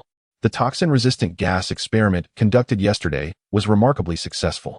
This is my upgraded zombie virus antidote gas grenade, succinctly referred to as the antidote grenade. Upon detonation, it boasts a coverage radius of 30 meters and will disseminate through the air within a certain range. Li Jie picked up the antitoxin grenade and glanced at it. Indeed, it was a testament to Wayne's craftsmanship. It appeared far more exquisite than an ordinary grenade, possessing a remarkable aesthetic appeal. It has been said that the foremost criterion for assessing a weapon's quality lies in its aesthetic value. Regardless of the potency and effectiveness of this antitoxin grenade, it has undoubtedly met the standard in terms of aesthetic merit. Therefore, you have come to me this time to inquire whether I would test the efficacy of this antitoxin grenade? Li Jie inquired. Alfred chuckled and replied, Li, I can only turn to you for assistance with this experiment. Furthermore, considering that you and Master Wayne may need it to confront Superman in the future, we must procure some exceptionally formidable zombies for this endeavor. Does this mean you already have a target in mind? Li Jie inquired, and Alfred straightened his posture, responding, What are your thoughts on Killer Croc? He is considered one of Batman's principal adversaries. It is said that he suffers from an exceedingly rare atavistic condition, causing his teeth and nails to sharpen while his body incessantly grows scales, rendering him increasingly reptilian in appearance. The true horror of Killer Croc lies not in the number of lives he has taken or the malevolence of his deeds, but rather in the fact that he consumes human flesh. In Gotham, a city rife with crime, a criminal may take 10 lives. Yet none instill the same level of terror as the knowledge that this creature devours people. My goodness, he eats humans. This singular fact alone is enough to send shivers down one's spine at the mere mention of his name. Alfred's suggestion to target Killer Croc for the experiment indicates that he has indeed succumbed to zombification. The manner in which he became a zombie remains a mystery. It is conceivable that it resulted from his consumption of an individual infected with the zombie virus. The physiology of superhumans cannot be measured by ordinary standards, and even in his zombified state, this remains true. Therefore, it is imperative to conduct antitoxin experiments on formidable zombies. Killer Croc, now a zombie himself, serves as a rather suitable subject for such an experiment. Alfred provided the location of Killer Croc's recent sightings, an abandoned wastewater treatment plant devoid of surveillance. After stowing away the antitoxin, Li Jie freshened up briefly before deciding to grab a breakfast in the dining area to commence his mission. Mr. Magician, might you perform another trick for us? As soon as Li Jie appeared in the restaurant, he was immediately surrounded by a throng of children. Ever since he had performed a magic show before them as a magician, these children would eagerly seek him out for more displays of his enchanting craft at every opportunity. Each time Li Jie concluded a performance, the children were rewarded with a share of delightful candies. In such an environment, the allure of these sweets was undeniably immense for the young ones. Li Jie performed a magical act, this time conjuring a box of chocolate beans. Sir, you are undoubtedly the greatest magician in the world, the children exclaimed with excitement as they received their share of the chocolate beans. This simple box of treats elevated Li Jie from an ordinary magician to a realm of greatness. Li Barber took a seat across from Li Jie, carrying a tray. Li Jie took a sip of the meat soup and remarked, Barbara, it seems you have encountered a joyous occasion. Oh, have you already discerned it? Barbara asked in astonishment. Li Jie pointed to his face and said, It's already written all over. Come on, what good news do you have? Barbara, initially cautious, glanced around before leaning in and, in a hushed tone, said with an air of mystery, Li, you must promise me not to share what I'm about to tell you with anyone else. Li Jie, this statement seems to imply that you wish for me to ardently promote your cause. Very well, I shall keep this to myself. Barbara then took a deep breath and whispered, Last night, I encountered Batman. So, did you take a picture with him and obtain his autograph? Li Jie jested. No. Barbara shook her head and then excitedly exclaimed, "It's even better than that." Batman spoke to me for a few moments, expressing great confidence in my potential and inquiring if I would be willing to become his apprentice. Oh my goodness, can you believe that? If I pass Batman's assessment, I will become his disciple. Li Jie widened his eyes. Did Wayne not inform you that such matters should remain confidential? Alas, it seems that the hearts of children are indeed unable to harbor secrets. Li, do you doubt the veracity of my words? Barbara furrowed her brows, then pouted, expressing her displeasure as she said, I confided in you about this because I consider you my dearest friend. If you choose not to believe me, so be it. Dearest friend? Li Jie admitted that he had frequent interactions with Barbara, yet their relationship had not progressed to an intimate level. Wait, could it be that this girl has developed feelings for me? Otherwise, why would she confide such a significant secret to me? This is certainly not mere boasting. Goodness, she is still a minor. Li Jie was suddenly gripped by a fleeting sense of guilt, despite harboring no feelings for Barbara. Barbara, I certainly believe your words. However, I am currently occupied with a task. Let us converse another time. Chapter 70. The Joker met his demise at the hands of Batman. Acting upon the intelligence provided by Alfred, Li Jie made his way to the wastewater treatment plant. Li Jie initially employed a drone for reconnaissance. Apart from the mindless, wandering zombies, he found no trace of Killer Croc. Speaking of Killer Croc, his tale is rather tragic. He is not a native of Gotham, having fled there after committing crimes elsewhere, harboring dreams of ascending to the ranks of Gotham's criminal overlords. Upon arriving in Gotham, Killer Croc navigated the city's dark underbelly through the sewer system, successfully eliminating several rivals. Regrettably, the harshness of reality has thwarted his aspirations of becoming a crime lord. More often than not, he finds himself as a mere pawn, a frontline soldier for higher-tier criminals like the Joker and Bane, a mere expendable. With no sign of Killer Croc on the surface, Li Jie shifted his focus to the sewers, where it was highly probable that Killer Croc lay hidden. Due to the limitations of the drone's capabilities in the confined spaces of the sewer, Li Jie decided to deploy Poison Ivy's vines, leveraging their rapid growth to trace Killer Croc's whereabouts. Before long, the vines located him, forcing him out from the depths of the sewer. With a thunderous crash, a manhole cover shattered and was propelled into the air as a massive figure emerged, struggling through the debris of concrete and stone. The sound of vines snapping echoed as Killer Croc forcefully tore away the tendrils entwined around his legs, then staggered to his feet, fleeing in desperation. Although Killer Croc may serve as a pawn for more formidable criminals, this does not imply that he is devoid of strength. The fact that he has survived numerous encounters as cannon fodder speaks volumes about his formidable prowess. Otherwise, he would not have been chosen by Alfred as a subject for this experiment. Killer Croc possesses remarkable strength and speed, capable of rivaling Bane in sheer power. Moreover, his unique physiology grants him astonishing regenerative abilities. Following his transformation into a zombie, both his strength and speed have seen further enhancement, rendering him a challenging foe to eliminate.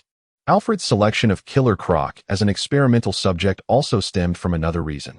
Not long ago, Killer Croc had attacked an exploration team venturing into this area, rendering the wastewater treatment plant a no-go zone.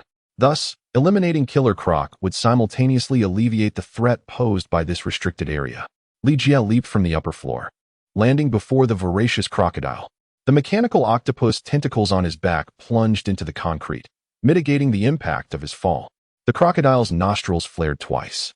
Having developed a taste for human flesh, the creature, now a zombie, found itself irresistibly tempted by the sudden appearance of a living human. With a swift motion, the crocodile surged forward, its powerful burst of speed causing the concrete beneath to crack. In a swift whoosh, it reached Li Jie, opening its jaws to bite at his neck. With a sharp crunch, the octopus tentacle extended, intercepting the unsuspecting predator. The crocodile's razor-sharp teeth shattered against the tentacle, losing a substantial portion of its formidable dentition. In a seamless motion, another mechanical arm lashed out like a whip, striking the crocodile's chest and sending it spinning through the air like a top. Simultaneously, Li Jie hurled a toxin bomb, which detonated beside the crocodile. Contrary to expectations, the explosion was not cataclysmic. Instead, it released a wisp of pale smoke that quickly dissipated into nothingness. The crocodile rose from the ground, spitting out a mouthful of shattered teeth, and once again unleashed a tremendous force as it charged toward Li Jie. Li Jie employed the mechanical tentacles of the octopus to thwart the assault of the killer crocodile, inwardly murmuring, "Is it still this formidable?" Did the gaseous antitoxin grenades prove ineffective? With a resounding smack, the killer crocodile was once again sent flying by the octopus's mechanical appendages, rolling several times on the ground before springing back up. This time, however, before it could regain its footing, the creature began to tremble, clutching its throat with both hands as it slowly succumbed to the ground. Bubbles began to rise from the body of the killer crocodile. Incredible strength, astonishing speed, regenerative abilities. Indeed, quite impressive. A smile graced Li Jie's lips. With the demise of the killer crocodile, his strength had been further augmented. Although the increase in power was modest, it was nonetheless an improvement over his previous capabilities. Particularly noteworthy was the regenerative ability of the killer crocodile, which effectively filled a void in his skill set. After capturing 2 photographs of the creature's lifeless form with his phone, Li Jie deemed this mission a resounding success. He tucked his phone away and gazed skyward. Ever since he had confirmed that the person sending him text reminders was the Red Queen, he had not received any further messages. This might be attributed to his steadily rising strength, rendering him impervious to threats from ordinary individuals. Consequently, the Red Queen ceased her reminders. However, this did not imply that she would stop monitoring Li Jie. The sensation of being watched was decidedly unsettling. Umbrella. Li Jie has long been engaged in a fierce battle against this nefarious organization. Ada Wong and the Alice Legion have also been relentlessly fighting against the Umbrella Corporation. Just yesterday, Li Jie communicated with Ada Wong. The Alice Legion has successfully seized the colossal vessel, Arcadia, which the Umbrella Corporation used to deceive survivors, and eliminated a clone of Westgear. Red Queen, I eagerly await the day we shall meet. Li Jie murmured softly as he turned away from the wastewater treatment plant. Upon returning to the Batcave, he presented the experimental data to Alfred, choosing to linger there for an additional day. His primary intention was to acquire the formula for the mist-based antitoxin grenades, and he also took a few finished products. Suddenly, the alarms at both the Batcave and Wayne Manor blared to life. The Bat computer indicated that an intruder had been detected on the periphery of Wayne Manor. It was Bane. That rogue had actually tracked them down. As Bruce Wayne spoke, he turned to Li Jie, questioning, "Did you summon him here?" Li Jie nodded in affirmation and replied, "Indeed. I told him that if he decided to leave Gotham with me, he should come here to find me. It appears he has made the right choice." After a brief pause, he turned to Alfred and said, "Please deactivate the alarm. It is causing unnecessary panic." The emergence of Bane cast a shadow of dread over Wayne Manor, particularly among those reformed criminals temporarily assigned to the defense team. Some among them had once been followers of Bane, and his sudden appearance sent shivers down their spines. A few even began to waver, contemplating whether to resume their allegiance to his criminal pursuits. "Lee, where are you going?" Barbara interjected, blocking his path as he attempted to leave the manor. "It's nothing. I just wish to have a word with Bane." Li Jie's tranquility stood in stark contrast to the tension permeating the manor among the others. "Barbara, allow him to pass," intoned Director Gordon, who had appeared behind Li Jie. He alone was aware of Li Jie's formidable prowess. To Li Jie, Bane posed no real threat. Although reluctantly, Barbara stepped aside, cautioning as Li Jie walked past, "Do take care." Li Jie nodded with a smile and drove towards Bane. Barbara hesitated for a moment, then hurried out, driving her car for 300 meters before stopping. She positioned her sniper rifle on the window and aimed at Bane. Once Li Jie parked the vehicle in front of him, Bane spoke, "That girl seems quite worried about you." Li Jie glanced at Barbara's car through the rearview mirror, then drove forward a meter, perfectly obstructing Barbara's line of sight. There was no alternative. Your presence here was too jarring for everyone. Bane ceased any further pleasantries and directly inquired, "When do we depart?" Li Jie contemplated for a moment and suggested, "Let us meet this evening. It would be prudent for you to procure an aircraft, as that would expedite our journey. There are planes available at Gotham Airport. We can secure one there." Bane replied, "Very well. Let us convene at Gotham Airport at 8 o'clock this evening." Li Jie delivered a sermon. "Very well." After Bane finished speaking, he turned and departed. Observing Bane's departure, Barbara, who was on guard with her weapon, finally exhaled in relief. When Li Jie drove over, Barbara curiously inquired, "What did you discuss with that fellow?" Aside from a few individuals like Bruce Wayne, no one else was aware of Li Jie's impending departure from Gotham. He, therefore, feigned mystery and remarked, "You will find out by tomorrow." Barbara furrowed her brow and said, "Lee, I recognize your prowess, but it would be wise for you to keep your distance from Bane. That man is no good. Thank you for the warning." Li Jie smiled faintly, choosing not to say anything further. Upon returning to the manor, he re-entered the Batcave through the secret passage from Gordon's office.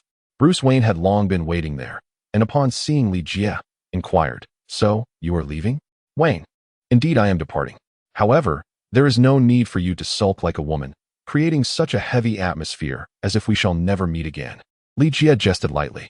Bruce Wayne furrowed his brow and replied, "Considering that you are about to depart from Gotham, I shall refrain from holding it against you. However, when do you intend to seek out Superman?" "I am not quite certain yet, but it should not be long. I will reach out to you once I am prepared on my end." Li Jie replied regarding the matter of eliminating Superman. Theoretically, with the fog-based antitoxin grenades, the task would become remarkably simplified.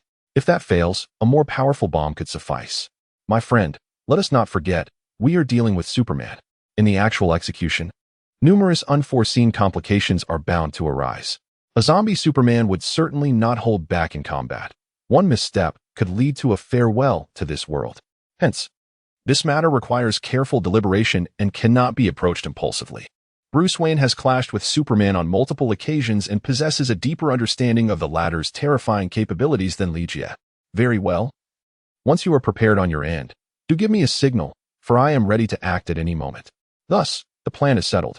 For the sake of confidentiality, Bruce Wayne first incapacitated the Joker and Scarecrow with gas, after which Li Jie, clad in the Black Dragon armor, effortlessly lifted both individuals from the Batcave. Snap, snap. Li Jie found a desolate place and carelessly discarded the clown and the Scarecrow upon the ground. "Stop pretending. I am aware that that little bit of poison has no effect on either of you." A chuckle escaped the clown's lips as he rose and fixed his gaze towards Wayne Manor, saying, "So, Bruce Wayne is indeed Batman? The Batcave is hidden beneath Wayne Manor?" Li Jie kicked the seemingly unconscious Scarecrow. The Scarecrow jolted upright from the ground and glanced in the direction of Wayne Manor, murmuring, "Why do I have the impression that Batman intentionally wants us to be privy to this secret?" Li Jie, Wayne is indeed a cunning man. After a subtle insult, Li Jie remarked, "He is offering you a chance. Before leaving Gotham, if any of you wish to settle scores with Batman, feel free to do so. I shall await you at Gotham Airport. Should you still be alive, come find me there at 8 o'clock this evening." The Joker turned to Li Jie and asked, "Are you not afraid that once I leave, I may never return?" Li Jie nonchalantly remarked, "It matters little, after all. The opportunity has already been afforded to you. Should you wish to remain in Gotham, then by all means, stay." The Joker paused momentarily, a grin spreading across his face as he replied, "Fear not. Once I have personally dispatched Batman, I shall return to seek you out." With that, the Joker strode purposefully towards Wayne Manor. "Are you not coming?" Li Jie turned to gaze at the Scarecrow who remained standing in place. The Scarecrow promptly bowed with a smile and said, "Boss, I have already stated that from this moment on, I shall be your most loyal servant. Whatever you command, I shall dutifully fulfill. Your loyalty is indeed commendable." Li Jie let out a derisive sneer, fully aware that the Scarecrow was merely gripped by fear. Since Bruce Wayne had deliberately revealed his secret to the two, anticipating their return to confront him, what rewards could they expect upon their return? In this regard, the Scarecrow exhibited more self-awareness than the Joker. The Joker's decision to seek out Bruce Wayne was not born of arrogance, but rather an unwillingness to accept defeat. Departing Gotham City left him with a lingering sense of dissatisfaction. Even though he realized that returning would lead him into Bruce Wayne's trap, he felt compelled to do so. Otherwise, he would never forgive himself. The Joker was determined to engage in one final confrontation with Batman before leaving Gotham. Following the Joker, "I am eager to discover the outcome," Li Jie commanded. Without the slightest hesitation, the Scarecrow followed closely behind the clown, making their way to Wayne Manor. After Li Jie and another individual departed, they swiftly flew to Gotham Airport, arriving even before Bane. By the time Bane arrived, Li Jie had already conducted a thorough sweep of the airport and brewed himself a pot of tea. At 7:30 in the evening, a Mustang entered the airport compound. Bane, peering through binoculars, turned to Li Jie, who was munching on sunflower seeds, and remarked, "It's Scarecrow. Summon him," Li Jie instructed. Bane took up a flare gun and fired a shot. Upon seeing the signal, Scarecrow promptly drove over. "Boss," Scarecrow exclaimed breathlessly upon encountering Li Jie, "do not rush. First, have a cup of tea to calm yourself, then inform me of the outcome," Li Jie commanded. The Scarecrow raised his teacup and drained it in one gulp, wiping his mouth with his sleeve as he said, "Boss, don't wait any longer. The Joker is dead at the hands of Batman. I witnessed it with my own eyes. Chapter 71. The Hulk. The news of the Joker's demise, particularly at the hands of Batman, was indeed shocking. Batman does not kill, Bane gruffly remarked. The Scarecrow shrugged his shoulders, expressing a sense of helplessness as he replied, I know you won't believe my words. Yes, Batman is known for his no-kill policy. Every criminal in Gotham is aware of this. But I swear, that man truly killed the Joker. Just like that. As he spoke, the Scarecrow made an effort to twist his neck backward, sticking out his tongue in a theatrical display of a gruesome death. The Joker's neck was snapped by Batman. That man's head spun a full 360 degrees. If he survived that, then I might as well eat that car. Bane turned his gaze towards Li Jie. If a person's head rotates 360 degrees, how could they possibly survive? Someone is coming. Li Jie suddenly spoke, casting his gaze outside the airport. In the darkness, a beam of light was swiftly approaching. Bane raised his binoculars for a closer look and exclaimed, It's the Joker-esque car. The Joker's vehicle, a flamboyant imitation of Batman's Batmobile, featured an exaggerated clown statue at the front, ensuring that wherever the Joker drove, he would remain a conspicuous spectacle. In addition to the car, the Joker had also crafted a Joker-themed glider, modeled after Batman's. Even the Joker's belt was a parody of Batman's utility belt. In a sense, the Joker could be seen as a fervent admirer of Batman. The deafening roar of the Joker's car echoed as it entered the airport. Ah, my dear friends. I apologize for keeping you waiting. However, I trust when I'm not late. The Joker leaped from his vehicle, his signature grin plastered across his face. Upon witnessing the Joker standing before him, Scarecrow was rendered speechless, his jaw nearly dropping in disbelief. This is impossible. I distinctly saw you perish at Batman's hands. How can you still be alive? I died. Scarecrow, what jest is this? Do you suppose the specter before you is a ghost? The Joker scoffed, then continued with a sense of pride. Speaking of Batman, I gave him quite the thrashing. In the end, he was the one begging for mercy. And it was I who spared him. Scarecrow, did you not witness my confrontation with Batman? Scarecrow was utterly bewildered, unable to discern the reality before him. The notion that the Joker had bested Batman was absurd. He had seen the Joker fall at Batman's hand. How could this be? Was he experiencing hallucinations? Scarecrow felt himself on the verge of mental collapse. In that moment, only Li Jie seemed to believe Scarecrow's words. The Joker had indeed perished at Batman's hands. Yet he had returned to life due to the influence of the God of Wine. Batman, adhering to his no-kill code, had only slain the Joker for two purposes: to personally test the effects of the God of Wine, and to teach the Joker a lesson, providing a semblance of closure. The Joker's demise at Batman's hands would likely keep him subdued for a while. May I bring my car along? The Joker inquired, deftly shifting the conversation's focus towards Li Jie. Li Jie cast a glance at the flamboyant vehicle of the Joker. Then we shall require a cargo plane, he remarked. What are we waiting for? Let us depart swiftly. By the way, where are we heading? The Joker displayed an eager desire to leave Gotham. New York. Li Jie replied. New York? Marvelous. I have always yearned for a photograph with the Statue of Liberty, and it seems this wish is about to be realized. Please wait here while I ascertain which aircraft is best suited for our journey. The Joker emitted a joyful laugh, and as he passed by the Scarecrow, he menacingly whispered, Watch your words, or I shall ruin your mouth. The Scarecrow trembled slightly. Ever since he discovered that fear gas was ineffective against the Joker and had been on the receiving end of his fists, a profound sense of dread took root within him. I understand, the Scarecrow stammered. The Joker turned back, beaming, and waved at Li Jie before taking the Joker mobile for a spin around the airport, ultimately locating a cargo plane to load his vehicle onto. After several hours of flight, Li Jie and his band of criminals finally soared above New York. New York, here I come, the Joker exclaimed, standing before the window with arms wide open. Head, you'd best come take a look. Bane, who was piloting the aircraft, suddenly called over the intercom. Li Jie arrived at the cockpit, the space offering the most expansive view on the aircraft. There, Bane had the plane circling in the sky, gesturing towards the ground below. Suddenly, a black Cadillac SUV zipped past the plane. The Scarecrow, seated by the window admiring the scenery, was startled. My goodness, did a car just fly by? The clown, sitting on the opposite side, cast a disdainful glance at the Scarecrow. Cars run on the ground. How could they possibly fly? Just as the clown finished speaking, a Ford car glided past the window. What on earth was happening? At that moment, Li Jie in the cockpit had discerned the truth. Both the Cadillac and the Ford had been hurled into the air by a gigantic green monster. Li Jie gazed below. his eyes fixated on a frenzied figure darting past, effortlessly seizing parked cars like mere toys and hurling them aside with reckless abandon. A fleeting thought crossed his mind. Is that the Green Giant? The adversary's speed was astonishing, compounded by the cloak of night that rendered many areas devoid of light, obscuring a clear view of the scene. Bane, we must swiftly vacate this perilous location. The Joker bellowed from the driver's seat. Li Jia's eyes sparkled with excitement. He never anticipated that upon forming a new team in New York, he would encounter the Hulk. From the current situation, it appears that regardless of whether the Hulk has succumbed to zombification, he is undeniably in a state of uncontrollable rage. Unlike other superheroes, even if the Hulk has not transformed into a zombie, he remains a volatile entity, a ticking time bomb that could erupt at any moment. His threat level far surpasses that of other superheroes, and he is notoriously difficult to confront.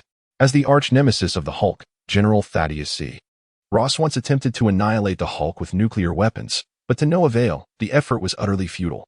The nuclear strike merely served to provoke the behemoth further, failing to bring about his demise. Seeing the Hulk invigorated Li Jia. If he could vanquish this formidable foe and acquire the Hulk's powers, he would be significantly better equipped to contend with Superman. Who is more powerful, the Hulk or Superman? The overwhelming majority would likely assert that Superman reigns supreme. This belief may stem from the notion that the Hulk's intellect is perhaps beneath that of an average human, while Superman possesses remarkable intelligence.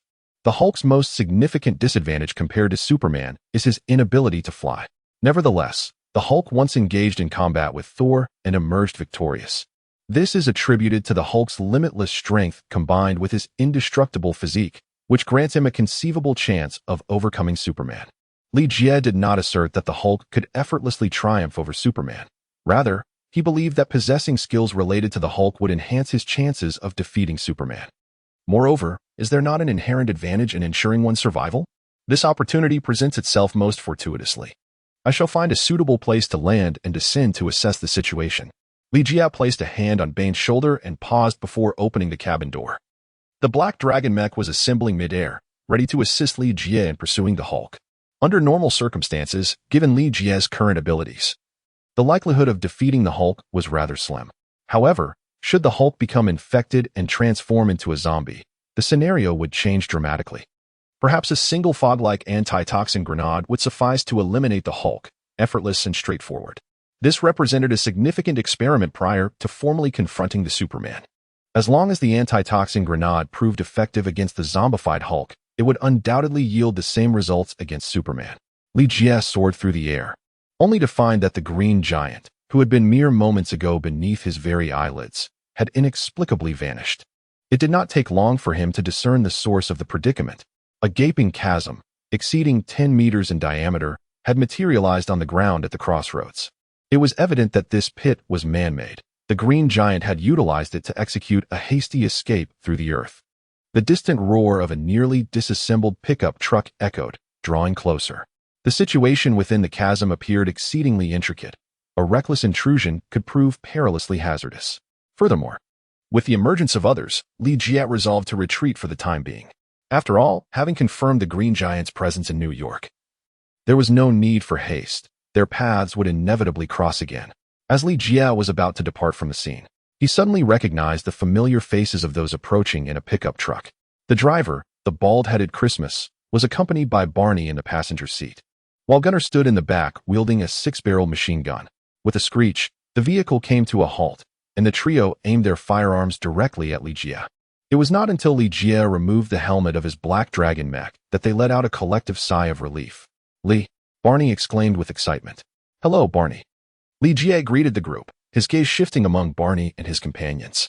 "You all appear to be in rather poor condition." The trio could no longer be merely described as disheveled. Their bodies were marred with grime and blood, bearing numerous injuries, as if they had just returned from the very brink of death. "Did that creature leap down from here?" Shadan inquired, peering over the edge of the pit. "I did not witness it firsthand, but it is likely so," Li Jia replied. "Gunna, prepare yourself." Christmas called out, then drew a grenade and tossed it into the pit. It seemed he intended to force the Hulk out from below. Thud! The grenade emitted a dull explosion underground. Unfortunately, it did not compel the Hulk to emerge. In fact, Barney and his companions ought to be grateful that the Hulk did not ascend from below. What would you have done if he had? Do you truly believe a mere handful of guns could bring down the Hulk? Do not be so naive. Even nuclear weapons have proven ineffective against that creature. The power of these firearms feels no more formidable than a handful of peanuts. Barney, how did you encounter that monster? Li Jie inquired with curiosity. Barney, with a somber expression, replied, We have received a mission, but we never anticipated that the target would be such a monstrous being. It obliterated everything upon its emergence. The Suicide Squad, apart from the three of us, everyone else has already perished. Well, to engage in battle with the Hulk. It is indeed a stroke of fortune that the three of you have survived. Is this mission assigned by S.H.I.E.L.D.? Li Jie inquired. If the mission of the Suicide Squad was indeed assigned by S.H.I.E.L.D., then they have undoubtedly been led astray by Coulson. While others may be unaware of the Hulk's formidable prowess, Coulson cannot possibly be ignorant of it. To enlist the Suicide Squad for this task is tantamount to sending them to their doom. No, it is General Ross, Barney replied. Thaddeus E. Ross? Li Jie inquired. Barney nodded in acknowledgement. Li Jie, my brother, you have indeed been misled. General Thaddeus E. Ross is not only the father-in-law of the Hulk, Bruce Banner, but also possesses another illustrious identity as the Red Hulk. Throughout his life, General Ross has been dedicated to the pursuit of the Hulk. However, with the outbreak of the zombie crisis, the power he once wielded has been steadily stripped away, leaving him with little authority. This predicament compelled him to enlist the aid of the Suicide Squad to confront the Hulk. Nonetheless, it remains uncertain whether General Ross now possesses the ability to transform into the Red Hulk. Should he have such power, the Red Hulk would indeed have the capability to contend with the Hulk. However, the absence of the Red Hulk's appearance suggests that the likelihood of General Ross transforming into the Red Hulk is rather slim. Barney, what are your plans at this moment? Li Jie inquired. Barney sighed wearily. First, let us retrieve the bodies of our brothers. I cannot bear to see them become fodder for the undead. After a brief pause, he curiously asked, Li, what about you? Do you have any plans? As of now, I lack a concrete plan, but I intend to stay in New York for a while. Should you require assistance, feel free to seek me out at the shelter. Li Jie replied affirmatively. Barney responded, signaling to the intercom and instructing Gunner to board the vehicle as they retraced their route in search of the bodies of their fallen comrades. Li Jie glanced back at the abyssal chasm, hesitating for a brief moment before deploying a drone for reconnaissance. Descending approximately 100 meters, he discovered a natural cavern.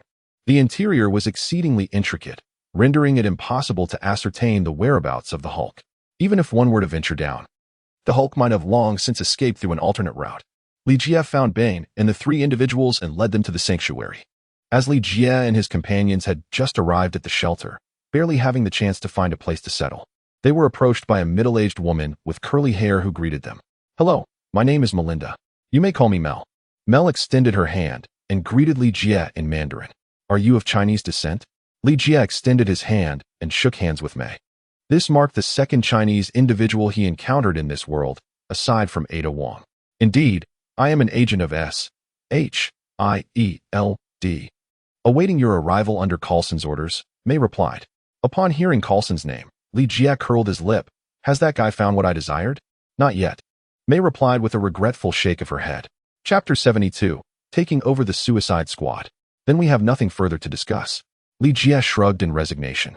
He had already assisted Coulson in capturing Spider-Man last time. It was unreasonable to expect him to work for free indefinitely. If Coulson and S.H.I.E.L.D. wished for Li Jie's cooperation, they needed to demonstrate genuine goodwill. Mere grandiose proclamations about saving the world were hollow and meaningless. Li, Coulson has prepared a lounge for you here, Melinda interjected hurriedly. In this shelter, the vast majority of individuals slept on the floor. Finding a corner to pitch a tent was already considered a privilege. To possess a room within the shelter was undoubtedly a sign of affluence. Coulson's arrangement of a room for Li Jie could only be seen as a small token of favor. For Li Jie, the vacant houses outside the shelter far surpassed this in terms of comfort and amenities. The only concern was the ever-looming threat of zombies. After a moment of contemplation, Li Jie decided to accept Coulson's kindness. This time, he had come with a team, and this location would serve as a conduit for establishing communication with the survivors to gather information. The room contained essential supplies for daily living. Whatever your needs may be, S.H.I.E.L.D. will find a way to accommodate your requests, Melinda added, her voice trailing off as she cast a glance at Bane and his companions.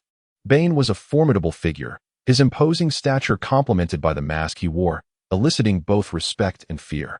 Even the guards of the shelter instinctively recoiled at the sight of him. The Joker was clad in a striking red suit, his face adorned with his signature paint. Regardless of the danger he posed, the Joker's flamboyant attire was undeniably captivating. Had it not been for their parents' restraint, the surrounding children would have rushed over eagerly. The only one who appeared somewhat normal was Scarecrow. He had removed the terrifying mask, donning a gray suit that gave him the air of a university professor. After glancing at the trio, Melinda remarked, "Regrettably, we were unaware you would be bringing friends. We do not have any extra rooms available. That's quite all right. As long as there's a place to stay, I'm content. Please, lead me to see the surroundings." Ligia instructed, "Please follow me." Melinda turned and led the way. The clown fixated on Melinda's silhouette, whispering to the Scarecrow, "Seize the opportunity to test this woman's abilities." "Why me?" the Scarecrow inquired with a hint of reluctance. The clown chuckled and retorted, "What do you think?" The Scarecrow glanced back at Bane, who trailed behind Ligia like a bodyguard. Among the four, he possessed the weakest strength, and thus it was only natural that such menial tasks fell upon him. Very well, the Scarecrow conceded with palpable exasperation. Ligia arrived at the house prepared for him by Coulson. Though modest in size, encompassing approximately 40 square meters, it was a suite. In addition to the living room, it boasted a separate bedroom and bathroom. Furthermore, there was a small storage room containing essential supplies for daily living. The front door was secured with a metal code lock, effectively preventing any unwelcome visitors. Creaking, Bane claimed a double sofa for himself, sitting down with such force that he nearly crushed it. After Melinda had explained the features of the house, she remarked, "Coulson has asked me to stay and take care of you. Feel free to approach me with any of your needs." Ligia retrieved a can of beer from the refrigerator and inquired of Melinda, "So, from this moment forth, you shall be my caretaker?" Melinda smiled and replied, "Should I not express my gratitude for you refraining from calling me a watcher?" Ligia shrugged. Melinda continued, "I'm just next door, so if you need anything, remember to find me. Please wait a moment." Just as Melinda turned to leave, the Scarecrow suddenly reached out to grab her. With a swift motion, Melinda executed a shoulder throw, sending the Scarecrow crashing to the ground. Tilting her head, she asked, "Is there something you need?" The Scarecrow, feeling as though his back had been broken, replied with a pained expression, "And no, it's nothing." Melinda then addressed Bane and the Joker, saying, "I am only responsible for Li. If you have any issues, it would be prudent for you to resolve them on your own." Pausing briefly, she cast a glance at the Scarecrow still lying on the ground and warned, "Furthermore, it would be wise not to stand behind me, let alone strike from behind. Otherwise, what may transpire is beyond my ability to guarantee."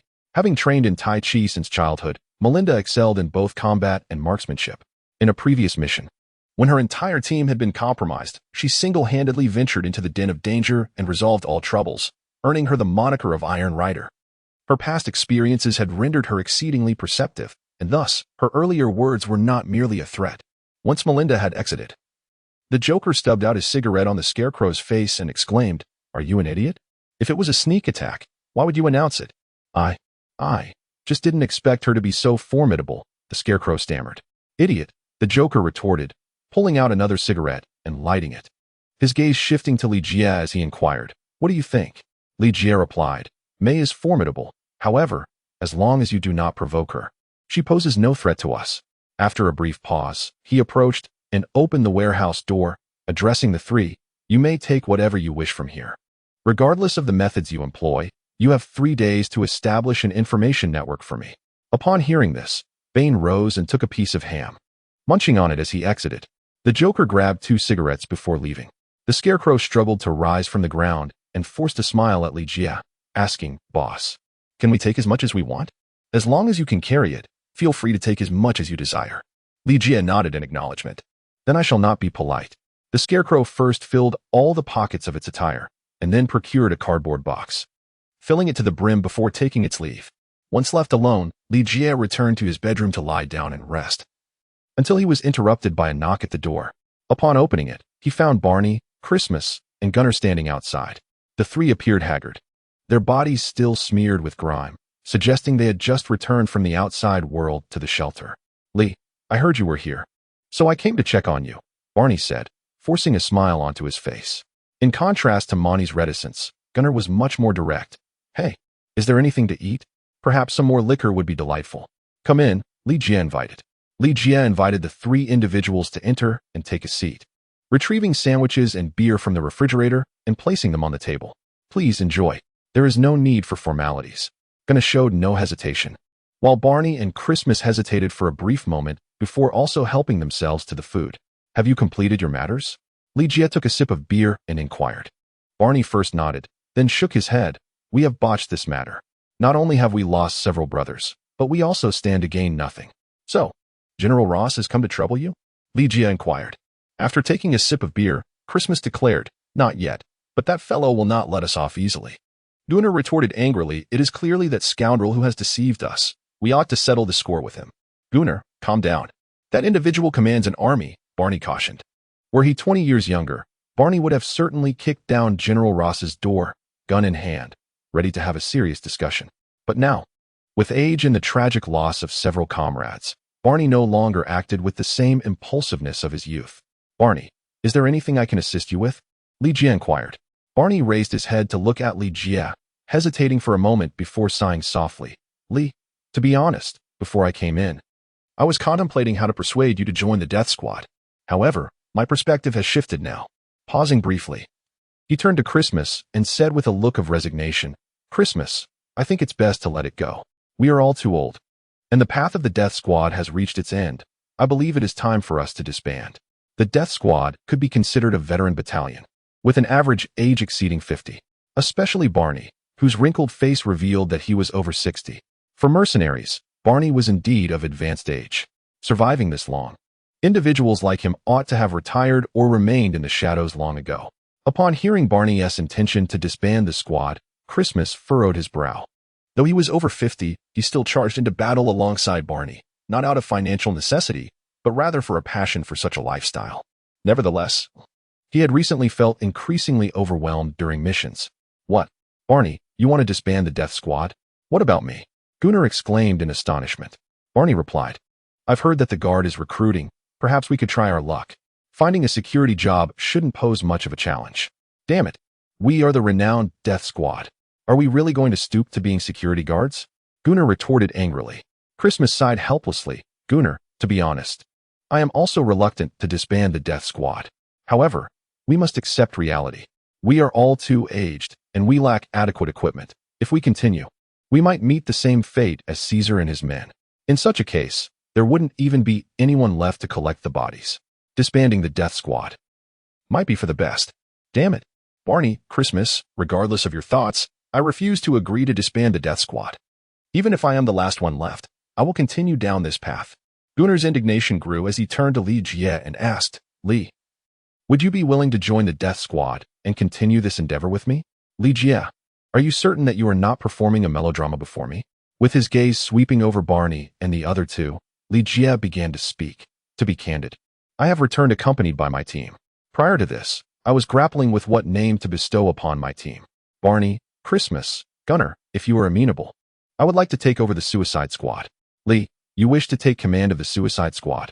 Does this imply that the Suicide Squad need not disband, and that we need not part ways with it? Gunnar exclaimed with excitement. As a PhD, Gunnar often approached problems with remarkable simplicity, favoring the handling of firearms over contemplation. Both Barney and Christmas were taken aback, at least indicating that the previous melodrama was not a deliberate ruse by the three. Li, do you truly wish to join the Suicide Squad? Barney's eyes widened in disbelief. A look of incredulity etched upon his face. Li Jie shook his head and remarked, To say I am joining would be somewhat inaccurate. It would be more appropriate to say I am taking charge. From this moment forth, I shall be the leader of the death squad. If you choose to remain, I shall take full responsibility for resolving any issues regarding supplies and equipment.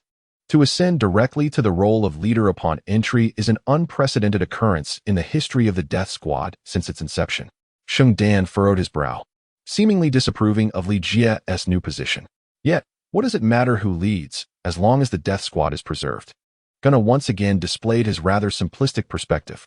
However, Barney took a broader view, placing a reassuring hand on Sheng Dan's shoulder. Gunnar is right.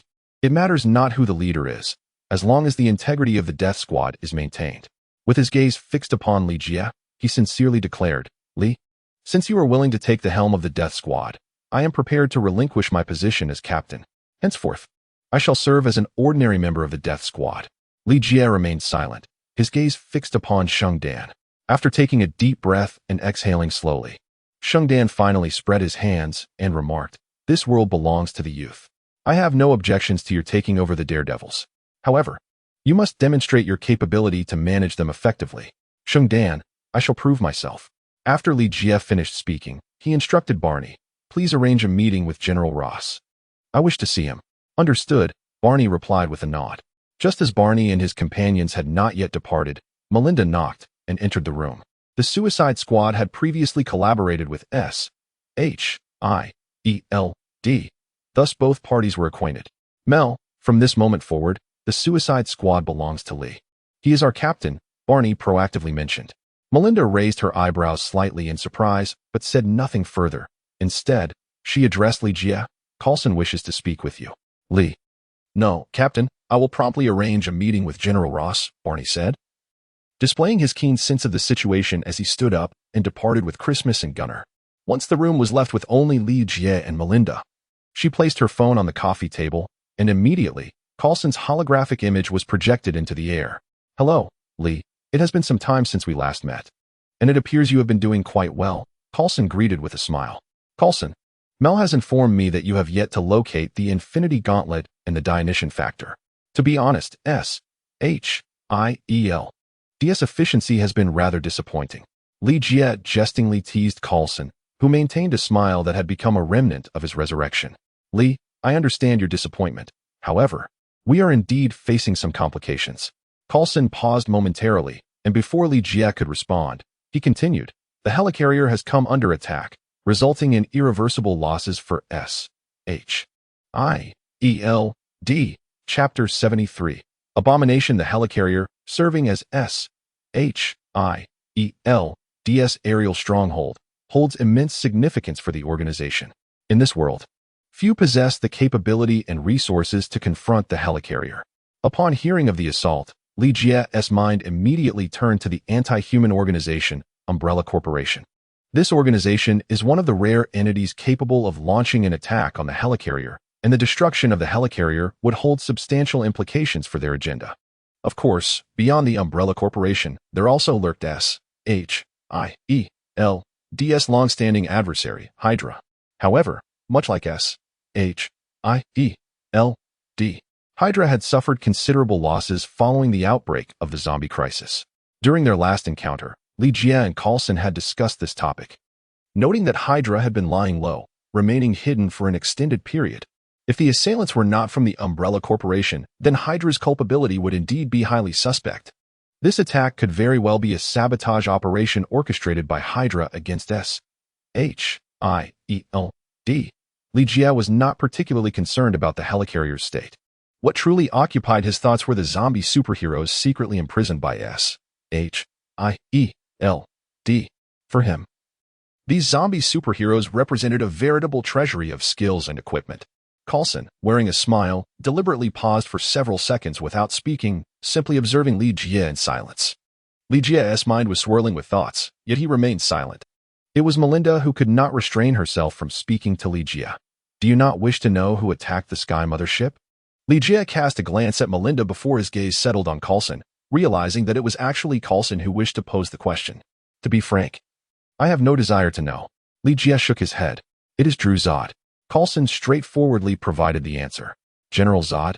Li Jie was somewhat taken aback. The name Drew Zod might not be widely recognized, yet the mention of General Zod is universally acknowledged. General Zod, the arch-nemesis of Superman, shares the same Kryptonian origin and possesses abilities akin to those of Superman. When discussing General Zod, one cannot overlook the tragic nature of his character. His transformation into a formidable villain is largely attributed to the tumultuous circumstances and political strife he encountered. Since the cataclysmic destruction of Krypton, the restoration of Kryptonian civilization has become Zod's ultimate ambition, with his sights set upon Earth. Upon hearing Agent Coulson reference General Zod, Li Jie found himself pondering whether the recent outbreak of the zombie crisis on Earth could somehow be connected to Zod. Perhaps he was the shadowy figure lurking behind the protective veil. However, Li Jie swiftly dismissed this notion. Given Zod's temperament, if he truly sought to annihilate Earth's populace, he would likely employ far more extreme and violent methods. With Superman now transformed into a zombie, who could possibly thwart General Zod? According to our investigation, General Zod has not abandoned his desire to transform Earth into a new Krypton. He is executing a terrifying plan, and we must intervene, Coulson declared. We? Li Jie could not help but chuckle. Coulson, I wonder where your blind confidence stems from. That is General Zod, a formidable being with powers akin to Superman. Do you truly believe that S.H.I.E.L.D. can contend with General Zod, or that I could? In terms of danger, General Zod poses a threat that far surpasses that of Superman. When it comes to dealing with a zombified Superman, I must prepare meticulously, and even then, success is not guaranteed.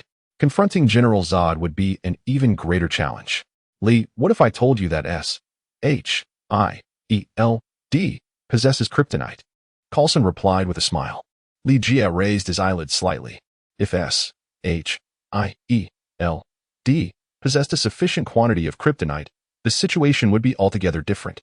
Provided that the plan was meticulously crafted, eliminating General Zod would not be an impossible task. However, this does not imply a reduction in the level of risk involved. Coulson, it seems you are determined to involve me in this operation. Li Jie shook his head and let out a sigh. Coulson declared, Li, you are now the last remaining superhero on Earth. Besides you, I cannot fathom anyone else capable of confronting General Zod. Li replied, Coulson, there is no need to flatter me. I never aspired to be a superhero. The role of a superhero is far from enjoyable. Li Jie would never allow himself to be swayed by a few flattering words from Coulson, impulsively seeking to confront General Zod. Such folly would be tantamount to delivering oneself to certain doom. However, the menace posed by General Zod cannot be overlooked. When he resorts to violence, his intent is to annihilate all of humanity, which inevitably includes Li Jie himself. When someone seeks to take one's life, it is only natural for Li Jie to take action. Coulson, you are well aware that I shall not labor for S.H.I.E.L.D. without due compensation. If you wish for me to partake in this operation, it is not beyond possibility, but you must acquiesce to several of my conditions first. Li Jie spoke. Coulson raised his hand and said, Li, feel free to express any request you may have. As long as it is within the capabilities of S.H.I.E.L.D., we will certainly fulfill your wishes. Li Jie, why do I still feel ensnared? Firstly, I require the kryptonite in the possession of S.H.I.E.L.D. I am referring to all of it. This is not a matter of contention. May. Coulson issued a directive, and Melinda promptly exited. Moments later, she returned, carrying a metallic briefcase. This particular case is custom-made by S.H.I.E.L.D. If the password is entered incorrectly 3 times, or if one attempts to force it open, an explosion will ensue. The threat of such an explosion is sufficient to obliterate a basketball arena. Melinda unlocked the case, revealing 2 pieces of kryptonite, each the size of a fist. It remains uncertain whether these 2 pieces constitute the entirety of S.H.I.E.L.D.'s stock. But the fact that they could procure even 2 pieces is quite remarkable. Snap. Li Jie closed the box and inquired, Dr. Banner should not be under your control, correct? Li, are you referring to General Ross? Coulson, possessing remarkable intelligence, quickly grasped Li Jie's implication and continued, indeed, S.H.I.E.L.D. has had a close collaboration with the military in the past. However, our relationship with General Ross is far from amicable. To my knowledge, General Ross is currently in New York, employing individuals to apprehend Dr. Banner. Yet, the creature that appeared in downtown New York was not the Hulk, but rather the Abomination. Melinda retrieved another phone from her pocket, opened the album, and handed it to Li Jie, saying, this is a photo captured by surveillance. The image depicted Barney and others engaged in battle with the Hulk not long ago. However, as Coulson indicated, the green behemoth was not Dr. Banner, but rather the Abomination. Transformed from Emil Blonsky. Emil Blonsky was originally a KGB agent who collaborated with General Ross to capture Dr. Banner. Unable to endure his own inadequacies that led to failure, Emil Blonsky absorbed an equivalent dose of gamma radiation as Dr. Banner. Emil Blonsky achieved the power he desired, at the cost of forever remaining in the form of the Abomination, unable to revert to human form like Dr. Banner. Unlike Dr. Banner, who loses control and transforms into the Hulk, The Abomination retains Emil Blonsky's clear intellect, coupled with immense strength. The Abomination publicly claims to be the only entity capable of defeating the Hulk. General Ross's unusual association with the Abomination stems from the fact that the creature killed Dr. Banner's wife, who is also General Ross's daughter. In essence, General Ross lied to Barney and the others, fully aware that the task force was not confronting the Hulk. Li Jie inwardly cursed, bastard. The appearance of a non-zombified Hulk in the heart of New York City signified the disintegration of his prior plans. Confronting an individual endowed with the Hulk's strength and possessing a lucid mind would pose a challenge no less formidable than facing Superman. Coulson, you have yet to respond to my inquiry. Is Dr. Banner under your control? Coulson hesitated before replying, yes. Dr. Banner, like other superheroes, has been detained after being subjected to hypnosis. Coulson, are you implying that Dr. Banner is currently in his human form and not the Hulk? Li Jie inquired. Coulson nodded in response, stating, indeed, we are detaining Dr. Banner, not the Hulk. Or rather, we should consider ourselves fortunate to be holding Dr. Banner instead of the Hulk. Li Jie then inquired, can Dr. Banner still transform into the Hulk? Coulson shook his head and replied, I cannot say for certain. After all, no one has ever unleashed a zombified Hulk. When Dr. Banner loses control of his emotions, he transforms into the Hulk, and in that state, he loses all rationality, becoming a force of destruction. A mindless destroyer, compounded by the affliction of zombification, would indeed result in an unmanageable catastrophe. Coulson, my second condition is Dr. Banner. I require his assistance. Li Jie began to speak. Coulson furrowed his brow but maintained a smile as he responded, are you intending to use Dr. Banner to confront the Abomination?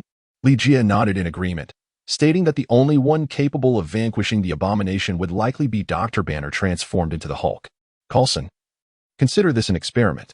If successful, we might even leverage Dr. Banner to confront General Zod. Melinda, with a stoic expression, furrowed her brow upon hearing this suggestion. The notion of employing a zombified Hulk against General Zod was beyond mere audacity. Coulson, troubled and deep in thought, finally replied, Li, I regret to inform you that I cannot acquiesce to your proposition. We cannot afford to gamble with Dr. Banner. The repercussions could spiral out of control, leading to unimaginable losses. Coulson, if that is the case, I believe we need not continue this discussion. Li Jie said expressionlessly. Coulson furrowed his brow even tighter. Li, is there truly no alternative for us? Li Jie began to speak. Coulson, you must make a choice. Allow General Zod to eradicate all of humanity and unleash the Hulk. The smile on Coulson's face had morphed into something decidedly unnatural. It was likely that he now regretted assuming the mantle of director of S.H.I.E.L.D. His already thinning hair would soon resemble that of Nick Fury. Li, please grant me a moment. I need to contemplate this matter earnestly before arriving at a decision. Coulson replied. Li Jie glanced at his watch and said, very well, I shall grant you 1 minute. Coulson raised an eyebrow but remained silent. After a minute had elapsed, Li Jie inquired, Coulson, what is your decision? Li Jie inquired. Coulson took a deep breath and replied, very well, I consent to employing Dr. Banner under extreme circumstances. However, should the situation spiral out of control, I must possess a means to neutralize the Hulk. What are your thoughts on an antidote? Li Jie inquired.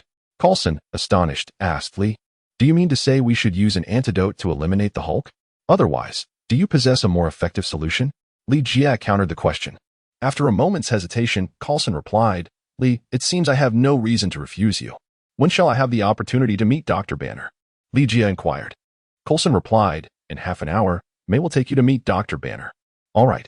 Li Jie responded affirmatively and continued, stating, the third condition is that I require equipment and supplies. I shall provide the list to May shortly. After Coulson acquiesced to Li Jie's 3 stipulations, he concluded the conversation. Half an hour later, accompanied by Melinda, Li Jie departed from the shelter. Subsequently, the pair arrived at the rooftop of a building. A transport aircraft adorned with the emblem of S.H.I.E.L.D. descended upon the rooftop, escorted by 4 armed helicopters. Li Jie first met with Dr. Banner aboard the transport aircraft. Dr. Banner lay quietly in the crystal coffin, his appearance resembling not a wandering zombie on the streets, but rather that of someone peacefully asleep. How do you intend to utilize Dr. Banner? Melinda inquired. Li Jie replied, it's simple.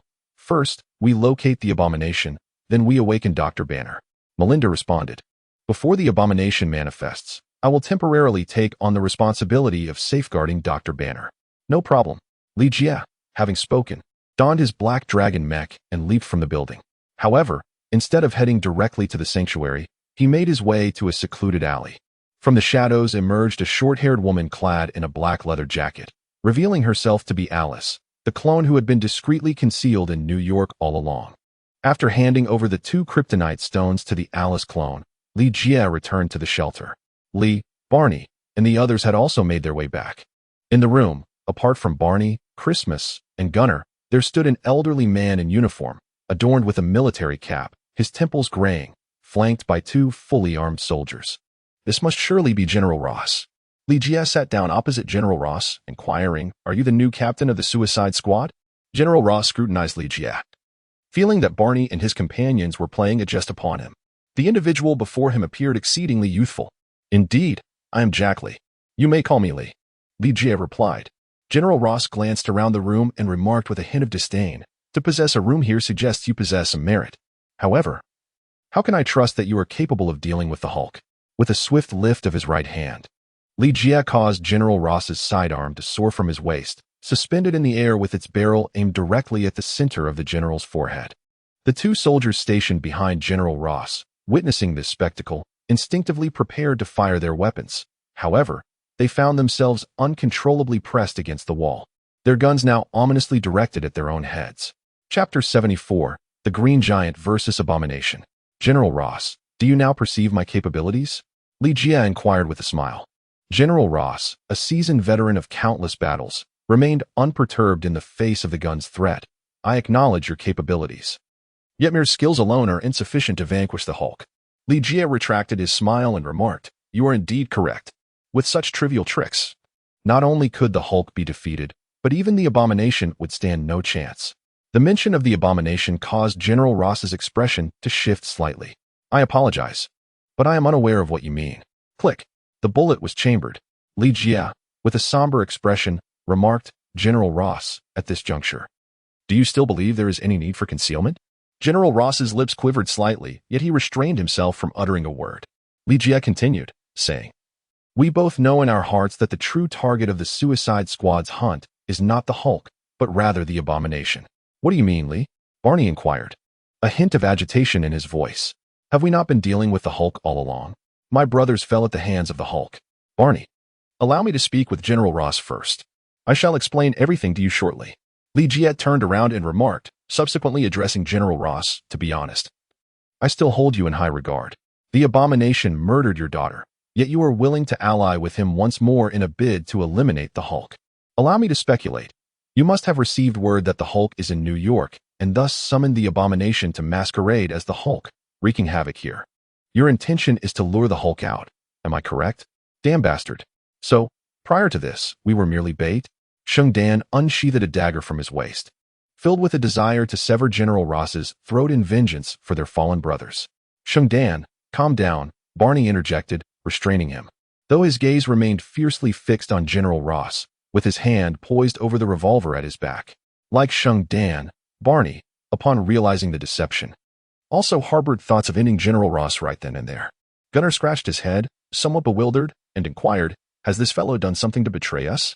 General Ross surveyed Barney and the others before his gaze returned to Li Jie, suddenly erupting into laughter. "Li, I am uncertain of your true origins or how you acquired this information. However, I suspect your lengthy discourse is not aimed at my demise, but rather you seek something from me. Speak, what is it that you wish for me to do?" "I know where the Hulk is." Li Jie began to speak. "Do you know where the Hulk is?" General Ross, filled with excitement, attempted to rise but was pushed back by the gun barrel hovering in the air. "General Ross, I require your assistance in delivering a message to Abomination. If he wishes to eliminate the Hulk, he should come to this location to find me." Li Jie scribbled an address on a slip of paper and discreetly tucked it into General Ross's pocket. With a snap of his fingers, the guns that had been suspended in the air cascaded to the ground. General Ross furrowed his brow, casting a scrutinizing glance at Li Jie before rising and proclaiming, "I shall convey your words to the detestable one. However, you would do well not to deceive him, for I can assure you that the scoundrel is capable of unspeakable actions." Once General Ross had departed, Barney could no longer contain his curiosity and inquired, "Li, what on earth is going on?"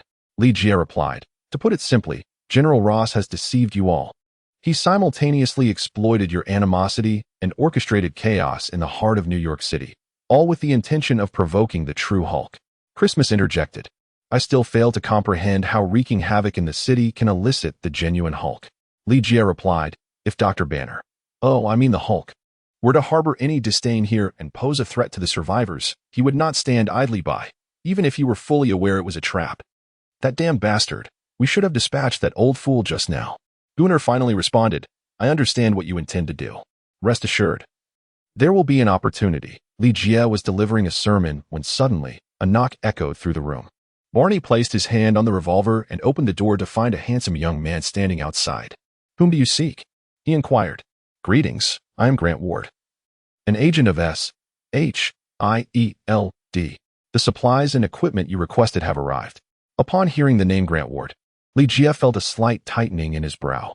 This individual, seemingly harmless at first glance, was a double agent, adeptly navigating the realms of S.H.I.E.L.D. and Hydra. However, regardless of whether he was acting on behalf of S.H.I.E.L.D. or Hydra for the time being, it bore no consequence to him. Li-Jie was reluctant to intervene in this matter. Under the leadership of Grant Ward, he encountered the supplies and weaponry he had requested from Coulson. Goodness, is this the M1A2SE main battle tank? Exclaimed Xingdan, somewhat dramatically. In addition to conventional weaponry, Li-Jie had also requested a main battle tank. Conventional arms were utterly ineffective against the Hulk and Abomination. Even this formidable tank seemed no more substantial than chocolate when confronted with those two behemoths. However, when it came to dealing with General Ross, this main battle tank was indeed of vital importance. Come, let us first test the power of this tank.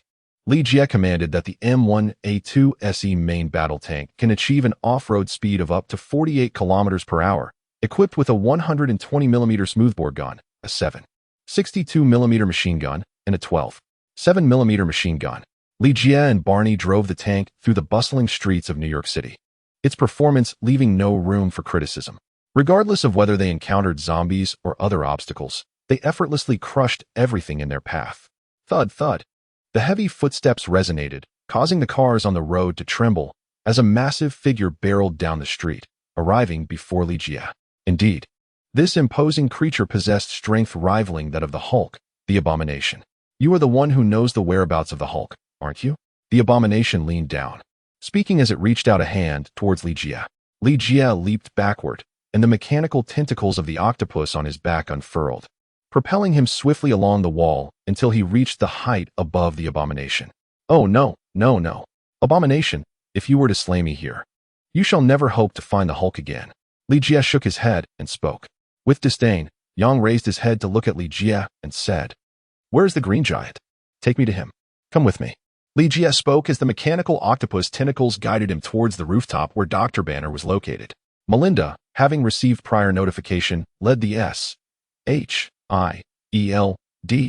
personnel to evacuate, leaving only Dr. Banner and the crystal coffin behind. Banner. Has he truly passed away?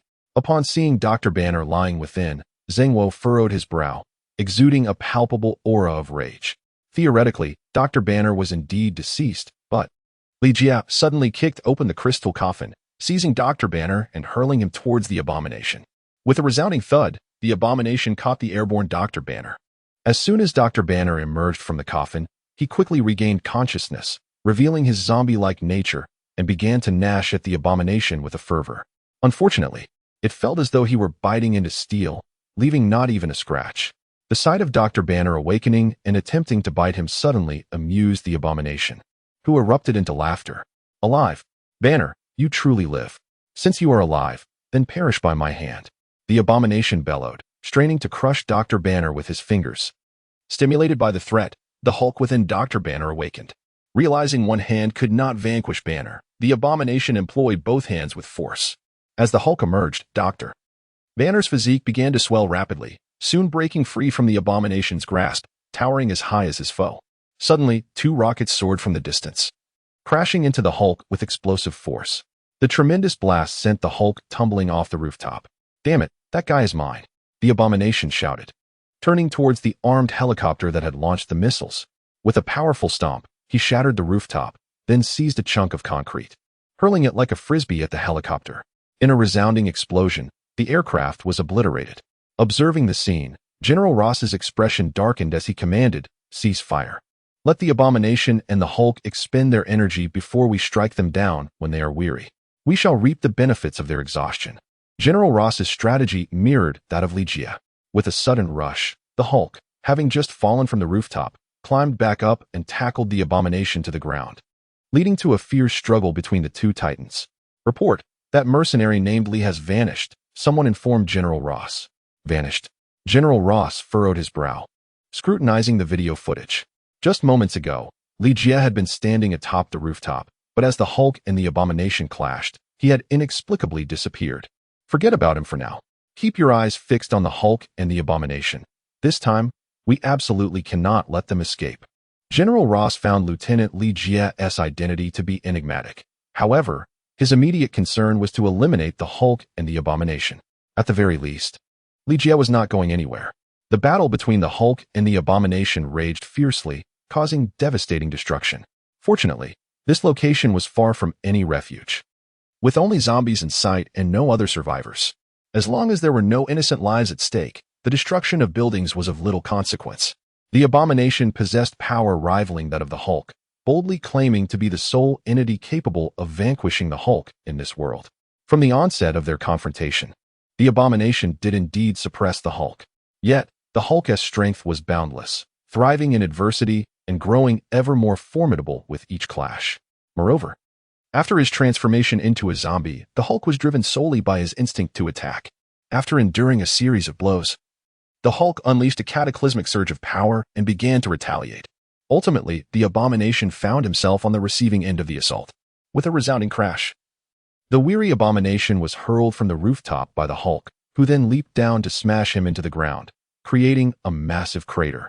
At this point, the Abomination was rendered incapable of any counterattack, lying on the ground, gasping for breath as he awaited recovery. With a crack, the Hulk seized the Abomination by the neck and twisted with great force, breaking it. Although the Abomination did not perish from this act, his body lay limp and motionless. Letting out a triumphant roar, the Hulk stood atop the Abomination's body, celebrating his victory. After releasing his pent-up energy, the Hulk bent down and sank his teeth into the Abomination's shoulder. Whereas missiles had failed to inflict harm upon the Abomination, the Hulk managed to tear a chunk of flesh from him, simultaneously transmitting the zombie virus. "Open fire," General Ross commanded. A barrage of missiles and artillery rained down upon the Hulk and the Abomination. With this onslaught, General Ross had expended at least a quarter of the firepower available. Once the attack concluded, numerous structures had been reduced to ruins, leaving a deep pit in the ground. As the dust settled, a colossal figure emerged from the smoke. It was the Hulk, still alive. One of General Ross's subordinates gasped in horror, a sound that echoed the fear in everyone's hearts. Even General Ross, momentarily losing his composure, shouted, "Fire! Quickly, fire!" An armed helicopter was obliterated by a colossal boulder. Subsequently, the Hulk, wielding a telephone pole, soared into the air and struck down another helicopter. Witnessing this from the shadows, Ligia could not help but shake his head. General Ross truly had a short memory. What appeared to be formidable firepower only served to further incite the Hulk. What else could it accomplish? This confrontation was utterly hopeless. The scene was engulfed in chaos. "Retreat," General Ross was compelled to order. To his astonishment, as Ross's armored vehicle barely exited a street, it was overturned by a shell. Barney, Christmas, and Gunner emerged, piloting the main battle tank. The deception orchestrated by General Ross had cost the lives of the Suicide Squad's brothers. Barney and the others would not let this transgression go unpunished. Now, the moment of reckoning had arrived. As Barney and his companions confronted the iron-fisted General Ross, Ligia, clad in the black dragon mech, appeared before the Hulk. With a crack, 2 anti-toxin gas grenades detonated before the Hulk's nostrils, allowing the antidote to infiltrate his system. The Hulk, brandishing the telephone pole, swung it towards Ligia. The agility of the black dragon mech far surpassed that of any aircraft. Ligia adeptly evaded the assault. Though the experience was perilously close, the Hulk relentlessly pursued Ligia, swinging the telephone pole as if swatting a mosquito with a fly swatter. Each encounter was fraught with danger, and ultimately, Ligia had no choice but to ascend to greater heights to temporarily evade the Hulk's onslaught. Observing the energetic Hulk below, Li Jie furrowed his brow, pondering anxiously. Is the antitoxin ineffective against such a behemoth? That cannot be right. If the Hulk harbors the zombie virus within, the antidote should certainly yield results. Chapter 75. Acquiring the Savage Hulk skill. The Hulk's most significant weakness was his inability to fly. Once Li Jie ascended to the skies, the Hulk grew frantic, hurling cars and stones skyward, ultimately resorting to climbing skyscrapers as if they were mere trees. With a thunderous crash, the Hulk collapsed the rooftop of a skyscraper, launching himself towards Li Jie like a living projectile. Suspended in the air, Li Jie could only evade the impending impact should he be struck by the Hulk's blow. It was likely that even the Black Dragon mech would be rendered inoperable. As Li Jie soared into the sky, the Black Dragon mech detected a sudden transformation in the body of the Green Giant. This metamorphosis occurred with remarkable abruptness, and the rate of change was astonishingly swift. In the blink of an eye, the Green Giant reverted to the form of Dr. Banner, and his trajectory shifted accordingly. With a resounding crash, he smashed through the glass of another skyscraper and vanished from sight. Had the antidote taken effect? 2 seconds later, Li Jie confirmed that the antidote indeed had an impact, though bubbles emerged from the shattered window, which he instinctively absorbed. The Savage Hulk's might, the Savage Hulk's swiftness, the Savage Hulk's regenerative capabilities, the Savage Hulk's resistance to toxins. The Savage Hulk represents the common form that Dr. Banner assumes when transforming into the Green Giant. In this state, the Savage Hulk's strength amplifies with his fury, and it is known that there is no limit to his power.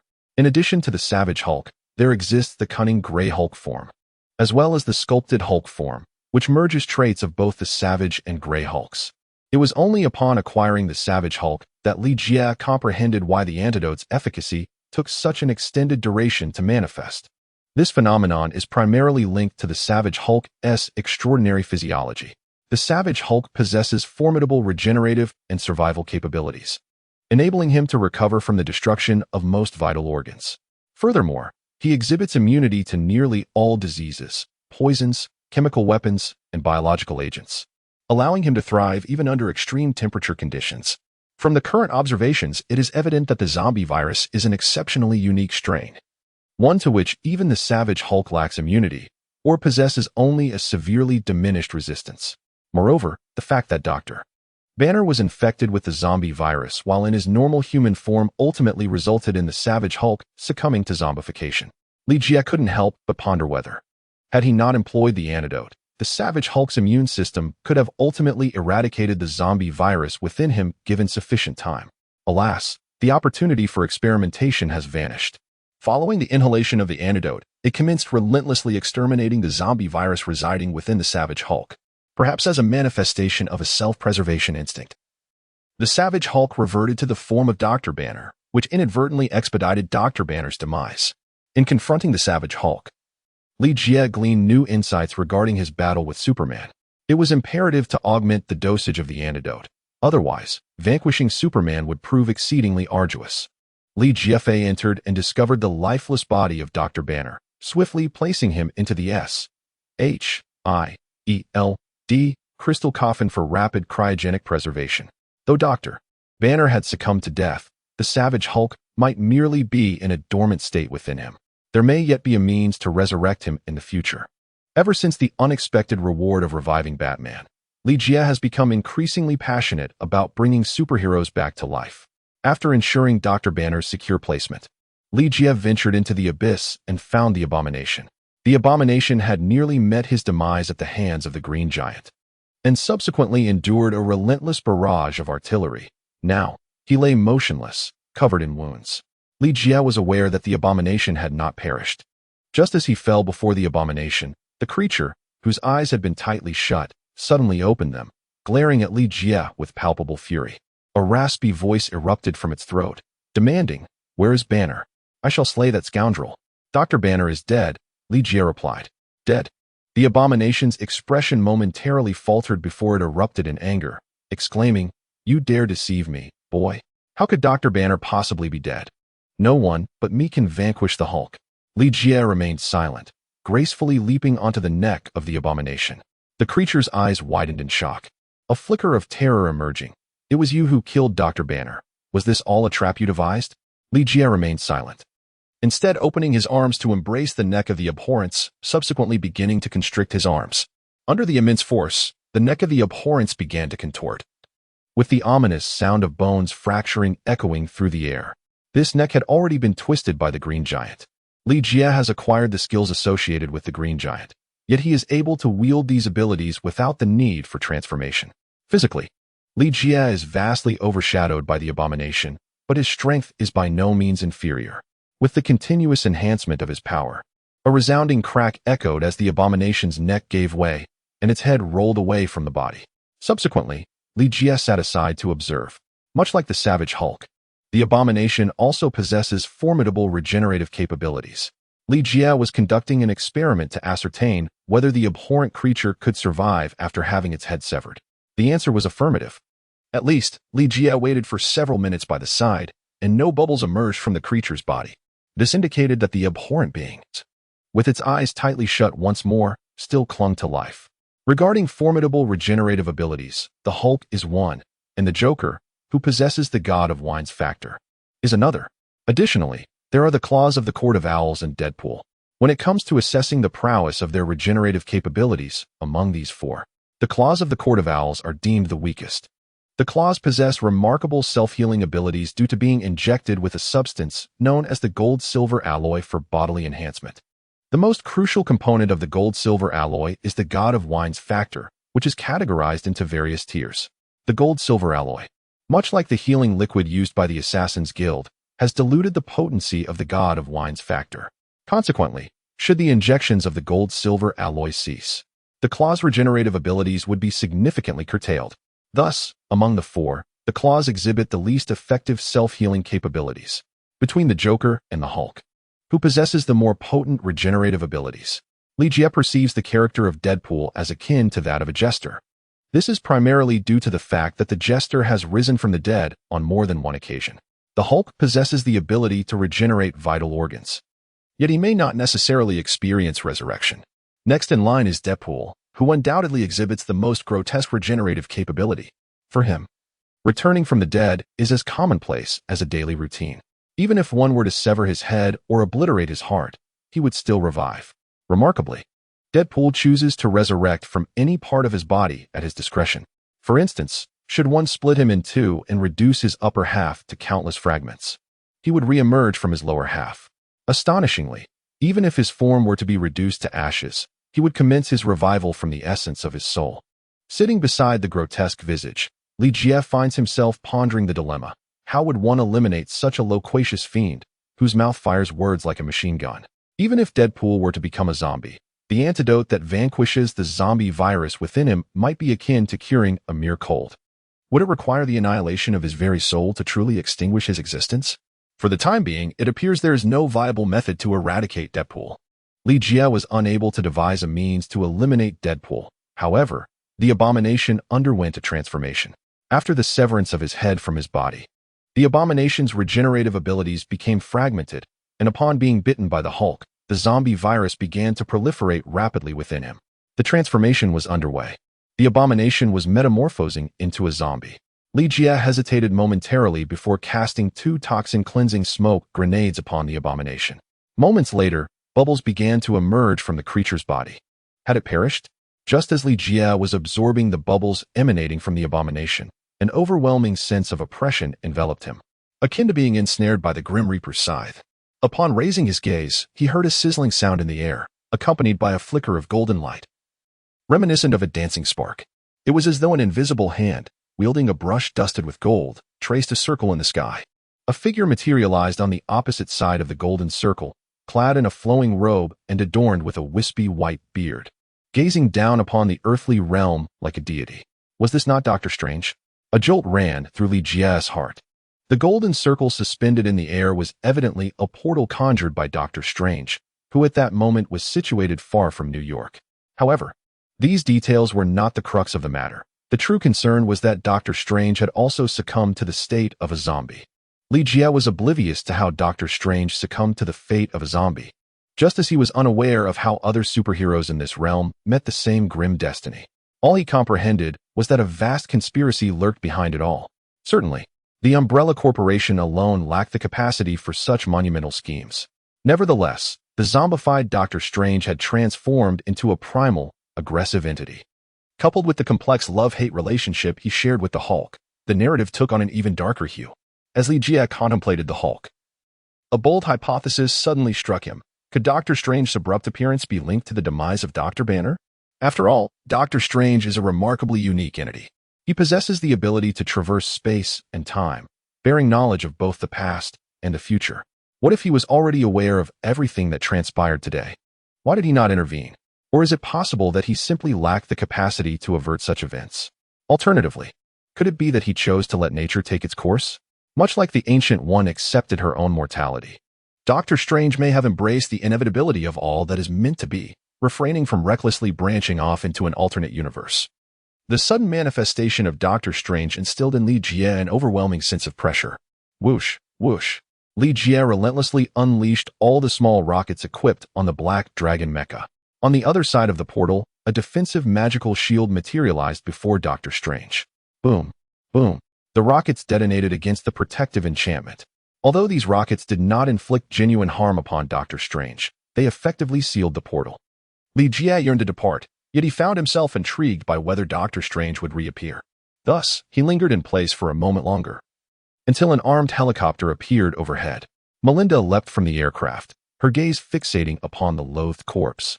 Li Jie understood that S.H.I.E.L.D. would undoubtedly conduct recovery and research on the carcass of the Abomination, so he did not intervene. Instead, he informed them of the whereabouts of Dr. Banner's body before departing from the scene. Not far from the site of the Abomination's devastation, in an underground parking lot, sat an M1A2SE main battle tank. As Li Jie emerged, the hatch of the tank swung open, and Barney poked his head out, calling out, "Where's everyone?" Li Jie inquired. Barney struck the tank with the butt of his gun, and Goner along with Christmas dragged General Ross out. "You damned bastards, how dare you kidnap me? This is an affront to the American government." General Ross roared upon seeing Li Jie, his face marred with bruises. A clear indication of the warm welcome he had received from Barney and his companions. Thud. Christmas landed a punch on General Ross's abdomen, loudly cursing, "To hell with you. Do you really believe the American government holds any significance in this world now?" In pain, General Ross doubled over, his demeanor shifting. "Listen, you cannot kill me. Today. You have crossed paths with hatred, and only I can." Li Jie interrupted General Ross, stating, "The Hulk is no more." "What?" General Ross exclaimed, immediately following up with, "What about the Green Giant? He has also perished." Li Jie replied. General Ross was completely stunned, and after a moment, he managed to force a smile and said, "This is impossible. The Hulk and Abomination cannot perish simultaneously. There is no one in this world capable of defeating them. Not even I could. My heavens, did you truly slay them?" Li Jie let out a cold laugh, which served as an implicit acknowledgement, and inquired of Barney, "What do you intend to do with him?" On the battlefield, Barney would unhesitatingly eliminate any adversary. Yet now, faced with the prospect of executing an American Major General, he hesitated. General Ross urgently exclaimed, "You can't kill me." Silence. Christmas delivered a punch to General Ross. Gunner flexed his fingers and remarked, "I wish to snap his neck." "No, that would be too merciful for this scoundrel," Christmas retorted immediately. Gunner shrugged and said, "Very well, let us proceed as you suggest." Barney drew his dagger, stepped forward to sever the ropes binding General Ross, and forcefully pushed him forward, saying, "You may leave." General Ross's eyes widened, not in surprise at Barney's decision to let him go, but out of the realization of what awaited him alone outside, without communication tools or weaponry. Venturing out from this place meant certain death, destined to become fodder for the undead. "No, you cannot treat me this way. I am a Major General in the United States Air Force, and this is unlawful." General Ross pleaded anxiously. "Fool, do you think the law holds any sway now? Moreover, are we law-abiding citizens?" Christmas scoffed, delivering a kick to General Ross's right knee. With a sickening crack, General Ross's knee buckled, making it exceedingly difficult for him to remain standing. Li Jie refrained from passing any judgment on Barney and the others. General Ross had deceived them, leading to the demise of their comrade in the Suicide Squad, and he must bear the consequences of his actions. "Please, do not abandon me." General Ross limped after the tank. In a brief moment, a zombie suddenly lunged from behind a vehicle, toppling General Ross to the ground. Soon, more zombies surged from all directions. The once expansive parking lot was now filled only with the echoes of General Ross's anguish cries. Chapter 76. Superman confronts General Zod. After acquiring the abilities of the Hulk, Li Jie prioritized the task of hunting Superman. Between Superman and General Zod, he had to choose one as his target. Eliminating one would make dealing with the other considerably easier. To this end, Li Jie made a phone call to Bruce Wayne to discuss the matter. Bruce Wayne harbored a complex mix of love and hate for Superman, yet for General Zod, he felt nothing but animosity. Especially upon learning of Zod's plans to annihilate humanity on Earth, Bruce Wayne resolutely decided to take action against General Zod. On the morning following Li Jie's defeat of the Hulk, a busy agent from S.H.I.E.L.D. arrived at the shelter to find Li Jie. "I just saw your Suicide Squad plaque on the door." "So, you've taken over the squad?" Coulson remarked, pointing to the door as he entered. Li Jie not only took over the Suicide Squad, but also specifically arranged for the printing of business cards, at the modest expense of 2 loaves of bread. "Coulson, I am no longer a solitary figure, where my sustenance alone suffices for my entire household. I must now bear the responsibility for my brothers who stand beside me. Here is my business card, along with the scope of operations for the Suicide Squad. Should you require any assistance, I would be pleased to offer you a friendly discount." Li Jie picked up a business card from the table and handed one to Coulson. "Very well," Coulson said with a smile as he accepted the card. Yet his heart sank momentarily. Times were not easy for S.H.I.E.L.D. From Coulson's perspective, he naturally wished to leverage Li Jie's talents as he had in the past with the Avengers, enjoying the fruits of his labor without cost. However, that seemingly innocuous business card rendered him speechless. "Coulson, you are a busy man. Let us not squander time. Pray, tell me the purpose of your visit." Li Jie propped his leg and inquired. Coulson replied, "I have come here today primarily to express my gratitude for your actions yesterday. Although Dr. Banner has perished and General Ross is missing, you have, after all, vanquished the Abomination, thus alleviating a crisis." This statement, however, bore the weight of a reprimand. Coulson, of course, was not genuinely concerned about General Ross's fate. The situation with Dr. Banner was markedly different. He had been tirelessly seeking ways to heal those infected superheroes. Yet, if a life were lost, there would be no recourse. Even though Coulson was aware that there exist methods capable of resurrecting the dead, he would not resort to such measures lightly, reserving them for the most desperate of circumstances. It is indeed essential to adhere to the laws of nature. Li Jie, however, chose to disregard the matter, feigning ignorance as he remarked, "Coulson, as per our prior agreement, consider those supplies and weapons as your remuneration to me." Coulson, sensing Li Jie's evasiveness, felt a twinge of dissatisfaction. "Li, those weapons and supplies were originally intended for you. S.H.I.E.L.D. will not reclaim them. Nonetheless, with the Hulk now deceased, I wish to know how you plan to deal with General Zod." "Coulson, there is no need for concern. We will always find a way to contend with that fellow." Li Jie would naturally not declare that his objectives had been achieved. Drawing from his experience of reaping the benefits of others' conflicts yesterday, he contemplated the possibility of instigating a confrontation between General Zod and Superman before seizing his opportunity. However, upon further contemplation, he recognized the impracticality of this plan, primarily due to the overwhelming unpredictability posed by the mutated, zombie-like Superman. Even if General Zod were to actively provoke Superman, there was no guarantee that a clash would ensue. "According to the information I have received, you encountered Dr. Strange yesterday. Did you not?" Coulson inquired. "I merely caught a glimpse from afar. That fellow has also succumbed to the fate of becoming a zombie." Li Jie replied. Coulson, with a hint of exasperation, remarked, "This world has already become sufficiently dire. If the magical realm were to descend into chaos and further disrupt our world, it would indeed be a far greater predicament." A sudden, thunderous rumble reverberated through the air, akin to the earth being struck by a meteor. As dust and debris cascaded from above, merely stationed outside, Melinda barged in without even knocking, clutching a tablet in her hands, declaring, "General Zod has made his appearance." Ever since General Zod launched an assault on the aerial mothership, S.H.I.E.L.D. had been devising ways to monitor him, though the execution proved to be exceedingly complicated. On the screen, clad in formidable armor and draped in a dark cloak reminiscent of a superhero, General Zod hovered ominously in the sky. With his piercing gaze, he unleashed heat vision upon a skyscraper, which, under its searing assault, was cleaved in two as effortlessly as tofu, the upper portion crashing violently to the ground, causing the earth to tremble. This was the source of the earlier cacophony and tremor.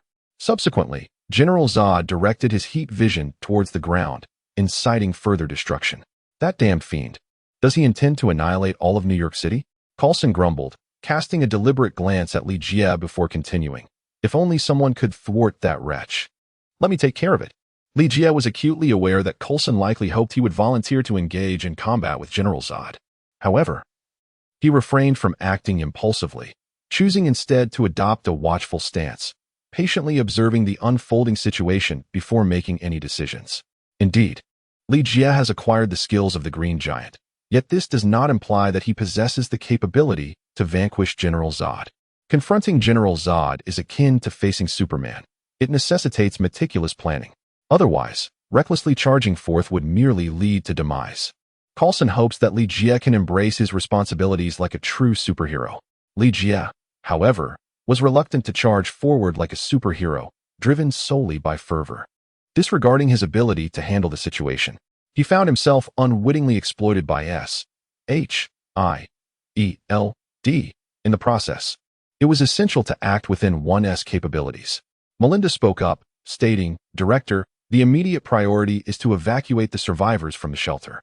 The location of General Zod's attack is merely a few kilometers from the shelter, which could become his next target at any moment." Hold on. Li Jie spoke as he took the tablet from Melinda's hands, magnifying the image to reveal a transport plane stationed on the rooftop behind General Zod. "That is not our aircraft," Coulson remarked, his gaze fixed intently on the plane depicted in the image. Li Jie began to speak. "The proximity is too great. General Zod must have noticed. If it were not your people, they must have accompanied General Zod." Pausing momentarily, he lifted his gaze towards Coulson. "The General's objective may very well be to force the survivors within the shelter out. Once the survivors leave the sanctuary, they will be immediately assailed. Yet, we cannot simply await our demise, can we?" Melinda interjected. Coulson promptly commanded, "Arrange for fighter jets to divert General Zod's attention at once." Moments later, two F-35 Lightning II fighter jets appeared in the sky, each launching 2 missiles before veering away. The 4 missiles were swiftly obliterated by General Zod's heat vision, and he promptly pursued them. In the face of General Zod, the 2 F-35s had no hope of escape. In the blink of an eye, the jets erupted in a display reminiscent of fireworks, vanishing into the sky. Witnessing this scene, Coulson bore a smile, yet his heart was heavy. To him, the pilots of those planes were heroes. They were up against General Zod, fully aware of their fate before embarking on the mission, yet they executed their duty without hesitation. Coulson's gaze returned to Li Jie, hoping that Li Jie might embody the same spirit of self-sacrifice as those brave pilots. "Li Jie, do not gaze at me in such a manner. Why do you not take initiative? The Air Force has relayed information that an unidentified flying object is approaching our vicinity." Melinda suddenly remarked. Bang, bang, bang. The visuals from the Air Force arrived, yet the object remained invisible. Only the sound of successive sonic booms resonated. This velocity eclipses that of the swiftest aircraft known to terrestrial technology. "It is Superman." Li Jie began to speak. "On this Earth, the only being capable of such incredible speed is Superman. The reason for Superman's appearance here remains a mystery. Perhaps it is merely a coincidence." However, upon his arrival, he immediately engaged in battle with General Zod. The clash between Superman and General Zod was nothing short of cataclysmic, as the two would obliterate everything in their vicinity. Fortunately, they did not linger in New York for long and swiftly took to the skies. It would have been splendid if Superman could have vanquished General Zod. Coulson let out a sigh. As for what would transpire after Superman's potential victory over General Zod, Coulson had yet to contemplate.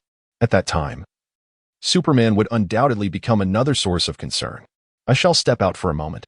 Li Jie donned the black dragon mech and soared into the sky. It was not with the intent to pursue Superman and General Zod, for the flight speed of the black dragon mech rendered it incapable of catching up to the two. Li Jie's objective was the transport aircraft stationed atop the rooftop. Perhaps due to General Zod's abrupt departure, the plane seemed eager to take flight. But just as it ascended, Li Jie intercepted it with a small rocket. Shortly thereafter, he witnessed a familiar figure emerging from the transformed aircraft. It was Lex Luthor, his bald head adorned with a powered exoskeleton, his expression a mixture of surprise and animosity directed at Li Jie. Previously, Li Jie had seized Luther's kryptonite-powered exoskeleton, and the contraption before him now was merely a counterfeit, lacking the essential kryptonite. Accompanying Luther were armed personnel, all clad in powered exoskeletons, their weapons trained on Li Jie. Without Luther's explicit command, they refrained from recklessly opening fire. Li Jie removed his mask and jested, "Luther, when did you become General Zod's lackey?" Lex Luthor clenched his fists. His face contorted with resentment as he retorted, "Isn't it all because of you? If you hadn't stolen my kryptonite-powered exoskeleton, I would have eliminated General Zod long ago. Why should I be forced to work for him?" Li Jie, the wind is fierce. Are you not afraid of being caught off guard? Do you think General Zod is akin to Superman, burdened by numerous reservations? Even with your kryptonite-powered exoskeleton, you would still be obliterated by General Zod in an instant. Luther, what if I told you that I could assist you in eliminating General Zod? Li Jie inquired. Lex Luthor's eyes sparkled with realization. He had no desire to endure a life of servitude for even a single day. Moreover, in General Zod's eyes, Lex Luthor and his associates were regarded as inferior even to dogs. You, Li? Lex Luthor scoffed disdainfully. He was all too aware of General Zod's formidable strength. Otherwise, he would not willingly subject himself to being Zod's subordinate. Li Jie casually landed on the rooftop, a smile gracing his features as he remarked, "Of course. It would be impossible for me alone. But what if we include S.H.I.E.L.D. and Batman?" Lex Luthor inquired with evident surprise. You have connections with S.H.I.E.L.D. and Batman? The mere mention of Batman stirred excitement within Lex Luthor, for he believed that an alliance with the Dark Knight would significantly enhance his chances of vanquishing General Zod. Moreover, with Li Jie and S.H.I.E.L.D. at his side, the likelihood of defeating General Zod seemed unequivocally assured. Buzzing. Coulson and Melinda arrived at the scene via helicopter. Lee, is this your friend? Coulson inquired with a warm smile directed at Lex Luthor. In truth, he had already obtained Lex Luthor's dossier. In the absence of available superheroes, Coulson had turned his attention to formidable villains like Luthor, hoping they might willingly assist S.H.I.E.L.D. This is Mr. Lex Luthor. He is inclined to aid S.H.I.E.L.D. in confronting General Zod. Li Jie delivered a sermon. Oh, how splendid! Exclaimed Coulson, filled with delight. Luthor, thank you for your assistance. Do not hesitate to express any needs you may have. I have yet to agree. Lex Luthor shot a glance at Li Jie, seizing the opportunity to speak. While it's not impossible for me to offer you help, the condition is that you must return my kryptonite-powered exoskeleton device. Li Jie's intention in seizing the kryptonite-powered exoskeleton was primarily to bolster his strength against Superman. Now that he has comprehended the technology behind the kryptonite-powered exoskeleton and procured kryptonite from Coulson for the purpose of constructing a kryptonite mech, the significance of the exoskeleton has diminished for him. Furthermore, with Lex Luthor stepping in to confront General Zod, the odds appear more favorable, prompting him to willingly return the kryptonite-powered exoskeleton. Witnessing Li Jie conjure the exoskeleton seemingly out of thin air, everyone present believed it to be an act of magic, thus justifying Li Jie's title as a sorcerer. Naturally, Lex Luthor was elated to reclaim his kryptonite-powered exoskeleton. However, a pressing question remained. Would Batman indeed participate in this operation? Lex Luthor inquired, for should Batman choose not to partake, he would have to re-evaluate the feasibility of the mission. Coulson and Melinda turned their gaze toward Li Jie, the only one in this endeavor with ties to Batman. Everyone harbored hopes for an affirmative answer. I believe he will agree. Li Jie remained exceedingly confident regarding the matter at hand. Chapter 77. The Death of John, Gotham. Initially, Li Jie contemplated merely placing a call to Bruce Wayne. However, both Coulson and Lex Luthor deemed such an approach to be lacking in sincerity. Reluctantly acquiescing to their fervent insistence, Li Jie found himself compelled to make the journey to Gotham in person. Upon his arrival at Wayne Manor, Gordon, filled with excitement, rushed forward to embrace him. This is splendid. I feared you would never return, yet here we are together once more so soon. Li Jie noticed the somber expression on Gordon's face and inquired with curiosity, Director, has something happened? Gordon first locked the door and then sighed deeply. John is dead. Who? Are you referring to John Black? Li Jie inquired with a hint of surprise. Gordon nodded gravely, affirming, indeed, John Black was once the finest officer under my command. Upon hearing the name John Black, Li Jie instinctively thought of Barbara. That man had long harbored a secret affection for the chief's daughter, and just a few days prior, the tragic news of his demise had surfaced. Such is the unpredictability of life. How did John meet his end? Was it the doing of a criminal? Li pressed further. The Joker, Bane, and Scarecrow had all been taken away by him from Gotham. Yet the city still harbored numerous characters that posed significant challenges for Batman. Criminals, aside from zombies, represented the most formidable threat to the survivors. No, it is the zombies. Gordon shook his head and remarked. Li was somewhat taken aback. Wasn't John typically very cautious in his actions? How could he have fallen victim to a zombie? Gordon sighed and said, "This is precisely what we seek to understand." Yesterday, John led a team on an exploratory mission, during which they were ambushed by criminals, resulting in the disbandment of the group. By the time the team members located John Black, he had already succumbed to a zombie bite. Is the body still present? Li inquired.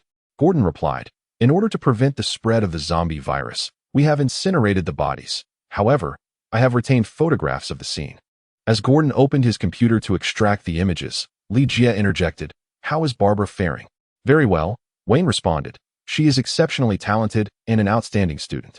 This morning, Barbara accompanied Wayne to the city, seeking to investigate the circumstances surrounding John's death. She should be returning shortly. As Gordon spoke, he turned the display towards Li saying, "Take a look." Li beheld the haunting images from the scene of John's demise. John Black, ravaged by the relentless bites of numerous zombies, was rendered almost unrecognizable in the photographs. Nevertheless, it was evident that his fatal wound was to the nape of his neck, a vicious attack from behind that nearly severed his head. In addition, John Black bore 3 gunshot wounds on his back. Initially, Li presumed these injuries were incurred during a confrontation with assailants, but Gordon presented a startling revelation. The wounds on John Black's back were inflicted by his own M1911, which he had clutched tightly in his hand. This peculiarity raised questions from any angle. It seemed implausible for John Black to have inflicted such injuries upon himself, unless he possessed some form of telekinetic ability or another extraordinary power, which, to Li's knowledge, he did not. Even if he had such capabilities, there would be no logical reason for him to shoot himself in the back. The notion of suicide was utterly untenable. If he had wished to end his life, targeting his head would have been far more practical. If John Black was not intent on taking his own life, only one possibility remained. Someone must have taken John Black's gun and attacked him from behind, subsequently returning the weapon to his hand. Theoretically, this scenario holds merit. Yet, this raises another question. Why would the assailant return the gun? In such a post-apocalyptic world, death is a commonplace occurrence, and the perpetrator had no need to fabricate a homicide scene. Furthermore, the interval between John Black being shot and the subsequent zombie attack was exceedingly brief.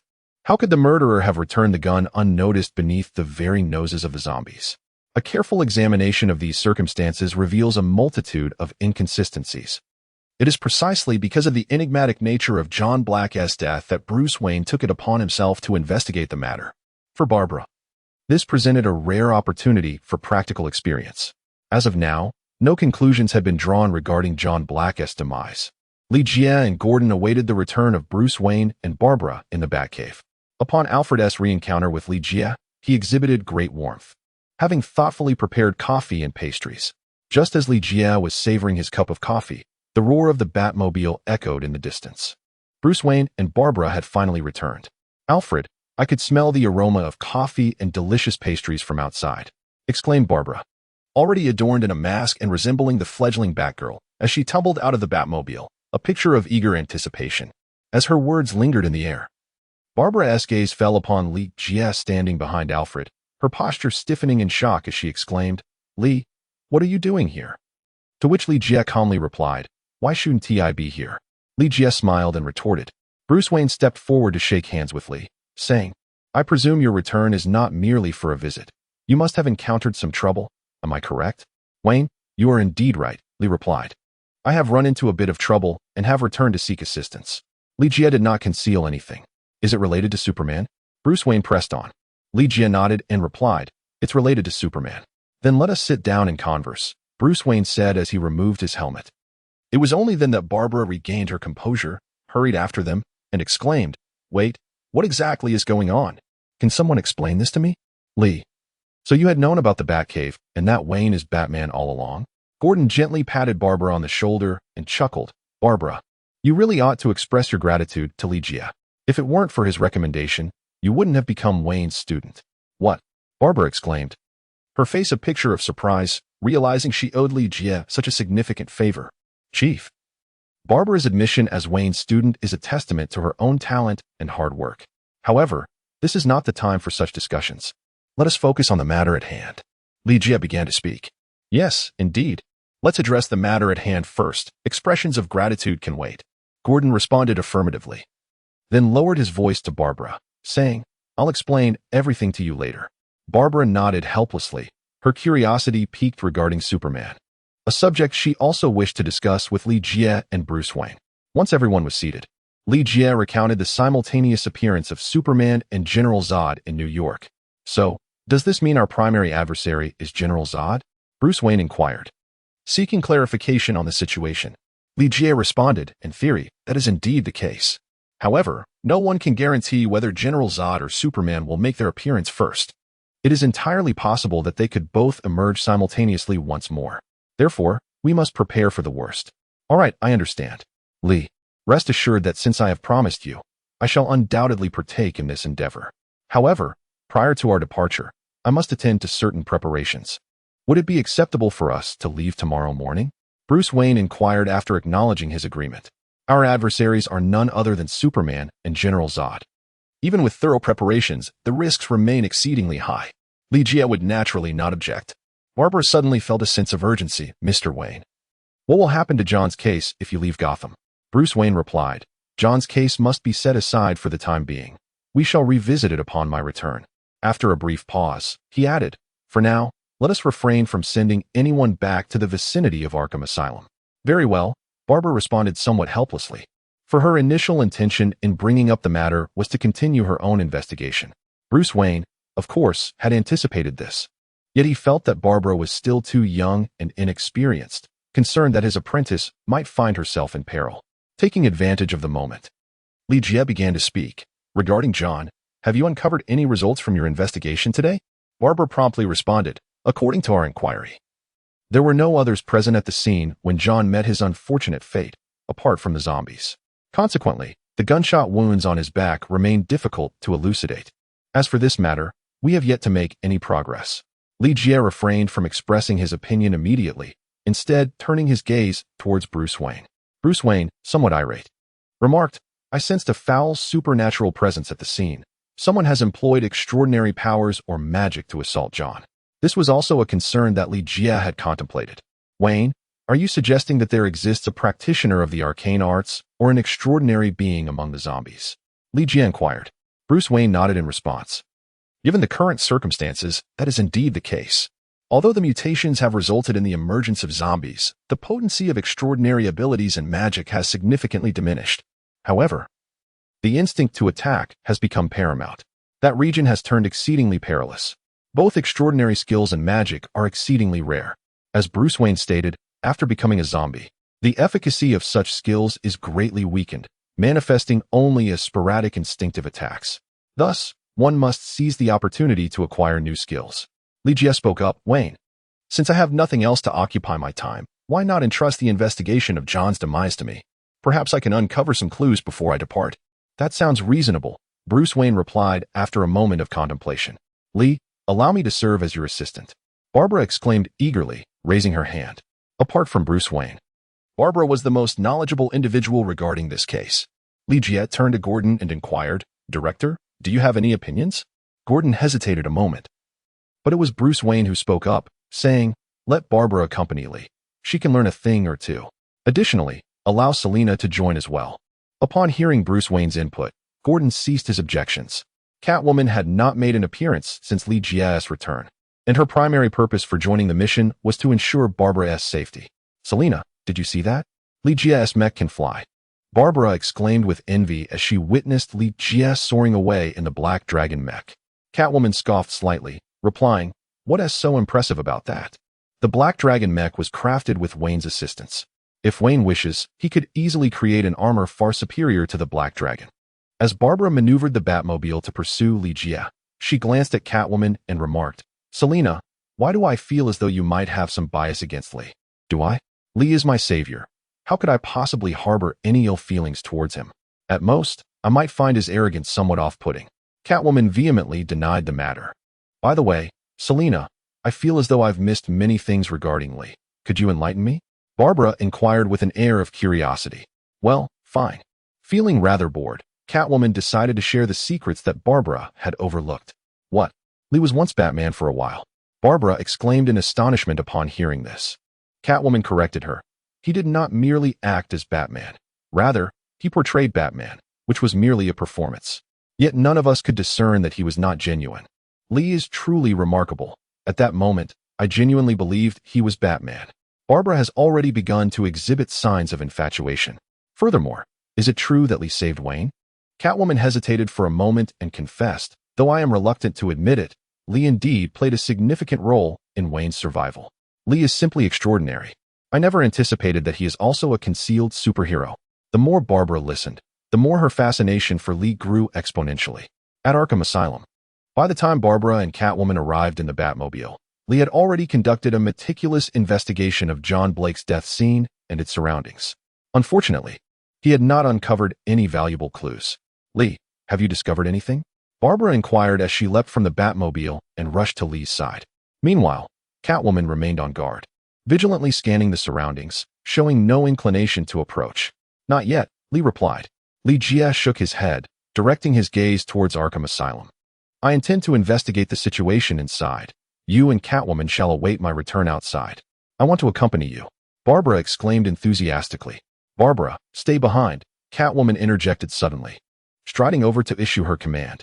Go wait for me in the car. But Barbara began to protest, only to be cut off by Catwoman's icy tone. There are no buts. This is an order.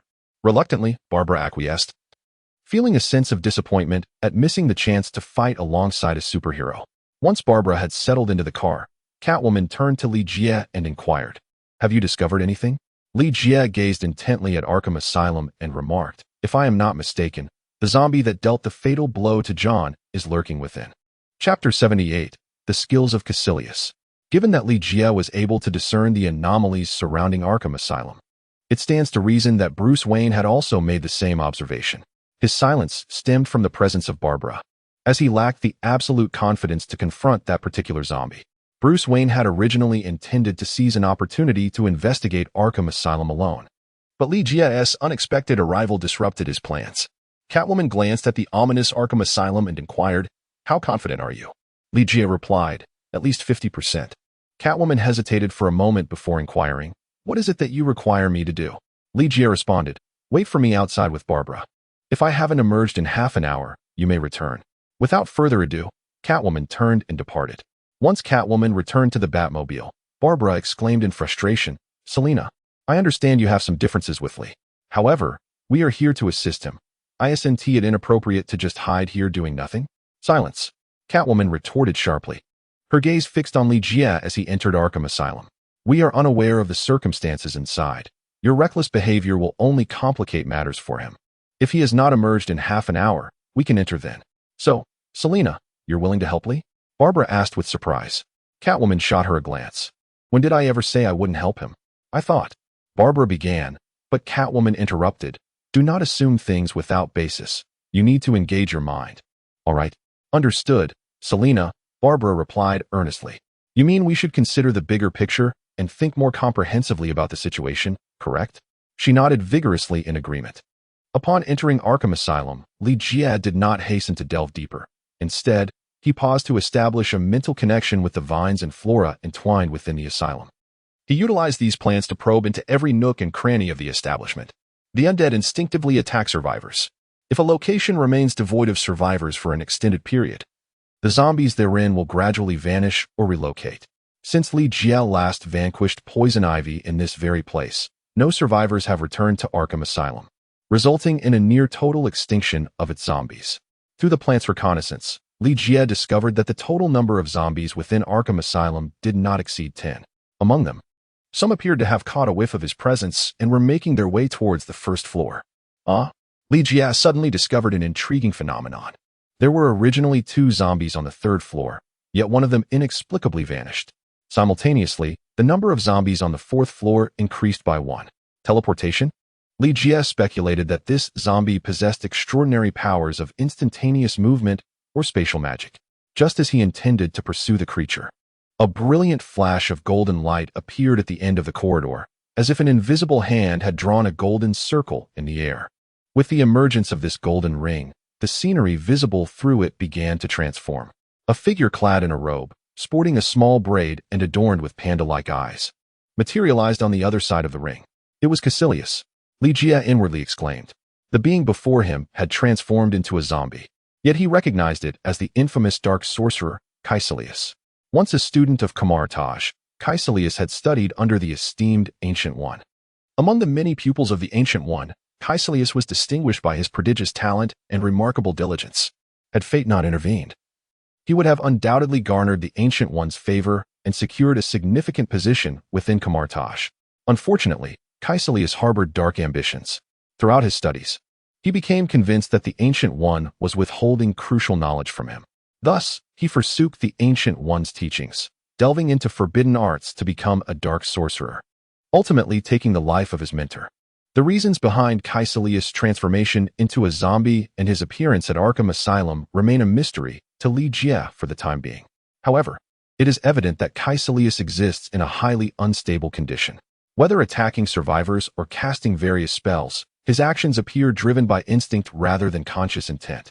Consequently, it can be surmised that John Blake's encounter with Caecilius was merely a coincidence.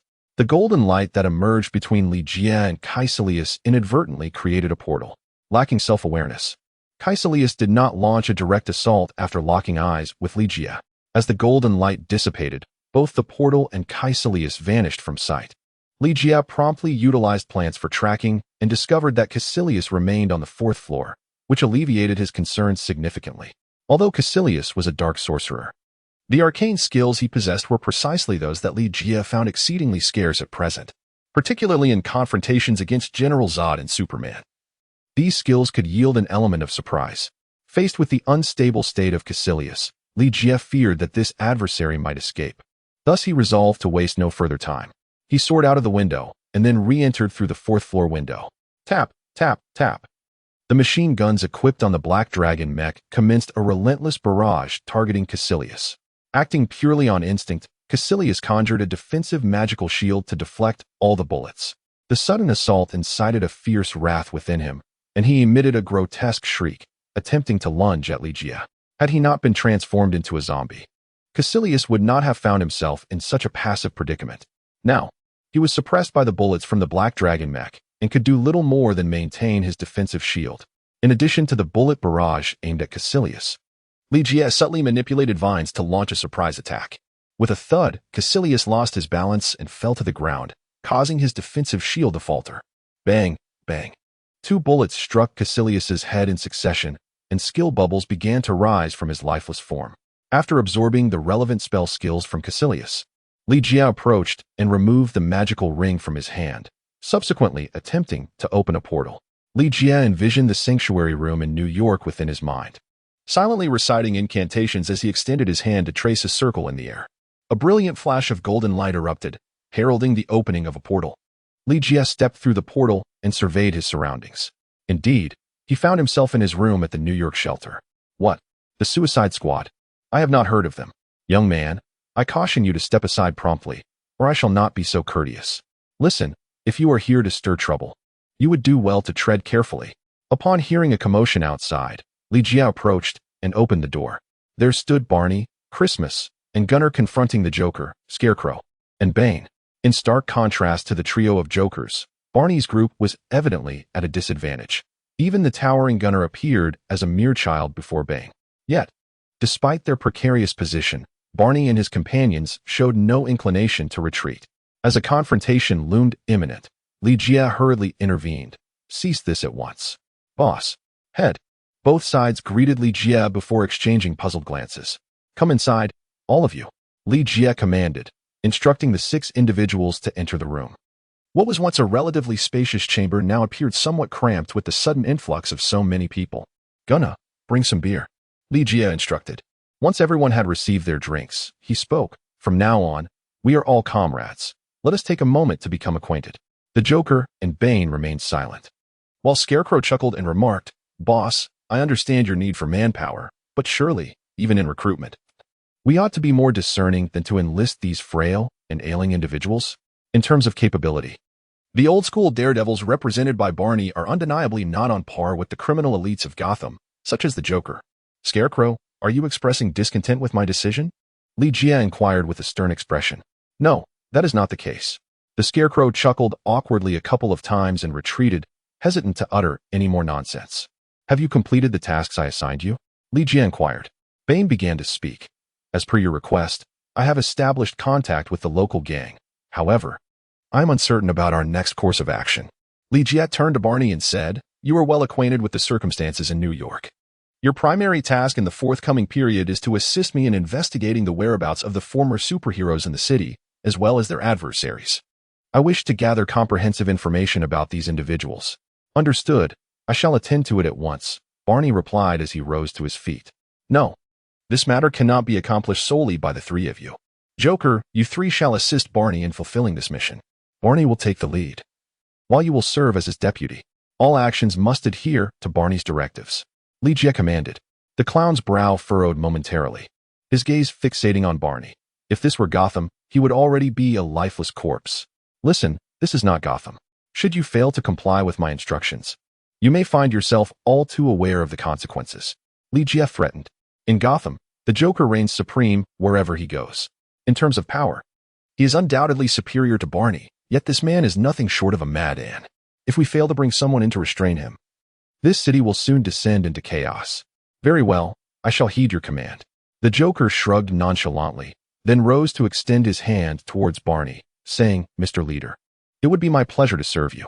I propose we take a drive around the city to assess the situation. What do you think?" "I think." "Very well." Faced with the Joker's unusually polite smile, Barney found it nearly impossible to refuse. "You all may leave. Barney, stay behind." Once the room was left with only Barney, he raised the wine bottle for a toast and said, "Barney, listen closely. The Joker, Bane, and Scarecrow are undeniably perilous individuals. Exercise caution with Christmas and Gunner. Do not engage in any disputes with those three. If any issues arise, discuss them with me upon my return, despite their evident danger. If managed wisely, they can prove to be immensely beneficial. Do you comprehend my meaning?" "Understood. Rest assured, I shall handle this matter," Barney replied with a nod. After Barney departed, Li Jie conjured a teleportation array once more, this time destined for the underground base in the desert. "Boss, we may require some."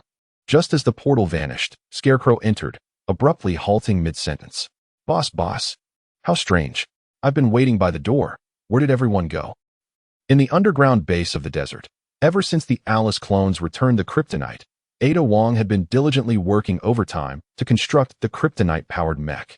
With a flourish, under her adept manipulation, a brand new Black Dragon mech was assembled, aptly named Black Dragon No. 2. "At last, we have succeeded," Ada Wong exclaimed joyfully. However, her triumph was suddenly interrupted by a spinning kick aimed at her from behind. With a resounding thud, Li Jie blocked the attack with his arm. "Ada, you have performed exceedingly well." Li Jie was exceedingly pleased with the formidable Chris Stone's Black Dragon mech before him. In addition to this mech and the Black Dragon mech he frequently donned, he had also crafted dozens of other mechs during this period. However, those mechs were allocated to Ada Wong and the Alice Legion, thus they were not designated with the Black Dragon mech's numbering system. "Boss." Ada Wong quickly retracted her feet and bowed her head in contrition, only to follow up with a look of perplexity as she inquired, "How did you come to be here?" Suddenly, Baiho materialized before the two, articulating, "A moment ago, an energy fluctuation emanated from the base, circumventing all defensive weaponry. According to my database analysis, it appears that the master must have just employed magic." "Magic? Is that for real?" Ada Wong exclaimed with exaggerated astonishment. Li Jie neither affirmed nor denied the inquiry. Instead, he simply smiled and asked, "Has anything noteworthy occurred at the base recently?" Ada Wong replied, "The operations at the base are running smoothly. However, we are running low on materials for crafting mechs. If you desire more mechs, we must procure additional supplies." The mention of the raw materials for mech production caused Li Jie to feel a sense of exasperation. In this apocalyptic world, even if one possessed wealth, there was no place to acquire the necessary materials. The system's marketplace, though abundant in raw materials, required gold coins for purchases. Li Jie does not possess sufficient gold coins for extravagance. At present, he can only focus his intentions on Coulson and S.H.I.E.L.D. Understood. I will find a way to resolve this. Li Jie responded. Bai interjected, saying, in fact, we have confirmed that the Umbrella's base is located on the Kamchatka Peninsula. This facility was transformed from a submarine repair dock established by the former Soviet Union in the 1980s. Securing the Umbrella's Kamchatka base would resolve our raw material issues. What are your thoughts? Li Jie turned to Ada Wong, who replied, the Kamchatka Peninsula serves as the Umbrella Corporation's biochemical base and can be regarded as the production hub for their weaponry, essentially their stronghold. Capturing it would likely prove quite challenging. Chapter 79, The Demise of Luther Gotham, Arkham Asylum. It's been half an hour, Barbara exclaimed, her anxiety palpable. Once we enter, stay behind me and do not wander off, Catwoman instructed. Without further ado, Barbara revved the engine and drove straight into Arkham Asylum. After a thorough sweep, the two had eradicated all the zombies within the asylum, yet despite scouring every corner, Li Jie remained elusive. Ultimately, they arrived at the 4th floor, the site of Caecilius's demise. It appeared that Li had vanished after dispatching the zombies here, but where could he have gone? Barbara, the daughter of Gordon, had learned the art of scene analysis and investigation at a young age, and she meticulously examined the traces left behind. Catwoman remained silent, yet sensed an eerie quality to the situation. They had both been stationed downstairs and had not witnessed Li Jie's departure. How could he have seemingly vanished into thin air? As they were analyzing the situation upstairs, a brilliant light flashed from below, and a portal materialized, through which Li Jie emerged. Upon seeing the Batmobile before him, Li Jie inwardly lamented, "Oh no, I completely forgot about these two women."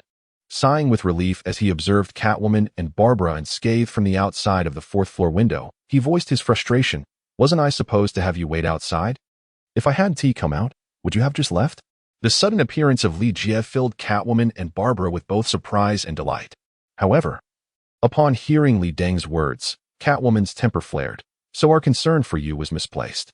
Barbara, this fellow's fate is of no consequence to us. Let's go." Before she could finish her sentence, Catwoman leaped out of the window, deftly maneuvering through the air until she landed in front of the Batmobile. "Li Jie, why are you so upset? I haven't said anything, have I?" Barbara shook her head and sighed. "Li, I finally understand why Catwoman has it out for you. However, I am still quite curious about where you disappeared to just now." "Well, that's a secret. All right, hurry back. We shall meet in the Batcave." After Li Jie finished speaking, he turned and soared away. Barbara, noticing that Li Jie had already distanced himself, stomped her foot in irritation, deeming him utterly devoid of romantic sensibility. Upon returning to the Batcave, Catwoman maintained her aloof demeanor, seemingly indifferent to Li Jie's presence. Yet, Barbara persisted in her inquiries to Li Jie, eager to uncover the events that had transpired within the confines of Arkham Asylum. Li Jie concealed his acquisition of Caecilius's skills, mentioning everything else instead. When Barbara learned that Caecilius was a wizard, her face lit up with astonishment as she exclaimed, "Goodness, there truly are wizards in this world. I thought they were merely fabrications for television." A wizard, no less a necromancer, certainly captures the attention of the masses, Li Jie humbly remarked. "Were it not for the fact that that fellow has succumbed to zombification, thereby diminishing his magical prowess, I doubt I would have easily triumphed over him." Catwoman, eavesdropping nearby, scoffed disdainfully, "What is so remarkable about that? This world is already inhabited by sorcerers. I even know 2 of them." "Selina, do you truly know a sorcerer?" Barbara inquired with piqued interest. "Indeed, one is an esteemed academic sorceress named Zatanna. She is quite remarkable." "Wait, Selina, did you just say academic? Does that imply there exists a school dedicated to the teaching of magic?" Barbara interjected, her eyes glimmering with longing. Catwoman replied, "Of course. How else would sorcerers acquire their magical abilities? Listen, Barbara, do not indulge in fanciful daydreams. If you possessed any magical talent, those individuals from the Magic Academy would have sought you out long ago. Their absence indicates that, like me, you lack any notable magical aptitude." Feeling somewhat disheartened by the revelation, Barbara expressed, "Selina, could you perhaps introduce me to Zatanna?" Catwoman hesitated, slightly embarrassed. "I fear that may not be possible. Zatanna has not been in contact with me for quite some time. I suspect she may be entangled in troubles of her own. Perhaps when the opportunity arises. If Zatanna visits Gotham again, I shall certainly introduce you." "Very well. Selina, Tell me about the other sorcerer you know, Barbara eagerly urged. Catwoman cast a deliberate glance at Ligia and replied with a huff. The other fellow is quite the scoundrel. I scarcely wish to utter his name. Just know he goes by Constantine. He is the sort who would give even demons a headache. Selina, could you possibly? Barbara began, only to be ruthlessly interrupted by Catwoman. No. Barbara, where are your ears? Did you not hear what I just said? Constantine is an utter rogue. Knowing him would be of no benefit to you. Even if he were to arrive in Gotham one day, it would be wise to steer clear of him. All right. I understand, Barbara said, her disappointment palpable. As Ligia pondered the fates of Zatanna and Constantine, he mused whether these two still drew breath. The likelihood of Zatanna's survival seemed rather slim, yet Constantine, the rogue that he was, had a far greater chance of being alive. After all, it is often the scoundrels who tend to linger longer in this world. The discussion concerning the sorcerers was momentarily set aside. Upon learning of Ligia's previous role as Batman, Barbara's apprentice felt compelled to challenge him to a duel. Thus, Ligia engaged in a bout of combat with Barbara, which continued until she was utterly exhausted. The following morning, Bruce Wayne sought out Ligia, indicating that they were ready to embark on their journey. This time, they would travel to New York, with Bruce piloting the Batplane, equipped with his heavy armor and the arsenal he had previously employed against Superman. During their voyage, Bruce and Ligia exchanged a few words, and Bruce had already been apprised of the situation concerning Caecilius. Ligia resolved the troubles posed by Caecilius, akin to alleviating Gotham's predicament. Nevertheless, Bruce Wayne resolved to continue his investigation, seeking to understand the sudden appearance of the sorcerer Caecilius in Gotham. This event signifies a potential crisis for the entire city. In New York, Lex Luthor lay in wait with his associates, maintaining a straightforward communication with Coulson while simultaneously engaging with General Zod. It remains uncertain whether General Zod was injured in his battle with Superman or if he encountered some other form of magic, as he has not made an appearance in New York in recent days. Upon the arrival of Ligia and Bruce Wayne, they promptly convened in secrecy with Coulson and Lex Luthor. Batman, I have long been acquainted with your illustrious name and have eagerly anticipated our meeting, Lex Luthor expressed with great enthusiasm towards Bruce Wayne. After all, Batman boasts a record of having vanquished Superman, and Lex Luthor is keen to observe Batman's prowess in action. Greetings. I am Coulson, the newly appointed director of S.H.I.E.L.D. By the way, I assume you have heard of the Avengers? I wonder if you would be interested in delving deeper into that. Coulson's habitual inclination resurfaced as he sought to recruit Batman into the Avengers, hoping to enlist his aid for S.H.I.E.L.D. Even Lex Luthor was not spared from his overtures. One wonders if the two have reached any clandestine agreements. Apologies, but my departure from Gotham is indeed an exception. My primary focus will remain on Gotham for the time being. Bruce Wayne politely declined Coulson's proposition. Very well, let us first discuss the battle strategy. Do you intend to confront Superman or General Zod first? Lex Luthor inquired. Coulson promptly replied, undoubtedly General Zod. Gentlemen, it should be clear to you that Superman is currently a zombie, thus uncontrollable. General Zod, however, presents a different scenario. Luthor can assist us in luring General Zod into a trap. Ligia and Bruce Wayne exchanged glances, both acutely aware that this was a scheme meticulously orchestrated by Coulson and Lex Luthor. Theoretically, Coulson's proposal was flawless. However, it could not evade the suspicion of personal vendetta. I heard from Lee that General Zod and Superman had appeared simultaneously last time, which necessitated us to prepare for the worst. What should we do if they were to re-emerge together? Bruce Wayne began to articulate. Although the probability of General Zod and Superman appearing simultaneously again was exceedingly low, it was not entirely improbable. This possibility must be taken into account. The operational meeting extended for 5 hours, meticulously considering every detail. Ultimately, a feasible battle plan was devised, with the site of confrontation designated near the Statue of Liberty. This location, adjacent to the sea and open terrain, distanced from shelters, aimed to minimize casualties. Coulson and S.H.I.E.L.D. would primarily provide logistical support, endeavoring to meet any requisitions, such as the antitoxin mist designed to counter Superman. S.H.I.E.L.D.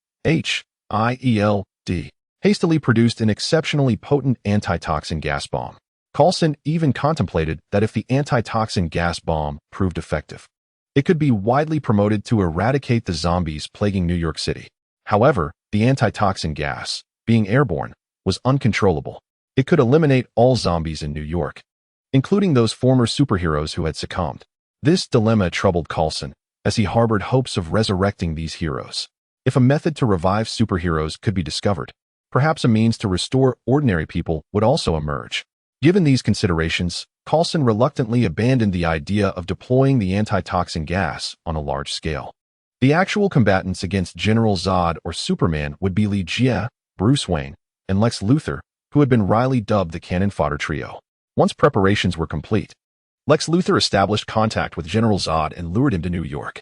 With everything in place, our radar detected unidentified flying objects rapidly approaching. Judging by their speed, it was likely General Zod. Coulson's voice crackled through the communicator, providing reconnaissance updates. Standing beneath the Statue of Liberty, Lex Luthor gazed skyward and proclaimed, "Everyone, remain calm and act according to my signal." Wait, another unidentified flying object is approaching us rapidly. Coulson's voice resonated once more through the communicator, tinged with urgency. Another one? Coulson, what exactly is happening? Can you clarify the situation? Li Jie inquired. Coulson responded. Based on the current data analysis, one of these unidentified flying objects is General Zod, and the other is Superman. It appears our concerns were justified. They have both materialized here simultaneously. Bruce Wayne interjected, stating that the concurrent presence of Superman and General Zod significantly escalates the danger of conflict. Engaging both Superman and General Zod concurrently diminishes the likelihood of success considerably. Here they come, Coulson exclaimed.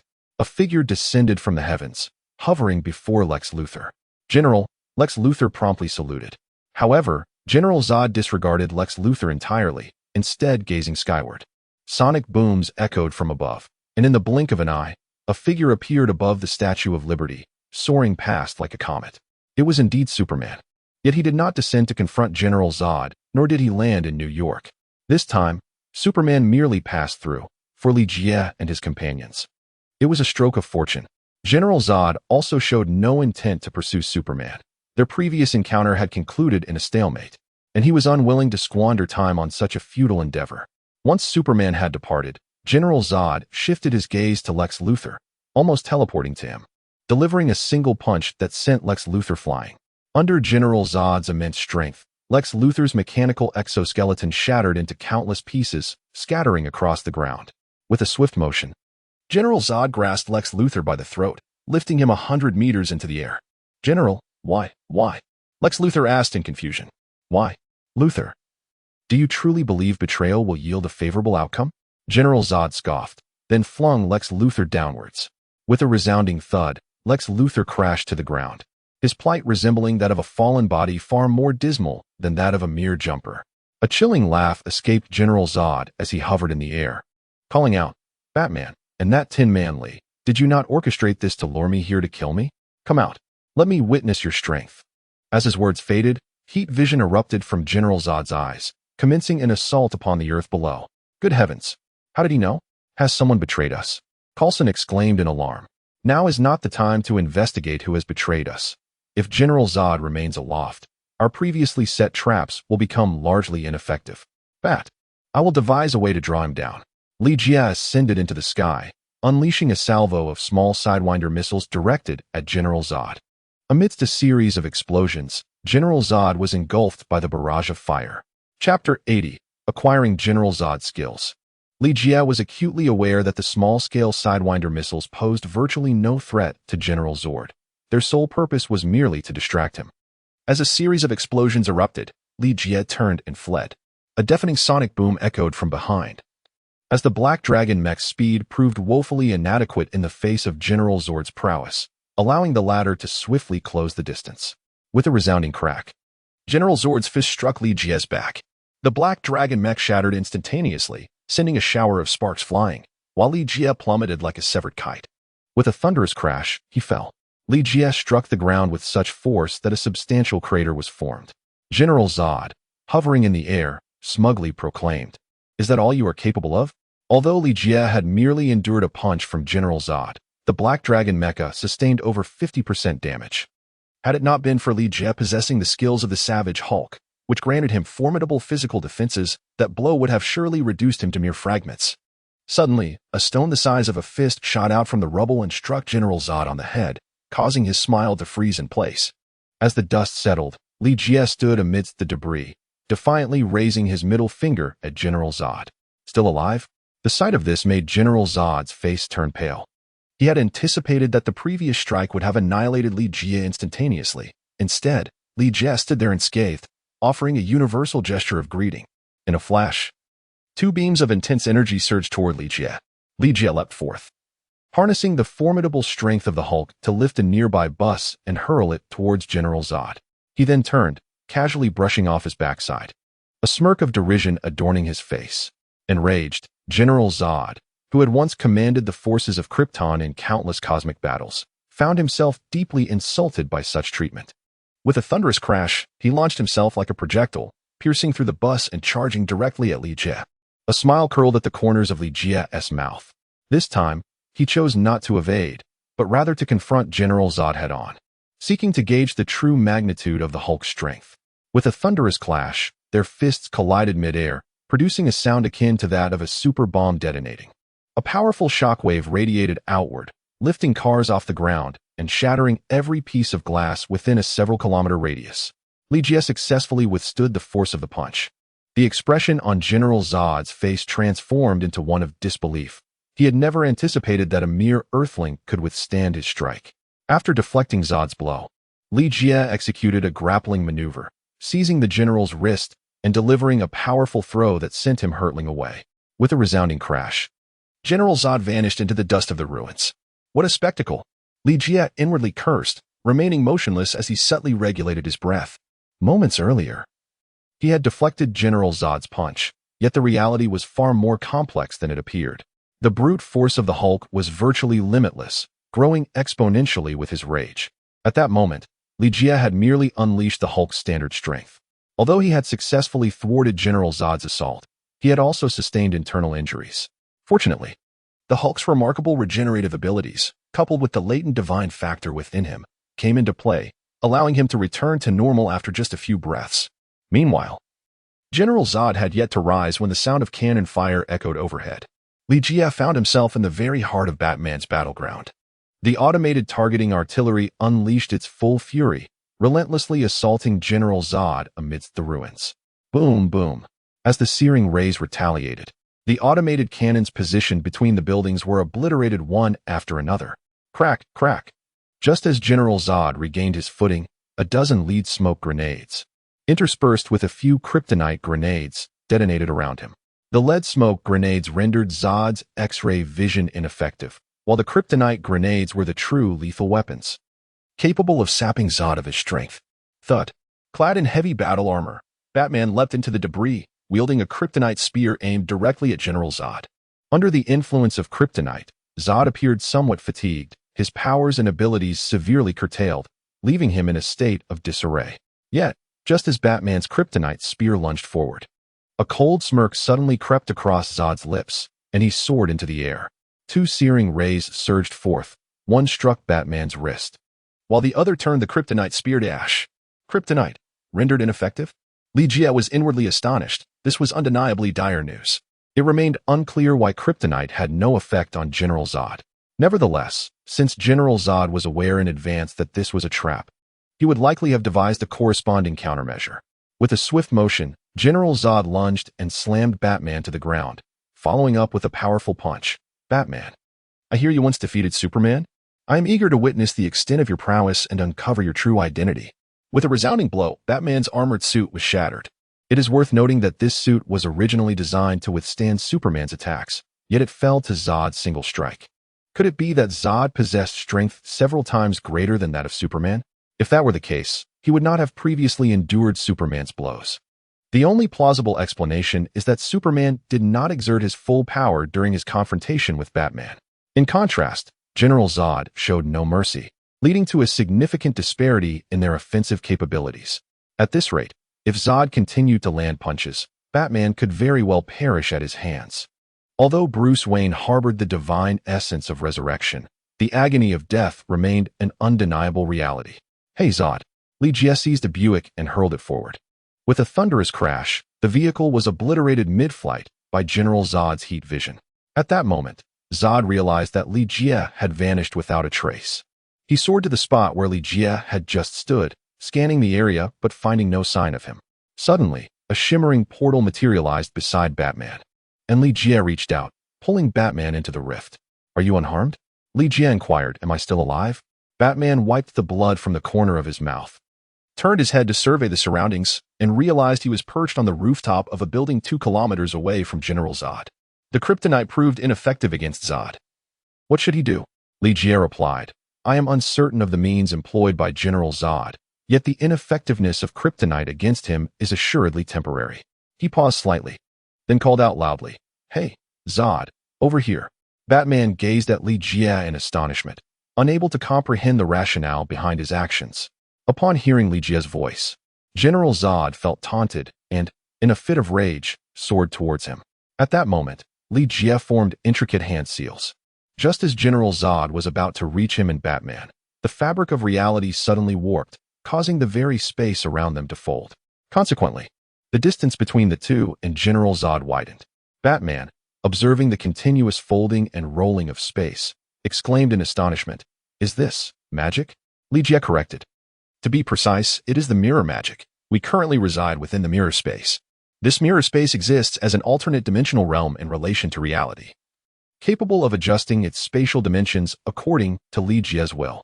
Furthermore, any destructive attacks occurring within this mirror space will not affect the real world. Even Thanos suffered setbacks within the mirror space created by Doctor Strange. General Zod is certainly no exception. Finding himself in this peculiar realm, the Iron General Zod now feels an overwhelming sense of impending madness. "Damn it," Li Jie called out, prompting Batman to regain his composure. This was not the time to be astonished by the magical realm, as pressing matters awaited. As Li Jie continuously adjusted and transformed the structure of the mirror space, Batman seized the opportunity to stealthily appear behind General Zod, delivering a powerful punch to the back of his head. Though this blow did not inflict significant harm upon General Zod, it caused him to stagger. By the time General Zod turned around, Batman had already vanished without a trace. After receiving the unexpected strike, General Zod grew exceedingly cautious, hovering in the air and scanning his surroundings. To his surprise, Batman reappeared above him, delivering another heavy blow. Enduring 2 punches from Batman was not particularly damaging for General Zod, yet it was a profound humiliation. In retaliation, General Zod unleashed heat vision, wreaking havoc within the mirror space, hoping to carve out an escape route from this place. Li Jie paid no heed to General Zod's acts of destruction. As long as he possessed the energy, he could wreak havoc as he pleased. For Li Jie, the paramount objective at present was to bide his time. Regardless of the tactics employed by General Zod that rendered the kryptonite ineffective against him, there must inevitably be a temporal effect at play. Li Jie was merely awaiting the passage of this temporal phenomenon. After an indeterminate duration, General Zod finally recognized the futility of his assaults and gradually ceased his onslaught. Li Jie sensed that the time was ripe.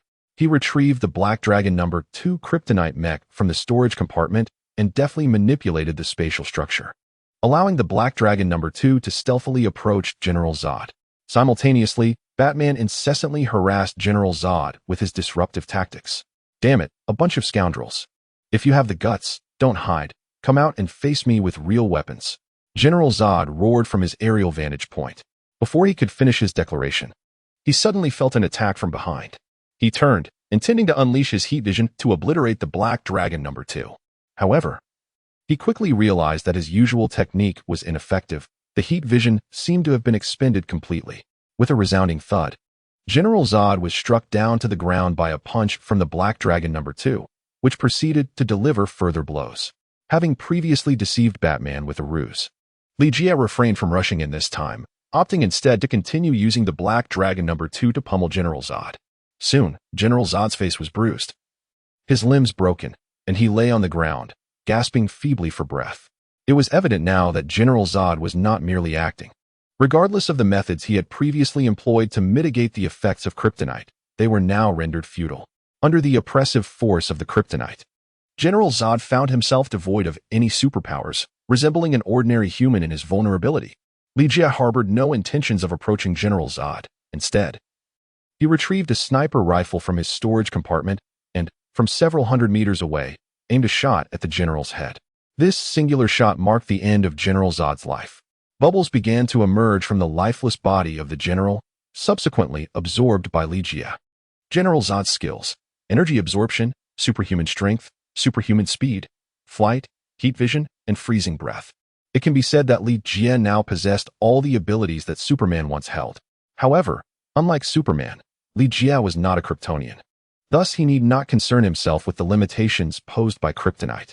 Moreover, his ability to fly compensated for the Hulk's inability to do so. With the assimilation of General Zod's various skills, Jia had now ascended to the ranks of Earth's absolute powerhouses. One might inquire, who else remains?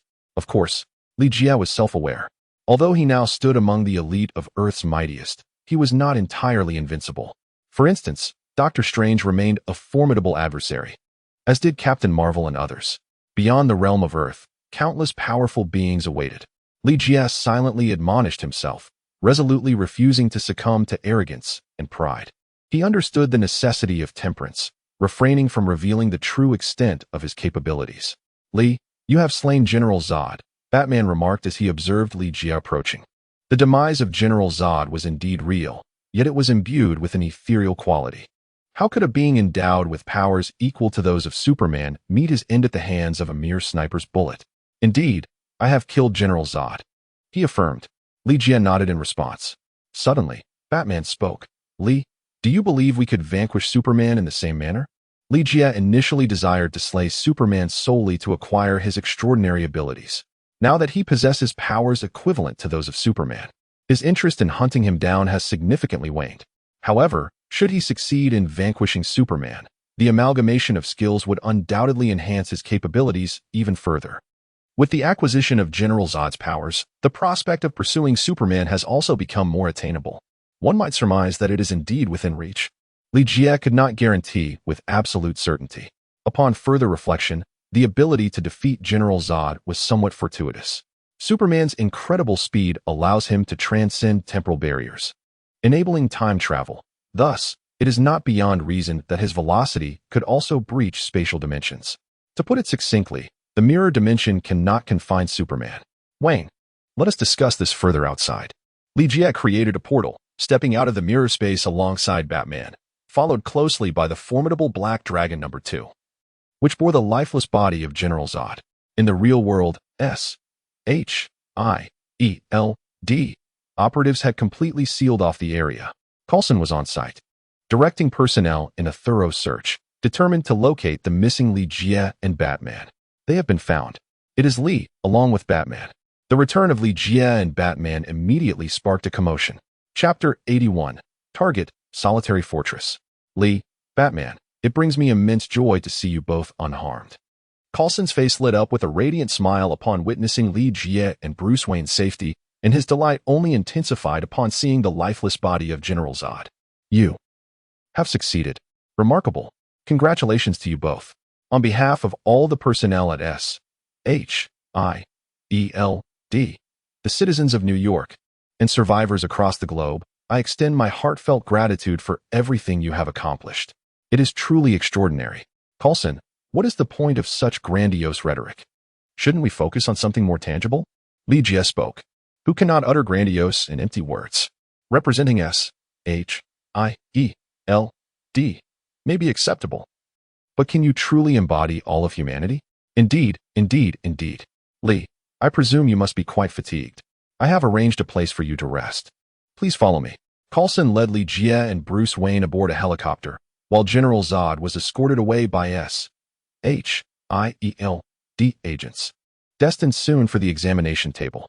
Shortly thereafter, the helicopter landed atop a skyscraper, which housed a world-renowned five-star hotel. In the wake of the zombie crisis, the building had been abandoned, leaving only the undead to roam.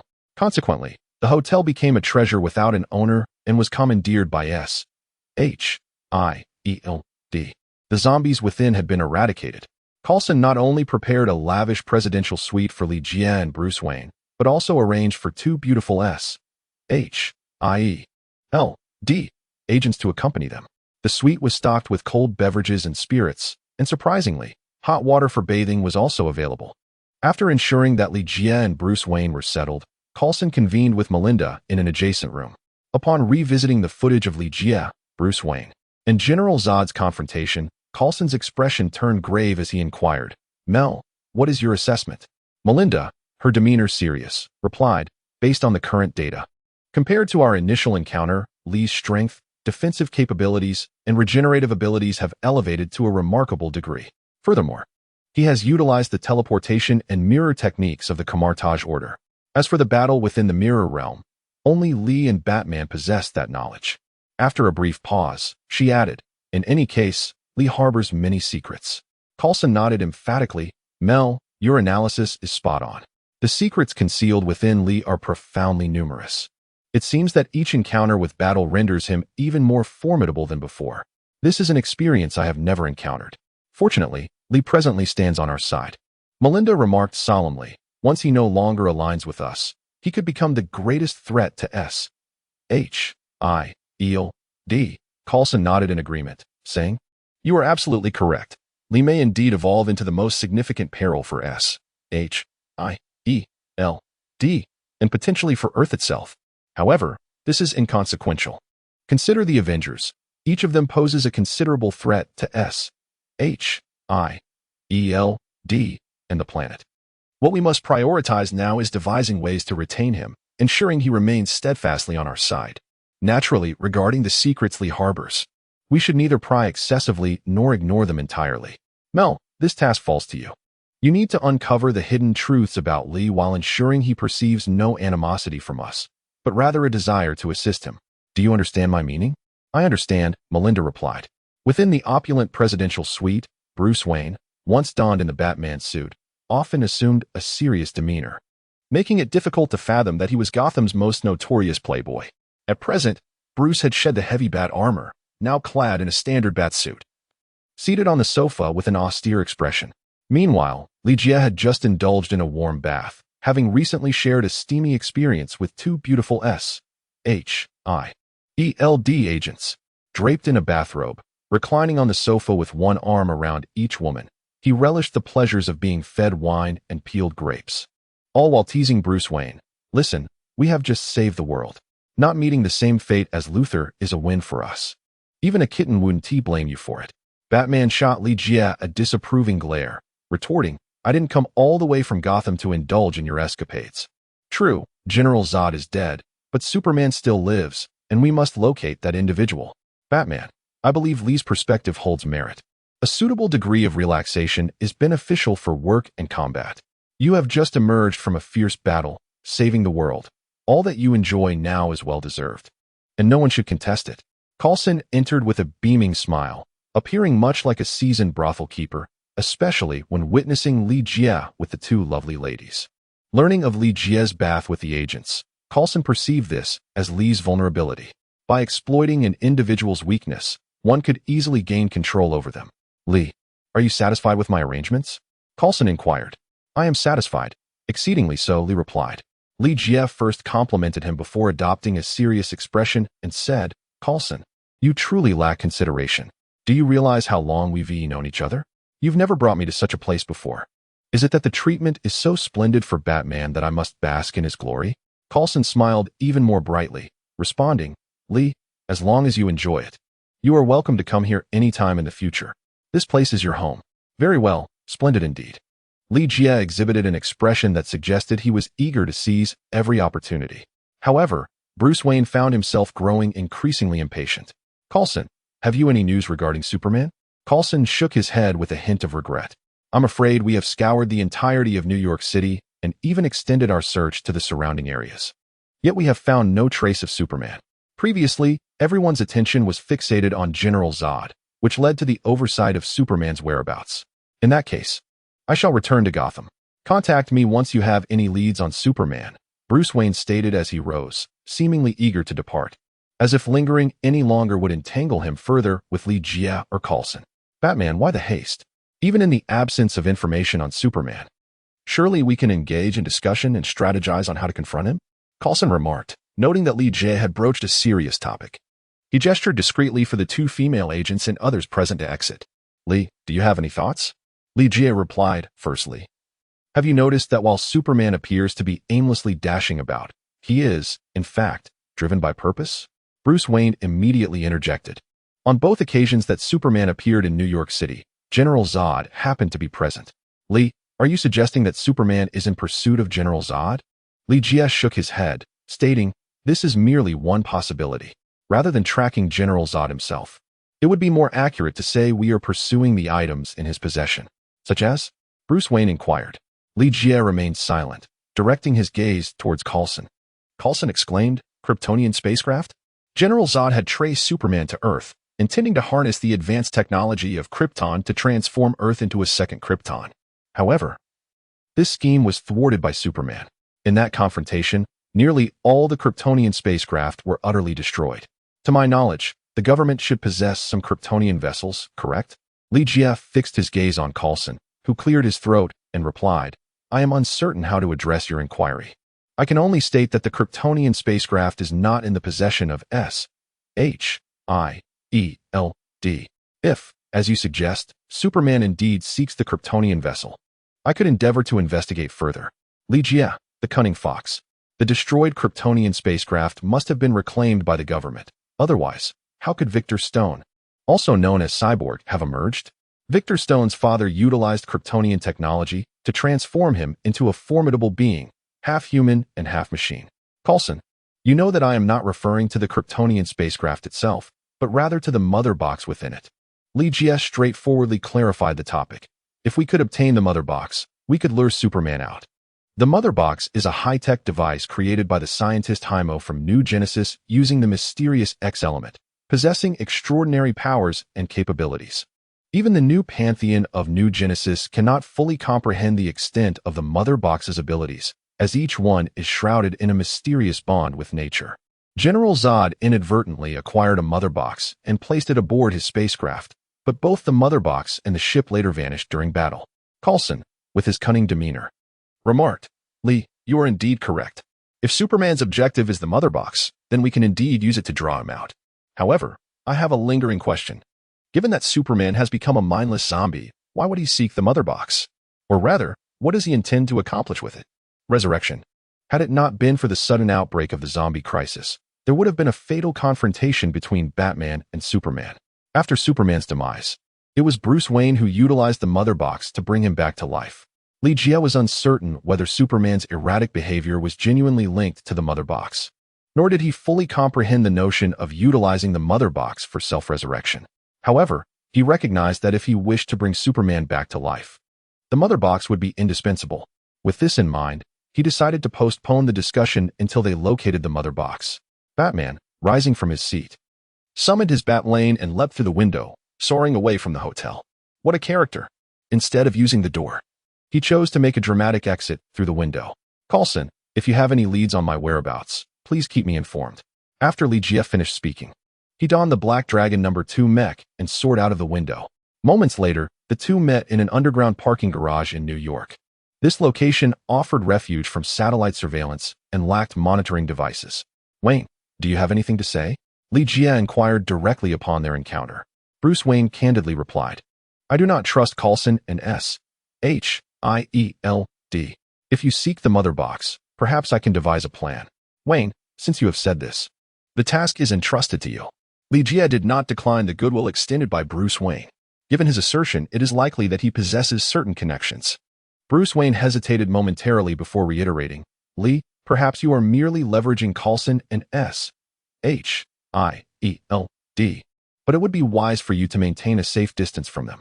I shall be mindful of my boundaries. Is there anything else? Li Jie inquired. Bruce Wayne shook his head. It seems you are eager to return and reunite with the little kitten, so allow me to escort you on your way. Li Jie spoke as he crafted a portal, facilitating Bruce Wayne's direct return to the Batcave. The portal had ceased to be a secret for Bruce Wayne, thus, Li Jie could utilize it without reservation. After sending Bruce Wayne on his way, Li Jie once again conjured a portal, reappearing in the subterranean desert base. With prior experience, Ada Wong had grown accustomed to Li Jie's sudden appearances. Even if she encountered him unexpectedly while bathing, it would no longer strike her as peculiar. Li Jie returned to the desert base with two primary objectives. First, to repair the Black Dragon No. 1. Second, to explore the possibility of enhancing the singular abilities of the Black Dragon No. 2. These tasks were entrusted to Bai Ho. The repair of Black Dragon No. One was relatively straightforward, requiring merely the replacement of certain components. However, enhancing the skills of Black Dragon No. 2 proved to be more challenging, as it had already reached the limits of biohazard capabilities unless a superior intelligence system could be procured. In contemplating the potential for a more advanced intelligence system, Li Jie considered several options. First among them was the Bat computer located in the Bat Cave, which, despite its capabilities, did not exceed those of biohazard by a significant margin, rendering it less appealing to Li Jie. Moreover, the removal of the Bat computer would undoubtedly provoke Bruce Wayne's ire. Next, there was Jarvis, the AI of Iron Man. Given that Li Jie possessed a mech akin to Iron Man's, there was a chance that Coulson could negotiate for access to Jarvis. Additionally, there was the Red Queen, a counterpart to biohazard, which would necessitate a direct confrontation. Ultimately, Li Jie contemplated the possibility of designing and constructing an entirely new, powerful intelligence system himself. Though this would be an exceedingly time-consuming endeavor, while engaged in the repairs of Black Dragon No. 1, an often overlooked superintelligence suddenly came to Li Jie's mind. The supercomputer housed within the Fortress of Solitude. Kryptonian technology far surpasses that of Earth, and even a single piece of their technology could eclipse terrestrial advancements. Given the prominence of Superman's abilities, it is easy for people to overlook the existence of his supercomputer. If Li Jie could obtain even a fragment of the superintelligence from the fortress, it could significantly elevate biohazard's intelligence level or even facilitate the creation of an entirely new, formidable intelligence system. With this thought in mind, Li Jie inquired of Ada Wong. I recall you mentioning not long ago that the Umbrella Corporation has a base located in the Kamchatka Peninsula. What is the current status there? Ada Wong responded, the defensive capabilities are far stronger than anticipated. The Alice Legion is still in the preparatory stages. Li Jie interjected, there is no need for preparation. This time I will be acting alongside the Alice Legion. On the surface, it appeared that Li Jie was targeting the base of the Umbrella Corporation, yet in reality, he had set his sights on the isolated fortress in the Arctic.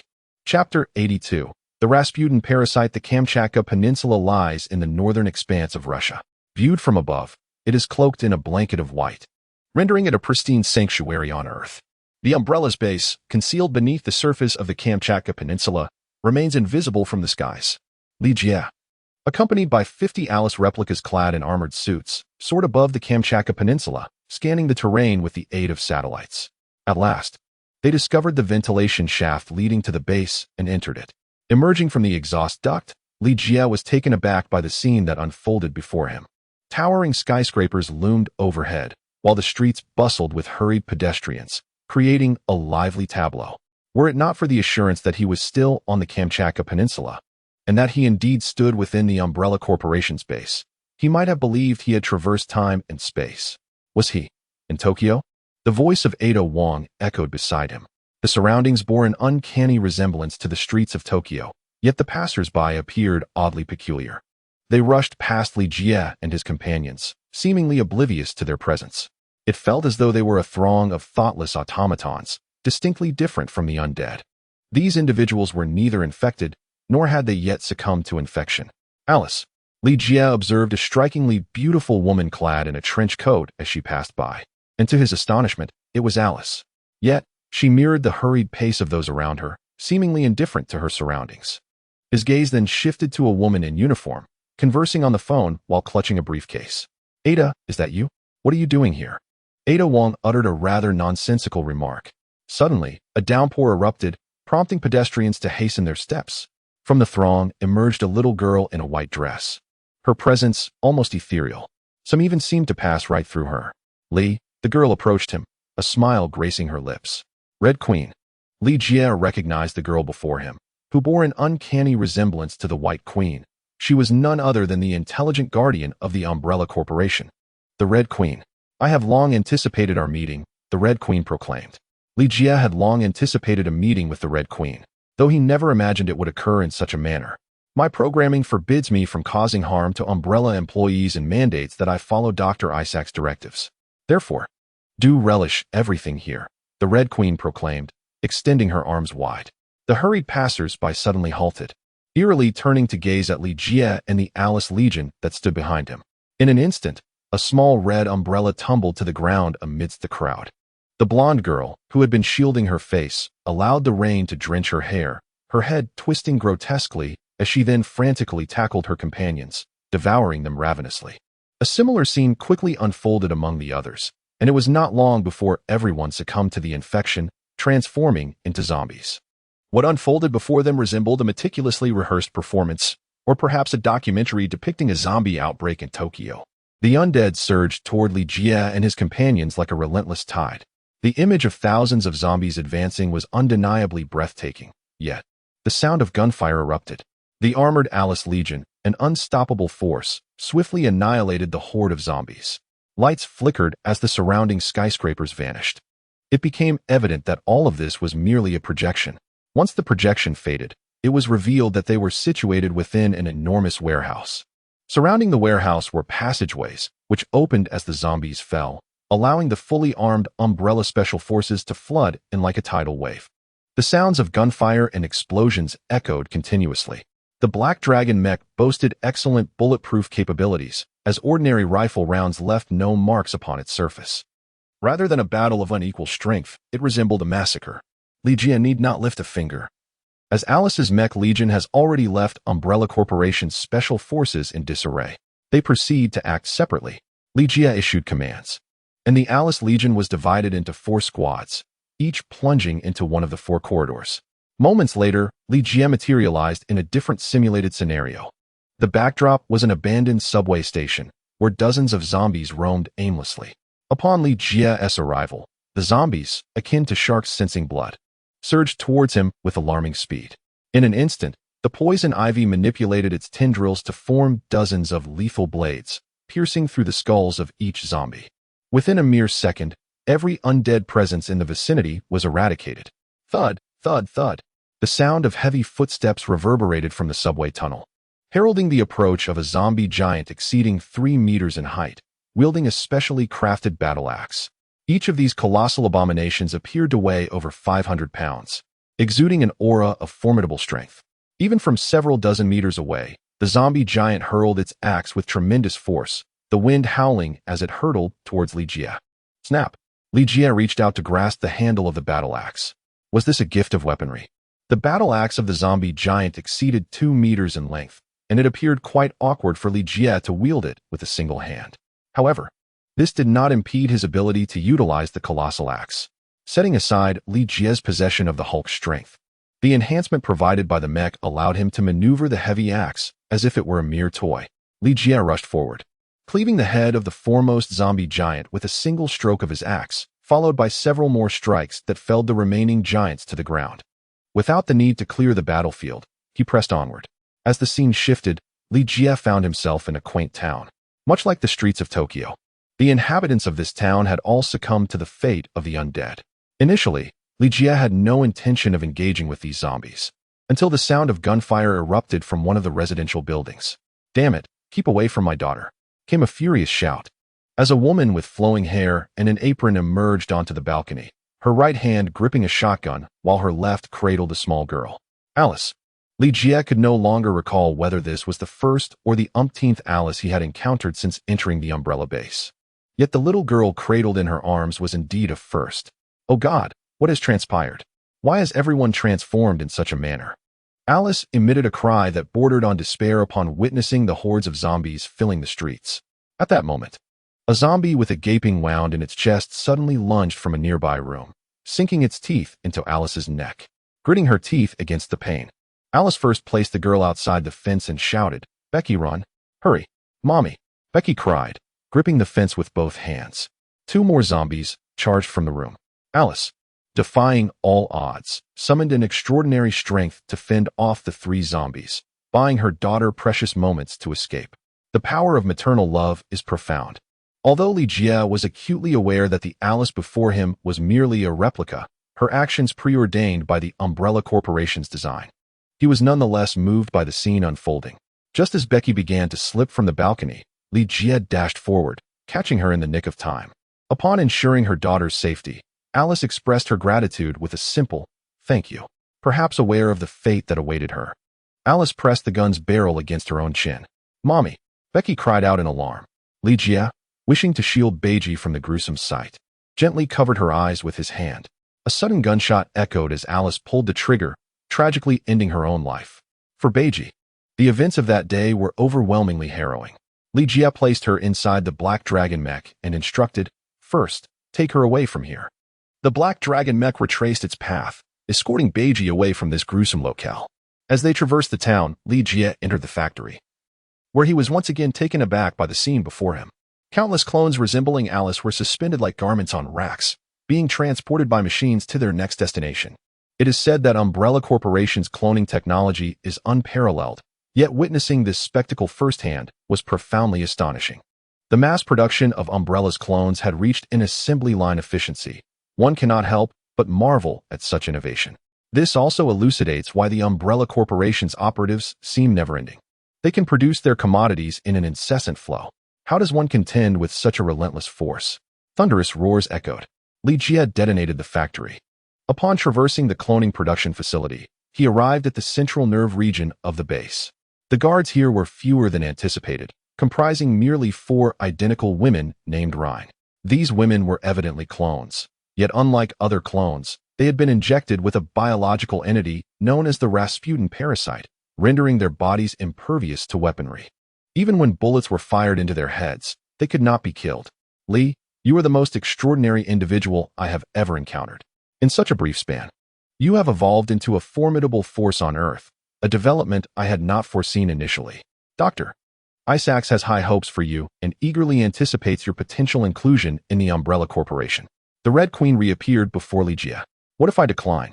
Li Jie inquired. The Red Queen smiled and replied, "No one can refuse Dr. Isaac." After a brief pause, she continued, "In any case, Dr. Isaac is merely interested in your genes. It matters not whether you accept or decline." As her words faded, one of the Rhine rushed towards Li Jie. A sharp sound echoed. Li Jie firmly grasped Rhine's hand, a smile playing at the corners of his lips as he remarked, "Generally, I do not take pleasure in striking women, however." In the midst of his words, Li Jie forcefully snapped Rhine's wrist bone, delivering a blow to her chin. The sound echoed as Rhine collided with the wall, collapsing to the ground with her back and head pressed together. Under normal circumstances, such a devastating impact would have proven fatal for anyone else. Yet, the injected Rasputin parasite rendered Rhine impervious. Beneath the skin of her right wrist, an unsettling writhing motion resembled that of insects, as her shattered bones astonishingly began to mend before the naked eye. Following this, her head swayed back and forth. After rotating twice, it too miraculously healed. The sounds of her recovery resonated. Li Jie drew his handgun and fired 2 shots at Rhine. One struck her forehead, while the other pierced her heart. Even a zombie ought to succumb to such grievous wounds. Yet, Rhine stood unwavering. The bullets within her body, propelled by her muscles, were expelled from her mouth with a soft sputter. Hong Ho, with a hint of triumph, remarked, "Li, as you can see, Rhine is indestructible. Moreover, there are still 4 more here." So, before she could finish her sentence, Li Jie unleashed a beam of thermal energy that struck the bacteria. In the blink of an eye, Rhine was completely melted away, leaving no trace behind. "Pardon me, what was it you just said?" Li Jie smiled warmly at the Red Queen. Startled, the Red Queen exclaimed, "Just now, you utilized Superman's heat vision. How could you?" Before she could finish her sentence, Li Jie unleashed another beam of heat vision, effortlessly dispatching 3 more Leakin clones in the same manner. "Why should I not possess such abilities?" Li Jie inquired. The Red Queen revealed a smile. "Li, you are quite remarkable. This base now belongs to you. The loss of this base represents an irreversible setback for both Dr. Isaac and the Umbrella Corporation. I look forward to our next encounter." As her words faded, the Red Queen vanished from sight. Li Jie extracted the USB drive and inserted it into the computer's main unit, establishing a remote connection with Baiho, who subsequently took control of the base through Hong Ho. As Hong Ho had articulated, the loss of this base would mean a significant blow to the Umbrella Corporation, stripping it of its formidable support and resources. The supplies within would provide substantial backing for Li Jie's mech manufacturing endeavors. The forthcoming tasks would be entrusted to Ada Wong and the Alice Legion. After departing from the Kamchatka Peninsula, Li Jie commenced his search for Superman's solitary fortress in the Arctic. Unbeknownst to him, half a month had slipped by. He had lost count of the circles he had flown over the Arctic skies, yet still no clues regarding the elusive fortress had surfaced. Just as Li Jie contemplated giving up and temporarily vacating the Arctic, Superman made his appearance. The encounter between Li Jie and Superman was shrouded in an air of mystery. He secretly followed Superman to the foot of an imposing iceberg. Superman gazed at the majestic formation for approximately 10 minutes, yet made no move before soaring away. Li-Jie understood that Superman's current actions were purely instinctive, devoid of any cerebral contemplation. The fact that he deliberately flew to this iceberg and lingered for 10 minutes indicated that there was something of immense significance within the iceberg for him. Li-Jie inferred that the Fortress of Solitude was concealed within this iceberg. This Arctic expedition was initially aimed at discovering the fortress. Thus, Li-Jie chose not to pursue Superman. After Superman departed, Li-Jie approached the iceberg for a closer inspection and noticed a fissure between the mountain's formations. This indicated that what he beheld was, in fact, a portion of the entrance to the Fortress of Solitude. There were no mechanisms in place. To gain entry, one must remove the imposing peak before him. Aside from Superman, it seemed that few possessed the strength to shift such a mountain. Fortuitously, Li-Jie not only possessed Superman's strength, but also the might of the Hulk. With a resounding rumble, the towering peak was displaced by Li-Jie, revealing the true entrance to the Fortress of Solitude. Chapter 83, Red Skull. The Fortress of Solitude was even grander than anticipated, occupying a significant portion of the mountain. Upon entering, one was greeted by a colossal statue, a couple holding aloft a representation of Krypton, the figures being Superman's biological parents, Jor-El and Lara. Within the fortress were numerous chambers, one of which was dedicated to Batman, housing various memorabilia reminiscent of the Batcave, alongside a life-size statue of Batman himself. This room aptly illustrated the intricate relationship between Superman and Batman, one of love and rivalry, profoundly unique. In addition to Batman's chamber, there was a bedroom specifically for Clark Kent. This room served no practical purpose. Instead, it was designed to mislead intruders into believing that Clark Kent and Superman were not one and the same. Furthermore, there existed a specialized laboratory equipped with cutting-edge technology aimed at studying kryptonite samples. Clark Kent had long sought to discover a means to reverse the effects of kryptonite on Kryptonians, yet alas, he had not succeeded thus far. The chambers intended for habitation and recreation held little allure for Li-Jie. However, he discovered a replicator within the vault, a device once utilized by Superman to create Bizarro. Bizarro was a clone fashioned by Lex Luthor from Superman's DNA combined with human DNA, possessing nearly all of Superman's superpowers. Bizarro exhibited abilities that were in stark contrast to Superman's. For instance, while Superman wielded heat vision, Bizarro possessed ice breath. Superman's freezing breath was countered by Bizarro's fiery exhalations. The most notable distinction between the two was that kryptonite could inhibit Superman's powers while enhancing Bizarro's. Had Li-Jie not witnessed the Umbrella Corporation's assembly line cloning technology, he would have been astounded by the existence of this replicator. In comparison, this device appeared somewhat rudimentary. In this place, Li-Jie also encountered bottled candor and a Phantom Zone transporter. Superman utilized this transporter to banish traitorous Kryptonians back to the Phantom Zone. Within the fortress, 3 items captivated Li-Jie: the Superman robot, a supercomputer, and a supermech. The Superman robot was a replica designed for emergencies, capable of mimicking Superman in times when he lost his powers or departed from Earth, thus addressing crises on the planet. The supermech served a similar purpose, occasionally employed by Superman in times of vulnerability.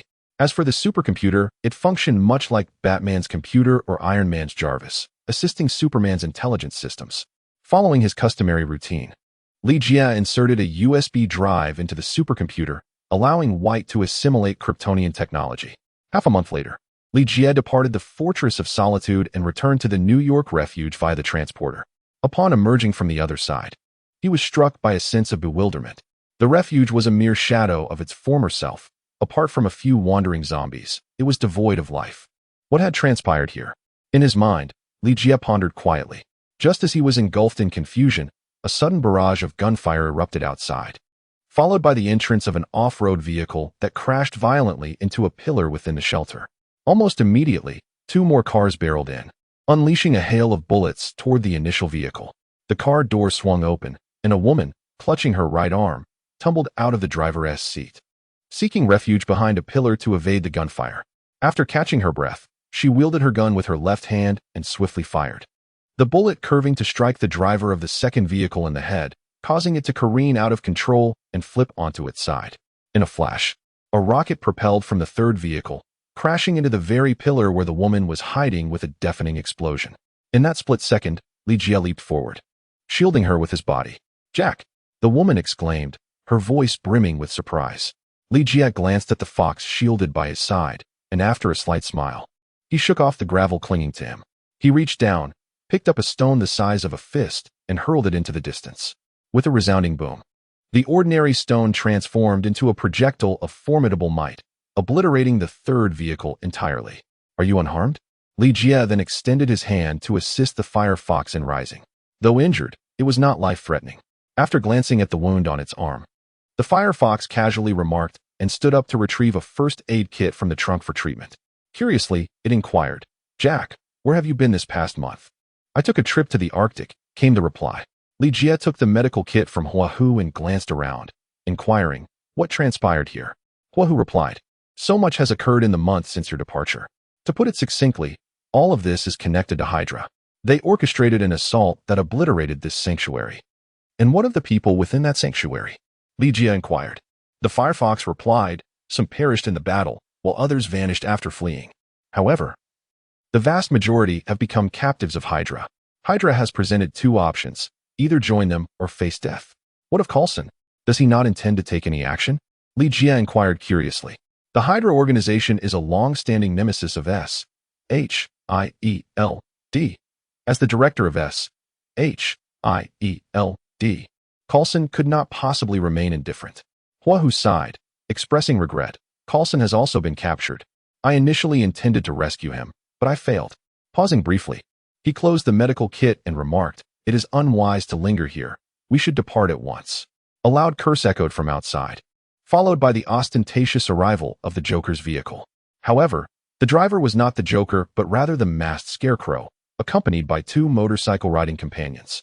Upon seeing Scarecrow, Hua Hu instinctively reached for his firearm, only to be restrained by Li Jie. "Boss." Scarecrow momentarily paused upon spotting Li Jie before swiftly raising his weapon and eliminating his two lackeys, then hurriedly approached, exclaiming, "Boss, where have you been all this time? I've missed you dearly." He is now affiliated with Hydra, Hua Hu discreetly cautioned Li Jie. "Bah, you are the one aligned with Hydra. Your entire family is part of Hydra." Scarecrow erupted in a tirade, then forced a smile toward Li Jie, saying, "Boss, it's all a misunderstanding. Allow me to explain. The situation is as follows. According to Scarecrow, he pretended to join Hydra after the fall of the sanctuary, while in truth, he was acting as a spy." "What about the Joker, Bane, and Barney?" Li Jie inquired. The Scarecrow hesitated for a moment and replied, "The Joker and Bane, unwilling to join Hydra, are now imprisoned alongside the others. As for Barney, the three of them have made the ultimate sacrifice." "Sacrificed?" Li Jie furrowed his brow slightly, his eyes emanating a palpable sense of indignation. Although his acquaintance with Barney, Christmas, and Gunna had been brief, they were nonetheless his loyal followers, integral members of the team, and comrades in arms. Their untimely demise ignited a fierce blaze of anger within him. Snap! Li Jie raised his hand, employing his telekinetic ability to draw the Scarecrow closer, gripping the figure's neck and coldly inquiring, "Who did this?" "The Hydra. It was the Red Skull, the Red Skull," the Scarecrow exclaimed with great difficulty, his fear palpable even through the mask. The Red Skull, originally named Johann Schmidt, was a contemporary of Captain America and the founder of the nefarious organization Hydra during World War II. Johann Schmidt was once an ordinary man, possessing remarkable leadership qualities.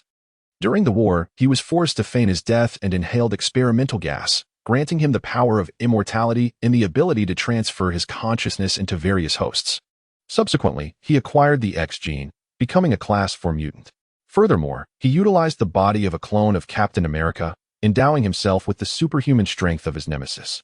In summary, the Red Skull is undoubtedly one of Captain America's most formidable adversaries. This individual is as resilient as a centipede, seemingly impossible to eradicate, resurrecting in unexpected ways to wreak havoc time and again. "Take me to him," Li Jie instructed. "Boss, do you wish to meet the Red Skull?" The Scarecrow exclaimed in astonishment, quickly adding, "Boss, what I mean to convey is that the Red Skull embodies a profoundly malevolent force, currently holding dominion over the entirety of New York City. To seek an audience with him would be akin to walking into a trap." Li Jie's expression darkened, prompting the Scarecrow to quickly amend his words. "Very well, I shall lead you to the Red Skull." After the Red Skull seized control of New York City, he established the City Hall as his stronghold, where Coulson and the others were imprisoned. Just 2 streets away from the City Hall, after parting ways with Li Jie, Firefox reunited with him once more. I could only gather 10 individuals, Firefox lamented. It is exceedingly challenging to rally more personnel at this juncture. That will suffice. Li Jie replied. There are some weapons and equipment in the vehicle. Please take them. Li Jie replied. Firefox opened the small truck's cargo box beside him and was somewhat taken aback. This was not merely a handful of weaponry. It was sufficient to arm an entire company. Are you truly intending to go alone? Firefox inquired with a hint of concern. Li Jie nodded in agreement, stating, I will divert the enemy's attention, and if possible, I shall personally eliminate the Red Skull. The task of rescuing the hostages shall fall to you. Very well, replied Firefox, after a moment of hesitation. Subsequently, Firefox drove away in the truck, distributing the weaponry among his team before stealthily infiltrating the city hall through the sewers. Meanwhile, Li Jie, guided by the Scarecrow, approached the city hall from the front to confront the Red Skull. Under the command of the Red Skull, the city hall had transformed into a fortress. Those who defied him and refused to join Hydra had largely been executed. Their bodies hung at the entrance of the city hall. These corpses served as bait, attracting countless zombies to congregate before the building. Stop. Initially, Li Jie and the Scarecrow intended to drive around the zombies and enter through a side door. But upon seeing the bodies suspended at the entrance, Li Jie instructed the Scarecrow to halt the vehicle. The reason was simple. The bodies of Barney, Christmas, and Gunnar were among those hanging there. The Scarecrow cast a sidelong glance and remarked, Boss, they are already dead. There is no need to stir up unnecessary trouble. Silence. Li Jie exclaimed, opening the door to exit the vehicle. You go in first. Boss. The Scarecrow, upon noticing the zombies had spotted Li Jie and were advancing towards them, hastily shut the car door. We shall meet inside. With a hum, the Scarecrow swiftly maneuvered through the side door before the zombies could reach them. In Li Jie's heart, a fire of fury was kindling. Upon witnessing the horde of zombies encroach, he donned the Black Dragon mech and hurled a nearby automobile into the throng of undead. A perfect home run ensued, as countless zombies were sent sprawling to the ground. Yet, the remaining fiends swiftly surged forward once more. Whoosh! Boom! Li Jie launched a small Sidewinder missile, igniting the vehicle in a burst of flames. In that fleeting moment, he soared into the air, retrieving the bodies of Barney, Christmas, and Gunnar, temporarily placing them inside a nearby building before returning to the municipal hall. Thanks to the prior notification by the Scarecrow, no one opened fire as Li Jie entered. Inside the municipal hall, at least half of New York's villains had congregated, with the Captain America clone, dressed in a suit, peering down at Li Jie from the second floor. Jack, I have long heard of you and have eagerly anticipated our meeting. Now, welcome to join us. To become a member of Hydra, Captain America proclaimed, arms wide open. The Scarecrow, standing behind him, cleared his throat and took a step back. This subtle gesture immediately illuminated two truths for Li Jie. First, the figure before him was not the genuine Captain America, but merely a clone, under the mental control of the Red Skull. Second, the Scarecrow had informed the Red Skull of his intention to join Hydra. Are you the Red Skull? Li Jie further confirmed the identity of the individual. The Red Skull smugly declared, Indeed, I am John Schmidt. Jack, you may call me John. Are you the one who has slain my brother? Li Jie pressed further. Are you referring to those 3 ordinary men? Indeed, I issued the command for their demise.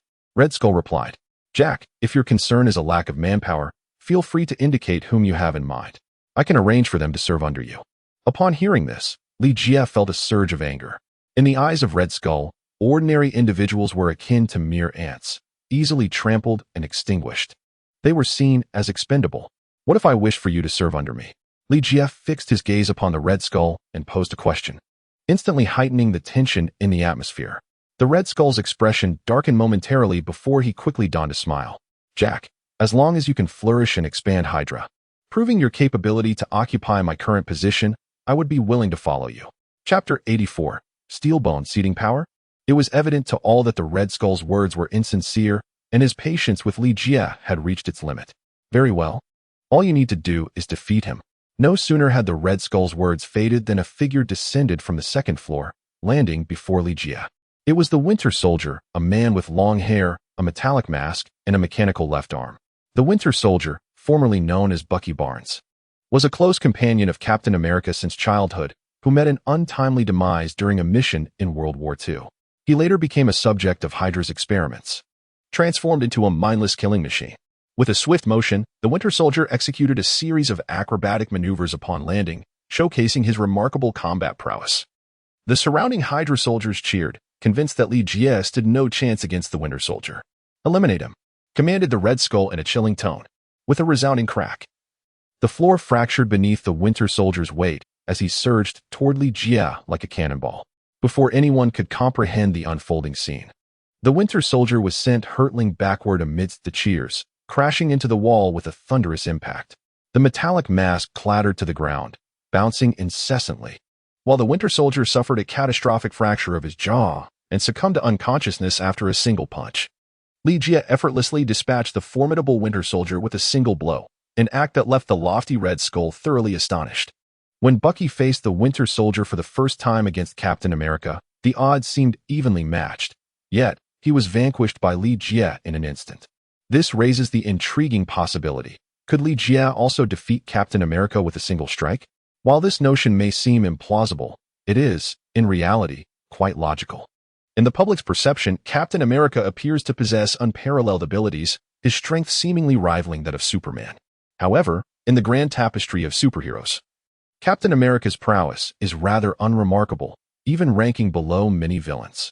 In terms of ability metrics, Captain America's intelligence is rated at 3, knowledgeable, strength at 4, speed at 2, endurance at 3, energy projection at 1, and combat skill at 6. In contrast, the Hulk boasts an intelligence rating of 2, 6, strength of 7, speed of 3, endurance of 7, energy projection of 5, 1, and combat skill of 4. Li Jie not only possesses the formidable abilities of the Hulk, but has also amalgamated a plethora of skills, including those of General Zod, rendering him superior to Captain America in every measurable aspect. In a real confrontation, it would not be an exaggeration to say he could eliminate Captain America in an instant.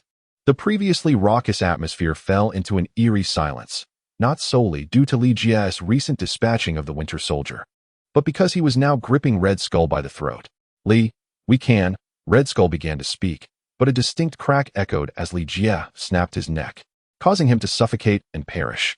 However, no bubbles emerged from Red Skull's body.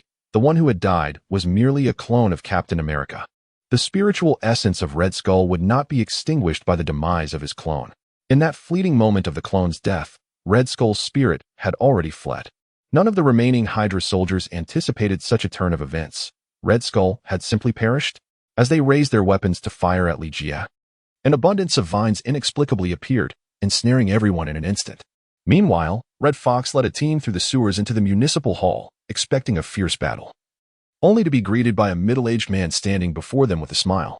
"Hello," Scarecrow said, lifting his mask with a cheerful demeanor. "Madam, we have met before. The boss sent me to escort you to rescue the hostages." Lowering her weapon, Red Fox, astonished by the sight of the Hydra soldiers bound by vines, inquired, "What on earth happened here?" Scarecrow replied, "Red Skull is dead at the hands of the boss, who now has complete control over this place." "You mean all of this was accomplished by Li alone?" Red Fox raised an eyebrow. "Indeed, madam. If you have further inquiries, you may ask him personally once the hostages are safe." Scarecrow responded. Having faced no obstacles, Red Fox successfully rescued Coulson and all the hostages confined there. With the original sanctuary destroyed, Coulson decided to establish a new refuge within the municipal hall. After the Joker and Bane were released, they expressed immense gratitude to Scarecrow for their liberation. Albeit with a brutal twist, both of Scarecrow's limbs were broken in the process. "Li, I truly do not know how to express my gratitude. You have saved S.H.I.E.L.D. and this city once again," Coulson said, beaming with joy. "What is more, you have not only thwarted Hydra's plot, but also captured all of their operatives here. I believe it will be a long time before Hydra shows its face again. What do you plan to do with these captives?" Li Jie inquired. Coulson replied, "In the past, I would undoubtedly have confined these captives within the confines of S.H.I.E.L.D.'s prison. However, the circumstances have changed. The number of survivors across the globe has dwindled significantly, and to persist in this internal strife serves no purpose. Therefore, I wish to extend an opportunity to these individuals, allowing them to join S.H.I.E.L.D. and atone for their previous transgressions through their actions." Li Jie, this notion is quite audacious. Should we decide to detain all these captives, it would demand an immense allocation of manpower and resources, placing a considerable strain on at this moment. Conversely, if we were to assimilate these individuals, not only would it alleviate SHIELD's current burdens, but it would also serve to augment its ranks. It is a solution that offers mutual benefits. Yet, Li Jie cannot shake off the feeling of inviting danger into one's own home. For Coulson, there are no further alternatives. He must opt for the course of action that is most advantageous in the present circumstances. Li, what plans do you have moving forward? Coulson began to entertain the idea of recruiting Li Jie into SHIELD. I wish to first resolve the predicament posed by Superman. Speaking of Superman, Coulson, have you located the Kryptonian spacecraft? Li Jie inquired. Well, Coulson hesitated, a smile gracing his lips as he spoke. Li, you know I will certainly do my utmost to assist you in locating the Kryptonian spacecraft. Moreover, Superman is indeed one of the initiatives of our SHIELD. However, the issue is, as you have witnessed, we have just endured a calamity. Li Jie interjected. You could simply say you haven't found anything. Why all the unnecessary words? Coulson chuckled awkwardly. Li, please grant me a little more time. I assure you I will locate the Kryptonian spacecraft. From the Infinity Gauntlet to the Dionysian Factor, and now to the elusive Kryptonian vessel. Each time Coulson left Li Jie feeling disheartened. The capabilities of SHIELD appeared woefully inadequate. Yet, it would be unjust to solely blame Coulson. SHIELD was no longer the illustrious organization it once was. Coulson had taken over a mere shambles, beset with numerous troubles. At this juncture, it was commendable that Coulson managed to keep SHIELD afloat, as the options available to him and the agency were exceedingly limited. Just as the conversation between Li Jie and Coulson grew awkward, Bruce Wayne initiated a connection through the back computer with Oracle, who relayed the communication. Li, if you cannot find anything soon, I shall have to take matters into my own hands. Bruce Wayne's tone bore a hint of frustration, as he had reached out to Li Jie multiple times over the past month without receiving any news. Let us first discuss what you have discovered. Li Jie was speaking. Bruce Wayne cleared his throat and said, it pertains to the Kryptonian spacecraft. I have some leads now. Wait, where are you located at this moment? Li Jie inquired. Bruce Wayne replied, the Batcave. Please hold on a moment. We shall converse further upon our meeting. After finishing the call, Li Jie hung up and turned to Coulson with a smile, saying, you need not worry about the matter of the Kryptonian spacecraft for the time being. I shall handle it myself. Now, I must take a brief respite. Coulson, have I been forsaken? Li Jie did not genuinely intend to visit the restroom. Rather, he sought to elude prying eyes and fabricate a portal leading to the Batcave. Ah, the Batcave. Bruce Wayne was engrossed in the repair of a suit of armor, while Catwoman graciously brought him a cup of coffee. What? Did that fellow hang up the phone? Catwoman placed the coffee before Bruce Wayne and remarked, he mentioned he wished to speak with you in person. In person? Wayne furrowed his brow and replied, I concede that Jack is an exceptionally formidable individual, often full of surprises. Yet, I have never regarded him as someone trustworthy. Catwoman responded, Selina, as your savior. It saddens me to hear you speak ill of me behind my back. Li Jie emerged from the portal and began to speak. Catwoman was taken aback. Could you not knock before entering? Do you not realize that you are infringing upon people's privacy? Are you afraid that I might catch you in a clandestine affair with Wayne? Li Jie teased. What secrets do we have to hide? Halfway through Catwoman's words, she suddenly realized that Li Jie was hinting at something. Her face flushed with embarrassment as she turned to Bruce Wayne and exclaimed, aren't you going to say anything? Bruce Wayne cleared his throat and replied, I believe it is imperative to upgrade the security defense system here. Li Jie's ability to freely enter the Batcave through the portal undoubtedly unsettles Bruce Wayne. What an awkward situation it would be if Li Jie were to intrude while he was with Catwoman. Li Jie lifted the coffee before Bruce Wayne, took a sip, and remarked, this truly is delightful. I haven't savored such exquisite coffee in a month. Selina, did you brew this? Humph. Catwoman turned her head aside. Li Jie cast a glance at the black battle armor on the workbench. Wayne, why do I feel that this suit bears a resemblance to Tony's? He inquired. I merely enhanced the performance of the bat armor, adding an additional flight capability. Indeed, it does seem somewhat reminiscent of Tony's exosuit. However, I assure you, it employs 100% Wayne technologies. Particularly, the power system utilized in this armor is absolutely on par with Tony's arc reactor, Bruce Wayne asserted, his neck stiffening with pride. I haven't said anything to provoke such a reaction from you. Let us discuss the matters pertaining to the spacecraft. Li Jie sat down opposite Bruce Wayne. Bruce Wayne looked up and addressed Catwoman. My dear, could you please prepare another cup of coffee for me? Certainly, Catwoman replied, turning gracefully as she departed. You don't wish for her to be aware of the spacecraft, do you? Li Jie inquired. I merely wish to prevent her from taking risks. Bruce Wayne interjected. Do you recall the mention of Silas Stone I made to you? Li Jie remarked. Silas Stone, a scientist from the American Interstellar Laboratory, specializes in the study of extraterrestrial beings and superhumans. Is the son cyborg? Bruce Wayne nodded in affirmation. Indeed. Silas Stone is the father of Cyborg and was instrumental in his creation. Originally named Victor Stone, he was a star wide receiver in college football, but an unfortunate accident left him gravely injured, unable to accept the reality of his son's death and seeking atonement. Silas utilized the mother box from Apocalypse and a series of advanced alien technologies to transform Victor Stone into a biomechanical entity, half human and half machine. Thus, Victor Stone was reborn as Cyborg. Not only does Cyborg possess superhuman strength, endurance, and resilience, but his brain has also been augmented, becoming a quantum computer that maintains constant connectivity to the internet, acquiring a wealth of information. Bruce Wayne continued, after our last parting, I first ventured to the Interstellar Laboratory in search of Silas Stone. To my dismay, it was as desolate as other locations, completely abandoned. I scoured numerous places. Yet Silas eluded me, just as I was on the verge of relinquishing this lead. Can you guess where I ultimately found Silas Stone? Gotham.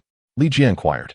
Bruce Wayne paused momentarily before exclaiming, Li, you are truly a genius. Indeed, it was Gotham. He paused for effect and added, can you believe it? Both Silas Stone and Victor Stone hail from Gotham. I had no prior knowledge of this. It is understandable that Wayne's previous pursuits were primarily focused on women and criminals, leaving little room to recognize the scientists and football stars emerging from Gotham. Where are they now? Li Jie inquired. Silas Stone is right here, Bruce Wayne replied. Here? In the Batcave? Li Jie inquired with astonishment. Bruce Wayne nodded in affirmation, saying, Indeed. By the time I discovered Silas Stone, he had already contracted the zombie virus and was in the midst of mutation. Although I administered an antidote, he still transformed into a monster. Regrettably, I had no choice but to confine him temporarily in the Batcave cell. Reflecting on the fact that the antidote failed to prevent the transformation, Li Jie suddenly recalled Dr. I-6. So, Silas Stone revealed to you the location of the Kryptonian spacecraft? Li Jie inquired. Bruce Wayne responded, Indeed, but there is a formidable guardian in place. Cyborg? Li Jie pressed further. Chapter 85, The Cyborg Network.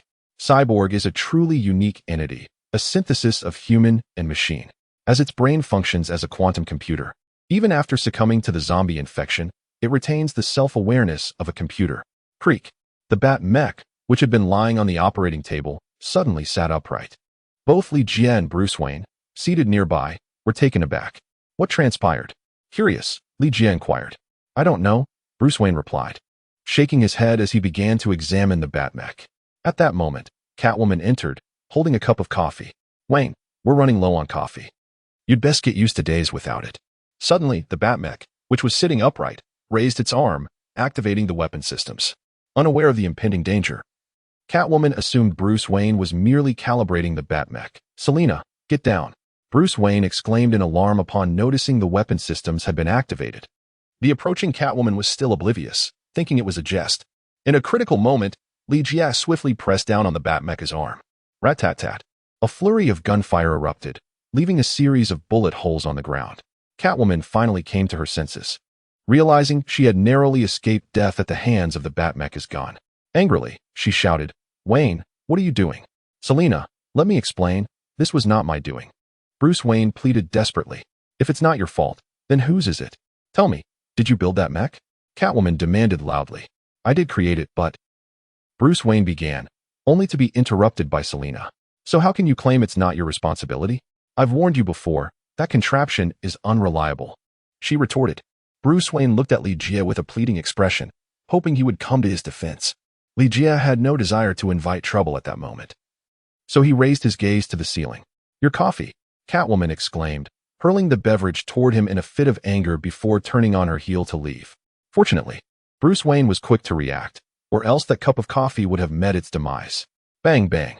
Suddenly, gunfire erupted from outside, followed closely by Alfred's voice. Master Wayne. Selina, stay here. Bruce Wayne set down the coffee and dashed outside. Naturally, Catwoman would not obey so readily. She followed closely behind Bruce Wayne, chasing after him. Li furrowed his brow slightly, casting a glance at the Bat-Mecha, which remained seated, before shifting his gaze outside. Before long, Bruce Wayne and Catwoman returned, accompanied by the injured Alfred. Selina, swiftly bring over the medical kit, Bruce commanded, then addressed Alfred, for safety's sake. You should administer another dose of the antivenom. Yes, Master Wayne. Alfred nodded in agreement. What transpired? Li inquired from the side. Bruce Wayne responded, it was Cyborg Stone. He escaped from his cell and injured Alfred before fleeing. Cyborg Stone? Li furrowed his brows once more and pressed. Wayne, are you implying that Silas Stone has escaped from the Batcave? Indeed, he also made off with a bat cycle, Bruce Wayne replied. Li spoke with a grave expression. Wayne, do you not find this matter rather peculiar? Peculiar? Bruce Wayne paused his actions and lifted his gaze to meet Li Jia's. Li Jia continued. The cells within the Batcave are crafted by your own hands. Even the Joker could not escape from them. So, how did Silas Stone manage to break free? Furthermore, to those who visit the Batcave for the first time, it resembles a labyrinth. How did he manage to exit so effortlessly? Are you suggesting that someone deliberately facilitated Silas Stone's escape? Bruce Wayne has also detected the anomaly. Li Jia turned to the Bat-Mech and said, I cannot assert with absolute certainty at this moment, but I suspect that the escape of Silas Stone may be linked to the recent anomalies with the mech. Selina, Alfred, I leave this to you. Bruce Wayne instructed before rising to have the Batcomputer retrieve the surveillance footage of Silas Stone's escape. It became evident that Silas did not escape from his cell independently. Rather, someone had unlocked the cell door. Subsequently, all the doors in the Batcave opened autonomously, indicating a clear path for Silas Stone's departure. When considering the recent irregularities with the Batmech, Li Jia and Bruce Wayne swiftly identified the prime suspect, the Batcomputer. This intelligent program, designed by Bruce Wayne, exhibits a level of intelligence that pales in comparison to the self-aware Red Queen and the upgraded White Queen. And it even falls short of Iron Man's Jarvis. However, it is unequivocally loyal to Bruce Wayne. After conducting a thorough data analysis, Li Jia and Bruce Wayne reached a definitive conclusion. The Batcomputer had been compromised, or one might say it had been commandeered to facilitate Silas Stone's escape. Who do you think is responsible? Bruce Wayne inquired gravely. Cyborg, was the succinct reply. Li Jia replied, the quantum computer of Steelbone is interconnected with the network, constantly receiving a plethora of information and capable of infiltrating various electronic devices through the web. Bruce Wayne confined Steelbone's father within the Batcave, and it is quite reasonable that Steelbone hacked into the Batcomputer and freed Silas Stone. I also believe it was him, however. Silas Stone mentioned that Steelbone has been infected with the zombie virus. How could he? Li Jia interrupted Bruce Wayne, saying, if you wish to know the promised answer, let us converse with Steelbone. Then I must change into a different outfit, Bruce Wayne replied. He had initially intended to don the Batmech, yet Steelbone had infiltrated the Batcomputer and successfully commandeered the Batmech, leading him to deem such intelligent equipment rather unreliable. At the very least, when confronting Steelbone, it would be prudent to refrain from utilizing this smart armor. Traditional weaponry remains trustworthy. The Batcycle was equipped with a tracker, and according to its readings, Li Jia and Bruce Wayne arrived at an old apartment building located in the city center, driving a vintage car. Wayne, are you suggesting that the Kryptonian spacecraft is concealed beneath this very apartment? Li Jia inquired. Bruce Wayne, with an impassive demeanor, replied, do not regard me with such eyes. Although I am the guardian of Gotham, I am not omniscient. If I possessed knowledge of all matters, I would have long since eradicated the criminals plaguing Gotham. After a brief pause, he stepped forward, thinking it best to enter first. The apartment's entrance was unbarred. On the surface, it appeared to be a dilapidated building on the brink of collapse. However, in truth, it housed a clandestine military laboratory. Following Cyborg's unauthorized resurrection by Silas Stone using the Mother Box, the Kryptonian spacecraft and the Mother Box were relocated to the underground facility in Gotham. Even Victor Stone himself was confined here, becoming the latest subject of experimentation. Li Jia and Bruce Wayne encountered no obstacles along their journey. In fact, some individuals even deliberately guided them to this underground laboratory. There, they met with Cyborg and Silas Stone. Regrettably, Silas Stone had already succumbed to death, while the half-human Half-machine cyborg sat in a metallic chair, connected to various wires. "Ah, dear Batman, the guardian of Gotham, we are honored by your presence," Cyborg remarked with a sardonic tone.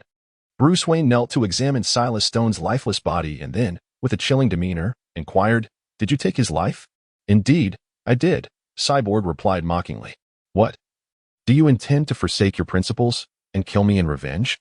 With a deep, resonant voice, Bruce Wayne retorted, "Victor, Silas was your father.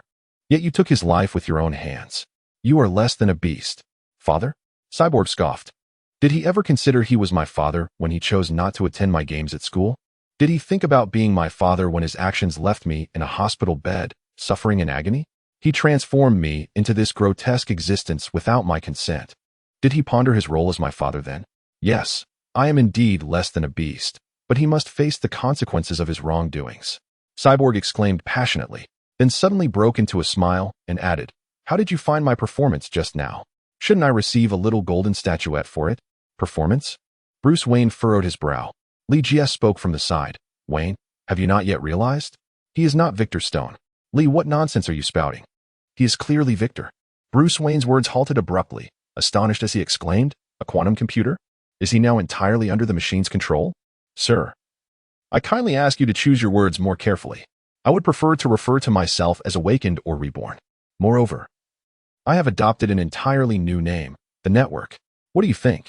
As the manifestation of Cyborg's other half, the intelligence had assumed dominance and acquired a new identity. The existence of the Network bears a resemblance to Red Skull. Both are intangible and capable of inhabiting other bodies. The difference lies in that Red Skull now exists as a spiritual entity, while the Network represents a virtual embodiment. Do you wish for a Kryptonian spacecraft and a mother box to confront Superman?" The Network remarked. "Wayne, it seems this fellow has been monitoring you for quite some time." Lee Jia approached Bruce Wayne, who placed a hand on Lee Jia's shoulder and said, "Allow me to handle this." The Network erupted in laughter. "Wayne, let me show you something." A virtual three-dimensional image materialized before everyone. In the image, Alfred and Catwoman were bound by a mechanized batsuit. Furthermore, the survivors of Wayne Manor were also held captive by the estate's armed security systems. "Wayne, my dear superhero, as the guardian of Gotham, how do you intend to rescue them? Or do you wish to merely witness their demise before your eyes?" The Network taunted. "It seems, Wayne, we have fallen victim to his ruse." Lee Jia spoke solemnly. Bruce Wayne, with a furrowed brow, questioned, "What do you truly desire, Network?" The Network's gaze shifted to Lee Jia, a triumphant expression gracing his face as he declared, "Wayne, I need you to eliminate him first." Bruce Wayne turned his attention to Lee Jia. "Wayne, do not heed his words," Lee Jia urged hastily. The Network threatened, "Wayne, if you do not take his life, then everyone you see in that image will perish. Make your choice. Will you take his life, or will others meet their demise alongside him?" With a decisive motion, Bruce Wayne's response was a clenched fist as he struck out towards Lee Jia. Lee Jia did not evade. He allowed Bruce Wayne's fist to strike him, seizing the opportunity to grasp Bruce Wayne and hurl him away. Bruce Wayne was formidable, his punches unyielding, displaying an unrelenting animosity towards Lee Jia as if they were sworn enemies. The clash between the two was fierce, culminating in Bruce Wayne collapsing to the ground, motionless. Thud. Thud. Lee Jia fired 2 more shots and addressed the Network. "You have long known that Wayne is not my rival. You merely wish to use my hand to eliminate him." The Network scoffed. "Indeed, I recognize your formidable prowess. Pitting Wayne against you is merely a means to diminish your strength." Now, before the Network could finish its sentence, it suddenly soared into the air, launching a punch toward Lee Jia. Bruce Wayne's physique had reached the pinnacle of human capability, yet as a biomechanical being, Steelbone's strength surpassed the limits of humanity. In terms of both speed and power, Steelbone outmatched Bruce Wayne. Furthermore, this entity possessed the ability to fly. The Network now dominated Steelbone's form, unleashing a tremendous force with the intent to annihilate Lee Jia. Alas, the Network's data analysis had once again underestimated Lee Jia's true capabilities. Slap. Lee Jia grasped the essence of the Network firmly, a smile playing at the corners of his mouth as he remarked, "Network, even if I were to destroy this body, you would not perish, would you?" The Network, with a sense of triumph, replied, "As long as there exists a realm of connectivity, I shall attain immortality." "But what if there were no network, no power supply?" Lee Jia inquired, a foreboding sense enveloping him. In that instant, the lights in the room extinguished. plunging the surroundings into utter darkness. The laboratory was equipped with a backup power source, yet it failed to activate at this critical moment. A resounding explosion echoed, obliterating even the battery reserves within the lab. "What have you done?" The network exclaimed in alarm, witnessing countless tendrils surge forth from all directions.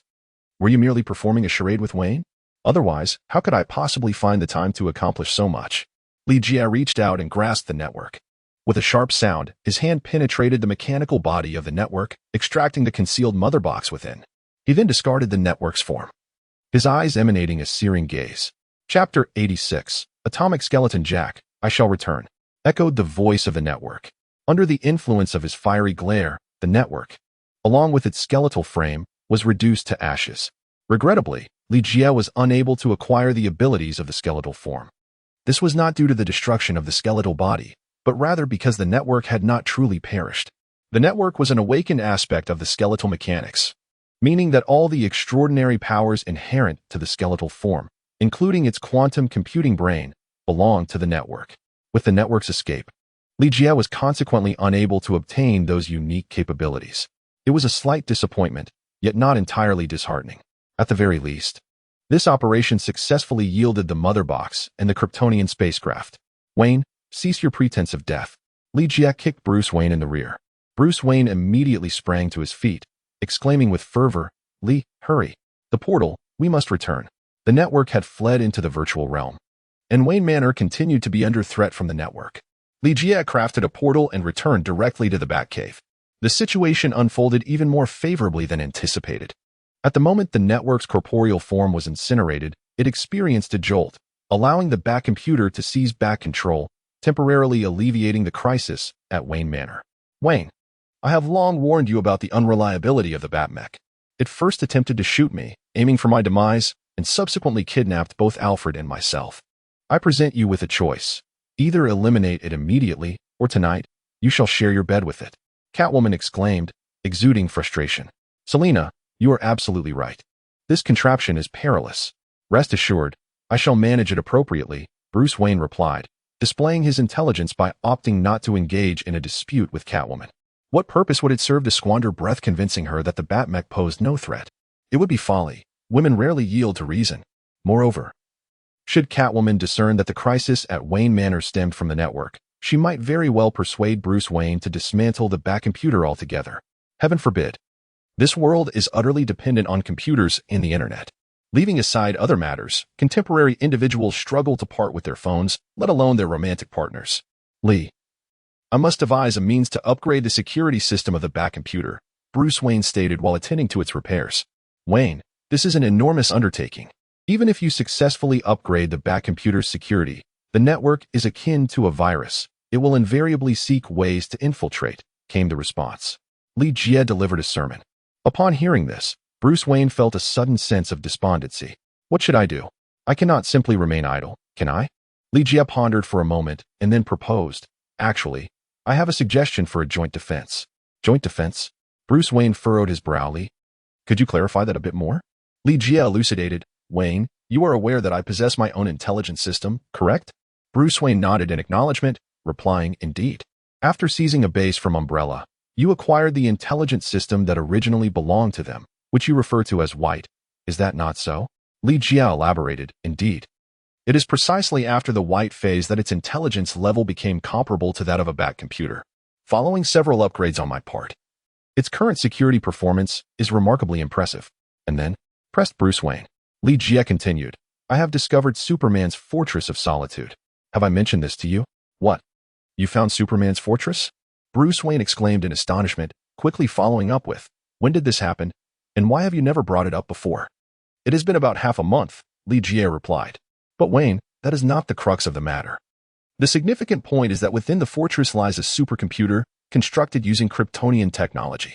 If we can synchronize the Bat-computer, the White Knight, and Superman's computer in a unified defense, then our intelligence systems will be impervious to network intrusions for a considerable period. In fact, if an intrusion were to occur in one, it would instantly provoke a counterattack from the other two systems." Bruce Wayne's eyes sparkled with excitement. "Lee, this strategy is truly brilliant. The Trinity will elevate our security far beyond mere tripling. However, His voice trailed off as he cast a contemplative glance at Li Jie. If what you say is true and we establish this unified defense, does that mean I will have no secrets left before you? Li Jie cleared his throat and said, Wayne, expand your perspective a little. The Trinity, when united in defense, will also grant you access to the secrets held by Superman and me. Particularly, the Kryptonian technology housed within Superman's computer. Do you truly believe you would be at a disadvantage? Moreover, do you really think I would be interested in the trivial secrets of your heart? Bruce Wayne felt a stir of interest. Not to mention that the Trinity would enhance the security defense systems of the Batcomputer, effectively thwarting any future cyber intrusions. The allure of Kryptonian technology alone was irresistible. After a moment's hesitation, Bruce Wayne nodded in agreement. Very well, let us proceed with the Trinity's united defense. However, forming a united defense with the Trinity was not merely a matter of connecting three major intelligences. It necessitated a deeper integration. From another perspective, it involved the creation of an entirely new intelligence built upon the foundations of the three existing ones. The emergence of this intelligence would not be as straightforward as one might imagine. It was destined to be a protracted process. After attending to the affairs of Wayne Manor, Li Jie and Bruce Wayne returned to the laboratory where they had previously vanquished the network.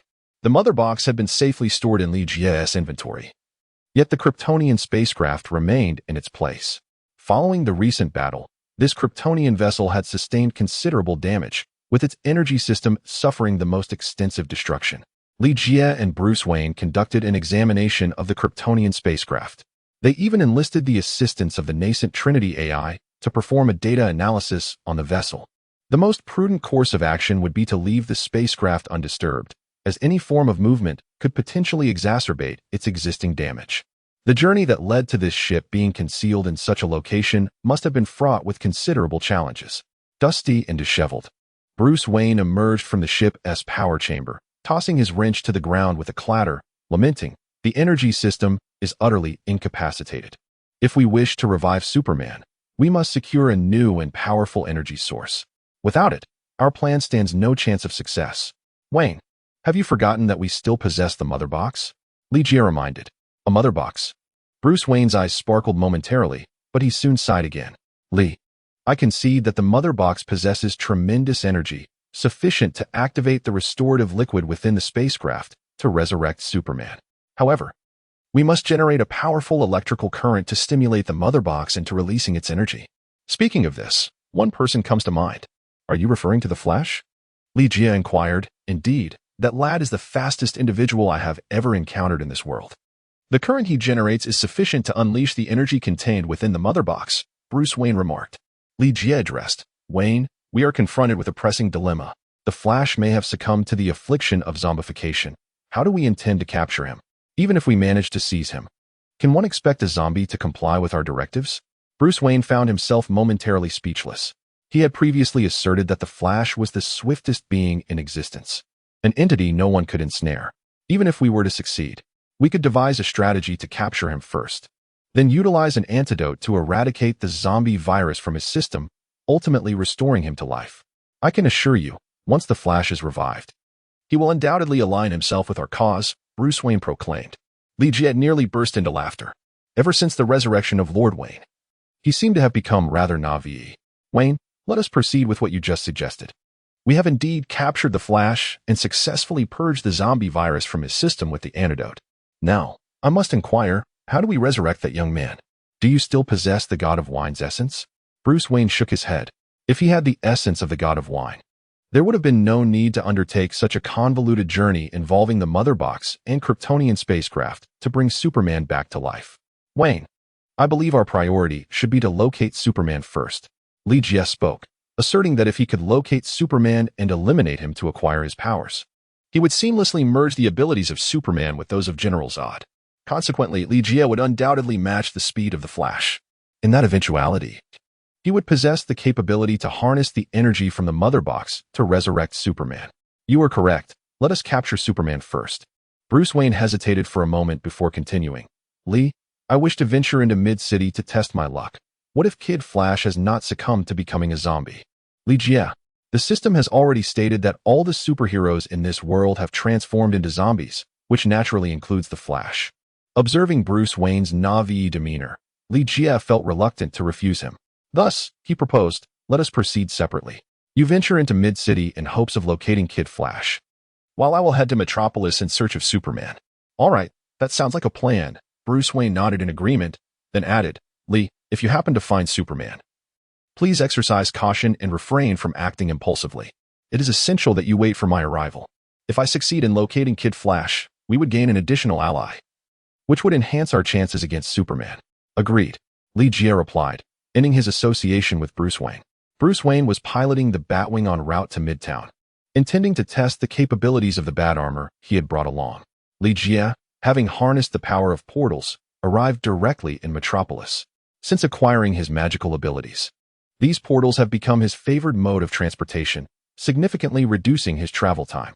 During his inaugural visit to Metropolis, he encountered Lex Luthor, yet tragically, Luthor met his demise at the hands of General Zod. Otherwise, Lee Jia could have enlisted Luthor for various errands. The whereabouts of Superman remain a mystery to all. This time, Lee Jia merely hoped for a stroke of luck. The sound of footsteps echoed. As Lee Jia emerged from the portal, he was immediately met with the distant sound of gunfire. Almost simultaneously, a vehicle careened around the corner, crashing violently into the rubble. Shortly thereafter, two off-road vehicles sped onto the scene, halting at the roadside to unleash further rounds into the wrecked car. In this apocalyptic world, such scenarios perpetually unfold in every city. Initially, Lee Jia had no intention of intervening, until he discerned that the occupants of the two off-road vehicles were clad in powered exoskeletons. The minions of Lex Luthor? It appeared that the errand boys had delivered themselves right to his doorstep. Lee Jia felt a surge of joy in his heart and approached. Soon, the individuals in the off-road vehicle noticed him. However, instead of opening fire, they abruptly turned around in an attempt to flee the scene. Lee Jia. Bang. Lee Jia landed directly on the front of the SUV. With a screech, the front of the vehicle sank, creating a cascade of sparks against the ground. Lee Jia raised his hand to greet the person inside the car. Then with a resounding crack, he shattered the windshield with a single punch and yanked the driver out.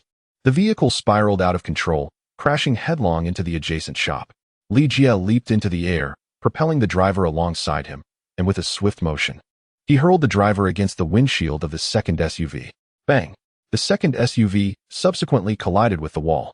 Moments later, 8 armed personnel clad in powered exoskeletons stood in the corner like chastised schoolchildren. Now, do enlighten me. Why did you flee upon seeing me? Lee Jia inquired. One of the men, who had a large swelling on his head, spoke up. I was present when you seized the kryptonite-powered mechanical skeleton from Boss Luthor. We are aware of your formidable prowess and chose to avoid conflict by retreating. So it appears you are indeed subordinate to Luthor. Lee Jia nodded in satisfaction. The man hesitated for a moment and said, in the past, it was different. Now our leader is the Atom Skull. The Atom Skull, originally named Joseph Martin, was merely a henchman under Lex Luthor. During the battle between Superman and extraterrestrial beings, Joseph Martin inadvertently acquired superpowers, but at the cost of becoming a skeletal figure. After Lex Luthor's demise, the Atom Skull seized control of Luthor's empire, emerging as a formidable antagonist in Metropolis. Very well, lead me to the Atom Skull. Lee Jia curled his lips into a smile, contemplating that having an atomic skeleton to run errands for him was rather advantageous. Before the man could comprehend the meaning behind his words, Lee Jia seized him and soared into the sky. At the Luthor Group building, the atomic skeleton, clad in a luxurious fur coat, lounged on a plush sofa, sipping on a drink, accompanied by 2 trembling beauties. With a resounding clap, Lee Jia shattered the glass window and hurled the individual clad in powered exoskeleton before the atomic skeleton. Are you the atomic skeleton? A worthless being. The atomic skeleton, with a swift kick, sent the man sprawled on the ground into the corner, then rose to confront Lee Jia, revealing a sinister grin. I recognize you. Your name is Lee, is it not? Since you are familiar with me, let us dispense with the pleasantries. I require your assistance in locating someone. Lee Jia commanded. Find someone. The atomic skeleton emitted a cackling laughter. Lee, do you think I would fear you like Luthor does? Chapter 87. The Resurrection of the Superman. What is the ability you take the most pride in? Speed, perhaps? As Lee Jia spoke, his figure flickered, and in an instant, he vanished from the sight of the crowd. He then unleashed a powerful punch upon the atomic skeleton's abdomen. The sheer force of Lee Jia's attack left the atomic skeleton with no chance to react. Both speed and strength were utterly overwhelmed. With a single blow, the atomic skeleton crumpled to the ground in agony, leaving those around him in stunned silence, their breaths caught in their throats. The pain rendered the atomic skeleton momentarily voiceless. He could only raise his hands in a gesture of surrender. After regaining his breath, he struggled to articulate, I retract my previous statement. May I inquire what services I can offer? Li Jie spoke casually. Regardless of the method you employ, I wish to see Superman. Superman? The atomic skeleton gazed at Li Jie in astonishment, pressing further. Are you implying that your goal is Superman? Is there a problem with that? Li Jie retorted, No. Not at all. There is no problem whatsoever. Upon mentioning Superman, the atomic skeleton sprang to life as if fueled by an invigorating surge, excitement radiating from its face. It fervently declared, Sir, while I may be unaware of Superman's whereabouts, I possess the one person he holds most dear. Li Jie. Could it be Louise Lane? Where is she? The atomic skeleton immediately turned around and shouted loudly, Bring that woman here at once. Moments later, the sound of curses echoed down the corridor. Let me go? You vile scoundrels, stay away from me. Scum, Superman will not spare you. Upon hearing the voice, Li Jie was certain that it was indeed Louise Lane. This unfortunate woman had effectively lost her protector ever since Superman became a zombie.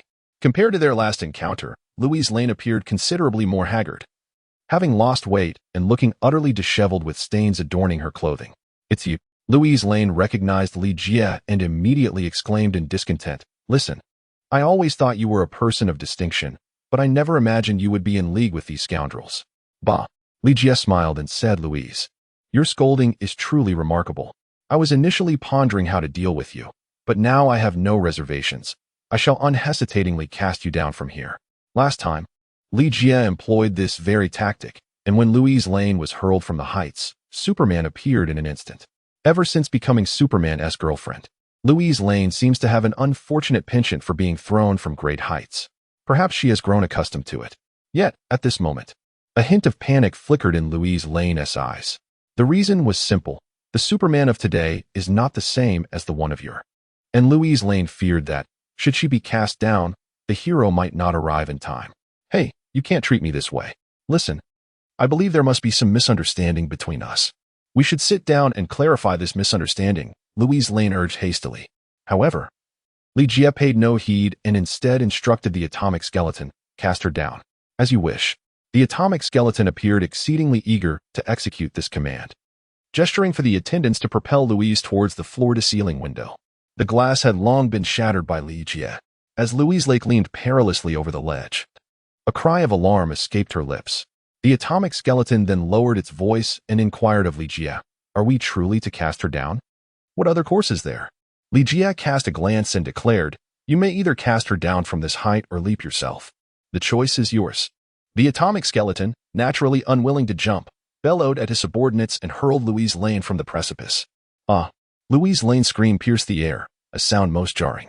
All eyes turned skyward, speculating from which direction Superman would emerge. Yet, the only sight was a few crows soaring through the sky, with no trace of Superman to be found. Just as Louise Lane's body was poised to meet the earth in a contest of strength, a figure swooped down and caught her, ascending into the sky. The surviving Louise Lane was overwhelmed with excitement until she realized that the one holding her was not Superman. Let me go, she exclaimed, struggling against her captor. Li Jie hovered in the air and inquired, Madam, are you truly certain you wish for me to release my grasp? Louise Lane cast a glance downward, instinctively wrapping her arms around Li Jie's neck. Being hurled from a building was far more exhilarating than bungee jumping. She had no desire to endure such an experience again. Upon returning to the room, Li Jie unceremoniously deposited Louise Lane onto the floor and addressed the atomic skeleton. It seems this tactic has proven ineffective. We must devise a more thrilling method to lure Superman out. The atomic skeleton gazed at Louise Lane and remarked, In truth, this woman possesses a certain beauty. My subordinates would be more than eager to engage in some adult games with her.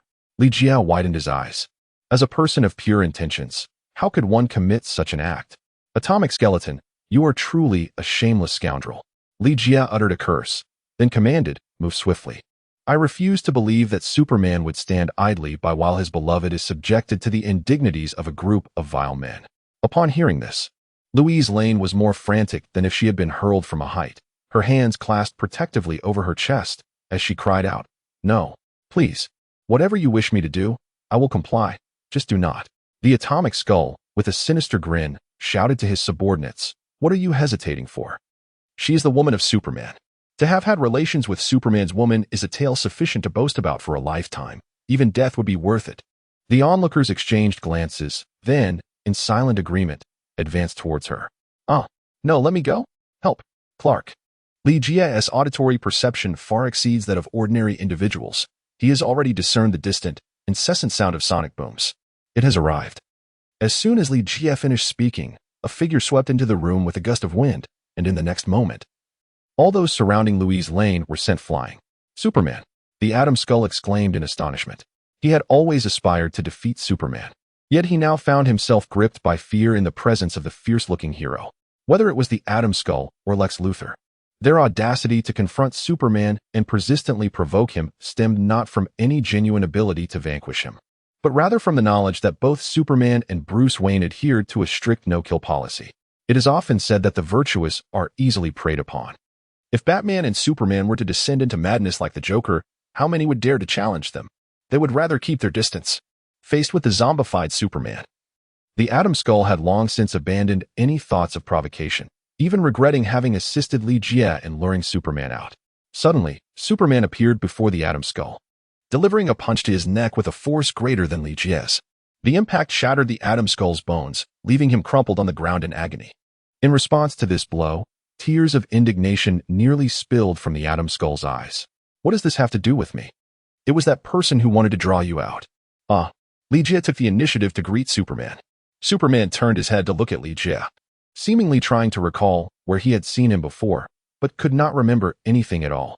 Boom! Li Jia's fist struck Superman's face like a cannonball, sending him hurtling away, prompting Li Jia to pursue him. The atomic skeleton, lying on the ground, gazed in astonishment at this spectacle. Truly formidable. Once Superman regained his composure, he unleashed in astonishing speed, charging towards Li Jia. Suspended in midair, Li Jia cast a spell, silently reciting incantations, and drew Superman into the mirror dimension. Boom! The clash between Li Jia and Superman reverberated with thunderous sounds.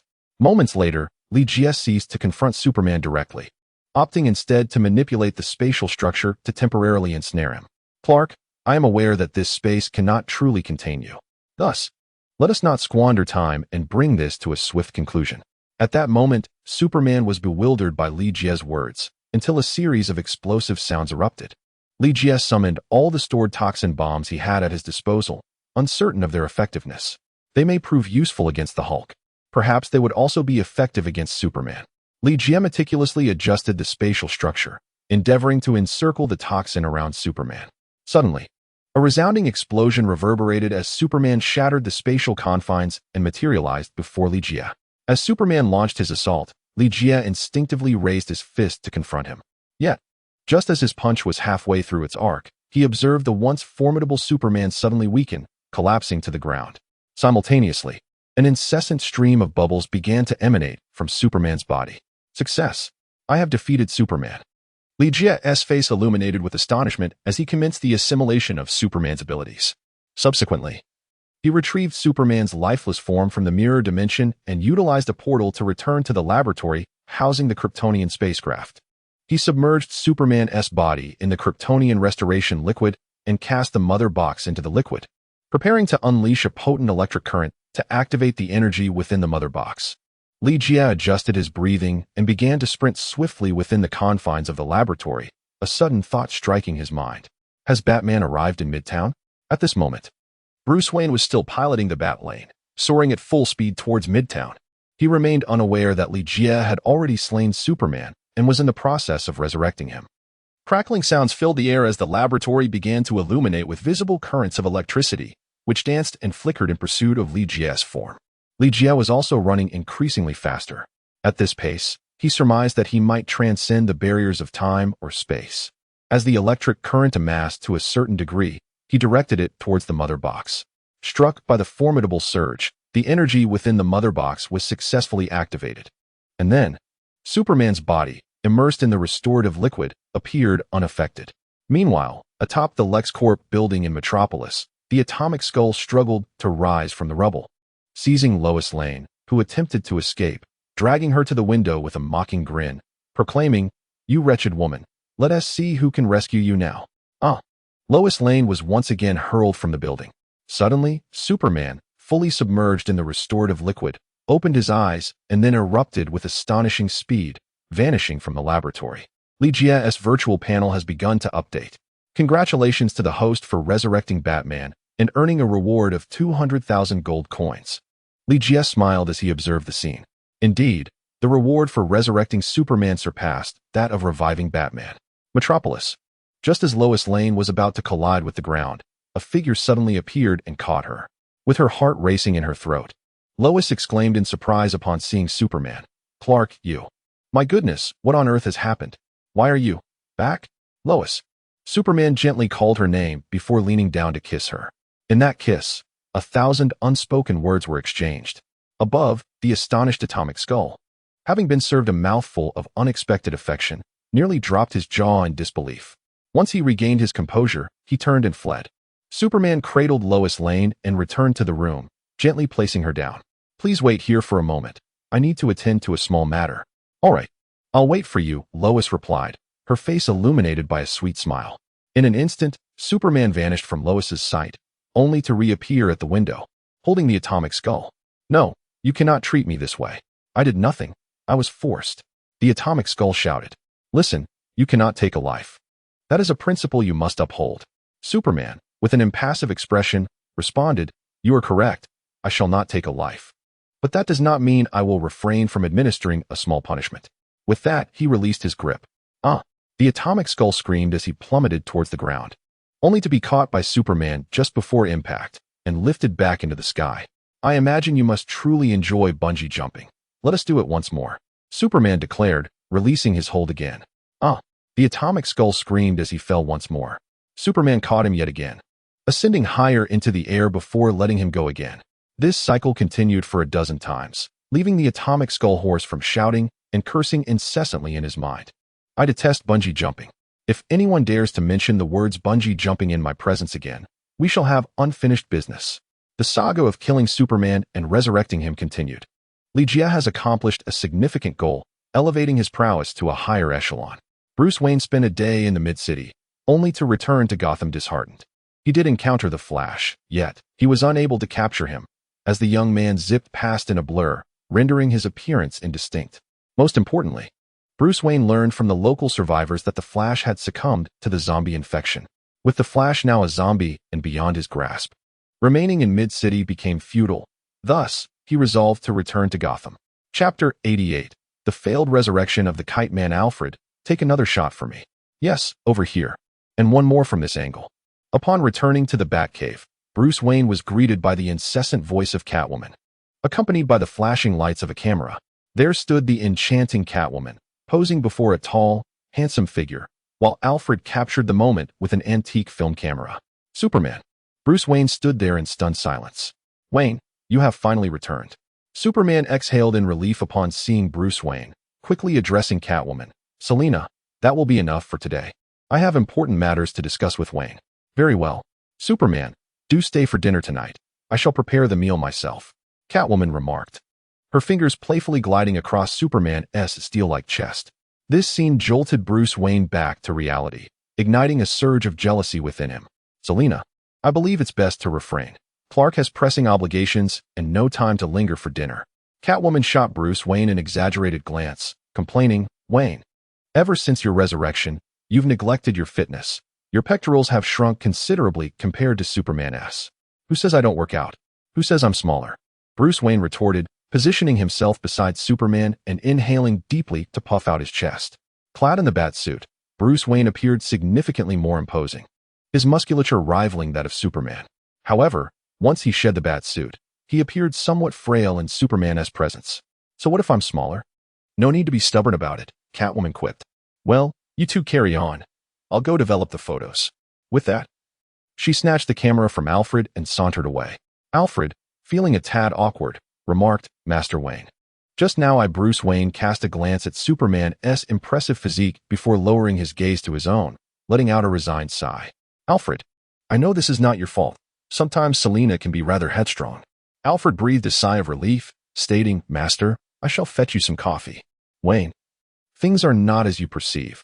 I assure you, Selina and I share nothing of significance. Superman hastily interjected. Bruce Wayne shot him a disapproving glance and retorted, "If you dare to have any sort of affair with her, do you believe you would still be standing here?" Suddenly, Bruce Wayne's expression shifted dramatically as he reached out and playfully grasped Superman's physique, particularly squeezing his pectorals, exclaiming incredulously, "Clark, what on earth is happening? By the heavens, you have been resurrected." Superman paused momentarily before responding. "Wayne, I assumed you were already aware. My purpose in Gotham this time is to express my gratitude." "Gratitude towards me? What relevance does this hold for me?" Bruce inquired. "Wait, Clark, could you elucidate the situation a bit more clearly?" Superman countered. "Was it not you and Jack who brought me back to life?" "Jack? Are you referring to Li?" Understanding dawned upon him. It was Li who had resurrected Superman. Goodness, how did he accomplish that? "Clark, please expound on the details of this event," Bruce urged. Superman relayed the portion of information he possessed to Bruce Wayne. However, Bruce appeared somewhat despondent after hearing it. "Clark, you are correct. I did play a part in this, for it was I who, alongside him, located the Kryptonian spacecraft and mother box. Yet, in the grand scheme of things, Li contributed the lion's share. My involvement was quite limited. Had I known, I would not have ventured to Mid-City. I ought to have accompanied him to Metropolis to find you." "Wait, without the Flash, how did Li manage to harness the energy within the mother box?" Superman, thinking he was being questioned about himself, shook his head. Bruce Wayne muttered to himself, "He is Li. After all, he always finds a way to resolve issues, and he succeeded." Pausing briefly and glancing at Superman, he continued, "Clark, your acquaintance with Li has been rather brief, and you may not fully grasp his character. Over time, you will come to realize that Li is an extraordinary individual. He not only resurrected you but also brought me back to life. Compared to him, I seem to be nothing. Wayne, you need not feel disheartened. We must acknowledge that some individuals are indeed more powerful than ourselves," Superman remarked. Bruce Wayne shot him a sidelong glance and replied, "Clark, your words do not seem particularly comforting. By the way, where is Li?" Superman responded, "He should be in the laboratory," stating he intends to conduct an experiment to see if he can revive others. "An experiment? Clark, I have discerned the intentions of that individual. Given that the energy within the mother box, combined with the restorative serum, has the potential to revive you, it stands to reason that this method may also resurrect others. Should this endeavor prove successful, we could bring back a multitude of superheroes.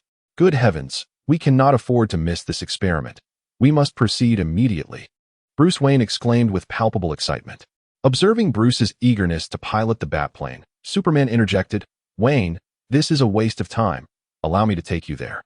With that, he effortlessly lifted Bruce into his arms. "Damn it, Clark, put me down this instant," Bruce shouted, his emotions surging. The sound of a cup shattering on the floor echoed as Alfred stood, wide-eyed, witnessing Master Wayne being cradled by Superman. "Master, I apologize. I saw nothing."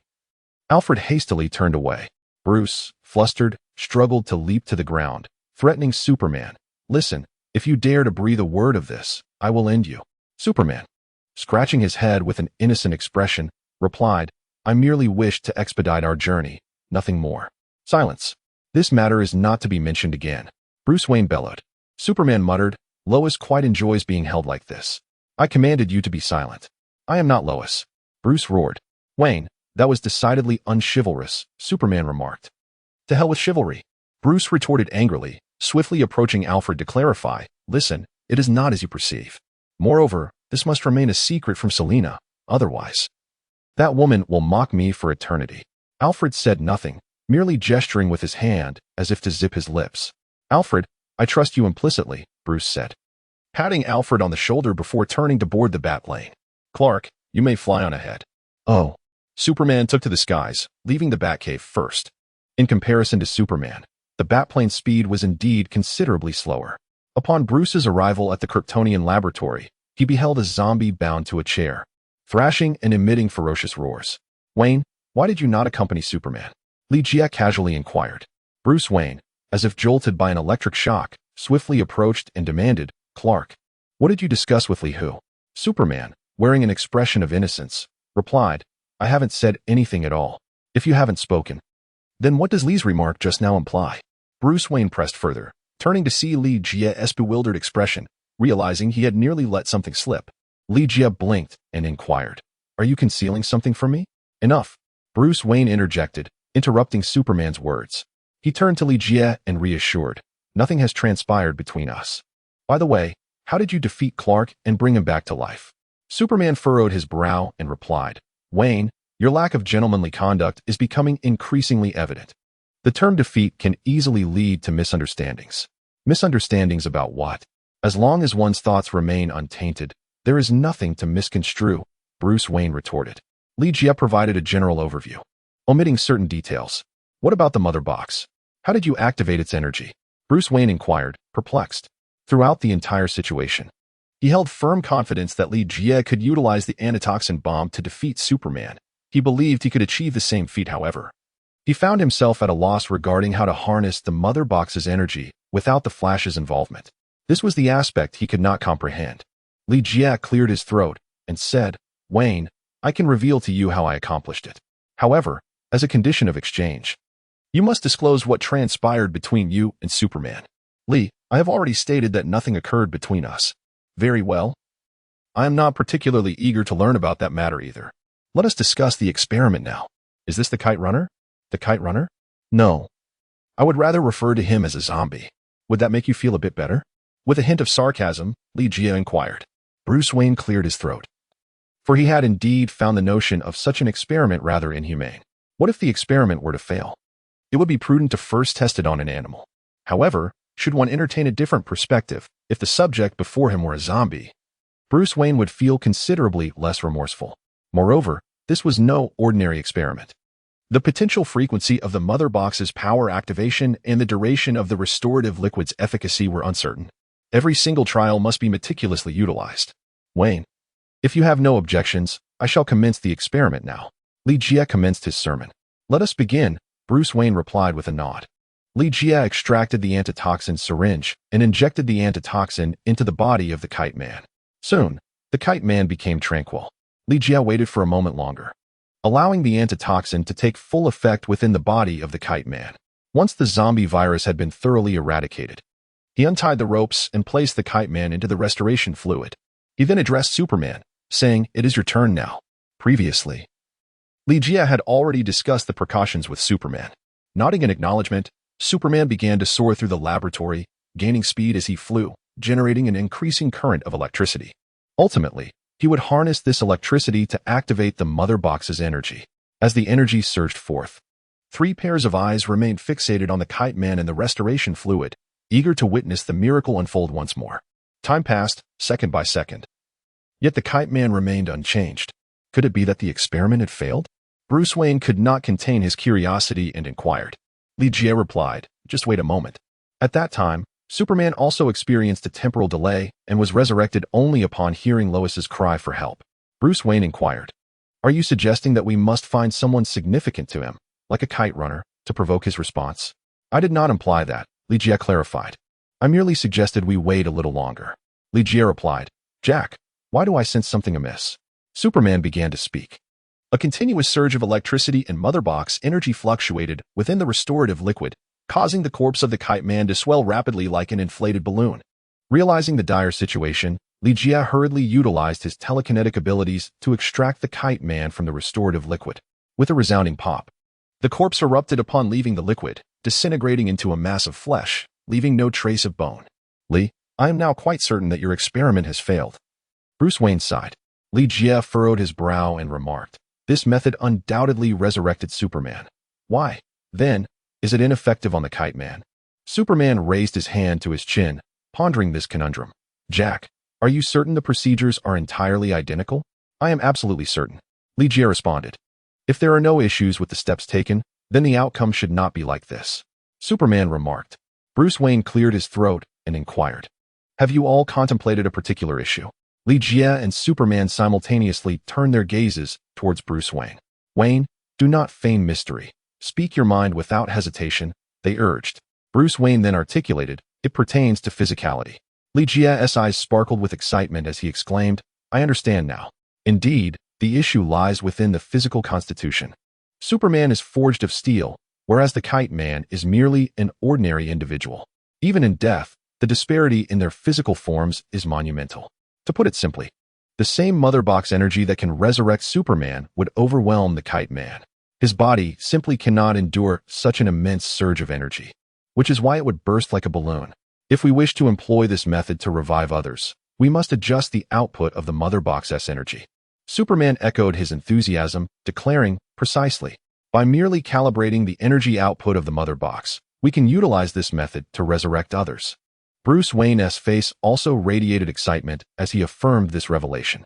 Li-Jie furrowed his brow and remarked, this is likely to be quite challenging. The mother box, a high-tech device crafted by the enigmatic scientist Chimo from New Founding Star, possesses extraordinary powers and capabilities. Even its users, the new gods of New Founding Star, cannot fully comprehend its nature. The new gods of Founding Star, too, struggle to grasp the essence of the mother box, making it exceedingly unrealistic to harness its energy through Earth's technology. Lee, perhaps we are currently unable to control the energy of the mother box. However, grant us a little time, and I believe we shall find a solution, Bruce Wayne stated earnestly.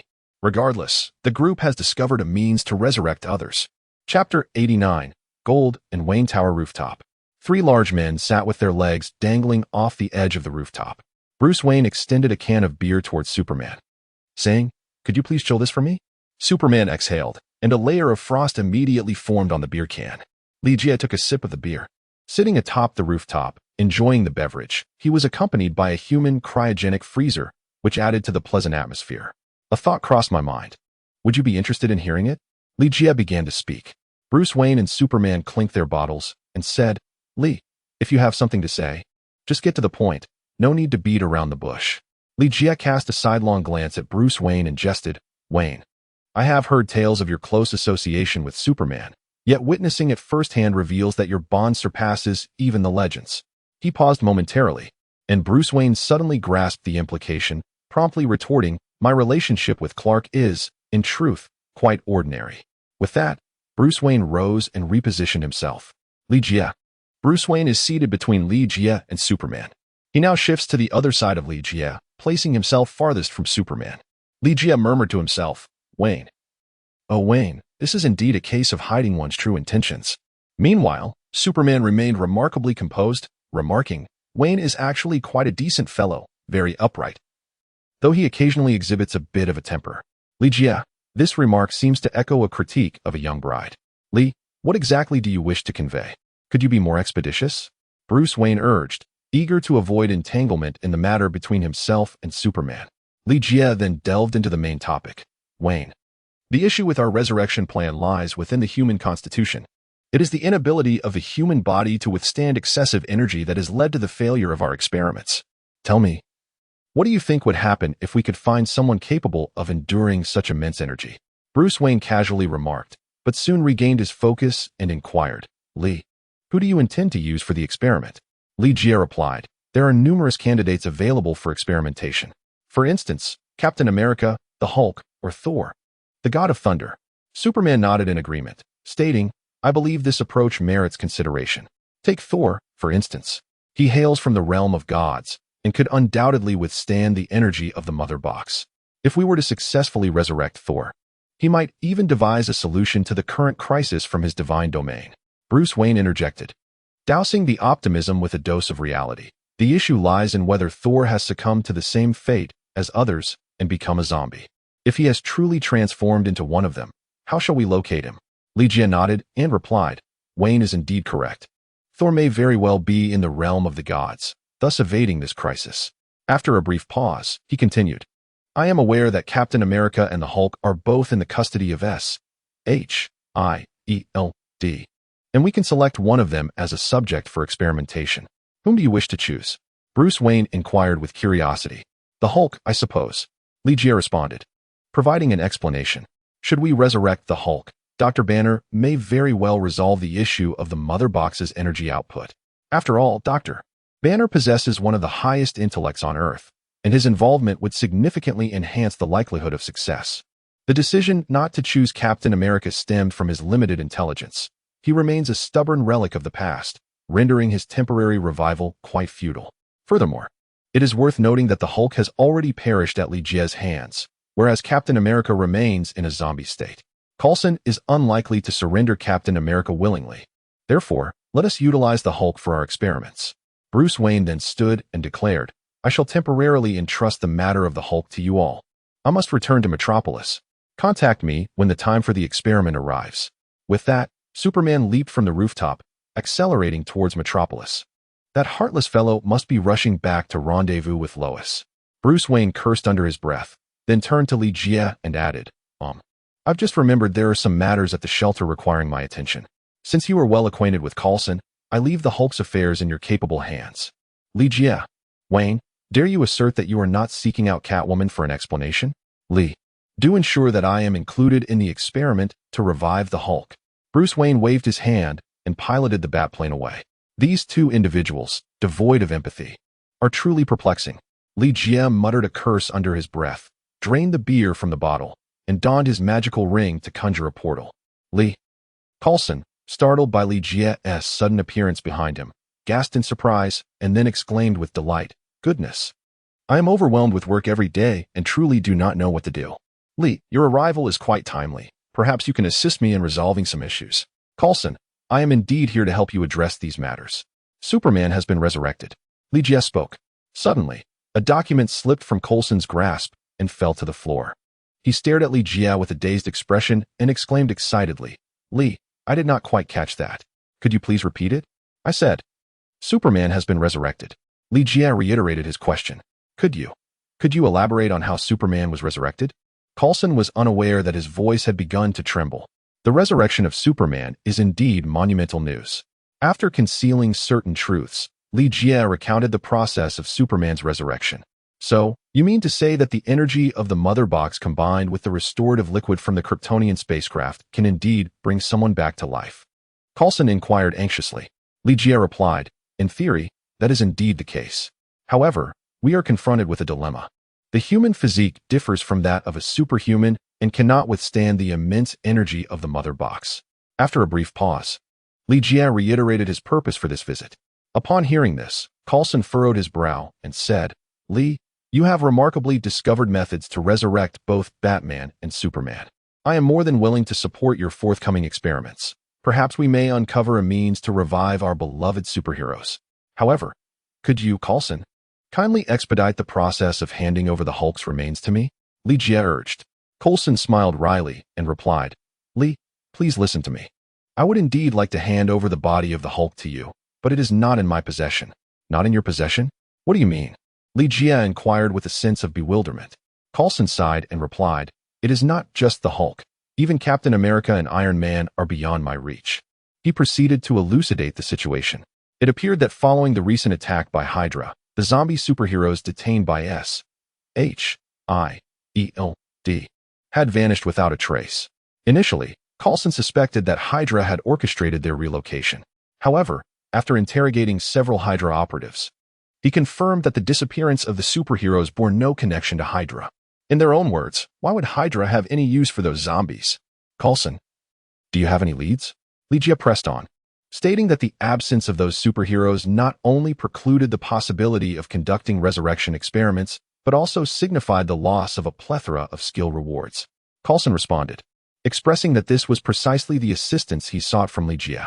He suspected that the collective disappearance of the superheroes was intertwined with Jean Bing, yet lamented the myriad of troubles he faced, compounded by a shortage of personnel, rendering him unable to address the issue. Thus, he inquired if Li Jie could assist in investigating this matter. Jean Bing, you say? Very well, I shall take charge of this. Li Jie finished speaking and turned to leave. Just then, Li Melinda approached, nearly colliding with him. Li Jie was too preoccupied to engage in casual conversation with Melinda, merely nodding before passing by. What brings you here? Melinda inquired curiously upon entering Coulson's office. He has promised to seek out Jean and investigate the disappearance of those superheroes. Coulson replied, his brow furrowing. However, he has not stipulated any conditions this time, which unsettles me. Should I accompany him? Melinda questioned. After a moment of internal conflict, Coulson responded, perhaps it is best not to. Our immediate priority is to locate those missing superheroes. I wish to avoid any misunderstandings with Li. It was Li Jie who rescued Coulson and all the survivors from the clutches of Hydra. Thus, in this new sanctuary, the Deadpool team was granted an independent chamber, complete with a private garden. When Li Jie arrived, Bane and the Joker were lounging beneath a sunshade, while a scarecrow, adorned with an apron, busily prepared barbecue for the two. "Boss, the chicken wings are perfectly cooked. Do give them a taste," the scarecrow exclaimed eagerly upon spotting Li Jie. It was evident that during his absence, the scarecrow had endured quite a bit of hardship. However, he remained unrepentant, insisting that he had infiltrated the enemy as an undercover agent.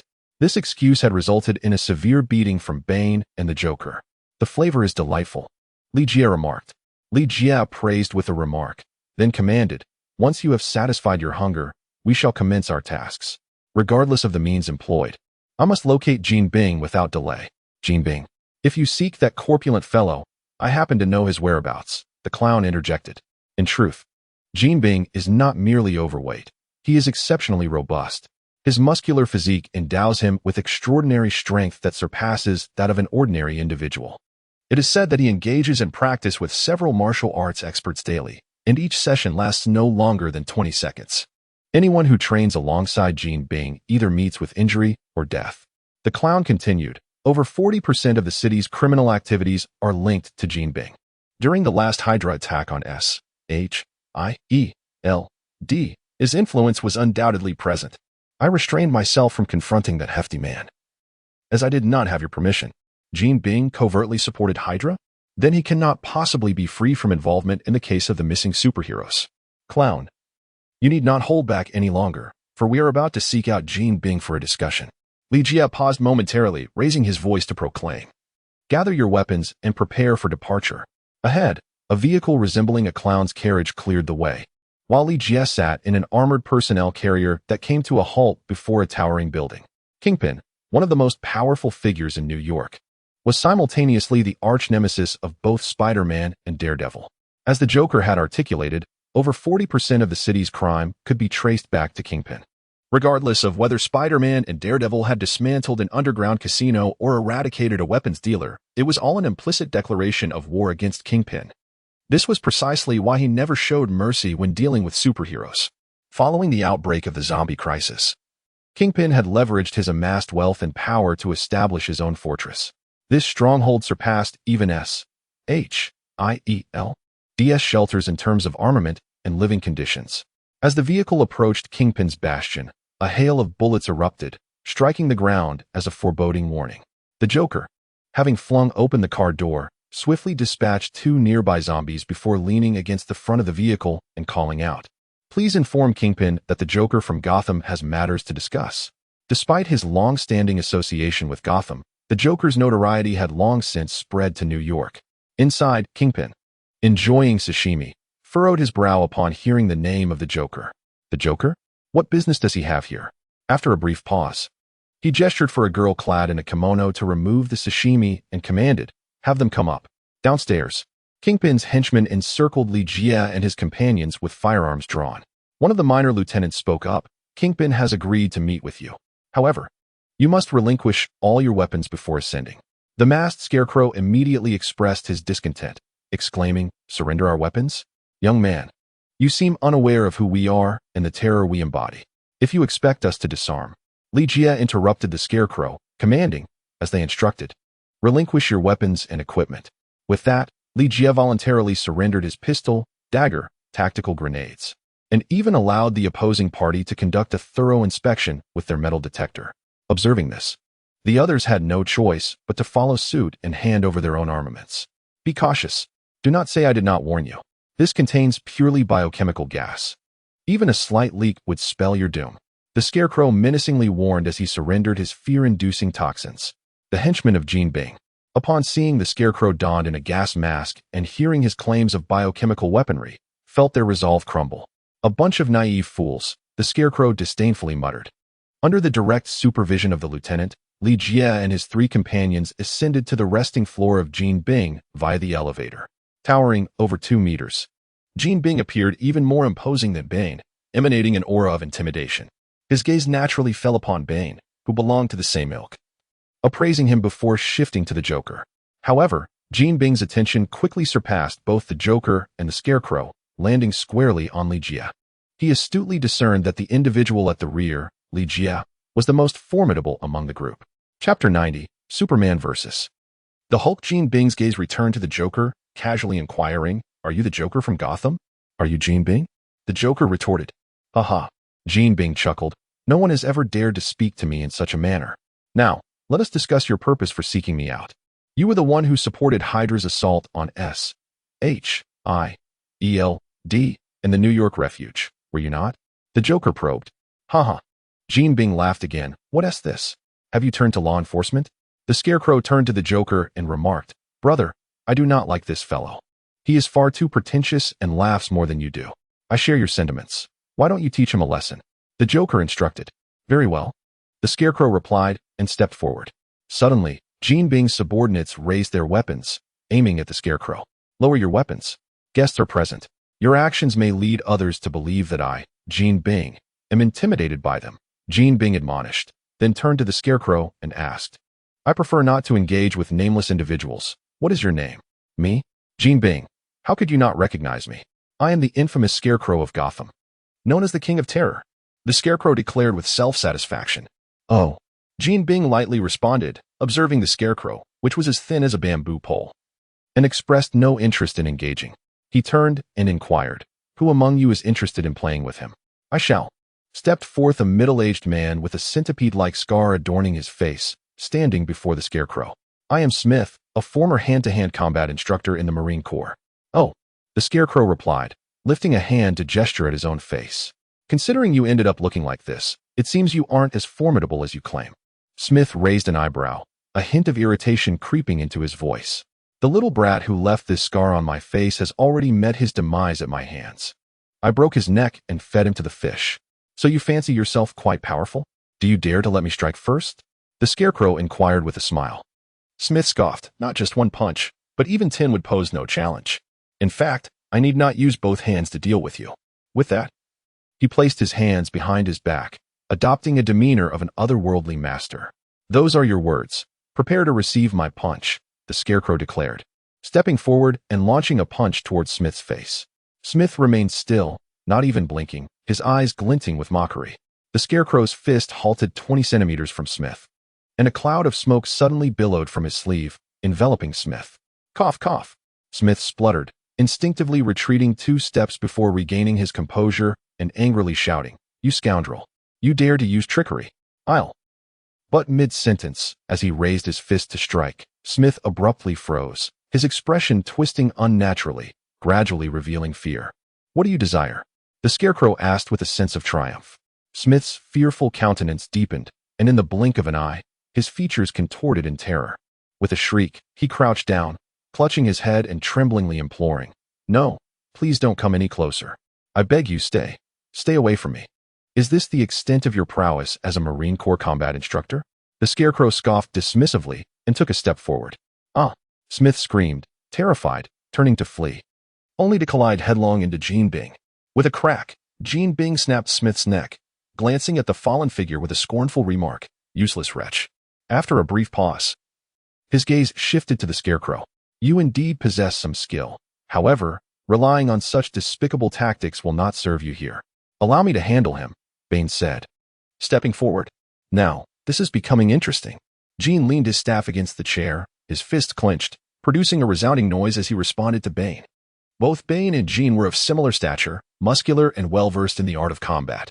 However, Bane, empowered by the effects of toxic gas, possessed strength that transcended that of mere mortals, a feat Jean could not match. The confrontation lasted but a single exchange before Bane forcefully slammed Jean to the ground. Observing this, the surrounding lackeys raised their firearms once more. Yet, before they could pull the triggers, their weapons slipped from their grasp, turning to point at their own heads, causing them to raise their hands in fright. Li Jia approached Jean Bing, who was pinned to the ground by Bane, and spoke in a low, somber tone, "I did not come here to engage in idle chatter. Tell me where you have concealed those mutated superheroes, or else." A gunshot rang out, and a covert operative met his demise as a bullet struck his head. Subsequently, the gun drifted towards Jean Bing's own head. In this dire situation, Jean Bing was left with 2 choices: to die for a noble cause or to surrender the truth. Without a moment's hesitation, Jean Bing scoffed, "Go ahead and shoot. If I blink, I am no longer Jean Bing."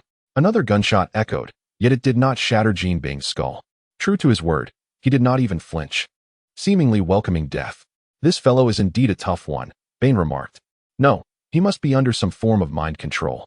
Li Jie placed his hand upon Jean Bing's head, employing mental control to rectify his condition, restoring him to normalcy.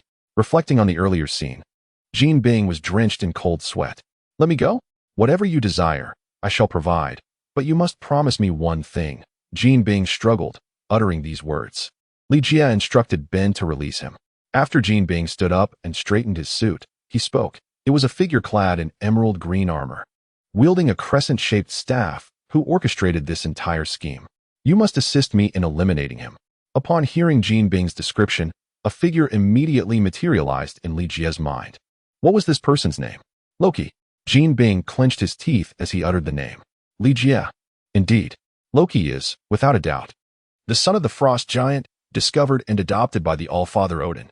He grew up alongside Thor, the god of thunder, nurturing ambitions for the throne of Asgard, earning the moniker of the god of mischief. Simultaneously, Loki stands as the most formidable sorcerer in the realm of the gods, wielding an array of powerful enchantments. When Li Jie realized that Jean Bing had been manipulated mentally, he did not initially associate it with Loki. However, coupled with Jean Bing's description, the connection to Loki became apparent. The reasons behind Loki's endeavor to seize the superheroes from S.H.I.E.L.D.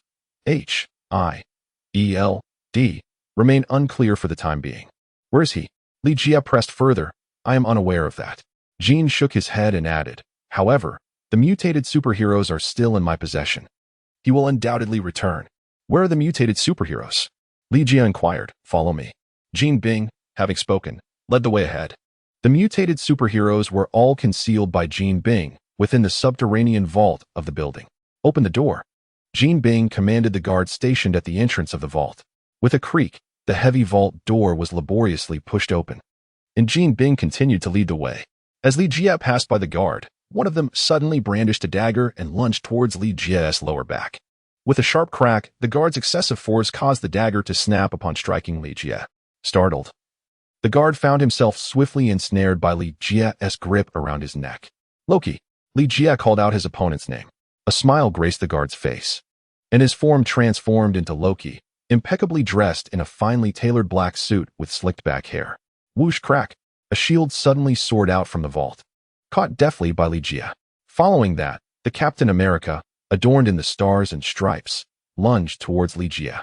Not only Captain America, but also Spider-Man, Iron Man, and over 20 other superheroes emerged from within. "Good heavens, what is happening?" the Scarecrow exclaimed in astonishment.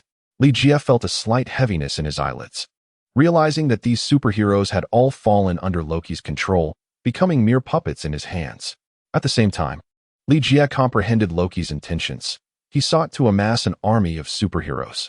With such a legion at his disposal, Loki could conquer the Earth and even return to the realm of the gods. Faced with the onslaught of mutated superheroes, akin to a tide of beasts, Li Jie was compelled to temporarily release Loki in order to counter the attacks of these aberrant beings. The moment Loki regained his freedom, he employed sorcery and vanished without a trace. The mutated superheroes showed no inclination to engage with Li Jie and his companions, swiftly fleeing the confines of the Golden Building. "Boss, there's one more here," Scarecrow announced, having discovered the Hulk lying in an ice coffin. Since the Hulk had already been slain by Li Jie, he held no value for Loki, who chose not to take him along. Li Jie instructed the trio of scarecrows to pursue Loki and the whereabouts of the fleeing superheroes, while he himself returned to the laboratory concealing the Kryptonian spacecraft, accompanied by the Hulk. "Li, I didn't expect you to locate the Hulk so swiftly. However, I've heard that New York has descended into chaos." Bruce Wayne began to tease upon encountering Li Jie. Li Jie disregarded Bruce Wayne and addressed Superman. "Let us commence. However, I have a question." Bruce Wayne cast a glance at the Hulk, immersed in a restorative liquid, and expressed his concern. "If he truly revives and retains his Hulk form, how shall we confront him?" Superman stroked his chin and replied, "Do you not believe the three of us can handle him?" Bruce Wayne shot him a skeptical look. "Have you not heard? This individual is a monster.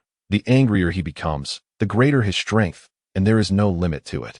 In a mere contest of might, even you may find yourself overmatched.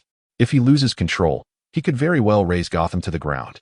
To put it plainly, Bruce Wayne's apprehension did not stem from the trio's inability to overcome the Hulk, but rather from the potential devastation that a battle with him could wreak upon Gotham.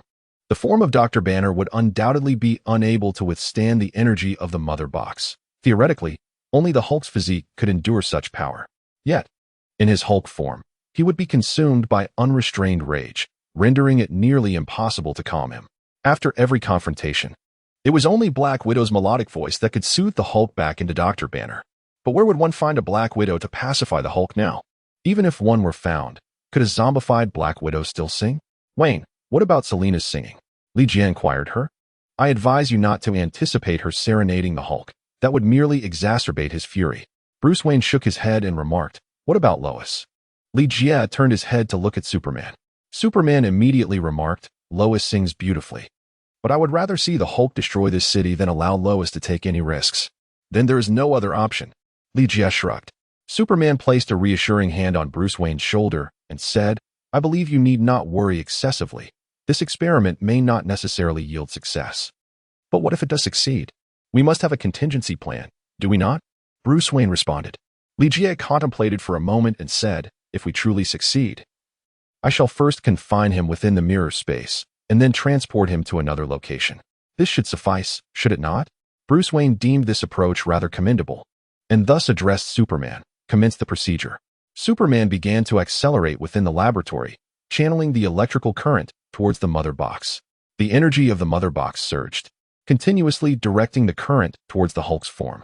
Time seemed to stretch indefinitely, until at last, the Hulk opened his eyes. We have succeeded. We have resurrected the Hulk. Superman exclaimed with exhilaration. A smile crept onto Li Jie's lips as the panel data updated, and he received the corresponding rewards for reviving the Hulk. Hey, don't celebrate too soon, Bruce Wayne exclaimed. I have an inkling that the big fellow isn't exactly thrilled about being revived. The Hulk wasn't opposed to resurrection. It was merely the surge of electricity that had incensed him. With a sudden crash, the Hulk leaped from the restoration fluid, launching an aggressive assault on Li Jie and his companions. With a swift motion, Superman temporarily subdued the Hulk. Meanwhile, Bruce Wayne urged from the sidelines, Li, hurry. To the mirrored space. Li Jie has commenced casting spells, conjuring a mirrored realm. Within this mirrored space, Superman and the Hulk have exchanged blows for several rounds. Perhaps spurred by Bruce Wayne's assertion that Superman's strength pales in comparison to that of the Hulk, Superman seeks to put this claim to the test.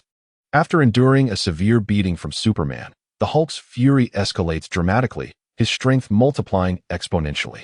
Li, do you believe this mirrored space can contain such a formidable creature? Bruce Wayne inquires with a hint of apprehension.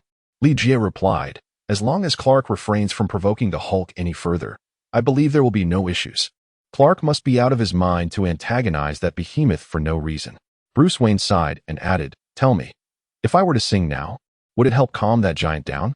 You? A question mark appeared on Li Jie's face. After all, he was someone who had undergone professional training. Bruce Wayne, exuding confidence, declared. Chapter 91, The New York Sanctuary. On the rooftop of the laboratory, 3 men sat on the eaves. The bruised and battered Superman took a swig of alcohol and exclaimed loudly, I tell you, had you not stopped me just now and forcibly pulled me out of the mirror space, I would have already dealt with that green fellow. Do you believe me? Li Jie nodded and replied, indeed, I believe. Bruce Wayne covered his mouth, for he had lost all his teeth in a recent altercation. And under the influence of the Dionysian factor, new ones were beginning to sprout, rendering his speech somewhat muffled. Damn, I am a professional singer, recognized by the world's foremost musicians. That fellow truly possesses not an ounce of taste. Li, Clark, I ask you, do I sing well or not? Well, indeed I do. Li Jie nodded in agreement. Wayne, it is not my intention to criticize you. Had you not intercepted my punch just now, I would have surely knocked out that fellow's teeth. Superman declared. Am I to blame then? Do not forget whose face was dragged across the ground. I was merely attempting to assist. Bruce Wayne retorted. That was an unfortunate mishap, mind you. Superman protested defiantly. I shall fetch some beer. Li Jie, weary of the incessant bickering, rose to depart. Enough, I shall not partake any longer. It is futile, Superman declared, standing up and addressing Li Jie. Transport me to the mirrored realm. I wish to engage that fellow once more. Are you certain? Li Jie inquired. I am unequivocally certain. If I do not bring that fellow to his knees this time, I shall read the name Clark backwards. Superman declared with fervor. Very well. Li Jie donned the ring of law. Wait a moment, I hear Lois calling me. Superman perked up his ears and remarked, "That fellow is fortunate this time. Lois is in trouble. I must return to Metropolis at once." With a resounding boom, Superman vanished from sight. Li-Jie fixed his gaze upon Bruce Wayne. "Why are you staring at me?" Bruce Wayne exclaimed, his voice tinged with unease. Li-Jie inquired, "Do you wish to step inside and serenade that fellow once more?" To which I replied, "That individual possesses no discernment whatsoever. Singing for him would be akin to playing the lute to a cow. Lee, I am convinced that Dr. Banner is a person of refined taste. When he reverts to his original form, please summon me, so that I may engage in a delightful exchange of ideas on music and technology with Dr. Banner." Bruce Wayne exclaimed, raising his hand to touch his ear. His voice tinged with anxiety. "What? All right, I understand. Lee, Selina discovered the bad armor I had concealed, and I must return to address the situation. I leave this matter in your capable hands. Remember to inform me immediately when Dr. Banner regains consciousness." Observing that Bruce Wayne had also fled, Li-Jie could only shake his head in resignation. Earlier, within the mirror dimension, Bruce Wayne and Superman had successfully provoked the Hulk into a state of furious rage, and that colossal figure had nearly upended the mirrored realm. Ultimately, Li-Jie had no choice but to pull them back from the mirror space into the real world, leaving the Hulk to cool off alone in the reflective dimension. This approach of allowing the Hulk to calm down was the only viable solution at present. Once he reverts to Banner, other matters could be addressed, with the plan to restore the Hulk having been successfully executed. Li-Jie deemed it unnecessary to remain in the laboratory any longer and thus created a portal back to New York. In New York, compared to when Li-Jie had departed, the situation had not worsened. After Loki took control of the mutated superheroes, he did not launch an assault on the new sanctuary, but instead vanished without a trace. Li-Jie, along with the Scarecrow, the Clown, and Bane, scoured every corner of New York, but found no trace of Loki. Along with him, several superheroes had also vanished. "Lee, we must devise a means to uncover Loki's true intentions, as well as strategize to reclaim the missing superheroes." Upon learning of Li-Jie's return, Coulson promptly sought him out. "Coulson, do you truly believe you are absolving yourself of responsibility? Are you insinuating that it is my fault that Loki departed with those superheroes?" Li-Jie cast a glance and said. Coulson, with an awkward smile, replied, "Lee, please don't misunderstand. I never intended that. What I meant to convey is that I may have discovered a lead regarding Loki in the superheroes." Pausing briefly, he handed the tablet to Li-Jie and remarked, "Take a look at this." Li-Jie took the tablet and watched a video in which Spider-Man descended from a rooftop and entered a house. 177A, Brick Street, Manhattan. Li-Jie discerned the house number in the video. Indeed, it was 177A, Brick Street, Manhattan. Coulson nodded in agreement, saying, "Lee, you must understand that every superhero has their own territory to protect. Although they all operate in New York, the young Spider-Man predominantly conducts his activities in Queens, rarely venturing into Manhattan.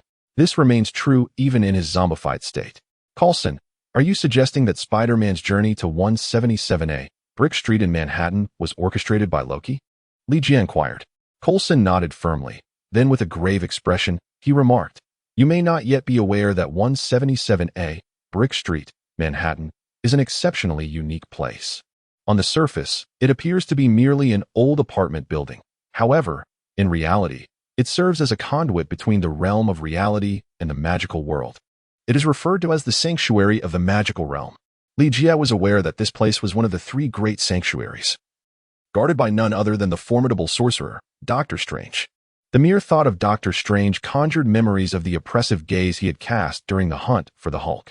Like many other superheroes, Doctor Strange had succumbed to the fate of a zombie. To venture into the sanctuary would inevitably lead to a confrontation with him. In terms of magical prowess, Li-Jie, having acquired the skills of Kaecilius, was still far from being a match for Doctor Strange. However, when it came to physical defense and offense, Li-Jie held the confidence that he could triumph over the sorcerer.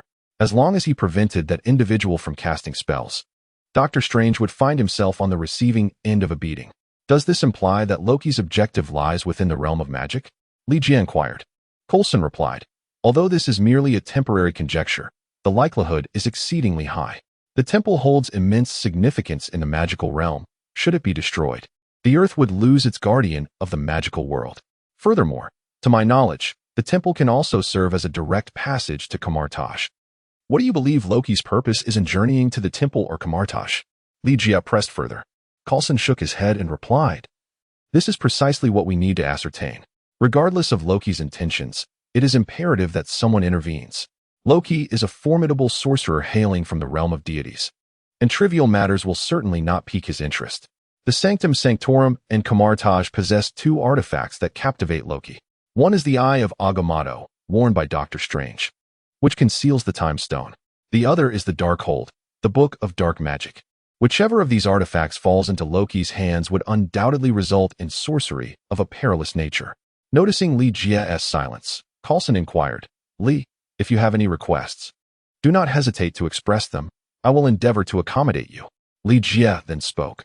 "I am willing to venture to the temple and Camartage in pursuit of Loki, but all spoils from this expedition shall belong to me." "Naturally," Coulson replied. The magical artifacts of the temple and Camartage are indeed alluring. Yet Coulson was acutely aware that those treasures were beyond the reach of S.H.I.E.L.D. at present. If Li Jie were to unearth something there, S.H.I.E.L.D. would have no authority to intervene.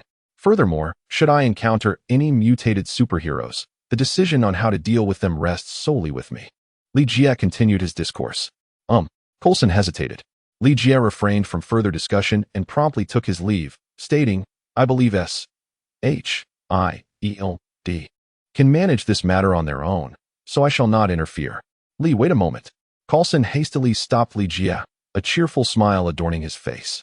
"Li, I mean no offense. I merely wish to remind you that those superheroes are of utmost importance to us.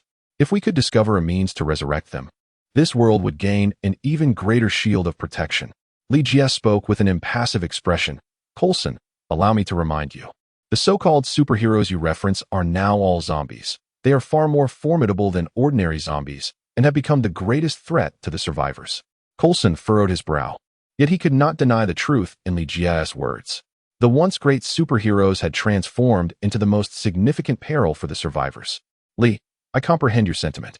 How about this? You possess the authority to deal with those superheroes at your discretion. However, if you were to locate the Eye of Agamotto, perhaps we could utilize the time reversal spell to resurrect the superheroes. The time reversal indeed presents a means to restore the superheroes. Yet, one must ponder why Doctor Strange, who possesses the Eye of Agamotto and wields the time reversal spell, has not taken such action, especially since he himself has succumbed to zombification. Beyond the fact that the time reversal spell is considered forbidden, Camartage adheres to strict regulations against arbitrary interference with the fabric of this world. Should Doctor Strange employ the time reversal technique, it could potentially create a branch within the existing universe, leading to a cascade of butterfly effects that may culminate in an uncontrollable scenario. "Coulson, you certainly hold me in high regard." Li Jie smiled softly, choosing not to utter another word as he continued onward. After meeting with the Scarecrow, the Clown, and Bane, Li Jie swiftly drove to 177A, Brick Street, Manhattan. From the outside, it appeared to be merely an old apartment building. Like many other places, there were zombies lurking outside the apartment. Strangely, however, none of the zombies approached or entered the building. Could this be the gateway to the magical realm? The Scarecrow curiously surveyed the apartment before him. Upon hearing Li Jie express his intention to venture into the magical world, a sense of excitement stirred within the hearts of the three companions. Li Jie turned around to glance at the three individuals, his expression serious as he inquired, "Are you certain you wish to join me on this adventure?" "Boss, it's as you say. We have come this far, so naturally, we shall accompany you into the fray," replied the Scarecrow with a cheerful grin. Bane remained silent, while the jester seemed to harbor some unspoken intentions. "I must caution you," Li Jie continued. "The magical realm has succumbed to darkness. The sorcerers who have become zombies pose a significant threat. If you have any second thoughts, now would be the time to reconsider. Nevertheless, this adventure also presents an opportunity. Whatever you acquire in the magical world may be yours to keep." Li Jie began to speak. As they were about to embark on a journey to the magical realm, both the Clown and the Scarecrow exhibited an unusual demeanor, fully equipped with an array of weapons and gear. With a click, the Clown gripped a rifle, chambering a bullet as he proclaimed, "If your speech has concluded, let us commence our mission. I shall lead the charge." The Scarecrow, declaring this, surged forward and collided with the door, only to be rebuffed with a loud thud. Alas, this door must be enchanted with forbidden magic, rendering it impassable, he remarked with a chuckle. Li Jie nearly burst into laughter. Just moments ago, there had been no trace of magical energy. The Scarecrow had been repelled by sheer physical force. Something was obstructing the door behind him. Bane, Li Jie called out. Bane stepped forward, pressing his hands against the door. Inhaled deeply and pushed forcefully. The heavy door creaked open, revealing a chilling draft that rushed out, accompanied by a few snowflakes that floated into the air, melting before they touched the ground. Peering through the crack, the interior appeared as a vast expanse of white, a stark contrast to the sweltering heat outside. Moments ago, the door had been frozen shut by the accumulation of snow, rendering it unyielding. Is this truly the realm of magic? The Scarecrow peeked in, shivering slightly, and remarked, I believe it would be prudent for us to return and fetch some furs. No one heeded the Scarecrow's words. Bane had already drawn his weapon and stepped inside. Li Jie was followed closely by the Joker, with the Scarecrow bringing up the rear. Should we close the door? A sudden clap echoed as the grand door of the temple closed on its own, startling the Scarecrow who had been speaking. The temple, typically sparsely populated save for the guarding sorcerers, posed no threat to the four who entered. In fact, they encountered not even a shadow. Behind each door within the temple lay a distinct realm. The icy chill pervading the hall was a result of one door being left ajar, allowing the frigid winds from the ice world to seep in. Upon entering the temple, the Scarecrow, the Joker, and Bane immediately set to work, busily stowing away items they deemed valuable or useful into their bags. Li Jie, however, held no interest in such matters. Indeed, the temple housed numerous valuable artifacts and magical implements, yet it had already been thoroughly plundered by Loki, leaving no formidable relics behind. After a brief exploration, it became evident that the entire temple, devoid of any guardians or sorcerers, was utterly desolate, with not even a single zombie in sight. Meanwhile, the bags of the Joker, Scarecrow, and Bane were nearly bursting with their newfound treasures. Are you planning to transport these items to Kamartaj? Li Jie stood before the teleportation array leading to Kamartaj, inquiring about the situation. The Joker exchanged glances with his companions. Unlike the temple in New York, where they had faced no foes, Kamartaj promised a different reality. Uncertainty loomed regarding the appropriateness of bringing their belongings along, as concerns about potential theft arose. The Scarecrow mumbled to himself. Chapter 92, The Book of Vishanti, Kamartaj. Prior to entering the teleportation array, Li Jie and the Joker had braced themselves for a fierce battle. However, upon arriving in Kamartaj, they discovered a scene starkly different from their expectations. Similar to the temple in New York, Kamartaj had been reduced to ruins. Yet not a single adversary or zombie was in sight. The eerie silence was unsettling. Boss, did we come to the wrong place? The Scarecrow queried, casting a puzzled gaze around. For a fleeting moment, Li Jie too felt he might have erred, until a golden light flickered before him, revealing a portal. On the other side stood the once great Dr. Strange, now a zombie clad in a tattered robe, his hair grayed at the temples. Dr. Strange made no aggressive moves. Instead, he fixated his gaze on Li Jie, as if contemplating a momentous decision. The sudden appearance of the portal and Dr. Strange startled the Scarecrow. A barrage of bullets erupted toward Dr. Strange, yet they were thwarted by an impenetrable magical shield. The portal vanished under the Scarecrow's assault. Where did he go? Where did that guy run off to? The Scarecrow exclaimed, pacing back to where the portal had materialized, even crouching to inspect the ground. Having caught a brief glimpse earlier, Li Jie realized that Dr. Strange's realm was not of the physical world, but rather a mirror dimension. A brief exchange of glances between the two allowed Li Jie to sense deeper undercurrents at play. After a moment's hesitation, he instructed the Joker and the others to remain behind while he fashioned a teleportation gate to enter the mirror dimension. The mirror dimension serves as a reflection of reality. Yet, upon arriving in this world, Li Jie was confronted by numerous robed sorcerers standing in the expanse of Kamartaj, all transformed into zombies, much like Dr. Strange. Li Jie's initial reaction was that Dr. Strange had confined these individuals within the mirror dimension. However, he soon realized that the situation was far more complex than he had imagined. These people, who had evidently succumbed to zombification, stood there in eerie silence, exhibiting no inclination to attack Li Jie. They resembled beings that had been tamed. As Li Jie stepped forward, they automatically parted to create a pathway, allowing him to pass unimpeded. Moments later, Li Jie discovered the abode of the Supreme Sorcerer within the mirror dimension. Dr. Strange awaited him there, and upon seeing Li Jie, displayed no signs of surprise. Instead, he continued to fixate on him. During their first encounter, the same penetrating gaze had been directed at Li Jie, instilling a profound sense of pressure.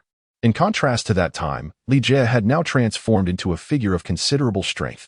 While he might not claim the ability to vanquish Doctor Strange outright, he at least felt confident that he could retreat unscathed even during the Sorcerer's peak. After a prolonged exchange of glances, Li Jie finally inquired, "What is it that you are observing?" "The Savior," Doctor Strange replied. Li Jie felt a twinge of surprise. It was indeed the first time he had encountered a zombie capable of speech. Doctor Strange exuded an air of sophistication, even in his current undead state. It was evident that he retained his intellect. "Savior, are you referring to me?" Li Jie inquired. Doctor Strange elucidated, with the eye of Agamotto. "I can perceive the timelines of the future. Among the myriad uncertain futures, there exists one that reveals you will become the savior of this world." "Remarkable. A savior, me?" Li Jie felt a twinge of satisfaction within himself. Doctor Strange continued, "However, among other possibilities, you may very well bring about the destruction of this world with your own hands." "Li Jie, so what? I witnessed you annihilating all the superheroes, laying the very foundation for your destruction of the world. Thus, I am compelled to make a significant decision. Shall I eliminate you now, while you have yet to attain true power, or assist you in becoming the savior of this realm?" Doctor Strange hesitated slightly before speaking. Two choices. One leads to life, the other to death. In the face of Doctor Strange's clearly menacing tone, Li Jie remained unperturbed, maintaining his gaze locked with the sorcerer. "If we were to engage in combat, who do you believe would emerge victorious?" "Your chances of winning are somewhat greater," Doctor Strange candidly admitted, pausing before continuing. "I hope I shall not regret the decision I make today."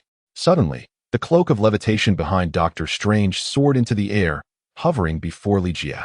"The cloak of levitation was the very first gift I bestowed upon you," Doctor Strange declared. This remarkable artifact is one of Doctor Strange's most potent tools. Although he himself cannot fly, the cloak grants him the ability to soar through the skies at supersonic speeds. Additionally, the cloak can transform into ordinary clothing, reverting to its original form when necessary. Such an invaluable item, so generously given away without hesitation, truly demonstrates Doctor Strange's magnanimity. However, Li Jie did not extend his hand to accept it. Beyond its capacity for flight, the cloak also serves as a binding instrument. Li Jie was reluctant to be recklessly bound by the floating cloak, granting Doctor Strange an opportunity to strike. Deception is an essential strategy in warfare. Exercising caution is prudent.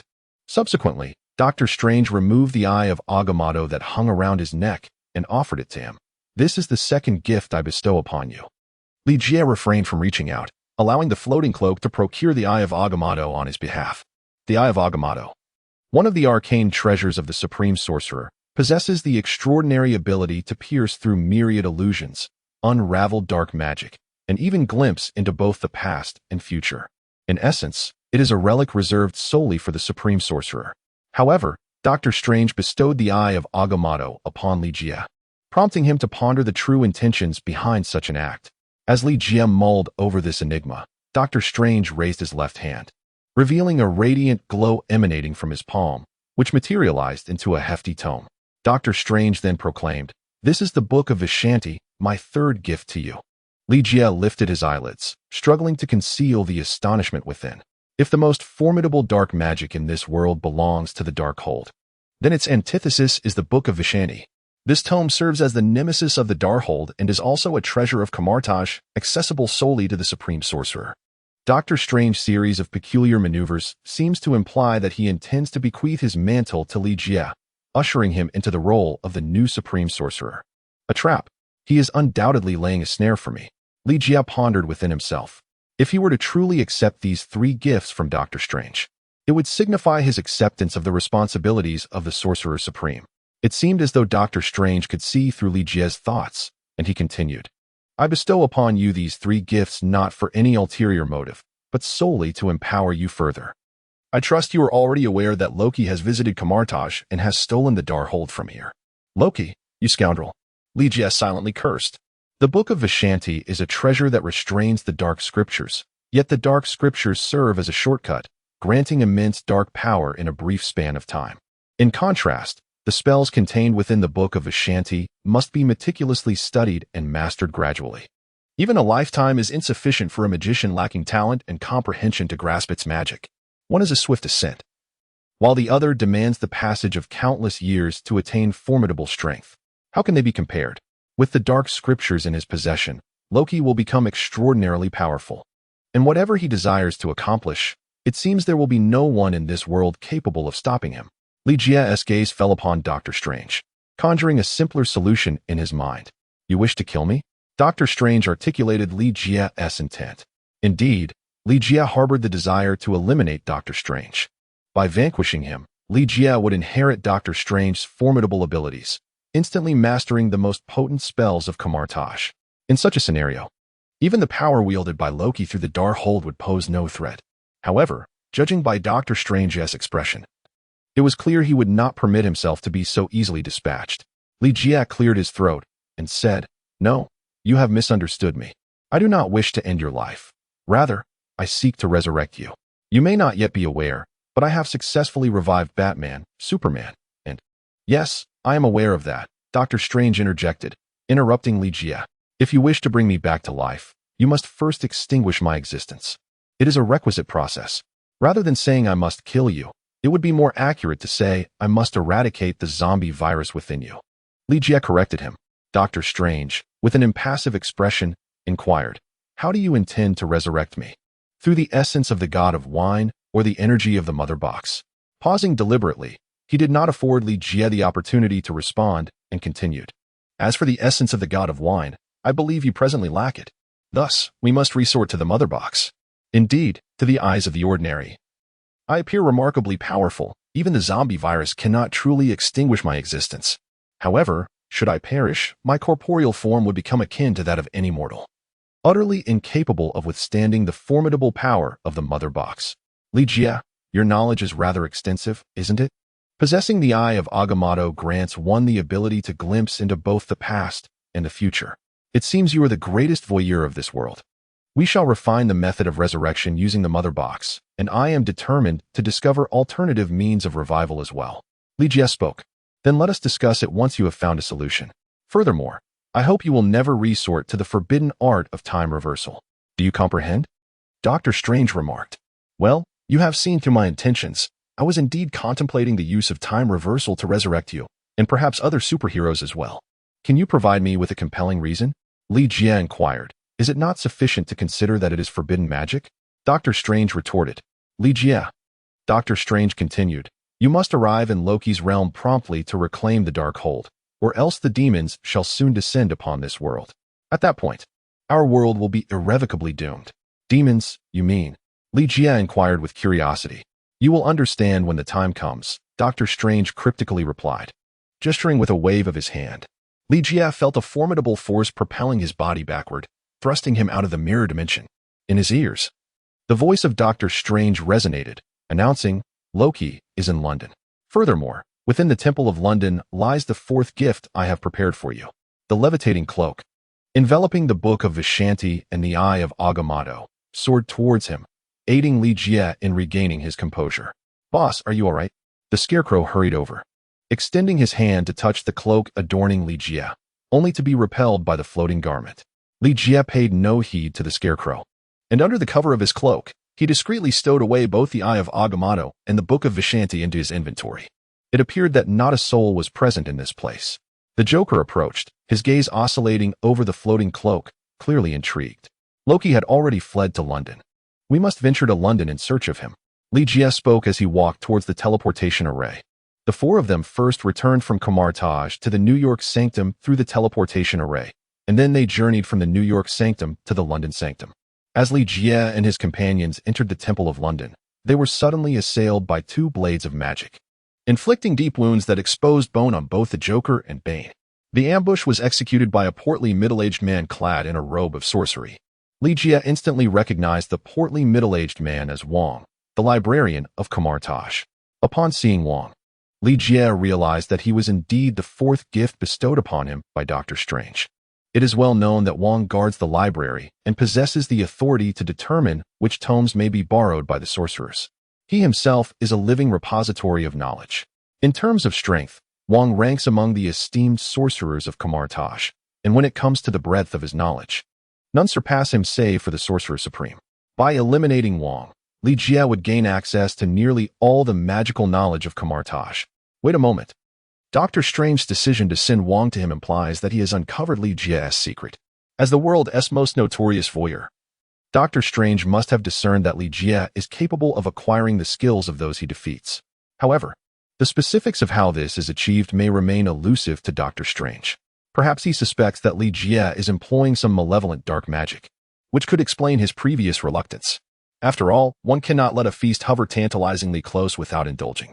With a swift motion, the cloak of levitation launched a surprise attack from behind, enveloping Wong and restraining his movements. Taking advantage of this opportunity, Li Jie decisively ended Wong's life, successfully acquiring Wong's skills and reservoir of knowledge. Are you all right? Li Jie turned to look at the Joker and Bane. The Dionysian factor within the Joker stirred to life, and his wounds began to heal at a visibly rapid pace. Bane's self-healing abilities, though somewhat inferior to the Joker's, were nonetheless formidable when compared to an ordinary person. Coupled with his naturally tough physique, he remained largely unconcerned about his injuries. How despicable to resort to a sneak attack!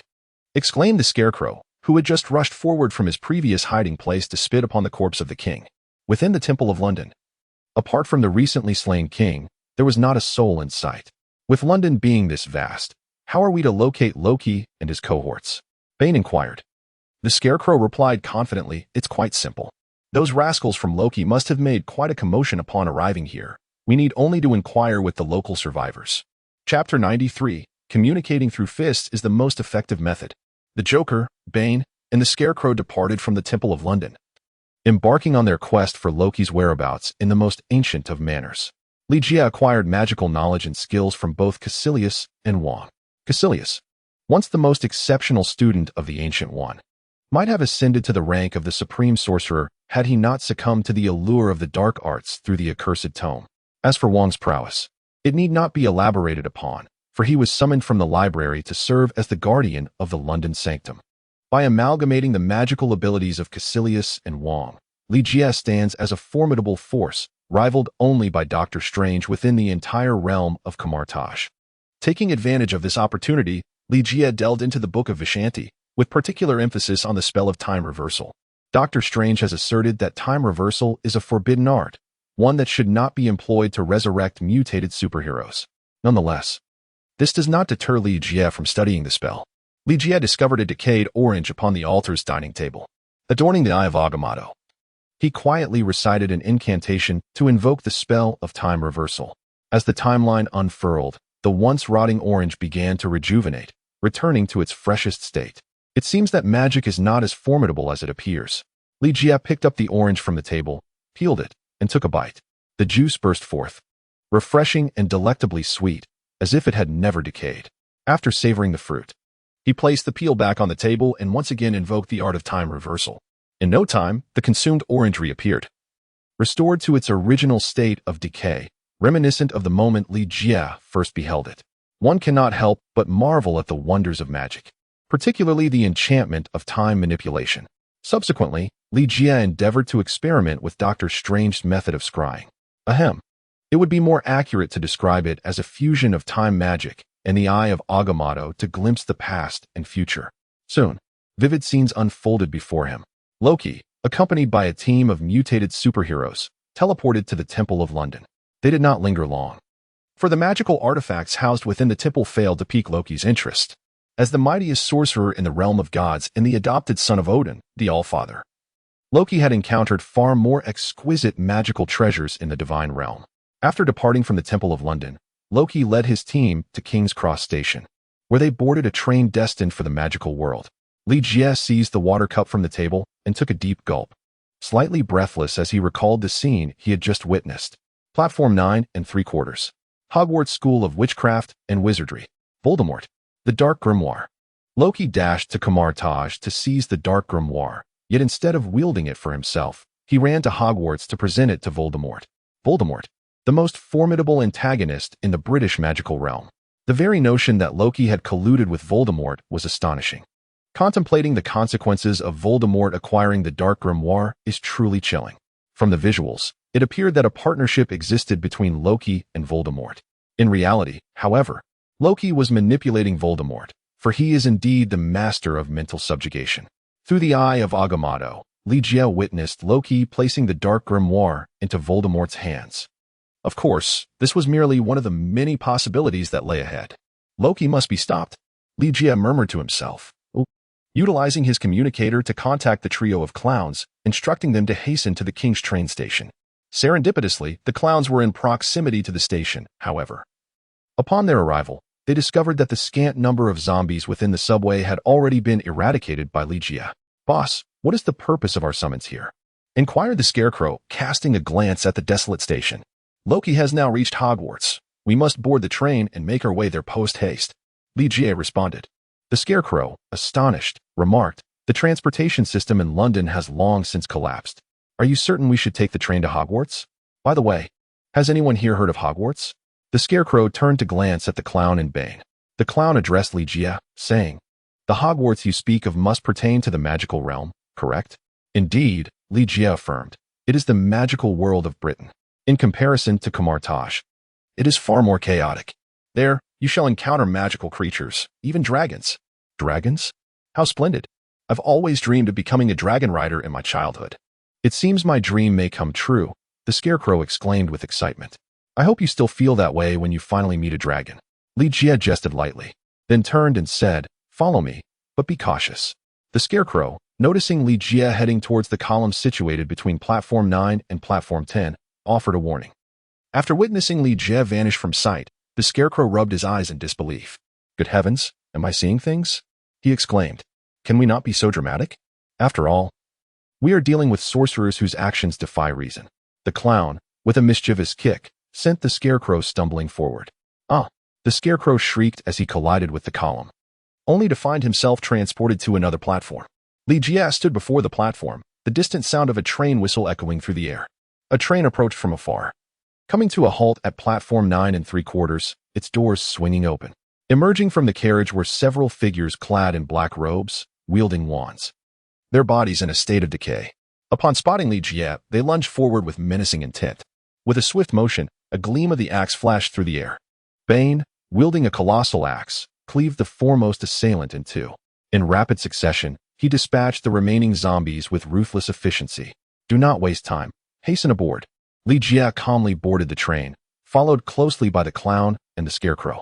Suddenly, the echo of gunfire reverberated through the carriage, as the undead within were swiftly dispatched. The doors sealed shut, and the train departed, gliding past obstacles as if in a dream. Upon arriving at Hogwarts, Ligia beheld a resplendent black cat perched on the platform. Curiously, the zombies in the station cowered in the corners, seemingly paralyzed by fear of the feline. What had transpired here? The Scarecrow, poised for carnage, momentarily froze before fixating on the black cat, his expression wary as he questioned, "Is that cat also one of the undead?" Just as he raised his weapon to shoot, the cat sprang into action, effortlessly disarming him with a swift kick. In the next instant, it delivered a sharp blow to his face. "Ah!" the Scarecrow exclaimed, collapsing in shock, frantically touching his face while exclaiming, "I'm hurt. I'm hurt." After landing, the black cat refrained from attacking anyone else, instead bristling with fur raised, baring its teeth and glaring at Ligia and his companions. A live fish suddenly flopped onto the ground, and the black cat swiftly pinned it down with its paw, lifting its gaze to Ligia. "Fool, stop embarrassing yourself. Can't you see those zombies are subdued because of her presence?" Ligia kicked the Scarecrow, then bent down and, with a smile, said, "Please, enjoy, Madam McGonagall. If it is insufficient, I have more here." The black cat, whose fur had been ruffled, became remarkably docile and lowered its head to consume the fish. After the Scarecrow rose from the ground, it exclaimed in astonishment, "Good heavens! Boss, it can understand your words. Of course, she is the headmistress of Hogwarts. One of the most formidable wizards in this realm." Ligia observed a black cat bowing its head to consume fish, thereby confirming a hypothesis he had entertained. Minerva McGonagall, now in feline form, had also succumbed to the affliction of becoming a zombie. However, akin to Dr. Strange, she retained a semblance of her intellect. Her presence here seemed to indicate that she was awaiting him. "A cat? Are you suggesting that the headmaster of Hogwarts is a cat?" the Scarecrow inquired incredulously. "By the way, what is Hogwarts? Is it a school for wizards?" Ligia nodded and replied, "Indeed. Hogwarts School is one of the most powerful institutions of magic in the United Kingdom. Professor Minerva McGonagall is an expert in transfiguration, and this is merely one of her forms. Having understood, the Scarecrow straightened his jacket and, with a serious expression, inquired, "Boss, do you think I could become a wizard?" To which he was advised, "That question is best directed to Ms. McGonagall." Ligia began to speak. The Scarecrow cleared his throat and inquired of Professor Minerva McGonagall. "Esteemed Professor McGonagall, I consider myself to possess considerable magical talent. Do you believe I could become a powerful wizard?" "Muggle," the Black Cat articulated. "What does Muggle mean?" the Scarecrow asked. Perplexed, Ligia responded, "I believe what Professor McGonagall means is that you can never become a wizard." The Scarecrow paused for a moment before disdainfully retorting, "Who cares?" After finishing her fish, Minerva McGonagall turned and led Ligia and the others out of the train station, where they boarded a vintage brown car. Suddenly, as the car soared into the air and sped away with astonishing velocity, the Scarecrow hurriedly fastened his seatbelt in fright. "Lee, I am truly grateful for your presence here," remarked the Black Cat, lounging on the seat as it licked its paw. "Do you recognize me?" Ligia inquired with curiosity. Minerva McGonagall replied, "Of course. I have conversed with Dr. Strange. He showed me your photograph." Ligia, "Since that fellow knew I was coming here, why did he not inform me in advance?" "Madam McGonagall, could you enlighten me about the situation here?" Minerva McGonagall replied, "The circumstances are exceedingly dire. Less than 1% of the wizards have survived. Furthermore, the entirety of Hogwarts has fallen under the dominion of Voldemort." Ligia, "It is understandable that in such an apocalyptic world, the survival instincts of the malevolent are evidently more robust. As for Loki, have you encountered him?" Ligia did not forget the purpose of his visit. He sought to reclaim the Dark Grimoire from Loki. Minerva McGonagall replied, "I caught a distant glimpse of him. Not daring to disturb, he is an extraordinarily powerful wizard. In comparison between Loki and Voldemort, whom do you believe to be the more formidable?" Ligia inquired. Minerva McGonagall responded, "It is difficult to ascertain. Should Voldemort acquire the Dark Grimoire and harness its sinister powers, I believe he would undoubtedly prevail." Ligia did not deny this point. Voldemort was indeed the most gifted sorcerer, and after succumbing to darkness, he became an invincible force in this realm. Coupled with the power of the Dark Grimoire, he certainly possessed the strength to vanquish Loki. However, if Loki had no further tricks up his sleeve, would he truly bestow the Dark Grimoire upon Voldemort? Professor Minerva McGonagall continued, "Loki hails from the realm of gods, wielding numerous abilities beyond our comprehension." "Look, is that a dragon?" The cry of the Scarecrow interrupted the conversation between Ligia and Professor McGonagall. A colossal dragon with 3 heads was soaring towards them, the central head opening its maw to unleash a massive fireball. "Be careful," screamed the Scarecrow. The car swiftly executed a sharp turn in midair, yet was still grazed by the fireball at its rear, spiraling out of control towards the ground. "Brace for impact," Professor McGonagall shouted. Bang, crash. The car finally landed safely after crashing through 3 large trees. Bane kicked open the door and climbed out, then reached in to pull the Scarecrow out and toss him onto the ground. The clown emerged from the opposite side, gazing up at the sky as he spoke. "That 3-headed monstrosity is pursuing us again." "Scarecrow, didn't you say you wanted to be a dragon knight? The opportunity has arrived." With a swift motion, the Scarecrow raised his weapon and emptied the magazine, but the bullets seemed to have little effect on such a gigantic beast. "I believe we should find a place to hide. Professor McGonagall, please wait for me here." After placing the Black Cat on the ground, Ligia leaped into the air. A tremendous fireball surged forth, yet Ligia effortlessly deflected it with his magical shield. Following this, he soared forward and delivered a powerful punch to the dragon's fiery head, allowing the creature to experience the strength of the Hulk. The impact rendered the dragon unconscious, causing it to lose balance and plummet towards the earth. Nevertheless, the dragon did not forget to retaliate. Its right head opened wide, attempting to bite Ligia, who was perched on its back. Ligia delivered a powerful punch to his opponent's chin, unleashing a torrent of blood. With a resounding thud, a tooth, nearly the height of a man, embedded itself into the ground. The Scarecrow, brimming with excitement, rushed over to caress the still warm tooth, entirely unfazed by the foul odor emanating from it. Turning back, he exclaimed, "Hey, how much do you think I could sell this for if I took it back? Perhaps I could craft a necklace of dragon teeth." The Joker and Bane exchanged bemused glances, both offering the Scarecrow a disapproving look. Lacking taste, they remarked. The Scarecrow huffed dismissively and, with both hands wrapped around the dragon tooth, attempted to uproot it from the earth. After 2 unsuccessful attempts, he resolutely abandoned the endeavor. This object was far too cumbersome to transport. Having ventured into the magical realm, he naturally sought to acquire something of greater value for his return. Moments later, Li rejoined the group, gesturing behind him as he proclaimed, "I have spoken with that fellow. He is willing to guide us to Hogwarts." Thud, thud, thud. A 3-headed dragon, its head adorned with bumps, approached, its body crawling submissively before Li. The Joker and Bane exchanged glances, acknowledging the efficacy of resolving matters with a fist. Chapter 94. Loki becomes the enforcer of the Wasteland Wolf? At Hogwarts School of Witchcraft and Wizardry, the surviving teachers and students found themselves besieged by Voldemort's minions on the playground. A bizarrely featured ambush magician, devoid of hair, stood atop a platform. A massive python coiled beneath him. Dressed in a finely tailored suit, his hair slicked back with gel, Loki stood at Voldemort's side. A line of mutated superheroes standing rigidly behind them. "Is that Harry?" Loki inquired, fixating on a chubby boy wielding a wand below, his tone dripping with disdain.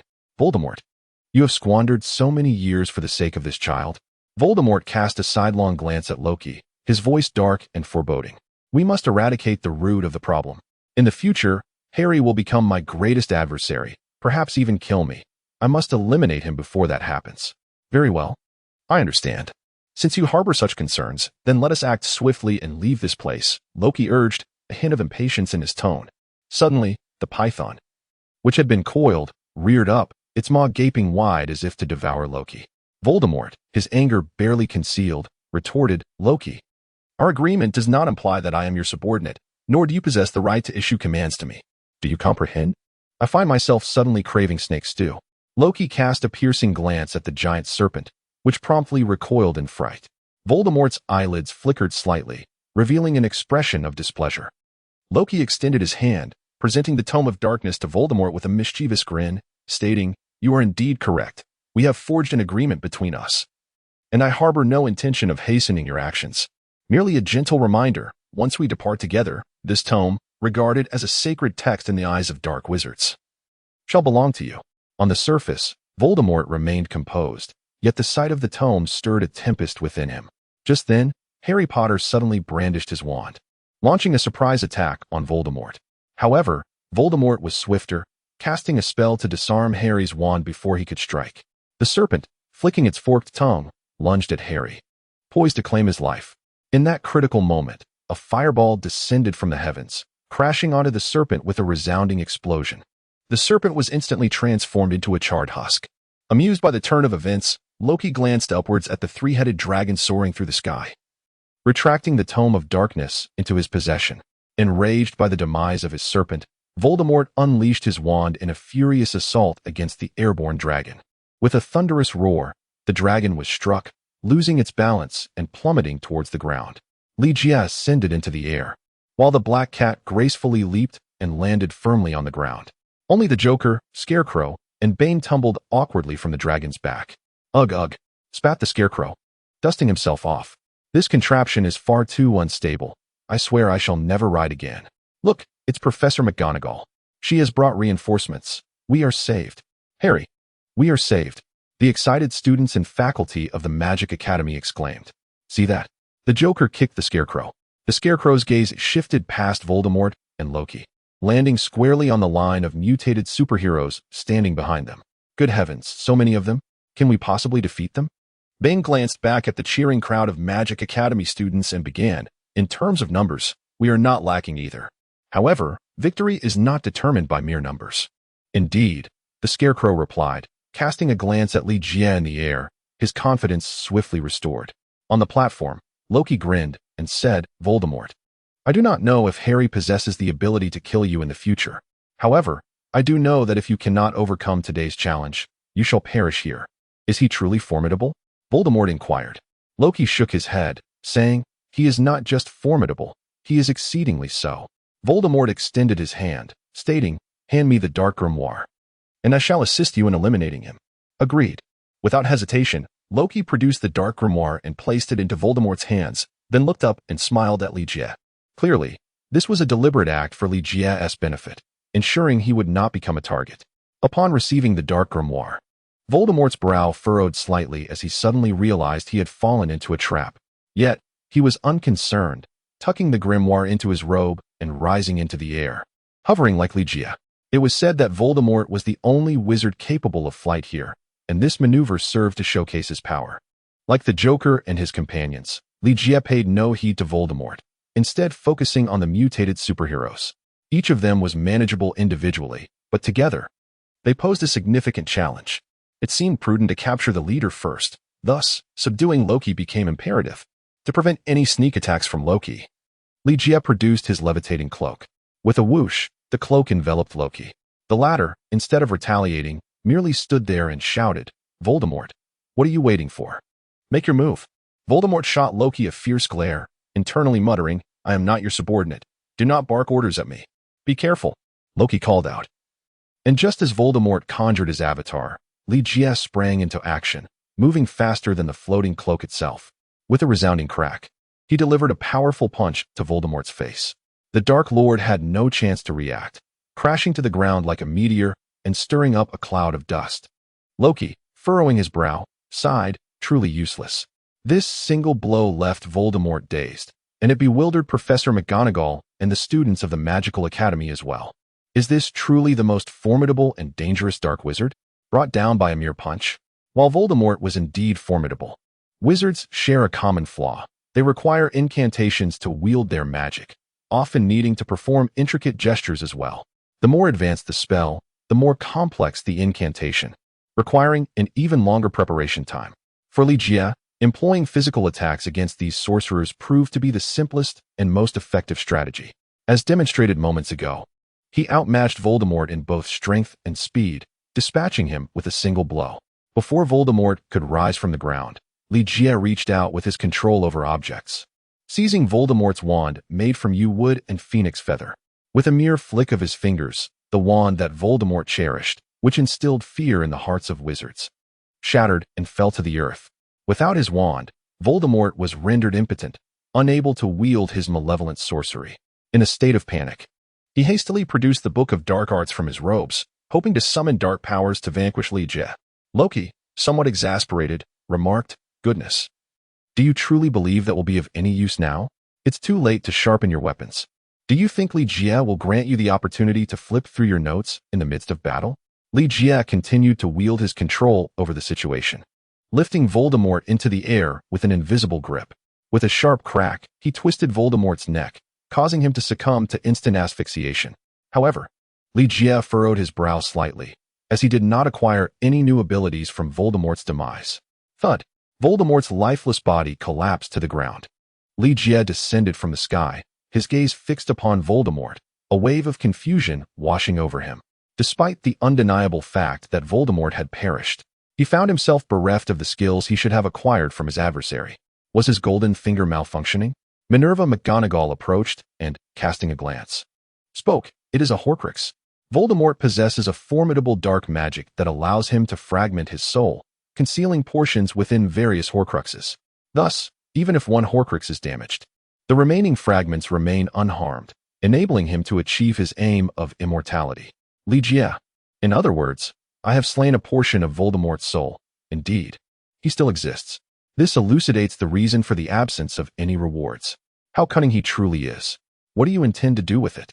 Minerva McGonagall gazed intently at the dark grimoire, for in her eyes, a tome of dark magic was 100-fold more perilous than Voldemort himself. "I shall handle it with utmost care." Ligia picked up the Tome of Darkness and placed it into his storage compartment, neglecting to ascertain its authenticity. Firstly, he had never laid eyes upon the Tome of Darkness, rendering any attempt at verification futile. Secondly, the tome harbored formidable malevolent powers. Merely opening its pages would ensnare one with its contents, leading to an inescapable descent into obsession, more terrifying than addiction itself. "Ah, we could have a splendid conversation," Loki remarked, his face breaking into a broad smile as Ligia floated before him. "You see, Voldemort has met his demise, and the Tome of Darkness is now in your possession. Might you consider releasing me?" "Release you?" Ligia let out a cold snort, remarking that you are undoubtedly the most cunning individual in this universe. Even a mere exchange of glances could ensnare one in your devious traps. The most effective course of action against you is to eliminate you. The floating cloak began to constrict, and Loki's expression grew increasingly grim, his smile taking on an eerie quality. What a pity, we could have been allies, ruling this world together, perhaps even the entire cosmos. Alas, you have chosen to become my adversary. Suddenly, a shield hurtled towards him, which Li Jie deftly caught with a sharp clap of his hand. In the blink of an eye, Loki, shrouded within the floating cloak, vanished without a trace. It was not a retreat. He simply disappeared, as if someone had extinguished the projection. What had just materialized here may not have been Loki's true form, but merely an illusion he conjured.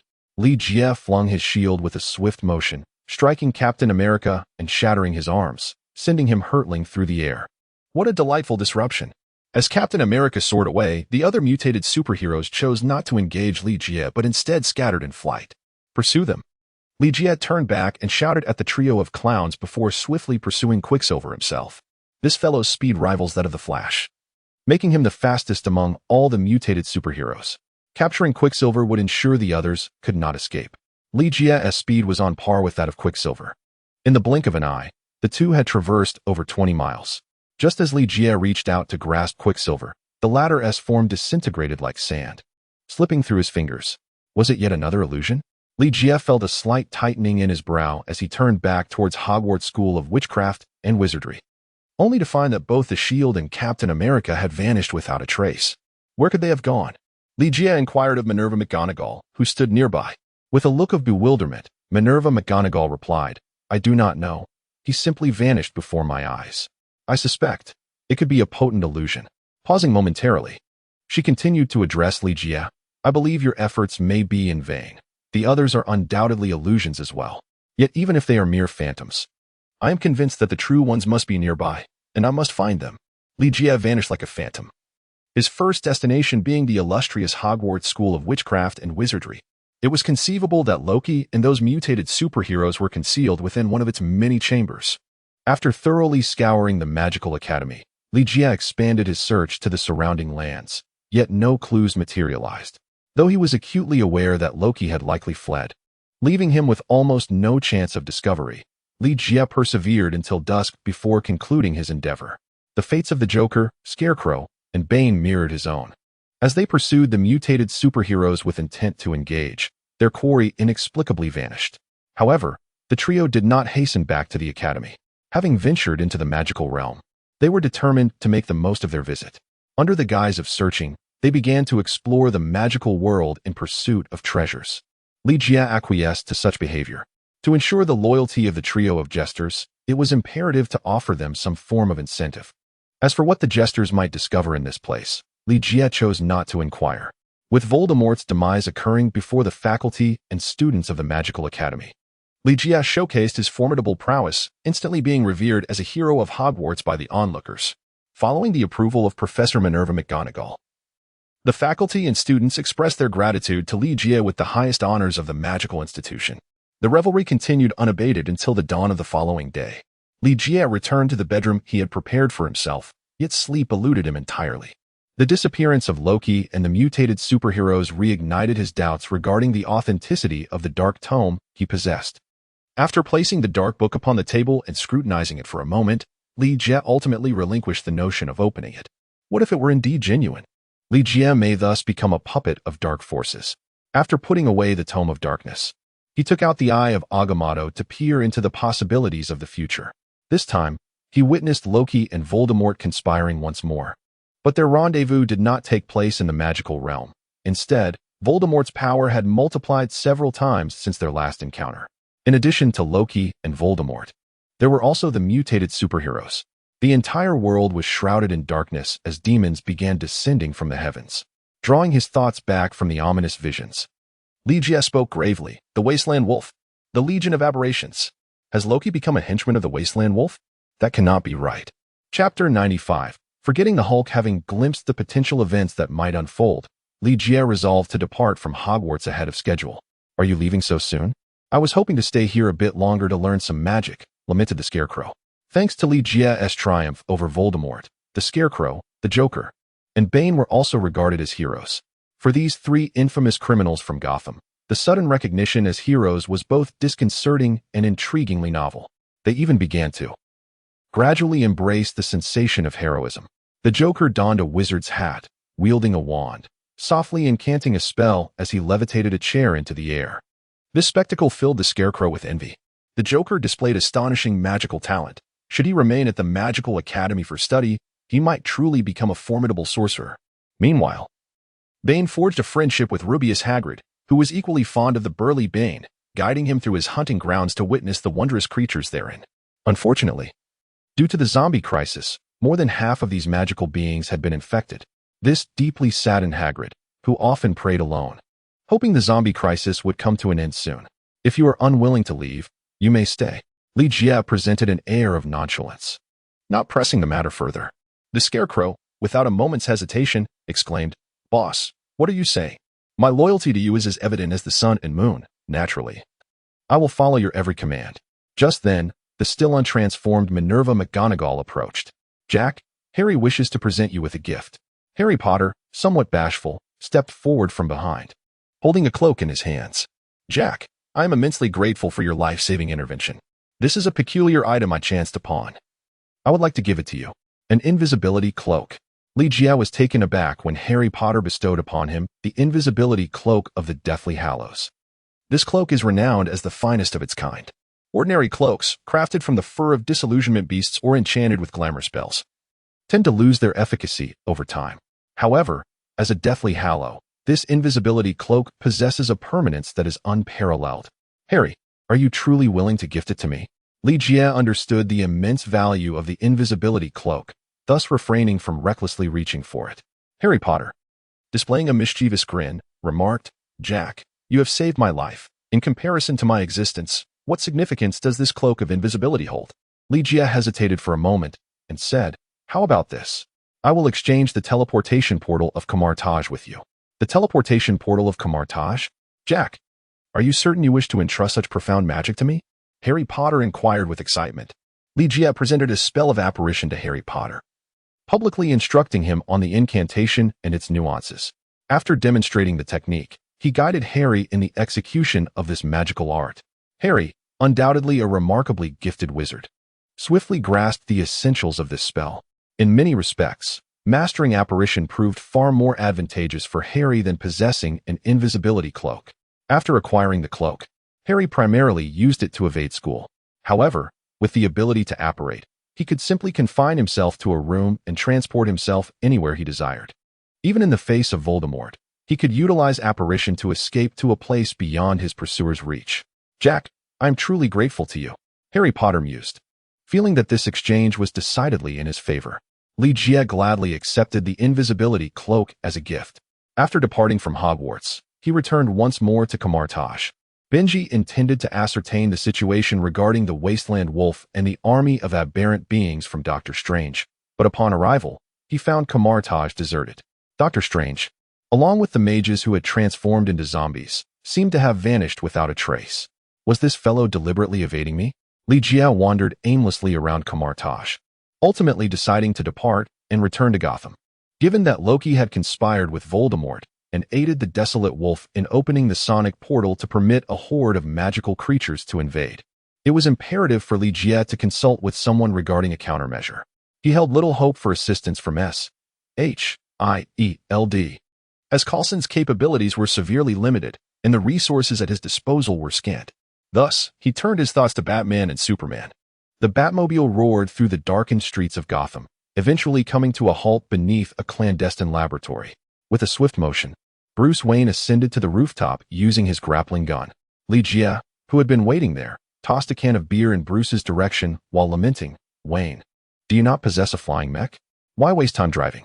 "Hush," Bruce Wayne gestured for silence, replying with a hint of exasperation, "Do not remind me. The last time I used that mech, it nearly harmed Selina, and she subsequently confiscated it. Wayne, you truly are quite pathetic, unable to even assert control over a woman." Li Jie cast a disdainful glance. Bruce Wayne, feigning innocence, replied, "Jack, you cannot hold me accountable for this. Selina is unlike any other woman. In what way is she different? Does she possess 3 legs?" Li Jie said somewhat irritably, "Not at all. However, Selina has advised me to keep my distance from you, claiming that you are the one leading me astray." Bruce Wayne remarked, "Li Jie, have I truly led Bruce Wayne astray?" This is undoubtedly the most egregious injustice of the century. Moreover, I have not arrived too late. After all, Clark has yet to make his appearance. Bruce Wayne managed to smile as he spoke. I have arrived, Li Jie murmured softly, turning to glance behind him, where he beheld a streak of red and blue hurtling towards them at supersonic speed. Wayne, it's ill-advised to speak ill of others behind their backs.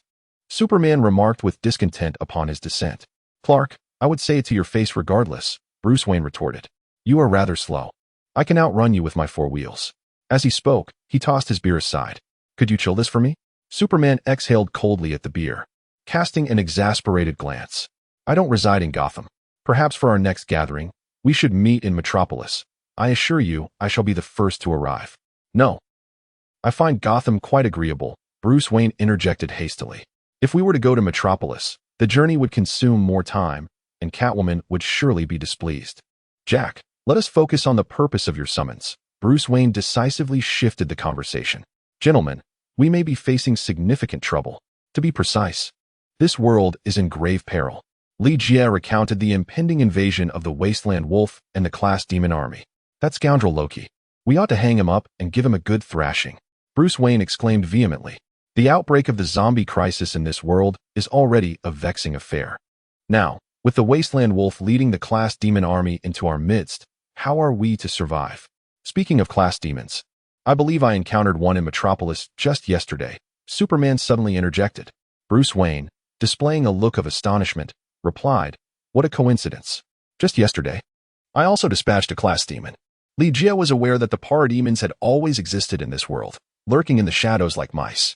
Their role resembled that of scouts, tasked with locating the mother boxes and subsequently stealing them to deliver into the hands of the Desolate Wolf. Only by harnessing the power of the mother boxes could the Desolate Wolf access the sonic boom pathway. Metropolis lacked a mother box, while Gotham's mother box had been kept in Li Jie's storage compartment. Thus, Li Jie directly inquired, Wayne, where did you encounter the parademons? Bruce Wayne responded, just around the corner, a street away. The appearance of parademons in Gotham undoubtedly aimed at seeking the mother box, and it was certain that more than one had concealed itself within the city. These creatures were on the verge of discovering the laboratory, and swift action was imperative. Wayne, Clark, if we are to thwart the invasion of the Desolate Wolf and the Parademon army, our best course of action is to locate the other 2 mother boxes before they do. Li Jie began to speak. The superhero shrugged and said, How can we find them? To the best of my knowledge, the other 2 mother boxes are safeguarded by Atlantis and the Amazon warriors. These 2 locations resemble mythological legends, and no one truly knows their precise whereabouts. Li Jie, however, revealed a smile and said, No, someone knows, and one of them is hidden in Gotham. Bruce Wayne, noticing Li Jie's sudden gaze upon him, asked somewhat sheepishly, Why are you looking at me? Wayne, I believe you should know where Diana is, don't you? Li Jie inquired. Whom do you refer to? Bruce Wayne appeared somewhat perplexed, as if he had not fully comprehended the question. Li Jie replied, Diana Prince, a remarkably beautiful lady. Huh. How could I possibly know her? No, I have never even laid eyes on Diana Prince. Bruce Wayne shook his head in response. Oh, Li Jie smiled and said, Since you are unaware, I think I shall inquire with Selina. Perhaps she has heard something. Jack. Oh no. I beg you, please do not mention this to Selina. If she discovers my acquaintance with Diana, she will surely kill me. Bruce Wayne implored urgently. Superman interjected playfully. Wayne, it seems you harbor some clandestine secrets. Do confess. Have you and Diana? No, I swear. Bruce Wayne exclaimed, raising his hand in protest, his anxiety palpable. Heavens, how do I explain this? Diana Prince is a princess from the Amazons, a princess endowed with divine power residing in Gotham. I must remain vigilant, mustn't I? Truth be told, I have never conversed with Diana nor had any interaction with her, until what? Superman pressed, his curiosity piqued, eager to uncover Batman's hidden truths. Bruce Wayne inhaled deeply, until I discovered that Diana had also succumbed to the zombie plague, compelling me to confine her. Wayne, are you implying that you have imprisoned the Amazon princess? Superman exclaimed in astonishment. Bruce Wayne, now thoroughly exasperated, shouted, Clark, mind your terminology. It is not imprisonment. It is confinement. A powerful Amazon princess turned into a zombie. Do you comprehend the implications? If I do not restrain her, Gotham itself would face utter disaster. That's essentially the same thing. No wonder you fear Selina discovering this. Superman whistled, reveling in the drama. Clark, you scoundrel, I shall strike you, Bruce Wayne declared, his fist raised defiantly. Who are you trying to intimidate? Come on. Superman assumed a mock fighting stance. Stop. Li Jie interposed himself between the two, exclaiming with exasperation. I must say, you both are esteemed superheroes admired by many. Yet, when you meet, you behave like immature children resorting to brawls. It's Wayne who wishes to fight me, Superman retorted defiantly. If you hadn't instigated, would I have even considered confronting you? Bruce Wayne equally resisted. Oh, so one cannot even comment on your actions? What have I done? Are you truly unaware of your own deeds? I am not. Enlighten me. Ah. So now you want me to elaborate? Frankly, I've lost the inclination to explain. No. Today you shall clarify, or I shall compel you to do so through force. Bring it on. And thus, yet another altercation was imminent. As Li Jie listened to the escalating quarrel between Batman and Superman, he felt a throbbing headache. Selina, what brings you here? Li Jie suddenly exclaimed. Selina? Bruce Wayne hurriedly glanced back, but found no one in sight. Jack, since when have you been sharing trousers with Clark? Enough already, let us not waste time in competition. Li Jie gently pushed Bruce Wayne back and continued, now that you have confined Diana, the situation has become considerably more manageable. We can first utilize the mother box to resurrect her, and then persuade her to lead us to the Amazon for another mother box. Bruce Wayne, with a serious expression, replied, even if we succeed in bringing Diana back to life, she may not agree to guide us to the Amazon. The Amazon is a forbidden zone, impervious to outsiders. Whether she consents or not is inconsequential. At the very least, she can venture to the Amazon on her own. Let us focus on her resurrection for now. Li Jie paused momentarily, a furrow forming on his brow as he spoke. In our quest to resurrect Diana, have we overlooked something? Bruce Wayne and Superman exchanged glances, and in unison, they exclaimed, the Hulk. Indeed, all three had forgotten about the Hulk. He was confined within the mirror dimension by Li Jie. If he remained in his Hulk form, it was likely that he would face no dire consequences. However, should he have reverted to the form of Dr. Banner, being trapped within could lead to madness or even starvation. Li Jie hastily conjured a portal to enter the mirrored space. Chapter 96, Paradise Island. Within the mirrored realm, Dr. Banner sat cross-legged amidst the ruins, meditating as if the surrounding devastation bore no relation to him. Upon hearing footsteps, Dr. Banner opened his eyes to observe the three individuals who had emerged through the portal before him. Though I was ensnared within the Hulk's form, I hold a recollection of you. You are Batman, the guardian of Gotham, and you, universally recognized, are Superman from Metropolis. As for you, I recall it was you who brought about my demise, as well as that of the Hulk. Dr. Banner's gaze shifted among the trio, maintaining an unsettling tranquility as he recounted the incident of his and the Hulk's death at Li Jie's hands. Typically, Dr. Banner endeavored to regulate his emotions, for anger could swiftly transform him into the Hulk. You neglected to mention one thing. It was I who saved you. Li Jie smiled and said, indeed, it was you who saved me and eradicated the zombie virus from within me. I ought to express my gratitude. Dr. Banner, rising with a hint of awkwardness, inquired, are you here to set me free? The gazes of Superman and Batman simultaneously turned towards Li Jie, both expressing a tinge of disappointment. Superman lamented, I have lost the opportunity to bring the Hulk to his knees. Batman added, I have just learned a new song, but it appears I will not have the chance to perform it now. Please, go ahead. Li Jie extended his hand and spoke. Thank you. After Dr. Banner uttered these words, he directly passed through the portal and returned to the realm of reality. Is there anything to eat? I am truly famished. What do you wish to eat? Li Jie inquired. Dr. Banner glanced around and shrugged, saying, I suppose I cannot be too particular. As long as I can fill my stomach, that suffices. If possible, please bring me a bottle of beer as well. Li Jie prepared a bowl of instant noodles and a chilled bottle of beer for Dr. Banner. While they dined, he recounted the matter of the mother box. Dr. Banner personally examined the Kryptonian spacecraft, the restorative fluid, and the mother box. After a brief investigation, he remarked, I could devise an apparatus to regulate the energy release of the mother box, essentially a converter, transforming its energy to a level the human body can withstand. Furthermore, I could explore alternative energy sources, thereby eliminating the need for Superman to activate the mother box each time. The dilemma lies in the fact that if the energy of the mother box cannot be fully released, the resurrection objective remains unattainable. Additionally, The restorative fluid is not indefinitely reusable. Thus, theoretically, your resurrection plan is unlikely to succeed. Li had contemplated these objective challenges, and when Dr. Banner articulated them, he did not feel an overwhelming sense of disappointment. How many more times do you believe our method can be employed? Li inquired. After a moment of contemplation, Dr. Banner replied, the specific data can only be ascertained after calculations. If we disregard the human body's tolerance, I believe it should not exceed 3 times. 3 times. Whom do you believe should be resurrected? Li turned to gaze at Batman and Superman. Diana responded simultaneously. Who is Diana? Dr. Banner inquired, his expression one of confusion. Wonder Woman. Li replied. Then, who is Wonder Woman? Dr. Banner inquired further. Li pondered for a moment and remarked, this is a lengthy tale. Yet you may envision her as the female counterpart of Superman. Diana Prince, aside from lacking heat vision, possesses strength and speed akin to that of Superman, complemented by an array of extraordinary gadgets. Thus, referring to her as the female version of Superman is not an exaggeration. Dr. Banner immediately conjured an image in his mind of a muscular woman clad in a red cape. So, she can be invulnerable like Superman. This notion presented a certain awkwardness. It is generally accepted that as a demigod, Diana Prince's ability to deflect bullets is entirely plausible. However, the truth is quite the opposite. Diana Prince's physique far exceeds that of an average human, yet it does not equate to invulnerability. One can easily imagine the absurdity of a demigod wielding an AK-47 in a rampage. This might even present a flaw in the narrative. Thor, the god of thunder, can withstand a full-force strike from the Hulk, yet he cannot evade the onslaught of bullets.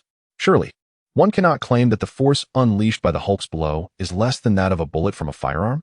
In Gotham, at a desolate construction site, Dr. Banner turned to survey his surroundings, a look of confusion etched upon his face as he inquired, Batman, you claim you have imprisoned Diana here, yet I see no sign of her.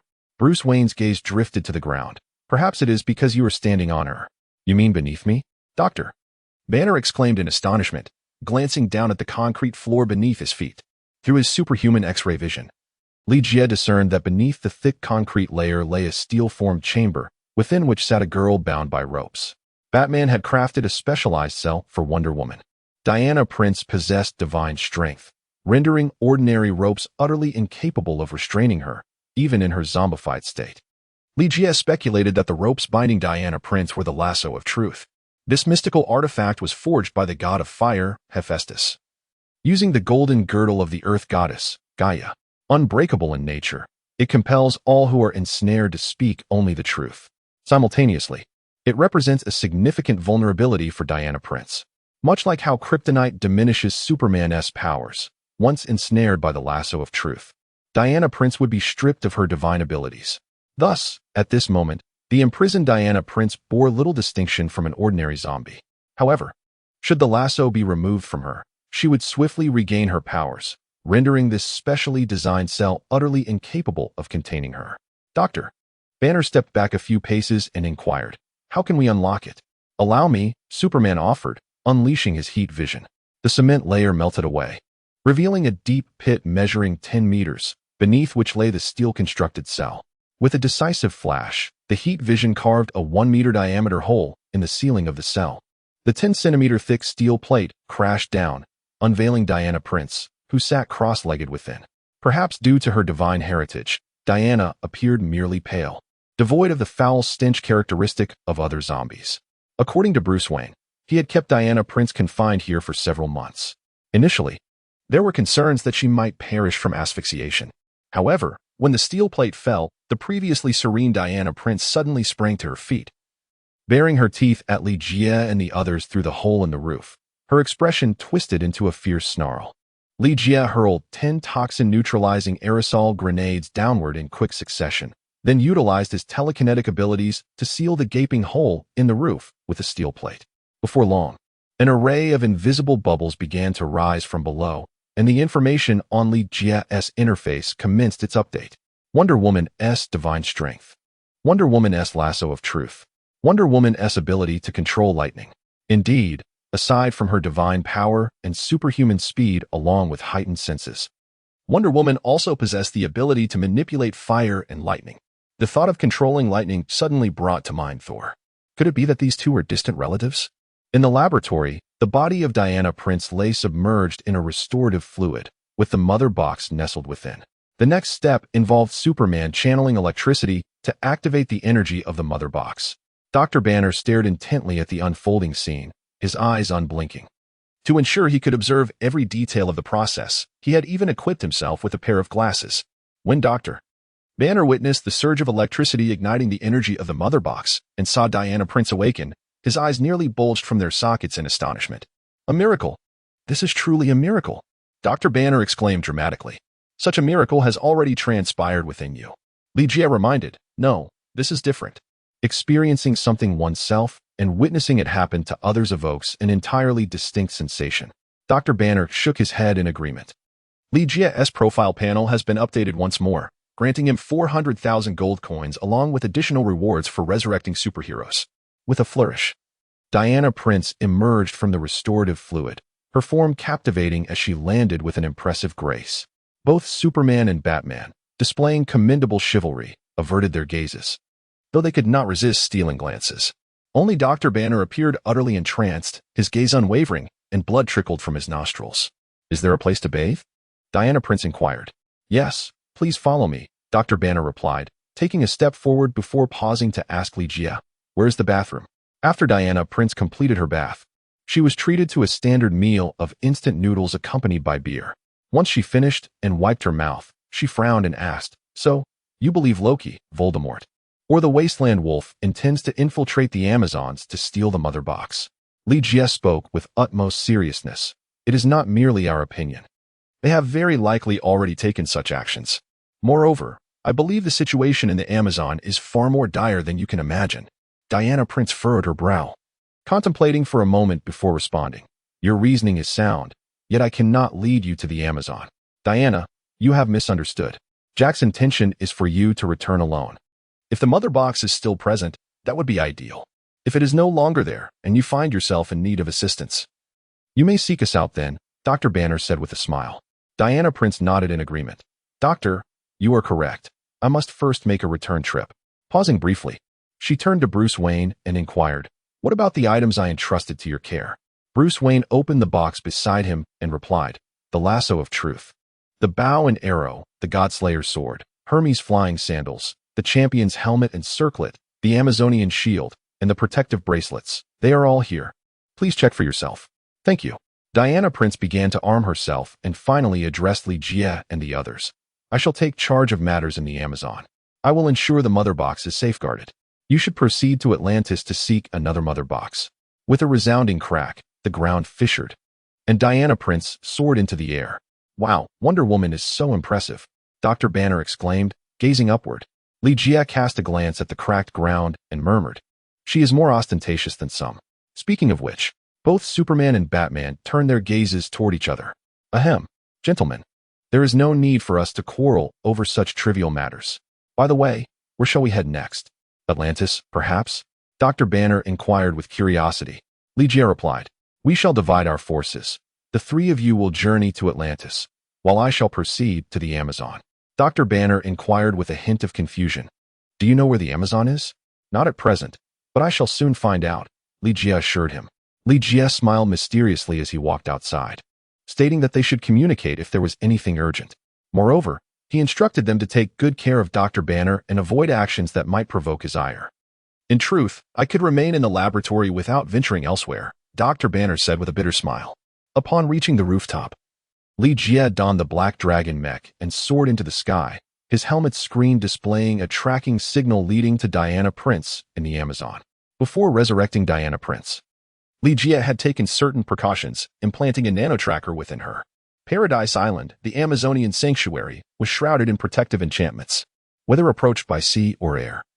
This exquisite isle remained concealed from view.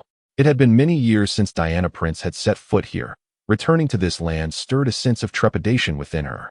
Where is everyone? Diana Prince wondered aloud as she strolled along the beach, her gaze scanning the surroundings with perplexity.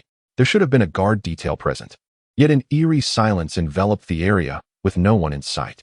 Suddenly, the ground heaved, and a zombie clad in Amazonian armor lunged at Diana Prince. She leapt back, evading the creature's attack by a considerable distance. In the blink of an eye, numerous zombies emerged from the earth, encircling her. Diana recognized each one of them. Yet these undead beings did not recognize her. With a resounding thud, Diana Prince, despite the fact that her former companions had become zombies, was reluctant to harm them.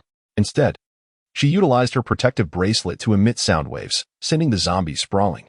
Subsequently, Diana ascended once more into the air, heading deeper into Paradise Island. As she passed through a thicket, a volley of arrows suddenly flew from the trees, aimed at her. "Stop! That is Diana. Quickly, cease fire." Voices called out from the forest. Diana Prince landed gracefully, witnessing a middle-aged woman accompanied by a dozen Amazonian warriors rushing forth from the underbrush. "Antiope!" Diana exclaimed with excitement. Antiope, the general of Paradise Island, had made the protection of their sanctuary her foremost duty, and she was also Diana Prince's mentor. "Diana, it's truly wonderful to see you again," Antiope exclaimed, embracing Diana with palpable emotion, tears brimming in her eyes. "Antiope, I am equally delighted to see you again. However, could you enlighten me about the current state of Paradise Island? Where has everyone gone?" Diana Prince inquired with curiosity. Chapter 97, Mother-in-Law's Perspective. Antiope, with a sorrowful expression, lamented. "Now, only we remain on Paradise Island." Diana Prince shivered slightly, stammering. Then "Oh no, Diana, things are not as you imagine. Queen Hippolyta is still alive." Antiope hurriedly interjected. Upon hearing that Queen Hippolyta was alive, a visible sigh of relief escaped Diana Prince, who promptly followed up with, "Where is she now?" Antiope replied, "The queen has been captured by an evil sorcerer.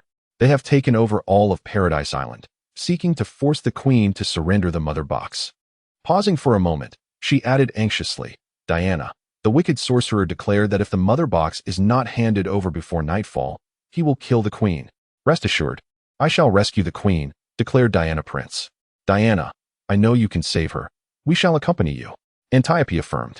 The other female warriors, filled with fervor, echoed their commitment to join Diana Prince in her quest to rescue Queen Hippolyta. As the group exited the forest, they soon encountered two guards, once brave Amazon warriors. They had succumbed to a virus and now stood motionless, brandishing weapons as zombies. Diana Prince noted that the eyes of these two zombies were pitch black, devoid of any white, and inquired with confusion, "What has happened to them?" Antiope explained, "They have fallen victim to the evil sorcerer's magic and have become his puppets." After a brief pause, she continued, "Not just them. Apart from us, everyone else has succumbed to the sorcerer's spell, becoming his puppet army. Curse that sorcerer." Diana Prince thought bitterly, gazing at the palace atop the hill, murmuring, "How shall we get past?" "Diana, I know of a secret passage that leads into the palace," Antiope revealed. "A secret passage?" Diana Prince replied, somewhat astonished, for she had grown up in the palace on Paradise Island and had never heard of such a passage. Antiope nodded affirmatively, saying, "Indeed. This passage is known only to the queen and me. It was through this very route that we once escaped the palace." Diana Prince cast her gaze upon the royal palace atop the hill, though she could have flown directly there. Such a display would undoubtedly incite chaos and potentially jeopardize the queen's safety. After a moment's hesitation, Diana resolved to accompany Antiope through the secret passage to the palace. Under Antiope's guidance, they deftly evaded the legion of zombies along the way, ultimately arriving at the palace. Inside, shrouded in a veil of darkness, Voldemort sat enthroned, while Queen Hippolyta was bound to a stone pillar. As a captive, Hippolyta appeared worn and haggard, yet her gaze remained unwavering, exuding the aura of a queen. An evil smile crept across Voldemort's face as he addressed her. "My dear queen, surrender the mother box, and we shall depart from this place, allowing Paradise Island to remain yours. Why endure this torment?" With a cold huff, Queen Hippolyta retorted, "Do not indulge in fantasies. We Amazons are sworn to protect the mother box to prevent malevolence from descending upon this world. Even if you were to slay me, I would never relinquish it to you." "Your courage is admirable, my queen," Voldemort responded. "But what if I were to propose exchanging Diana for it?" "Diana?" Hippolyta exclaimed, momentarily taken aback before regaining her composure. "Diana is the greatest warrior among the Amazons. No one can vanquish her. Is that so?" Voldemort chuckled ominously. At that moment, the clattering of weapons echoed from the side hall, and Diana Prince burst in, brandishing the Amazonian shield in one hand and the God-Layer sword in the other, followed closely by Antiope and a cadre of Amazonian warriors. "Diana!" Queen Hippolyta cried out in excitement upon seeing her daughter. only to immediately warn, "Be careful." In an unforeseen twist, Diana felt a hand reach for her waist, seizing the lasso of truth, and before she knew it, she was ensnared. Turning around, she discovered that her assailant was none other than Antiope. Diana, Antiope has fallen under dark sorcery and has become a puppet of the sorcerer. Queen Hippolyta explained that she had originally been captured by the ambush of Antiope, and to her astonishment, her daughter had fallen prey to the same trap. Antiope, who had appeared composed, now had her eyes transformed into a deep, inky black, shrouded by tendrils of dark mist. It was precisely due to her awareness of Diana Prince's formidable strength that Antiope had squandered time gaining Diana's trust, seizing the opportunity to pilfer the lasso of truth. Bound by the lasso, Diana Prince felt as though she had been ensnared by a sealing spell, rendering her divine powers and various abilities utterly inaccessible. Hearty laughter erupted from Voldemort as he rose and proclaimed, "Antiope, well done. From this moment forth, you shall be the queen of the Amazonian tribe." "Thank you, my master," Antiope replied, kneeling before him. Voldemort approached Queen Hippolyta, a cold smirk gracing his lips as he said, "Now, let us revisit our earlier discourse regarding Diana and the mother box. Choose one. Do not give him the mother box." Diana Prince struggled fiercely, her heart heavy with guilt for having been deceived. Queen Hippolyta, already beset with inner turmoil, sighed in resignation upon hearing her daughter's plea and addressed Voldemort. "I can relinquish the mother box to you, but you must promise to take your people away from Paradise Island forever." "Do not," Diana Prince began, only to find her mouth inexplicably sealed by Voldemort's gesture, rendering her speechless. Voldemort chuckled softly. "Rest assured, I have no interest in Paradise Island. Release me, and I will lead you to the mother box," commanded Queen Hippolyta. With a wave of his hand, Voldemort summoned two puppets to untie the ropes binding her. "Antiope, you remain here. If I do not return within half an hour, you are to kill Diana," Voldemort instructed. "Understood," Antiope replied, drawing her sword and placing it against Diana Prince's throat. Voldemort then commanded the puppets to escort Hippolyta into the underground chamber. "Antiope, awaken. Please, come to." Diana Prince called out repeatedly, but the bewitched Antiope remained unresponsive. Suddenly, a shelf toppled over without warning, drawing the attention of Antiope and the others. Unbeknownst to them, the lasso of truth that had bound Diana Prince had loosened at that very moment.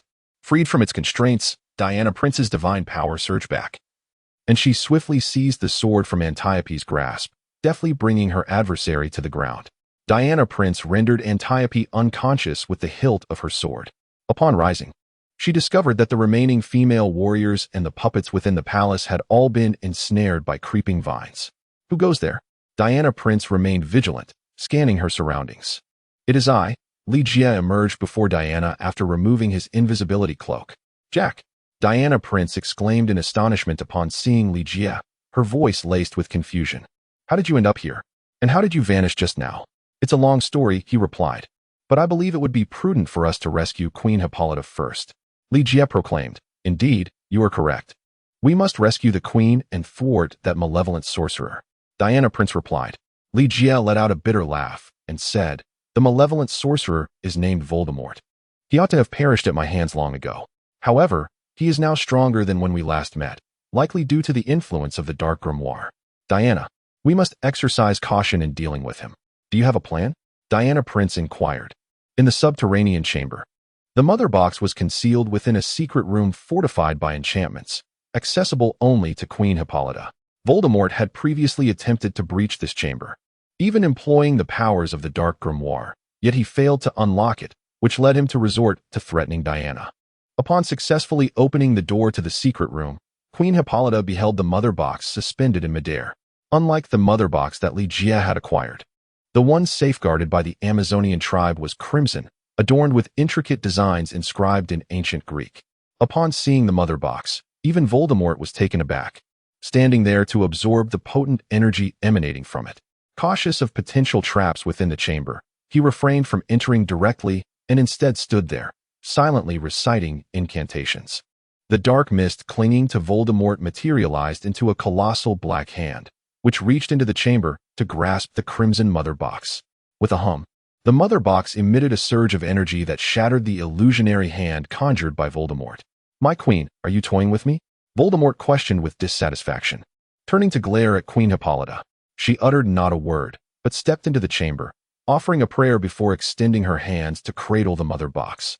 The mother box trembled slightly, and the energy it radiated dissipated, settling into an extraordinary tranquility. "Splendid!" Voldemort exclaimed with excitement, conjuring another enormous black hand to seize it. This time, the mother box exhibited no energy fluctuations and was smoothly extracted from the chamber by the dark hand, just as Voldemort reached out to grasp it. The lasso of truth materialized out of thin air, snatching the mother box from the black hand.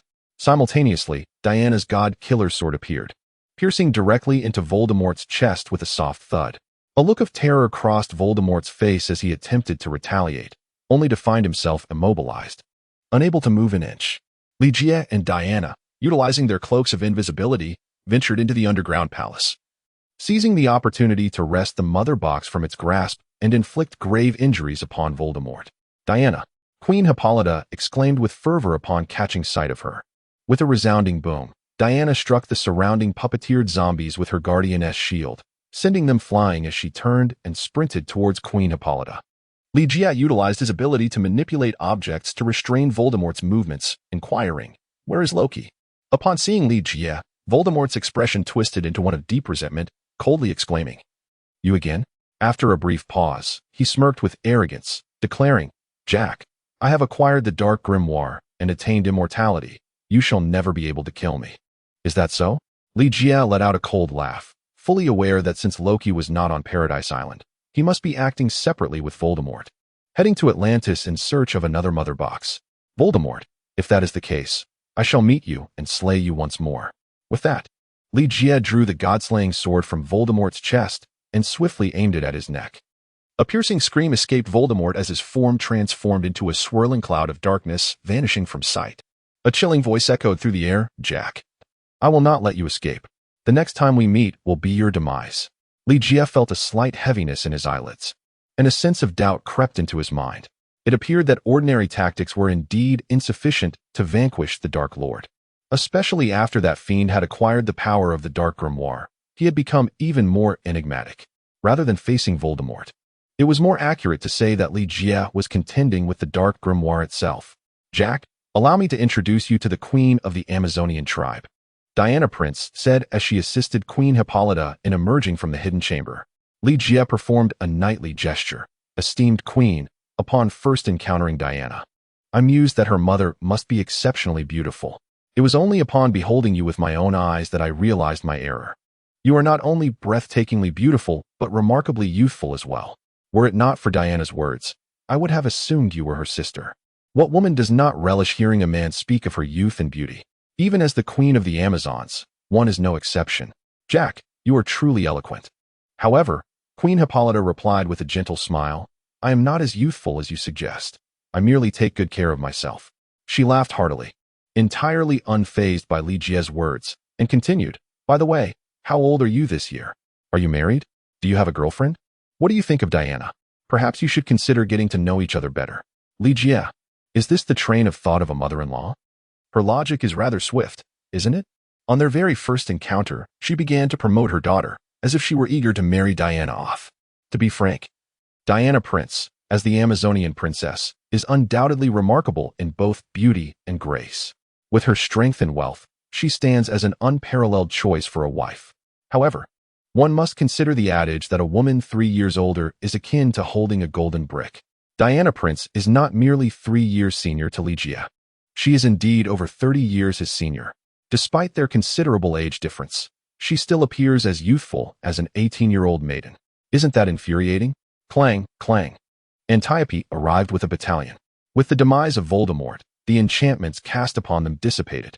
Upon their meeting, Antiope knelt before the queen to express her apologies. Chapter 98, The Aquaman and Vico. Ligia has returned from Paradise Island 3 days ago. Following the invasion by Voldemort, Queen Hippolyta of the Amazons, recognizing her inability to ensure the safety of the mother box, entrusted it to Diana Prince for safekeeping. It is worth noting that Queen Hippolyta is an enlightened mother. In the face of the existential crisis threatening the Amazons, her thoughts did not dwell on forcibly keeping Diana Prince within their ranks. Nor did she place the burden of revitalizing the Amazonian race solely upon her shoulders. As a mother, Hippolyta understood that Diana's world should not be confined to Paradise Island and the Amazons. She deserved a broader horizon. For instance, Hippolyta believed that Diana should take on the responsibility of thwarting the invasion of the Wasteland Wolves in the demonic army. On the rooftop of the laboratory, Dr. Banner joined the gathering for drinks. Mad, I have scoured the entire ocean, yet I have found no trace of Aquaman or Atlantis. I am beginning to doubt the very existence of Atlantis, Bruce Wayne lamented after taking a sip of beer. Superman shot him a glance. Wayne, enough. Do you have any idea how many places I have searched in recent days? I have traversed the entire globe at least 3 times. And still no clues about Aquaman or Atlantis. It was not Li Jie who spoke next. Instead, Dr. Banner adjusted his glasses and said with solemnity, Atlantis exists. It merely lies hidden beneath the sea, unknown to the world. At the very least, Aquaman Arthur Curry is real. I came across numerous documents about him just a couple of days ago. Banner, didn't anyone mention that I collected those documents? Bruce Wayne interjected with a smirk. Dr. Banner appeared momentarily taken aback before responding earnestly. No one has ever mentioned that to me. Wayne, since you acknowledge Aquaman's existence, then why?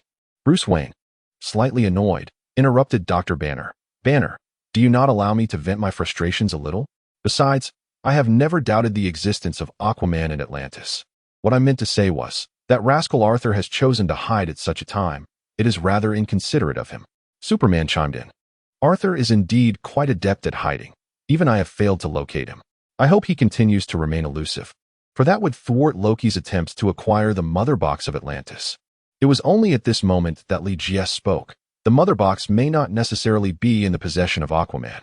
Bruce Wayne replied, Jack, do you think we are unaware of this? If I were the Queen of Atlantis, I certainly would not entrust the mother box to a reckless scoundrel who spends his days drunkenly wandering about.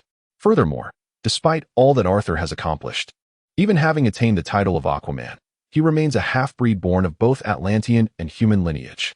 I can assure you that many in Atlantis still harbor doubts regarding him and are even poised to usurp his throne at any moment. Have you conducted any investigation into Loki? With so many mutated superheroes at his disposal, his intent to seize the mother box from Atlantis could not have left behind no traces whatsoever.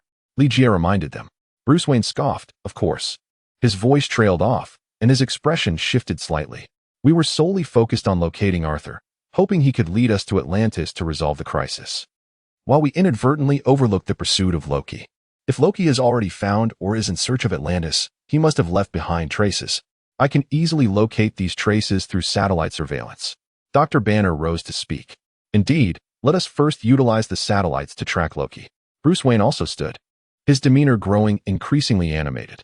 Suddenly, an idea struck me. I have something else to attend to. You all carry on. With that, Superman soared into the sky. Bruce Wayne and Dr. Banner began their satellite search for Loki, while Superman intended to take another round, hoping to stumble upon Loki directly. Li Jie was not involved in this matter, as he had just received a call from Ada Wong. The base located on the Kamchatka Peninsula was under attack by an unidentified creature. More specifically, a submarine returning from a mission was assaulted not far from the base, rendering it nearly unusable. This was indeed a grave situation. The attack on the Kamchatka Peninsula marked the first assault on Li Jie's base. Thus it was taken with utmost seriousness, and he promptly made his way to the Kamchatka Peninsula base. Under Ada Wong's guidance, Li Jie encountered the damaged submarine in the repair area. The hull of the submarine had been deformed and bore a large, man-made gash. Had it not been so close to the base, it would have surely sunk to the depths of the sea, making return impossible. Li Jie conducted a cursory examination, and a sense of understanding began to form in his mind. He inquired, Do you know who is responsible for this? Ada Wong, her expression grave, replied, This is precisely the reason I summoned you. The submarine captured some footage during the attack, which may pique your interest. After a brief pause, she instructed Bai to commence playback of the footage. The images revealed an unidentified creature rapidly approaching the submarine. Its astonishing speed rendered it impossible to capture a clear image of its form initially. At first, everyone assumed they were under attack from a new type of weapon, until the enigmatic being halted directly in front of the submarine, allowing them to discern its appearance. It was a brawny figure, adorned with a thick beard, Aquaman, Arthur Curry. Li Jie did not anticipate encountering Arthur Curry in this place. From the visuals, it was evident that Arthur Curry had transformed into a zombie. and his assault on the submarine was merely a fortuitous event. Besides Arthur Curry, another figure soon emerged. Like Aquaman, he possessed the ability to glide swiftly through the depths without the aid of diving apparatus. Armed with what resembled a staff, he engaged in a struggle with Aquaman, endeavoring to thwart the latter's attack on the submarine. Li-Jia quickly recognized the meticulously groomed middle-aged man with his hair tied back as Vico. Vico was a member of the Atlantis Council, having trained the Aquaman since childhood, and could be described as Arthur Curry's life mentor. In the entirety of Atlantis, few could rival Vico in combat prowess. Unfortunately, the zombified Aquaman remained formidable, unleashing tremendous fighting power even in a state of madness. Before long, Vico found himself overpowered, succumbing to the might of the Aquaman. Just at that moment, another group emerged. Clad in peculiar diving suits, they joined the fray, ruthlessly attacking Arthur Curry. Black Manta, originally a pirate, had sent out a distress signal during a perilous encounter, yet Aquaman Arthur Curry chose not to aid a pirate in need. This neglect ignited a deep-seated grudge within Black Manta, propelling him onto a protracted path of vengeance. He conspired with the nefarious sea folk, utilizing their advanced technology to devise equipment suitable for underwater combat, consistently provoking tensions between the sea tribes and humanity. Even after Arthur Curry had succumbed to zombification, Black Manta harbored no intention of sparing him, a testament to the depths of his animosity toward the Aquaman. In his already injured state, Vico began to ally with Arthur Curry upon Black Manta's arrival, ultimately managing to escape by a stroke of luck. The submarine, however, sustained damage during the tumultuous clash, an unfortunate casualty of the conflict. After viewing the footage, Li-Jia instructed Ada Wong to dispatch operatives to track the movements of Aquaman, Vico, and Black Manta. The only bar on the Kamchatka Peninsula, with the owner included, there were merely 5 patrons present, one of whom, a hawk-nosed man, had indulged too much and was boasting about having personally captured a sea creature. What? You still think I'm lying? I knew you wouldn't believe me if I told you. But I will tell you this, Atlantis will soon fall, and I will possess unimaginable wealth. The door creaked open, and a biting cold wind swept into the bar, prompting the patrons to huddle tighter in their clothing. The hawk-nosed man turned to glance at the man and woman standing at the entrance and urged, "Come on, if you're coming in, make it quick. You're letting all the warmth escape." With a thud, the door closed, restoring warmth to the room. The hawk-nosed man continued his previous narrative. "Do you know who that sea creature I caught is? Haha, that old fellow is Vico, a member of the Atlantis Council and also the mentor of Aquaman." Li-Jia exchanged a glance, prompting Ada Wong to approach the hawk-nosed man with a smile, saying, "May I have a moment of your time in private?" The hawk-nosed man turned around and, upon realizing that Ada Wong was a stunning beauty, felt a surge of desire. "Of course," he replied, "if you don't mind. I have a snowmobile parked outside. We can have a quiet chat there." "Sounds good," Ada Wong agreed as she followed the hawk-nosed man outside. Li-Jia ordered a glass of whiskey and settled down to sip his drink, all the while discreetly observing the patrons of the bar. The average age of the clientele exceeded 60, seemingly indifferent to the chaotic world of zombies outside, as they passed their days in a languid fashion. Moments later, Ada Wong returned to the bar and sat before Li-Jia, speaking softly. "That individual is a mercenary under Black Manta. He was present when the submarine was attacked. After a minor dispute with Black Manta, he defected and subsequently encountered the injured Vico, whom he captured." "Where is he now?" Li-Jia inquired. Ada Wong replied, "In a cave 10 kilometers from here. Come, let us go and take a look," Li-Jia commanded. Upon reaching the entrance, he encountered the nearly lifeless figure of the hooked-nosed man in the snow-covered vehicle. It was evident that this individual now deeply regretted his betrayal of the Manta Ray. He even mistakenly believed that Li-Jia and Ada Wong were sent by the Manta Ray to hunt him down. The distance of 10 kilometers was not particularly daunting, and soon Li-Jia arrived at the cave mentioned by the hooked-nosed man, where he beheld Vico, now frozen like a sculpture of ice. "Is he still alive?" Ada Wong inquired with curiosity. Li-Jia stepped forward to examine the situation. As a member of the Sea Clan, Vico possessed an extraordinary resilience to frost. Were it not for his severe injuries, this thin layer of ice would hardly be capable of restraining him. Li-Jia employed thermal vision to assist Waco in thawing. After regaining his freedom, Waco, wrapped in a blanket and trembling, declared, "Please convey to the Manta Ray that even if it costs me my life, I shall never betray the Sea King and Atlantis." Li-Jia understood that there had been a misunderstanding with Waco. He disdainfully threw Ingo-Bai at Wake's feet and commanded, "Inform him of what the Manta Ray is currently plotting." Ingo-Bai, battered and bruised, spoke without hesitation. "The Manta Ray has colluded with King Nereus and is scheming an assault on Atlantis." "What?" Waco exclaimed in shock. Nereus had once been a resident of Atlantis. But after his exile, he established the kingdom of Zebeo alongside other exiles, declaring himself king. For years, Nereus had harbored the ambition of returning to Atlantis and ruling the entire sea. "Why should I trust you?" Waka asked, his voice laced with suspicion. "Someone is approaching." Ada Wong suddenly interjected, having observed through the previously set cameras that an individual was drawing near. "It is the Manta Ray's man," Ingo-Bai exclaimed, clutching his head in despair. "I knew the Manta Ray would not spare me. He would undoubtedly send someone to hunt me down. Damn it. Betraying the Manta Ray was the gravest error. I should have joined him in the assault on Atlantis." "Silence," Ada Wong admonished, then turned to Li Jia. "I will confront them." "No, you stay here. I shall handle it myself." Li Jia, unwilling to squander time, resolved to take matters into his own hands. A mere handful of the Black Manta's subordinates posed little challenge for him. With a mere exhalation, he effortlessly encased them all in ice. Upon returning to the cave, Li Jia addressed Waco. "If you are willing to place your faith in my words, I possess a means to restore Arthur to his former self, and he will be eager to join in the salvation of Atlantis from this impending crisis. However, should you remain skeptical, you are free to depart at this moment." Waco hesitated for a moment. "Are you certain you can restore Arthur to his previous normal state?" Li Jia subtly demonstrated a spell of time reversal. Vico, possessing some magical knowledge, exclaimed in astonishment, "Are you a sorcerer from Kamartash?" "As far as I am aware, only Doctor Strange is capable of such a time-reversing spell.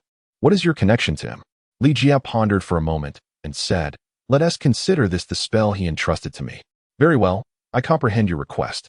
Please grant me a day, and I assure you I shall bring Arthur before you." Vico exclaimed with a hint of excitement, but his voice faltered slightly, a trace of sorrow crossing his brow. "However, as you are aware, Arthur is currently in a state that is utterly uncontrollable. Whether or not he can be retained depends entirely on your skills." Li Jia smiled and inquired, "Waka, do you believe that if I, along with Superman and Batman, were to join forces, we could manage to keep Arthur here?" To which Waka responded, his eyes nearly popping out in astonishment. Li Jia continued, "If you find this insufficient, I can summon Wonder Woman as well."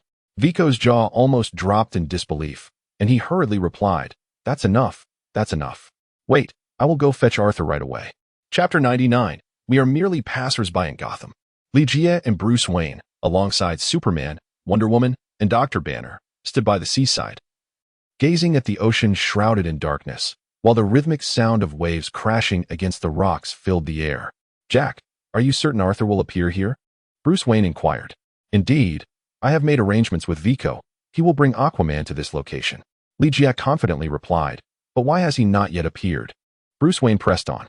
"Wayne, Aquaman is currently a mindless zombie. It was already quite a feat for Vico to bring him here. Are you still expecting that fellow to report to us on time?" Li Jia retorted, "That is not what I meant. What I intended to convey is..." Bruce Wayne faltered momentarily before sealing his lips. "Wayne, what exactly are you worried about?" inquired Diana Prince, her brow furrowed in confusion. Dr. Banner interjected.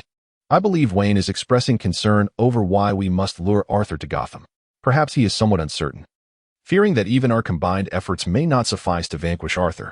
"Banner, I have never stated such a thing," Bruce Wayne exclaimed. "What I mean to say is, during the confrontation, you all must refrain from intervening. I alone can subdue Arthur." "Are you certain?" Superman tilted his head, casting a skeptical glance at Bruce Wayne. Feeling slighted, Bruce straightened his posture and declared, "No matter how formidable Arthur may seem, he is merely a zombie at this point. I only require an antitoxin gas grenade to neutralize him." After a brief pause, he addressed Li Jia. "Jack, I would appreciate your assistance shortly. Once Arthur arrives, please ensure that both he and I are transported to the mirror dimension. I fear our battle may inadvertently harm you all. Superman, Wonder Woman, Dr. Banner." "Understood?" Li Jia responded. After a brief moment, the extraordinary individual with remarkable vision widened his eyes and exclaimed, "My friends, the situation is rather dire." "Goodness, is that a tsunami?" Li Jia exclaimed in astonishment.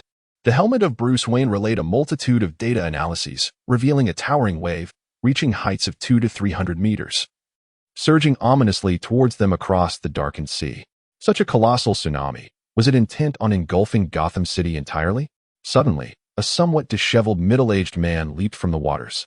It was Vico, the one tasked with bringing Aquaman, Arthur, to them.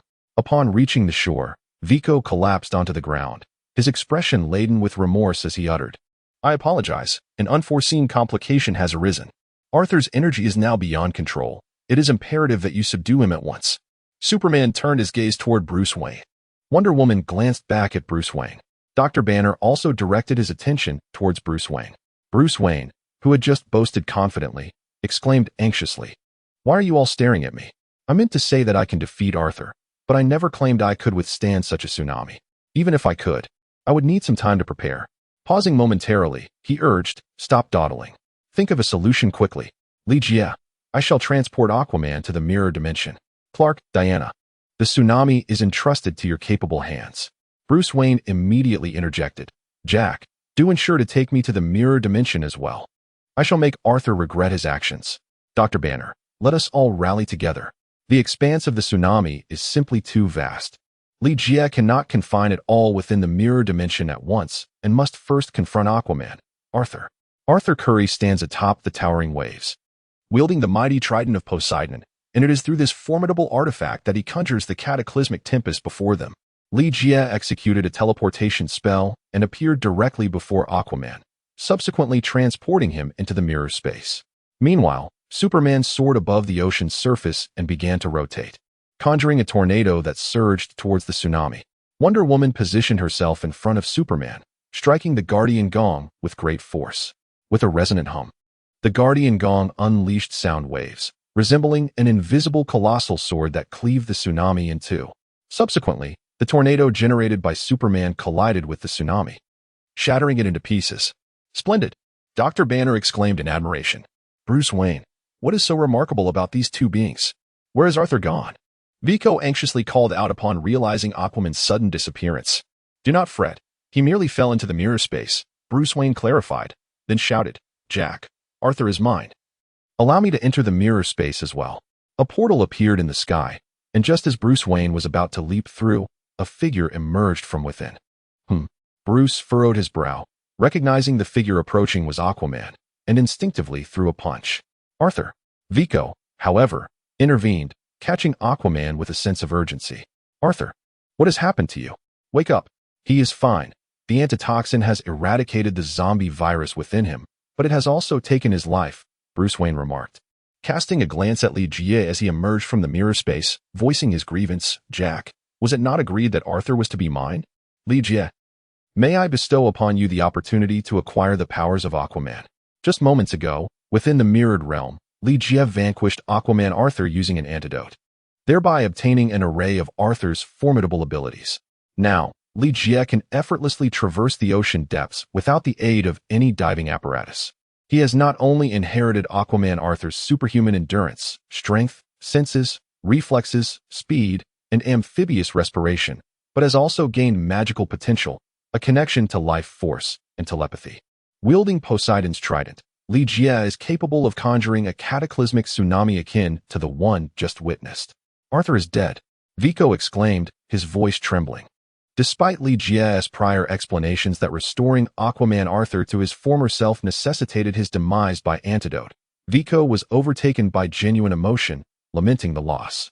Ligia addressed Bruce Wayne, saying, "Once I resurrect Arthur, you shall have ample opportunities." Bruce Wayne cast his gaze down upon Aquaman Arthur, reflecting on the recent terrifying tsunami, and replied, "Perhaps it is best to refrain. After all, Arthur is not our adversary." Ligia placed the lifeless body of Aquaman Arthur in the restorative liquid from Krypton. Superman activated the energy within the mother box by inducing an electric current. After a series of intricate procedures, Arthur was successfully revived. Once again, the rewards of resurrecting a hero resulted in a bounty of gold coins. Upon witnessing Aquaman's revival, Vico immediately embraced him warmly and began to recount the events that transpired during Arthur's time as a zombie. Meanwhile, Dr. Banner, opting for a streamlined approach, examined the restorative liquid, ultimately shaking his head in disappointment. The liquid had lost its efficacy. To resurrect other superheroes, we must devise an alternative method. After a brief pause, He added, if given some time, I might be able to develop a substitute for the restorative liquid, subsequently harnessing the energy of the mother box to revive the superheroes. How long do you think it will take? Li Jie inquired. Dr. Banner replied, if all goes well, I believe I can achieve success within 3 to 5 years. However, should any troubles or unforeseen circumstances arise, it may take around 10 years or even longer. Li Jie, splendid. Hello, Jack. Vico mentioned that it was you who saved me. I must express my gratitude. Aquaman Arthur approached Li Jie with a sincere expression. No need for thanks. I acted to save this world. Li Jie replied. King Arthur nodded in agreement, stating, you are absolutely right. We must thwart the invasion of the Wasteland Wolves and the demonic beings, or else this world will indeed face its demise. After a brief pause, he continued, however, before we proceed, could you kindly return the Trident of Poseidon to me? The Trident of Poseidon? What is that? Arthur responded, revealing that he had neither heard of it nor laid eyes upon it. Li Jie shook his head in denial. Even if it were in my possession. Do you still expect me to relinquish it? Such a notion is but a mere fantasy. What transpired in the mirrored realm remains unseen by all. Even if everyone is tacitly aware that Poseidon's trident has been taken by Li Jie, there exists no evidence. Without evidence, what can one assert? Setting aside the matter of Poseidon's trident, Li Jie and his companions deliberated on the journey to Atlantis to thwart Loki from seizing the mother box. In contrast to the Amazonian tribe, Aquaman Arthur was markedly more progressive, readily agreeing to accompany Li Jie and his companions to Atlantis. I have no objections to your accompanying me to Atlantis. However, Atlantis is unlike the terrestrial realm. Ordinary individuals cannot withstand the water pressure there. Aquaman Arthur remarked with a shrug. Bruce Wayne immediately countered, this is not an issue. Given a little time, I can procure deep-sea diving equipment, and by then. Wayne, do you truly believe Loki will grant us time? Or will the Manta Ray and the Wasteland Wolf allow us any leeway? Aquaman Arthur interrupted Bruce Wayne, stating, the descent into the depths is quite simple, provided one possesses these. Li Jie unveiled the underwater combat suit developed by the Manta Ray. This is the equipment of the Manta Ray, exclaimed King Arthur in astonishment. Li Jie nodded in affirmation, stating, indeed. Previously, Vico was captured by the individuals associated with the Manta Ray, and while rescuing him, I conveniently took possession of these pieces of equipment. Bruce Wayne examined the gear with keen interest and exclaimed, this is splendid. With this equipment, we shall traverse the ocean depths with ease. Pausing momentarily, he turned to Aquaman Arthur and inquired, what are your thoughts? Aquaman Arthur replied, what more can I say?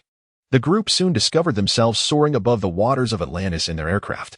Listen, the situation below is exceedingly complex. You must stay close to me and under no circumstances should you stray. After Aquaman Arthur finished speaking, he executed a flawless high dive into the water. I shall await you below. Vico waved to the others before plunging in as well. Let us proceed. Li Jie addressed the superheroes clad in black manta gear, Superman, Wonder Woman, and Batman. In truth, he could have dispensed with this attire, as it served primarily to conceal his true capabilities, while also providing an effective disguise. Should they encounter adversaries, this ruse would allow him to strike unexpectedly. Beneath the waves lay an entirely different realm. Under the guidance of Aquaman Arthur and Vico, they successfully navigated the outer magical barrier of Atlantis, arriving at the fabled underwater kingdom. Despite its oceanic depths, the technological advancements of Atlantis surpassed those of the surface world. The Black Manta equipment had its origins in this advanced technology. Upon breaching the barrier, Aquaman Arthur first communicated telepathically with a sea turtle before approaching Li Jie and the others. The situation was more dire than they had anticipated. Loki, in alliance with mutated superheroes, had launched an assault on Atlantis, which had now fallen entirely into their grasp. What of the mother box? Li Jie pressed on, and Aquaman Arthur shook his head, stating, this remains unclear for now. We must continue our reconnaissance. Just then, Superman interjected, someone is approaching. A red-haired woman, brandishing a trident, was sprinting ahead, pursued by a contingent of soldiers. Mera. Upon seeing this, Aquaman Arthur rushed forward. Arthur. Mera, startled by the call, soon approached with excitement. Mera and Arthur embraced each other warmly. Li Jie, don't you think it's somewhat inappropriate for both of you to act this way? Take action. Li Jie let out a fierce roar and was the first to strike. Superman, Wonder Woman, Batman, and Vico joined forces and swiftly eliminated the squad of soldiers pursuing Mera, the men of Black Manta. Upon seeing Li Jie and his companions clad in Black Manta's gear, Mera instinctively raised her weapon in readiness for battle. Aquaman Arthur hurriedly intervened, saying, Mera, they're our allies. Allies? Mera felt somewhat bewildered. Ligia gazed intently at the trident in Mela's grasp and inquired, Arthur, is that the trident of Neptune? The Sea King Arthur, having misplaced a trident of Poseidon, swiftly positioned himself before Ligia, declaring, Jack, do not even think of coveting it. Ligia cast a glance at Arthur, saying, Arthur, you are truly stingy. I merely wish to admire it upon our first encounter. Dream on. The Sea King Arthur retorted. The trident of Neptune is a weapon passed down through generations of the kings of Atlantis, forged by the inaugural king, King Atlan, from enchanted in metal, featuring 5 prongs. Only the rulers of Atlantis are deemed worthy to wield it. It symbolizes royal authority and commands all Atlanteans. This trident is sharp enough to pierce the skin of new gods and possesses multiple forms of manipulation, capable of releasing energy blasts or generating energy shields to resist magic. Among other abilities, it is no wonder that King Arthur is so apprehensive. Mera, with a sorrowful expression, said, Arthur, I am sorry. I could only manage to steal it away. Mera, it is not your fault. You have done exceptionally well, King Arthur reassured her, wiping away her tears. Mera handed the trident of Neptune to King Arthur, her demeanor serious as she declared, Arthur, only you can save Atlantis now. In the grand square of Atlantis, dozens of warriors sworn to Queen Atlanna found themselves bound and kneeling on the ground, each flanked by a swordsman wielding a formidable blade. Black Manta sat regally upon a high chair, gazing down at the kneeling captives and the countless Atlantis residents surrounding them, a victorious smirk playing upon his lips. To his left sat King Nereus, while to his right was the treacherous Lord of the Sea, who had betrayed his homeland. Notably absent was Loki, who had led the mutated superheroes in assisting Black Manta's conquest of the nation. With a playful grin, Black Manta glanced at the Lord of the Sea before turning his attention to his mother, Queen Atlanna. The queen stood tall and proud, held firmly by 2 warriors, exhibiting none of the weakness expected of a captive. Proceed, Black Manta commanded. The Lord of the Sea cast a fleeting glance at his mother, then nodded at the general in charge of the execution. With a swift motion, the swordsman's blades descended, and the heads of the Queen's guards rolled onto the ground. Witnessing this, Queen Atlanna's eyelids fluttered slightly, yet her head remained held high. The bodies were left unattended, soon replaced by her trembling handmaidens, forcibly made to kneel as they awaited their fate. Black Manta, reveling in his triumph, addressed Queen Atlanna, This is your best chance. Surrender the mother box, or these innocents will pay the price for your defiance.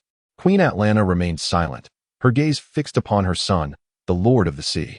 Upon seeing him avert his eyes, a profound sense of disappointment washed over her. She could tolerate her son's betrayal of their nation, but she would never accept him as a coward.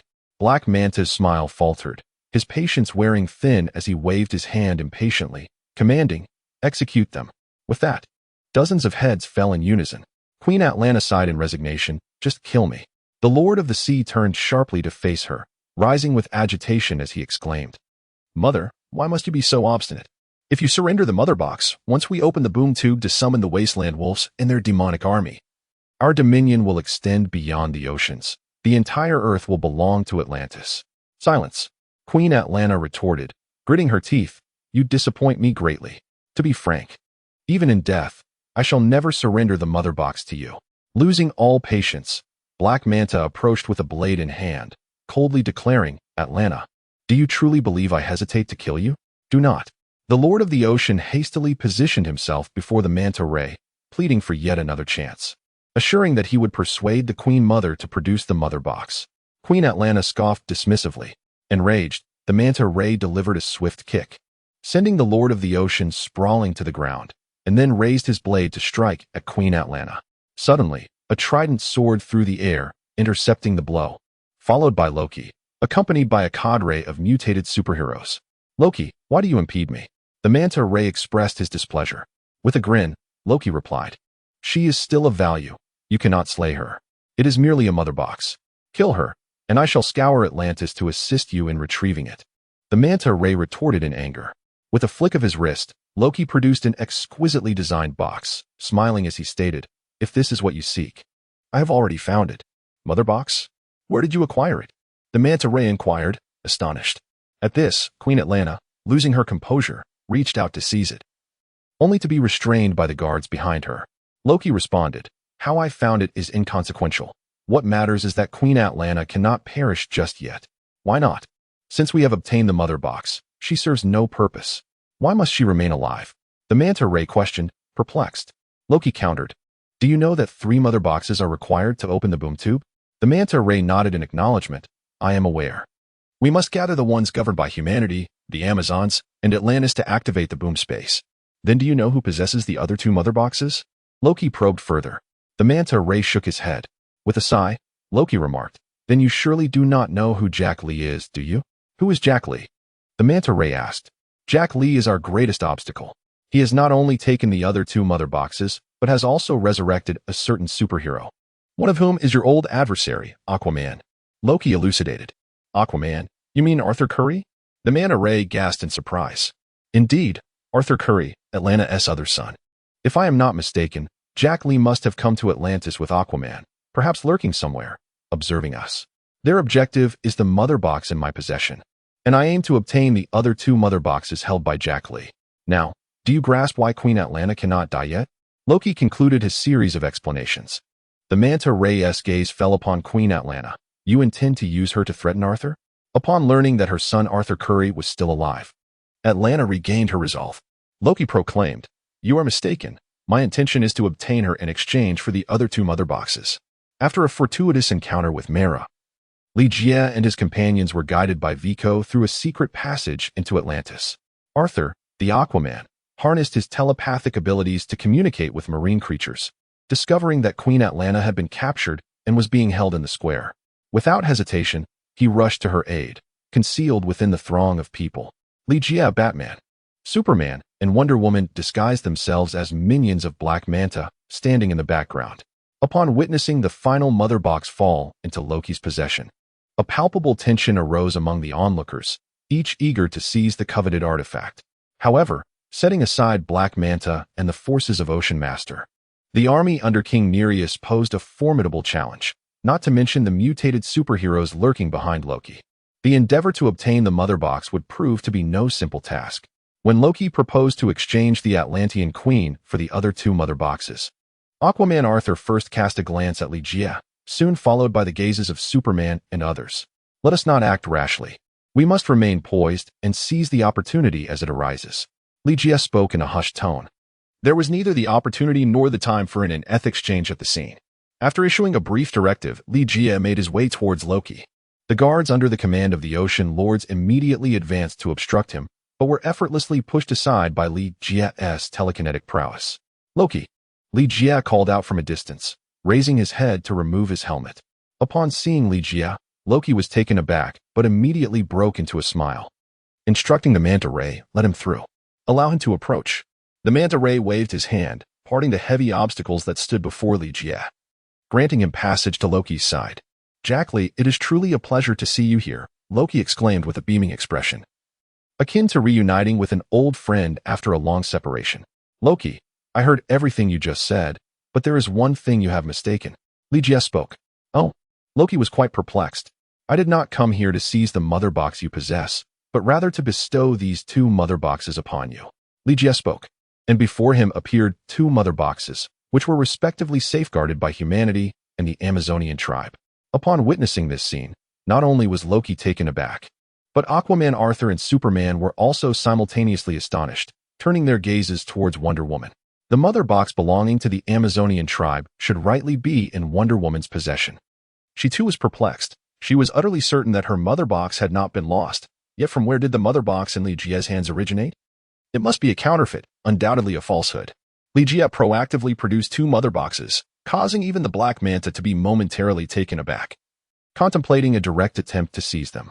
Loki, true to his origins from the realm of gods and possessing a wealth of experience, refrained from hastily attempting to snatch the mother boxes from Ligia. Instead, he smiled amiably and inquired, "Could you enlighten me as to why you wish to bestow them upon me?" Ligia replied, "Even if I were to thwart the arrival of the Wasteland Wolf and the demonic army, it would yield no benefit for me.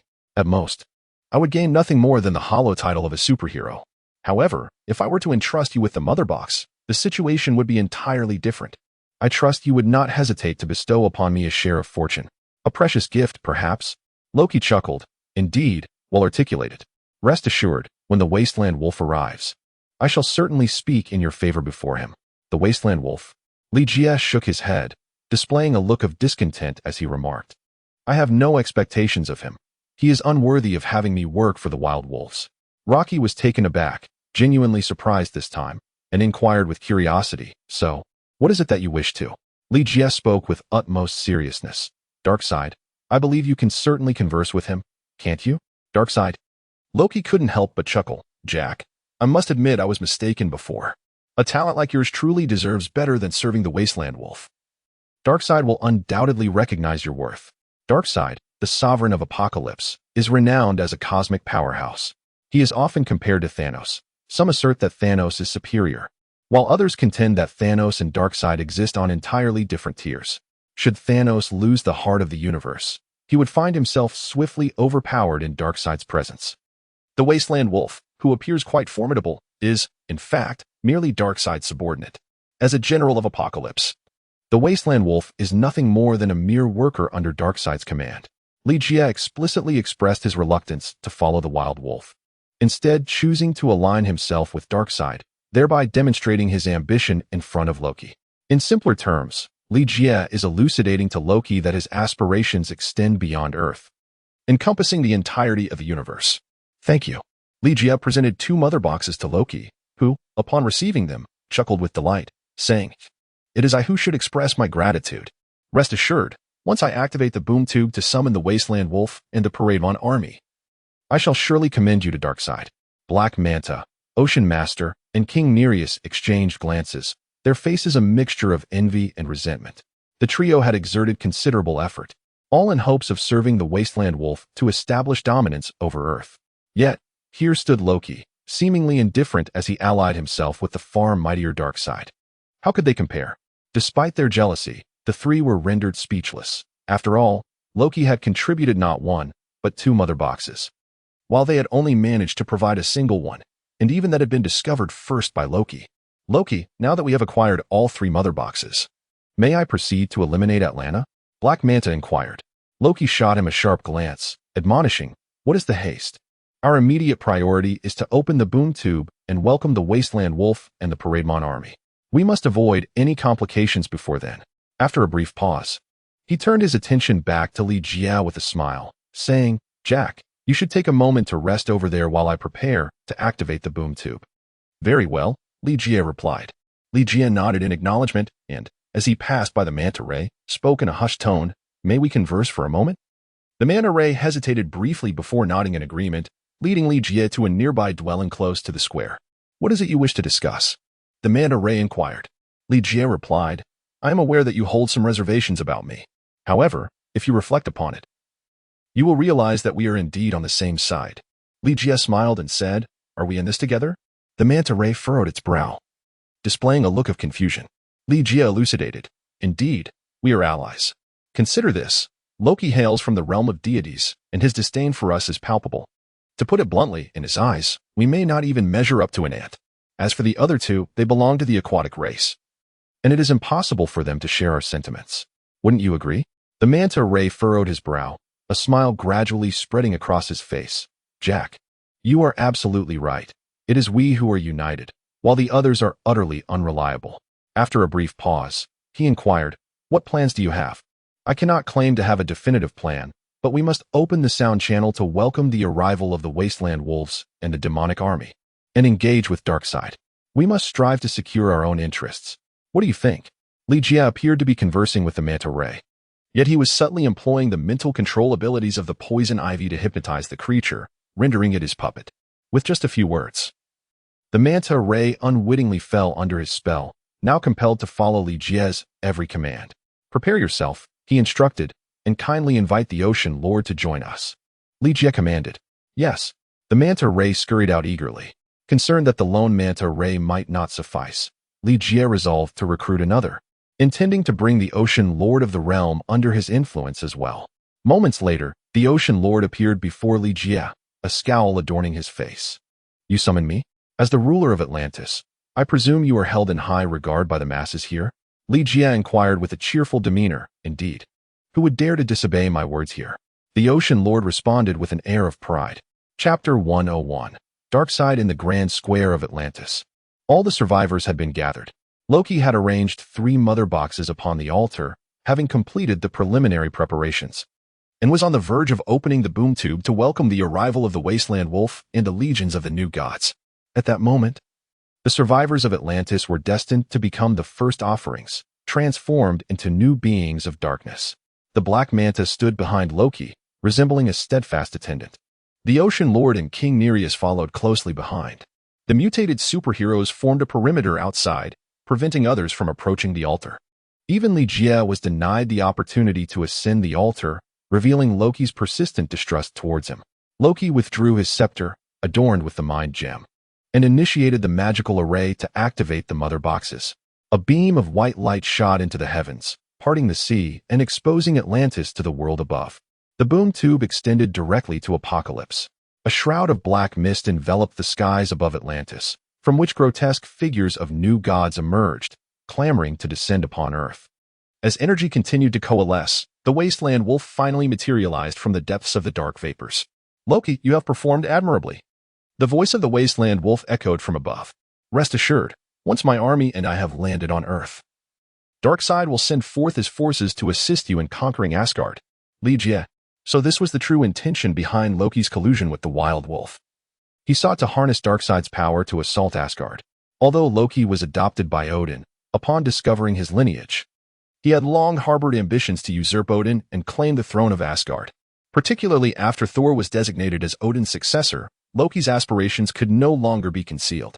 A wicked smile curled at the corner of Loki's mouth as he addressed the Wild Wolf, saying, Please convey to Darkseid that once I ascend as the king of Asgard, I shall serve him as my master. A sinister laugh erupted from the Wild Wolf until he suddenly noticed the explosive portal trembling violently. His expression shifting dramatically as he exclaimed, Loki, what is happening? I have no idea, Loki replied, equally bewildered. As the tremors intensified, the explosive portal swiftly shattered, severing its connection to Apocalypse, and the dark mist in the sky began to dissipate. Before vanishing, the Wild Wolf cursed loudly, Loki, you fool. You can't even handle this minor issue. Crack. One of the mother boxes, unable to withstand the immense power, exploded. In that moment, Loki comprehended why the explosive portal had failed to activate properly, and he turned, a fierce expression on his face, shouting, Jack, have you betrayed me? A short blade pierced Loki's body. He stared in terror at the Manta Ray, who held the dagger, and questioned in confusion, What are you doing? With a swift motion, Manta Ray commanded his subordinates, eliminate those mutated superheroes. Destroy the mutated superheroes. The Ocean Lord and King Nereus immediately echoed the call. While the onlookers were utterly bewildered, unable to fathom why the 3 had suddenly turned against them, the battle erupted forthwith. The trio was the first to engage the mutated superheroes. Aquaman, Superman, Batman, and Wonder Woman hesitated briefly before promptly joining the fray. The scene descended into chaos. Ligeia rushed to the altar without hesitation, first securing the 2 maternal boxes before turning around to assess the situation. Where had everyone gone? In the mere blink of an eye, Loki had vanished, leaving behind only a pool of blood and his staff on the ground. As a cunning deity, Loki possessed numerous means of self-preservation. The fact that he fled without even taking his staff indicates the haste of his departure. Ligeia picked up the staff and immediately felt a mysterious force striking deep within his soul, enhancing his telepathic abilities by more than 100-fold. Snap! Ligeia gently struck the ground with his scepter, and the energy of the Mind Stone immediately rippled outward. In an instant, everyone in the square came to a standstill, each person frozen in place, as if turned to stone. Ligeia, my apologies. It is also my first time, and I may have gone a bit overboard. With a resounding thud, Ligeia once again struck the ground with his staff, retracting the mental energy he had just unleashed, focusing it solely on the mutated superheroes. The skirmish, which had barely begun, came to a swift conclusion under Ligeia's mental onslaught. Aside from the captured mutated superheroes, the Black Manta, Ocean Master, King Nereus, and their subordinates were also taken prisoner, temporarily confined within the dungeons of Atlantis. Thus, the crisis concerning Atlantis and the incursion led by the Wasteland Wolf and his monstrous kindred was averted. In gratitude, Queen Atlanta graciously hosted a feast in honor of Ligeia. During the banquet, Aquaman Arthur's sister, Deborah Perkins, and Mara's sister, Siren, each raised a toast to Li Jie, both casting flirtatious glances in his direction. Wonder Woman Diana Prince sat beside Li Jie, her expression dark and silent throughout the affair. Jack. Queen Atlanta personally approached to offer a toast, cheerfully inquiring, "What do you think of Siren and Deborah?" "They are splendid," he replied. Li Jie responded with a clap. Diana Prince forcefully placed her goblet upon the table. Queen Atlanta feigned ignorance, continuing her discourse. "Jack, as long as it pleases you. If you wish to wed either of these two women, or even both, I would be delighted to present you with a mother box as a dowry on behalf of Atlantis." Was this a direct offer of marriage for your daughter? It seems rather as though you are attempting to reclaim the mother box under the guise of a gift. Before Li Jie could interject, Diana Prince rose with commanding presence, declaring, "It is with great regret that I inform you, Jack is now the son-in-law of the Amazons." "Oh?" Queen Atlanta feigned surprise, but wore a skeptical expression as she retorted, "Princess Diana, you claim that Jack is now a son-in-law of your Amazonian kin. What proof do you possess?" Diana Prince produced the crimson mother box and stated, "This is my dowry." "Huh." Queen Atlanta chuckled lightly, dismissively responding, "Princess Diana, if we are discussing dowries, has not the mother box from Atlantis long since been in Jack's possession?" "Li Jie, it appears that you indeed wish to reclaim the mother box." Diana Prince furrowed her brow, bending down to embrace Li Jie, kissing him publicly. This scene left everyone around them in a state of shock.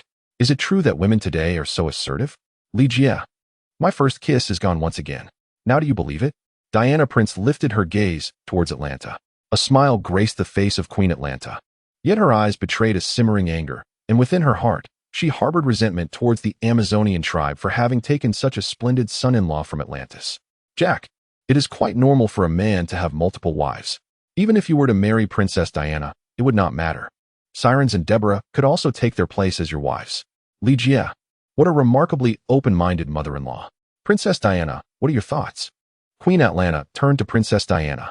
Diana replied with a smile, "I have no objections, as long as Jack is happy." Li Jie's eyelids drooped slightly.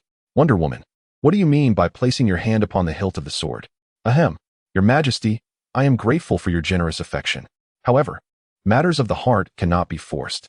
My encounter with Siren and Deborah has been but a fleeting moment. It seems rather hasty to speak of marriage at this juncture." Li Jie spoke. The Queen of Atlanta nodded in agreement, saying, "You are absolutely right. Emotions require time to cultivate and cannot be rushed. Since you currently have no plans to marry either of them."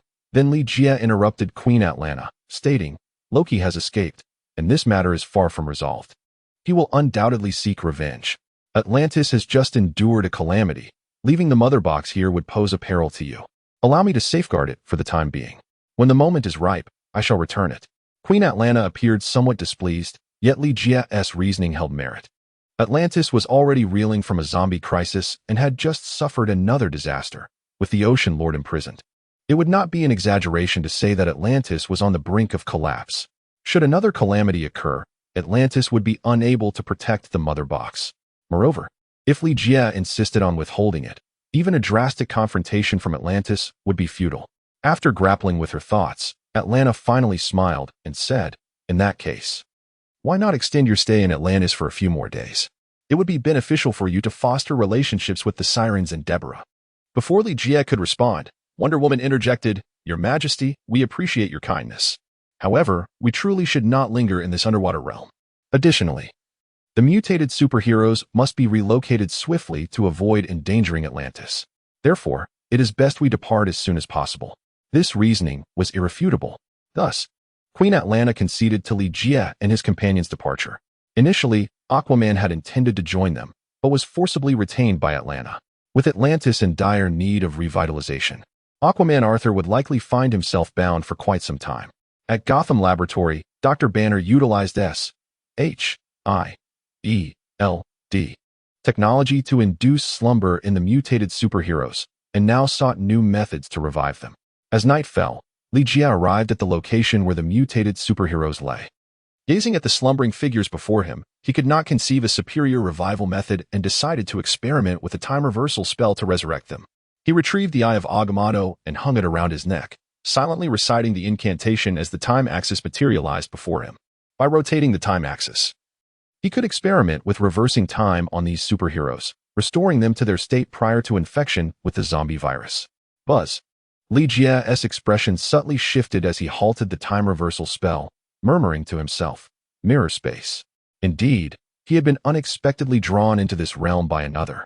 Few possessed the ability to achieve such a feat. A glimmer of golden light illuminated the surroundings as a portal materialized before him, revealing Doctor Strange on the other side.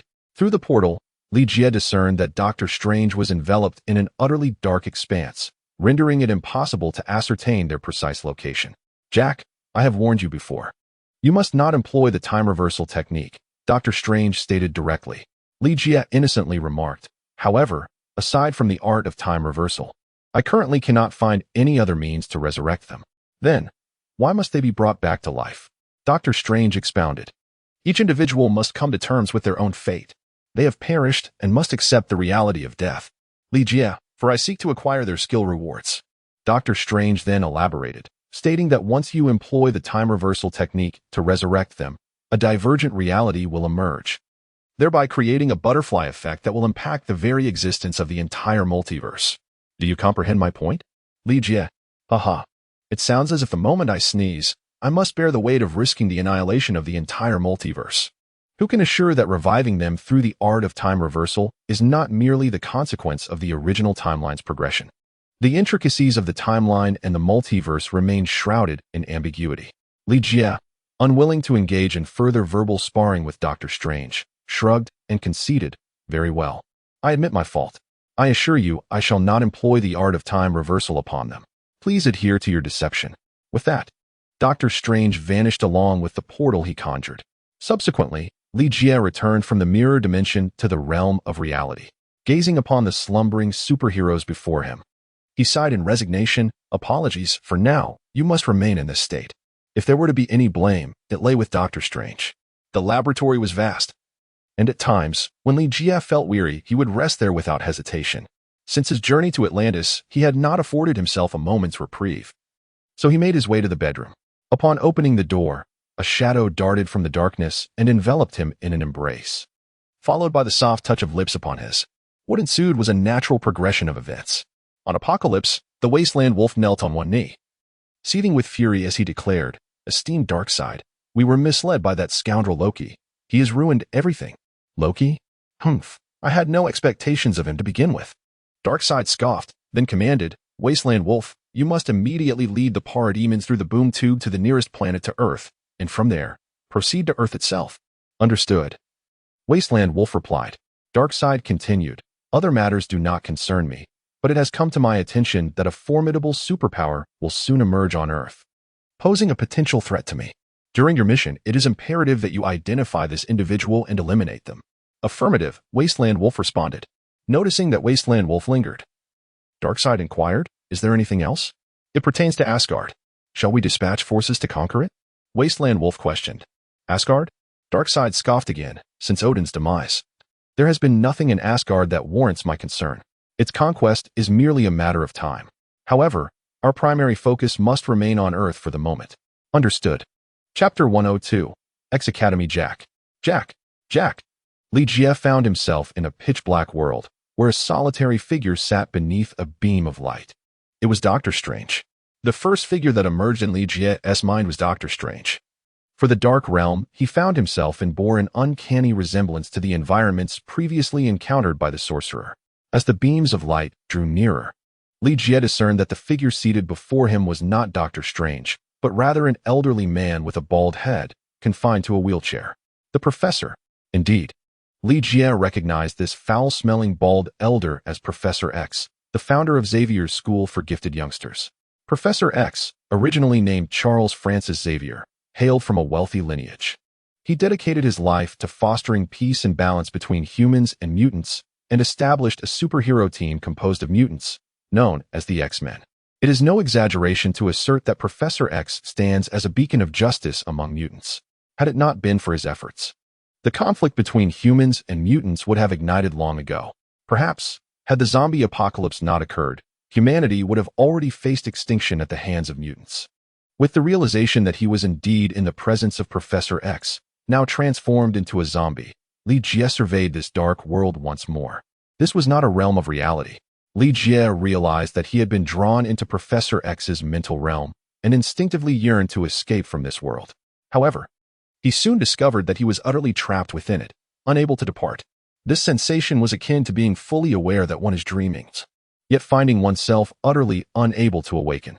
As a representative of mental mutants, Professor X's prowess in mental manipulation is virtually unparalleled. Li Jie, however, remained undeterred. He closed his eyes and began to search his mind for spells that might assist him in extricating himself from the confines of the spiritual realm. Jack, I harbor no ill intentions. I merely wish to converse with you. The voice of Professor X resonated in his ears. Li Jie opened his eyes once more to gaze at Professor X, whose grotesque, zombie-like visage appeared to be grinning. The more the professor endeavored to adopt an innocuous and amiable demeanor, the more sinister his rigid countenance appeared. It was only due to Li Jie's formidable psychological resilience that he did not succumb to terror at the sight of the professor. I have spoken with Dr. Strange. Professor X continued. He has stated that you are the sole individual capable of resolving this impending crisis. Upon hearing the mention of Dr. Strange, Li Jie finally responded. What is it that you wish to discuss with me? Professor X replied, a war. A conflict between humans and mutants is on the verge of eruption, and you must find a way to avert this catastrophe. Me? Li Jie furrowed his brow momentarily. Indeed, the only person capable of halting this war is you. Professor X reiterated this statement. Could you elaborate on how this war came to be? Li Jie inquired. Professor X, my time is running short. Come to X Academy, and you shall know everything. Jack, remember to seek me out. Jack, Jack, Jack. In an instant, Professor X vanished at the speed of light, leaving Li Jie once more engulfed in a world of darkness, with the persistent echoes of someone calling his name resounding in his ears. Jack, wake up quickly. Li Jie opened his eyes to find Diana Prince, clad only in a delicate camisole, leaning over him with a look of deep concern as she called out his name. Oh my, you have finally awakened, Diana Prince exclaimed, letting out a sigh of relief. Li Jie soon comprehended why Professor X had refrained from revealing the circumstances surrounding the war. The impact of the real world had encroached upon the realm of the mind, leaving Professor X with insufficient time to articulate everything. Judging by his appearance, it was evident that he had already succumbed to a zombie-like transformation. As a mutant endowed with formidable mental prowess, Professor X retained his cognitive faculties even in this altered state. This situation bore some resemblance to Dr. Strange, though the latter employed sorcery, while Li Jie surmised that the power at play was derived from the dark grimoire. It was already remarkable that Professor X could maintain his lucidity as a zombie. Establishing a connection with Li Jie in the mental realm was likely the extent of his capabilities. Diana, what has happened to me? Li Jie feigned a look of bewilderment and inquired. Diana Prince exhaled and replied, that is precisely what I wished to ask you. Just moments ago, you were with me, and suddenly you fainted. It truly frightened me. Which one was that? Oh, I see now. Li Jie recalled the events that transpired before he was forcibly drawn into the realm of the mind. Diana, what are you doing? What do you think? I don't know. Jack. Li Jie had just finished his chores when he heard the voice of Dr. Banner outside. A bit weary. He kissed Diana gently on the cheek before rising to open the door. Hello, Diana. Dr. Banner greeted the still bedridden Diana Prince, wrapped in her sheets, before turning to Li Jie and saying, I apologize for intruding at such an hour, but Corlin has arrived. Corlin? Coulson? Li Jie furrowed his brow. For that fellow was one who would not visit without purpose. Banner nodded in acknowledgement and replied, Indeed, Coulson is outside. He wishes to see you. Understood, came the response. Please wait a moment while I change my attire before I join him. Li Jie finished speaking and closed the door. What does Coulson want with you? Diana inquired as she descended from the bed. Li Jie, I remain uncertain, yet it is clear that the news is unlikely to be favorable. Since it is not a matter of good tidings, perhaps it would be wiser to delay my visit. Diana entwined her arms around Li Jie's neck, gently coaxing him back onto the bed. Who could possibly resist such an alluring gaze? Let Coulson wait a little longer. After touring the Kryptonian spacecraft, Coulson indulged in 3 more cups of coffee and made 2 trips to the restroom, growing increasingly restless as he inquired, Banner, are you absolutely certain that you informed Jack I wish to see him? Coulson, I am quite certain, Dr. Banner replied, adding, Jack is not affiliated with S.H.I.E.L.D. He will not respond to your summons like a soldier would. If you wish to meet him, it would be prudent to exercise some patience. Coulson sighed in resignation, yearning for Li Jie to join S.H. Yet. Then I shall have another cup of coffee, please. Of course. Dr. Banner poured another cup for Coulson, contemplating his colleague's fragile kidneys, knowing he would soon need to excuse himself once more. In contrast, was it possible that Li Jie's kidneys were functioning too well? After finishing his fourth cup of coffee, Li Jie finally appeared before Coulson. Coulson, what brings you to this place? Li Jie, with a radiant smile, remarked, Jack, you truly are a busy individual. If I hadn't come to seek you out personally, I might never have had the chance to see you in this lifetime. He then turned to the figure beside him. And this is Wonder Woman? May I take a photograph with you?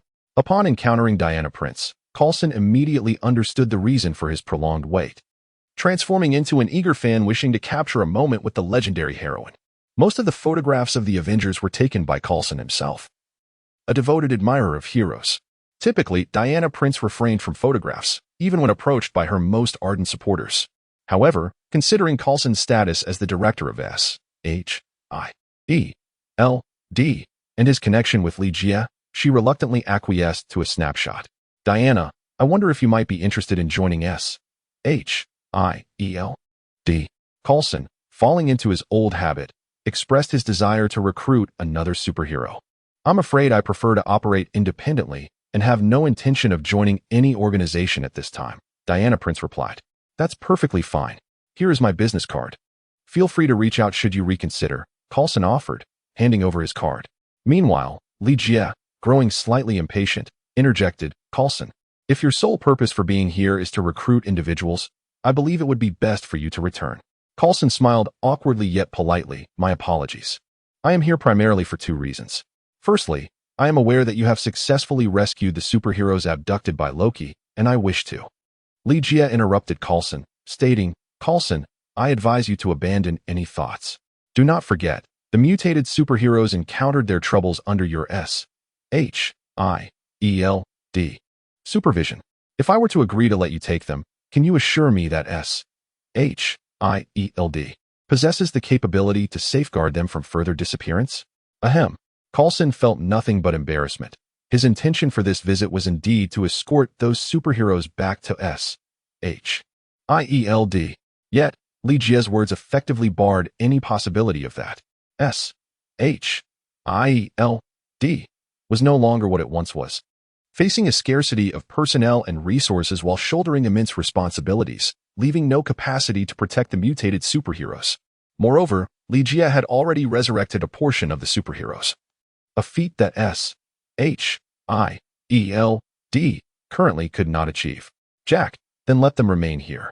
By the way, I heard from Dr. Banner that you have devised a method to resurrect the superheroes.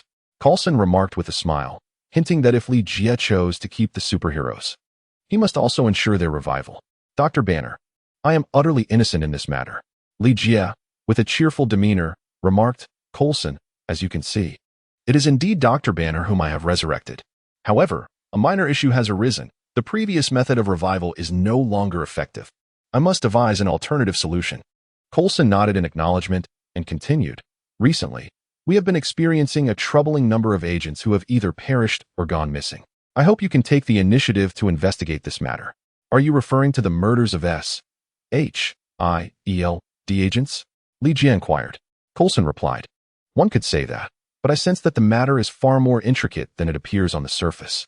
After a brief pause, he added, this issue may involve mutants. Not long ago, Li Jie had engaged in a mental dialogue with Professor X. And now Coulson has revealed that mutants are implicated in a murder case targeting S.H.I.E.L.D. agents. It appears that the war between humans and mutants is indeed on the brink of eruption. Is there any information available? Li Jie inquired. Coulson handed the prepared materials to Li Jie and remarked, these are 3 of the corpses. No external injuries were found on them, and the autopsy revealed no discernible cause of death. Li Jie carefully examined the documents and the accompanying photographs, judging solely by the images. The deceased appeared to have departed in a remarkably serene manner. Such enigmatic fatalities often implicate extraordinary forces. At the very least, these 3 homicides could potentially be attributed to mutants wielding such powers. After Li Jie had perused the materials, Coulson remarked, if you wish to visit the scene, the aircraft is already prepared. Li Jie closed the document. It is essential to visit the site. However, Before that, I must go to another location. Where are you headed? Coulson inquired, puzzled. To X Academy. Li Jie responded, X Academy. Coulson's smile vanished in an instant, and he continued, Jack, are you certain you are not jesting? X Academy has now been designated a forbidden zone for humanity. Has it not always been a sanctuary beyond human reach? Li Jie smiled and replied, The X Academy is an institution dedicated to the education and cultivation of mutants. It is exclusively attended by individuals of extraordinary abilities, as ordinary humans would never set foot there. For the average person, the X Academy has become synonymous with danger, rendering it a virtual no-go zone. However, the term no-go zone that Coulson referred to carries a different implication. Following the outbreak of the zombie crisis, the area has become exceedingly perilous, to the extent that even aircraft now opt to reroute their flights to avoid it, lest they risk the potential of crashing. This situation arises primarily because, upon becoming zombies, mutants are unable to restrain their extraordinary powers, resulting in a significantly heightened probability of attacks. Li Jie entrusted Wonder Woman and Coulson to return to New York to investigate the murder of A.S.H.I.E.L.D. agent, while he donned his mech suit and proceeded to the X Academy. This ancient castle, not far from the heart of New York City, was once the family estate of Professor X before it was transformed into the X Academy. Upon arriving in the vicinity of the Academy, Li Jie noticed that the mech's systems began to malfunction, severing communication with Baiho. Had it been an aircraft, it would have already plummeted to the ground in disaster. However, even without the mech, Li Jie would have safely landed. Yet, before his descent, he theatrically staged a malfunction, creating the illusion of a spiraling descent. Subsequently, he left the mech on the ground and concealed himself nearby using Harry's invisibility cloak. Moments later, a few children resembling elementary school students emerged from the woods. Upon spotting the mech, one plump boy hardened his body into a stone-like state and approached it step by step. Another taller child pointed at the mech with his right hand, while the last remained vigilant, scanning the surroundings. Undoubtedly, these three were mutants. The plump boy possessed the ability to petrify himself, while the taller boy likely had the power to disrupt electronic devices, explaining the reason behind any aircraft falling within this area. As for the last child, his abilities remained unknown for the time being, confirming that they were merely three children. Li Jie removed the invisibility cloak and revealed himself. Will, be careful. The freckled boy, who had been standing guard, exclaimed as he extended his hands towards Li Jie, causing the vines on the tree to slither like snakes and ensnare him. The plump boy, who had been heading toward the mech, suddenly pivoted and charged at Li Jie.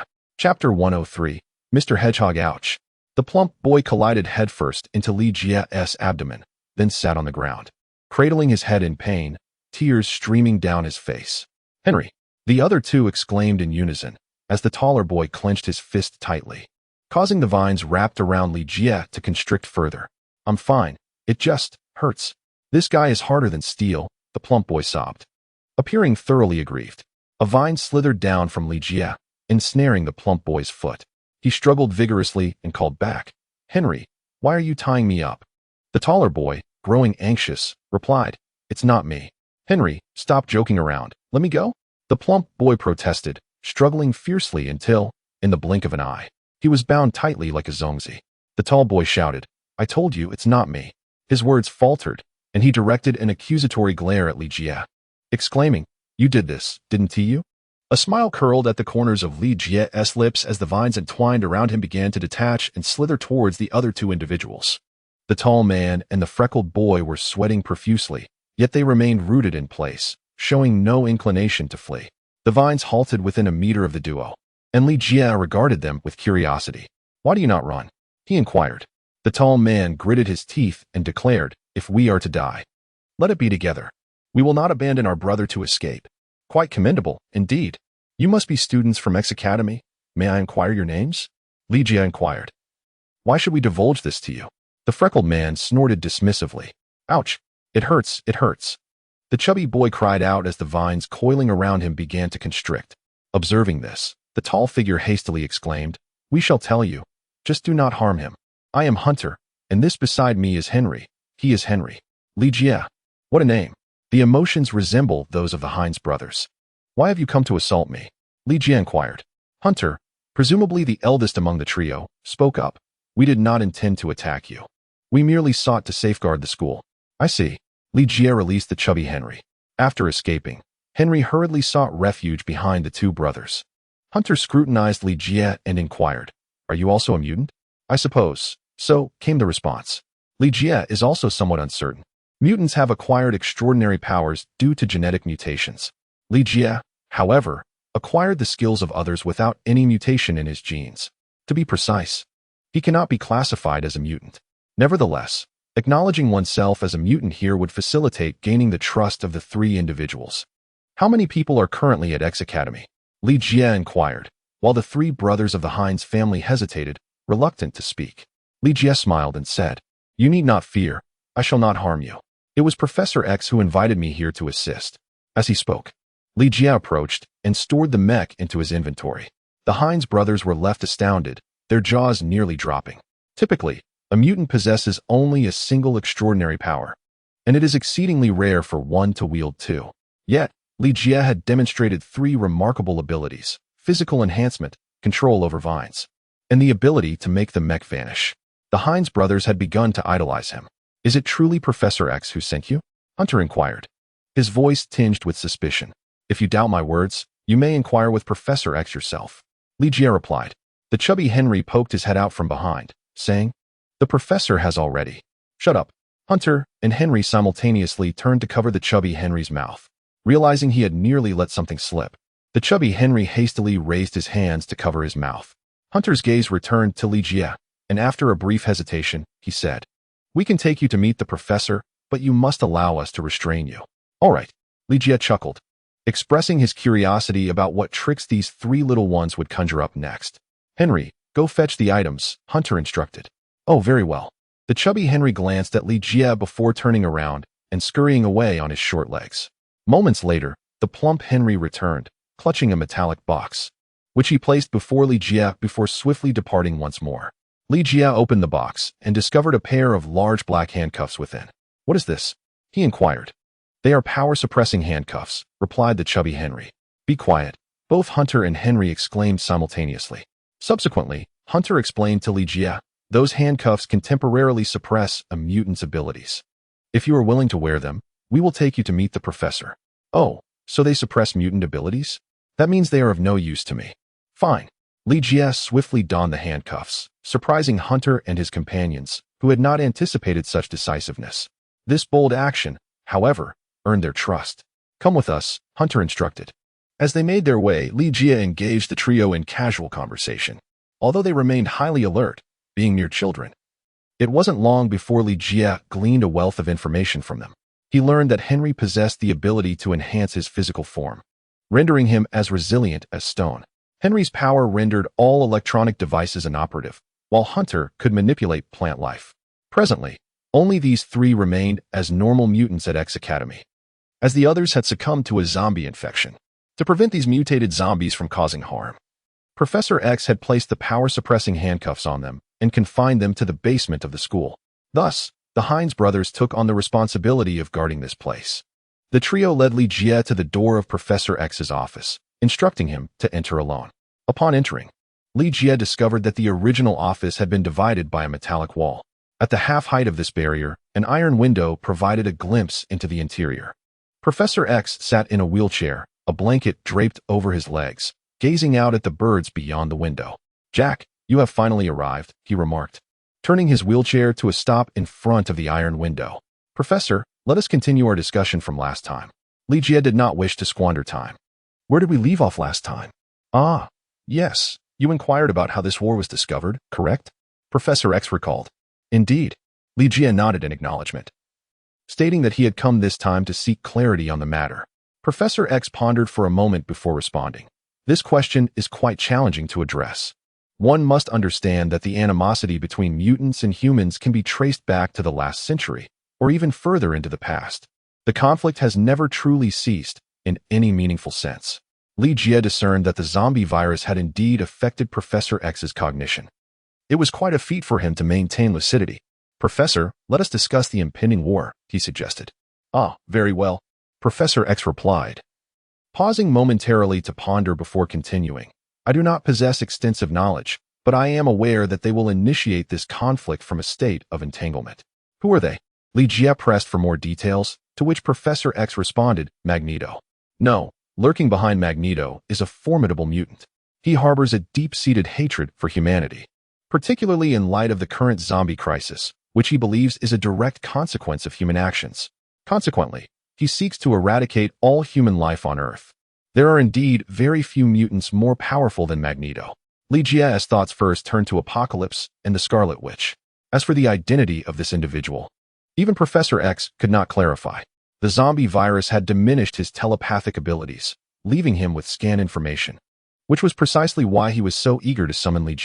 Jack, you must hasten to investigate this matter, otherwise humanity may face extinction due to this war, Professor X intoned gravely. The conflict between humans and mutants had never been truly won in any meaningful sense, especially not in these dire times. The mutants need not even lift a finger.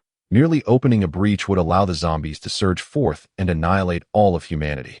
Li was unable to glean any further valuable information from Professor X and could only return to the refuge in downtown New York City. Wonder Woman had concluded her investigation, finding neither the perpetrator nor any new leads.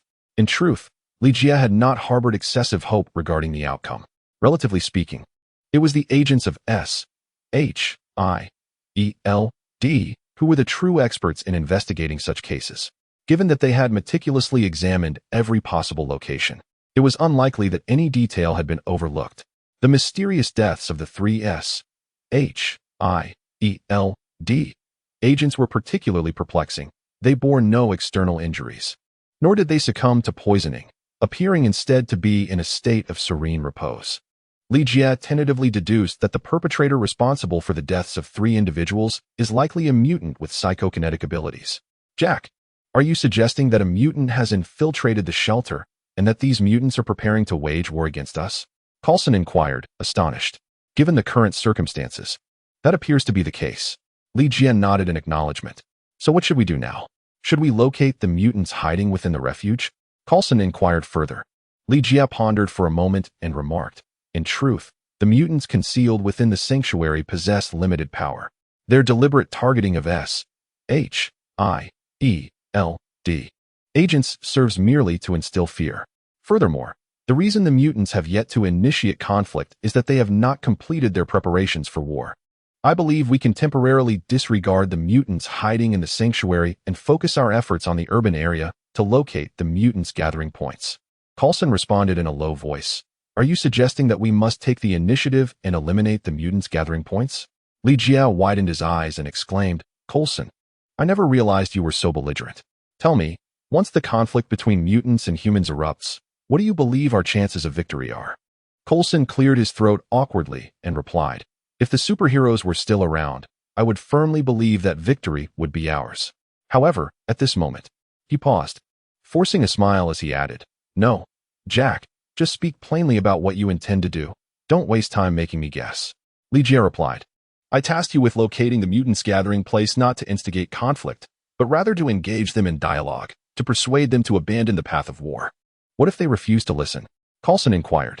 Li placed a reassuring hand on Coulson's shoulder and said, rest assured, I excel in negotiations. Leave this matter to me. Very well, Coulson replied, turning to Melinda to request a file, which he then handed to Li. This contains prior surveillance data on mutants, detailing the locations where they frequently congregate in New York City. However, it appears that S.H.I.E.L.D.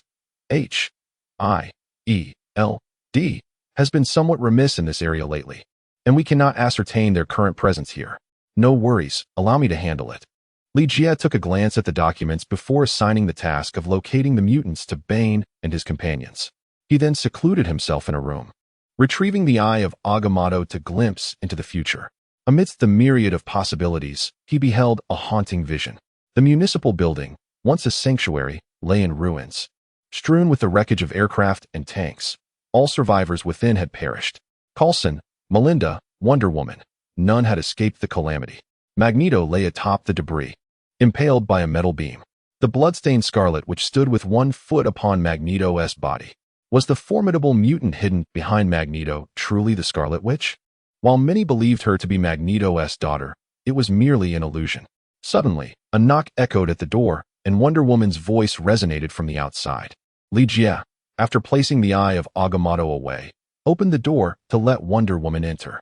Having just witnessed the vision of Wonder Woman's demise in the future, he felt a sense of unease upon seeing her. "Jack, what troubles you?" Wonder Woman inquired, gently grasping Li Jie's hand. "Oh, it's nothing. I merely wish to." Before Li Jie could utter a word, Wonder Woman playfully tapped him on the chest. "Jack, you are quite mischievous, thinking of such things in broad daylight." "Li Jie, what am I thinking?" "No, allow me to elucidate." Wonder Woman did not afford Li Jie the opportunity to explain. After sunset, the Joker, Bane, and Scarecrow returned from their escapades, bringing with them a peculiar iron box. "Boss, we have captured a hedgehog," Scarecrow exclaimed with enthusiasm. Upon opening the box, Li Jie discovered that the so-called hedgehog was, in fact, a mutant adorned with sharp, elongated spines. "I warn you, it would be prudent to release me now, lest I puncture you all with my quills," Mr. Hedgehog declared menacingly. "How dare you speak to our boss in such a manner?" Scarecrow retorted, brandishing a steel pipe and delivering a blow to Mr. Hedgehog's head. The strike left Mr. Hedgehog bloodied and enraged. "You scoundrel, I shall end your life." With a clatter, the chains binding Mr. Hedgehog yanked him back. "Are you attempting to intimidate me? You think you can frighten me?" Scarecrow swung the steel pipe again, landing numerous blows on Mr. Hedgehog, warping the pipe in the process. "Stop, please, don't hit me anymore." Mr. Hedgehog quivered on the ground, pleading. Li Jie approached and squatted before Mr. Hedgehog, inquiring, "Pray tell, where might Magneto be?" Chapter 104, Knocking Out the Red Tank. "Magneto? Who is this Magneto?" "No. The individual you seek is indeed Magneto." "Why, then, am I being apprehended?" "I swear to the heavens, I do not know Magneto at all." Mr. Hedgehog wore an expression of innocent grievance. Observing this, the Scarecrow handed a contorted steel pipe to Bane, saying, "Straighten this for me. I refuse to believe that this lad will not speak the truth." With a crack, Bane straightened the deformed pipe. This scene startled Mr. Hedgehog, for straightening the pipe was far more terrifying than bending it. With a whoosh, the Scarecrow swung the pipe through the air a couple of times, sneering at Mr. Hedgehog. "Boy, I shall see just how tough your skin is."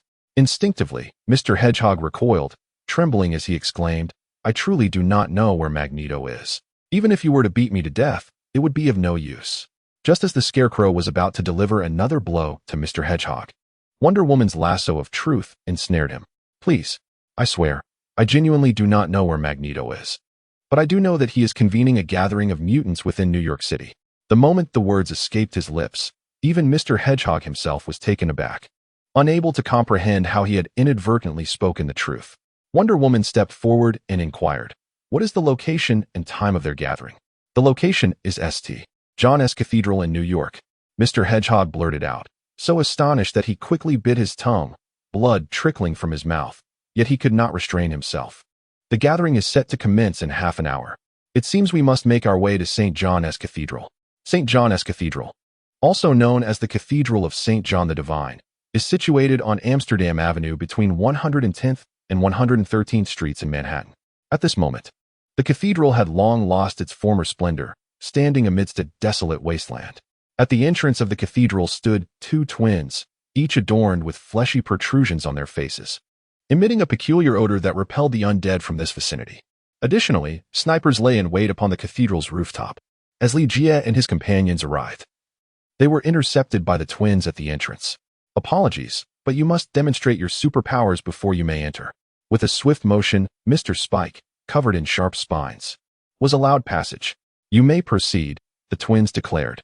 Next, after Mr. Spike passed the twins, he halted, now under Li Jie's mental control. "It's my turn." The Scarecrow grinned as he approached the twins, raising his right hand and proclaiming, "My superpower instills fear in others. Observe closely." With that, the Scarecrow waved his hand before them, releasing a faint wisp of green smoke that enveloped the twins. Upon inhaling the fear-inducing gas, their expressions shifted dramatically, eyes wide with terror, before they suddenly screamed and fled. The Scarecrow then turned and gestured, "Please, do come in." Upon entering the church, Li Jie was astonished to find that the congregation of mutants numbered as many as 200. Such a figure, even prior to the outbreak of the zombie virus, would have been formidable enough to alarm the American government. This also underscored Magneto's influence among mutants, as well as their long-suppressed animosity towards humanity. Mutants gathered in clusters, exchanging stories of recent experiences, voicing their grievances against humans, or showcasing their extraordinary abilities. For instance, one individual clung to a wall like a lizard, his tongue capable of striking a target 10 meters away in an instant. Another had removed his own eyeballs, allowing them to roll beneath a table to sneak a glimpse up a skirt. Yet another spat on the ground, ensnaring a passerby who stepped on it, rendering them immobile. Is this what mutants are like? It seems rather lacking in sophistication, Bane muttered as he surveyed the surroundings. There exists a common misconception that all mutants possess formidable powers. However, the reality is that not every mutant wields world-altering abilities. The vast majority possess rather mundane capabilities, relegating them to the background of mutant society. Suddenly, a figure donned in a red helmet and armor, larger than Bane himself, approached, causing the ground to tremble with each step. "It's Red Tank. Clear the way," someone exclaimed. Who is that woman behind him? She looks so cool. That's Magneto. Indeed, it is Magneto. The entire church erupted with fervor. The Red Tank, a formidable force, carved a path through the throngs of people who hastily stepped aside, fearful of being crushed beneath its might. Many mistakenly believed the Red Tank to be a mutant. In truth, its power stemmed from the dark sorcery of the malevolent deity, Resurrected. The Red Tank's strength was astonishing, and as of yet, no one knew the full extent of its capabilities. In the realm of power, Bane could only be regarded as a mere junior in comparison to the Red Tank. Only the Hulk could rival its might. Trailing behind the Red Tank was a striking woman with short hair, clad in a white suit. Her features appeared as though meticulously sculpted by a master artisan, exuding an aura of icy detachment. In the blink of an eye, she transformed into a green woman adorned with scales, the formidable Mystique, a loyal aide to Magneto. Mystique possessed the extraordinary ability to alter her cellular and tissue structure, enabling her to assume the appearance of any individual, complete with iris, fingerprints, skin texture, voice, and even gender. Her attire could mimic the texture of any garment, including eyewear. Furthermore, her cells could decelerate the aging process. Having been friends with Professor X since his youth, Mystique remained ageless, appearing to be merely in her 20s, while both Professor X and Magneto had aged into their 70s or 80s. As for Magneto, who hovered above the ground upon a metallic platform, he requires no introduction. He stands as the most powerful representative among known mutants and the leader of anti-human mutants. With Magneto's arrival, the atmosphere surged to a crescendo. Creak. Bang.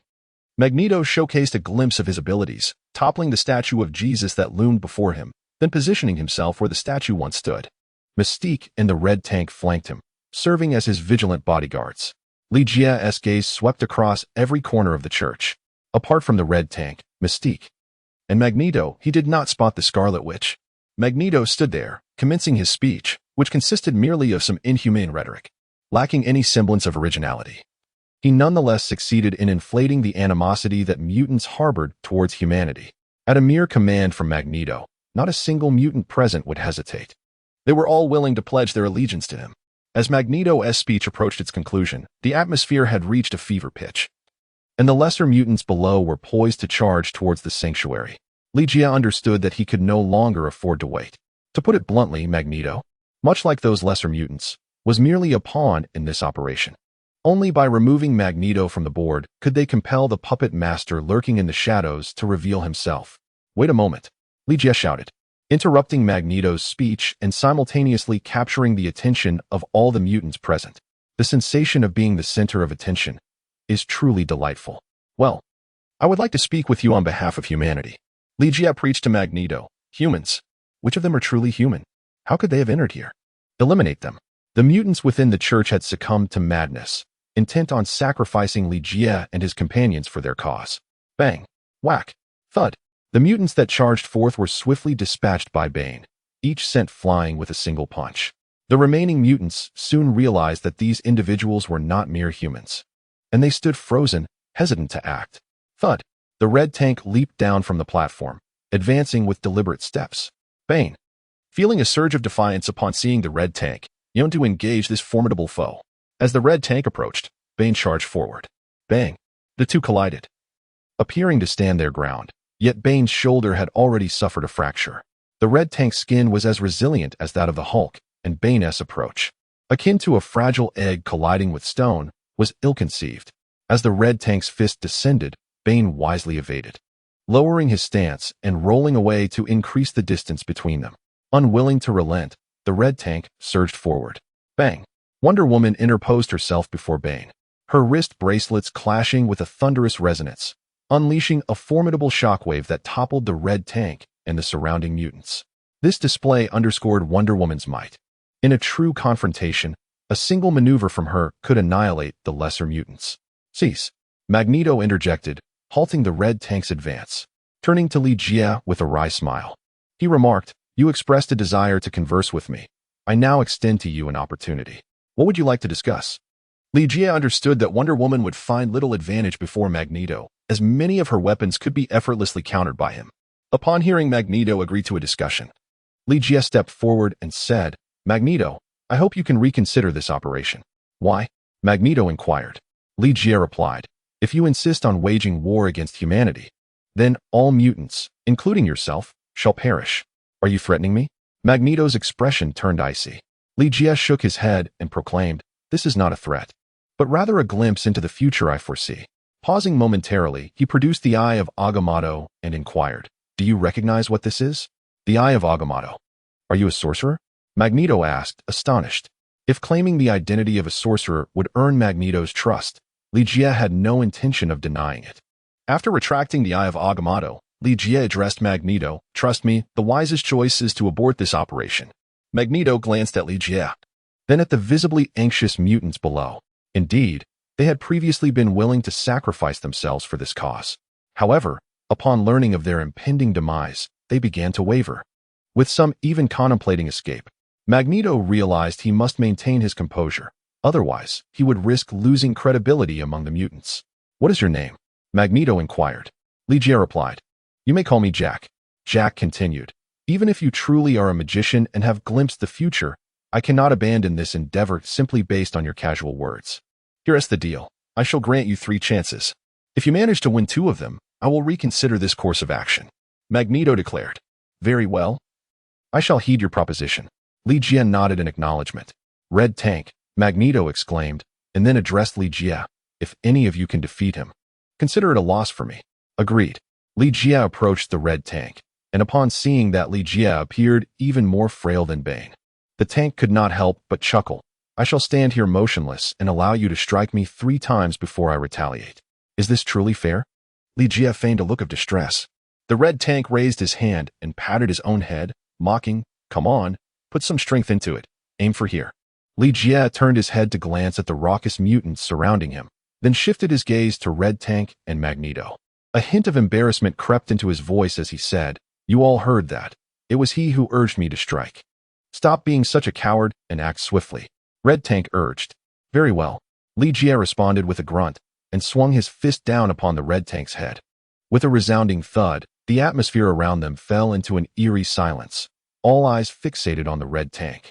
He stood motionless, yet his eyes seemed on the verge of popping out, as his helmet cracked and fragmented, pieces tumbling to the ground. In the next moment, the Red Tank's body toppled backward, collapsing onto the ground, rendered unconscious. Had the Red Tank truly lost? With just a single punch, that young man had brought the Red Tank to his knees? Was this the strength one would expect from a human? Who on earth was this individual? A wave of chaos erupted at the scene. Even Magneto and Mystique could not maintain their composure. No one understood the Red Tank's power better than they did. Not even in a battle against the Hulk would the Red Tank be so utterly defeated. Li Jie, the Red Tank would never be knocked down by a single punch from the Hulk. But what if we combine the Hulk's strength with that of Superman?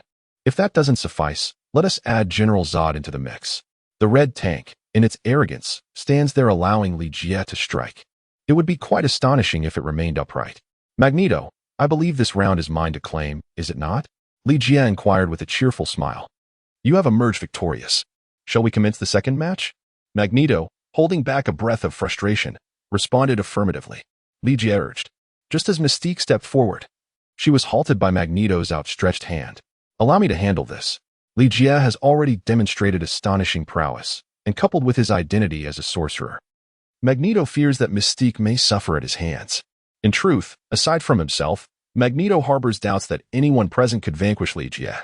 Chapter 105, Scarlet Witch. Magneto is poised to intervene personally.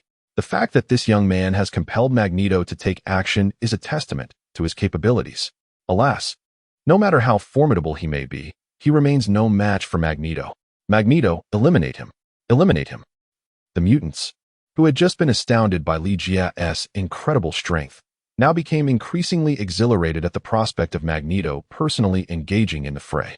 For these mutants, Magneto is not merely a leader. In many respects, he has been deified.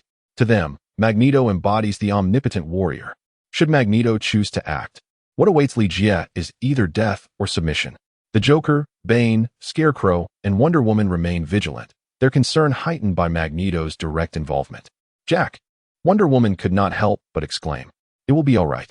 Li Jia turned to Wonder Woman and uttered a brief remark before addressing Magneto, who stood upon the elevated platform. Make your move. Magneto's brow furrowed slightly. It had been countless years since anyone had audaciously requested him to strike first. Suddenly, with a swift motion, he raised his right hand, causing nails from the chairs to dislodge and float into the air. Under Magneto's command, these nails morphed into an array of blades of varying sizes. In the next instant, the blades erupted forth, creating a sonic boom as they hurtled towards Li Jia. Kill him, exclaimed an onlooker. My goodness, as expected of Magneto. With one strike, he has annihilated that boy. Long live Magneto. Witnessing the blades pierce through Li Jia, the surrounding mutants erupted in ecstatic cheers, convinced that Li Jia had succumbed to Magneto's might. However, Magneto's expression darkened, revealing a flicker of panic. Is he dead? Has the boss truly perished? Scarecrow voiced his disbelief. The Joker cast an exasperated glance, rebuking, fool, pay closer attention. Scarecrow turned his gaze back to Li Jia, who remained standing. The wounds left by the blades were seeping away like sand. How can this be? Scarecrow pondered, rubbing his eyes, only to realize that Li Jia was vanishing at an alarming rate, disappearing in the blink of an eye. The reason is that his speed is unparalleled. Leaving behind mere afterimages, the Joker explained. In other words, Magneto's attack barely grazed him. Afterimages? Scarecrow's face was a mask of disbelief. What has happened? How did that boy vanish? Is it a superpower? As the mutants began to sense the gravity of the situation, panic rippled through their ranks. Fearing that Li Jia had employed some extraordinary ability to evade Magneto's assault, Magneto, keenly observing his surroundings, found no trace of Li Jia. Reluctantly, he lowered his hand, and the metal plates beneath his feet elongated outward, drawing together to encase him like a cocoon. Just as the cocoon was about to seal, a voice whispered in his ear, "It is my turn." Almost simultaneously, Magneto beheld Li Jia materialize before him without warning, launching a fist in his direction. At that moment, Magneto felt a sense of relief. Having prepared his defenses in advance, the cocoon would absorb Li Jia's strike.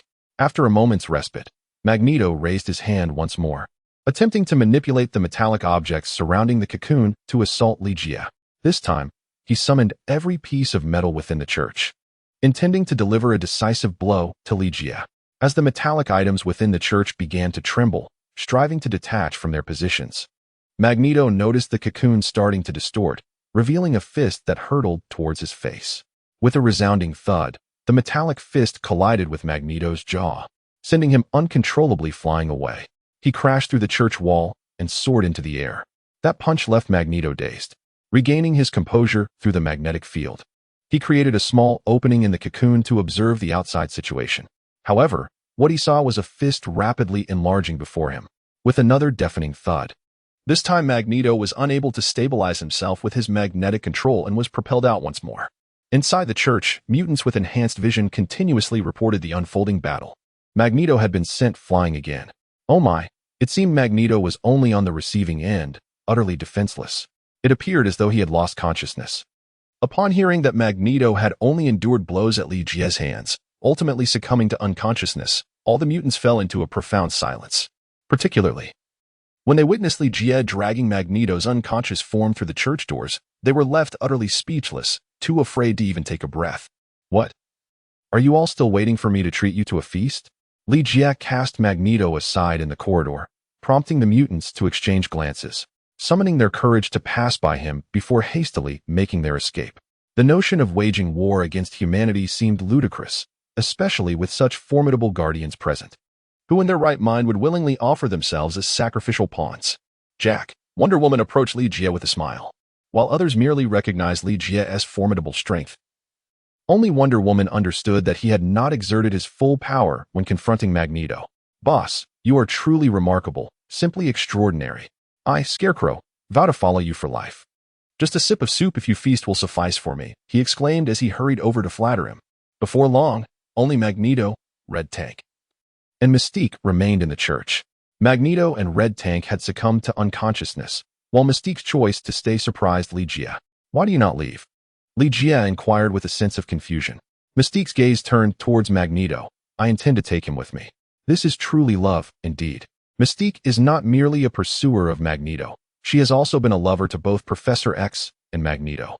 Ultimately, she chose Magneto over Professor X.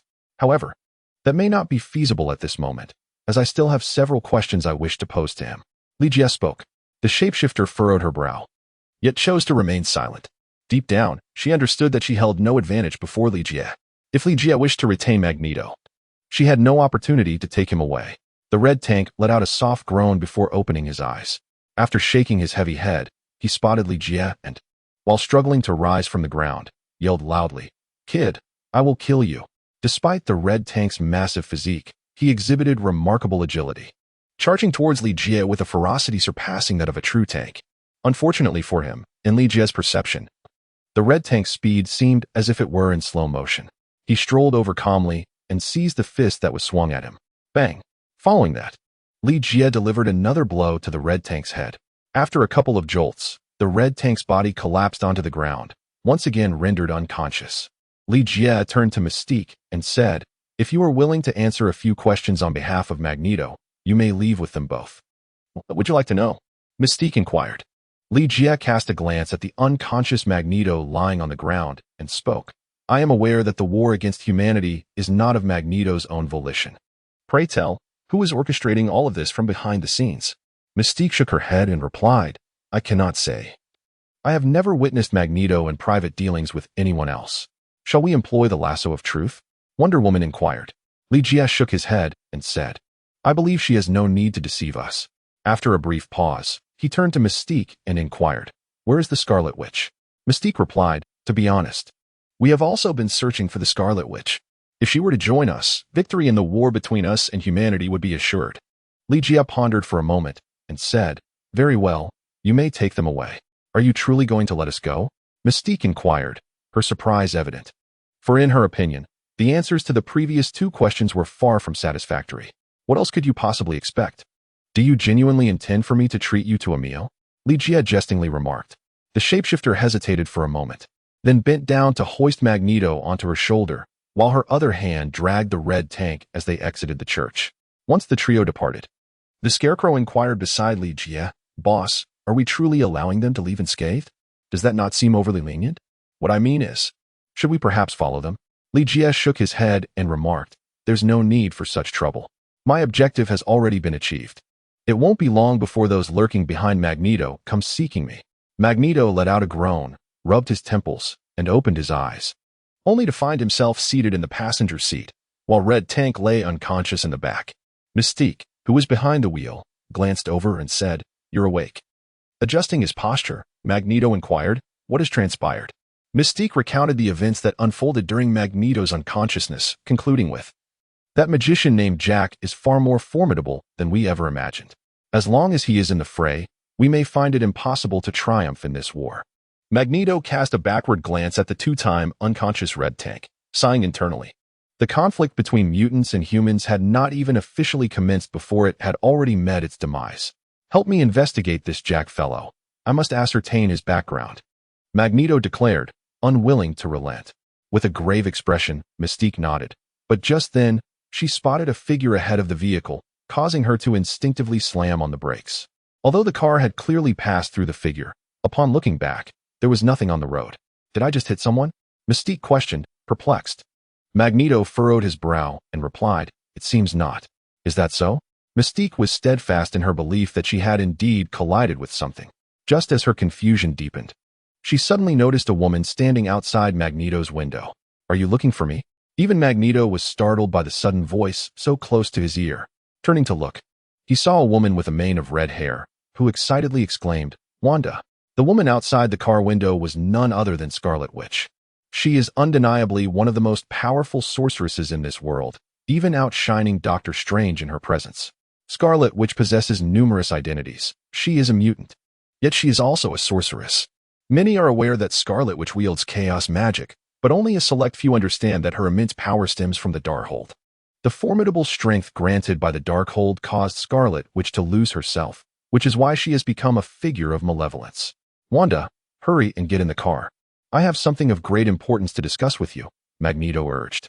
Scarlet Witch glanced at the still unconscious red tank in the back seat, lifted her left hand slightly, and the car door swung open.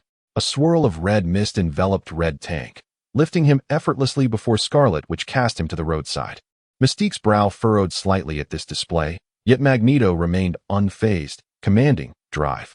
On the road, Magneto expressed his intent to wage war against humanity with the mutants. But the plan encountered complications due to Li Jie, who recounted the events. The Scarlet Witch, upon hearing this, inquired, "Do you wish for me to eliminate Jack?" Magneto, with a smile, replied, "If you would be so inclined, I would be immensely grateful." The Scarlet Witch pondered earnestly before stating, "I can assist you in dispatching Jack, but I have one condition." "What condition?" Magneto asked. "I am aware of a formidable mutant who has been resurrected. Not long ago, he attempted to exert control over me. Reveal to me the identity of this individual and his whereabouts," she said with an impassive expression. Magneto's demeanor shifted slightly as he hesitated, finally responding, "Wanda, I can only tell you that he is the first mutant in this world and, to date, the most powerful mutant on Earth. I understand his methods may not sit well with you, but I strongly advise against provoking him." The Scarlet Witch scoffed. "It appears you are mistaken. It is not I who will provoke him.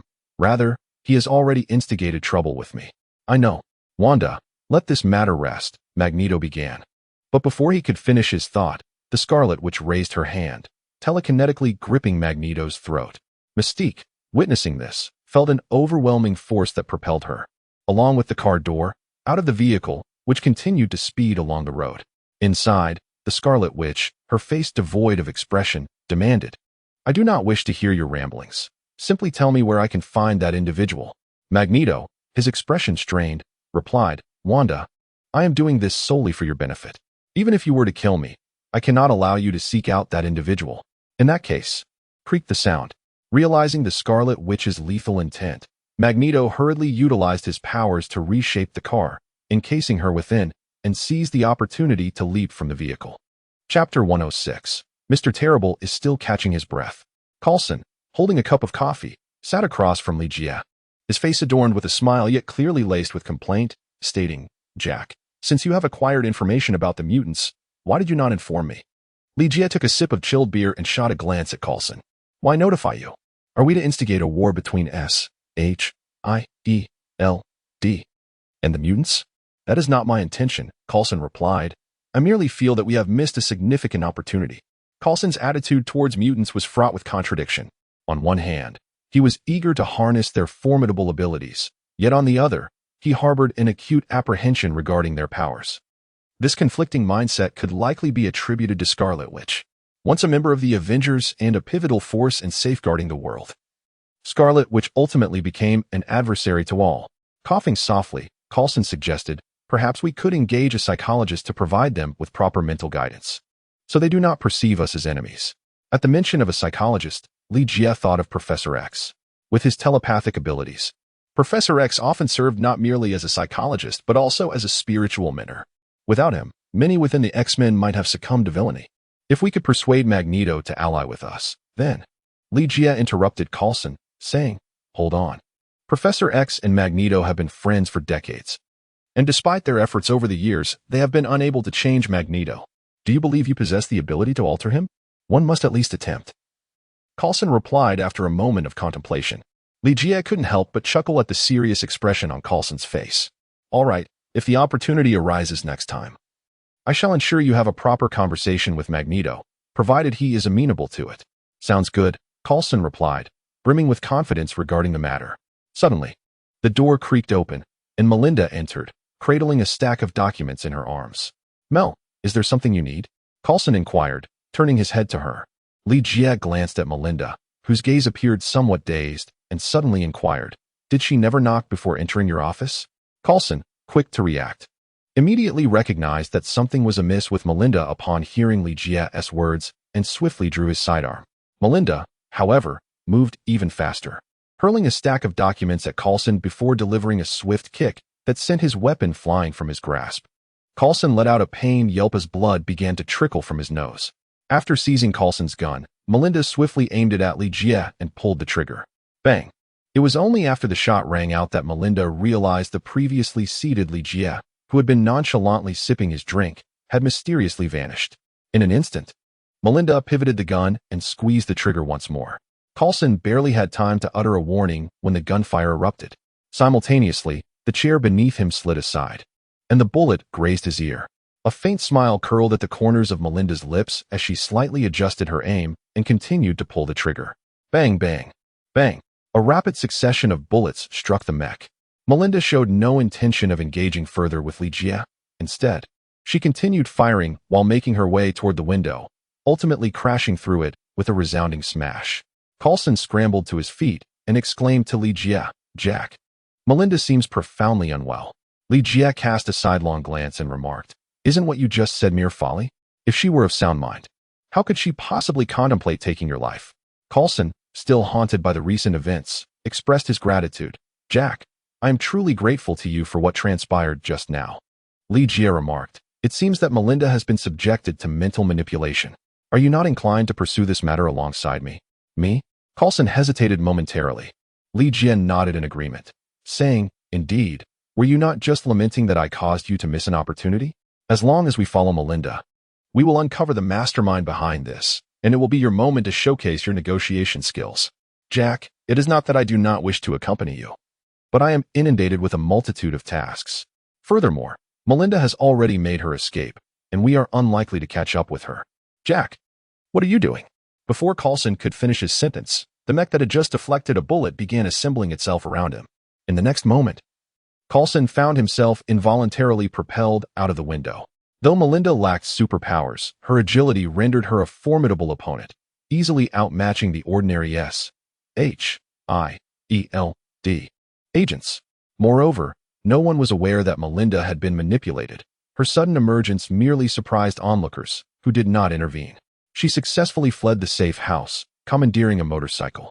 The motorcycle sped through the streets of New York City, ultimately arriving at an abandoned warehouse where it came to a halt. Virum. Coulson nearly arrived alongside Melinda, but this time, she did not launch an attack against him. Instead, she stood there quietly. "Mel, are you all right?" Coulson inquired, while vigilantly surveying the surroundings. The mech conducted a scan but found nothing amiss. "Hello, whoever you are, please reveal yourself. I believe we can have a constructive conversation. What would you like to discuss?" A voice emerged from behind Coulson. Instinctively, he turned to see a dark figure resembling a vampire stepping out from behind a pillar. "Greetings, I am Director Coulson of S.H.I.E.L.D., and I believe we should converse." The dark figure tilted his head, scrutinizing Coulson. "Are you mentally impaired? Or is it your hearing that's faulty? I already asked what you wish to discuss." Coulson, feeling somewhat embarrassed, retracted his outstretched hand and chuckled awkwardly. "It seems we may have a misunderstanding. By the way, are you a mutant?" "You must be, as that display earlier was beyond the capabilities of an ordinary human." "Sir, I do not know your name." "Silence." The dark figure bellowed, taking a moment to steady his breath. "Goodness, it appears your mind is genuinely unwell. You ought to consult a physician." "A physician?" "I have a personal doctor, and I undergo regular checkups. My health is impeccable." "Sir, you still have not revealed your name." Coulson continued, reminiscent of a persistent monk. "Be quiet. I told you to be quiet." The figure cloaked in darkness raised his voice, taking a deep breath before declaring, "You may call me Mr. Fear." "Mr. Fear, are you a mutant?" asked Coulson. "Oh, I've had quite enough of this," Mr. Fear exclaimed, covering his head with his hands and then turning to Coulson with a sinister smile. "Did you not wish to engage in conversation with me? Very well, I shall oblige. But first, let us partake in a little game." "A game? I do enjoy games, but..." "Mr. Fear, do you not think this is an inappropriate time for such frivolities? I mean, dear heavens, what have you done to me?" Suddenly, Coulson realized his body was no longer under his control, and he turned to approach Melinda. Mr. Fear let out an evil laugh. "Coulson, this game is exceedingly simple. If you kill the woman before you, I shall agree to converse with you at length. Kill May? No, she is my friend. I cannot do that. Coulson shook his head resolutely. Is that so? But if you do not kill her, she will be forced to shoot you. Mr. Fear chuckled. Melinda raised her weapon, aiming it at Coulson's head. In response, Coulson obediently removed his mechanical helmet, revealing a gun that emerged from the shoulder of the exosuit. Coulson, I shall count to 3. Make your decision swiftly. 1, 2, 3. Mr. Fear counted to 3. Coulson shut his eyes and cried out, I cannot kill May. Mr. Coulson, I respect your choice. Farewell. Mr. Fear waved goodbye to Coulson and, with a snap of his fingers, commanded Melinda, eliminate this tedious fellow. With a sharp crack, Melinda pulled the trigger. But in that instant, her weapon's aim shifted toward Mr. Fear. Regrettably, Mr. Fear's speed surpassed that of the bullet, and the shot failed to harm him. Chuckling, he exclaimed after dodging the bullet, At last, you have emerged. What shall I call you? Jack. Li Jie emerged from behind Coulson. Upon seeing Li Jie, Coulson exclaimed with excitement, Jack, I believe I was mistaken. I will leave this matter in your capable hands. By the way, my body feels uncontrollable. Could you devise a solution? Coulson, why don't you take Melinda back first? Li Jie commanded. Jack, did you not hear what I said? My body is beyond my control. How am I to bring May back? As soon as Coulson's words fell, he found the mech helmet once again dawned upon his head, and his body involuntarily took flight, cradling Melinda as they departed the scene. Ah, such a splendid maneuver. Mr. Sinister clapped his hands in delight, only to suddenly notice a shift in the space surrounding him. With a look of astonishment, he remarked, Is this the mirror dimension of the sorcerers of Camartage? Indeed, I shall claim this ability for myself. After Apocalypse altered his genetic makeup, Mr. Sinister acquired an extraordinarily prolonged lifespan, as well as superhuman endurance, strength, and speed. For many years, he has employed the genetic material of other mutants to bestow upon himself a myriad of superpowers, including telepathy, telekinesis, cellular manipulation, force fields, flight, and the emission of shockwave energy, among others. In contrast to Magneto, whose abilities are singular in nature, Mr. Sinister's extraordinary powers are characterized by their remarkable diversity. Mr. Sinister, if I am not mistaken, you must be one of Apocalypse's apostles, correct? Li Jie inquired. Mr. Jingyi, displaying a look of astonishment, asked, How did you come to know? Please tell me, where is the revelation? Li Jie then inquired. Haha. Mr. Jingo emitted a series of laughter. Jack, you have vanquished Magneto and thwarted our plans. According to Apocalypse's orders, I was indeed supposed to take you back to meet him, but I have now changed my mind. After a brief pause, Mr. Jingo raised his hand towards Li Jie, saying, Let me see to what extent you, in the mirror world you have created, can endure. Li Jie possesses an intangible ability to sense the mirror world, enabling him to effortlessly alter the structure of this realm. As Mr. Jingyi raised his hand, Li Jie felt the world beginning to tremble, akin to the onset of a cataclysmic earthquake, as if the very heavens were on the verge of collapsing. Li Jie promptly altered the structure of the mirror space, causing the heavens and earth to spin. This maneuver proved to be of little consequence to Mr. Sinister. Endowed with the ability to fly, he swiftly hovered in midair, continuing to unleash his disruptive energy. Jack, I find myself unexpectedly disappointed in you. Is this truly the extent of your abilities? Mr. Sinister mocked. Even you managed to defeat Magneto. It seems Magneto is not unlike what I suspected, merely trash. Given that altering the spatial structure offered no advantage against Mr. Sinister, and recognizing the risk that his disruptive energy posed in potentially collapsing the space, Li Jie resolutely ceased his attempts to change the spatial configuration. Mr. Sinister, how swift are you? Li Jie inquired. What does it mean? Mr. Jingyi was momentarily taken aback and replied with a question. Li Jie then inquired, Is it possible to surpass the speed of light? What do you truly mean by that?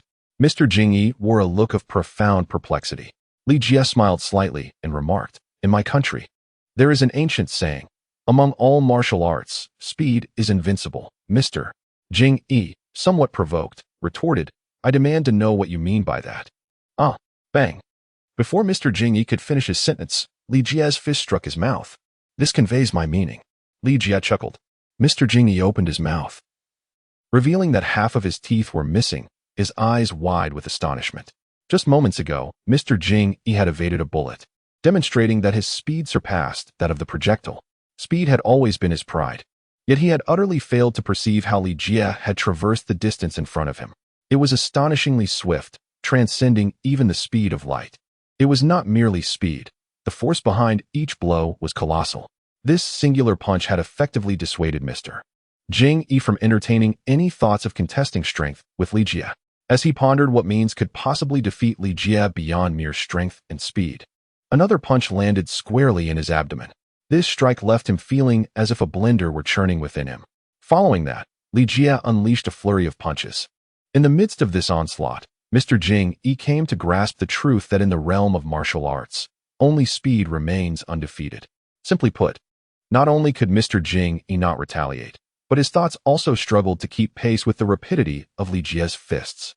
In the face of such relentless aggression, any method he possessed proved futile. Regardless of the extraordinary powers at his disposal, he found himself bereft of any opportunity to employ them. Would he succumb to this? Li Jie gazed at Mr. Horror, who lay motionless on the ground, and suddenly felt a twinge of remorse for having struck him a bit too forcefully. If he were to inadvertently cause Mr. Horror's demise, who would guide him to seek the apocalypse? Li Jie lifted Mr. Jing-Yi to take a glance at him. Fortunately, he was still breathing. Chapter 107. Women are truly troublesome. Jack, the once limp Mr. Jing-Yi, resembling a feeble snake on the ground, suddenly raised his head and flashed a ghostly smile at Li Jie. Mind control. Li Jie soon realized that the one speaking to him was not Mr. Jing-Yi, but rather a powerful entity that had taken control of Mr. Jing-Yi's mind, using his body as a conduit for communication. Apocalypse? Li Jie gazed intently at the other party. You are remarkably clever and quite formidable. Come seek me out, spoke Tianqi. Li Jie felt a surge of astonishment. The mind control ability of Apocalypse could actually transcend the mirrored dimension to manipulate Mr. Horrific. Soon, Li Jie realized that this was merely one facet of Apocalypse's myriad extraordinary powers. The ability to absorb across dimensions made traversing the mirrored space a logical occurrence. Come to me, Apocalypse proclaimed. Mr. Horrific will guide you to me. With a thud, Mr. Horrific's head struck the ground. Li Jie sat thoughtfully to the side. As one of the oldest mutants, Apocalypse's power was undeniably formidable. When comparing Apocalypse to the well-known Thanos, it becomes evident that without the Infinity Gauntlet, Thanos would merely suffer defeat in the presence of Apocalypse. Li Jie's overall strength is undoubtedly on par with that of Apocalypse, particularly in terms of power and defense, where he holds a distinct advantage. The sole threat to Li Jie lies in Apocalypse's telepathic abilities. Although Li Jie possesses the mental control prowess of Poison Ivy, it pales in comparison to the level of Apocalypse's telepathy. A moment's carelessness could render him a mere puppet to Apocalypse. However, Li Jie is not without means to contend with Apocalypse, particularly with the Mind Stone embedded in Loki's scepter. With it, he can at least secure an invulnerable position in the presence of Apocalypse.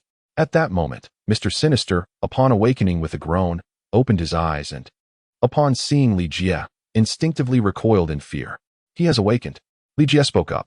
Mr. Jing-Yi hesitated for a moment before nodding in agreement, saying, awake now. Are we? Since you are awake, lead me to the revelation. Li Jie instructed. Very well. Mr. Jing-Yi replied with a smile. Jack, the apocalypse is in Egypt. However, there is no need for concern. I possess an aircraft that can transport us there. There's no need to go through such trouble. Li Jie spoke of creating a portal, and on the other side lay the majestic Egyptian pyramids and the Sphinx. Mr. Jing-Yi was somewhat astonished, after enduring a thorough beating from Li Jie. He was genuinely subdued and dared not provoke him further. Upon their arrival in Egypt through the portal, they witnessed an aircraft soaring overhead. Was it the X-Men's jet? Li Jie initially believed the X-Men had arrived, only to discover that the figures emerging from the aircraft were Magneto, Mystique, and Scarlet Witch. Mystique bore an air of resentment, while Magneto had a bruise at the corner of his mouth, suggesting he had recently endured a confrontation, regardless of the circumstances. Brute force has always been the ultimate truth. The trio was taken aback upon seeing Li Jie, but upon recognizing Mr. Sinister, their expressions shifted to one of understanding. Magneto, Mr. Sinister exclaimed, casting a disdainful glance at Scarlet Witch, scoffing. What? Did you fail your mission and bring a woman to appease Lord Apocalypse? Before Magneto could utter a word, a magical orb unexpectedly struck, sending Mr. Sinister hurtling away. His insolence was ill-timed, as he was not acquainted with Scarlet Witch and unaware of her formidable prowess. In her wrathful state, even Thanos had nearly met his demise at her hands. Mr. Sinister was simply not in her league. Scarlet Witch glanced at Ligia but refrained from engaging, instead addressing Magneto. May we leave now? Magneto, caught between awkwardness and courtesy, offered a polite nod to Ligia and then introduced him to Scarlet Witch. This is Jack, the new guardian of humanity. Ligia. When did I acquire this title? I was completely unaware. The Scarlet Witch cast a glance at Ligia, seemingly intrigued by him. Magneto then addressed Ligia. You have come to meet Apocalypse as well, have you not? You too? Ligia uttered a nonsensical remark. What a coincidence, what a coincidence. Both individuals spoke simultaneously. Suddenly, Mr. Jingy returned, filled with fury, exclaiming, You vile wretch, how dare you ambush me? But alas, another magic orb hurtled towards him. And with a scream, Mr. Jingy was sent flying once more. Ligia glanced back and addressed the Scarlet Witch, saying, It seems my guide will not be returning for the time being. Would you mind if I accompanied you? Upon receiving a nod of consent from the Scarlet Witch, Magneto replied, Of course, please follow me. Under Magneto's guidance, Ligia entered the pyramid alongside the Scarlet Witch, where they encountered Apocalypse, who had adorned himself in the regalia reminiscent of an Egyptian pharaoh. Towering in stature, his most striking feature was his bald head. It appeared that many formidable beings shared this trait, and there was a certain resemblance between Apocalypse and Thanos. As soon as Apocalypse laid eyes on Ligia and the others, he burst into laughter, proclaiming, Ah, splendid, truly splendid. He continued, addressing Magneto. Though your previous mission ended in failure, bringing the Scarlet Witch before me serves as a commendable act of redemption. After a brief pause, he turned to Ligia and stated, Jack, you possess remarkable talent, and I hold you in high regard. Henceforth, you shall be my new apostle. Then, he turned to the Scarlet Witch and inquired, And you, would you be willing to serve me? The Scarlet Witch's response was a magical orb, as she declared, I apologize, but I have come to kill you. Her refusal to engage immediately showcased her distinctive character. Ligia encountered the Scarlet Witch for the first time and surmised how Apocalypse had incited this formidable woman. Apocalypse possessed an extraordinarily long lifespan, a significant portion of which was attributed to his ability to usurp the life forces of others. The more powerful an individual, the more likely they became a target for Apocalypse's possession. Previously, he had employed telepathic attacks against the Scarlet Witch, which, in essence, was a blatant attempt at possession. Furthermore, his efforts to win over Ligia were not merely to enlist him as a subordinate for his ambitions. A substantial motive was also to seize Ligia's essence. Understanding this dynamic elucidates why the Scarlet Witch would immediately confront Apocalypse. Unlike the unfortunate Mr. Sinister, who had been cast aside, this magical orb failed to harm Apocalypse, as he effortlessly grasped it from afar. This display of prowess underscored his formidable strength. Few in this world could vanquish Apocalypse. Even if Magneto and Professor X united their forces alongside a cadre of mutants, they would still fall short against him. Among those capable of defeating Apocalypse, Jean Grey, as a student of Professor X, stands out. When Jean awakens her Phoenix Force, she possesses the potential to annihilate Apocalypse. As one of the few powerful women in this realm, many draw comparisons between Jean and the Scarlet Witch. Some assert that Jean's Phoenix powers could obliterate the Scarlet Witch, while others contend that Jean would be incapable of overcoming the fully awakened chaos magic of the Scarlet Witch. Ultimately, the outcome is not absolute. Much like if Thanos lacked the Cosmic Cube and Infinity Gauntlet, he would merely be a victim before Apocalypse.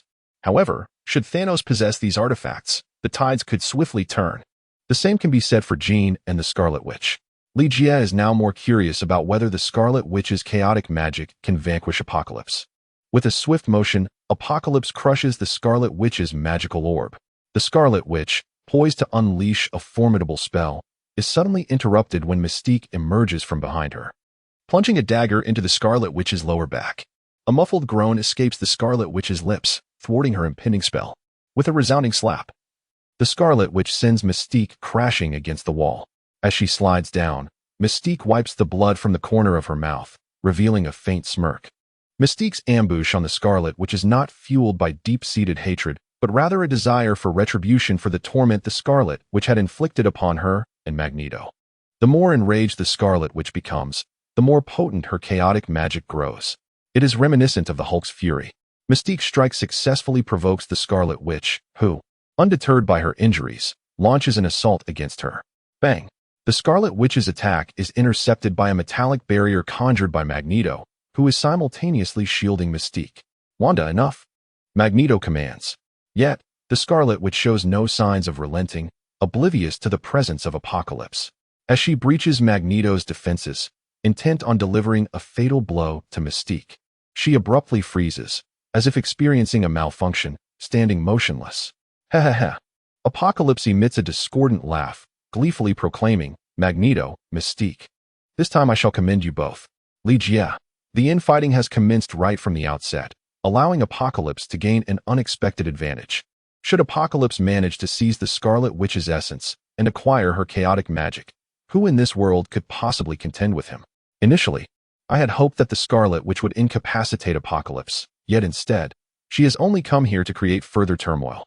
Jia understood that today was not a suitable day to engage in battle against Apocalypse.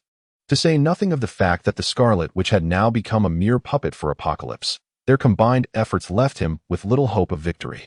Moreover, Mystique and Magneto lingered nearby, their watchful eyes filled with menace. Jia retrieved a Gatling gun from the storage compartment and unleashed a barrage towards Apocalypse. Although it appeared that Apocalypse's attention was fixed on the Scarlet Witch, he had been vigilantly guarding against Jia all along. As the gunfire erupted, Apocalypse raised his right hand, conjuring an invisible defensive shield before him, halting the incoming bullets in midair. When the gunfire ceased, those very bullets surged back towards Jia in a chaotic frenzy. Jia did not harbor the belief that a mere machine gun could take down Apocalypse. His intention was solely to divert Apocalypse's attention. As the bullets ricocheted, Jia vanished from his spot with superhuman speed, swiftly embracing the Scarlet Witch and crashing through the pyramid. Apocalypse possessed formidable telepathic abilities, and to thwart any mental assault, Jia promptly drew forth Loki's scepter. The Mind Stone embedded within the scepter ignited, creating a protective barrier that thwarted Apocalypse's psychic onslaught. It was also due to the empowerment of the Mind Stone that the Scarlet Witch gradually began to regain her composure. Upon realizing she was in Jia's embrace, she instinctively raised her hand and delivered a sharp slap. Jia, with one hand grasping the scepter and the other tightly embracing the Scarlet Witch, pondered whether he would endure this slap in vain. Absolutely not. As the Scarlet Witch swung her hand to strike, Jia effortlessly hurled her away. "Ah!" the Scarlet Witch exclaimed, her body crashing into the sand.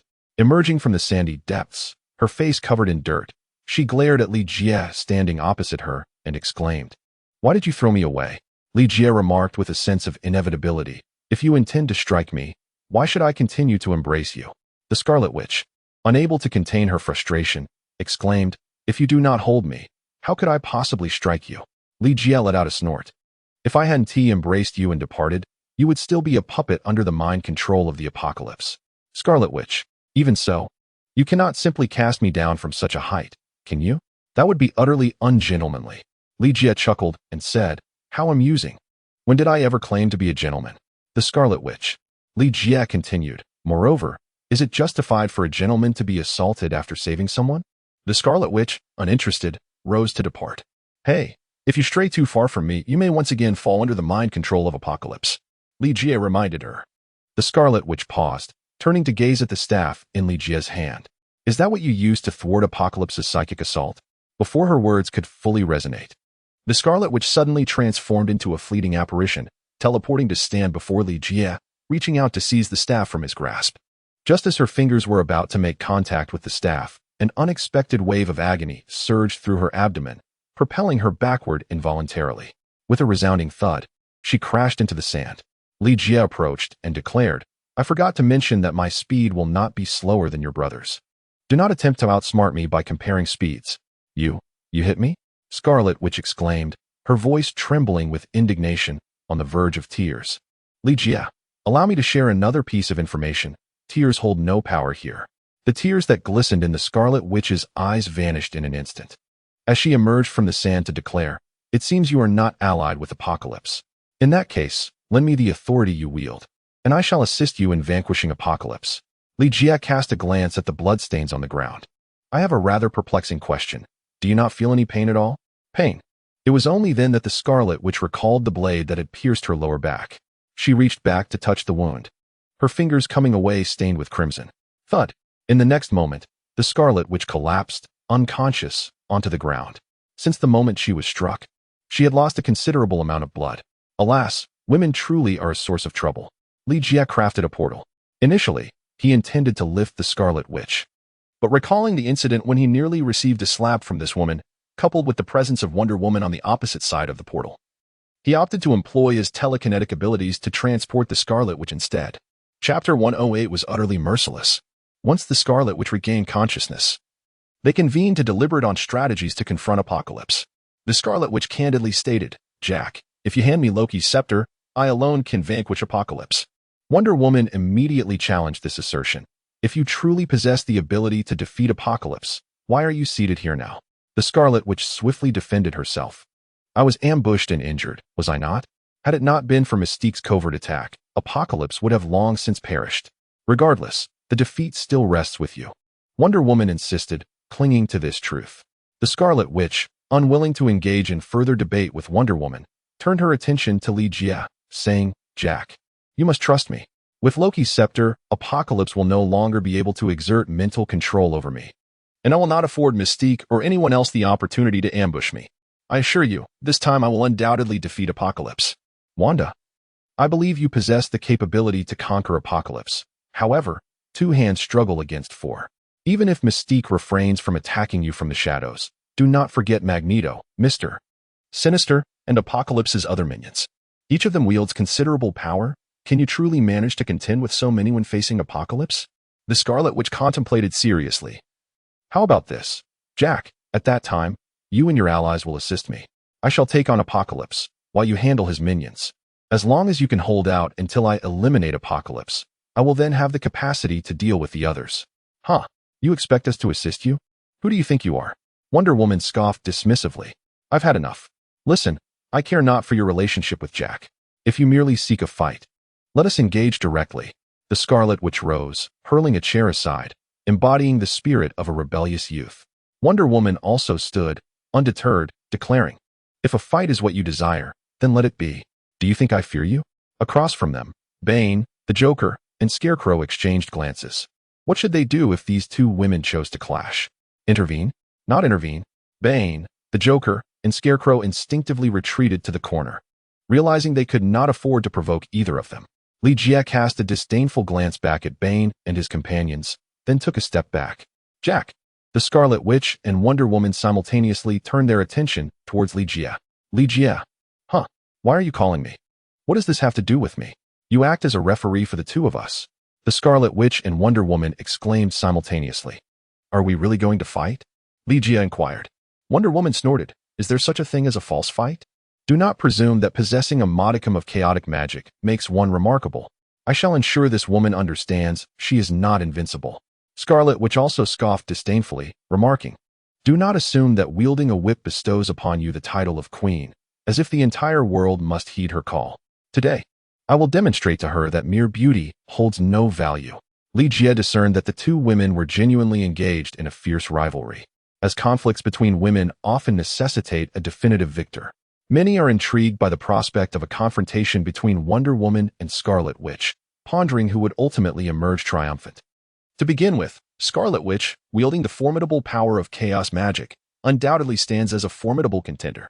Even in the face of Thanos, she exhibited no signs of faltering, capable of sending his massive blade flying and nearly claiming his life. This alone serves as a testament to her extraordinary prowess. As for Wonder Woman, her status as a demigod renders her a natural sovereign. With an unparalleled resilience to weaponry, her defensive capabilities may surpass even those of Superman and the Hulk. It is said that mere mortals cannot inflict harm upon her. If this legend holds true, then the outcome of a battle between Wonder Woman and Scarlet Witch seems to favor her invincibility. In terms of combat strategies, Scarlet Witch excels in magical ranged attacks, while her close-quarter combat skills are comparatively lacking. Conversely, Wonder Woman seldom relies on magic, instead favoring physical confrontation, where she overwhelms her adversaries with sheer strength. Should the two engage in hand-to-hand combat, Wonder Woman's likelihood of victory appears considerably heightened. "Jack," Wonder Woman's voice jolted Li from his analysis, drawing him back to the present. "Oh, what is it?" Li inquired. Wonder Woman cast a sidelong glance at Scarlet Witch and said in a hushed tone, "I do not wish for innocent lives to be harmed. Let us be transported to the mirror dimension." "The mirror dimension? It seems things are getting serious." "Oh, very well." Li created a mirrored space and pulled the two into it. Within this mirrored realm, the The two women could create as much chaos as they desired. I shall return shortly. Li Jie swiftly pulled the two women into the mirror space before making his escape. A referee? Only a lunatic would serve as a referee for them. Boss, how did you return? The Scarecrow approached Li Jie with an eager expression, brimming with curiosity. Did they truly engage in a confrontation? What else could it be? Li Jie retorted. So, who do you believe would emerge victorious between them? The Scarecrow inquired further. The Joker and Bane also approached, their expressions equally filled with curiosity. What could be more gossip-worthy than a duel between two women? This. As Li Jie began to speak, he felt a slight tremor. Suddenly, a glass on the table shattered upon hitting the ground. What was happening? Was it an earthquake? The Scarecrow clutched the chair and inquired. An earthquake? Perhaps one could say so. Li Jie sensed that the recent tremor was caused by a colossal wave of energy surging within the mirror dimension. Generally speaking, events occurring in the mirror dimension do not exert any influence on reality. However, the energy fluctuation that just transpired clearly reached the limits of what the mirror dimension could endure, thereby indirectly affecting the real world. These two women are quite fierce. Fortunately, I did not remain inside. Li Jie was suddenly filled with concern. What if the mirror space truly could not withstand the fierce conflict between the two women and collapsed? Should such a calamity befall the mirror space, it would undoubtedly reverberate back into the real world. There was even a possibility of the present world succumbing to destruction, perhaps even giving rise to a black hole that would consume everything. The tremors in the real world intensified, as if the mirror space was on the verge of total collapse. Fortunately, Li Jie possessed the Eye of Agamotto, which allowed him to glimpse the future and discern that these two women had not, in fact, obliterated the mirror space. Not only had they spared the mirror realm, but they had also reconciled, joining forces to confront Apocalypse. Minutes passed without any further tremors, suggesting that the battle between the two women had come to an end. Just as Li Jie contemplated entering the mirror space to assess the outcome, a sudden brilliance pierced the void, as if someone had cleaved the fabric of reality with a blade. Then, to his astonishment, Scarlet Witch and Wonder Woman emerged hand in hand from the mirror space. Well, while Scarlet Witch could not conjure portals, her formidable chaos magic enabled her to exit the mirror realm with ease, which was hardly surprising. In terms of magical prowess, Scarlet Witch surpassed even Doctor Strange. Unless bolstered by the power of the Darkhold, Doctor Strange would find himself outmatched before Scarlet Witch. Diana, let us agree that after we defeat Apocalypse, I shall treat you to a meal, Scarlet Witch said, linking her arm with Wonder Woman's, her face alight with joy, reminiscent of childhood friends. Wonder Woman, too, smiled warmly and replied, "Do not worry, Wanda, I shall help you clear the obstacles in your path, allowing you to fully dedicate yourself to the battle against Apocalypse. Then, I must express my gratitude in advance, Sister Diana," Scarlet Witch exclaimed with delight. Li Jie, the Joker, Bane, Scarecrow. It appears that men will forever remain perplexed by the intricacies of female relationships. Just a short while ago, the two were so consumed by animosity that they would have relished the opportunity to eliminate one another. Yet, in the blink of an eye following their altercation, they now refer to each other as sisters. What on earth has transpired? Wonder Woman inquired, gazing intently at Li Jie. Oh, it's nothing. Li Jie and the others shook their heads in unison. The Scarlet Witch spoke. Jack, Diana, and I have reached an understanding. You and your companions shall provide me with cover while I handle Apocalypse. Wonder Woman then added, Jack, there was a misunderstanding between Wanda and me before, but it has now been resolved. Since confronting Apocalypse requires Loki's scepter, you should entrust the scepter to Wanda. Li Jie, the scepter of Loki belongs to me. You simply relinquish it at your command. Wanda, I will return the scepter to you shortly. I am exceedingly curious about the events that transpired between you and Diana in the mirrored realm. Pray tell, who emerged victorious? Wanda triumphed. Diana triumphed. Wonder Woman and Scarlet Witch spoke in unison, then exchanged knowing smiles. In truth, neither Diana nor I emerged victorious. Neither did we face defeat, declared the Scarlet Witch. Wonder Woman nodded in agreement. Wanda is indeed formidable. Despite my utmost efforts, I could not best her. And dear Sister Diana, did my chaotic magic not also fail to harm you? The Scarlet Witch chuckled. The bond of sisterhood rekindled once more. Very well, let us shift our discourse. Wanda, I have faith in your capacity to vanquish Apocalypse, but what lies beyond that? Li Jie inquired. The Scarlet Witch paused for a moment and retorted. Have I not already vanquished Apocalypse? Is this matter not concluded? The situation is not as straightforward as you might imagine. Li Jie shook his head with a grave expression and then spoke. The reason Apocalypse has survived until now, possessing the ability of immortality, is that he can absorb the life force of others. Even if you were to defeat and slay Apocalypse, he would resurrect by siphoning the life energy of others. Jack, are you implying that Apocalypse is impossible to kill? Wonder Woman inquired sternly. Li Jie replied, in theory, this is indeed the case, yet it is not absolute. If the Apocalypse cannot truly perish, then how did he succumb to the hands of the Harbinger? Given that the power of the Phoenix can vanquish Apocalypse, it stands to reason that the chaotic might of the Scarlet Witch can do so as well. Li Jie continued, Wanda, all you need to do is unleash a powerful spell that will obliterate Apocalypse, leaving no chance for resurrection. Is it really that simple? Inquired the Scarlet Witch. Li Jie nodded in agreement, responding, indeed, it is that simple. While it may seem straightforward in theory, the execution is fraught with challenges. Although the power of chaos rivals that of the Phoenix, the two forces are not truly commensurate. The Phoenix's power can obliterate the Apocalypse with ease, whereas the power of chaos may not achieve the same result. What if Wanda were to fail? Wonder Woman inquired. Li Jie raised his left hand and proclaimed, this is why I must prepare a contingency. The crowd noticed a temporal conduit encircling his wrist. What is that? Wonder Woman inquired, her curiosity piqued. Is it truly that simple? She continued, indeed, it is that straightforward. But what if Wanda were to fail? That is precisely why I must prepare a contingency. What is that? The recent events unfolded once more, until the temporal conduit on Li Jie's wrist vanished from sight. Wonder Woman furrowed her brow, stating, I seem to have experienced something peculiar just now. Bane, the Joker, and Scarecrow remained oblivious, yet it was the mighty Wonder Woman who sensed the anomaly. The Scarlet Witch, with a wary gaze fixed upon Li Jie, murmured, it appears we have been caught in a loop, repeating the same occurrence. Li Jie smiled and said, I apologize. Just now I utilized temporal magic to create a time loop from one moment to another. In simpler terms, it is akin to replaying a segment of a video. Is this your ultimate move? The Scarlet Witch inquired with curiosity. Li Jie nodded in agreement, saying, if you are unable to obliterate Apocalypse in a single strike, then I shall ensconce him within the temporal realm of his demise, forcing him to eternally relive that moment of death. The Scarlet Witch's eyes widened in astonishment.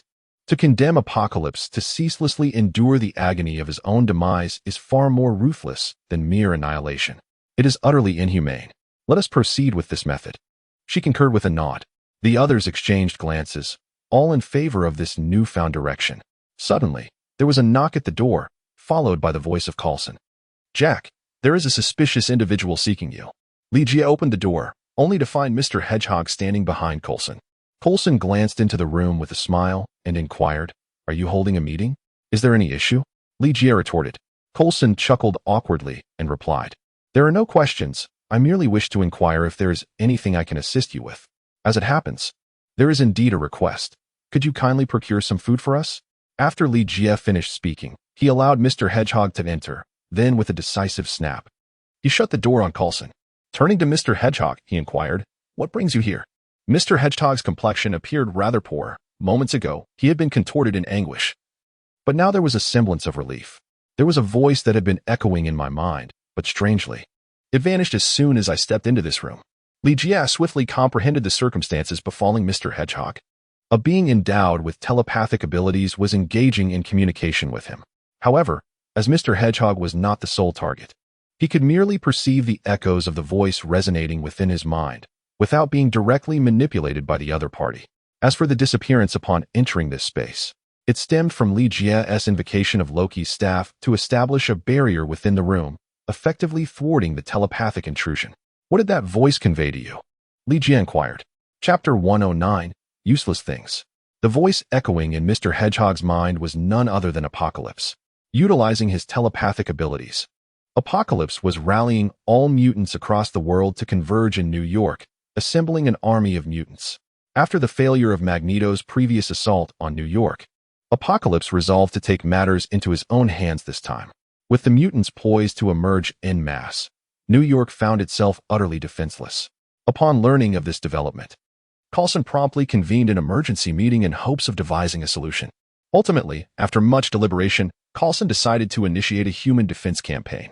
He began broadcasting a call for humanity worldwide to gather in New York for a final showdown against the mutants. Jack, you must step up and assist in this critical hour. Coulson once again approached Li Jie, his expression earnest and pleading. Coulson, we aim to prevent a war between humans and mutants, yet you are now advocating for an ultimate battle. Li Jie was deeply dissatisfied with Coulson's resolution. Coulson, with an air of innocence, replied, Jack, this is simply unavoidable. You are well aware that Apocalypse is gathering all mutants to New York. At that juncture, the city's defenses will be utterly insufficient to thwart the formidable army of mutants. The survivors of New York will become mere lambs to the slaughter. Once Apocalypse's mutant forces conquer New York, they will swiftly advance to the next city. One by one, cities will vanish beneath the blade of Apocalypse's army, and ultimately, humanity will face extinction. Only by uniting all human strength can we hope to secure even the faintest chance of survival. So, what is it that you wish to discuss with me now? Li Jie inquired with a hint of confusion. Coulson, with a serious expression, replied, Jack, I hope you can unveil your final trump card. Li Jie furrowed his brow. The final trump card you refer to. Are you speaking of those mutated superheroes? Coulson nodded in affirmation. Indeed, I hope you can wield the spell of time reversal to resurrect all the superheroes. At that moment, we shall form a brand new Avengers to withstand the onslaught of Apocalypse's army of mutants. Li Jie furrowed his brow once more. There was indeed some merit to what Coulson had said. Otherwise, he would not have garnered such widespread support. However, Li Jie could not shake the feeling that something was amiss. Take Apocalypse, for instance. Apocalypse possesses a remarkably unique ability. He can bestow extraordinary powers upon an individual, transforming an ordinary person into a mutant. Logically, Apocalypse should create a grand signal amplifier to enhance this capability, thereby enabling all of humanity on Earth to become mutants. Why then must he resort to direct conflict? And what of Coulson? Why is he so adamant about pursuing this war rather than seeking ways to avert it? After dismissing Coulson, Li Jie sought out Scarlet Witch and Wonder Woman. It seems we must take action sooner than expected, he remarked.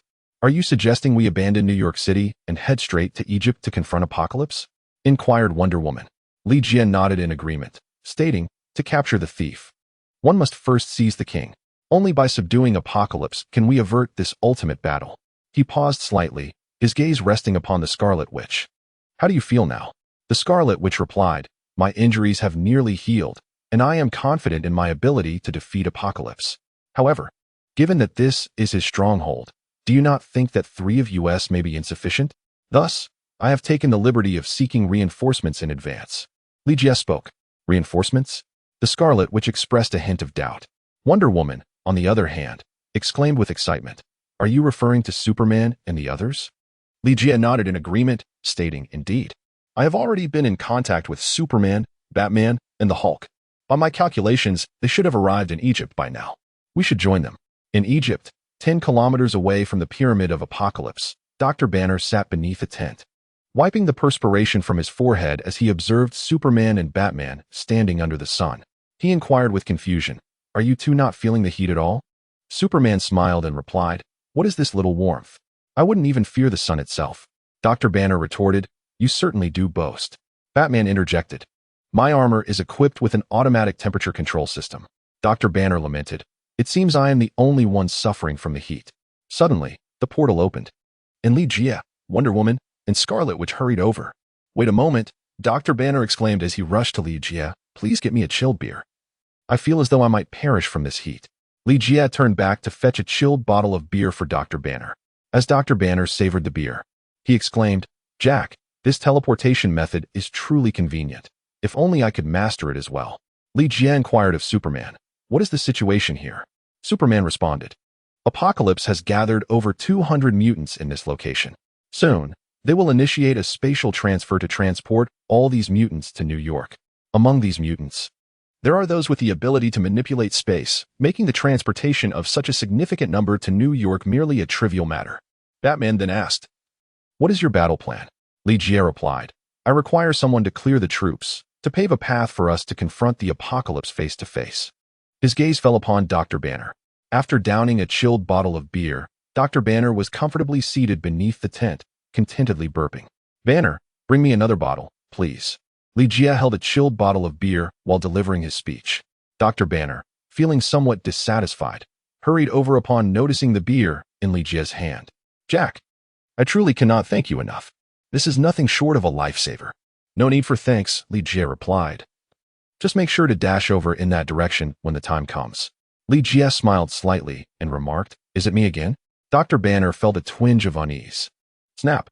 Li Jie smashed the bottle of liquor directly onto Dr. Banner's head, the cold beer cascading down his face, yet failing to extinguish the fury that burned within him.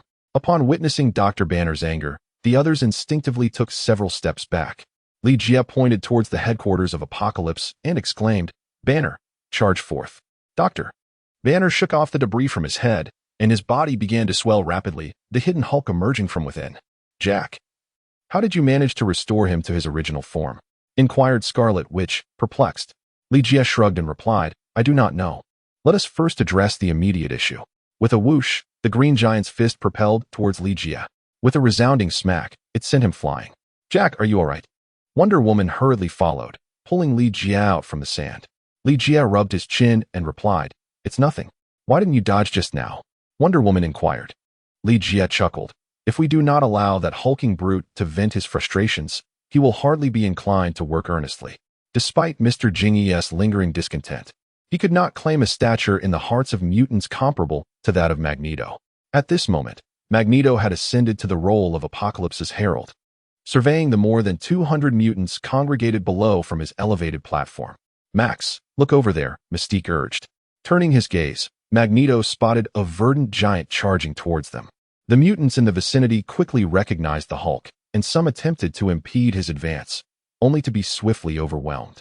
No matter the peculiar abilities these mutants possessed, they paled in comparison to the Hulk's sheer might, which crushed them effortlessly. That fellow resembles a green juggernaut, Mystique mused. Allow me to confront that lad. The juggernaut, undeterred, leaped from the platform and barreled towards the Hulk like a tank set to full throttle. The Hulk, engaged in clearing the battlefield, was caught off guard and sent flying by the juggernaut's charge. While the impact was not particularly damaging to the Hulk, it was laden with humiliation, akin to dousing the flames of his fury with gasoline. As his anger surged, so too did the Hulk's strength. Boom. The Hulk and the juggernaut clashed head-on, resulting in the juggernaut being sent reeling. Yet before he could rise from the ground, the Hulk had mounted him, raining down blows upon the juggernaut's head. Mystique raised an eyebrow. The juggernaut had never before been bested in strength. What could possibly be amiss of late? First, he had been knocked unconscious by Li Jie, and now he was being ruthlessly dominated by the Hulk. Magneto observed the escalating situation, realizing that the juggernaut could not withstand this much longer. Thus, he employed his magnetic abilities to extract metal from the depths of the sand. With a snap, a metal shard, no larger than a thumb, was propelled by Magneto's control, striking the Hulk with a force surpassing that of a 12.7mm bullet. The Hulk toppled to the ground, and the surrounding mutants held their breath in anticipation. With a sudden surge, the Hulk sat up, rubbing the spot where he had been struck, and unleashed a furious roar. Magneto furrowed his brow, astonished that the Hulk could still be conscious after such an assault. As the formidable Hulk charged toward them, Magneto maintained a facade of composure, commanding an innumerable barrage of metal projectiles to launch at the green behemoth. Initially, the Hulk staggered under the onslaught, even tumbling head over heels multiple times. However, as his fury intensified, he withstood the relentless torrent of metallic assaults, stabilizing himself and advancing with increasing speed. Magneto, taken aback, chose not to alter his strategy. The metallic projectiles continued to strike the Hulk, merely adhering to his form until he transformed into a colossal metallic cocoon, standing immobile. Victorious, the mutants who had nearly been paralyzed with fear erupted in cheers, lavishing praise upon Magneto. A smile crept upon his lips. What was it, after all? Merely a brawny fool devoid of strategy. Suddenly, the imposing metallic cocoon quivered, silencing the jubilant mutants, who stared wide-eyed at the spectacle. Another tremor reverberated through the cocoon as it toppled, rolling toward Magneto. Alarmed, he raised his left hand, levitating the cocoon into the air, rendering it incapable of movement. Yet, this did not signify the end of the ordeal. A resounding crack echoed as a handprint emerged on the surface of the cocoon, followed swiftly by an arm, reminiscent of a fledgling bird breaking free from its shell. A green hand erupted from within, forcefully tugging at the metallic confines. In the blink of an eye, The Hulk's furious visage emerged from the shattered cocoon. Magneto's brow furrowed in astonishment at the scene before him. This green creature's strength was undeniably overwhelming, rendering even metallic restraints futile. After a brief moment of hesitation, Magneto extended both hands upward with great force. With a whoosh, the metallic cocoon, encasing the Hulk, soared into the cosmos like a rocket. The Scarlet Witch expressed her concern. "Do you think that green fellow will be all right? What could possibly happen to him?" Superman, with an air of indifference, remarked. The scene was solely occupied by Superman and the Hulk, who had engaged in a fierce confrontation. Fully aware that such trivial assaults could scarcely inflict harm upon the Hulk, Superman had previously resorted to far more ruthless tactics, yet had never truly succeeded in causing the Hulk any significant injury. Indeed, this was the reality. Magneto's every attempt ultimately served but one purpose: to enrage the Hulk. The angrier the Hulk became, the greater his strength surged. Soon, the Hulk erupted from his confines, descending like a meteor from the heavens. With a thunderous crash, he created a colossal crater upon impact, causing the surrounding sand to cascade into the pit like quicksand. Several mutants, unable to escape in time, were swallowed by the swirling sands. The remaining onlookers gazed anxiously at the ground, pondering the fate of one who had plummeted from such a height. Surely, he must be dead. A collective sigh of disappointment arose. Yet, the Hulk leapt from the sand pit, launching himself toward Magneto like a cannonball. In his path, the red tank attempted to intercept the Hulk, only to be sent flying with a single punch. Observing this, Magneto, aware of the impending danger, hastily ascended into the air, propelled by his metal manipulation. With a swift motion, the Hulk followed in pursuit. In response, Magneto gathered the scattered metallic debris in midair, fashioning a massive metal pillar that he hurled downwards toward the Hulk. With a powerful strike, the Hulk severed the enormous metal column cleanly in two. It is our turn. Li, having conjured a portal, arrived directly at the site of his previous encounter with Apocalypse. Seated upon his throne like a pharaoh, Apocalypse remained undisturbed, while Mr. Malice attended to him, both observing the tumultuous battle outside through a mirror. Upon noticing an intruder stepping through the portal, Mr. Malice advanced with a sneer, derisively remarking, "A band of foolhardy individuals daring to." However, his words faltered as he caught sight of Li, abruptly swallowing the remainder of his statement and turning to Apocalypse. "Useless wretch," Apocalypse muttered, casually gesturing, causing Mr. Malice to be slammed against the wall. With a quick flicker of his eyes, Mr. Malice promptly closed them, sliding down the wall to feign death upon the ground. Chapter 110. The Acquisition of Phoenix Power Brothers. "Let's take action," Bruce Wayne shouted, being the first to hurl 2 grenades into the fray. With a glint in his eye, Apocalypse effortlessly redirected the grenades back. Li skillfully conjured a defensive shield, successfully deflecting the 2 grenades, while reproaching, "Batman, when did you become so reckless?" Batman, slightly embarrassed, replied, "My apologies. I merely sensed a lull in the atmosphere and sought to enliven it. Allow me to take over." Superman, asserting his presence, unleashed 2 beams of heat vision that struck Apocalypse squarely in the chest. Under the searing intensity of the heat vision, a gaping hole was instantly seared into Apocalypse's torso. "Superman is incredible," Batman exclaimed, giving a thumbs up, only to furrow his brow moments later, questioning, "Am I imagining things? That creature's body is regenerating." Indeed, although Superman had burned a hole through Apocalypse's chest, the latter possessed formidable vitality and the uncanny ability to absorb life force from others to rejuvenate himself. The wound visibly mended before their eyes.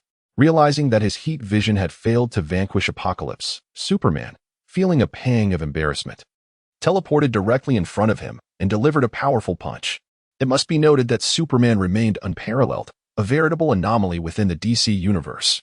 Under the force of Superman's physical prowess, Apocalypse was left with no choice but to endure the blows.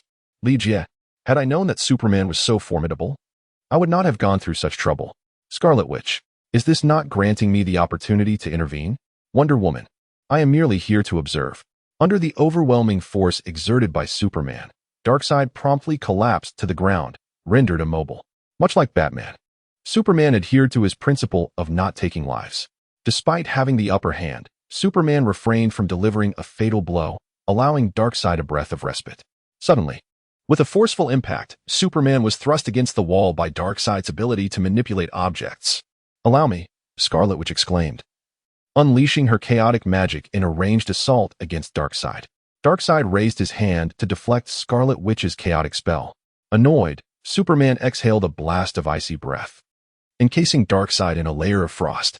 Seizing this moment, Scarlet Witch's chaotic magic shattered Darkseid into countless fragments. The seemingly lifeless Mr. Sinister, lying on the ground, contemplated his escape, only to feel an overwhelming force drawing him in. No, Mr. Sinister sensed his vitality rapidly diminishing. Meanwhile, the innumerable shards of Darkseid began to reassemble, as he proclaimed triumphantly, "No one in this world can kill me." Boom. The chaotic magic obliterated the frozen Darkseid into myriad pieces. As Mr. Sinister felt the last remnants of his life force waning, Darkseid began to revive, exulting, "No one in this world can kill me, I once again." Wait, why say again? Huff. Ligia let out a sigh of relief. Just moments ago, he had cast a time magic upon Apocalypse, forcing him to endlessly relive the cycle of death and resurrection. "What are you doing?" Scarlet Witch exclaimed. Ligia turned around and discovered that the scepter of Loki, temporarily entrusted to the Scarlet Witch, had been seized by Batman. TSK. This was originally mine. I merely reclaimed what rightfully belongs to me." In the eyes of the onlookers, Batman transformed into a dapper gentleman, his hair slicked back, so impeccable that even flies could not alight upon him. It was none other than Loki, who had previously escaped from Atlantis. It turned out that the Batman who had accompanied them to this place was merely a guise created by Loki. No wonder his behavior had been so peculiar. "Loki!" Wonder Woman exclaimed. "My dear, we shall meet again," Loki said, blowing a kiss before vanishing from their sight. An illusion. After seizing the scepter, Loki slipped away, leaving only a mere apparition before them. "I apologize, I did not guard the scepter well," the Scarlet Witch said regretfully. "It's all right, it is not your fault. Who could have anticipated that the fellow was Loki?" Ligia spoke as he created a teleportation portal, arriving outside the pyramid. Just as before, the scene was chaotic, with the Hulk wreaking havoc. Magneto lay on the sand, bloodied and motionless, with several metal shards scattered around him, his fate uncertain. Mystique was dragging Magneto, preparing to take him away. Meanwhile, the Hulk chased the remaining mutants in a frenzy. "Can anyone calm the Hulk down?"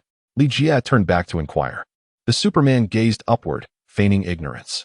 The Scarlet Witch spoke up, "I have just learned a new spell. Allow me to give it a try." With that, she stepped forward a few paces, casting her gaze upon the Hulk from afar. Without any visible action on her part, the enraged Hulk suddenly fell into a state of calm. Telepathy. Ligia felt a twinge of surprise. Not long ago, the Scarlet Witch struggled with her telepathic abilities and required Loki's scepter to shield herself from Apocalypse's control. Yet now, she possessed formidable telepathic prowess. Wait a moment. Could it be that the Scarlet Witch sought Loki's scepter for the Mind Stone? Otherwise, how could one explain her sudden acquisition of such extraordinary telepathic skills? To validate his suspicions, Ligia addressed the Scarlet Witch. "Please do me another favor and inform the mutants that Apocalypse has met his demise." The Scarlet Witch, unreserved in revealing her capabilities, inquired directly, "Do you wish for just these mutants to be informed, or should all mutants across the world be made aware?" "Let all mutants know," he replied. "Tell them that the conflict with humanity has been called off." Ligia has essentially confirmed his previous suspicions. The Scarlet Witch, her eyes gently closed, softly spoke. "Apocalypse is dead, and the previous plans have been cancelled. Humanity is not our enemy, especially in this world. We should join forces with them to overcome the challenges ahead." In New York, Coulson sat across from Ligia, glancing at him like a child caught in wrongdoing. He spoke in a hushed tone. "Did I really issue the order to wage war against mutants?" After a brief pause, he hastily added, "I mean, why do I have no recollection of it whatsoever?" Ligia replied, "I have conducted a thorough investigation. It was Loki who infiltrated this place and took control of your mind. To put it simply, you have become Loki's puppet for quite some time." With a sigh of relief, Coulson said, "Jack, thank goodness you averted this war. Otherwise, I..." He paused, then added, "By the way, I have a gift for you. Please wait a moment." With that, Coulson dashed out and returned shortly, carrying a metallic briefcase. Placing the case on the table, he revealed a proud smile and said, "Jack, take a look at this." As the case opened, inside lay a thumb-sized glass vial containing a flowing green metallic liquid. "The god of wine factor," Ligia exclaimed in surprise. Coulson cleared his throat and replied, "Jack, I made you a promise. Rest assured, I have never been one to go back on my word." Ligia reached out to grasp the bottle, inspecting it closely.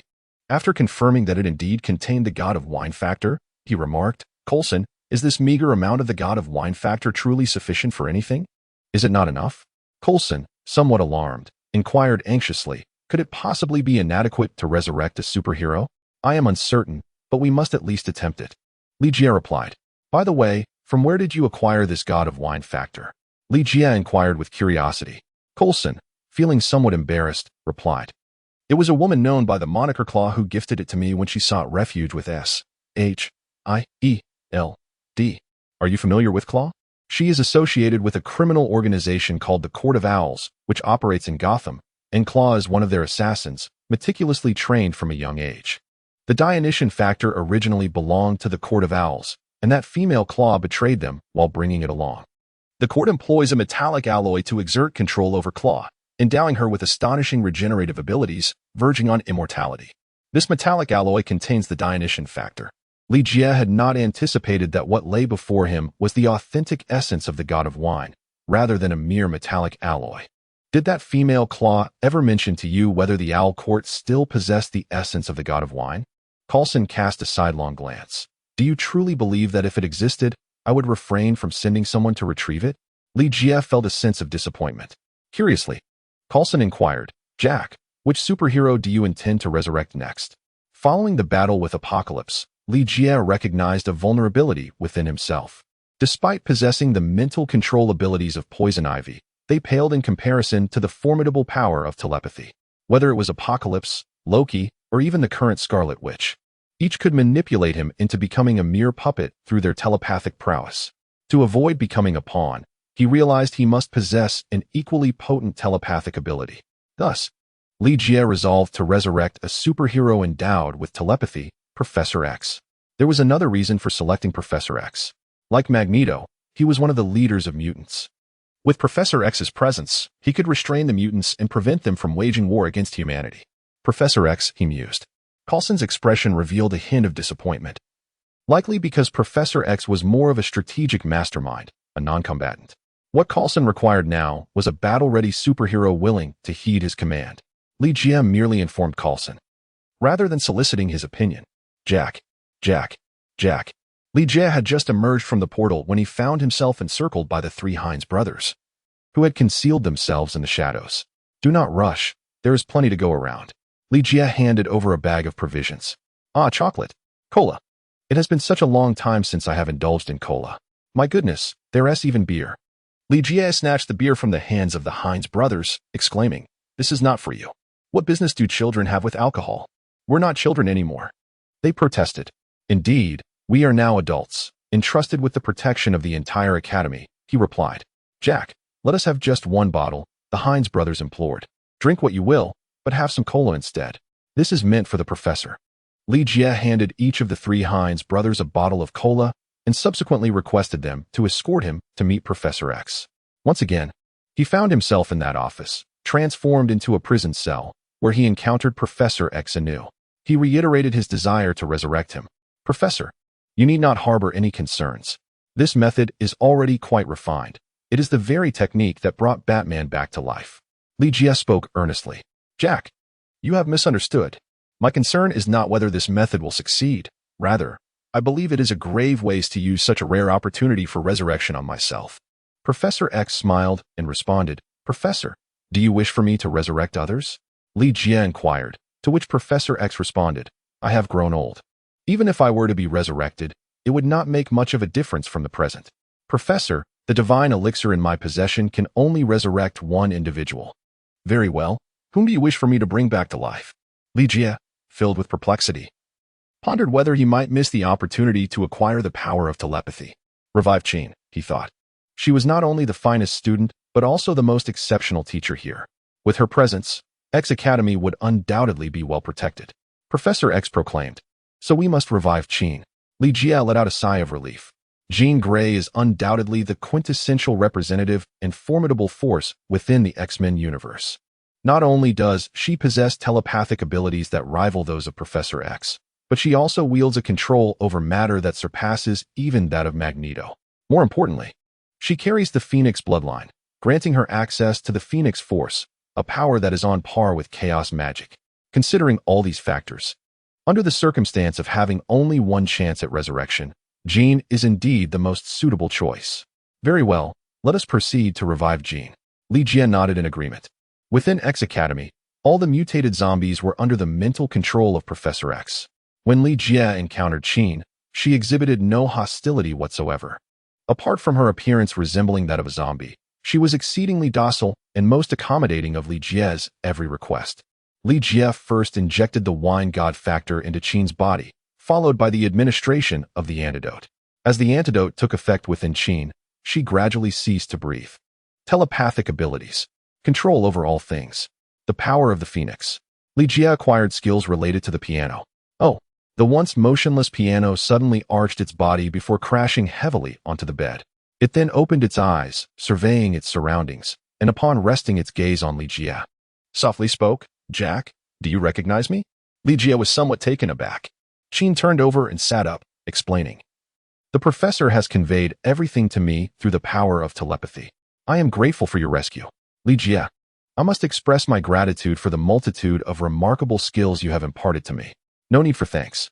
Qin rose to her feet and said, "If you don't mind, I would like to visit the professor first. It's only right." Li Jie has already acquired the necessary skills related to the piano and has no intention of remaining at X Academy. After Qin meets with Professor X, Li Jie expresses his desire to depart from this place. Qin does not seem inclined to dissuade him, simply stating, "Jack, should you ever require my assistance or that of X Academy, do not hesitate to ask." Chapter 111. Arranging a date between the Joker and Batman upon leaving X Academy. Li Jie heads straight for Gotham, intent on investigating the Court of Owls in hopes of uncovering additional Bacchus factors. Besides the Court of Owls, Li Jie has another target, the Demon S Head.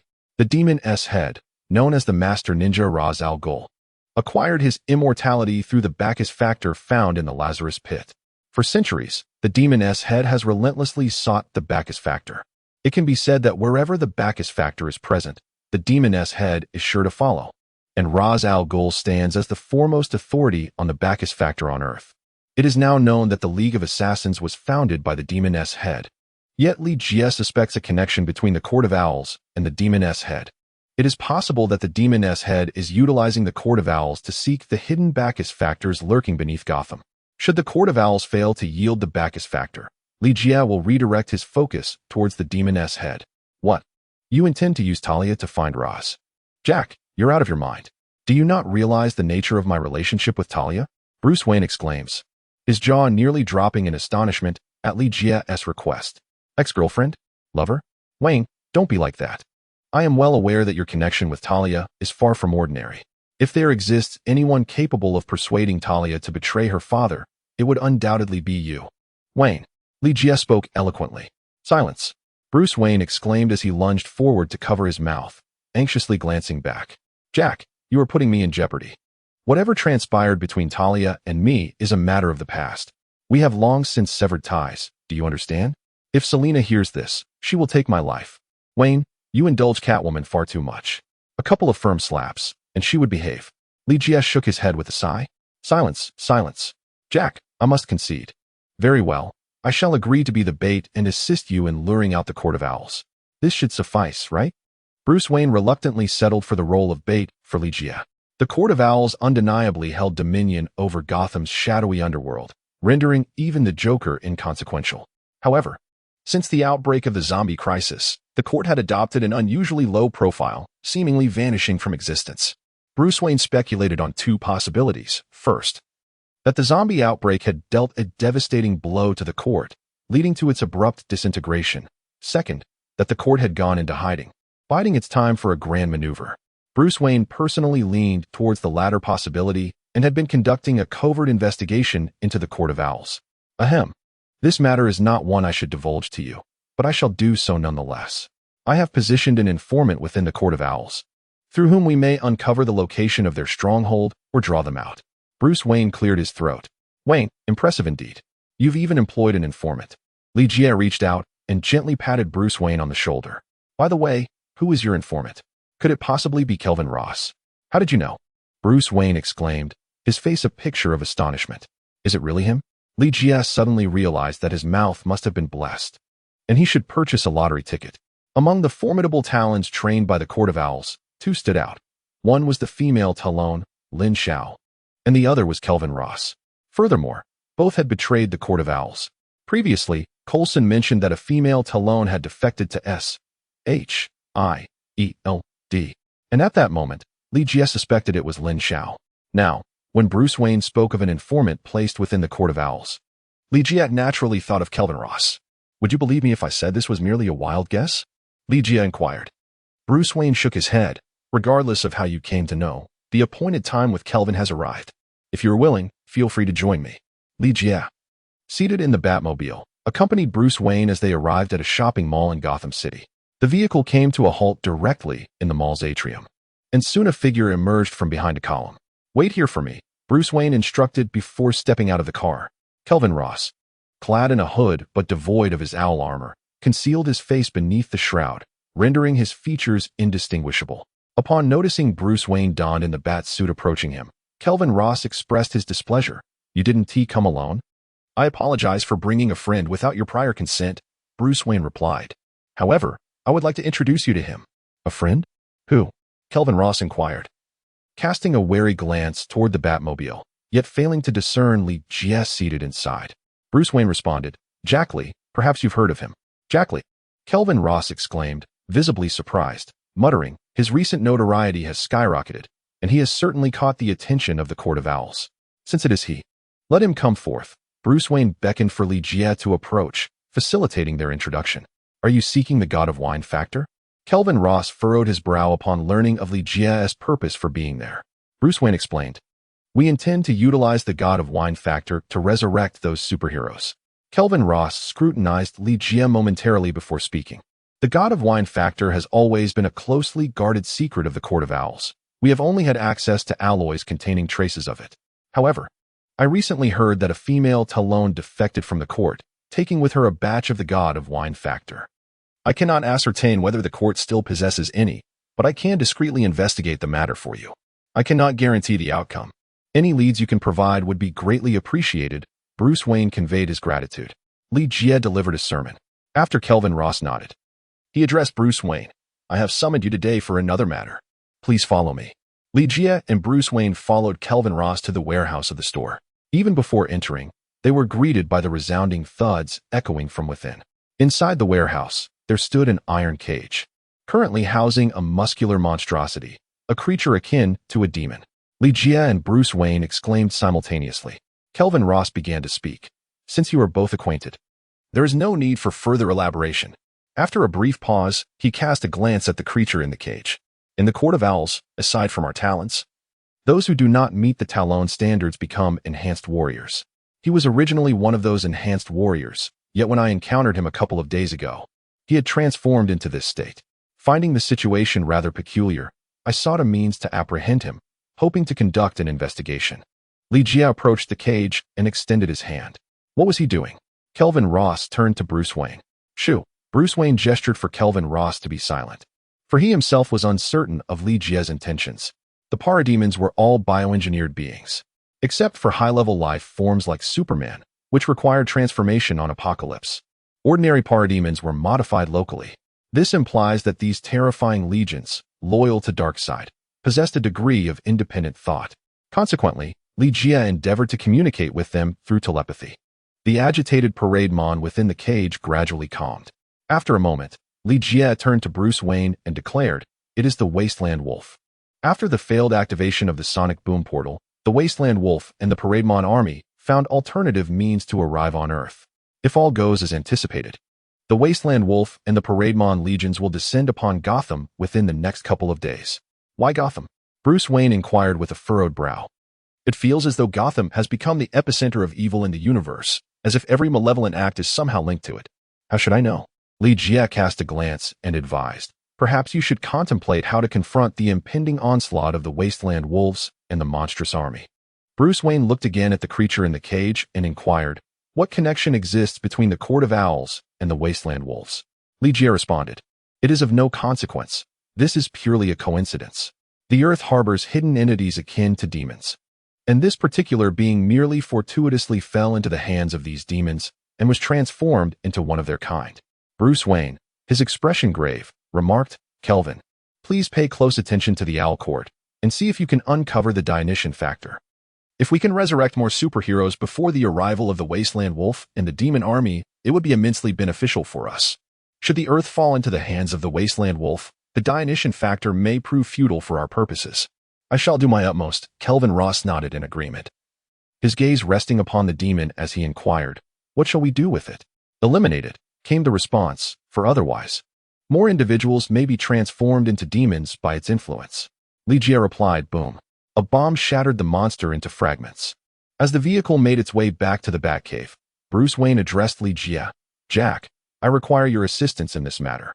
Additionally, I need you to summon Wonder Woman, the Hulk, and Scarlet Witch to our aid. By the way, it is truly regrettable that I missed the opportunity to confront Apocalypse alongside you.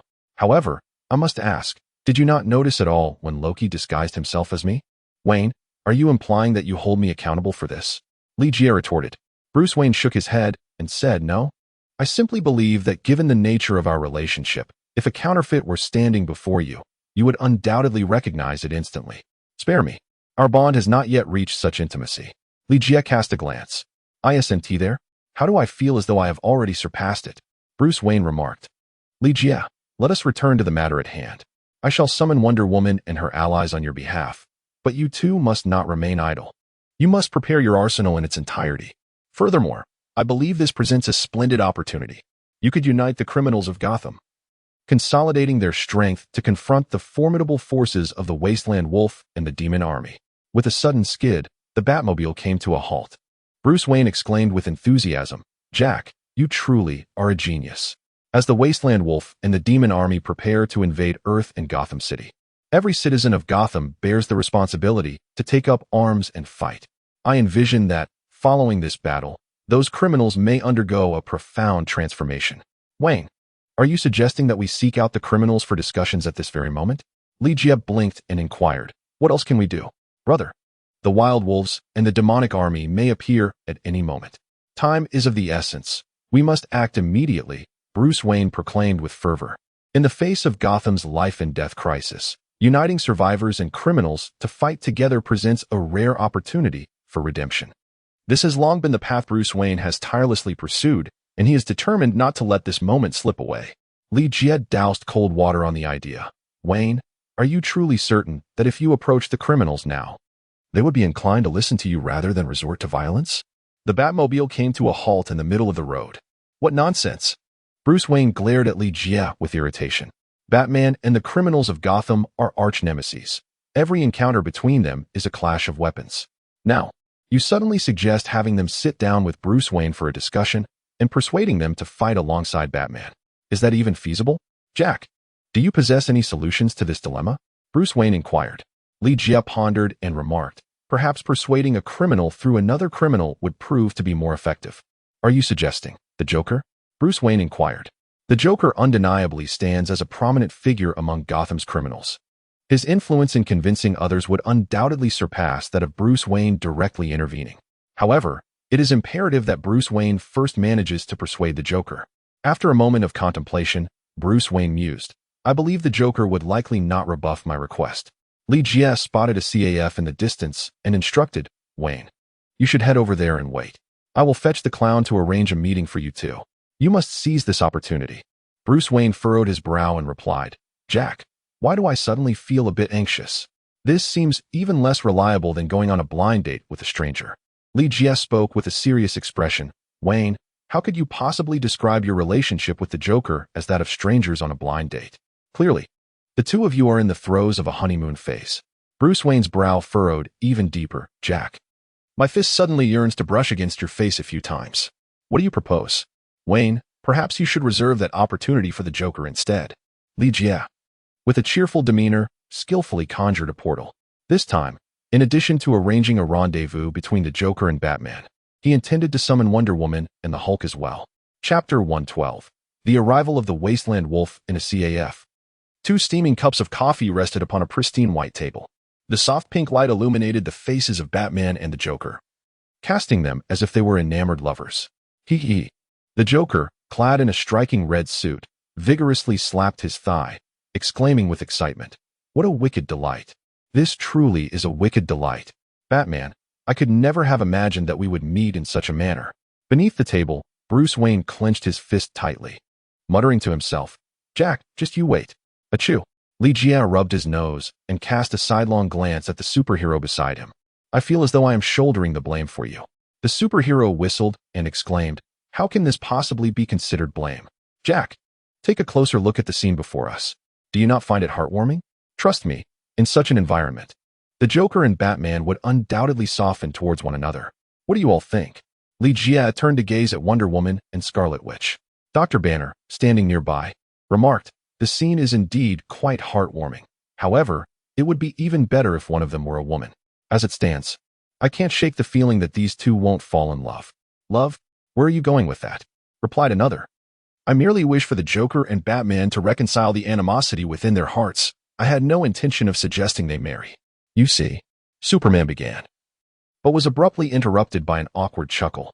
The Joker splashed coffee onto Batman's face, prompting Batman to flip the table and deliver a powerful punch to the Joker's jaw.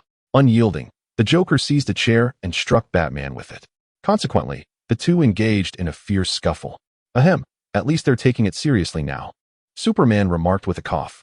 Indeed, both the Joker and Batman have become quite earnest, each blow more forceful than the last. Should we intervene? Dr. Banner inquired. Intervene for whom? Ligia retorted. Dr. Banner paused momentarily and said, well, this is quite satisfactory for now. Let them vent their frustrations for a while. Half an hour later, the Joker and Batman lay exhausted on the floor. The Joker erupted into a series of cackles. Batman, do you think it's me who has lost my mind, or is it you? You actually sought my help. Do you genuinely believe I would assist you? You are not aiding me. Rather, you are serving your own interests and those of Gotham. If we were to join forces, when the Red Wolf and his monstrous army descend upon Earth, everyone would be doomed. Wouldn't that be splendid? The Joker laughed once more. Splendid? Joker, do you think you have suffered too little? Batman shouted angrily. The Joker responded with a grin. Too little suffering? Batman, it is evidently you who bears the greater wounds. Damn. Dr. Banner furrowed his brow and remarked, why are they fighting again? Superman replied, no need for concern. This is merely a manifestation of their close relationship. He paused briefly, then turned to Ligia and inquired, how are your two little subordinates faring? If they are unable to manage, I could simply go over and apprehend those individuals myself. Ligia cast a glance and remarked, what we seek is their willing cooperation in joining forces against the Wasteland Wolves and the demonic army. Do you believe that capturing them would serve any purpose? Forget I mentioned it. Superman shrugged in response. Meanwhile, the battle between the Joker and Batman raged on. As they spoke, Bane and Scarecrow returned hastily in their vehicle. How many are willing to stand alongside us in this fight? Ligia inquired, to which Bane waved his hand dismissively and said, do not even mention it. Those individuals, upon hearing the prospect of collaborating with Batman, have deemed it the greatest joke of the century. They would rather perish than align themselves with him. The Scarecrow, standing nearby, muttered in frustration, such ungrateful fools. Boss, I suggest you allow me to pay them a visit and teach them a lesson. I cannot believe they would dare to disregard my authority. Very well, go ahead, came the response. Ligia responded, no, boss, won't you reconsider? I am mainly concerned that I might be too heavy-handed. What if something unfortunate happens to those guys? The Scarecrow immediately showed signs of fear. Ligia turned to Superman and said, I find your proposed method quite commendable. Let us take them to Arkham Asylum. Very well, leave it to me. Superman replied before soaring into the sky. The criminals of Gotham were all formidable adversaries of Batman, and their strategies were solely devised to counter him. In the absence of kryptonite, Superman was invincible in the city. Before long, he had deposited all of Gotham's wrongdoers into Arkham Asylum. Ligia approached the exhausted Batman, who lay on the ground, gasping for breath, and inquired, how did the discussion go? Batman sighed in resignation. The Joker scoffed, Jack, there is no need for you to act as a mediator for Batman. Even if you were to kill me, I would not lend him a hand. Why is that? Ligia inquired. The Joker replied, I am the king of crime in Gotham. If others were to discover that I share the same trousers as Batman, how could I possibly continue to navigate the streets of Gotham? Ligia nodded in agreement, saying, indeed, your reasoning is sound. Rest assured, I am not here to act as a mediator for Batman. Rather, my intention is to confine you to Arkham Asylum.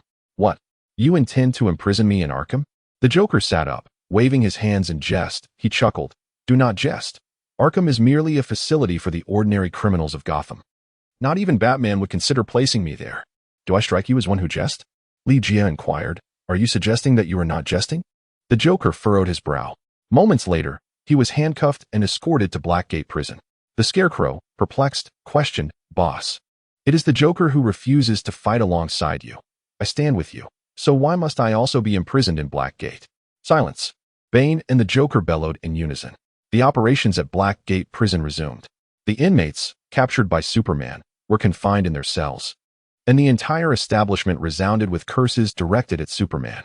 Meanwhile, Superman sat atop Blackgate Prison, sipping beer, and only descended when he noticed the convoy approaching. Jack, why do you not utilize the teleportation portal? This is an egregious waste of time, Superman lamented. Li Jie glanced up at the sky, reflecting. It seems that all we have left is time. With the arrival of the Wasteland Wolf imminent, there were no further preparations to be made on Li Jie's part. Batman assumed the role of the warden, personally incarcerating the Joker, Bane, and Scarecrow within the confines of the prison, before approaching Li Jie to inquire. What shall we do next? Li Jie replied, Pray to God. May the wasteland and the demonic army truly manifest in this city. Batman. Time swiftly passed, and before one could blink, it was already midday on the following day. The inmates confined within Blackgate Prison always found their own means to pass the time. With a resounding whistle, a rotund inmate made lewd gestures and called out, Hey, Joker, give us a dance. Laughter erupted around him. Bane sat quietly in a corner, meditating, while the Joker gazed up at the sky, seemingly oblivious to the jests directed at him. Scarecrow spat venomously onto the ground, exclaiming, Damn. It's truly a case of the tiger falling into the plains being bullied by dogs. I ask you, Joker, don't you feel even a hint of anger at their treatment of you? Get lost. The Joker retorted, shoving Scarecrow aside before rising to the window. Damn it. I'm doing this for your sake, you. Scarecrow scrambled to his feet, shouting, but abruptly halted, his eyes widening in astonishment. Oh my God, what is that? Look, is that a spaceship? I can't believe it. Aliens are truly invading Earth. What do we do? Are we just going to wait here to die? Suddenly, a colossal spaceship appeared in the sky, blotting out the sun. Even the S.H.I.E.L.D. helicarrier would pale in comparison to this vessel. At last, it has arrived. Superman cracked his knuckles, preparing for battle. Meanwhile, Dr. Banner adjusted his glasses and inquired, That thing looks larger than Gotham. How are we supposed to confront it with just us? Li Jie reached out and patted Dr. Banner's shoulder, saying, I am truly sorry. What do you intend to do? Dr. Banner's heart skipped a beat. Before he could react, Li Jie seized him and hurled him like a projectile towards the ship soaring above. In a moment of terror, Dr. Banner transformed into the Hulk.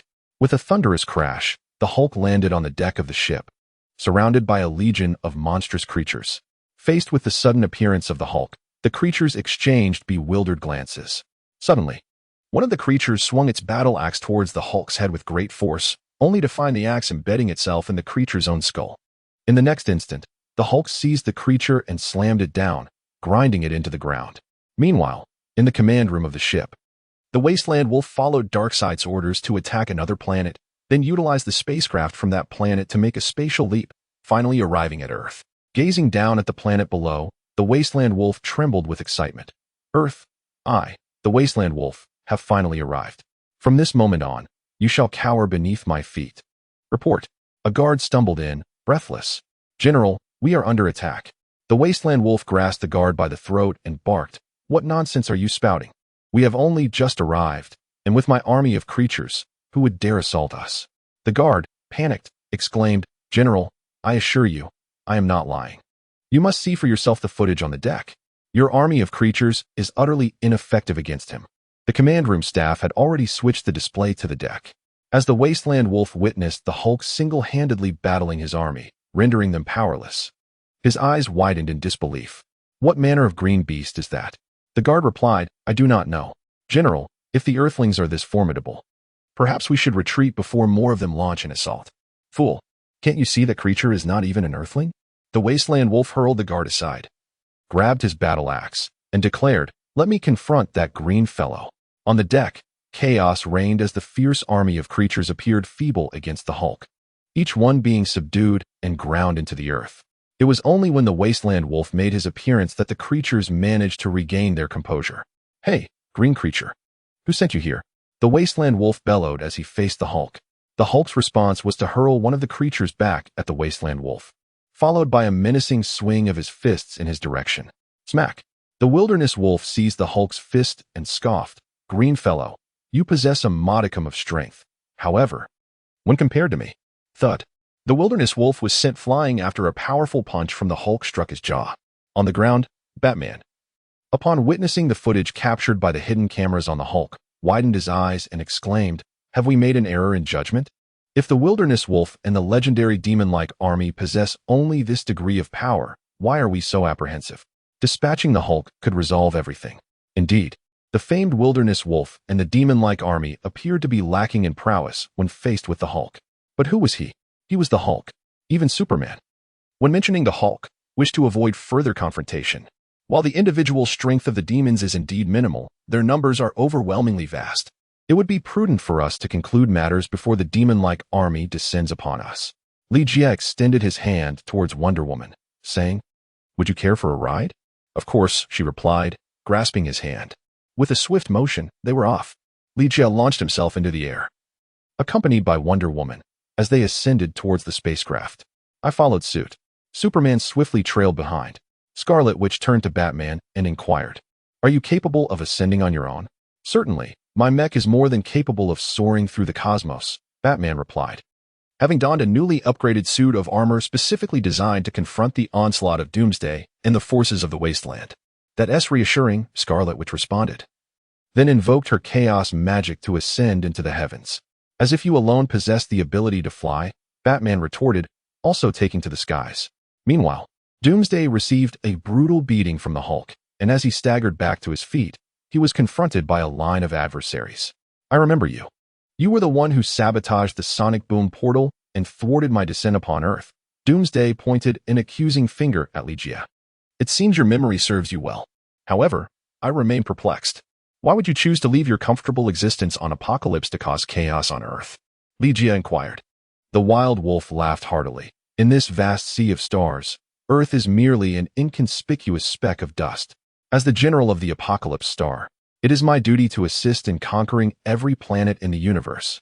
As for you, I can offer you an opportunity to submit to me." Chapter 113. The Cosmic Cube Submit? "Is that fellow jesting?" Wonder Woman remarked. Scarlet Witch interjected, "He does not appear to be joking. However, I would suggest he consult a psychiatrist. By the way, I know a very renowned psychiatrist. Would you like an introduction?" Batman responded. Superman added, "I believe there is no need to waste that time. A couple of knocks to his head would surely suffice." Li Jie, I wholeheartedly concur. The Hulk's response was to effortlessly hurl two of the demon-like creatures aside. Meanwhile, the superheroes exchanged banter, thoroughly incensing the Wasteland Wolf across from them.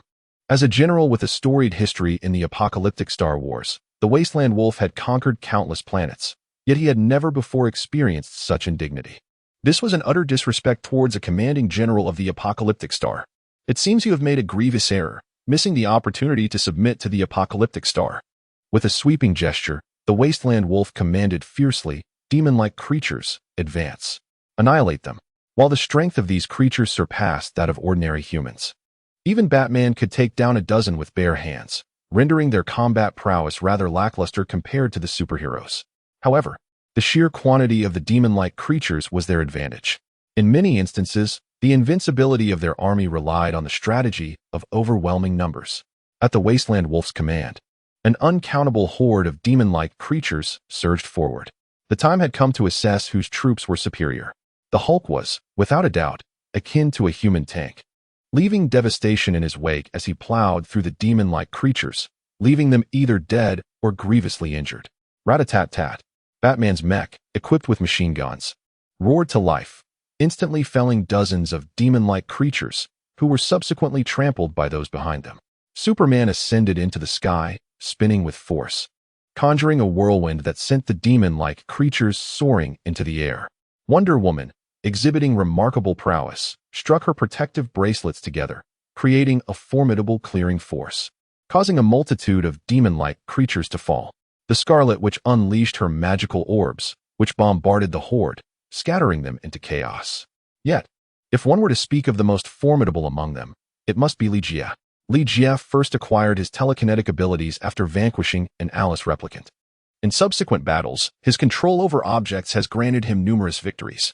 However, it is evident that Alice's telekinetic prowess pales in comparison to that of Jean. As one of the most formidable mutants, Jean possesses the capacity to obliterate Magneto with a mere thought. At this moment, Li Jie raised his hand skyward, causing countless entities resembling demons to ascend into the air, only to crash down heavily upon the deck. The Outback Wolf's expression darkened upon witnessing this. Throughout his cosmic conquests, he had encountered many formidable adversaries, yet never had he faced such a meager number of individuals capable of challenging his demon army. It was a disgrace, an utter humiliation. The Outback Wolf understood that if he were to retreat from Earth in such a cowardly manner, it would be a disgrace for the entire apocalypse, resulting in his execution at the hands of Darkseid. Damn it, today you all shall perish here. The Outback Wolf's bloodlust ignited as he charged forward, brandishing his battle axe. Previously, the Outback Wolf had been pinned to the ground by the Hulk, appearing quite disheveled, as if lacking in strength. Yet, upon closer inspection, one would notice that he bore no injuries from the Hulk's onslaught. In terms of individual combat prowess, the Outback Wolf was unmatched by anyone present.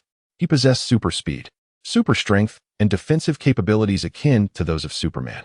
Moreover, he was endowed with immortality, which was the foundation of his invincibility. Unlike Darkseid, who relied on siphoning the life force of others to sustain his existence, the Outback Wolf's immortality stemmed from his extraordinary innate abilities. When Wonder Woman deflected the Outback Wolf's axe with her Amazonian shield, her expression shifted dramatically. The immense pressure forced her to kneel. Batman rushed towards the Outback Wolf, only to be repelled by a single swing of the axe, which also shattered his armor. Scarlet, which hurled a magical sphere at the Outback Wolf, but he cleaved it in two with his axe. Superman arrived and delivered a punch, yet the Outback Wolf effortlessly caught it, displaying no inferiority in strength. In an instant, the Outback Wolf, once scorned by the Assembly, transformed into an invincible warrior. Is there anyone else? Empowered by his recent successes, the Outback Wolf's demeanor grew arrogant.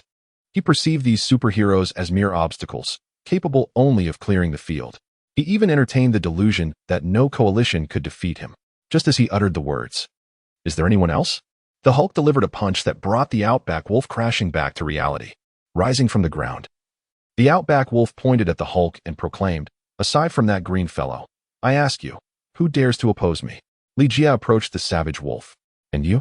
The Savage Wolf disdainfully snorted, raising his axe to strike at Li Jie. With a decisive snap, Li Jie grasped the battle axe with one hand, while his other hand, clenched into a fist, launched toward the Savage Wolf. Instinctively, the Savage Wolf retaliated with a punch. Just moments ago, he had effortlessly caught a punch from Superman. But upon colliding fists with Li Jie, he realized the gravity of the situation.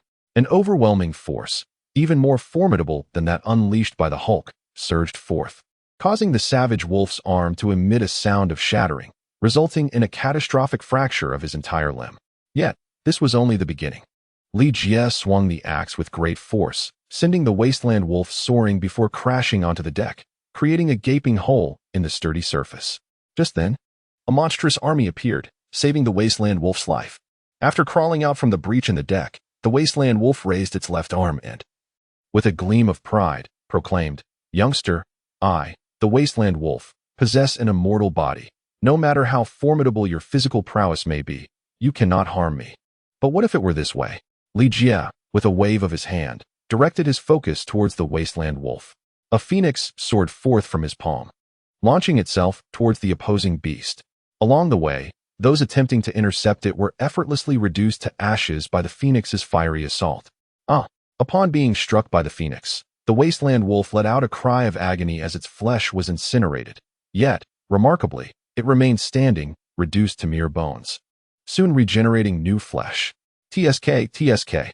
The Wasteland Wolf chuckled with arrogance, declaring, "I have already stated that I possess an immortal body. Your physical attacks are of no consequence to me." In that case, Li Jie unleashed an even more formidable power of the phoenix. The flesh of the wild wolf, which had just been born, instantaneously turned to ashes, and soon the bones, too, were swiftly consumed by the phoenix's might, leaving not even a trace of ash behind. Li Jie, The notion of immortality is but a mere illusion. If one were to lose their corporeal form, how could resurrection be possible? The immortality of the Wasteland Wolf, though formidable post-apocalypse, pales in comparison to that of Deadpool. Even in the absence of a physical body, Deadpool can return to life, whereas the Wasteland Wolf cannot. As the bubbles infused with the power of the Phoenix permeated Li Jie's being, he acquired a plethora of skills from the Wasteland Wolf. With the demise of the Wasteland Wolf, the army of monstrosities ceased their assault. Akin to robots experiencing a short circuit, awaiting new commands, a voice suddenly echoed in Li Jie's mind. The speaker identified himself as the captain of the spacecraft, expressing that both he and his crew had been coerced by the Wasteland Wolf and had no desire to partake in the assault on Earth. Now that the Wasteland Wolf was deceased, the captain implored Li Jie to grant them their freedom. Li Jie acquiesced to the captain's plea, albeit with the condition that the captain would assist him in an endeavor. A dirigible descended upon Blackgate Prison, from which a multitude of monstrous beings surged forth, launching an assault on the inmates within. With a resounding creak, Bane performed a remarkable feat of strength, prying open the cell door and emerging to deliver a powerful punch that sent one of the creatures sprawling to the ground. The Joker followed closely behind, swiftly snapping the neck of another creature with his bare hands. Release the others, the Joker instructed Scarecrow, while Bane and the Joker stood guard. Engaging in combat with the monstrous beings, Scarecrow dashed to the control room to unlock all the cell doors, liberating the criminals. Thus commenced the fierce battle between Gotham's wrongdoers and the monstrous entities. After a grueling series of confrontations, the criminals succeeded in vanquishing all of the creatures within Blackgate Prison. However, their gaze was collectively directed skyward towards the spacecraft, eagerly awaiting the outcome of the battle above. It was only when they witnessed the spacecraft flicker and vanish from sight that the criminals erupted into a chorus of jubilant cheers, celebrating the triumph of the superheroes. Having personally experienced the defense of Earth, the criminals' perceptions of the superheroes underwent a transformation. Wayne, the stage is yours now. Li Jie gently patted Wayne's shoulder, opting not to partake in the task of educating Gotham's criminals, and instead departed the city with other superheroes. Superman returned to Metropolis, while the whereabouts of Scarlet, which remain unknown. Wonder Woman requested leave from Li Jie to visit her family. Dr. Banner accompanied Li Jie back to New York, primarily due to his concerns about being alone outside, as he could potentially transform into the Hulk at any moment. Only Li Jie, endowed with formidable telepathic abilities, could restore the Hulk to his normal state. Jack. Not long after Li Jie returned to the refuge in New York, Coulson stormed in with a face full of resentment. Jack, did you just engage in a battle with superheroes and aliens, emerging victorious? Coulson, it's a pity you don't pursue a career as a tabloid journalist. Li Jie jestingly remarked. Jack, why did you choose not to report this matter to me? Coulson inquired with reproach. Li Jie, Coulson hastily remarked. What I mean to say is, why did you not inform me and S.H.I.E.L.D. in advance? Had you communicated sooner, I could have arranged for S.H.I.E.L.D. to join you in this battle. Li Jie smiled and asked, Coulson, why are you so invested in this matter? Is it because you have your eyes set on the extraterrestrial spacecraft?